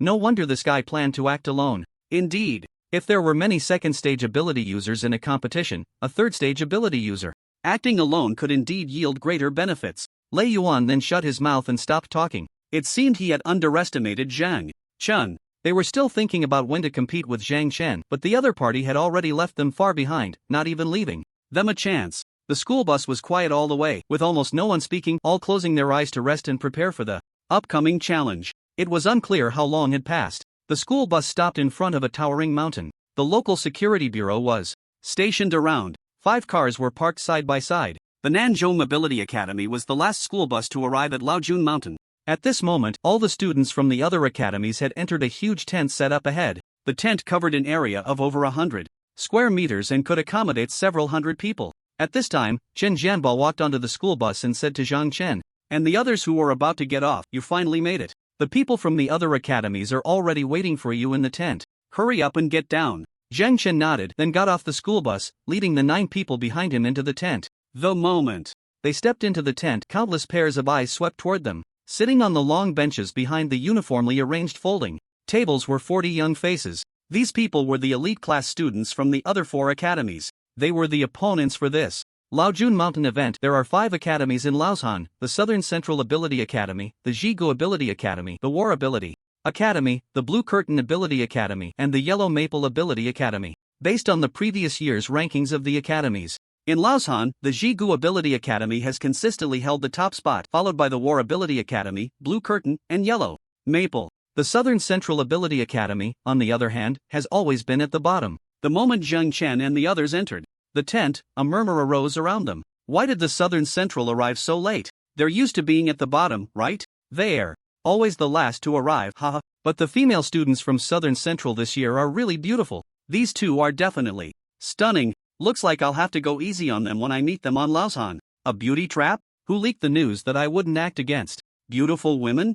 At that moment, a man who looked like a teacher stepped forward and asked Zhang Chen and the others, "Where is your principal? Why didn't they come?" Could it be that the four in front were the principals of their respective academies? As the class leader, Zhang Chen naturally answered the question. The principal did not intend to attend. The man snorted lightly. "It seems you are the class leader among them. You sit in the first position on the left, and the other 9 can take their seats at once. The Laoshan event is about to begin, and before that, I will explain the rules to you and assign your academy school badge." Zhang Chen nodded and then sat in the first position on the left as instructed. After sitting down, he began to size up the man who had just spoken to him. The man appeared to be in his 40s, with a strong build, dressed in a black suit, a crew cut, and thick eyebrows and big eyes, giving off a very upright impression. This man was Lu Jinlong, the principal of the Jigu Academy. Due to the Jigu Academy's long-standing top position in the Laoshan event, the organization of the event was fully entrusted to Principal Lu. Once everyone was seated, Lu Jinlong began. "The Laoshan event has been held for nearly 10 years now, and during this time, our Jigu Academy has consistently ranked first, a fact well known to all. Rather than calling it the Laoshan event, it would be more accurate to say it's about who can defeat the Jigu Academy." His opening remarks were quite strange. Lu Jinlong actually boasted about his own school. Apart from the students of the Jigu Academy, most of the students from the other 4 academies wore expressions of disdain. Lu Jinlong smiled slightly and said, "This year's Laoshan event is the same as in previous years, with no changes to the rules. Students from the 5 academies will ascend the mountain while competing for each other's school badges. Students from the 5 academies will set off simultaneously from 5 different locations. There are 3 major checkpoints on Laoshan: the mountain pass, the central area, and finally the mountain peak. These 3 places are the necessary routes for all students to ascend and are where you can truly showcase your abilities, so please pay attention. The event will be monitored throughout by drones, 50 participants, 50 drones plus 30 free panoramic drones. Your every move will be under constant surveillance. Next, I will explain some important points and rules of the event." Everyone listened with excitement, not expecting the event to be so formal. Each person would have a drone for remote monitoring, meaning that even if they encountered danger on the mountain, the drones would capture it immediately. Lu Jinlong continued, "There are some fierce second-tier exotic beasts on Laoshan that have long inhabited the area and are quite numerous. You will need to be cautious of the treacherous terrain of Laoshan, your competitors from other academies, and the exotic beasts in the mountains. As for the rules, they are simple. When students encounter each other, they can spar normally, using any power allowed as long as it does not endanger life. If someone accidentally causes a fatal injury, the academy's overall score will be automatically disqualified. Take it easy, kids." Lu Jinlong smiled coldly, then raised his hand. Immediately, a group of people walked in, each holding a pair of square school badges, and began distributing them one by one to all the students present. "What you have received now is what you need to protect. These badges have special serial codes that cannot be forged. Last year, there was an academy, I'm not going to name it, that actually prepared some badges in advance, which was simply an insult to others' intelligence. I hope nothing like that happens this year. Lastly, and most importantly, before the sun sets, that is, before 6 o'clock in the evening, you are free to engage in battles for the school badges with students from other academies. After 6 o'clock, any student who has not reached the mountaintop, regardless of how many badges they hold, will have their scores cancelled. The final score will be based on the number of students from each academy and the number of badges. Each badge is worth 100 points, and an academy that successfully reaches the safe zone at the mountaintop within the specified time will earn an additional 1,000 points. In other words, if you simply want to race, the 10 fastest students to reach the safe zone at the mountaintop can earn 10,000 points for their school. By the way, flying abilities are prohibited. You must follow the designated route to reach the mountaintop for your scores to be valid. Drones will be monitoring you, so don't think about trying to cheat. Finally, I wish you all the best in defeating the students from our academy. It might be tough, but please do your best." The crowd's expressions turned grim. The remaining 3 principals could only force a smile at this moment. "All principals, take your students to the designated location. South Central Academy. Since your principal hasn't arrived, you can start from here." Zhang Chen nodded to indicate he understood. Next, the principals led their students toward the designated location on Laoshan. Principal Lu surprisingly did not take his students to the designated location but instead let them go on their own. Lu Jinlong walked up to Zhang Chen and said, "Zhang Chen, right? I've heard some rumors about you. It seems the Public Security Bureau is quite concerned about you. Chen Jianba and Yi Duo even became temporary teachers for the South Central ability students because of you. What kind of charm do you have that makes these 2 big shots bow down to you?" Zhang Chen replied calmly. After the event, perhaps Principal Lu will know. Upon hearing this, Principal Lu raised an eyebrow slightly. "You kid have some guts. Are you openly planning to challenge our Jigu Academy students?" While you do have some strength, don't underestimate Jigu Academy, which has dominated the Laoshan rankings for 10 years. Zhang Chen nodded and said, I look forward to the strength of Jigu Academy students. I hope I won't be too disappointed. Lu Jinlong felt a toothache. This kid is a bit arrogant. Lu Jinlong took a deep breath, deciding to check Zhang Chen's realm. He was taken aback when he looked. Zhang Chen's realm was actually at the 3rd level. Did he just enroll this year? Lu Jinlong asked in shock. You enrolled this year? Your realm, bro. It's so stuffy here. Can I go out first? Shenling asked reluctantly. Zhang Chen nodded. Yeah, go get some fresh air. Shenling hummed a strange little tune as she walked out of the tent. Lu Jinlong instinctively glanced at Shenling's realm. His brows immediately furrowed tightly. What's going on? Did South Central invest heavily this time or call for outside help? Why are both of these people at the 3rd level? Although there was no explicit prohibition against calling for outside help in the Laoshan event, Lu Jinlong took a deep breath, picked up his phone, and walked out as well. He had to inform his students about this news. After an unknown amount of time, Zhang Chen and the others, who had been waiting for a long time at the entrance of Laoshan, finally saw Principal Lu arrive. Principal Lu walked up to them and said, in 1 minute, you will head to Laoshan. This is your first time participating, so don't think of it as a childish competition among kids. Your opponents will let you experience what it feels like to wish for death, all while ensuring your lives are not at risk. Lei Yuan scoffed. Principal Lu frowned slightly. What? Do you think I'm joking? Lei Yuan looked up at Principal Lu and said, Principal Lu, didn't you notice that among us, one person can't wait to head up the mountain? What you just said might indeed be a joke to him. And to me as well. At this moment, Lu Jinlong glanced at Zhang Chen and the team. On the surface, Zhang Chen seemed unremarkable, but, for some reason, he always felt that this kid was extremely dangerous. It was one thing to have a high realm, but the cold, terrifying aura he exuded was unsettling. It felt like a monster watching its prey in the light from the darkness. Fortunately, he had already called ahead to warn the students to be cautious of this person. He believed that when they encountered each other in Laoshan, they would be better prepared. Lu Jinlong checked the time on his phone and then said, enter the mountain. Zhang Chen and Shenling quickly dashed off in 2 different directions. Their speed was like a gust of wind. What's wrong with these two? Lu Jinlong looked at the remaining 2 teams in the arena, puzzled. Aren't you planning to act as a group? Lei Yuan and the others ignored Principal Lu. Lin Huanya also signaled to the others and then slowly walked into the mountain. Principal Lu snorted coldly and said, I'll eliminate you first. He took out his phone and dialed a number. Hello? Jiang Ming, the students from Nanzhong have set off, divided into 2 small groups, each with 4 members, all around mid-second stage strength. One team heading south, the other north. Understood. Principal Lu hung up the phone and looked back at the 2 teams of Lei Yuan and Lin Huanya, a slight smirk appearing at the corner of his mouth. Nanzhong has always been the first to be eliminated. After all, everyone knows that it's easier to pick the soft persimmons first. Perhaps. At this moment, it wasn't just one academy students that had locked onto Nanzhong, but all the students had their sights set on Nanzhong as well. Laoshan. At this moment, Zhang Chen had already ventured deep into the mountain. With his keen sense of smell, he quickly detected a small team of 2 making their way up the mountain. Zhang Chen's spiritual energy surged to the 3rd level, and he shot towards them at an incredible speed. The students from the 5 major ability academies were engaged in this competition for school badges, devouring each other. There was no better activity than this. In just one day, he could witness the strength of the elite classes from various academies and even spar with them. Zhang Chen was indeed overly excited. After all, being able to spar with strong opponents was a very joyful thing for him. It was like a national champion in Go. They preferred to play with those of equal or slightly higher skill. Only with comparable strength could the game be enjoyable. But if a champion played against a complete beginner, it would be nothing but bullying a child, which was meaningless.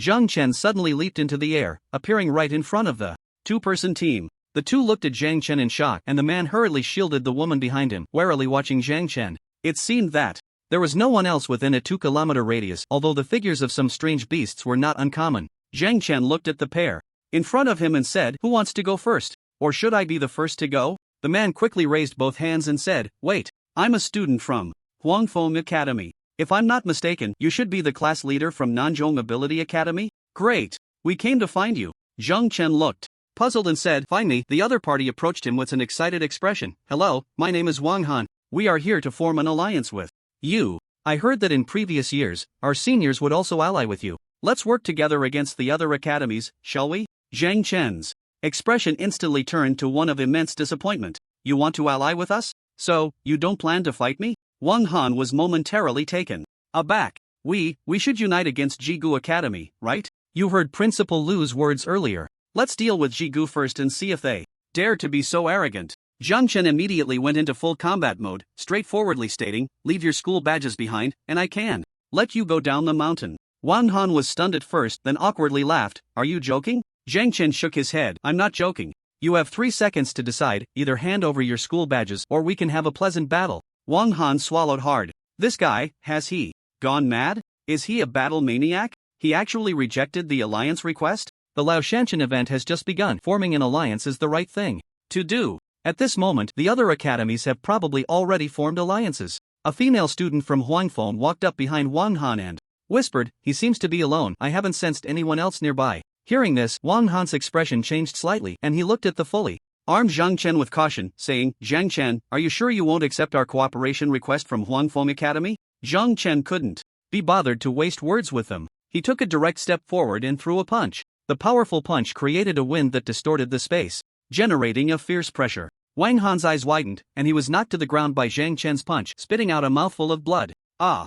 The female student let out a sharp scream and quickly turned to run. Zhang Chen instantly appeared in front of her, grabbing her by the neck and delivering a punch directly to her stomach. The female student immediately curled up like a shrimp, drool spilling from the corners of her mouth as she fainted on the spot. Zhang Chen then took the school badge from her unconscious body and tossed it aside with the other fainted male student. Inside a tent on the outskirts of Laoshantian, 4 principals were sitting in front of rows of monitors, exchanging glances. Their eyes were all fixed on a screen capturing footage from a drone. The footage showed none other than Zhang Chen. The principal of Huangfeng Academy looked extremely displeased, tightly gripping his thermos, glaring at the boy on the monitor, gritting his teeth as he said, "This year's students from Nanzhong Academy are truly too rude." The other 3 remained calm on the surface, but inside, they were in turmoil. Just a moment ago, Zhang Chen had taken down 2 students from Huangfeng Academy, snatched their school badges, and carelessly tossed them aside like trash. The screen now showed 2 other individuals, members of the security bureau. They were quickly carrying the 2 unconscious students down the mountain.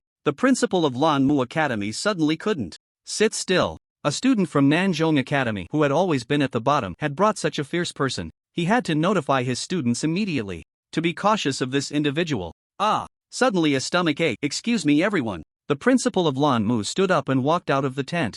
"I suddenly need to pee." The principal of the War Abilities Academy laughed as he headed outside, reaching for his phone in his pocket. The principal of Huangfeng Academy sighed helplessly and followed them out. Lu Jinlong watched the 3 principals leave the tent with their flimsy excuses, and he too began to feel a sense of unease. He had imagined this kid had decent strength, but he never expected him to be this strong. Although there was a gap in strength, it shouldn't be that significant. The 2 students from Huangfeng Academy were utterly powerless. After Zhang Chen dealt with the 2 students from Huangfeng Academy, he seemed to know where someone was and quickly ran in a certain direction. Beep! The 2 surveillance feeds on the monitor suddenly went black, startling Lu Jinlong. The drone equipment of the eliminated students stopped operating, and the surveillance footage would cease as well. These would be the fastest 2 eliminations in history. In less than 5 minutes, the first eliminators had appeared.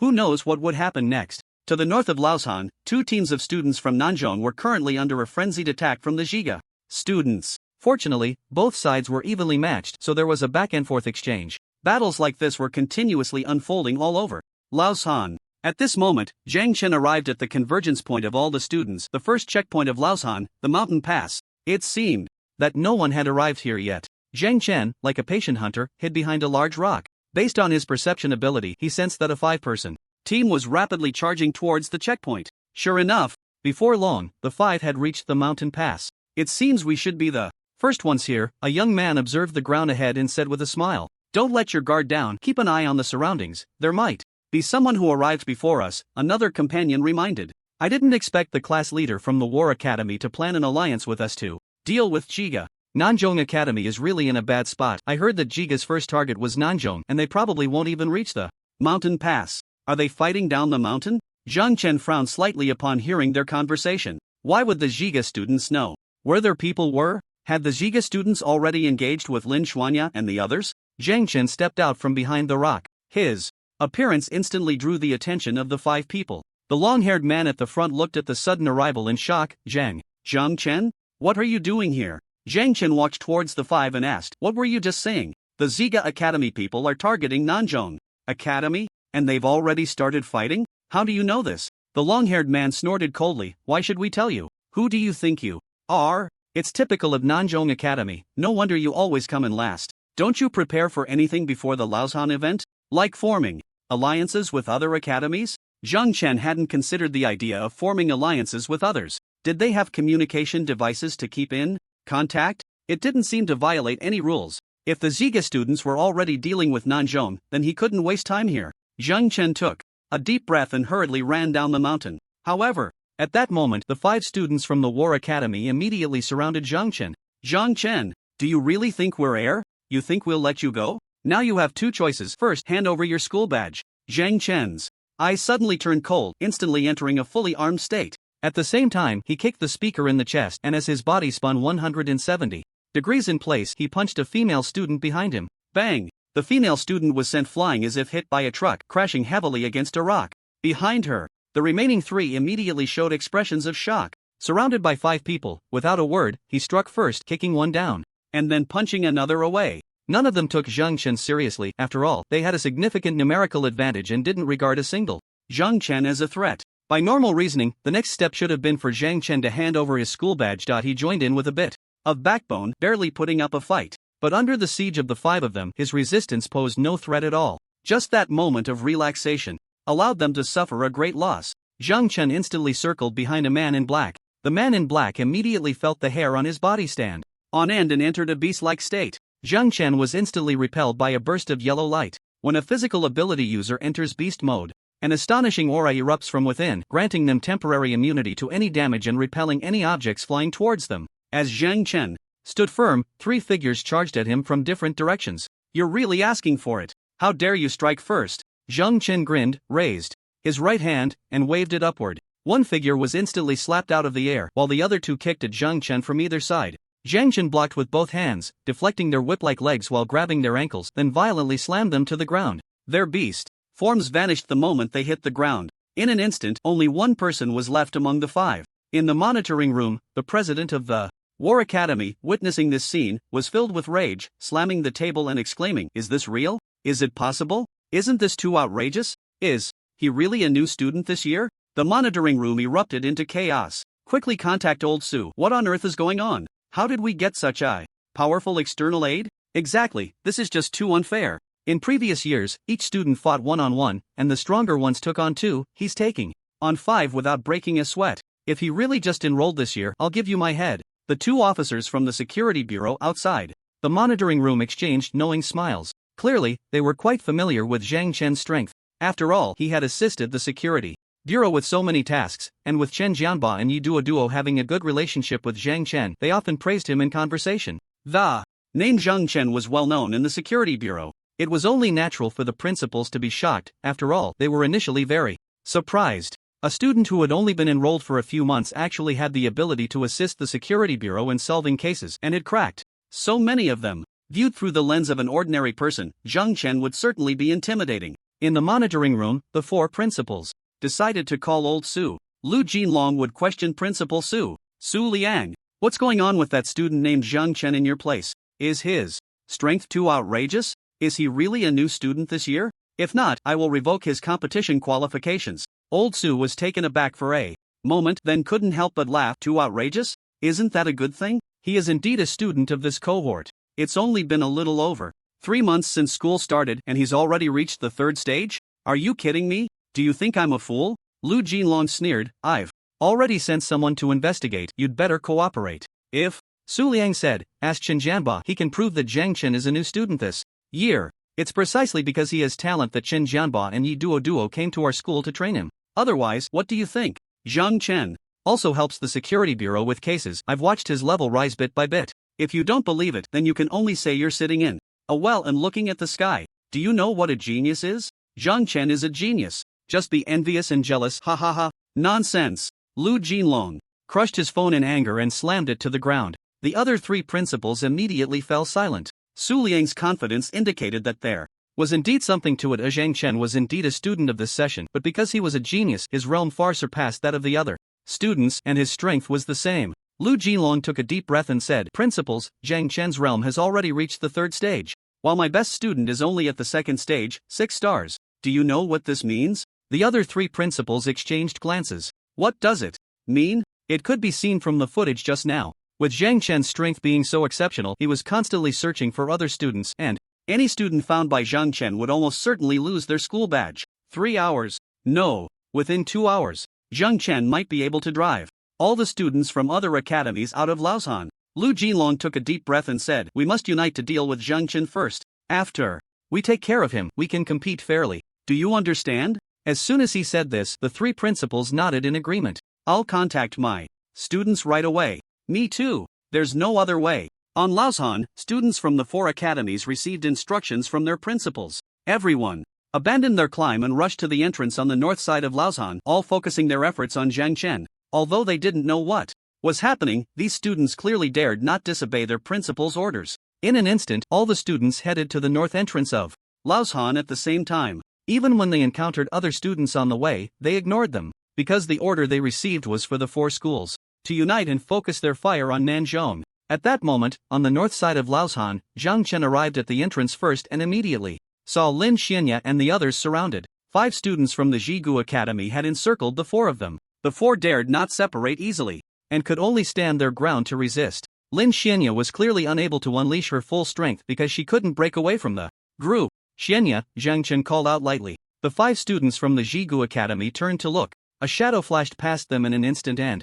then appeared before them. The Jigu students widened their eyes in shock. "It's Zhang Chen. He actually came back? Zhang Chen is here too? Just in time, let's take you down together." "Hey, wait a minute. I just received news that the 4 schools are uniting to focus their fire on Nanzhong. Other academy students will come to help us." Upon hearing this news, Lin Xianya and the others' eyes widened in disbelief. Lin Xianya shouted angrily, "How can this be? 4 schools uniting? Focusing fire on us?" Lu Chen grinned and said, "Interesting, so interesting, ha ha." Zhao En looked at Lu Chen with a speechless expression. "How can you still laugh? The 4 schools are uniting to focus fire on us. We're doomed." The remaining man from Nanzhong, named Tang Jia, looked grim but said nothing. The students from the Jigu Academy became excited. "Zhang Chen, did you hear that? The 4 schools are uniting. They're focusing fire on you from Nanzhong. You're finished. Wait for the others to come. Don't waste your energy. Let's all deal with them together. It will save some effort." "Exactly, no need to waste energy for nothing, hee hee." Lin Xianya stood behind Zhang Chen and whispered, "Zhang Chen, what should we do now?" Zhang Chen carefully sensed the aura information coming from all directions, and indeed, as they said, students from other academies were rushing toward their location. Zhang Chen turned to Lu Chen and said, "Lu Chen, can you contact Lei Yuan and the others?" Lu Chen's expression turned ugly. "I can." He was very reluctant, as he didn't want to have any dealings with Lei Yuan after what happened last time. Zhang Chen said, "Tell them to hide well." Lu Chen was slightly taken aback. "Aren't you asking me to contact them to come here?" Zhang Chen shook his head and said, "No need, just let them hide well." After speaking, Zhang Chen took out his phone and called Xinling. "Xinling, come to the entrance on the north side of Laoshan, near our starting point." Xinling asked suspiciously, "What's going on? Right now?" "Yeah, if you see students from other academies on the way, don't engage. Hurry up and meet us. We have a tough battle ahead." "Got it. I'm on my way." A thick mist began to rise continuously around Zhang Chen's feet. At the same time, the other 4 academies were gathering together. However, there were barely 30 people. As these 30 individuals arrived and looked at Zhang Chen and his group surrounded ahead, smiles involuntarily appeared on their faces. It's the first time for a joint effort from the 4 schools in Laoshan. It seems they are definitely going to eliminate the students from Nanzhong. By the way, why the sudden joint effort from the 4 schools? After we take them down, how will we divide the school tokens? They aren't even running away. They have some guts. I like it, haha. Who among them is Zhang Chen? I heard he's quite powerful. Are you still strong now? Come on, we have over 30 people. How many can you take on by yourself, huh? Lin Xianya and the others exchanged glances, furious. In contrast, Zhang Chen remained calm, seemingly not taking these people seriously at all. "Brother, I'm here." Whoosh! A shadow rushed into the crowd and stood in front of Zhang Chen, smiling slightly at him. Zhang Chen nodded and said, "Everyone's here, let's get started." With a thought, the thick mist surrounding them suddenly rose. It condensed into a wall. A square stone wall with a diameter of about 10 meters instantly surrounded the few of them inside. Lin Xianya immediately understood Zhang Chen's intention. With only 6 of them, it was clearly unwise to confront over 30 elite students,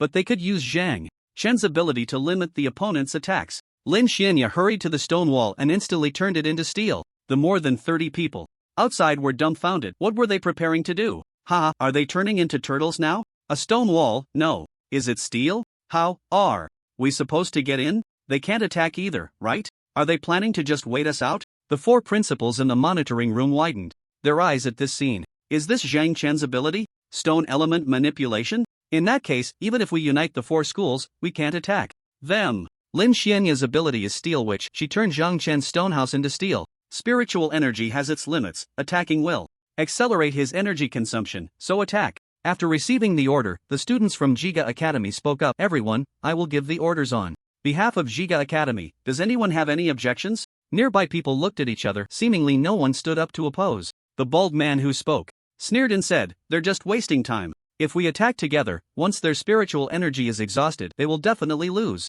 Attack! In an instant, more than 30 people displayed their abilities, various attacks continuously bombarding the steel house ahead. The entire exterior of the house was suddenly filled with explosions, shaking the ground. Zhang Chen turned to the 5 people behind him and said, my plan is this: after we hide inside, they will definitely launch a full-scale attack on us. Lu Chen, Shenling, Zhaoan, you 3 are elemental ability users. Do I need to teach you what to do next? The 3 were momentarily stunned, then immediately understood. Lu Chen said, so that's how it is. I get it. But you guys better step back a bit to avoid getting hurt. As soon as Lu Chen finished speaking, he transformed instantly, abandoning his physical form and entering his second form, thunder form. A massive dark cloud suddenly appeared in the sky, but due to the intense attacks from the students of the 4 schools, it seemed they were completely unaware that a storm cloud was continuously forming above their heads. At this moment, Shenling was also enveloped in wisps of white mist, and she slammed her hands down onto the ground. Countless chills instantly surged underground as she closed her eyes, delicately sensing the flow of energy beneath the surface.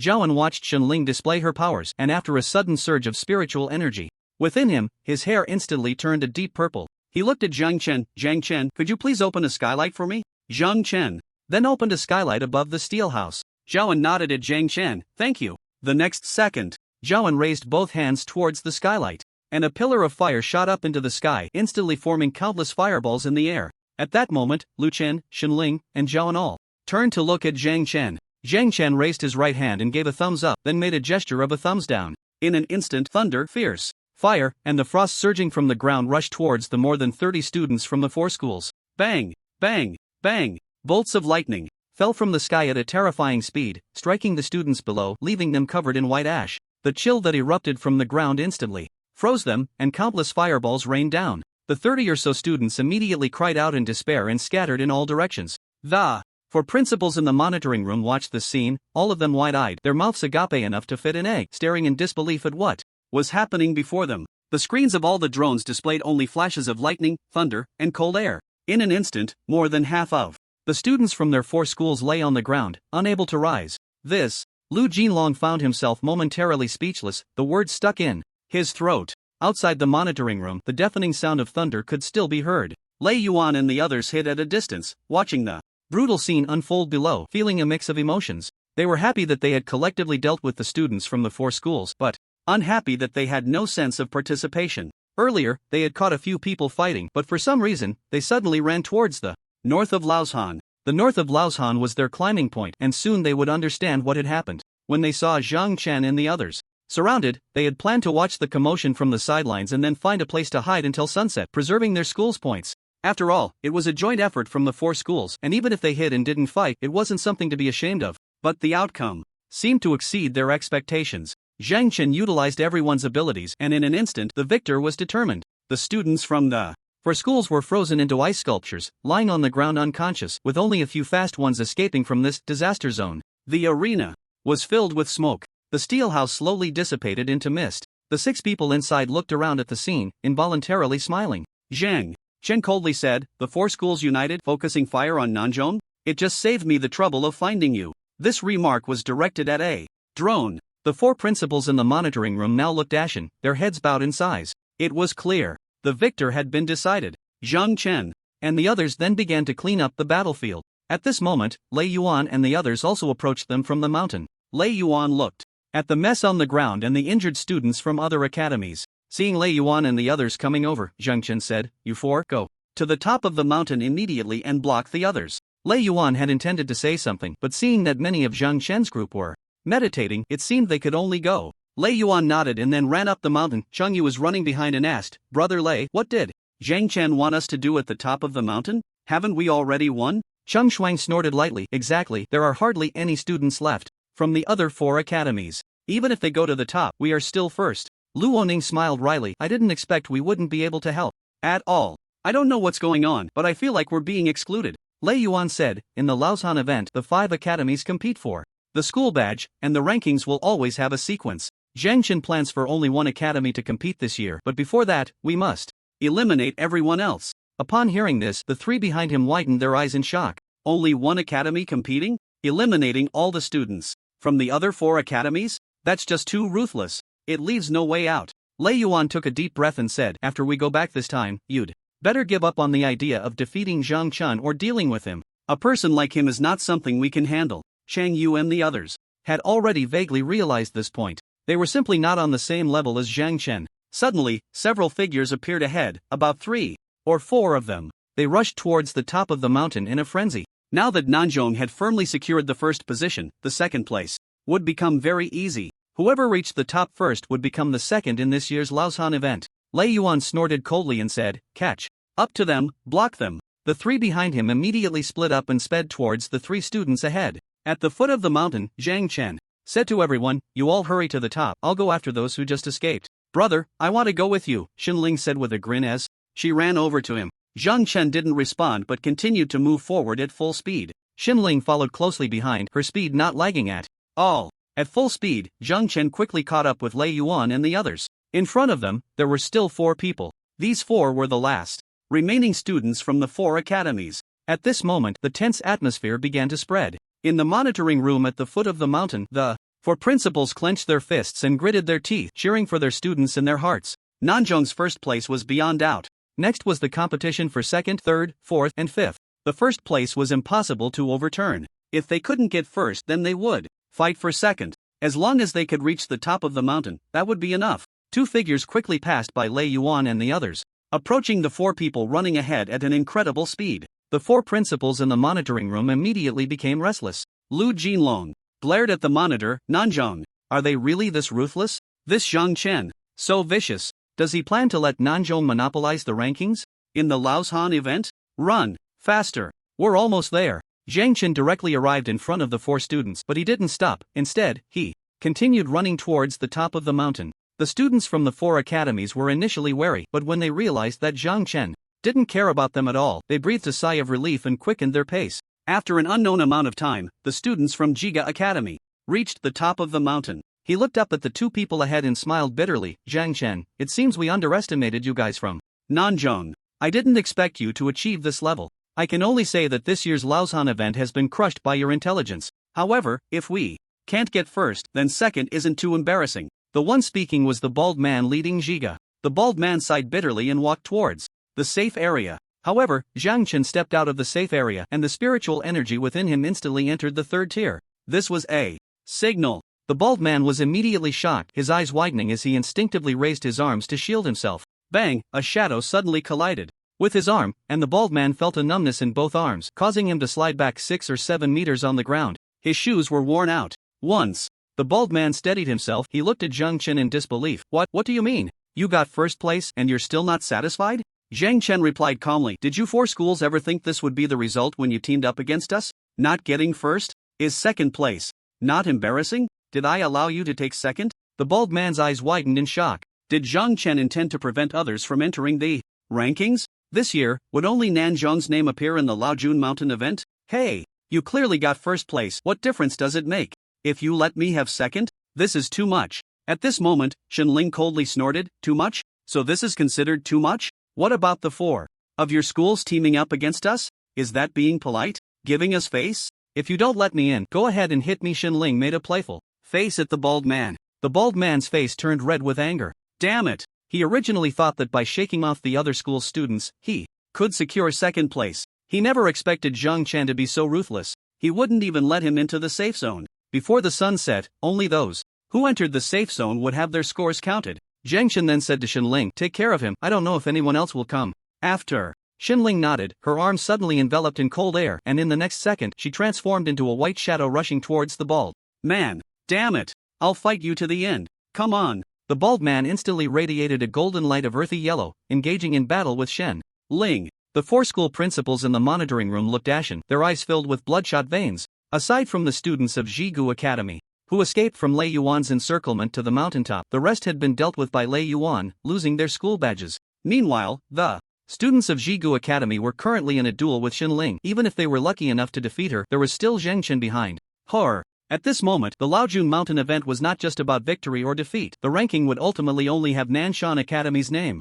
The other 4 schools would be completely eliminated. No rankings. This was simply the worst Laojun Mountain event for the 4 major academies in history. Zheng Chen took out a giant fruit and began to munch on it in front of the drone. Sitting on a rock with his legs crossed, he seemed to be enjoying a highly entertaining match. Lu Jilong in the monitoring room saw the fiery red fruit in Zheng Chen's hand, which was glowing like flames, and a look of shock appeared in his eyes. Exotic fruit? Giant fruit? This kid is using it as a thirst quencher? My god, how many unknown secrets is he hiding? He knew what kind of background Su Liang had. There was no way Su Liang would buy such a precious item for Zhang Chen. His academy ranked 5th in Jiangnan City, and the funds they received from Long Country each year were only enough to maintain the academy's expenses. Where would the extra money come from to buy exotic fruits for Zhang Chen? Exotic fruits can permanently enhance an ability user's attributes. The giant fruit is one of the rarest among them, capable of enhancing 3 attributes. This one giant fruit could be sold for at least 100 million, yet Zhang Chen ate it so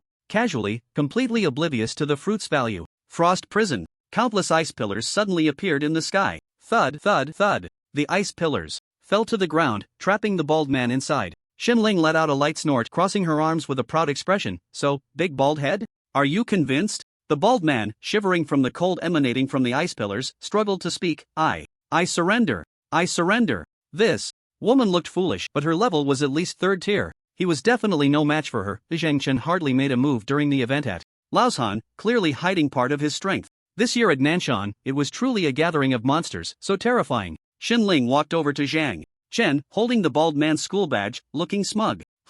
What are you eating? Xinling asked, puzzled as she looked at Zhang Chen. Zhang Chen wiped his mouth and said, wild fruits picked from the mountains. Xinling looked skeptical. Why does it look like the giant fruit I once ate? Let me have a bite. Zhang Chen hurriedly stuffed the fruit into his mouth and swallowed a few bites. Using giant fruit, strength plus 10, speed plus 10, spirit plus 10. After hearing the system's prompt, Zhang Chen finally wiped his mouth in satisfaction. Xinling immediately exclaimed, hey, are you really going to be this stingy? I helped you deal with that big bald guy. Zheng Chen chose to pretend he didn't hear her, leaving Xinling at a loss for what to do. After that, Lei Yuan and the others gradually arrived at the mountaintop, while Lin Xianya and the others took another half-hour to get there. All members of the Nanzhong Ability Academy were present. The other 4 academies had all been eliminated. Everyone took out their school badges and handed them to Zhang Chen. Zhang Chen already had 7 badges, and he accepted the 33 badges they passed to him. The Laoshan event officially concluded at noon. A group of people returned to the foot of the mountain.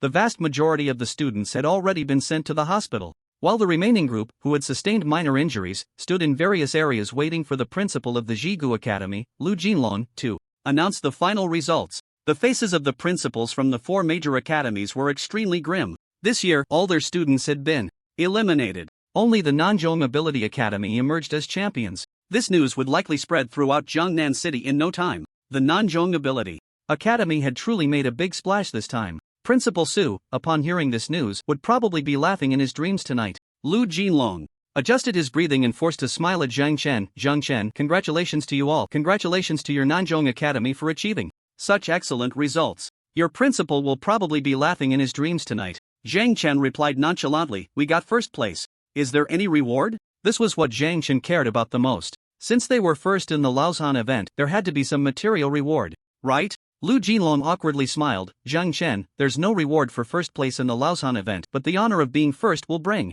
great benefits to your school. I believe Su Liang will not be stingy once you return. No reward? Just honor? Zhang Chen sighed helplessly in his heart. It truly was a glorious event. He led the group onto the school bus. The bus began to slowly drive along the mountain road towards Jiangnan City.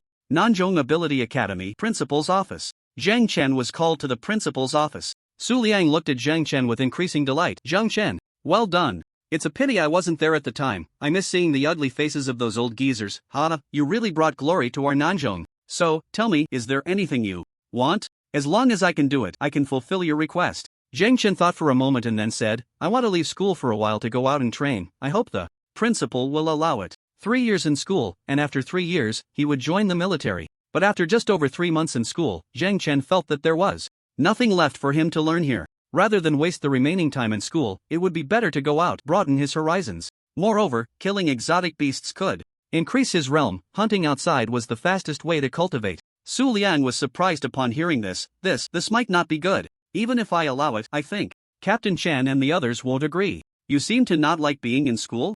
Zhang Chen nodded. There are only 10 people in the elite class, and 4 of them don't get along with me. I'm tired of looking at their sour faces every day. Besides, I like hunting outside. I yearn for that kind of free life. Su Liang's expression changed slightly.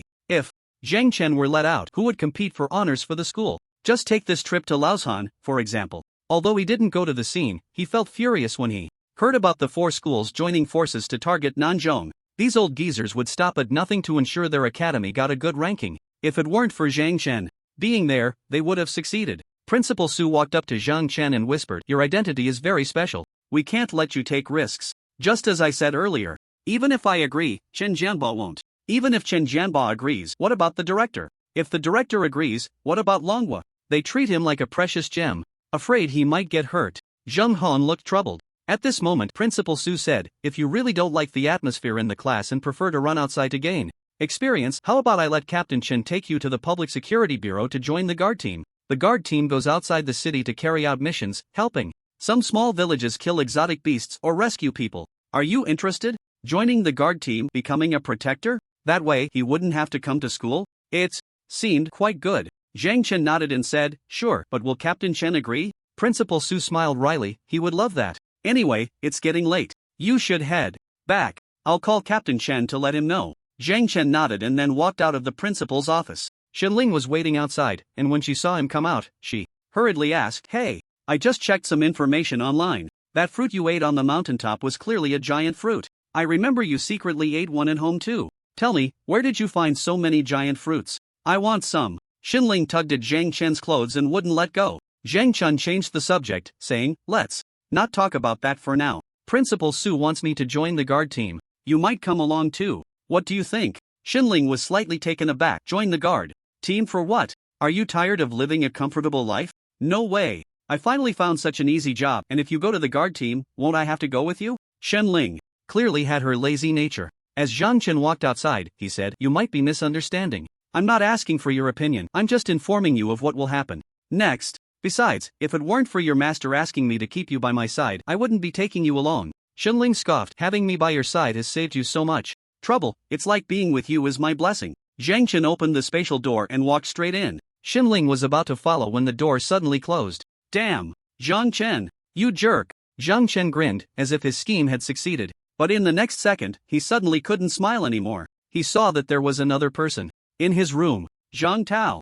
Zhang Tao, wearing an apron and holding a broom, was cleaning his room. This cheap dad, who had been missing for months, had returned at this moment. "Son, do you miss your dad?" Zhang Tao hurriedly walked over and hugged Zhang Chen. "You little rascal, why is there an air mattress on the floor? Isn't one bed enough for you to sleep on?" Zhang Chen looked at Zhang Tao in confusion. "How did you come back? Did you find my mom?" Zhang Tao shot Zhang Chen an annoyed glare. "You little rascal, why are you saying you and I? Can't you just call me Dad?" Zhang Chen felt awkward. "Dad, where's my mom? Didn't you go to find my mom?" Zhang Tao sighed helplessly, sitting on Zhang Chen's bed, and said, "Don't mention it. I went to that place, searched for months, and found nothing. If it weren't for the photo I saw, I would have thought that kid was lying to me." Zhang Chen thought Zhang Tao had gone and wouldn't come back. He didn't expect him to return after a few months. At that moment, a loud kick echoed from downstairs. "Zhang Chen, you bastard, get out here." Zhang Tao was slightly taken aback. "Who is it? Your girlfriend? Good kid. Dad just left home for a few months, and you already have a girlfriend? So, have you too, you know?" Zhang Tao clapped his hands, meaning unclear. Zhang Chen asked in confusion, "What do you mean by that?" Bang! The door was pushed open, and a furious Shenling kicked Zhang Tao in the face. "This is for bullying me." Ouch! Zhang Tao was instantly kicked out by Shenling. Shenling felt a great sense of relief, snorted, crossed her arms, and said, "Now you know my strength, huh? Let's see if you dare to, Zhang Chen, what are you doing here?" Zhang Chen looked at Zhang Tao, who had been kicked out, and said, "That's my dad. Why did you kick him?" Shenling's eyes widened in shock. "Dad? Oh no, I kicked the wrong person. Uncle, I'm so sorry." Shenling hurriedly helped Zhang Tao up from the ground, continuously apologizing. I'm sorry, I didn't mean to, I didn't see clearly, I'm really sorry." "Uncle, are you okay?" Zhang Tao smiled as he stood up, waved his hand, and said, it's fine, you two chat, I'll go downstairs and make you something to eat. Zhang Tao kept giving Zhang Chen meaningful glances and threw out a small umbrella before leaving. Xinling picked up the small umbrella, puzzled, what's this? Uncle, you dropped something. Zhang Chen snatched the small umbrella and said, this is from my dad. Xinling huffed lightly, don't think just because uncle is back, I won't settle the score with you. Why didn't you bring me back with you? I walked all that way for nothing. Zhang Chen looked Xinling up and down and said, you should go take a shower. First, I need to talk to my dad. Xinling let out a sullen "oh" but just stood there. Zhang Chen went directly downstairs. Seeing Zhang Chen come down, Zhang Tao quickly asked, that girl looks pretty good, almost catching up to your mom. You little rascal, you brought her home to live? Zhang Chen replied, Dad, don't you care what my ability test results are? Zhang Tao's expression changed slightly. What ability did you awaken? Zhang Chen looked into Zhang Tao's eyes and said calmly, S-rank blood demon. Zhang Tao's eyes widened slightly, momentarily stunned. But soon, his expression returned to normal. S-rank? Is that for real? Blood demon? What kind of ability is that? Zhang Chen shook his head, I don't know. Xinling is here to protect me. She's a dark guard, a major. Zhang Tao chuckled bitterly, you little brat, are you joking with your dad? Again? How could you possibly awaken an S-rank ability? And Dragon Country even sent a bodyguard to protect you, that's absurd. Zhang Chen then said, Dad, I want to know more about the S-rank blood demon ability. I wonder if you can tell me. Zhang Tao's expression changed instantly as he looked at Zhang Chen for a full 3 seconds. His gaze and tone suddenly shifted, as if he had become a different person. In an instant, who exactly are you? Zhang Tao asked, staring into Zhang Chen's eyes, you are not my son, are you? Zhang Chen replied calmly, of course I'm your son. Can't you even tell if I'm your son? Zhang Tao sneered, ever since you woke up with a nosebleed, the way you've acted is not like my son at all. Your gaze, tone, behavior, even the way you walk, it's as if you become a different person. Just now, you even knew what my ability was. Who exactly are you? What have you done to my son? I came back just to confirm this, you better tell the truth. The atmosphere changed. The other party was at least an 8th tier ability user. If he said one wrong word next, it could lead to his own demise. After all, Zhang Tao had clearly realized that he was not his son. Zhang Chen said, I am indeed your son, it's just that I have awakened the same ability as you. Zhang Tao looked shocked. Are you saying your ability is S-class blood demon? How is that possible? It's impossible for two people to awaken the same ability. Zhang Chen directly entered his demon form. When Zhang Tao saw Zhang Chen transform, it was like looking in a mirror. Except the demon form in front of him was much smaller than his own. Incredible. Why is it like this? Zhang Tao's eyes were filled with astonishment. Zhang Chen then said, after I had a nosebleed, I awakened this ability on my own. Xinling upstairs is the dark guard sent by Longwei to protect me. Could it be that the awakening of the ability changed his son? Zhang Tao began to slightly believe that this person in front of him was indeed his son. But the change is just too great. Zhang Chen explained. People can change, Dad. I'm actually very concerned about your true identity. Why have you kept it from me for so long? Zhang Tao put down the cloth in his hand, wearily walked to a chair, and sat down, saying, I've been living incognito to avoid drawing attention. If I told you my true identity, how would you believe it? In your eyes, I'm just an ordinary security guard. But now it's different. Others may not know my identity, but our people do. Once they find out you've awakened the same ability as me, what do you think they will do to you? Zhang Chen's expression changed slightly, and he said in a deep voice, Dad, I think it's time to have a serious talk about your matters. Who exactly are you, and who are the people you mentioned? At that moment, the door upstairs suddenly opened, and Xinling popped her head out, grinning as she asked, Uncle, is dinner ready? I'm hungry. Zhang Tao forced a smile, glanced at Zhang Chen, and whispered, this dark guard sent by Longwei is quite special. He looked up at Xinling and said, it's already being prepared, just wait a little longer. Uncle, make a bit more. Zhang Chen eats a lot, if you make too little, he won't be full. After saying that, Xinling giggled and closed the door. Zhang Chen then looked at his dad. Zhang Tao, however, curiously asked, what exactly happened to you while I was away these past few months? Even though I wasn't here, I saw quite a bit about you online. Who trained you to be like this? Zhang Chen thought for a moment and then said, the principal of Bailong Academy in Yuanjiang City, Mentor Wang Yin, the captain of the night patrol team of the Public Security Bureau, Yi Duo, the captain of the guard team of the Public Security Bureau, Shen Jianba, and his apprentice. Of course, I also looked up some information online. Upon hearing this, Zhang Tao nodded, realizing, I didn't expect you to receive care from so many people. Zhang Chen said, Dad, I've awakened an S-class ability. Isn't it normal to receive care from these people? They are all from Longhua, and Longwei even sent dark guards to protect me. Zhang Tao sighed bitterly, that's true, sigh. Son, what should we do now? Zhang Tao looked distressed. Zhang Chen walked to the fridge, took out some beast meat, and said, "Let's talk while cooking. Tell me about your matters, Dad." Zhang Tao helplessly sighed and walked toward the kitchen. "I didn't expect you to awaken the same ability as me. I originally just wanted you to be an ordinary person, but it seems that's no longer possible. However, I can't tell you which side I'm on, nor can I tell you who I am. I'm just your dad, and that's all you need to understand." "So, was it true that you went to find my mom a few months ago?" Zhang Chen asked. Zhang Tao shook his head. "Your mom died during childbirth. I returned these past few months because the organization summoned me back. Now that things are settled, I've come back. And this time it's specifically for you." Having discovered his son's uniqueness, Zhang Tao made a special trip to confirm whether Zhang Chen was truly his son. Zhang Chen asked, "Are you leaving again? How long do you plan to be back this time?" Zhang Tao shook his head. "I haven't decided. I might not come back, or I might. I can't stay here any longer. If you want to stay alive, you'd better pretend you know nothing. If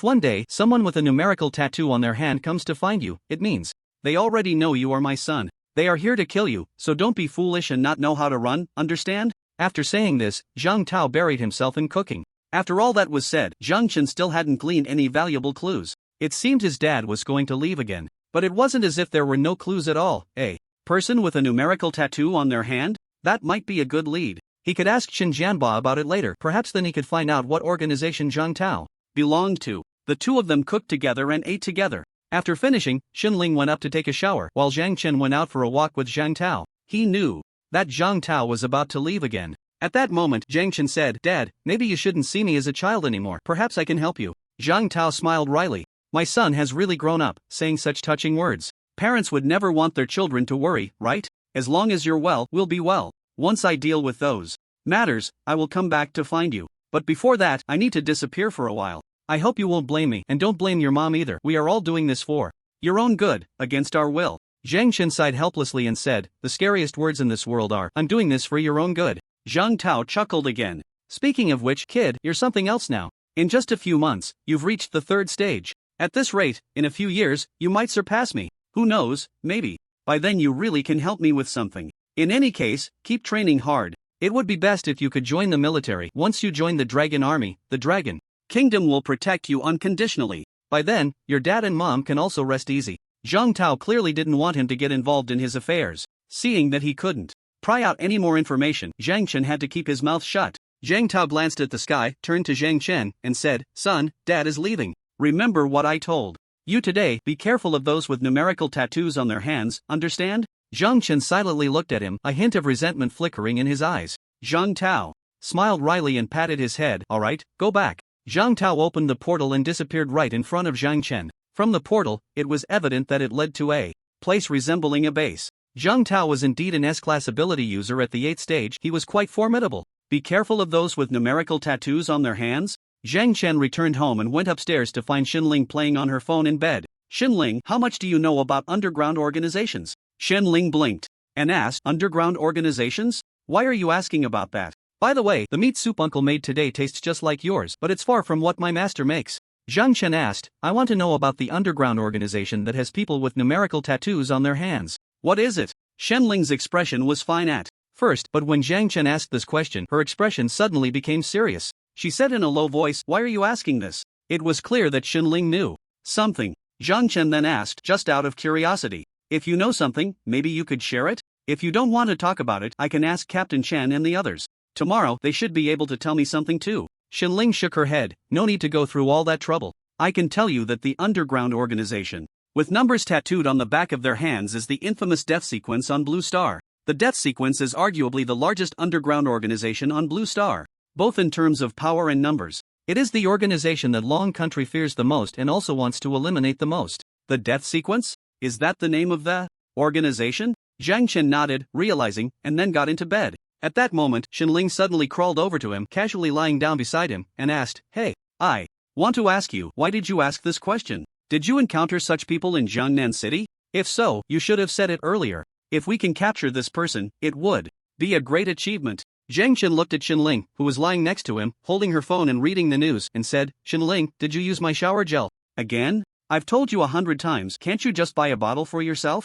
Xinling looked at him speechlessly. "Look at you being so stingy. That's your honor, others can't envy it. Let's not talk about that. Tell me, where did you see someone with numbers on the back of their hand?" Zhang Chen replied in a very calm tone, I haven't seen them, I just happened to hear rumors about them. Can the combat power of the death sequence really compare to that of Long Country? As a major general of Long Country, Xin Ling should know more than he did. Xin Ling said, the death sequence is a very dangerous organization. According to my master, their influence spreads across every corner of Blue Star, and there are certainly dangerous individuals among them who can rival the power of war generals. Underground Long Country? Such a term suddenly popped into Zhang Chen's mind. Why would the death sequence come to kill him? What kind of person was his father, Zhang Tao? Did he change his name to avoid the death sequence's pursuit? Or, Zhang Chen's mind was in a mess. If Zhang Tao didn't take the initiative to speak, relying solely on his wild guesses would probably never lead him to the answer. Suddenly, learning that he might be assassinated by the largest underground organization on Blue Star made Zhang Chen feel a bit anxious. He had to know the reason for the pursuit, right? Xin Ling looked at Zhang Chen's profile, lost in thought, and suddenly kissed him on the face. Zhang Chen was momentarily stunned, and at the same time, his heart raced, and all his senses were instantly heightened. This feeling caught him off guard, and the blood in his body seemed to boil and surge. His face turned as red as an apple. What were you just doing? Xin Ling looked at Zhang Chen, whose face was as red as an apple, and exclaimed, my god, you're not going to explode, are you? What's wrong with you?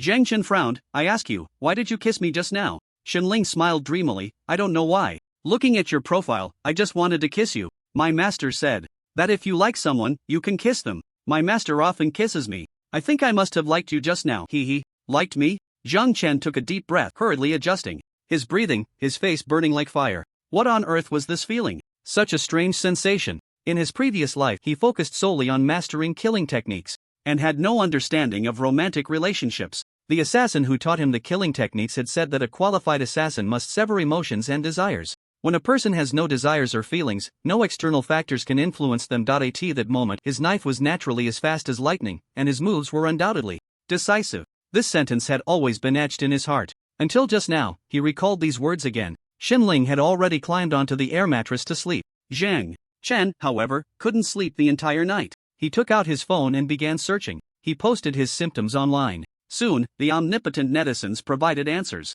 Thirsty fish, are you a virgin, host? Never been in a relationship? Italian canon, when will such pure love come my way? Host, congratulations, you're about to be single no more. Mosquito block, I envy this pure and innocent love so much. Congratulations host, this girl likes you, and your body has made the most primal response. Your physiological reaction tells you that you like her too. Jia Ben Shui, sounds made up. How could there be a guy who doesn't understand love? Wang Ba Gaozi, if someone has never been exposed to any information about love since childhood, they really wouldn't understand. The host seems to come from a good family. Your parents have protected you well. Zhang Chen looked at the messages popping up one by one. Suddenly, he stood up from the bed, looking down at Xin Ling, who was sleeping in a strange position, like a dead pig. He couldn't believe that he actually liked Xin Ling? Or was it just a simple physiological reaction? Perhaps he could find more people to try it out and see the reactions. Nanzhong Ability Academy. Zhang Chen found Lin Xianya and said, Lin Xianya, don't ask me why, just kiss me, right now, hurry. Lin Xianya looked at Zhang Chen in shock, her surprise greater than her delight. Zhang Chen, what are you talking about? Kiss you? I thought we were just ordinary classmates. How could I kiss you? Zhang Chen remained unwavering, looking at Lin Xianya with determined eyes. Lin Xianya sighed helplessly and said, then, let's change places. Zhang Chen nodded in satisfaction. The two walked towards the rooftop. Lin Xianya was going crazy. What was up with Zhang Chen? Today? School rooftop. Lin Xianya looked at Zhang Chen awkwardly. Zhang Chen, do you really want me to kiss you? Are you trying to prove something? Zhang Chen nodded. This is very important, extremely important. Extremely important? Lin Xianya felt a bit embarrassed. If Zhang Chen was interested in her, he wouldn't usually be so cold towards her. But now he wanted her to kiss him, and there was a very important reason for it. Was it to confirm whether she had feelings for him? As Lin Xianya's mind wandered, her pretty face turned completely red. Zhang Chen's expression darkened. Why was it taking so long? He had seen some women kiss other men, and they were all very straightforward. Hurry up, class is starting soon. Yes. Lin Xianya, as if receiving a command, mechanically walked up to Zhang Chen, slowly raised her hands to cup his face. This is my first kiss, so? Zhang Chen pointed to his cheek. Kiss here. Just a kiss on the cheek? Lin Xianya felt strange, unsure whether to be disappointed or not. She stood on her tiptoes and gently kissed Zhang Chen's face. Zhang Chen raised his eyebrows slightly, savoring it just like a raindrop falling on my face. It seemed he didn't feel the same sensation as when Xin Ling kissed him last night. Could it be that he really liked Xin Ling? Damn, women only made him weak. Just like Zhang Tao. If his cheap old man were strong enough, he wouldn't have to hide everywhere. The root of all this was that he had taken a wife. Women had made him weak. His master once said that a strong person must be heartless and desireless, especially when it comes to women. Never touch women. Zhang Chen took a deep breath and said, "It's fine now, you can go back, this is for you." Zhang Chen took out a giant fruit from his spatial ring. The moment Lin Xuanya saw the giant fruit, her eyes widened in surprise. "Zhang Chen, this is the giant fruit, are you really giving it to me? Just because I kissed your cheek?" Zhang Chen nodded and said, "I know this is difficult for you, but I don't have anything else of value. You can take this." Lin Xuanya was initially shocked by the giant fruit, but soon she understood. If Zhang Chen really liked her, he probably wouldn't need to give her anything. If she took this giant fruit, wouldn't their earlier actions just turn into a transaction? Lin Xuanya suddenly felt very angry. The temptation of the giant fruit seemed to have no effect on her. "I don't want it, you eat it yourself. I'm going to class." After saying that, Lin Xuanya huffed and turned to leave the rooftop.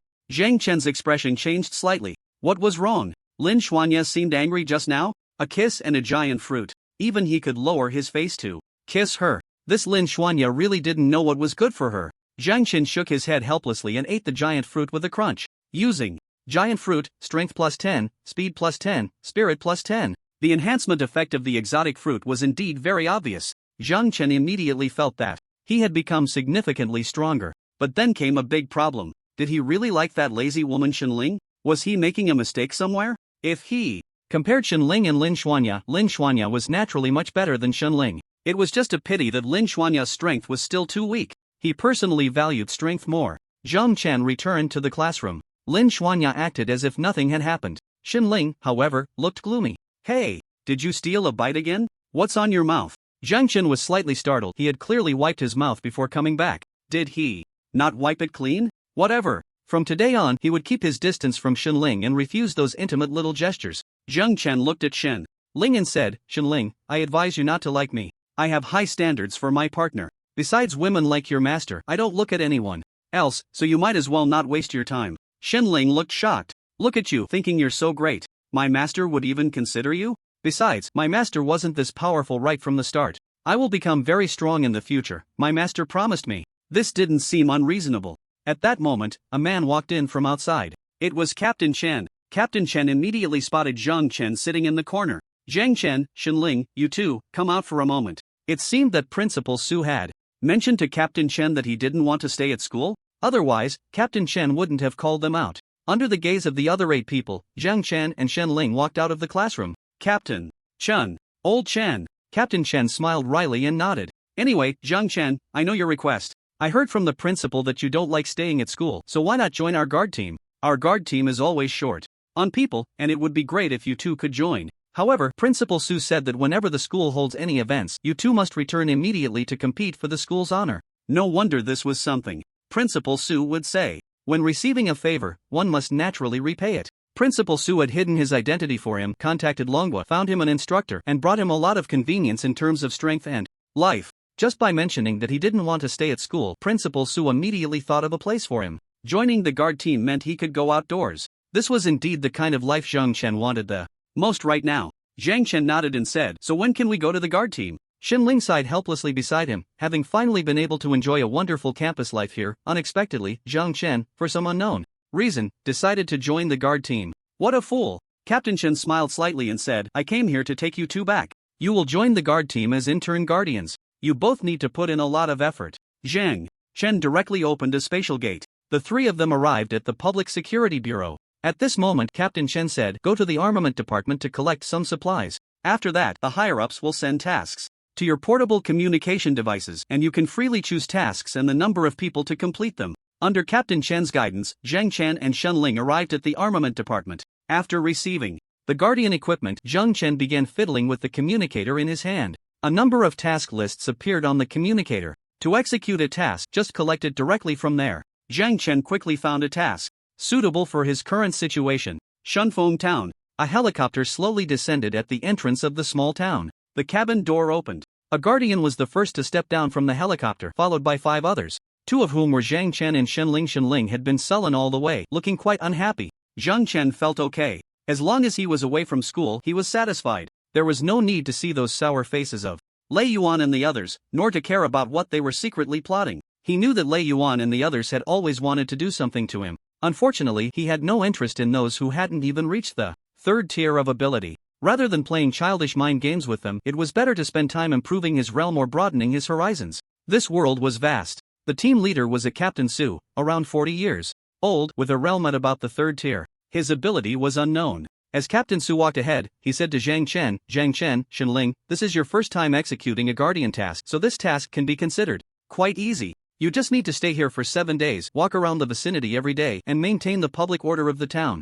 Zhang Chen said, I heard there have been incidents of beasts injuring people nearby. I'm here.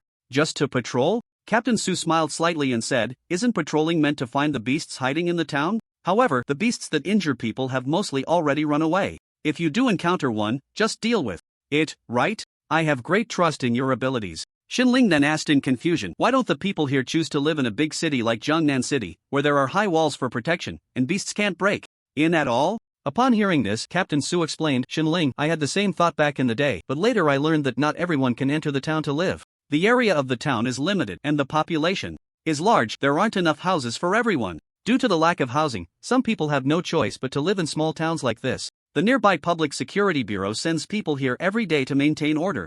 They are also building walls around the town. However, they are just simple stone piles, and if an attack on the scale of a beast tide occurs, the town would struggle to withstand it. Shenling was shocked and said, so, people living in the city are relatively lucky? Captain Su nodded, yes, they are quite lucky. The city has the guard team during the day and the night patrol team at night, patrolling 24 hours a day. Citizens living in the city must also pay a certain fee to the Public Security Bureau every month to maintain its operations. Why are we here? Actually, the town mayor paid us to come, so do a good job and be worthy of the money the mayor spent. Shenling asked in confusion, where's the money? I didn't see any. Captain Su smiled wryly and said, after you've worked for a month, your salary will come from the security fees collected from various towns. You're interns, so it shouldn't be too much, but it will be around 300,000. Zhang Chen wasn't particularly interested in money. After all, he didn't have many places to spend it. Captain Su led Zhang Chen and Shenling to an independent bedroom. This will be your living space for the next 7 days. Every day, someone will bring you disposable items, and there will be someone to help tidy up the room, similar to hotel service.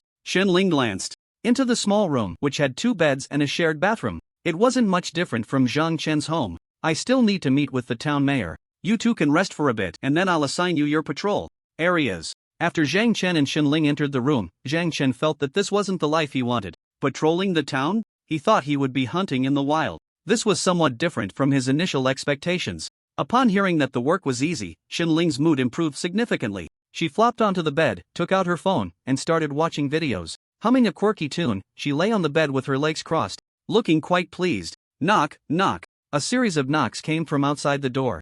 Zhang Chen went to open it. 2 middle-aged men stood outside. The 2 men were taken aback when they saw Zhang Chen, then one of them asked, "You're a guardian too?" The newcomers didn't seem friendly. One of the middle-aged men leaned in, and upon seeing Shenling lying on the bed, his eyes widened. Wow, you even brought a woman. This girl is really pretty. You two are sharing a private room? Is this a couple suite? Couple? We're not a couple. He's my brother, who are you? Shenling, hearing the commotion outside, walked over with a puzzled look at the 2 men. One of the men, wearing a cap and with yellow teeth, spoke up. I'm Lin Jue, a guardian from the Public Security Bureau of Luochuan City. This is my teammate, Liang Zi. We're here to inform you about your patrol areas. Zhang Chen asked, which area are my sister and I supposed to patrol? Liang Zi grinned and said, let's not rush into that. Young lady, how old are you this year? Do you have a boyfriend? Lin Jue then pulled out a cigarette, lit it, and walked into the room. But at that moment, Zhang Chen stepped in front of them and said, private space, sorry. Lin Jue and Liang Zi looked at each other, speechless. What private space?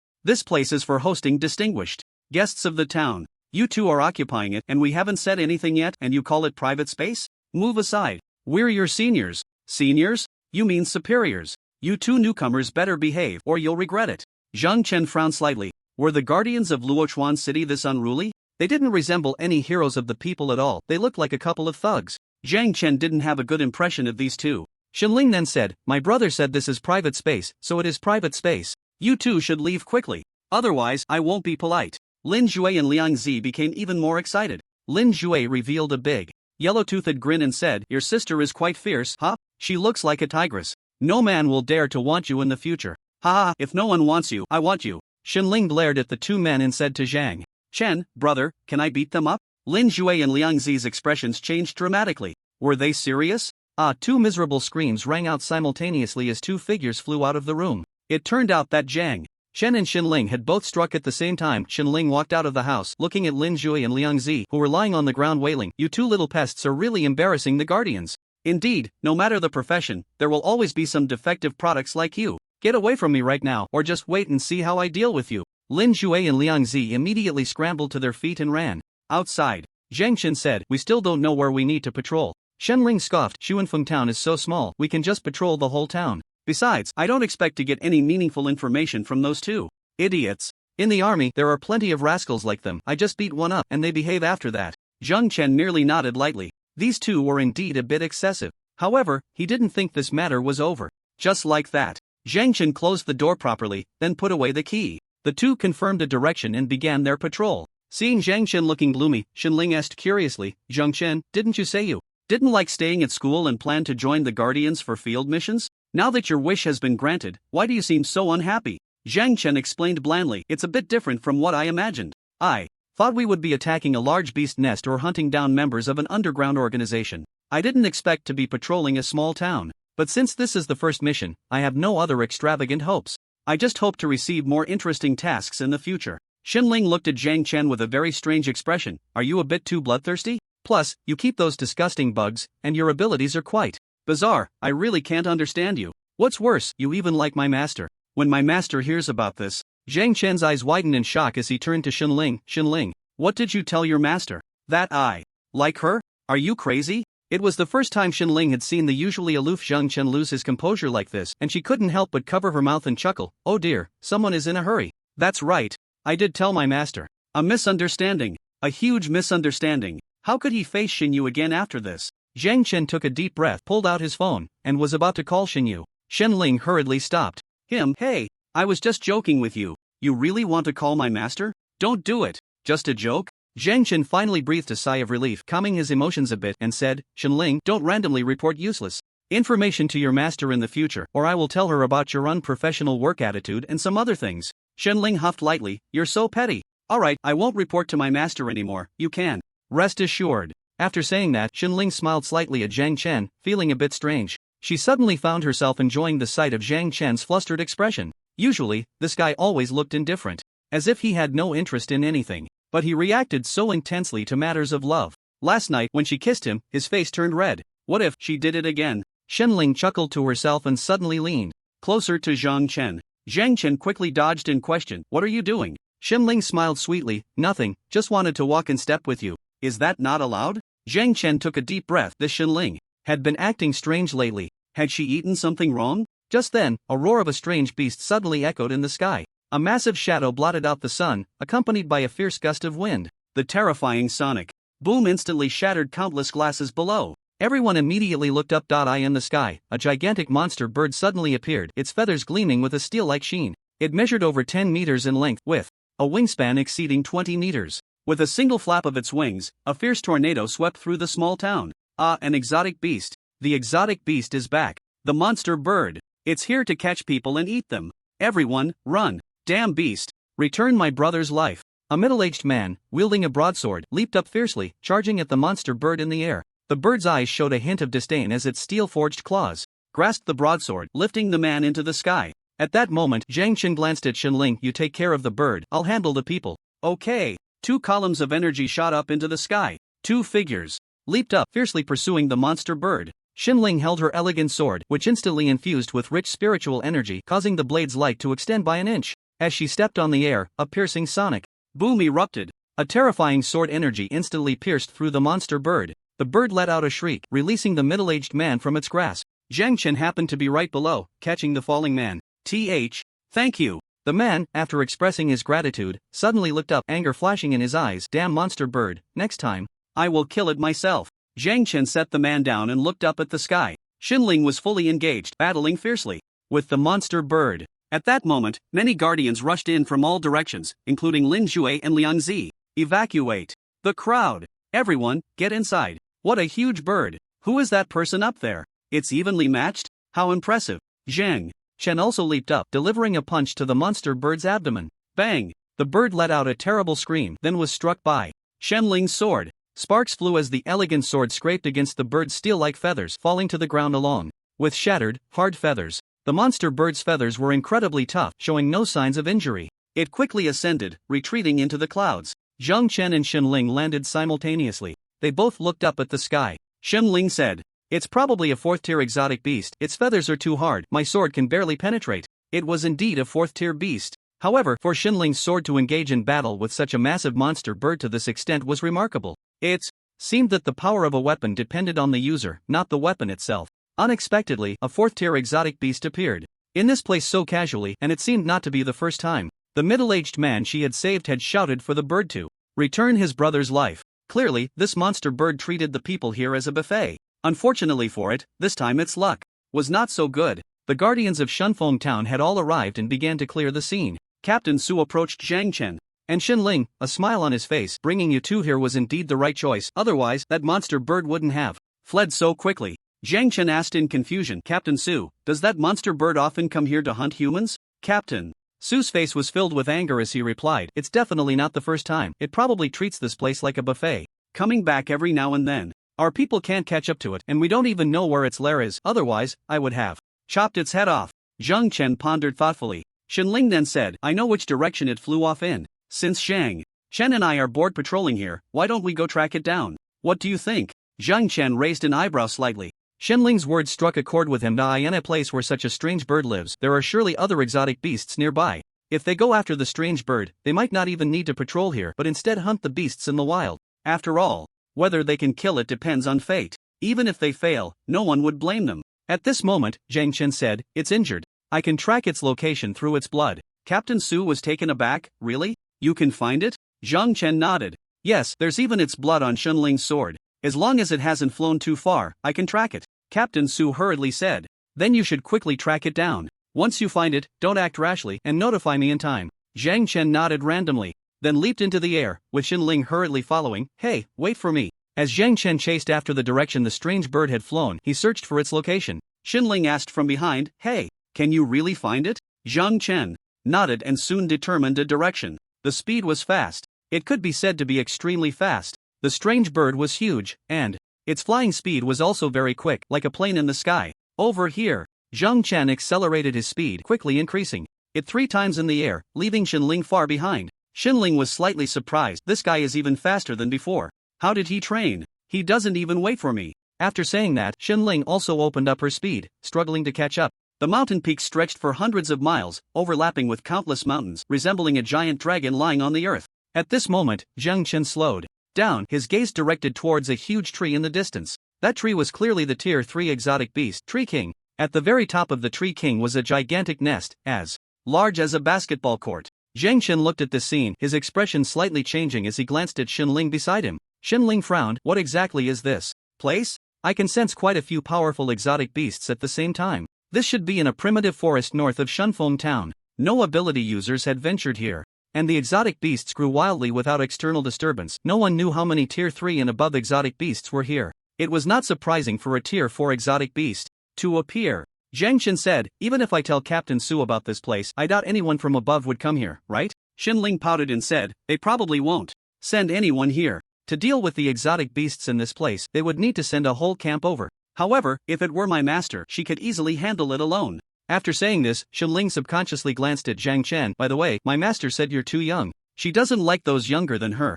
Zhang Chen. What does Xinling usually talk about with her master? Did her master even consider it? In the end, he was eliminated just because he was too young? Zhang Chen sighed helplessly. Ever since he met Xinling, he really had no temper left. Changing the subject, Zhang Chen said, "Since we're here, wouldn't it be a waste to leave without taking a look?" As he spoke, Zhang Chen opened his task function. The task function displayed 3 tasks: kill 10 Tier 3 exotic beasts, reward 10,000 replication points, and a fragment of a universal replication card. Kill 10 Tier 3 beastmen, with rewards the same as for killing exotic beasts. The third task: kill the Tier 4 exotic beast, Steel Flying Bird, with a reward of 100,000 replication points and 3 fragments of a universal replication card. The rewards for the Tier 4 exotic beast tasks were indeed incomparable to those for Tier 3 exotic beasts. Currently, he already had 1 fragment of a universal replication card, and once he gathered 99, he could exchange it for a universal replication card. At that time, he could directly replicate Xinling's abilities. It seemed very far away, but if he was constantly killing exotic beasts, gathering 100 would just be a matter of time. Zhang Chen landed first and then began to track the scents around him. Soon, he discovered that there seemed to be many third-tier exotic beasts lurking nearby. Xinling looked puzzled and said, "Hey, Zhang Chen, aren't we going to deal with the monster bird? What are we doing here?" Zhang Chen walked forward while explaining to Xinling, "Let's find some third-tier exotic beasts to warm up first so we can deal with the steel-flying beasts in the best condition." Killing the steel-flying beasts could yield 3 universal copy card fragments. However, the steel-flying beast was a 14th-tier exotic beast, and even with Xinling's help, he didn't think they could handle it easily. Since they had come out, it was better to complete the simpler tasks first before considering how to deal with the steel-flying beast. Xinling always felt that Zhang Chen was wasting time. Yes, in Xinling's eyes, he was indeed wasting time and complicating things. Zhang Chen took out his dual-blade knife, disassembled it, and held one in each hand. He turned to Xinling and said, "You don't need to intervene, I'll warm up." Xinling shrugged, "Suit yourself," her eyes showing a hint of disdain. Zhang Chen ignored her and quickly charged towards the nearest third-tier exotic beast. A beast as large as an elephant, resembling a rhinoceros, was drinking water by the lake. This beast was covered in rectangular shapes, looking like it had donned a layer of steel armor, and the horn on its nose was spiral-shaped, with purple arcs of electricity dancing on it. Zhang Chen wasted no time, aiming for the beast's heart, and then suddenly closed in on it. The rhinoceros beast was startled and turned to look at Zhang Chen. Before it could react, its horn was abruptly severed. The rhinoceros beast immediately went into a rage, letting out a terrifying roar, and leaped towards Zhang Chen like a projectile. Zhang Chen instantly entered a state of full-body steelization. Bang! The rhinoceros beast collided with Zhang Chen, producing a metallic clanging sound, and its massive body was thrown backward, blood splattering everywhere. Zhang Chen quickly reached the rhinoceros beast's side, and as it flipped over, he drove the dual-blade knife firmly into its neck and pressed down hard. The beast's head and body were instantly separated. Congratulations to the host for killing a third-tier exotic beast. Copy points plus 3,000. Realm slightly increased as sound came from behind. Zhang Chen turned to look. He saw Xinling holding a bag of chips, munching away, her mouth slightly turned down. Wow, impressive. Zhang Chen couldn't be bothered with Xinling. He had just heard the system's prompt, and his realm had only slightly increased. It seemed that once his realm reached the third tier, the speed of advancement began to slow down. Did that mean the higher the realm, the lower the realm enhancement gained from killing beasts of the same tier? Only cross-tier kills could significantly boost the realm? At that moment, Zhang Chen opened the dark space. The corpse-eating insects immediately swarmed out. They quickly reached the body of the rhinoceros beast and began to gnaw at it. The beast's corpse was visibly disappearing at a rapid pace. He wasn't sure if it was an illusion, but he felt that the number of corpse-eating insects seemed to have increased quite a bit. After finishing their meal, the insects began to scurry back towards the dark space. Zhang Chen then said, "Since we've come out, let's not rush back, stay and help." The corpse-eating insects all stopped and gathered around Zhang Chen's feet. Seeing this scene, Xinling burst out laughing. "Ha, this is too funny. I didn't expect these bugs to actually understand your words." He was an insect speaker, so he could communicate with these corpse-eating insects. They regarded him as their king. Zhang Chen explained, "If even these little bugs are so obedient, you, a living person, are less sensible than them." When Xinling heard this, her delicate brows furrowed slightly. "How can you compare me to bugs? You're the one who doesn't understand them." "Humph." Zhang Chen let out a light snort, then issued a command. The corpse-eating bugs began to burrow underground, quickly crawling forward. Seeing Zhang Chen actually following the bugs, Xinling curiously hurried to catch up. "Zhang Chen, can these little bugs help you attack other beasts?" Zhang Chen nodded. "Yes, with them around, I might save some effort." At that moment, Xinling suddenly looked envious. "It seems these bugs are quite useful. Why don't you share some with me? I want to raise them too. I could train them to be my errand runners, so when I'm lying in bed and don't want to move, I can command them to bring me tea and water. Wouldn't that be wonderful?" This was the first time Zhang Chen had heard someone talk about raising bugs to serve them. "Don't get your hopes up, these bugs won't listen to you because they are mine. Haven't you heard the saying about a servant not serving two masters?" Xinling scoffed. "They're just little bugs. How would they know what it means to serve two masters? Whoever feeds them meat is who they listen to." Zhang Chen suddenly stopped and corrected her. "They're not ordinary bugs, otherwise, I wouldn't keep them. Before you arrived, there was a bug disaster in Jiangnan City. At that time, the ability users and the security bureau had a tough time." Xinling's expression changed slightly. "You didn't cause that, did you? What kind of thought process is that?" Zhang Chen shot her an annoyed glance and said, "I tamed some bugs." Xinling looked puzzled. "Didn't you say they don't serve two masters? How come they have no principles with you?" Zhang Chen was truly exasperated with this chatterbox and patiently explained, "Because their master is dead. I am their only master. Also, stop talking to me. If you're bored, go check out the steel flying birds. We'll see how to deal with them later." Shenling casually tossed aside the empty chip bag and said, "Alright, I'll go observe. If I find anything, I'll remind you. No need to thank me. Hurry up and leave." Zhang Chen felt he was about to lose his mind. Fortunately, Shenling ran fast. Watching her retreating figure, Zhang Chen let out a long sigh of relief. He could finally focus on hunting. Where did his corpse-eating bugs go? Zhang Chen carefully sensed and quickly confirmed a direction. As he moved toward where the corpse-eating bugs were, he asked the system, if the corpse-eating bugs kill a creature, will I receive a reward? If so, he could just let these bugs wreak havoc, saving him the trouble of always having to deal the final blow. Since the corpse-eating bugs and the host have a master-servant relationship, if the corpse-eating bugs kill a living creature, the host can receive a reward. Zhang Chen's expression changed slightly. You should be happy for me. The host has not asked this question before. Zhang Chen smiled wryly. True, it is indeed my fault for not asking. At this point, Zhang Chen had arrived at the ground where the corpse-eating bugs were lurking, and not far ahead, 3 third-tier beasts were basking in the sun. The corpse-eating bugs stared intently at the 3 third-tier beasts, and even after just consuming a third-tier beast's corpse, they still felt ravenous. Facing 3 third-tier beasts, and with their numbers, the corpse-eating bugs surprisingly did not show any fear. Instead, they seemed unusually excited. Could it be that those 3 beasts were their feast? It seemed it was time to test the combat power of the corpse-eating bugs. Go! The army of corpse-eating bugs instantly formed a wave-like tide, rushing madly toward the direction of the 3 beasts. The tide of bugs quickly split to the left and right, surrounding the 3 beasts in the middle. The bugs piled up to form a wall of insects several meters high, completely surrounding the 3 exotic beasts within. Not only was there organization, but there was also discipline, requiring no command from him.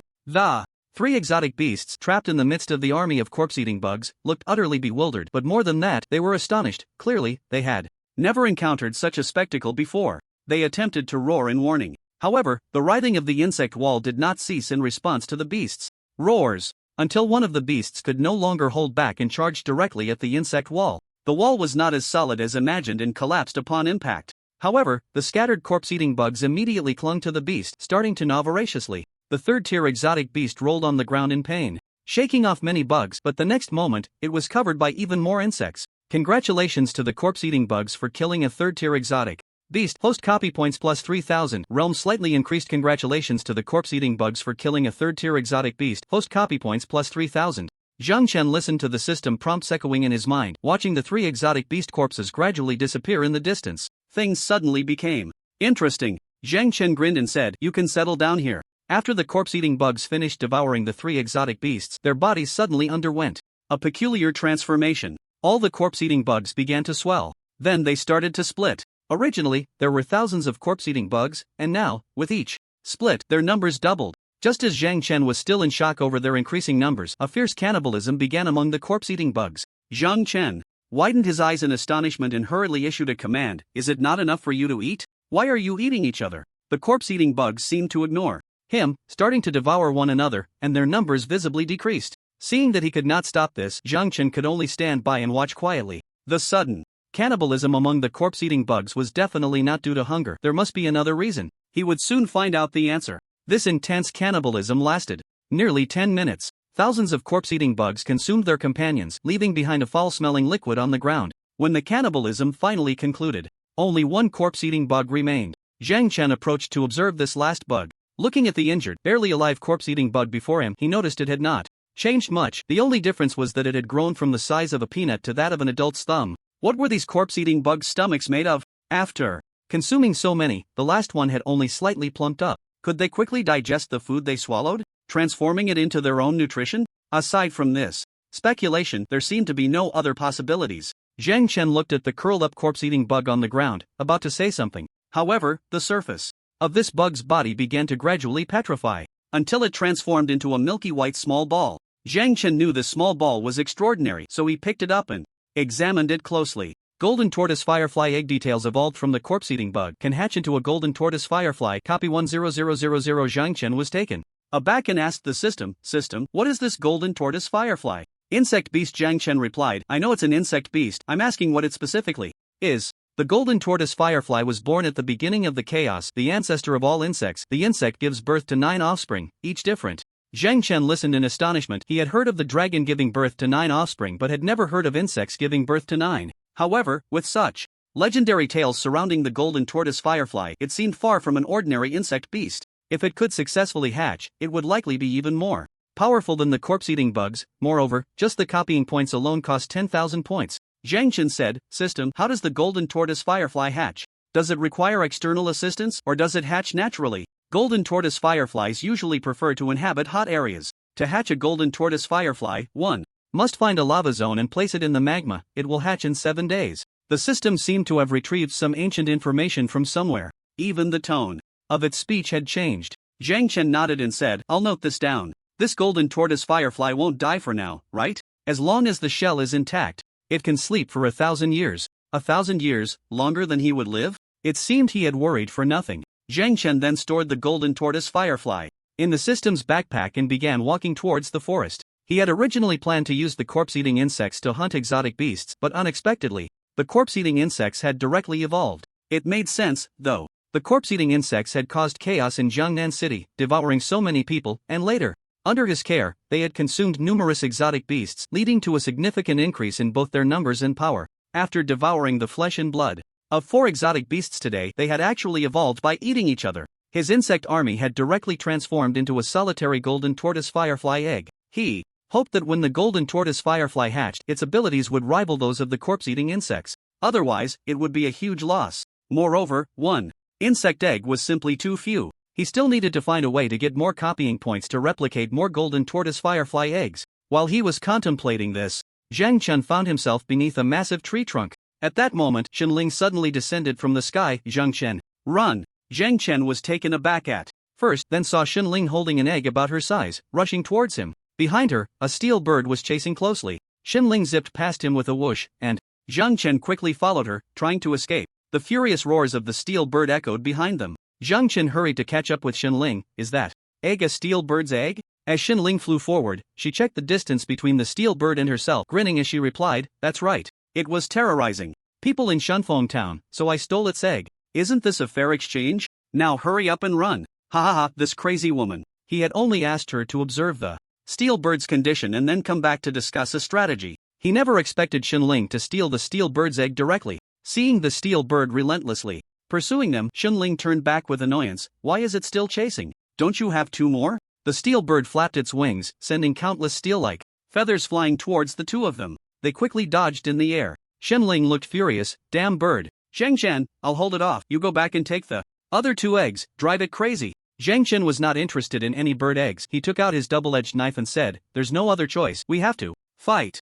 You come too." Shenling grinned. "I was waiting for you to say that. Let's fight." Shenling directly stored the bird egg in her spatial ring, and the 2 of them suddenly stopped in mid-air. Shenling shook her sword sharply, and spiritual energy surged out from her body. Boom! A column of energy shot up into the sky. "You damn bird! Take this!" The steel bird was furious about the stolen egg and charged directly at her without hesitation. At that moment, Zhang Chen quickly raised his hand. A stone wall appeared instantly between the person and the bird. Before he could reinforce the stone wall with steel, the steel bird smashed through it, and Shenling was sent flying. As she was thrown out, Shenling quickly stabilized herself in the air and shouted at Zhang Chen, "Hey, what are you doing?" "Of course, I'm saving you, you idiot." As soon as Zhang Chen finished speaking, he didn't dare to be careless. It was a 4th-tier steel bird. Moreover, the steel avian, still in a state of furious rage, possessed strength far beyond its rank. The blood demon descends. In an instant, countless blood particles surged within Zhang Chen, his vital energy rapidly igniting, and all indicators began to rise in an instant.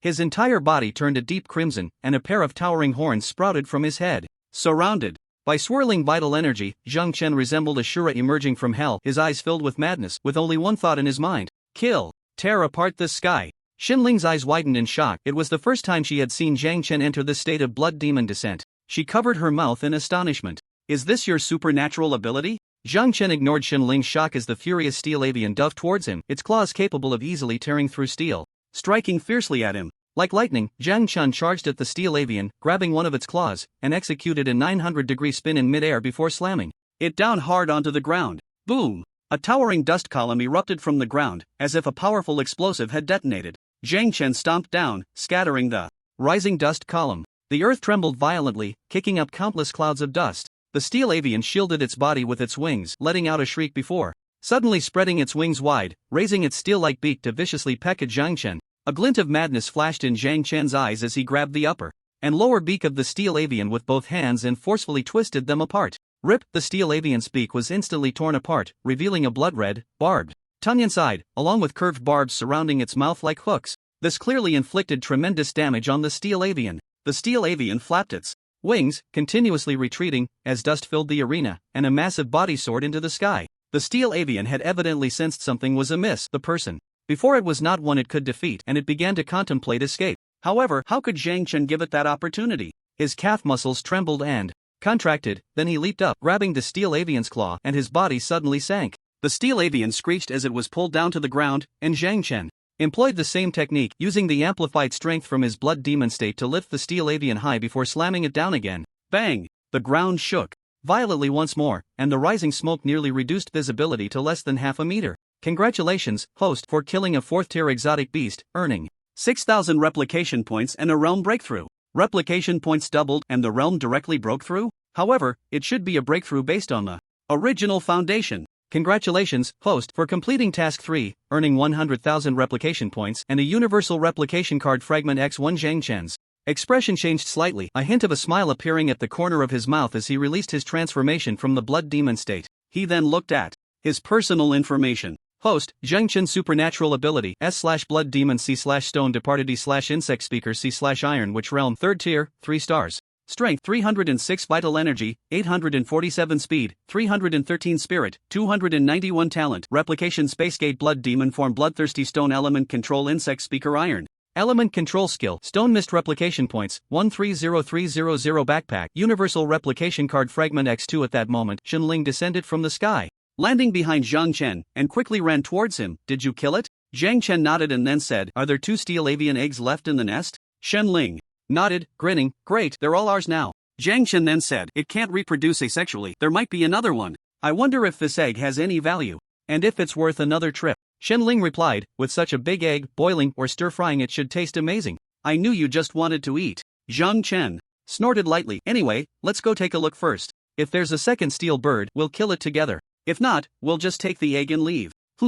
Let's go. The 2 of them leaped into the air, flying towards the nest of the steel bird. He had already killed 4 third-tier beasts, and if he killed 6 more, he could claim another reward. The universal copy card fragments were valuable and must not be wasted. Zhang Chen glanced at the taskbar. The 3rd task was in countdown mode, showing 23 hours 58 minutes and 12 seconds, indicating it refreshed every 24 hours. He wondered what the next task would be. The 2 arrived at the top of the Tree King's nest, and luck seemed to be on their side. They did not see a second steel bird. Zhang Chen quickly stored both bird eggs in his spatial ring and then flew swiftly down towards the Tree King. After landing, Shenling asked in confusion, why aren't you leaving again? Do you want to wait here for another steel bird to come? Zhang Chen shook his head and said, I want to hunt a few more beasts here. You take the steel bird's corpse back to report, and I will join you soon. Shenling frowned slightly. Can't I come with you? I'm here to protect you. Zhang Chen sneered, with my current strength, do you really think I need your protection? Shenling was momentarily taken aback, then recalled how he had fought the steel bird earlier. Indeed, with his current power, defeating her would be a piece of cake. How could she protect him? Then doesn't that mean I don't need to stay by your side to protect you? Shenling looked disappointed. Zhang Chen then remembered what Xinyu had once told him. If Shenling went back as a member of the Dark Guard, he would inevitably contact the underground organization first. Shenling was determined to seek revenge, and would not miss any opportunity to confront the underground organization. However, Xinyu was worried that Shenling was inexperienced in the world. Despite her strength, she lacked social experience and might get into trouble. Coupled with the previous task he had failed due to sleeping, by a series of coincidences, Xinyu had arranged for him to be here, hoping to let her gain more exposure to society and absorb some social experience. Zhang Chen looked at Shenling and said, I'm used to having you by my side. If you're not around, I might get a headache. Upon hearing this, Shenling cautiously glanced at Zhang Chen and asked, half in disbelief, really? You don't mind me being chatty? You don't mind me eating a lot? Zhang Chen shook his head. That's not a problem. Being on good terms with Xinyu was beneficial for him, so why not give him some face? Shenling suddenly became proud, cleared her throat, and said, then, fine, I'll stay by your side a little longer. He. Shenling happily rushed back. Zhang Chen continued hunting in the forest until he completed the task. His copy points reached an all-time high of 140,000. 14,000 was just a drop in the bucket compared to 1 million copy points. However, he already had 3 universal copy card fragments. If he could complete 2 tasks every day, it meant that in less than 5 months he could obtain a complete universal copy card. Thinking of this, all his fatigue was instantly swept away. He returned to Shunfeng Town. Looking down from the sky, he was taken aback. Shunfeng Town now seemed to be engulfed in flames of war, as if a great battle had taken place. After landing, he noticed that many places on the streets had been damaged. At that moment, Captain Su ran over to him. Zhang Chen, you're back. Are you hurt?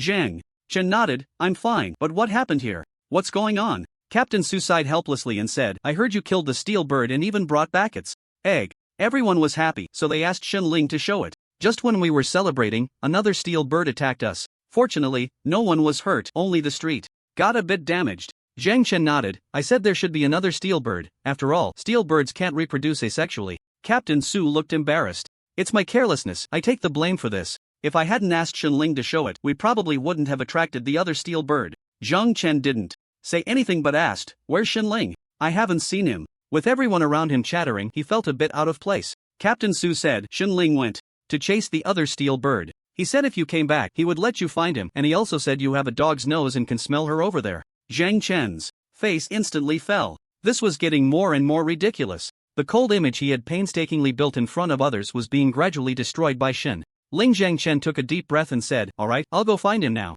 Captain Su, you can go back to your work. Captain Su then said, by the way, I have two reckless subordinates who heard they caused you trouble. They asked me to apologize to you on their behalf. What do you think? Lin Jue and Liang Zi. It must be these two. Zhang Chen said, these two clearly aren't new to bullying newcomers. I originally wanted to handle it privately, but since they brought it up publicly, Captain Su, how to punish them is up to you, you decide. Captain Su immediately looked pained. No, don't leave it to me. These two old hands have been in Shunfeng Town for a long time, and many people know them. Although their behavior is a bit inappropriate, they can still be useful at critical moments. How about this? Once everything here is settled, we can have a meal together, and I'll have them apologize to you. Zhang Chen's expression changed slightly. Drinking and eating? Captain Su hurriedly laughed awkwardly. It's fine if we don't eat or drink. In any case, I will personally make them come and apologize to you. Can you let them off the hook? Zhang Chen said, let's talk about it when I come back. As soon as he finished speaking, Zhang Chen suddenly leaped up, using his dog nose to sniff out which direction Shen Ling had gone. He should still be in that previous forest. He had chased a beast here and then, seeing it wasn't too far, flew back to test how many times he could accelerate in the air continuously. Zhang Chen found a secluded spot, opened a spatial door, and directly returned to the lair where the tree king was. Looking up, he saw a steel bird frozen into an ice sculpture, rapidly falling to the ground. The steel bird crashed to the ground, shattering into pieces. Zhang Chen looked at the shattered steel bird on the ground and then looked up at Shen Ling, who was surrounded by a chilling aura in the air. Shen Ling's clothes were torn in several places, and his expression had turned extremely indifferent. But the moment he saw Zhang Chen, Shen Ling instantly returned to his usual self, flying over to him with a face full of grievance. Zhang Chen, why did it take you so long to come? I almost couldn't handle it, boo-hoo. How was that almost? The steel bird had been frozen into an ice sculpture and shattered into pieces. What kind of terrifying cold was needed to achieve such an effect? Perhaps he could replicate this ability. Even if he didn't need it, he could still have a special physique to withstand the cold. Shen Ling shook his head like he was washing his face, and when Zhang Chen looked down, he immediately noticed his clothes were covered in tears and snot. Damn it! Even with Zhang Chen's good temper, he found it hard to bear at that moment. Why did you wipe your tears and snot on me? Zhang Chen looked at Shen Ling in shock. Shen Ling, however, was visibly angry as she said, what the heck? The girl is crying, and you still care about whether your clothes have tears and snot on them? Shouldn't you be comforting me? I almost died. Do you know what would happen if I died? No one would take revenge for my family. My master would be heartbroken because of me, and all the delicious food in the world would be eaten by those who can't appreciate it. By the end, Shen Ling felt a sense of gritted teeth. Zhang Chen adjusted his breathing. Truly, nature has a way of balancing things. He had always been calm, except in front of Shen Ling. In any case, he needed to copy her ability first, deducting 100,000 copying points, copying the ability of Winter's Flower. The ability of Winter's Flower has been successfully copied and is merging with the host's body. Please wait. Considering that Shen Ling contributed the ability of Winter's Flower, Zhang Chen decided not to argue with her. After taking off his clothes and changing into a new outfit, he directly threw the old clothes away. This action seemed to provoke Shen Ling's dissatisfaction again. Hey, what do you mean? Why throw away perfectly good clothes? Are you that disgusted with me? Shen Ling glared at him angrily. Her cheeks puffed out like a goldfish, her bright black eyes fixed on Zhang Chen, exuding a threat. Zhang Chen clearly wasn't intimidated, opening a spatial door and saying, you've worked hard, go back. Shen Ling huffed, that's more like it. Indeed, Shen Ling was quite powerful, a fourth-tier steel bird. When she said she would kill, she did, looking only slightly disheveled and not injured at all. No wonder she was trained by Xingyu. As for her personality, well, from how often Shinyu came here to cook for her, she was overly pampered. The two returned to Shunfeng Town. The guardians of Shunfeng Town rushed over, and the townspeople came out to see what the two heroes who had dealt with the steel bird looked like. However, things seemed to be a bit unexpected for them. Neither Zhang Chen nor Shenling came out to meet them. Captain Su used the excuse that they were both injured and receiving treatment to send the others away. Once the crowd of residents surrounding Zhang Chen and Shenling's room dispersed, Captain Su smiled knowingly and turned to knock on Zhang Chen and Shenling's door. Shenling was in the room watching TV, her mouth not idle, with a pile of chip bags scattered all over the floor. Zhang Chen was sitting cross-legged on the bed, looking like he was meditating. Captain Su smiled slightly and said, Zhang Chen, Shenling, you two have really made a great contribution this time. I will definitely report the situation here to the Public Security Bureau in your city and make sure they reward you well. At this moment, Zhang Chen slowly opened his eyes and looked at Captain Su. Is that all? Captain Su then realized, awkwardly smiling, about Lin Jue and Liang Zi causing you trouble. I've already expelled both of them. They are no longer members of the guard team. Zhang Chen asked lightly, what else? What else? Captain Su scratched the back of his head, wondering what more there could be. Zhang Chen took a deep breath and said, bird eggs. 3 bird eggs, what do you plan to do with them? Captain Su was slightly taken aback, puzzled. Aren't the bird eggs in the bodies with Shenling? Zhang Chen's expression changed slightly as he turned to Shenling, who cleared her throat and said, I plan to keep them as my backup food. I won't hand them over. And why should I? Didn't we hunt them ourselves? Captain Su awkwardly smiled. In any case, I'll head out now. You two can rest if you want, patrol if you want. In short, you are free. With that, Captain Su left the room. Zhang Chen turned to Shenling and said, when I asked you just now, you didn't say it like this. You mentioned that the corpses and bird eggs had already been handed over to Captain Su. So, you were planning to keep it all to yourself? Shenling frowned slightly. What do you mean by keeping it all to myself? I'm doing this for both our benefits. Look, we worked so hard to kill that steel flying beast, yet the higher-ups haven't shown any appreciation, just some verbal praise. Besides, those bird eggs and the beast's corpses were originally our spoils from the hunt. I'm just keeping what we deserve. It's not like I'm hoarding it all. We can roast and eat them together later. After finishing, Shenling smiled and tilted her chin at Zhang Chen. Zhang Chen. He was still contemplating the market price of these 3 bird eggs. After all, they were the eggs of a 4th-tier beast. They should fetch a good price, right? The escort mission in Shunfeng Town was considered a success on this day. Aside from the initial encounter with a steel flying beast attacking Shunfeng Town, the rest of the time went smoothly. Zhang Chen and Shenling bid farewell to the other members of the guards in Shunfeng Town and headed straight back to the Public Security Bureau in Jiangnan City. A week later, Captain Chen saw Zhang Chen and Shenling again, but he couldn't seem to muster any joy. Shenling asked in confusion, Captain Chen, what's wrong? Aren't you happy to see us? Should we leave? Captain Chen forced a smile. That's not it. It's just that a troublesome case has come up in Jiangnan City recently. It's been several days and we still have no leads. Zhang Chen's expression changed slightly. What happened? At that moment, Yi Duo returned from somewhere and said directly, it should be the orcs' revenge. Captain Chen took a deep breath and said, it's still unclear whether it was the orcs or the ability users, but this time I stand with Yi Duo. I also think it was the orcs. Shenling looked worried. Have many people died? Captain Chen nodded. 3 people die each day, and today is already the 4th day. A total of 12 people have died, and they include men, women, and children, as if it were random killings.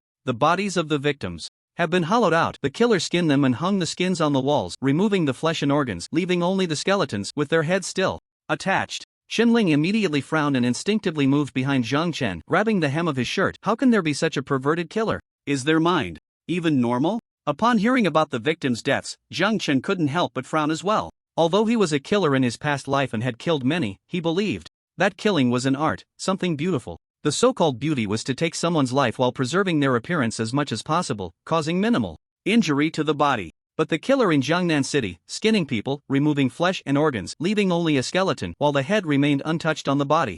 This was an extremely tedious and bloody process. It wasn't something an ordinary person could do. Yet Captain Chen and Yi Duo believed it was the orcs. Orcs?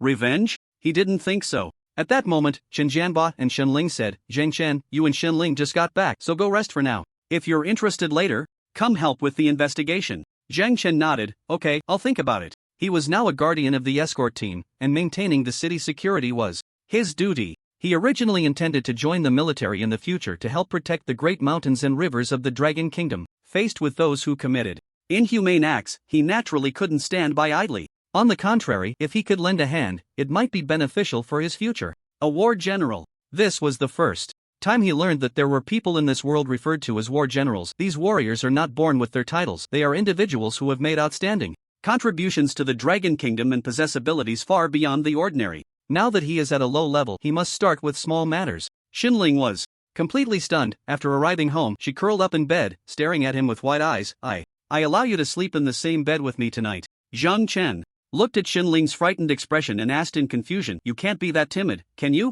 Xinling snorted coldly, what? You don't want to? Then, that's not acceptable. You must be willing. Anyway, I want to discuss the murderer's motives and some details with you. Zhang Chen let out a light snort and went to take a shower. The next morning, Zhang Chen was awakened by a call from Chen Jianba. He woke Xinling, who was sleeping like a dead pig, and the two of them went to the Public Security Bureau. Xinling leaned against him, still half asleep. Captain Chen looked at Xinling's condition and asked in confusion, what's wrong with her? Zhang Chen replied, she's young, she needs more sleep. Hearing this, Captain Chen sighed helplessly and said, anyway, let's talk about business first. Come to the conference room. Zhang Chen then supported the half-asleep Xinling and went to the conference room together. Under the astonished gazes of a group of people, Zhang Chen took a seat in the far corner. Captain Chen and Yi Duo stood at the main position. With a crisp sound of a switch, a topographic map of Jiangnan City appeared. Behind the two, Zhang Chen looked at the distant map and a question mark unconsciously formed in his mind. Humans live in this chaotic world, constantly on edge. In Jiangnan City alone, a murder occurs almost every few days. At this rate, it's only a matter of time before everyone in the city is dead. Jiangnan City is like this. I wonder if other cities are the same? When I went to Shunfeng Town before, it seemed to be the same. The plight of humanity is truly becoming increasingly dire. The law of the jungle is vividly interpreted in this era. Chen Jianba cleared his throat and said, what you are looking at is the topographic map of Jiangnan City, and the places marked with red crosses are where the murderer has appeared. This murderer is extremely arrogant and cunning. The crime scenes were handled very cleanly, leaving no traces behind, and the people around the deceased did not even realize that the victim was dead. After our forensic examination, every body had undergone basic preservation treatment. This has resulted in the bodies being able to remain uncorrupted for a long time and not emit any foul odor. The body with the longest time of death was 3 months ago, which means this person has been killing everywhere since 3 months ago. At this point, Zhang Chen asked, so, does that mean we can determine that the murderer is human? Captain Chen nodded, that's right. Due to the apparent treatment of the bodies, it also hindered the forensic examination, and the results only came out last night. I initially thought it was done by beastmen. After all, there were tearing marks on the only preserved neck of the body, leading to my misjudgment. Captain Chen became much more humble, actively admitting his error in judgment. The meeting continued. Yi Duo then said, we have compiled a list of personnel. Overnight, among them is a real murderer, and we need you to investigate them. At the same time, record the suspects you think are most likely, and we will monitor them 24/7. For now, this is all we can do. After speaking, Yi Duo distributed the list one by one. At this moment, Xinling finally seemed to wake from her dream, rubbing her blurry eyes and looking at the corpse on the wall. Upon seeing it, she was instantly startled. Who put such disgusting pictures up there? Zhang Chen patted her shoulder and said, these are all the deceased, calm down. Xinling immediately felt a bitter taste in her mouth. Why are the pictures of the deceased hanging up there? Because we're discussing this case in the Public Security Bureau's conference room. Zhang Chen shook his head helplessly. It was then that Xinling realized she was in the Public Security Bureau's conference room, and she became much more subdued. Zhang Chen had 3 lists in his hand. The lists contained photos and basic information. At this time, Xinling also received 3 lists, looking at them in her hands, glancing left and right, probably still unaware of what had happened. Yi Duo then said, let's go quickly. Don't miss any clues, we can't have more casualties. Yes. However, just then, an electronic prompt suddenly appeared in Zhang Chen's mind. Event triggered, find the serial killer. Killing the serial killer can earn 100,000 replication points and 3 universal replication card fragments. Zhang Chen raised his eyebrows slightly. However, he concealed his surprise. Not only do we have to find him, but we also have to kill him? That seems a bit challenging. If we find the killer and he resists fiercely, then killing him wouldn't be a problem. However, if the killer doesn't resist, the Public Security Bureau would probably take him away and then hand him over to the military for processing. Zhang Chen shook the 3 lists in his hand and then said, Xinling, it seems we need to split up. I'm going to the butcher shop on South Street. Let's meet at the Public Security Bureau at noon. Xinling was slightly taken aback but nodded, okay, be careful. Zhang Chen nodded and then walked out of the Public Security Bureau. At the South Street butcher shop, Zhang Chen stood at the entrance, watching the bustling crowd ahead. Everyone rushing to buy beast meat. The butcher shop owner, Wu Tian, was a middle-aged fat man in his 40s, currently busy and smiling broadly. Zhang Chen looked at the pieces of meat being sold, which seemed to be some kind of beast meat. The color of the beast meat was quite different, some were blue, while others were green. He didn't know how long it had been. Wu Tian put down the meat cleaver in his hand and had a young man take over for him. Wu Tian then walked directly towards him. Are you a member of the Public Security Bureau? Zhang Chen's eyes showed a hint of confusion. How do you know? Wu Tian smiled and said, this morning, your Public Security Bureau called me, saying that some members would come here to investigate some information. I saw you standing here for so long, not selling meat, and most importantly, I recognize you. You are Zhang Chen, right? Zhang Chen was surprised at how well known he had become, even the butcher recognized him. He nodded. The butcher said, come sit in my office, feel free to ask me anything you want. Zhang Chen followed the butcher into a small room behind the butcher shop, which was very tidy and had a set of tea utensils. Wu Tian demonstrated some tea art in front of Zhang Chen. I've been selling meat for over 20 years, and although I've cut a lot of meat, I've never engaged in any criminal activities. I wonder what this young Public Security Bureau officer wants to ask me about. Zhang Chen asked, I want to see your cold storage and the purchase orders. Wu Tian was slightly taken aback. Well, that's not a problem. The cold storage is in the room behind me, just follow me. Wu Tian began to lead the way. Zhang Chen followed him and indeed saw a huge cold storage room. As soon as the cold storage room opened, a wave of cold air rushed out. The refrigeration was quite strong, but Zhang Chen didn't feel much. After all, he had already merged with the winter flower ability of the ice attribute. Wu Tian said, you can go in and take a look. If anything seems off, just let me know. Zhang Chen stood at the door but did not enter. Instead, he said, next, I want to see the invoices. Please prepare them. After speaking, Zhang Chen walked into the cold storage room. He walked inside the freezer. Captain Chen believed that the flesh and blood of the deceased had been stripped from the body, so the meat seller was also a suspect? However, Wu Tian appeared very calm, showing no concern about being searched in the cold storage. After a simple walk around the freezer, Wu Tian, who had followed him at some point, smiled and asked, Captain, I'm Wu Tian, not the kind of person who breaks the law. Did you find anything? At this moment, Zhang Chen began to move forward, seemingly searching for something as he walked. He eventually arrived at a corner of the cold storage. Wu Tian followed him and, seeing where he was standing, awkwardly smiled, Captain, if you haven't found anything, let's head out. It's cold for you two. Stay in here, and if I keep the door open while the air conditioning is running, it will waste a lot of electricity. Zhang Chen glanced at the carpeted area beneath his feet, puzzled. Why is there a carpet here? It seems like there isn't one in other places. After saying that, Zhang Chen stepped on the carpet. It seems like it hasn't been here long. The carpet is still soft. Given the temperature here, if this carpet had been laid down a long time ago, it should have hardened quickly? Wu Tian laughed heartily. Captain, you really know how to observe.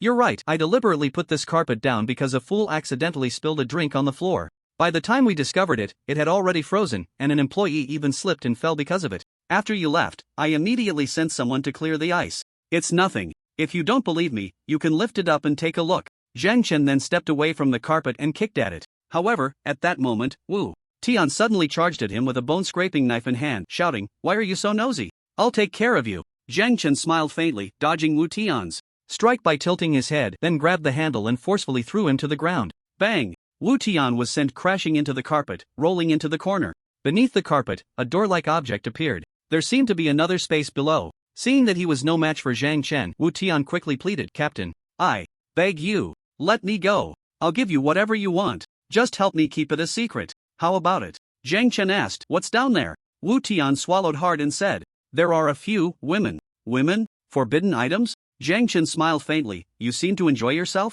Seeing Zhang Chen smile, Wu Tian laughed along. We're all men, you should understand, haha. Zhang Chen shook his head. Actually, I don't really understand. As he spoke, Zhang Chen took out a pair of ability restraining handcuffs from his spatial ring and said to Wu Tian, Are you going to put them on yourself, or do you want me to help you? Wu Tian immediately panicked. Captain, no. Really, how much do you want? Just say it. I've been selling meat for many years and saved quite a bit of money. Just name your price, and I guarantee I can give you a satisfactory answer.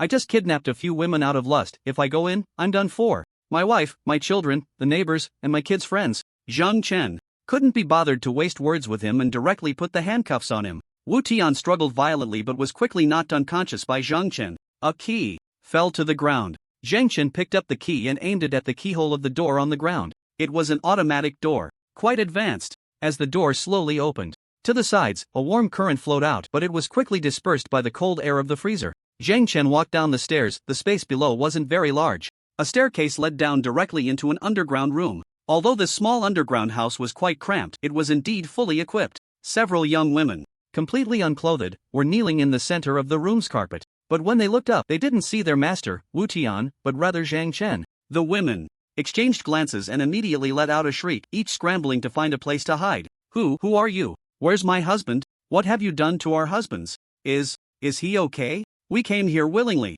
We truly love each other. Zhang Chen noticed that the women were all chained at their feet, kept like pets in this place for his pleasure. Had they developed feelings after being locked up for so long? Zhang Chen's gaze swept around the room, noticing cameras installed everywhere. He hadn't expected to uncover such a place while investigating a murderer. Zhang Chen opened a spatial door and directly summoned Old Hu. When Old Hu arrived at the scene, he immediately showed a look of shock. What's going on? Why are they all naked? Zhang Chen replied, the butcher, Wu Tian, kidnapped them and imprisoned them here, but they don't seem very grateful. Old Hu noticed the three women hiding behind the sofa, all glaring at them with hostility. One of the team members attempted to give them clothes, but faced fierce resistance. You're from the Public Security Bureau? What a meddlesome bunch. I came here willingly to be kept by my husband. We all came willingly. Our husbands treat us well. We're not threatened here at all. You're ruining everything. You bastards. Old Hu snorted coldly, forcefully take them away. It's outrageous. It doesn't matter if you claim it's voluntary. Anyone who violates human rights must be dealt with by the law. The three naked women were wrapped in blankets and forcibly taken away by the Public Security Bureau officers. Zhang Chen and Old Hu went upstairs while the others took the unconscious Wu Tian away. At this moment, Zhang Chen said to Old Hu, I stumbled upon this by accident. I still have 2 more people to visit, so I'll be leaving first. Old Hu nodded, saying, thank you for your hard work. I'll find a way to inform you of the outcome. Zhang Chen waved his hand dismissively, not very interested. He hailed a taxi by the roadside and went directly to the second location. After not uncovering much, Zhang Chen went straight to the third place, which was the largest surgical hospital in Jiangnan City, and the person he was about to visit was a very famous director of the surgical department, Ho Chang. Since the Public Security Bureau had called ahead, the busy Director Ho took an hour off to meet Zhang Chen. In the lounge, Director Ho, dressed in a white coat, walked in with a smile. I'm really sorry, my surgeries were all scheduled for the afternoon. I just finished one and came over. Sorry to keep you waiting. How should I address you?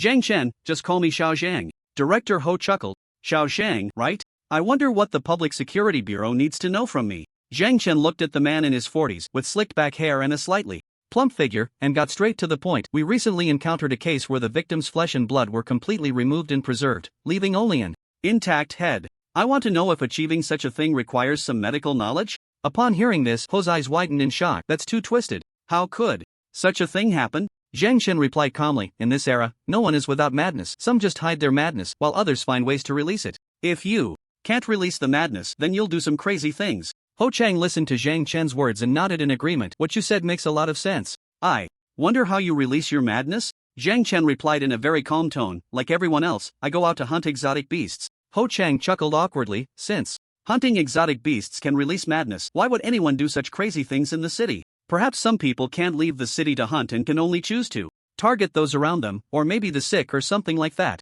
Ho Chang's expression changed slightly. Xiao Zhang, are you implying that I have a strong suspicion of committing a crime? Zhang Chen glanced down at the information he had on Ho Chang, then looked up and said, until the case is solved, everyone is a suspect. Director Ho, please don't misunderstand. Back to the previous question, to achieve what I mentioned earlier, does this person need to have some medical knowledge? Without thinking, Ho Chang replied, of course, and if you want to remove all the flesh from a body while preserving the skeletal structure, you also need to process the corpse in a certain way. Zhang Chen shifted his position and listened intently. Ho Chang continued, in fact, almost all the doctors in our hospital understand this principle. To do what you just mentioned, the murderer would first tie the body to a special bed with the head facing down, then cut the major artery in the neck to allow the blood to drain naturally. Once the blood has drained, the body would be frozen. A frozen body is much easier to cut. Anyone with a slight understanding of human anatomy can remove the flesh without damaging the bones, leaving behind a complete skeleton. Zhang Chen nodded in realization. So, all the surgeons in this hospital could potentially be the murderer? Ho Chang smiled awkwardly and said, in theory, yes. However, if you want to perform preservation on the skeleton, the answer gets much closer. Only a few people in the dissection room can do that. Zhang Chen asked in confusion, is it really that difficult for others to learn preservation methods? Ho Chang shook his head, it's not that difficult. Zhang Chen nodded and then said, I've finished asking my questions. Thank you for your cooperation. Zhang Chen stood up and shook hands with Ho Chang. Ho Chang smiled slightly and said, if you have any more questions, feel free to ask me again. Cooperating with the Public Security Bureau is a basic duty of being a citizen of Manhwa. I won't refuse, even if I'm busy. Zhang Chen nodded and then walked towards the exit of the lounge. Ho Chang watched Zhang Chen leave the lounge before exiting through another door. Many people from the Public Security Bureau returned to the conference room after finishing their investigations. Captain Chen saw Zhang Chen return and hurriedly approached him. Zhang Chen, did you find anything? Zhang Chen shook his head, no special discoveries. If it were that easy to find out, the murderer wouldn't dare to kill so many people in succession. He is confident he won't get caught and wants to showcase his masterpiece to the world. Zhang Chen turned to Captain Chen. Did the other team members find anything? Captain Chen silently shook his head. Zhang Chen sighed. Then we can only wait for him to commit another crime. Besides that, I have no other way. This isn't my area of expertise. Captain Chen smiled wryly. Neither are we, but we have no choice, do we? Captain Chen's words were not wrong. They indeed weren't experts, but there was no one else to do it besides them. Zhang Chen then said, I'll keep an eye on Ho Chang. If there's any new information, I'll let you know. Okay. Zhang Chen walked out of the Public Security Bureau and saw Shen Ling approaching angrily. He casually asked, how's your investigation going? Shen Ling hummed lightly. That guy was really uncooperative. I ended up giving him a beating, but there wasn't anything particularly special discovered. What about you? Zhang Chen shook his head. I didn't find anything either, but I need to keep an eye on someone. I might not be back tonight, so you should buy something to eat outside. Shen Ling nodded gently. Be careful. Zhang Chen opened the spatial door and appeared outside the hospital. Once again. However, this time he didn't go in but climbed up a banyan tree outside the hospital. He waited until night fell. Finally, Zhang Chen spotted the person he had been waiting for. Ho Chang. Ho Chang hurriedly walked out, and a car had long been waiting at the hospital entrance. After getting into the car, it started and drove north.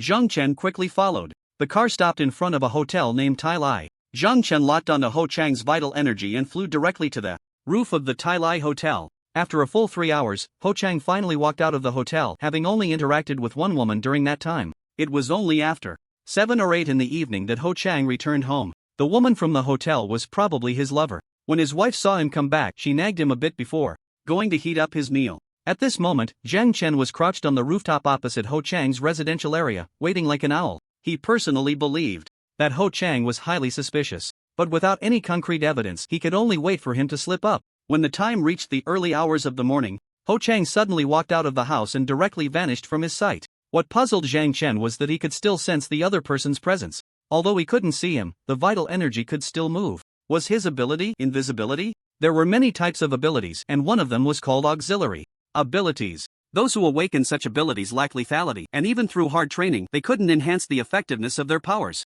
Most of these people chose to pursue literature or business. If Ho Chang's ability had destructive power, he probably wouldn't have chosen to become a surgeon. Zhang Chen already knew this beforehand. But what was Ho Chang planning to do in the middle of the night using invisibility?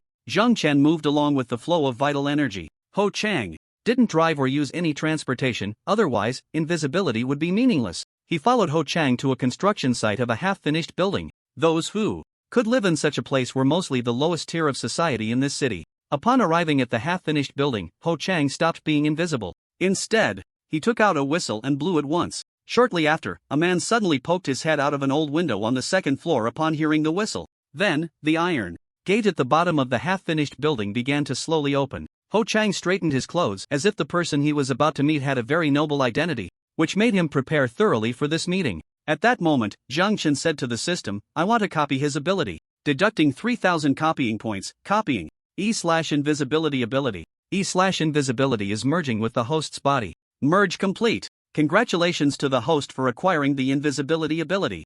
Zhang Chen activated invisibility. Instantly, he entered an invisible state. It must be said that having a system made things quite convenient. Taking advantage of the moment the door closed, Zhang Chen rushed into the half-finished building. Following Ho Chang's footsteps, they walked into the elevator and went all the way to the 7th floor of the half-finished building. The moment the elevator door opened, a scene that looked as luxurious as a palace unfolded before his eyes. Surrounding him were women heavily made up, and the deafening electronic music was blaring. It was a chaotic scene of revelry all around. It was as if he had suddenly arrived at a bar, with a red carpet stretching ahead. Ho Chan walked through the crowd and reached the end of the red carpet. To his surprise, at the end of the carpet stood a throne made of steel. A man, bare-chested and wearing a black mask, sat there in floral shorts, flanked by 2 young girls who were attending to him. Ho Chang awkwardly smiled and said, Brother Lei, can I have a word with you? The masked man glanced at Ho Chang and couldn't help but laugh. So it's you, Ho Chang. Alright, let's talk in my room. Ho Chang nodded and followed the masked man toward a large door at the back.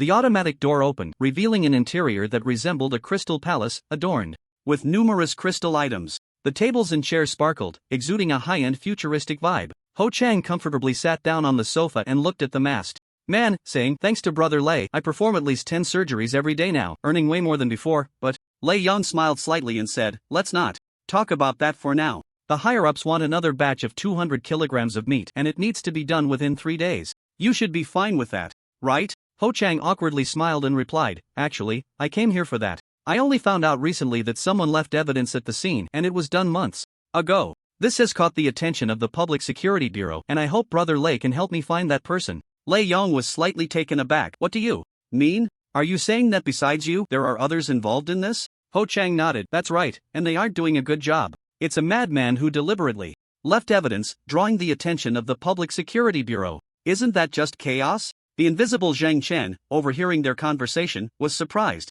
to find that these people had already formed a chain of transactions. Moreover, it seemed that Ho Chang had indeed engaged in similar dealings, but the one who left the evidence was not him? After all, he had been quite clean about it. Lei Yang rubbed his temples, looking pained. "This is a bit tricky. You want me to find this person, but I don't have any leads at the moment. However, I'll have my brothers keep an eye out." Ho Chang said seriously, "It's not just keeping an eye out, we must find him. The Public Security Bureau is already investigating. If we find this person and deal with him, then when I go about doing this kind of thing again, no one will know. If he recognizes us and the Public Security Bureau finds him, he could expose us, and we'd be finished." Lei Yang was slightly startled. "So, we have to find him before the Public Security Bureau does?" Ho Chang nodded. "Exactly. He must be someone I know or one of your people. We just don't know his identity yet. Besides, there aren't many who can pull this off, and they all work at my hospital. I already have a few candidates in mind." Ho Chang pulled out 3 photos from his pocket, showing 3 men, 2 bald giants, one of whom looked like he had been malnourished for a long time, resembling a monkey. The only commonality was that all 3 were surgeons. It seemed they would need to eliminate suspects one by one, starting with the professionals. However, where would they send the meat they were dealing with? The higher-ups wanted another 200 pounds of meat? What was this mountain they were talking about? Who would want this meat? Beast men? Did they have connections with beast men? This matter seemed to be more complicated than he had imagined. Zhang Chen did not act rashly. He had already recorded the scene with his phone from the shadows. Back at the Public Security Bureau, Zhang Chen showed the video to Captain Chen Jianba. After watching, Captain Chen was overjoyed. "Good job. I knew I could count on you. Is this Ho Chang the one I asked you to investigate?" Zhang Chen nodded. "However, the person who left the skeleton doesn't seem to be one of them. They are also looking for this madman. There are 3 suspects that Ho Chang is suspicious of, all doctors from their department, specifically the 3 individuals in the last 3 photos of the video. What to do next is up to your judgment." Chen Jianba looked at Zhang Chen's phone and said, "Where did you pick up this phone? After this case is over, I'll chip in for a new one for you. The pictures are so blurry that if I don't squint, I really can't make them out." Zhang Chen, he indeed planned to change his phone, he just hadn't found a suitable opportunity yet. Chen Jianba publicly revealed the photos of the 3 individuals and Ho Chang during the meeting. It seemed he intended for everyone to brainstorm solutions together. These 4 individuals are all surgeons in Jiangnan City and they are quite authoritative. 3 of them are suspects, while Ho Chang has already formed a trading chain with the gang from the unfinished building, engaging in the illegal sale of meat chunks. We don't know who their buyers are yet, but we can predict that they are likely beastmen or other foreign races. Upon hearing this, everyone furrowed their brows. They were actually being treated as commodities in the underground world? This was simply infuriating. The expressions of the security personnel present looked extremely angry. After all, learning that their own kind was being traded as goods in the underground world was indeed something that made them feel outraged. Yi Duo then said, "I've already sent someone to investigate the gang from the unfinished building. They seem to specialize in flesh trading and providing erotic services, a small gang called Silver Fox, and their leader is named Lei Wu. Do you need me to send someone to arrest him? Perhaps he knows some of the information we want." Zhang Chen replied, "Now is not the time. His people are also looking for the culprit of the meat slicing case. We can send someone to monitor them. Perhaps we can obtain some unexpected information." Yi Duo's expression changed slightly. "Are you suggesting we insert an undercover agent?" Zhang Chen nodded. "This is indeed a good method to obtain information more directly." Chen Jianba then said, "Alright, find an undercover agent to infiltrate Lei Wu's side immediately. As for Ho Chang, don't move him, just send someone to monitor him. We will continue searching for the culprit of the meat slicing case, and remember, do not alert the snake by stirring the grass." Meeting adjourned. The meeting ended quickly. Zhang Chen and Shen Ling were now on their way home. Shen Ling asked, "Zhang Chen, did you suspect Ho Chang from the very beginning? Is that why You followed him? How did you discover he had issues? Zhang Chen thought for a moment and then said he explained the process of dissecting a person to me in great detail. If it were an ordinary surgeon, they might just gloss over it in a few sentences. However, he was very detailed, so much so that he didn't miss a single detail. Shenling suddenly felt a bitter taste in her mouth. So that's why you planned to follow him? Zhang Chen nodded and said, I originally suspected it was a surgeon who did it, someone who could remove the flesh from a corpse so cleanly, even going so far as to perform preservation treatment. This is definitely not something an ordinary person can do. When I questioned Ho Chang, he appeared very surprised, but his surprise was feigned. Genuine surprise doesn't last more than a second on someone's face, anything beyond that is an act. Why would he pretend to be surprised if this matter had nothing to do with him? Shenling suddenly turned her head to look at Zhang Chen. I didn't expect you to know quite a bit. Do you have confidence in finding the culprit of the meat slicing case? Zhang Chen shook his head and said, the culprit of the meat slicing case wouldn't be foolish enough to deliberately expose their whereabouts. However, Ho Chang has already provided a significant direction. This kind of case cannot be handled by ordinary people. Only a few surgeons in Jiangnan City can manage it. Next, the Public Security Bureau will likely monitor these individuals. Of course, I will keep an eye on them as well. So, after I take you home, I will head out to watch them. You should go to bed early tonight. Shenling nodded.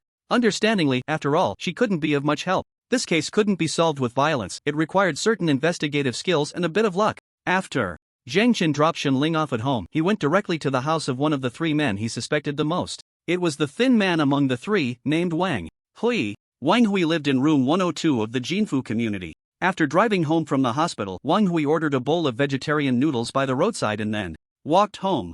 Zhang Chen also noticed that some security personnel from the Public Security Bureau were trailing them from behind. Wang Hui was very alert and seemed to sense something, but he concealed his emotions well and continued home as usual. Zhang Chen followed Wang Hui to the entrance of the Jinfu community. The security personnel stopped following at this point. Zhang Chen, however, continued. He followed Wang Hui into the community and, as Wang Hui reached for an envelope in the mailbox at the entrance, he quickly slipped inside. Wang Hui casually tossed his workbag aside and then went to the bathroom. Zhang Chen began to examine Wang Hui's room. His house had curtains drawn year-round and the entire room was spotless, very minimalist, with little furniture and a monotonous color scheme, suggesting he was a strict minimalist. Wang Hui took a quick shower in the bathroom, then went to the fridge to grab a bottle of yogurt drink, humming a little tune as he walked to a corner. He moved aside a tall vase and lifted the carpet, revealing a metal door underneath. Upon seeing this, a faint smile appeared at the corners of Zhang Chen's mouth. Just as experts can always recognize other experts in a crowd, he had a keen eye for people. This Wang Hui was indeed not an ordinary surgeon. Would an ordinary surgeon build a basement in his own home? Wang Hui opened the metal door, and a passageway leading down appeared. As the metal door closed, Zhang Chen slowly descended the stairs. Below was a vast underground space. Wang Hui turned on the lights, and at a glance, there were glass cabinets everywhere. Inside the glass cabinets were countless specially treated skeletal heads, arranged in various poses like works of art. Upon seeing this, Zhang Chen could confirm that Wang Hui was the perpetrator he was looking for in the flesh removal case. Wang Hui walked further in, and at the end of the basement there was an iron bed, directly in front of which was a cage. Several women, stripped of their clothes, were locked inside the cage. When Wang Hui appeared, these women immediately showed panic, scurrying to the corners. Zhang Chen noticed that almost all of these women had their tongues cut out, unable to make any sound, and some had even had their eyes gouged out. Wang Hui approached the cage, looking seriously inside. His gaze focused on the women huddled in the corner, his expression grave and serious, as if he were performing a very solemn task. He was selecting a target. Soon, Wang Hui decided on the person he would act against that night. The moment he pulled out his keys, Zhang Chen kicked him to the ground and revealed his true form. Wang Hui looked surprised but quickly broke into a smile. How did you get in here? His expression showed no fear. Wang Hui wiped the blood from the corner of his mouth, stood up with a grin, and looked at Zhang Chen, saying, "Come on, tell me, how did you get in?" Zhang Chen said, "You really have invested a lot in yourself, creating such a twisted space. Moreover, you don't seem worried at all about what you've done being exposed. Let me guess, have you been waiting for this room to be discovered by the outside world?" Wang Hui was slightly surprised and laughed. "Your thoughts are indeed different from the average person. Why do you think that?" Zhang Chen replied in a very calm tone, "I think you initially just intended to satisfy your own twisted desires here, but as time went on, you could no longer be content with placing these so-called human specimens in a display case. You want the world to see your masterpiece. So, you began committing crimes outside and left behind more than just human specimens. At the scene, what could be more thrilling than having your masterpiece known to the world, feared by the world, and having everyone know your name? There's probably nothing better, right?" Wang Hui scratched the back of his head and said with a smile, "You seem to understand me well. I did think that way. This day has finally come. I won't resist, just take me away." Zhang Chen coldly looked at Wang Hui and said, "Take you away? Expose this place? Let the world know what you've done, to satisfy your twisted desires?" Wang Hui asked in confusion, "Aren't you from the Public Security Bureau? Then it would be normal for you to take me to the bureau and lock me up, right? Besides, I've killed many people. I can tell you about them one by one. Let's start with the woman in the first display case. She was my first work." And Wang Hui was eager to tell the world everything he had done in this world. This was a typical mindset of a serial killer. He craved for his deeds to be known, to satisfy his twisted psyche. Zhang Chen naturally understood this logic. At this moment, Wang Hui wished he could go to the Public Security Bureau himself to speak of his glorious deeds and showcase the things in this underground space to the world. Even in death, he would become infamous, and future generations would remember his name. Unfortunately, Zhang Chen did not intend to give him that opportunity. Zhang Chen glanced at the human specimens in the corner display case, slowly raised his right hand, and countless ice spikes appeared on it. He shot numerous ice spikes towards the display case. The ice spikes instantly shattered the specimens inside the case. "Stop!" Wang Hui went mad and lunged towards Zhang Chen, holding a sharp scalpel. Zhang Chen kicked him away, and an ice spike pierced through his head. Wang Hui died on the spot. Congratulations to the host for completing the task. Reward 100,000 replication points. Universal replication card fragment X3. A slight smile appeared on Zhang Chen's face. He didn't expect to earn 100,000 replication points so easily, and he even got 3 universal replication card fragments. He looked around and then walked towards the cage. Inside, a group of naked women, their eyes and tongues gouged out, curled up in the corner, trembling. Zhang Chen looked at these women and chose to open the door to the space. Before long, the entire basement was filled with Public Security Bureau personnel. Captain Chen looked at Wang Hui's body lying on the ground, a hint of shock in his eyes. Is he the murderer of the flesh removal case? He seems just like an ordinary surgeon. Zhang Chen said, in chaotic times, not only heroes emerge, but also madmen. This is the tragedy of this era. Now we can go capture Ho Chang and the others. They may have close ties with the beastmen. Lei Wu, from the Silver Fox gang, seems to have received an order from above. If luck is on our side, we might find the beastmen behind this. At this moment, Chen Jianba looked at Zhang Chen and asked, "Will you perhaps help?" Zhang Chen glanced at Chen Jianba, just about to answer when a system prompt suddenly popped up in his mind. Trigger. Event: find the behind-the-scenes seller. Eliminate the behind-the-scenes seller. Reward: 100,000 replication points. Universal replication card fragment X3. Zhang Chen's expression changed slightly. Perhaps this was the benefit of triggering an event. Zhang Chen nodded at Chen Jianba and said, "Of course, I will do my best to help. First, bring Ho Chang and Lei Wu here. I need to make a deal with them." Upon hearing this, Chen Jianba grinned and said, "Great, I'll take care of it right away." Public Security Bureau. Ho Chang and Lei Wu were brought to the Public Security Bureau without any resistance under the arrest of the police. The two of them were now sitting in the interrogation room, waiting for the upcoming questioning. Ho Chang was already in tears. "I have a bright future ahead. I have a wife and kids. What should I do?" Lei Wu, however, looked indifferent. At that moment, the door to the interrogation room was pushed open. A refined-looking young man walked in. Ho Chang recognized Zhang Chen at a glance and hurriedly pleaded, "Zhang Chen, please help me say a few good words to your director. I have a wife and kids." Zhang Chen ignored Ho Chang and walked in front of the two, then said, "The situation is as follows. The more useful information you provide, the more favorable your outcome will be. Lei Wu, let me ask you, who is your employer? How do you usually contact each other?" Lei Wu grinned and said, "I don't know what you're talking about. By the way, why did you bring me here? And this guy next to me, I don't even know him." Ho Chang grabbed Lei Wu by the neck. "What the hell are you saying? Didn't you ask me to do this? Are you trying to shift all the blame? Do you want me dead?" Lei Wu slapped Ho Chang down and spat on the ground. "Who's this mad dog? Daring to bite me? You should know who I am." After saying that, Lei Wu looked up at Zhang Chen and said, "He attacked me first. Doesn't that count as self-defense?" Zhang Chen nodded. "Of course it does. I saw everything. And I will stand up for you." Lei Wu raised an eyebrow slightly. "You're quite interesting, but I really am innocent. When will you let me go?" Zhang Chen said calmly. "Still the same question. Have you thought about how to answer it?" Lei Wu scratched his ear. "I really don't know." Zhang Chen looked at Lei Wu with a faint expression. And suddenly Lei Wu felt an indescribable danger. He looked up at Zhang Chen and said, "What's in it for me?" Zhang Chen replied, "At least it will spare your life." Lei Wu straightened his back slightly and said, "Spare my life? Do you know what I'm about to say?" Zhang Chen looked at Lei Wu in front of him, and Lei Wu snorted. "My superior is an orc, but from what I understand, these orcs are also connected to the death sequence. Soon, they will take a batch of new goods from me. If you can catch one of them, you can uncover a larger orc group behind it, even the tail of the death sequence organization. I'm telling you this, and you're only offering to spare my life?"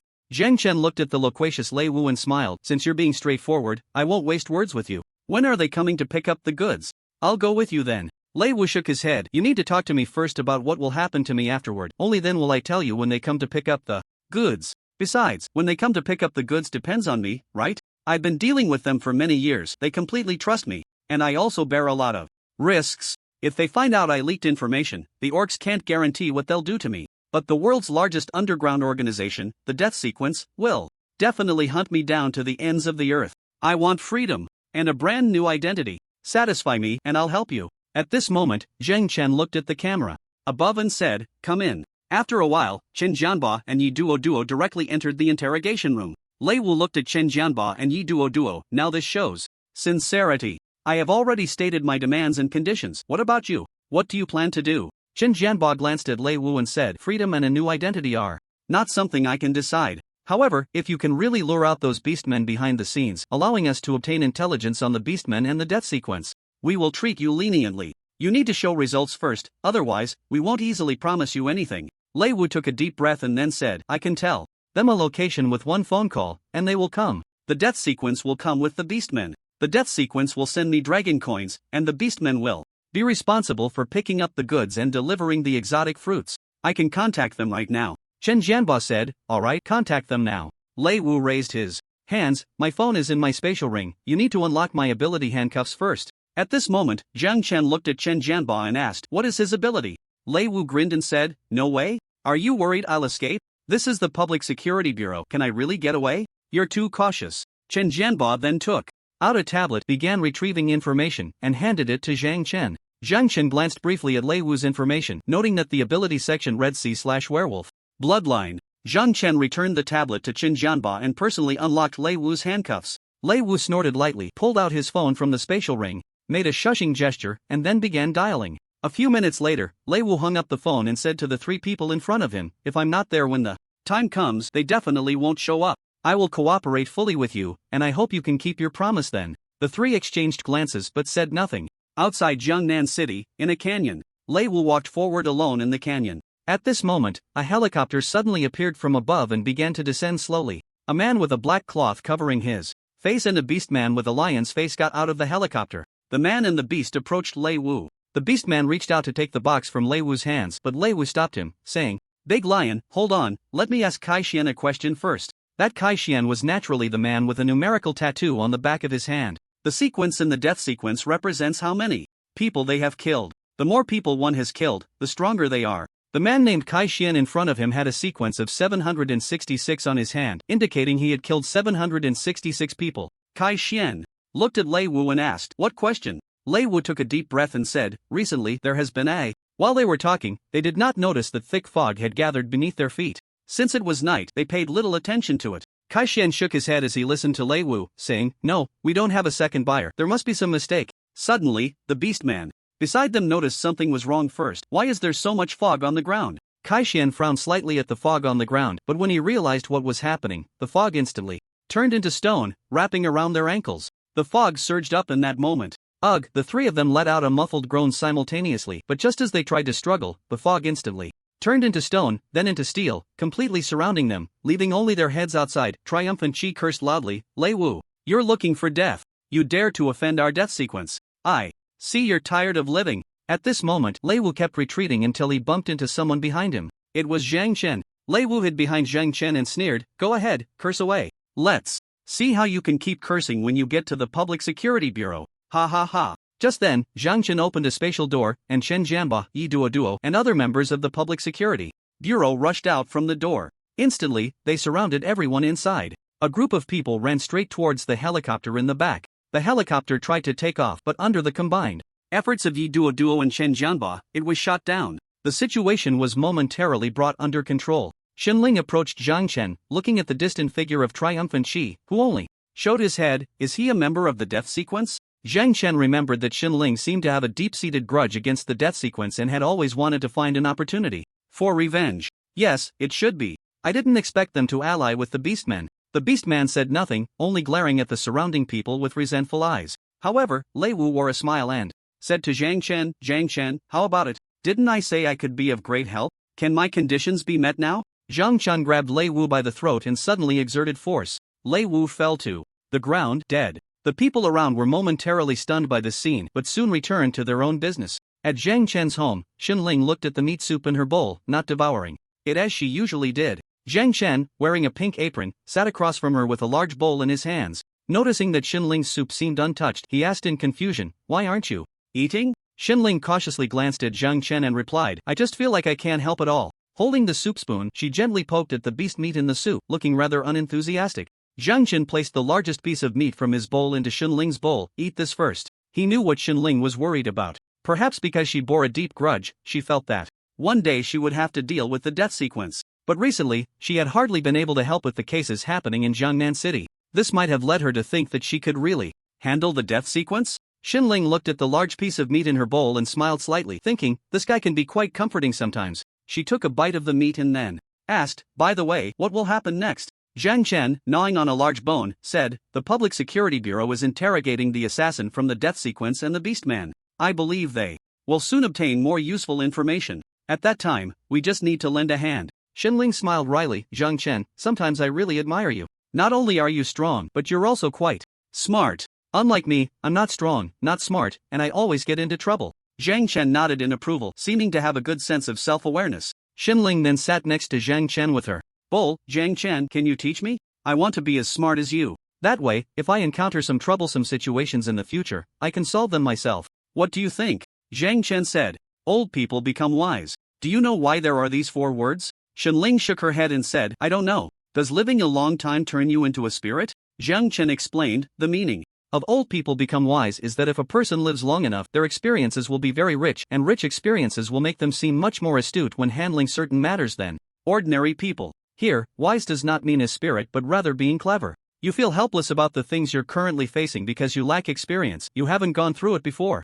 Now that you've experienced it, the next time you encounter the same situation, your perspective will change. Your master kept you by my side to help you gain more experience. After all, if you always stay by her side and she solves everything for you, you'll be like a flower in a greenhouse. Once you come to the wild, you won't be able to survive on your own. Upon hearing this, Xinling was deeply moved. "What you said makes so much sense. I feel much better now, and I will definitely remember what I've gone through." Zhang Chen nodded. "Eat up, it won't taste good if it gets cold." "Okay." Public Security Bureau. Zhang Chen and Xinling rushed to the Public Security Bureau early in the morning. Chen Jianba and Yi Duo were already there. Seeing the two of them come to work, they raised their chins in acknowledgement. Zhang Chen asked, "How's it going? Any leads?" Yi Duo glanced at Chen Jianba, whose expression wasn't great, and then said, "We interrogated someone all night but didn't get much out of it." Zhang Chen's expression changed slightly, "But it's just a matter of time." Yi Duo sighed softly. "The Beastman even bit his tongue and committed suicide. Now our only hope is that death sequence killer named Kai Xian. The Beastman actually bit his tongue to death? That's quite bold."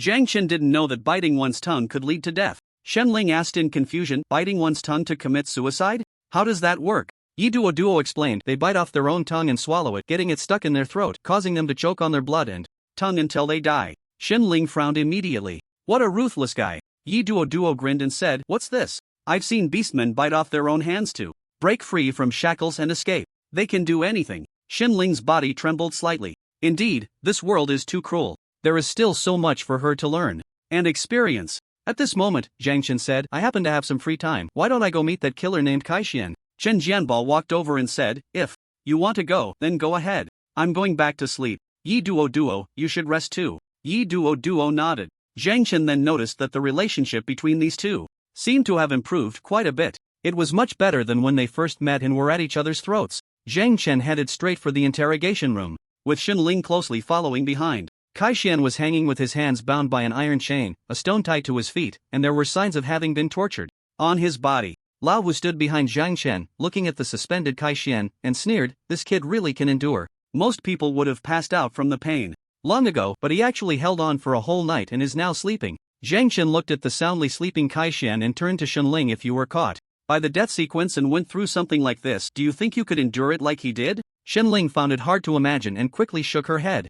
Zhang Chen said lightly, professional killers, are subjected to torture training from a young age. They live on the edge of life and death every day, constantly being tortured and tormented. Most of them die during training, but those who survive have passed the test. The kids who pass the test have mental and willpower that are extraordinary. If they receive training in killing techniques when they grow up, each one will become an indestructible warrior. This Kai Xian has clearly undergone torture training, otherwise he wouldn't have lasted this long. Torturing someone like him is ineffective. Lao Hu looked puzzled. How do you know all this?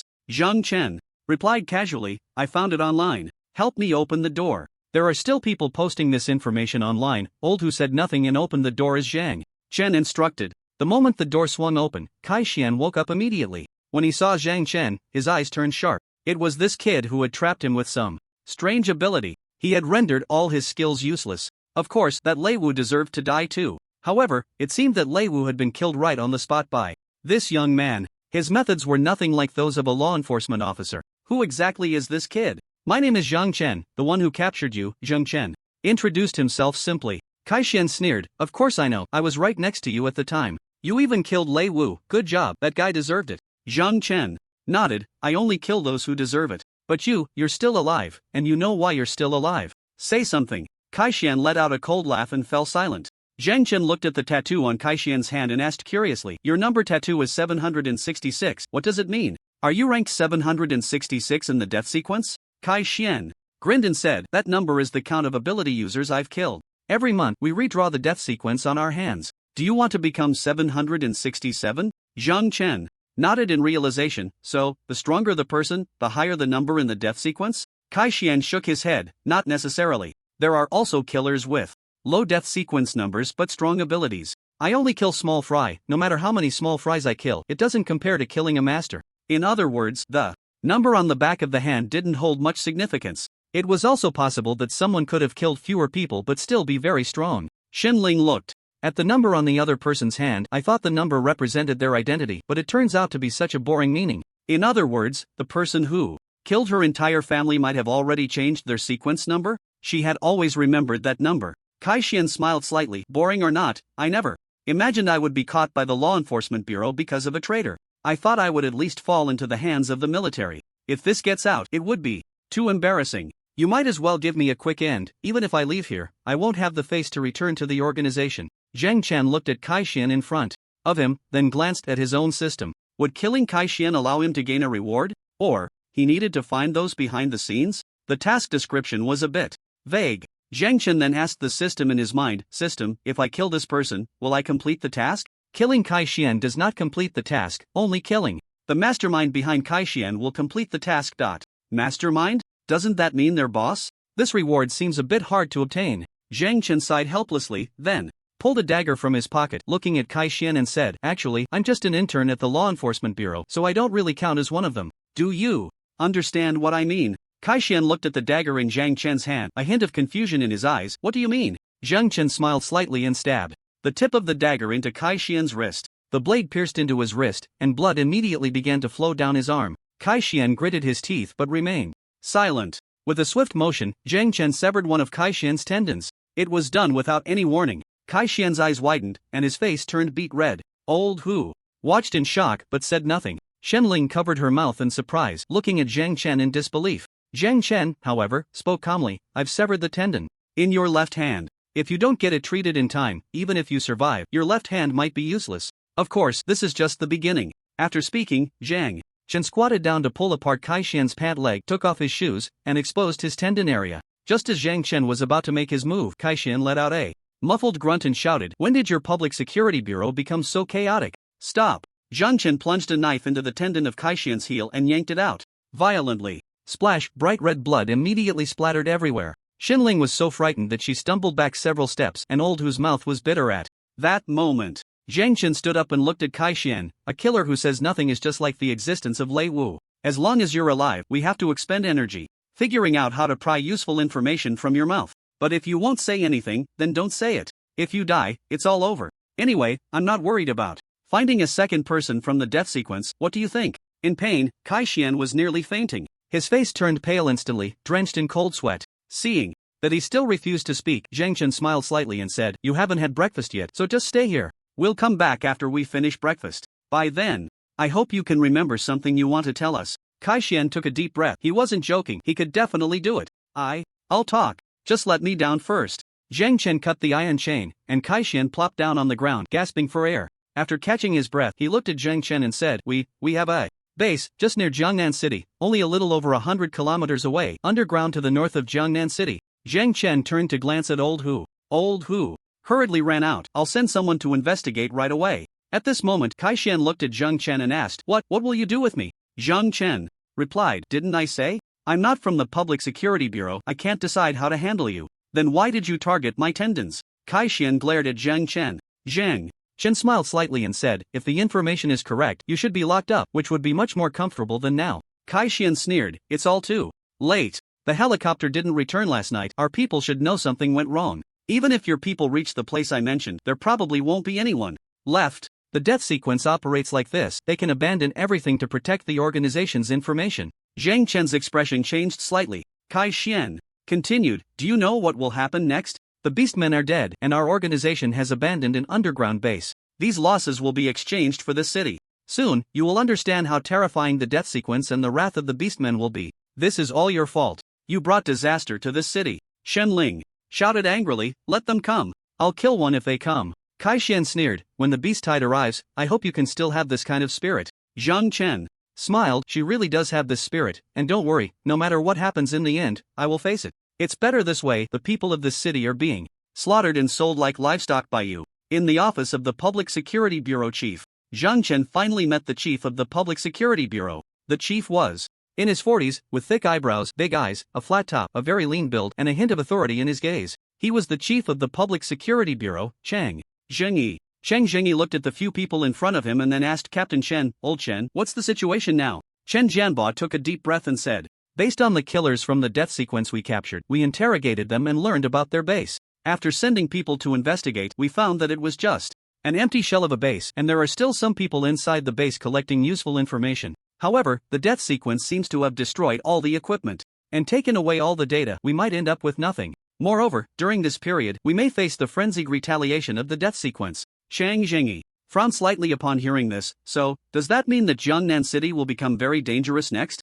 Chen Jianbo nodded and said, Indeed, the situation is quite perilous. The beastmen collaborating with the death sequence might launch a beast tide to attack Jiangnan City. Director, if we request the military to send support to Jiangnan City at this time, I think it should still be possible. Chang Zhengyi took a deep breath. He hadn't expected that the case of the flesh removal would involve the death sequence. Although they had captured the assassin of the death sequence and interrogated them to find out the location of their base, the death sequence was not to be underestimated. They had directly abandoned the base and vanished without a trace, half of them gone. Chang Zhengyi pondered, I will report this information to my superiors. As for the beast tide, it is still uncertain whether it will occur, so do not spread panic. Upon hearing this, Chen Jianbo nodded and said, Understood, then we will head down first. Chang Zhengyi instructed, During this time, the guard team and the night patrol team should not leave the city, just patrol nearby. Everyone left the office. At this moment, Zhang Chen and Shen Ling looked at Chen Jianbo, and Zhang Chen said, Captain Chen, it's getting late. Shen Ling and I will head back first.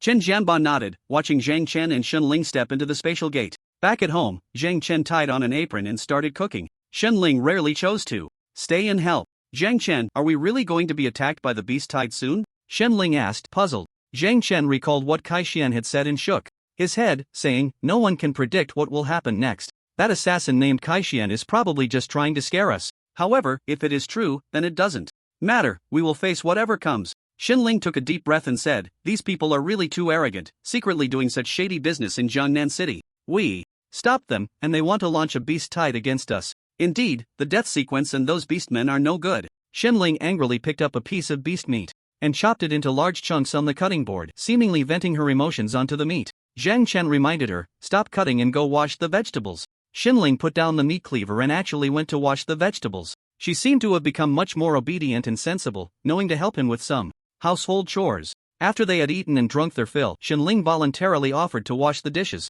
Zhang Chen then tied an apron on her while he returned to his room. After a quick cold shower, Zhang Chen received a phone call. Hello, Captain Chen? What's up? Captain Chen said, It's like this, Zhang Chen, it seems your ability allows you to create stone walls? Zhang Chen's expression changed slightly, then he nodded and said, Yes. Captain Chen smiled wryly, It's still uncertain whether the beast tide is real, but we need to be prepared. If you're willing to help. It seemed they were planning to strengthen the city's defenses. Zhang Chen replied, No problem. Tomorrow when I go to the Public Security Bureau, you can have someone take me to the places that need reinforced defenses. Chen Jianbo said, Then it's settled.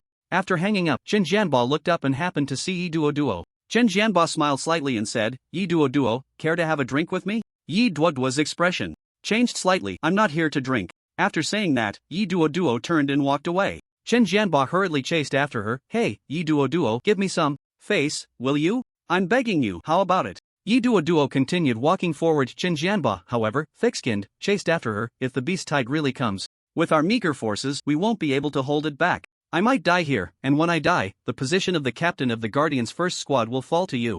Yi Duo's expression changed slightly as she turned to look at Chen Jianba and said, We've faced beast tides before. Is it really necessary to act like the sky is falling? Chen Jianba looked at her with a bitter smile. Yi Duo let out a long breath and said, Just one drink. Chen Jianba laughed heartily and quickly led the way. Alright, just one drink. At the title bar, Chen Jianba and Yi Duo sat in a booth. Chen Jianba filled a glass for Yi Duo and then, holding the bottle, said, Yi Duo.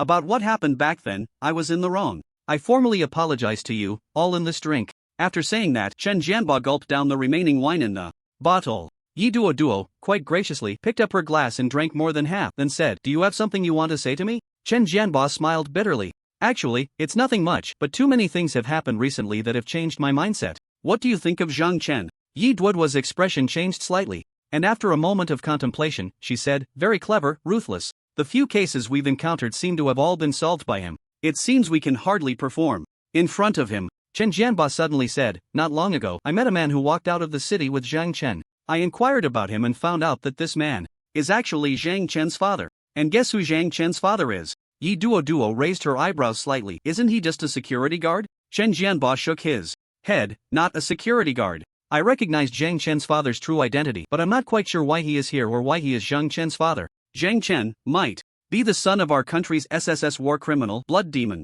As soon as these words came out, Yi Duo's eyes widened in shock. How is that possible? You must be mistaken. Chen Jianba shook his head. I'm not mistaken, it really is him. Although the war criminal list is only accessible to those with general level abilities. However, I was fortunate enough to have seen some of the war criminal lists. One of the war criminals on the list is named Blood Demon, and his abilities and appearance are almost identical to Zhang Chen's father. Blood Demon ability, demon form, ability to manipulate space. It's somewhat similar to Zhang Chen's abilities, but Zhang Chen has a few more, like manipulating stones. I've been a bit confused lately, I really can't make sense of it. Yi Duo finally understood why Chen Jianba had suddenly sought her out. His discovery was likely driving him crazy. Zhang Chen was actually the son of the SSS war criminal, Blood Demon, and he had no one else to confide in but her. Yi Duo looked deeply at Chen Jianba and said, If Zhang Chen is the son of the SSS war criminal, Blood Demon, but he is currently a protected S-level ability user in our country, do you suspect that Blood Demon has sent his son to infiltrate our country? Chen Jianba nodded. I have no evidence for this because I only caught a glimpse, and Zhang Chen's recent behavior is also evident to all. Everyone is privately saying that Zhang Chen will definitely become an officer in the future. Only we know that Zhang Chen's true identity is an S-level ability user. The better he performs, the more worried I become. Because he is the son of the SSS war criminal, Blood Demon, we don't know what his true intentions are. We also don't know when he might betray us. Yi Duo held her wine glass, momentarily at a loss for words. The Blood Demon has a wife, and his wife holds a very high position within the death sequence. Although the Blood Demon is not a killer of the death sequence, he married a woman from it. Their son is currently under the protection of the Dragon Kingdom, and it's hard to imagine what will happen in the future. At this moment, Yi Duo found herself at a loss for words. The relationships were simply too complicated. An SSS war criminal, the death sequence. The wine in her mouth seemed to have changed its taste. No wonder Chen Jianba looked increasingly haggard lately. She had thought he was ill. Yi Duo then said, Who have you told about this? Chen Jianba shook his head. You're the first to know. I haven't told anyone else. I'm afraid they'll think I'm crazy. Yi Duo took a deep breath and said, If Zhang Chen's identity is really that dangerous, then Shun Ling being by his side might also be in danger. I think you should contact General Xin Yuzhan. I'm sure she can give you a perfect answer. Chen Jianba nodded and said, Okay, I'll try to contact her. Yi Duo put down her glass and said, No more drinking, go contact her now. I have her contact information. Really? The two of them walked straight out of the bar. Yi Duo took out her phone and dialed Xin Yu's number. Chen Jianba stood beside her, looking at the number on Yi Duo's phone, momentarily speechless. Duo? What's up? Yi Duo handed the phone to Chen Jianba. He then recounted everything about Zhang Chen to Xin Yu. Xin Yu was shocked after hearing it. What did you say? The son of the SSS level war criminal Blood Demon is actually Zhang Chen? Chen Jianba took a deep breath and said, That's right. The Blood Demon Came to the city 18 years ago, named Zhang Tao, and has been working as a security guard in the community. Although his appearance has changed somewhat, he is indeed the SSS-level war criminal Blood Demon, and Zhang Chen is his son. Zhang Chen not only inherited the Blood Demon's abilities but also gained other supernatural powers. After 5 seconds of silence, Shin Yu said, I will return to Jiangnan City immediately. We will discuss everything when I get back. Chen Jianbo let out a long sigh of relief. Having a general to handle this matter made him feel at ease. He glanced at Yi Duo. I didn't expect you to have General Shin Yu's contact information. Yi Duo replied, General Shin Yu asked me to take care of her disciple Shinling, and to inform her of any news. All women, easier to talk to? So that's how it is. Shin Yu arrived at the Public Security Bureau early the next morning and found Chen Jianba and Yi Duo. The two had not slept all night over this matter. When Chen Jianba saw Shin Yu arrive, he hurried over and said, Zhang Chen and Shinling could arrive at the Public Security Bureau at any moment. Let's go to the conference room. Shin Yu nodded and then went to the conference room. Inside the conference room, the three of them sat in their respective places. Shin Yu asked Chen Jianba, can you repeat what you told me over the phone? Chen Jianba nodded and recounted everything about seeing Zhang Chen and the Blood Demon leaving the city together. He then presented a document. Zhang Tao's information is fake, but Zhang Chen's is real. As for Zhang Chen's mother's information, it hasn't been displayed, and I don't know who uploaded it. It's likely that Zhang Tao used some means. Shen Yu looked at Zhang Tao's photo, a slight smile appearing at the corner of her mouth. I thought Zhang Chen looked familiar when I saw him. I didn't expect he was the Blood Demon's son. Is Zhang Chen's father still in Jiangnan City? Chen Jianba shook his head and said, Zhang Tao left after Zhang Chen's powers awakened. A few months later, I saw Zhang Tao and Zhang Chen walking out of the city together. The other party is an SSS-level war criminal, so I didn't dare to follow. Shin Yu nodded with a look of realization. It seems we can only find a breakthrough from Zhang Chen. I didn't expect that the Zhang Chen we were so optimistic about is actually the son of the Blood Demon. I wonder what the Blood Demon is planning. I also don't know if Zhang Chen has accepted some kind of instruction from the Blood Demon and chose to stay here. Yi Duo then asked, Your Majesty, should we go capture Zhang Chen now? Shin Yu's expression changed slightly, shaking her head as she said, I'll be right here. When Zhang Chen arrives, let him come find me.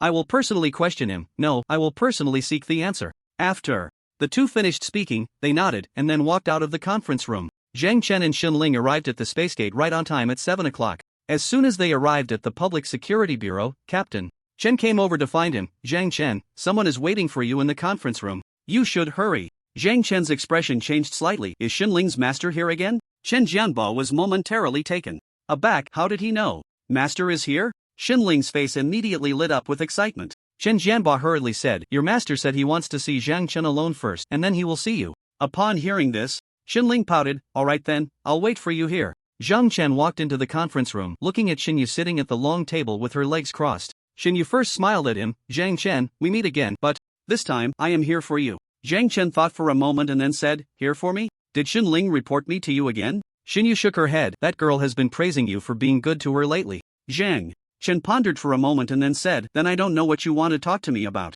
Shin Yu didn't beat around the bush and got straight to the point. Do you know who your father is? Zhang Chen's expression changed slightly. Could it be that something happened to his father? Or was his father's identity exposed? Master Shin, just say it directly. I don't like beating around the bush, Zhang Chen said bluntly. Shin Yu nodded and said, Alright, then I'll get straight to the point. Do you know that your father is an SSS-level war criminal in Manhwa? Zhang Chen was taken aback for a moment, then grinned. I knew his identity was not ordinary, but I didn't expect it to be to this extent. An SSS-level war criminal is a supervillain on par with a war general. Seeing Zhang Chen's reaction, Shin Yu was slightly puzzled. This guy clearly suspected his father's identity but didn't know his father's true identity? He didn't seem to be lying. However, whether he was lying or not, she would determine for herself. Shin Yu then asked, So, you mean you didn't know your father is an SSS-level war criminal? And he hasn't given you any orders that would harm Manhwa? Zhang Chen, seeing that his father's identity had been exposed and could potentially affect him, no longer hid it and said, He only told me to be cautious of the death sequence and didn't mention anything else. The Blood Demon actually warned Zhang Chen to be careful of the death sequence? He indeed married a woman from the death sequence and then vanished, living incognito in Jiangnan City for 18 years under the identity of Zhang Tao. There hadn't been any rumors about the Blood Demon in Manhwa's territory since then. It seems Zhang Chen didn't speak. Could it be that the Blood Demon had a falling out with the death sequence behind the scenes?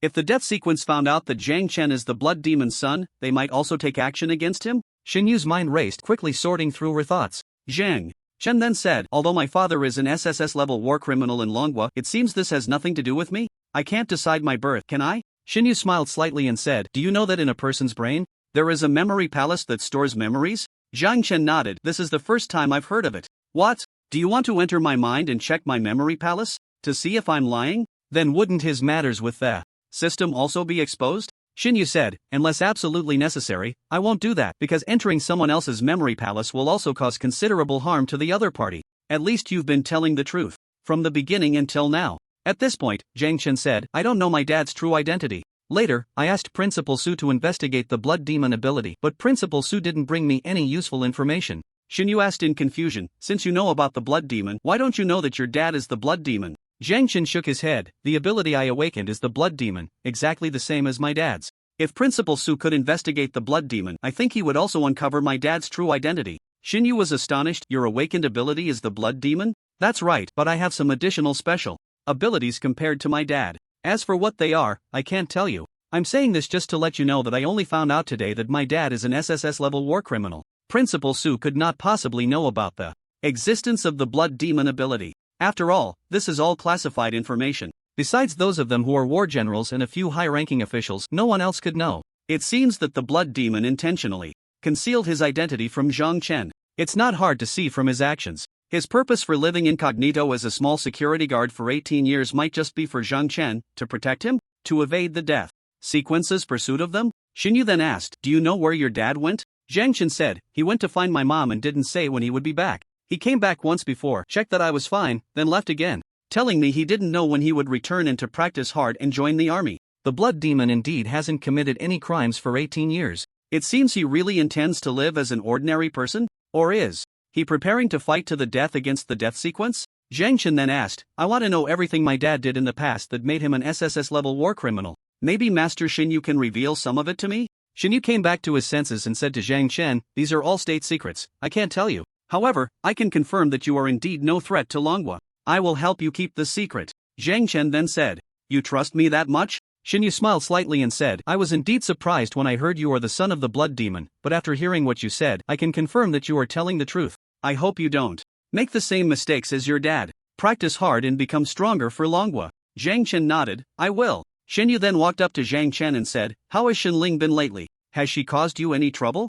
Zhang Chen smiled slightly, I don't know what's going on, but she's become much more sensible and even helps with chores. It seems to be your influence, Master Shinyu? Shinyu shook his head, it's not my doing, I haven't said anything to her. I think it should be your influence. You two should get along well. Shinyu left the conference room, and 3 people were standing outside. When Shinling saw Shinyu, she rushed in, woo-woo master. I miss you. Shinyu affectionately ruffled Shinling's little head. What a sight to behold. I don't care. I just miss you. Chen Jianba saw Zhang Chen walk out of the conference room unscathed and approached to ask, what did Shinyu say to you? Zhang Chen said, he talked about some things regarding my dad, that's all. Chen Jianba nodded in understanding. Since he didn't say anything else, it meant that Zhang Chen wouldn't pose a threat to Longhua. Shinyu then said, Captain Chen, I leave my little apprentice and Zhang Chen in your care. You must take good care of them. Yi Duo interjected at this moment, Your Majesty, since you are here, could you help us speak to the higher-ups? We have a big trouble recently. Shinyu looked puzzled. What trouble? Since Zhang Chen's suspicion had been cleared, Yi Duo shifted the topic directly to the potential beast tide that might occur in the future. We found an empty base of the death sequence and are worried they might seek revenge on us. They are very likely to team up with the Beastmen, and if they launch a beast tide against Jiangnan City, we might find it hard to resist. Shinyu looked surprised. What exactly happened? You even discovered a base of the death sequence? Chen Jianba said, let me explain this. It goes like this. Chen Jianba briefly recounted the events to Shen Yu. After listening, Shinyu pondered for a moment and said, indeed, we cannot rule out the possibility of them retaliating against the city. After I return, I will have the Heavenly Eye monitor the movements of the exotic beasts near Jiangnan City. If exotic beasts suddenly gather in the near future, a beast tide is very likely to occur. At that time, I will also have them take appropriate countermeasures. Upon hearing this, Chen Jianba let out a long sigh of relief. Yi Duo also looked reassured. Indeed, getting to know a general is truly wonderful. There are only benefits, no drawbacks. Shinyu gently pushed Shinling aside. Alright, Xiaoling, I'm quite busy, so I'll leave it at that for now. I'll come to see you another day, okay? Shinling, understanding, released Shinyu and nodded, then ran towards Zhang Chen. Your Majesty, I'll see you off. Yi Duo walked towards Shinyu. The queen nodded, and the 2 women began to walk out. At this moment, Chen Jianba said to Zhang Chen, next I'll take you to the city wall. As for Shinling, Shinling then said, can I go with Zhang Chen? Chen Jianba smiled wryly, of course, that's fine. You two can come together. Yi Duo followed Shinyu out. Seeing her hesitate to speak, Shinyu smiled slightly and said, "If you have something to ask, just ask directly." "The way you look like you want to ask but don't dare to makes me feel uneasy." Yi Duo then asked seriously, "It's still about Zhang Chen. He isn't a threat, is he?" Yi Duo recalled the scene when Zhang Chen captured Kai Xian and without hesitation killed Lei Wu. The premise for Lei Wu's cooperation was that they would give him a new identity and freedom. Zhang Chen agreed to Lei Wu's request and only then did Lei Wu cooperate, allowing Zhang Chen to capture Kai Xian and the others. But right after the task was completed, Zhang Chen unhesitatingly killed Lei Wu. That scene truly shocked everyone around. Indeed, making deals with a criminal like Lei Wu is a joke. The only person who could kill Lei Wu without hesitation at that time was probably Zhang Chen. Thus, Yi Duo judged that Zhang Chen was a very dangerous presence, at least he gave off a very dangerous vibe. Perhaps Chen Jianba, after seeing Zhang Chen kill Lei Wu without hesitation, was worried about raising a tiger to trouble himself. That's why he invited her for drinks and revealed the concerns he had been hiding about Zhang Chen and his father. Shinyu smiled slightly and said, "Don't worry, Zhang Chen doesn't know that his father is an SSS-level war criminal. He only found out today after I told him. Moreover, it seems that the blood demon will not act against the Dragon Kingdom anymore. It hasn't appeared in anyone's sight for the past 18 years. Clearly, after Zhang Chen's arrival, its temperament has changed. The purpose of hiding its identity is probably also to cultivate Zhang Chen." Yi Duo frowned slightly and said, "Zhang Chen's personality is very dangerous. He rarely reveals his inner thoughts in front of others, and when he kills, he doesn't even blink. Taking someone else's life seems to him not a particularly difficult thing." Shinyu thought for a moment and then said, "He indeed has a disquieting aura about him. I don't know what kind of training blood demon subjected him to since childhood. However, he is currently working for the Dragon Kingdom. Let me tell you something, the death sequence is hunting Zhang Chen. If Zhang Chen's identity as Blood Demon's son is exposed, his situation will become extremely perilous. Therefore, he has no choice but to join the Dragon Kingdom and serve it. Do you understand what I mean?" Yi Duo's expression changed slightly. "So, he was forced to join the Dragon Kingdom camp?" Shinyu smiled and said, "Whether forced or voluntary, in any case, he is not a threat. You can rest assured. If he does anything harmful to the Dragon Kingdom, I will personally deal with him." After hearing Shinyu's words, Yi Duo's heart calmed down a bit. Above the city wall of Beicheng in Jiangnan City, Chen Jianba was introducing Zhang Chen to a city guard soldier. The captain of the city guard was named Wang Hao, around 40 years old, tall, with a fair complexion, and always wore a faint smile at the corners of his mouth when he spoke. "Zhang Chen, then I'll trouble you to reinforce the city wall. If you need anything, just contact me in time. As long as I can do it, I will definitely meet your needs." At this moment, Zhang Chen asked, "Captain Chen, where is Lin Xuanya? At school?" Chen Jianba was puzzled. "What do you need Xuanya for?" Zhang Chen replied, "Xuanya's ability can turn the city wall into steel. What do you think I need her for?" Upon hearing this, Chen Jianba slapped his forehead. "Oh, I completely forgot about that. This girl can indeed turn the city wall into a steel wall. She should be at school now, right?" Zhang Chen then opened a spatial door and directly appeared in the elite class of the South Central Ability Academy. The 8 people looked at Zhang Chen, who had suddenly appeared, and were momentarily stunned. Zhang Chen said to Lin Xuanya, "Xuanya, come help." Lin Xuanya was taken aback for a moment and hurriedly ran over, coming. Lei Yuan and the others felt a bit uncomfortable seeing this scene. They were all from the same school, yet Zhang Chen had already become an intern at the Public Security Bureau, dealing with alien beasts and solving cases every day while they were here receiving training from the school. The gap was truly the moment the spatial door closed, no one could focus anymore. Zhang Chen's figure lingered in their minds. Lin Xuanya saw Chen Jianba was also there and exclaimed in surprise, "Master, you're here too? What do you need me to do?" Chen Jianba said, "Good disciple, I need you to help me reinforce the city wall into a steel wall. You and Zhang Chen cooperate well. Okay? So that's how it is." Lin Xuanya nodded, "No problem, this isn't too difficult for me." Zhang Chen then said, "I'll go check for any damaged or cracked areas and patch them up first.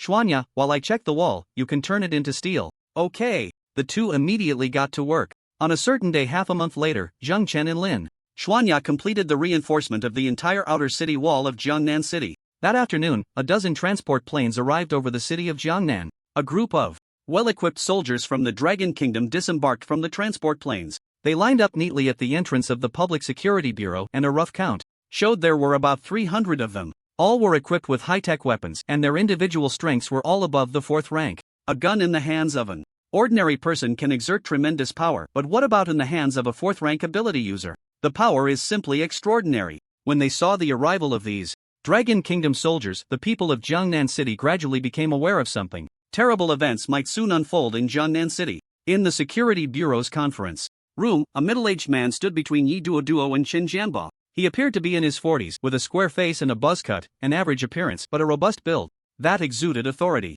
His name was Jiang Guohai, a major commander sent by the Dragon Kingdom to oversee Jiangnan City. He was of the same rank as Xinling. Upon seeing Xinling, Jiang Guohai smiled and nodded, then spoke loudly. According to the calculations from the Heavenly Eye, the Beast Tide will launch an attack on this city from the south in 3 days. Next, we will seal off the entire Jiangnan City and summon all ability users above the 3rd tier to assist us in dealing with the Beast Tide. I believe that with our combined efforts, we will successfully repel the Beast Tide. Zhang Chen realized that the Beast Tide was indeed coming, and it would appear from the south of Jiangnan City in 3 days. He never expected that what Kai Xian said was true. Was the death sequence really preparing to take revenge on them? After briefly outlining the tasks everyone needed to undertake, Jiang Guohai assigned everyone to their respective duties. He approached Xinling and said, Major Shin, it's been a long time. I wonder if you still remember me? Xinling scratched the back of his head. I'm really sorry, I can't recall. Uncle, who are you? Uncle?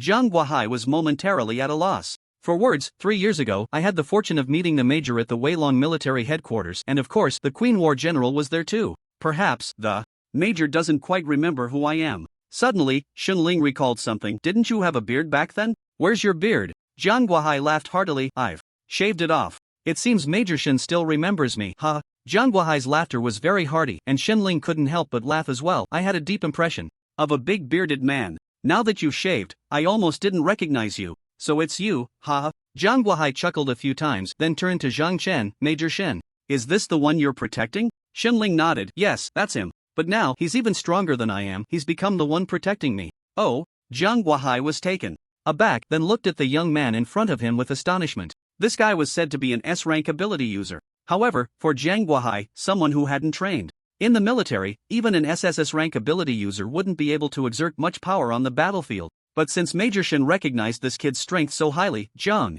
Guohai naturally didn't dare to be negligent. His name is Zhang Chen, Xinling introduced. Jiang Guohai nodded and said, looking at you, Major Shin, and you, young friend.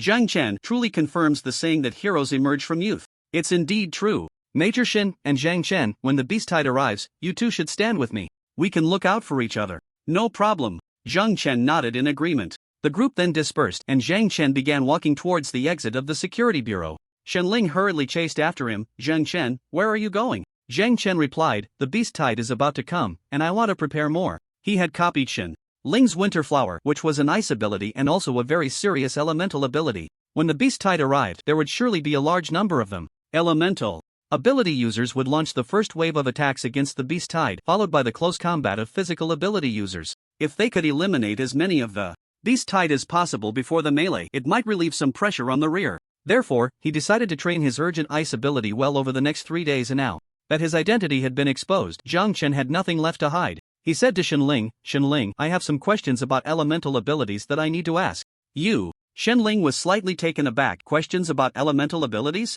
But you're not an elemental ability user. Why ask this? Zhang Chen smiled faintly and said, in any case, just follow me. Xinling, filled with curiosity, followed Zhang Chen into the spatial door. This place was the burrow where Mentor Wang Yin had taught him about neural responsibilities. Now, not a single meerkat could be seen, and the surroundings were empty and quiet. Xinling looked at the vast cave and asked, what is this place? When did you come here? Zhang Chen then said, Xinling, show me your ability techniques. Xinling looked puzzled. What exactly are you trying to do? Fine, I'll show you a little. The spiritual energy within Xinling surged instantly to the 3rd level, and then a mass of dense white cold air burst forth from her body. Amidst the thick fog, Xinling said, this is my first technique, the fog wall, composed of countless cold air. In this cold air, the enemy cannot see me. My scent, spiritual energy, and form will all be enveloped by the fog, allowing for both offense and defense. Zhang Chen nodded, realizing that this technique seemed quite good. Xinling retracted the fog wall, then raised her right hand in the shape of a gun, aiming at the wall ahead. This is my second technique, Ice Finger, by Yubi.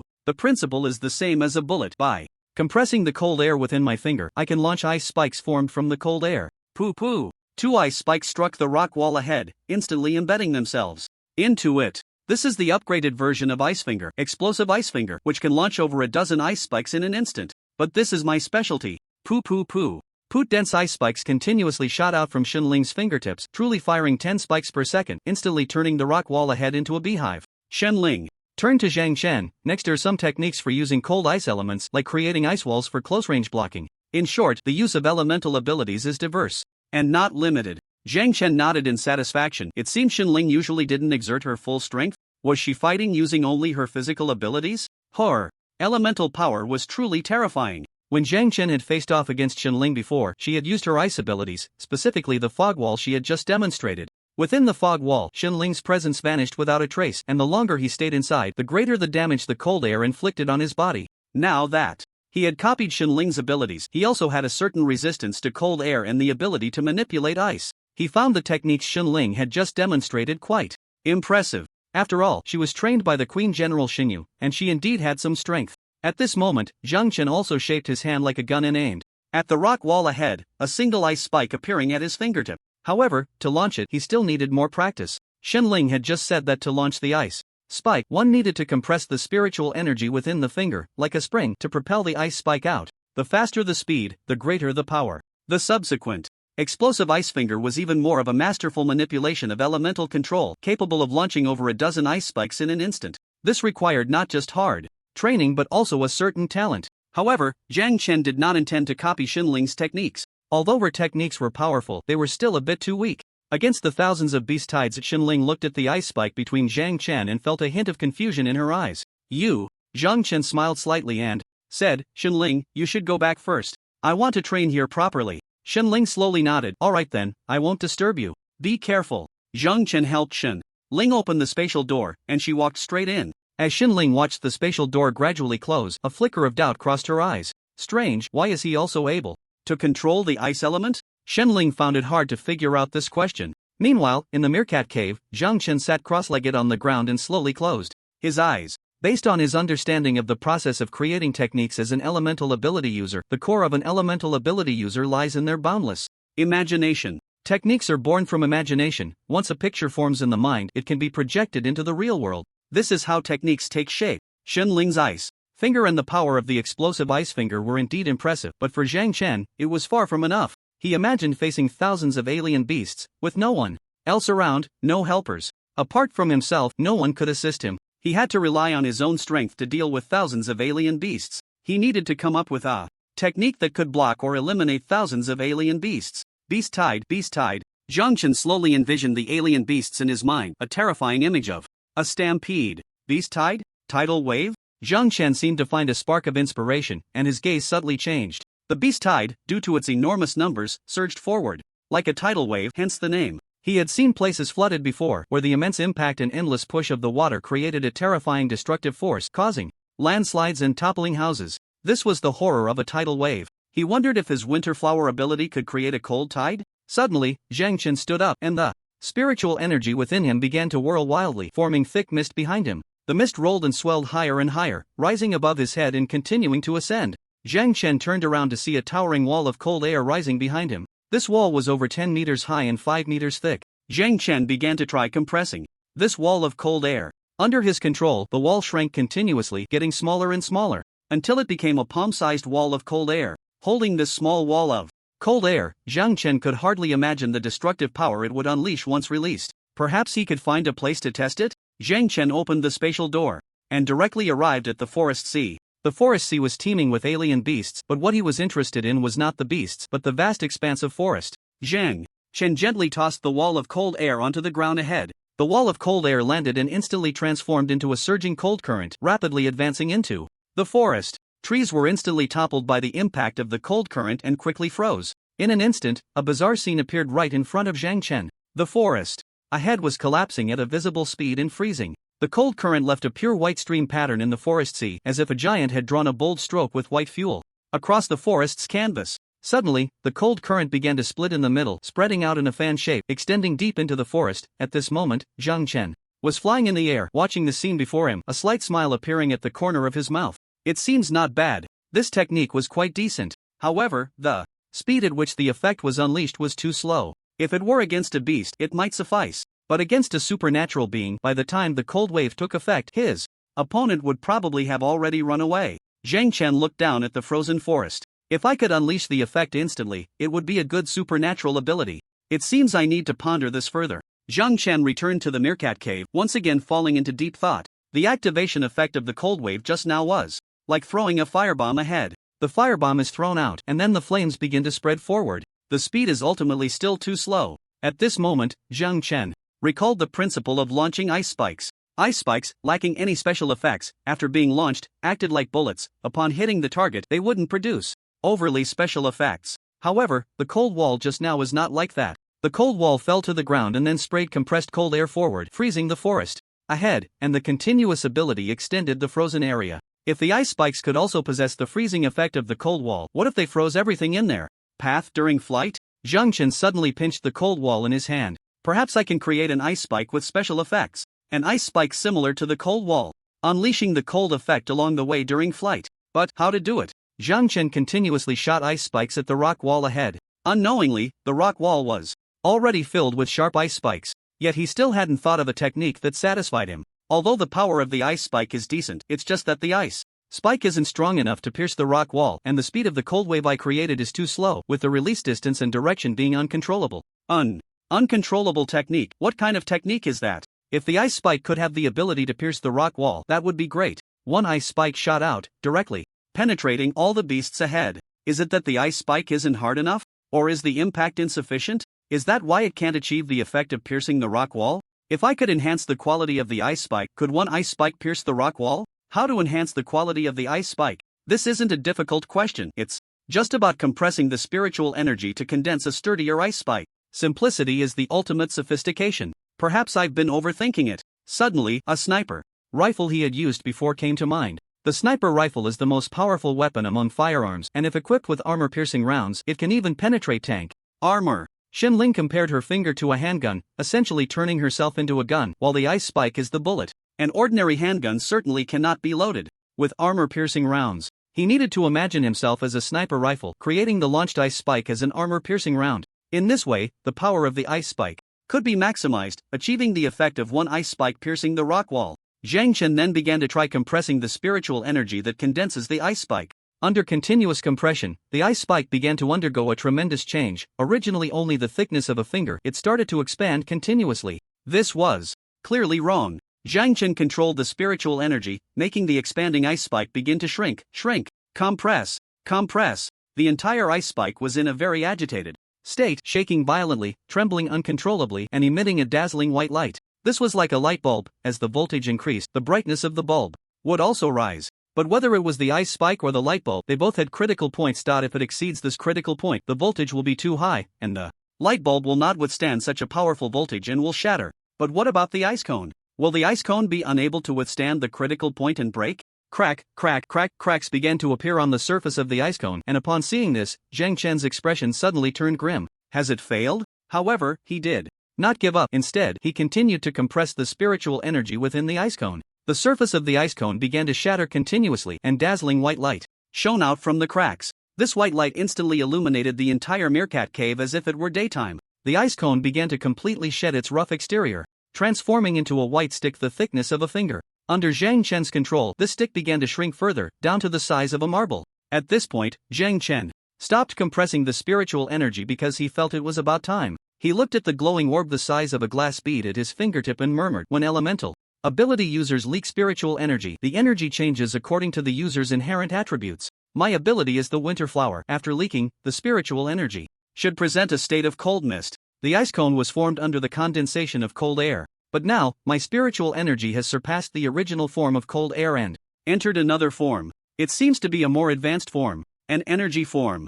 Zhang Chen's pupils slightly constricted. He took a deep breath, slowly stood up, and pointed his right hand like a gun at the wall ahead, compressing the spiritual energy within his fingertip and releasing it in an instant. Whoosh, the spiritual orb tore through space, rushing towards the rock wall at a speed close to the speed of sound. Boom! The entire rock wall was struck as if by a speeding train, and a terrifying crack instantly appeared on the massive wall. Immediately, the entire meerkat cave began to shed stones. It was about to collapse. Zhang Chen was shocked and hurriedly opened a spatial door, returning to his home. After several minutes had passed, Zhang Chen could no longer contain his curiosity and opened the spatial door once more. He returned to the meerkat cave.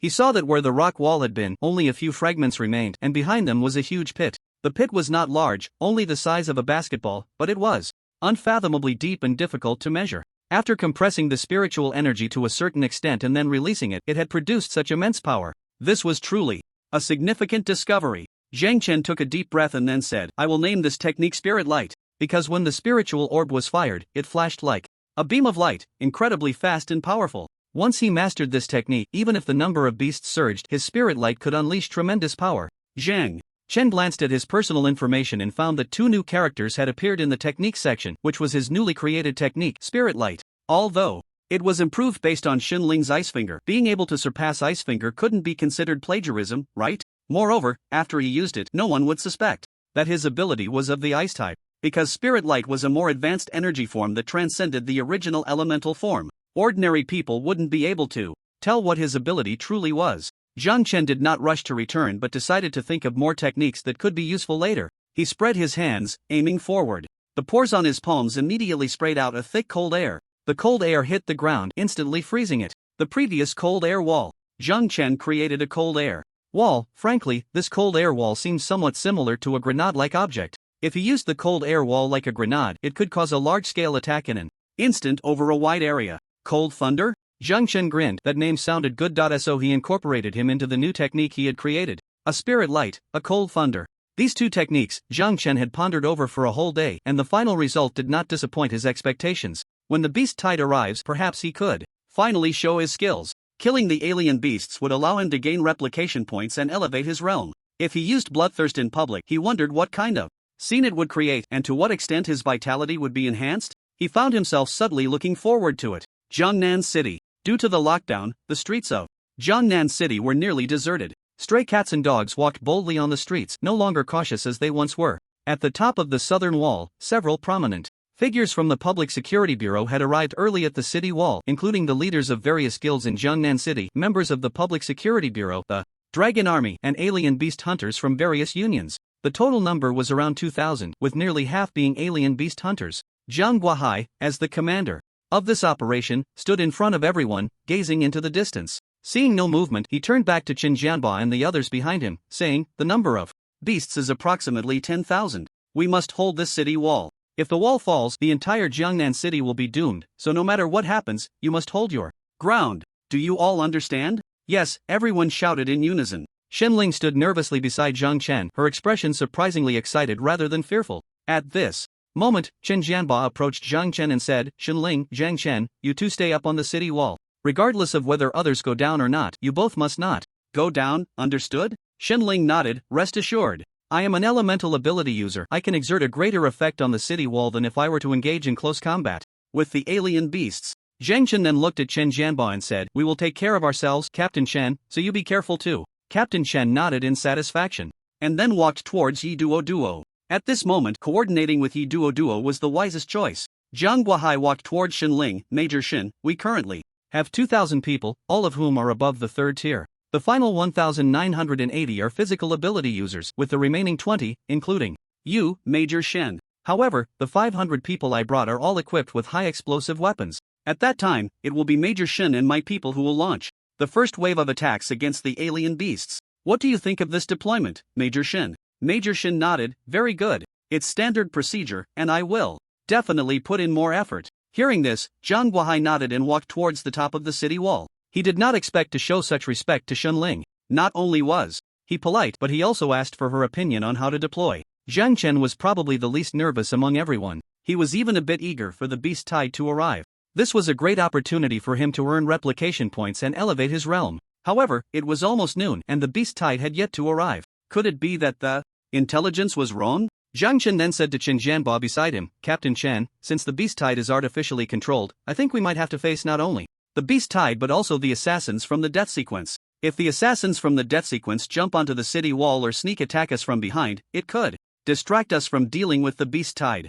I wonder if you have made timely precautions against this, Captain Chen? Captain Chen blinked at this, then glanced at Yi Duo Duo. Yi Duo Duo frowned slightly and said, Are you worried that the death sequence will take advantage of the chaos to ambush us? Zhang Chen nodded. Otherwise, why would they have made such a big fuss? Bringing 1,000 beasts to attack us just to vent their anger? Perhaps they aim to destroy Jiangnan City? In that case, the assassins from the death sequence are likely to join this chaos. It's possible that many members of the death sequence are already lurking around us, perhaps even among the ordinary members of those guilds. At this moment, Qin Jianba said, Zhang Chen's words do make sense. This is indeed something we should pay attention to, in our haste to deal with the beast Tide, we might have forgotten to scrutinize the members of the guild. Zhang Chen replied, even if we audit them now, it would be meaningless as some members of the death sequence may have joined the guild long ago. What I mean is, the city gate needs someone to guard it, and everyone should be aware of the people around them, not focusing all their attention on the beast Tide. Of course, we still have time to send some people to patrol and see if there are any suspicious individuals.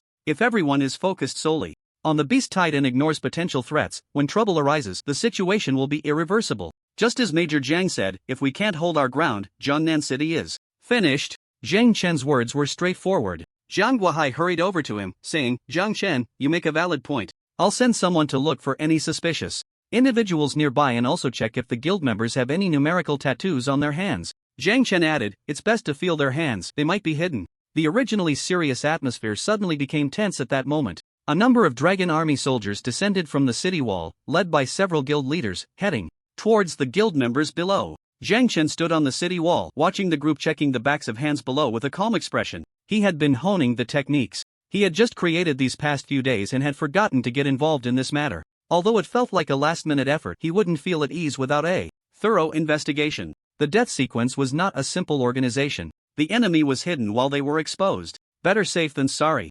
Report. No suspicious death sequence tattoos were found on the guild members, a soldier reported to Jiang Guohai. Another soldier came over with the same report. However, at that moment, more than a dozen guild members suddenly turned and ran. At such a time, they chose to flee. There was nothing more to say. These dozen or so people were likely members of the death sequence. This sudden change left everyone in shock. A furious shout came from the city wall as Jiang Guohai roared, catch them, hurry! In an instant, everyone rushed to chase after these dozen individuals. They were running out of the crowd, and even if they were fast, they couldn't escape the encirclement of thousands. Soon, these 13 people were tied up and brought to the top of the city wall. The Dragon Army soldiers untied the bandages on their hands, revealing the death sequence tattoos on their backs. Everyone was astonished. There really were members of the death sequence infiltrating. These 13 were thrown together. The expressions on their faces were filled with nothing but anger. How were they discovered? Why would anyone think to check for spies among the guild members at this time? Shouldn't they be focusing on the beast Tide they were about to face? What had they experienced to make them so vigilant? They even suspected that there was a traitor among them. At this moment, Zhang Chen said, aren't there still some people left to check? Why has everyone stopped? Continue the search. As soon as Zhang Chen said this, everyone's eyes widened in shock. Aren't the traitors already here? Do we still need to investigate? Zhang Chen didn't know who asked this question, but he explained, if I were to learn that my identity might be exposed, I would definitely choose to sacrifice a small number of people to save the vast majority, including the traitor. Keep investigating. If there are none, then that's naturally the best outcome. As he finished speaking, a stir erupted among the crowd. The search continued. Jiang Guohai looked at the young man before him in astonishment. What vigilance! What wisdom!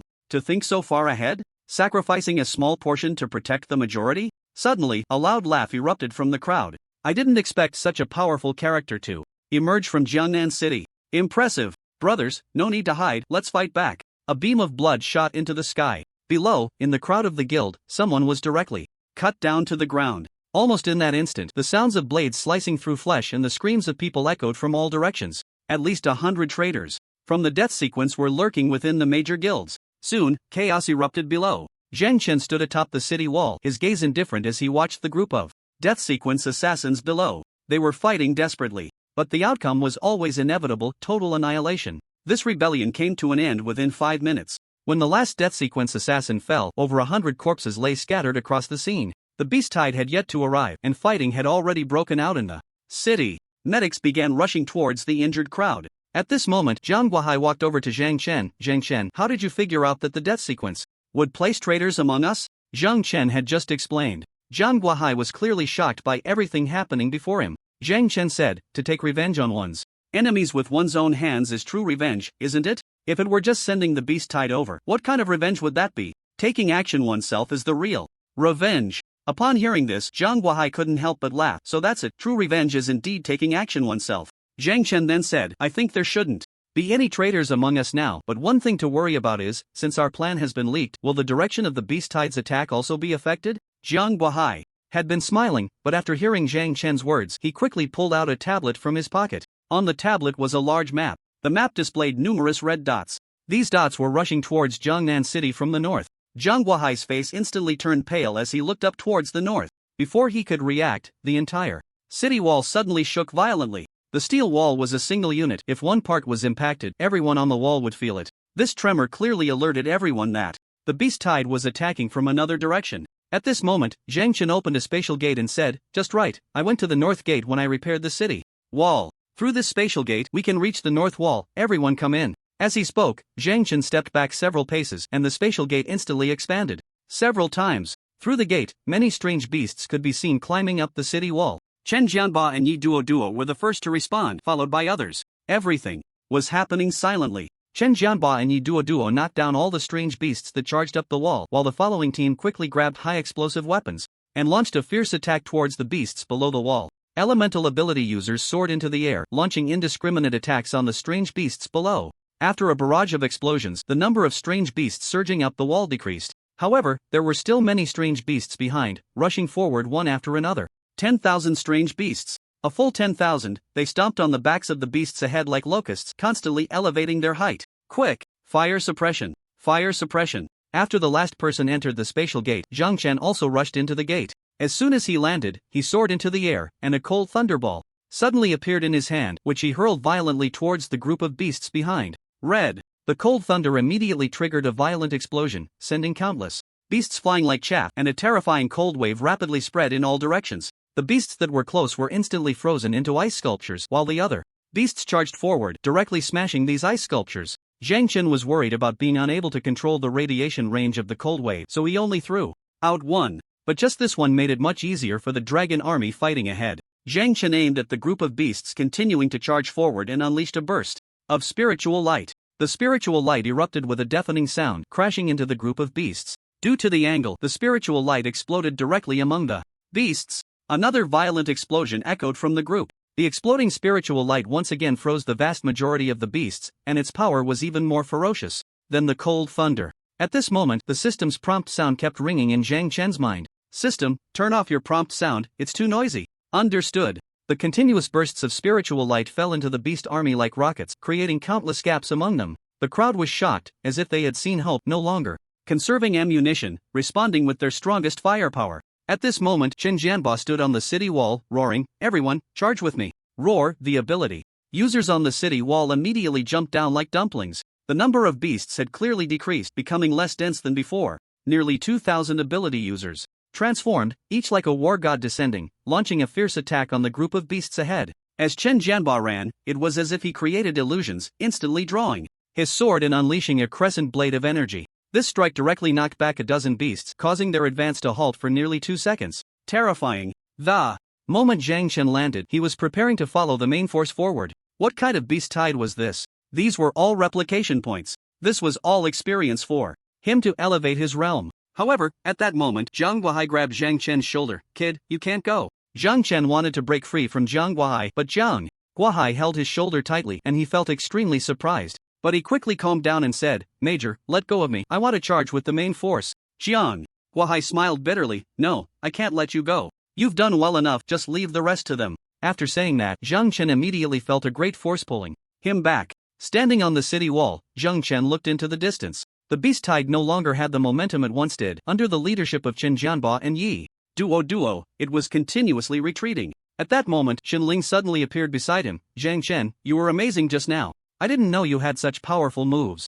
Left. Xinling was panting, clearly having helped a lot just now. Now back beside Zhang Chen to rest. Zhang Chen said, "Let's rest for a bit. I need to sit for a while." The two sat cross-legged.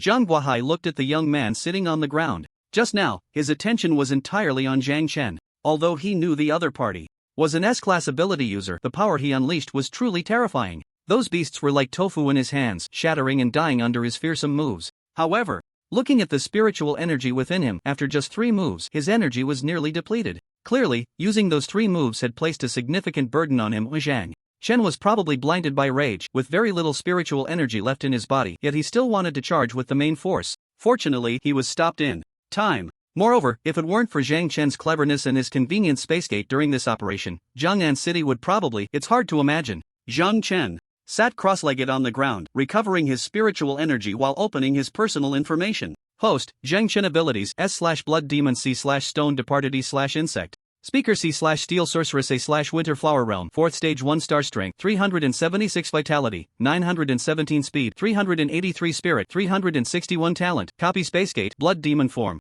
Bloodthirsty, Stone Element Control, Insect Speaker, Steel Element Control, Cold Control Skills, Stone Mist, Spirit Light, Cold Thunder Copy Points 260,300 Backpack Universal Copy Card Fragment X7 His realm had directly reached the 4th stage. The 4 metrics had shown significant increases. The copy points had even risen to 100,000, which likely included task reward copy points, especially since he had gained another fragment of the Universal Copy Card. He opened the task function. The task 1 was indeed completed. The only regret he had was that the task 3 he had accepted was not completed because the death sequence had moved, leaving behind an empty shell base. But overall, the harvest was still quite good. At this moment, Zhang Chen stood up from the ground and looked into the distance. He saw that the number of strange beasts had decreased to the point where they could be counted, and the remaining beasts were gradually falling into pools of blood under the assault of the ability users. It was a pity that he hadn't used Bloodthirst at the beginning. The situation was too urgent then, and he hadn't thought much about it, especially since the strange beasts had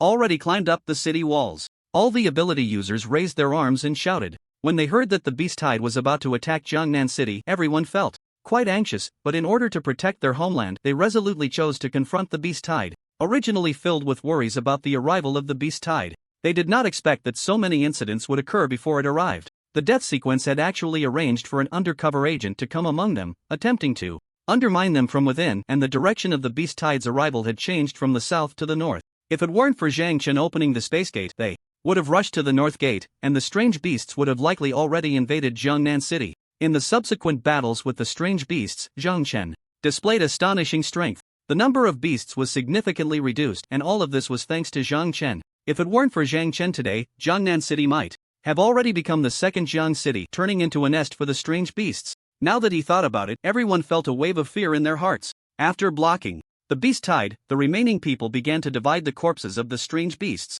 Zhang Chen then followed Chen Jianba and the others back to the Public Security Bureau. Chen Jianba led Zhang Chen to report the news that the beast tide had been repelled to the director of the Public Security Bureau, Chang Jingyi. Chen Jianba recounted what had happened in the urban area at that time. Chang Jingyi's expression alternated between shock and joy. Then his gaze turned to Zhang Chen beside him. Zhang Chen, you have made a great contribution this time. Before Zhang Chen could speak, Shenling chimed in, embellishing the story. Zhang Chen was incredibly brave today, single-handedly killing thousands of strange beasts. Director, you must reward him well. Chang Jingyi smiled slightly and said, of course, Zhang Chen, I will report your performance today, word for word to my superiors. Based on your current strength, you could directly join the military if you are interested. I can speak to my superiors about it. Join the military? Now. Zhang Chen thought for a moment and then said, I promised Principal Su that I would do some things for him. Leaving now might be too early, and besides, my strength isn't enough to join the military. With insufficient strength, I would just be doing some menial work.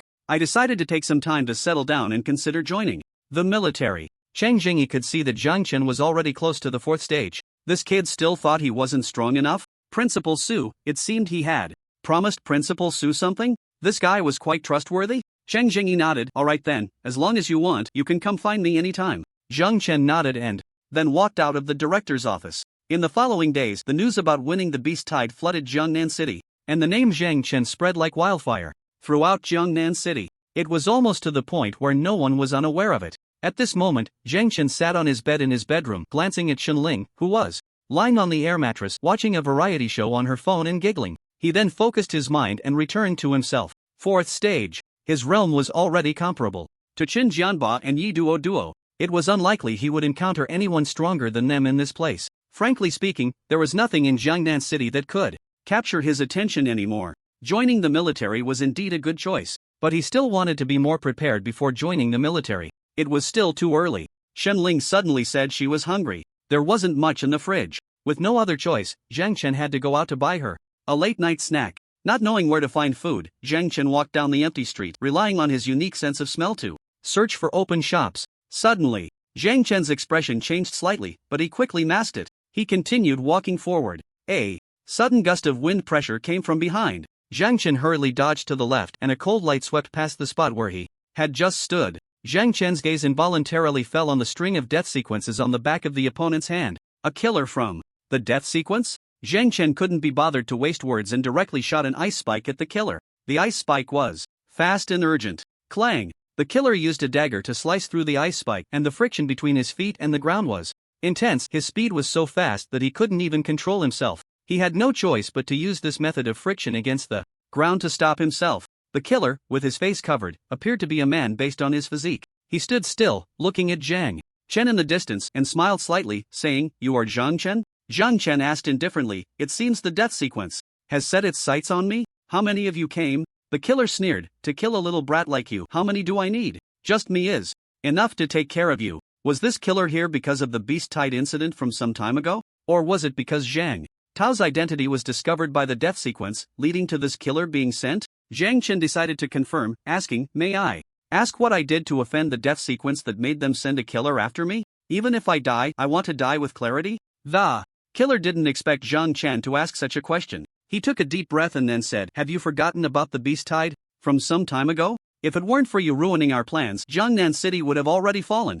So it was because of the beast tide incident that they came to kill him." Zhang Chen nodded repeatedly, realizing this, and then beckoned to the killer with his finger. "Come on." The killer instantly entered the third stage of spiritual energy self-circulation and charged toward him again with that terrifying speed. Zhang Chen's pupils constricted sharply, and he stepped forward, immediately stepping on a shadow. The shadow was directly crushed under Zhang Chen's foot. The killer let out a muffled grunt, still not reacting, and Zhang Chen directly used an explosive ice spike on the shadow. Dozens of ice spikes instantly pierced through the killer's body. The killer grunted a few times and then died. It seemed he wasn't even at the fourth stage. Was he a third stage ability user? Did they not know to send a more capable killer? To deal with him, Zhang Chen kicked the body into the nearby trash can and continued walking forward as if nothing had happened. In a dark corner, someone witnessed everything that had just transpired. He held his breath, afraid that Zhang Chen would notice him. This was too outrageous. He had thought that sending one person would easily deal with Zhang Chen. After all, he was just a kid. But unexpectedly, at that speed, Zhang Chen was able to accurately step on the assassin and instantly end his life. This was different from the rumors. This guy was clearly an ice-type ability user. The information was obviously wrong. He had to go back and inform his superiors. Just as he was about to turn back, a figure appeared behind him. It was none other than Zhang Chen. The assassin's eyes widened in shock, and before he could react, Zhang Chen had already grabbed him by the neck. Zhang Chen's eyes were as cold as the bright moon in the night sky. The man with those eyes was chillingly unfeeling. Perhaps in the next second, he would end his life. The assassin was ready to close his eyes and wait for death. However, a sharp pain in his lower abdomen made him arch his back, plunging him into a brief unconsciousness. Zhang Chen opened a spatial door and threw the assassin inside, then continued walking down the street. Zhang Chen pushed open his room door, holding a plastic bag filled with late-night snacks. "There's only spicy hot pot. I didn't know what you liked, so I bought a bit more." Shenling exclaimed, "I love spicy hot pot. I like any kind of spicy hot pot. Hurry and give it to me." Zhang Chen handed the plastic bag to Shenling and said, "You eat first, finish up and go to bed early." "I'm going to take a stroll nearby." Shenling asked in confusion, "What are you going to stroll around for at this hour?" "Be careful of the death sequence people seeking revenge on you. After all, you disrupted their plans. They must hate you to death now." "Thank you. They have already come." Zhang Chen closed the door and then opened a spatial door, entering an independent space. The assassin was still unconscious. Zhang Chen woke the assassin from his stupor. The assassin slowly opened his eyes, greeted by a vast expanse of white, stretching endlessly. He suddenly noticed someone standing behind him. The assassin turned around, and sure enough, it was Zhang Chen. The assassin tightly gripped the dagger in his hand, glaring at Zhang Chen with resentment, and asked, What do you want?" If Zhang Chen wanted to kill him, he would have been dead long ago. But the other party chose to spare his life, which meant Zhang Chen wanted to extract some information from him. He swore he would never tell Zhang Chen anything. Zhang Chen said, "We're both smart people, so I won't waste time. I want to know where your base is." Just as expected, it was indeed to learn about their base from him. The assassin looked at Zhang Chen with a defiant gaze. "Just kill me. I won't betray my organization." Zhang Chen nodded. "I can understand that sentiment. It's not that the organization treats you well, it's mainly the pride of being an assassin that doesn't allow you to betray them. However, after you answer my question, your fate will still be death." "But..." Zhang Chen hesitated, looking at the assassin, then said, "If you can tell me where your base is, I can spare your life. Of course, if you come to trouble me again next time, I will kill you without hesitation." The assassin's feelings were very complicated. Would this guy really let him go? He was lying. How could he possibly let him go? But at least he saw a glimmer of hope, didn't he? Who would think they were living too long? The assassin took a deep breath and said, "If I tell you where the base is, will you really spare my life? You won't be lying to me?" Zhang Chen nodded and said, "You're just carrying out the tasks assigned to you by your superiors. Killing You or letting you go isn't really important to me. What matters is where your base is, because I know this is just the beginning. I believe more assassins will come out from the base to kill me in the future, right? The assassin looked at the boy in front of him, whose words and demeanor did not match his appearance. And for a moment he was at a loss for words. Who exactly was this boy? He was simply a prodigy. It was as if an ancient monster had been living inside his body for a long time. The assassin swallowed hard. With life still in him, he naturally wanted to give it a try. Our new base is located in a mountain range 300 miles west of Jiangnan City. That's all I can tell you. 300 miles west of Jiangnan City? Zhang Chen said. You may have already realized that this is an independent space. Without my permission, no one can leave here. I will go to the place you mentioned and take a look. If I find out you are lying to me, you will be trapped here forever. Do you understand? The assassin nodded. How could I dare to deceive you? It's better to cling to life than to die. Zhang Chen smiled slightly and said, seeing is believing. I'm going to check out the west of Jiangnan City. You wait here. After saying that, Zhang Chen opened the portal and walked out. After Zhang Chen left, the assassin stood in place, looking at the white, misty world around him, unsure of where to go. He simply sat down on the ground. The air here was very oppressive. There was no sun, yet it was bright white, with not a single breeze. After a while, he suddenly felt a sense of panic. He hoped Zhang Chen would arrive here soon. Zhang Chen went back to his room and took a nap. The next day, he casually fabricated a reason, left Xinling behind, and headed alone towards the mountains west of Jiangnan City. According to the map he had been researching, the mountain range 300 miles to the west was called the Filong Mountain Range. The Filong Mountain Range was within the activity range of 4th-tier exotic beasts and was also a hunting ground for 4th-tier ability users. Zhang Chen's thought process was as follows. He had once been an assassin. When a target appeared on the assassin list, the organization would send an assassin to kill that target. If the assassination mission failed, the organization would dispatch a more powerful assassin to carry out the assassination again, until the target was completely eliminated.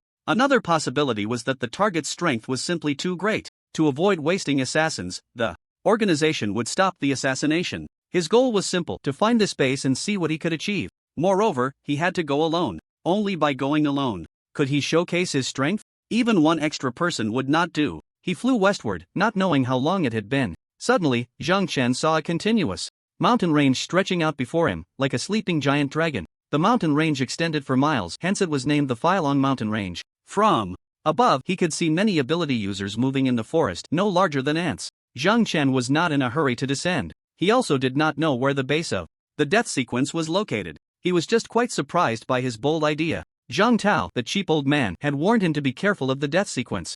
Yet he chose to actively engage with it. He didn't want to live a life of hiding like Zhang Tao. He would find a way to deal with his opponents. The base of the death sequence must be built underground to avoid detection. The Filong Mountain Range was also a hunting ground for 4th-tier ability users, so the entrance to the underground world of the death sequence must be very concealed. Otherwise, it would have been discovered long ago, right? Moreover, organizations usually install surveillance cameras nearby to monitor the situation on the ground. He had to precisely locate the position of the underground base and then find a way to enter.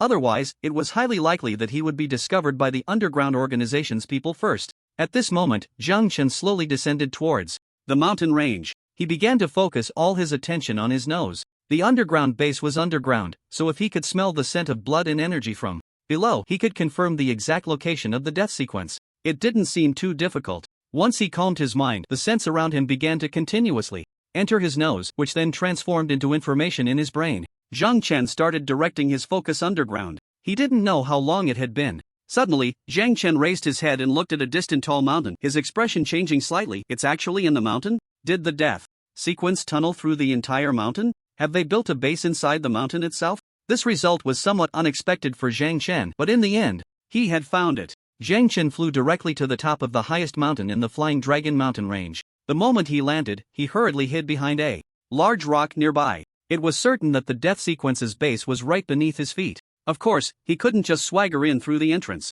It seemed he had to think of another way to enter the base. Or, Zhang Chen's expression changed slightly as a thought suddenly struck him. Rather than sneakily searching for another entrance to the underground base, it would be better to bomb the mountain directly. With this in mind, Zhang Chen flew into the air, his internal energy suddenly swirling rapidly, instantly entering the third gear. Spiritual light. A milky white orb the size of a ping-pong ball appeared at Zhang Chen's fingertips. With a whoosh, a sound that sliced through the air, the orb landed at the very top of the mountain, causing a tremendous explosion. The violent blast echoed deep into the mountain. At that moment, inside the mountain base, the assassins of the death sequence felt a tremor that shook the ground. Everyone's eyes widened in terror as they stood frozen in place, momentarily unsure of what to do. However, just when they thought it was merely a simple earthquake, another even more violent tremor followed. Immediately, the entire base was filled with a piercing alarm. A hurried command blared over the loudspeaker. We have been discovered. All personnel prepare for battle. As soon as this was said, all combat personnel began to rush towards the upper levels.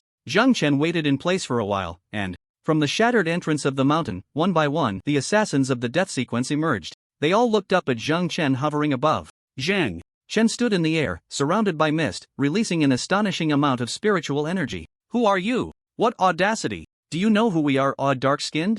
Middle-aged man shouted angrily at Zhang Chen in the air. At this moment, Zhang Chen spread his palm, and a storm of lightning suddenly appeared in his hand. He forcefully flicked the lightning downwards. Then, with another finger of spiritual light, the double explosion caused the ground to shake, and at the same time, a terrifying chill rapidly spread within the mountain base. However, at that moment, a pillar of fire shot up into the sky. A fireman appeared on the ground. The fireman looked up at Zhang Chen and suddenly unleashed a scorching pillar of fire from his mouth. Zhang Chen hurriedly dodged, but the fire pillar relentlessly pursued him as he moved. Fortunately, the opponent couldn't spray fire indefinitely and soon stopped. You reckless little brat, daring to attack the death sequence's base. I see you're truly tired of living. The fireman quickly punched the air with both hands. With each punch, a fireball shot out from his hands. Zhang Chen continuously dodged in the air, suddenly closing in on the fireman. Fully armed, Zhang Chen punched the fireman's face. In that instant, the flames on the fireman's body diminished significantly, transforming him into a middle-aged man in his 40s. Zhang Chen shot a finger of spiritual light. The spiritual light tore through the air and surged towards the position of the middle-aged man. Boom! A terrifying large hole suddenly appeared in the middle-aged man's chest. The spiritual light burrowing deep underground, detonating once again below. Another wave of horrifying explosions followed. Zhang Chen snorted coldly and quickly left the scene. On the way, he opened a spatial door and directly returned home. At this moment, Zhang Chen opened his personal information. Host, Zhang Chen. Abilities, S/Blood Demon C/Stone Departed E/Insect Speaker C/Iron Sorceress A/Winter Flower Realm 4th Stage 2 stars Strength 386 Vitality 927 Speed 393 Spirit 371 Talent Copying Spatial Door, Blood Demon Form, Bloodthirsty, Stone Element Control, Insect Speaker, Steel Element Control, Cold Control. Skills, Stone Mist, Spiritual Light, Cold Thunder. Copy points 274300. Zhang Chen looked at his personal information, a hint of confusion in his eyes. He hadn't expected the copy points to only increase by 10,000, and his realm had only improved by one stage. Could it be that the ability users in the base below the mountain were not very strong? Or were the powerful ones not inside? However, his objective had been achieved. The base of the death sequence was likely already in ruins, riddled with holes. Moreover, with the sound of the explosions, it would definitely attract nearby ability users to investigate. The base of the death sequence had been exposed, and it was probably no longer usable. This could be considered a small way to regain some face. If they dared to send assassins again, it would be best to send some stronger ones. Otherwise, if he killed them, he wouldn't earn much in copy points, and his realm wouldn't be able to improve.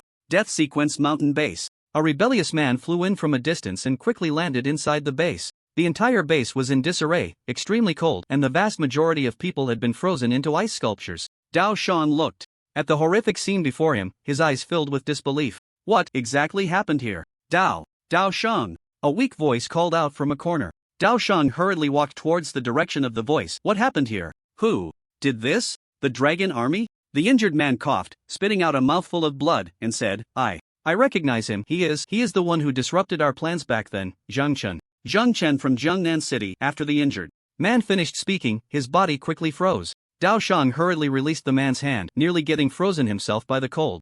Zhang Chen, he was actually able to do this? It seems we indeed underestimated him. Dao Shan walked out of the base, where a crowd had already gathered outside. Taking advantage of the chaos, he chose a direction and slipped down the mountain. Time passed, and Dao Shan arrived in Jiangnan City. He looked up at the city gate of Jiangnan City and then walked straight in. Jiulong Courtyard. A row of villas was neatly arranged. This was the most expensive area in Jiangnan City. Almost everyone who lived here was either rich or noble. Dao Shan went directly to the front of a European-style castle villa. The security guard hurriedly stopped him and asked, "Who are you looking for?" Dao Shan replied in a deep voice, "I'm looking for Lei Yunfei. Is he here?" The security guard was slightly taken aback. Wasn't Lei Yunfei the name of his boss? Could he be a friend of the boss? The security guard said, "What's your name? I'll check." Dao Shang.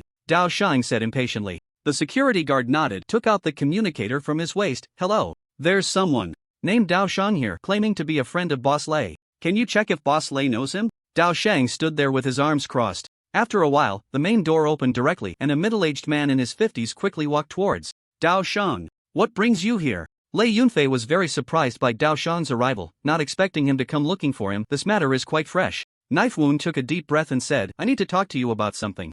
Let's go inside. Alright. Lei Yunfei personally led Knife Wound into the villa, which resembled an ancient castle. The two headed straight for Lei Yunfei's study. After locking the door tightly, Lei Yunfei turned to Knife Wound and asked with a smile, I wonder what a killer from the death sequence wants with me, Lei Yunfei. Knife Wound replied in a deep voice, I've been hearing a name lately, Zhang Chen. This guy is said to be from the Southern Ability Academy, and I remember. Your son is also from there. Have your son lure him outside the city and I'll take care of him. Upon hearing this, Lei Yunfei's expression changed slightly. I've heard that name, Zhang Chen, a few times from my son. They've always been at odds. Knife Wound asked in confusion, what do you mean? Are you refusing me? Have you forgotten that I called you during the Beast Tide and told you to leave the city? If the Beast Tide had attacked Jiangnan City back then, do you think you could have escaped? After the plan failed, I almost thought you had betrayed me. Lei Yunfei's face suddenly changed. How could that be? How could I betray the death sequence? Am I not just asking for a long life? I absolutely did not betray the death sequence. Knife Wound took a deep breath. In any case, I've said what I needed to say. You can handle it as you see fit. Lei Yunfei forced a smile. Knife Wound, with your strength, can't you just kill him in the city? Knife Wound shook his head. This kid's strength is about the same as mine. It's not that easy to kill him in the city, and if it comes to a fight, the Public Security Bureau will definitely not stand by and watch. I would be caught in a pincer attack. If I can lure him outside the city, I would have a better chance. I'll give you 3 days, and I'll wait for your news. After saying that, Knife Wound opened the door and left, not even giving Lei Yunfei a chance to hesitate. Lei Yunfei watched Knife Wound's back and sighed helplessly, realizing that he shouldn't have gotten involved with these people. Now it was too late. Even if he wanted to back out, he couldn't. Knife Wound knew where he lived. If he didn't satisfy him, he could very well turn against them. Lei Yunfei adjusted his breathing, took out his phone, and dialed a number. At that moment, Lei Yuan from the Southern Ability Academy picked up his phone and pressed the answer button. Son, I need to ask you for a favor. Lei Yuan's expression changed slightly, and he asked in confusion, Dad, what is it? Why do you need to use the word favor? Is it that important? Yes, it's very important. I need you to get close to Zhang Chen and lure him outside the city. Lei Yuan's expression immediately turned ugly. Dad, Zhang Chen hasn't been coming to school for a long time. He has joined the Public Security Bureau's guard team and has become a guardian intern. I heard he turned the tide during the Beast Tide and is now a hero of Jiangnan City. Whatever you want to do to him, I advise you to give up. Besides, you know I've always been at odds with him. Lei Yunfei's voice trembled slightly. Son, you must successfully lure him outside the city, or else, we will be finished. Lei Yuan raised his eyebrows slightly and said in a deep voice, what do you mean? Why would we be finished if we don't lure him outside? Who exactly wants me to lure him outside? The death sequence. Lei Yuan was instantly speechless. He knew that his father seemed to have some connections with the death sequence. During the Beast Tide, the death sequence had helped them leave Jiangnan City. If the Beast Tide had attacked then, they might have been spared. Unfortunately, it ultimately failed. It seemed the death sequence intended to take revenge on Zhang Chen. If he could lure Zhang Chen outside the city, would the death sequence eliminate him? If that were the case, he could swallow his pride and give it a try. A faint smile appeared at the corner of Lei Yuan's mouth. Alright, I'll take care of this. Wait for my news. Well, it's all up to you. Lei Yuan hung up the phone, and the few people around seemed to have overheard his conversation with his father. Chen Yu asked in confusion, what do you mean? The death sequence is going after Zhang Chen? They need your help? When did you get acquainted with the death sequence? Lei Yuan sneered. In this world, both the dark and the light need to get to know each other, right? But it's not that I've made friends with the death sequence, it's my dad who has connections with them and has asked us to lure Zhang Chen out of Jiangnan City. If I succeed, there probably won't be a Zhang Chen in Jiangnan City anymore. After saying this, Lei Yuan seemed to envision the scene of Zhang Chen meeting his end in the wilderness, a rich smile appearing at the corner of his mouth. This kid has been in the spotlight lately, but soon, he would face retribution. The death sequence has already set their sights on him, and those targeted by the death sequence are almost equivalent to being sentenced to death by a judge. Lei Yuan looked at the Chang siblings in front of him and Luo Ning sitting in the corner, saying, you three, think of a way to see if there's any way to lure him outside the city. The disdain these people felt for Zhang Chen was no less than Lei Yuan's, and upon hearing that someone could deal with Zhang Chen, the four naturally got to work. Chang Shuang then said, doesn't Zhang Chen have a friend? That guy nicknamed Sugarcane. Their relationship seems pretty good. If we kidnap him and send a video to Zhang Chen, making him come outside the city, do you think Zhang Chen would come? Lei Yuan raised an eyebrow slightly. Their relationship is indeed good. He might come. Moreover, if Zhang Chen dies, no one would suspect us. Zheng Shuang took a deep breath and said, I'll go find sugarcane. You guys wait for my news. Class G6. Zheng Shuang stood at the door of Class G6, quickly scanning the classroom and soon spotting sugarcane sitting in the corner, staring blankly out the window. Sugarcane silently gazed at the scenery outside, feeling quite depressed. Ever since Zhang Chen left school, he had no one to talk to. Meanwhile, Zhang Chen had recently become a hero in the eyes of the people of Jiangnan City. As his good buddy, he was stuck in the worst class at the South Central Ability Academy. Surrounded by a bunch of guys with no real strength, he found it hard to bear. And this situation would last for more than 2 more years. After being friends with someone like Zhang Chen and Lin Xianya, Sugarcane's standards for friends had risen significantly. He couldn't help but look down on these useless potatoes around him. Even after being in different classes for so long, he still hadn't made any friends and was all alone. He wondered if Zhang Chen still remembered him. When they met next time, if he took the initiative to greet Zhang Chen, would he even acknowledge him? With this thought, Sugarcane sighed helplessly. Just then, someone patted him on the shoulder. Turning around with a puzzled look, he was taken aback when he saw the woman in front of him. It's you again? What do you want this time? Zheng Shuang smiled slightly and said, although you didn't help me deal with Zhang Chen last time, I've decided to guide you in training. Are you free tonight? Come with me to the outskirts. We have a secret training base for special training. Sugarcane blinked. Are you serious? Chang Shuang nodded. Of course I'm serious. Lei Yuan and the others will be there. If you can break into the top 10 next year, we'll be classmates. Don't you want to be in the same class as Xianya again? Zhang Chen might also return to our class. Although he's currently an intern in the Guardian Squad, don't you envy that? Gan Chao licked her dry lips and said, if you're really willing to train me, I will definitely go. But if you deceive me or still have ideas about Zhang Chen, I advise you. Zheng Shuang said seriously, Gan Chao, we no longer plan to deal with Zhang Chen. You know very well what his status is now. He is already a people's hero in Jiangnan City. How could we still want to go after him? Actually, what I'm doing is just a way to show goodwill to Zhang Chen. We had some minor conflicts before. If I can take good care of you and thus gain Zhang Chen's forgiveness, wouldn't that be a good thing? What do you think? Gan Chao suddenly realized, so, that's how it is. You plan to help me train just to please Zhang Chen? Why didn't you say so earlier? Let's go. After class, I'll go with you. Gan Chao felt a surge of excitement. She never expected that even at this time, she would still be benefiting from Zhang Chen. Zheng Shuang smiled slightly. Gan Chao, then it's settled. We won't miss each other tonight. But you mustn't tell anyone about this, okay? Lei Yuan is quite proud. Gan Chao couldn't help but laugh. Got it, I won't blab about it. Anyway, see you tonight. Zheng Shuang waved her small hand at Gan Chao. See you tonight. The next morning, Zhang Chen received a mysterious email. He opened the email and took a look. There was a photo and a line of text. The man in the photo was clearly Gan Chao. She was tied up, her mouth stuffed with cloth, looking at the camera with a pained expression, and there were signs of being beaten on her body. The text below instructed him to immediately go to the forest sea, where someone would come to meet him. Shenling rubbed her eyes sleepily and yawned. At this moment, Zhang Chen put down his phone and said to Shenling, you go report to the Public Security Bureau. I have something to take care of outside, but I'll be back soon. Shenling looked displeased. Why are you always so mysterious lately? Fine, do as you wish. Zhang Chen directly opened the spatial door and entered the forest sea. He then leaped into the air, starting to use his sense of smell to track Gan Cao's location. Somewhere in the forest sea, Lei Yuan, Cheng Yu, Zheng Shuang, and Luo Ning stood outside a tree hollow, guarding the bound Gan Chao. At this moment, Dao Shan walked over and asked, it's getting late, can one of you go to pick up Zhang Chen? The others exchanged glances. Luo Ning then said, let me go. After saying that, Luo Ning began to run towards the entrance of the forest sea. Lei Yuan looked at Dao Shan and then said, Zhang Chen's strength is considerable, do you think we need to help him? Dao Shan raised an eyebrow and turned to Lei Yuan. It seems you all have grievances with Zhang Chen? Otherwise, why would you be so eager? Lei Yuan's expression changed slightly, and he said in a deep voice, ever since this kid came, he has always been one step ahead of me. I've been wanting a fair match with him, but unfortunately, he never gives me the chance. Now he has even become an intern guardian of the Public Security Bureau, and we have no opportunity to meet him. We have been left behind by him. This is such a good opportunity. If we don't seize it, we probably won't have another chance. Dao Shang sneered. All right then, I will allow you to help me, but just for the thrill of it. After that, leave it to me. Lei Yuan and the others exchanged glances, and they all saw a hint of amusement in each other's eyes. Gan Chao in the tree hollow had already woken up. Realizing her situation and hearing their conversation, she couldn't help but shed tears. She never expected that in the end, she would become the culprit behind Zhang Chen's demise. Oh heavens! Why are you playing me like this?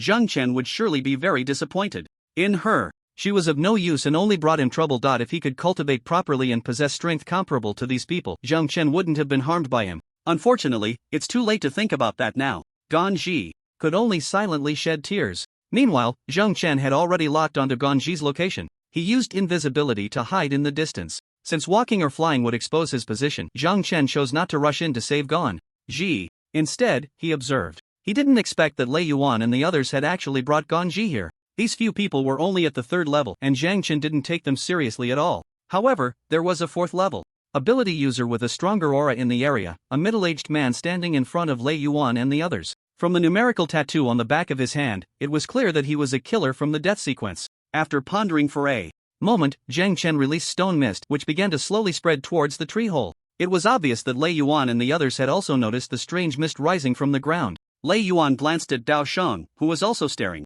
at the stone mist on the ground, a look of confusion in his eyes. However, they didn't pay much attention to it, seemingly not taking it seriously. Just as the stone mist engulfed their ankles, Zheng Shuang suddenly spoke up, "This mist is strange." The others looked at the stone mist on the ground, reacting accordingly. However, the mist instantly turned into hard stone. The ankles of several people in the area were locked by the stone, which then transformed into steel in an instant. Now they finally understood what was happening. Lin Huanya?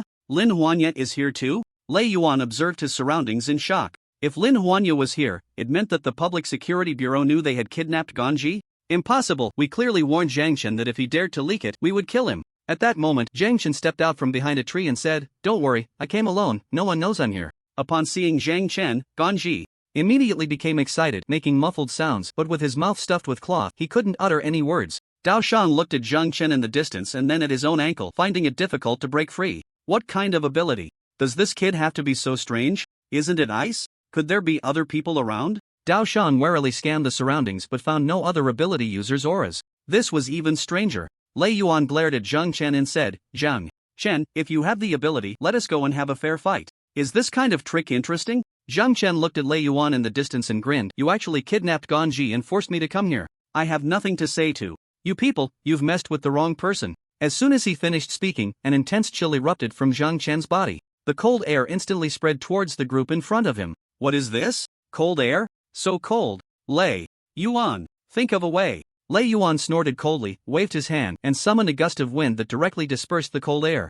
Zhang Chen's expression changed slightly. His ability was actually ineffective. The strong wind blew away his cold air, preventing it from approaching them any further. At this moment, Dao Shang began to move his ankle joints, silently preparing to escape. Seeing the situation was not good, Zhang Chen immediately went invisible and quickly moved to the side of the tree hole, scooping up Ganji and then rushing back. The cloth in Ganji's mouth fell off and he suddenly let out a scream. Zhang Chen turned back to see a large hand grabbing Ganji's hair. Ganji endured the intense pain of his scalp being torn and shouted at Zhang Chen, "You must go, they want to kill you, don't worry about me, I don't mind dying." Dao Shang grinned and said, "Since you're here, let's play for a while, don't be in such a hurry to leave, Zhang Chen." At that moment, Lei Yuan shouted angrily and Zhang Chen immediately felt as if his body had been hit by a truck, flying backward and getting caught in a whirlwind, spinning continuously in the air. Clearly, this was Lei Yuan's ability. Zhang Chen instantly entered full combat mode. With his body like steel, the whirlwind could do nothing to him. He charged straight out of the whirlwind and glanced at the unconscious Ganji lying on the ground in the distance. A cloud of mist instantly enveloped him, transforming into a stone cage that immediately turned to steel. After doing all this, Zhang Chen finally felt at ease to face the opponents before him. Dao Shang, Cheng Yu, Cheng Xuan, and Lei Yuan stood not far in front of him, their eyes filled with murderous intent. It was evident that they all understood how the situation would unfold next. If they didn't kill Zhang Chen here, given his position in the Public Security Bureau, they would all be doomed. They had to eliminate him here. Zhang Chen's gaze swept over Lei Yuan and the others, finally resting on the man known as Dao Shang. Dao Shang said, "You don't need to interfere, this is a battle you cannot involve yourselves in." Upon hearing this, Lei Yuan and the others were taken aback. Lei Yuan questioned, "Why can't we interfere? We came to help you." Dao Shang shook his head and smiled, "Help me? Take a good look at his level, he is also a 4th tier ability user like me, and he single-handedly destroyed a base of the death sequence. Your levels have just entered the 3rd tier, even if you brought 100 more, you wouldn't be able to handle him." What? Lei Yuan and the others widened their eyes in shock. Zhang Chen was actually already at the 4th tier? Not only that, but he had also destroyed a base of the death sequence? What had happened during his time at the Public Security Bureau? At this moment, Zhang Chen asked, "The system, if I take down this guy in front of me, will that complete task 3? "Yes." Upon hearing this, a slight smile appeared on Zhang Chen's lips. "I was just worried about not being able to find you, but it seems you've come right to me. So, you are the commander of the mountain base?" Dao Shang's expression changed slightly as he coldly laughed. Indeed, I am the commander of the mountain base. I never expected that while I was away, you would manage to find the mountain base and destroy it. You've caused so many of my brothers to die and made me lose face. I must take your head back to give my fallen brothers an explanation. Just as expected, when Dao Shang mentioned that he had destroyed a base, Zhang Chen knew who Dao Shang was. Clearly, Dao Shang was not sent by Lei Yuan and the others, rather, he had found them and made them kidnap Ganji to lure him out. The purpose was naturally for revenge. When he destroyed the mountain base, he realized that Task 3 was not yet complete and thought that the mastermind behind it was definitely not inside the mountain base. Since he had destroyed the opponent's base, the other side would certainly not let it go easily. In the end, they had indeed come looking for him. It was just unfortunate for Ganji. Zhang Chen no longer wasted time. He pulled out the small knife tied to his calf, took a deep breath, and looked at Dao Shang in the distance. Then let me experience the skills of the assassin from the death sequence. I hope you won't disappoint me. As soon as he finished speaking, a dazzling blood-red light radiated from Zhang Chen's entire body. When the light dissipated, a blood-red demon with a pair of golden horns appeared before the four of them. The blood demon had descended, bloodthirsty. In an instant, 4 bloodlines connected to the hearts of the 5 people ahead. Vitality and levels continuously surged into Zhang Chen's body at that moment. Lei Yuan and the others were immediately shocked. This was Zhang Chen's avatar? Back then, Lu Chen couldn't force out Zhang Chen's avatar, and now seeing Zhang Chen's avatar, they finally understood why he hadn't transformed. Zhang Chen's appearance was so strange that it was clear he was not of the orc lineage, but rather of the legendary demon lineage. Given his personality, he probably wouldn't transform in front of others. Today was the first time he had witnessed it firsthand. Cheng Shuang kept trying to grab the bloodline in front of her chest, only to find that it couldn't be grasped at all, while she could distinctly feel her own vital energy and spiritual energy being continuously absorbed by this bloodline. What kind of bizarre technique is this? It can even absorb one's essence? Demon lineage ability users. Their abilities are all extremely evil and strange. There's nothing good to say about them. Let's all attack and take him down. Lei Yuan soared into the sky first, his eyes instantly turning a murky gray, and in the next second, countless gusts of wind suddenly swept in from all directions. Zhang Chen snorted coldly, stepping forward with his right foot, and instantly appeared in front of Lei Yuan. The grayish-white in Lei Yuan's eyes dissipated, revealing a hint of shock. So fast. However, in the next second, a cold light flashed across his throat. The spiritual energy within Lei Yuan instantly drained away, and he began to plummet towards the ground. During the brief moment before Lei Yuan fell, Zhang Chen transformed into a shadow of blood, swiftly resolving the remaining Chengyu and Cheng Shuang in just a few moves. Only the injured one remained in the arena. The injured one instinctively swung his knife forward. Clang! The sound of metal clashing rang out, bursting into dazzling sparks. His right arm was immediately numbed from the impact, and looking down at his knife-wielding right hand, he was shocked to find that the web of his hand had actually cracked. What kind of power is this? His strength and speed were actually above his own. Panic surged in the injured one's heart, and without hesitation, he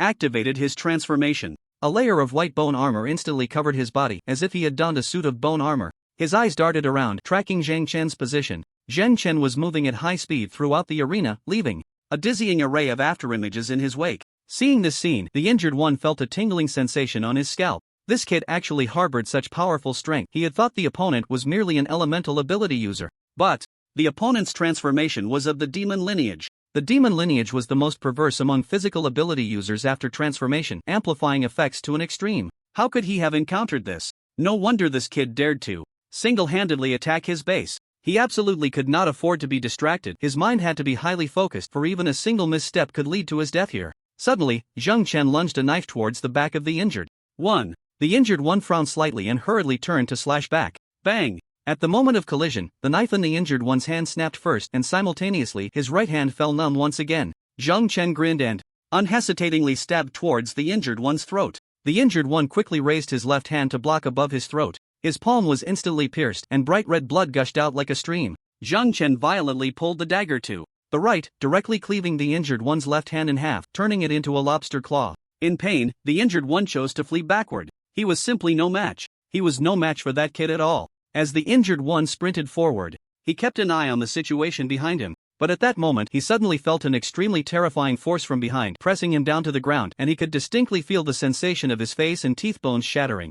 Zhang Chen gripped the back of the injured one's head, looking at the half-sunken face, as a notification sound echoed in his mind. Congratulations to the host for killing a 4th-tier ability user. Copy points plus 4,000, realm slightly increased. Congratulations to the host for completing Task 3, reward, 100,000 copy points. Universal copy card fragment X3, Zhang Chen casually tossed aside the injured one's corpse and then returned to check on Lei Yuan and the others' bodies too. see if they were truly dead. After deciding that they were all dead, he went to find Sugarcane. Due to his transformation into a demon, his clothes were completely torn, so Zhang Chen simply changed into a new outfit and then opened the iron cage. Sugarcane. Zhang Chen patted Sugarcane's cheek. Sugarcane groggily woke up from his sleep, and upon seeing Zhang Chen, he burst into tears. Teasy. I'm sorry. I let you down. What? This was the reason Zhang Chen was reluctant to make many friends. They could easily become leverage for others to threaten him. Looking at the injured Sugarcane in front of him, Zhang Chen patted his back and comforted him. It's okay, it's all over. I've dealt with Lei Yuan and the others, so no one should bother you like this again. Sugarcane sat on the ground wiping his tears, and at that moment, Zhang Chen looked up. He immediately spotted Luo Ning. Luo Ning was hiding behind a tree, peeking out with only half of his head visible. He had originally planned to go to the forest sea to pick up Zhang Chen, but after waiting for a long time without seeing him, he called Lei Yuan, but no one answered. So he returned the same way, and upon arriving here, he was shocked to see a ground full of corpses. The knife wounds were fatal, and Lei Yuan and the others were all dead. But Zhang Chen was here. Did this kid kill them all by himself? At that moment, Luo Ning turned and ran. Zhang Chen snorted coldly and instantly charged towards Luo Ning. Luo Ning used his avatar to dodge Zhang Chen's attack. However, after his avatar ended, Zhang Chen charged again, directly reaching Luo Ning's side. Luo Ning? What a coincidence. I didn't expect to see you in the forest. See, have you eaten? If not, then take a punch from me. Zhang Chen's pupils suddenly constricted and he punched Luo Ning on the head. Luo Ning's cheek caved in completely, like a persimmon that had fallen to the ground, not even letting out a muffled groan before he flew backward, crashing into a large tree, dead beyond recovery. Now all four of the top talents from Nanzhong were dead, and Su Principal, upon learning of this, would surely have an expression that was hard to imagine. Who cares? Zhang Chen returned to find Sugarcane, opened the spatial door, and sent him back to school. Fortunately, Sugarcane only had some superficial injuries, and a simple treatment in the school infirmary would suffice. Looking at Sugarcane, whose face was covered by bandages for 2/3, Zhang Chen asked in confusion, how did you end up with Lei Yuan and the others? Don't you know who they are? Sugarcane wore a bitter expression and said, I knew they weren't good people, but they said they would take me for special training, and that way, I would have a chance to enter the top 10 in Nanzhong next year. I didn't expect they were lying to me. Sigh. Oh, special training? Sugarcane actually wanted special training? Aiming for the elite class next year? It was rare for him to have such thoughts. Zhang Chen thought for a moment and then said, Lin Huanya has a private training room at the school's ability center. If you really want special training, you can go find her and I'll talk to her about it. Upon hearing this, Sugarcane nodded shyly and then looked up to ask, Zhang Chen, how have you been lately? Has anyone bullied you at the Public Security Bureau? Zhang Chen shook his head. No, everyone is very nice to me. Sugarcane smiled bitterly. I didn't expect you to be so powerful now, killing so many of Lei Yuan's group all by yourself, and even a killer from the death sequence, who seems to be a 4th tier.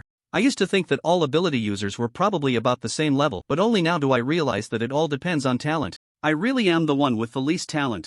Zhang Chen smiled faintly and said, you should focus on healing first. Once you're better, you can continue to work hard. It's not too late to put in the effort now. I still have to return to the Public Security Bureau, so I'll leave it at that. Sugarcane nodded. Zhang Chen opened the spatial door and went directly to the Public Security Bureau. The gaze of Ganja looking up at him still lingered in his mind. It was a look filled with a desire for power, a longing to grow stronger. He hoped this guy could really put in the effort. Forest C. Lei Yunfei used his phone's GPS to arrive at the place where Lei Yuan and the others had fought. When he saw his son's body being torn apart by a strange beast, Lei Yunfei stood frozen in place for a full 3 seconds. Finally, he erupted. I'll fuck your ancestors. Lei Yunfei roared as he charged towards his son's corpse, scaring the small beast that was gnawing on the body into a hasty retreat. The bodyguards beside him also rushed forward in a panic. Son, my son. Lei Yunfei picked up Lei Yuan's body, tears streaming down his face, continuously murmuring, how could this happen? How could this be? His heart-wrenching cries soared into the sky, lingering for a long time.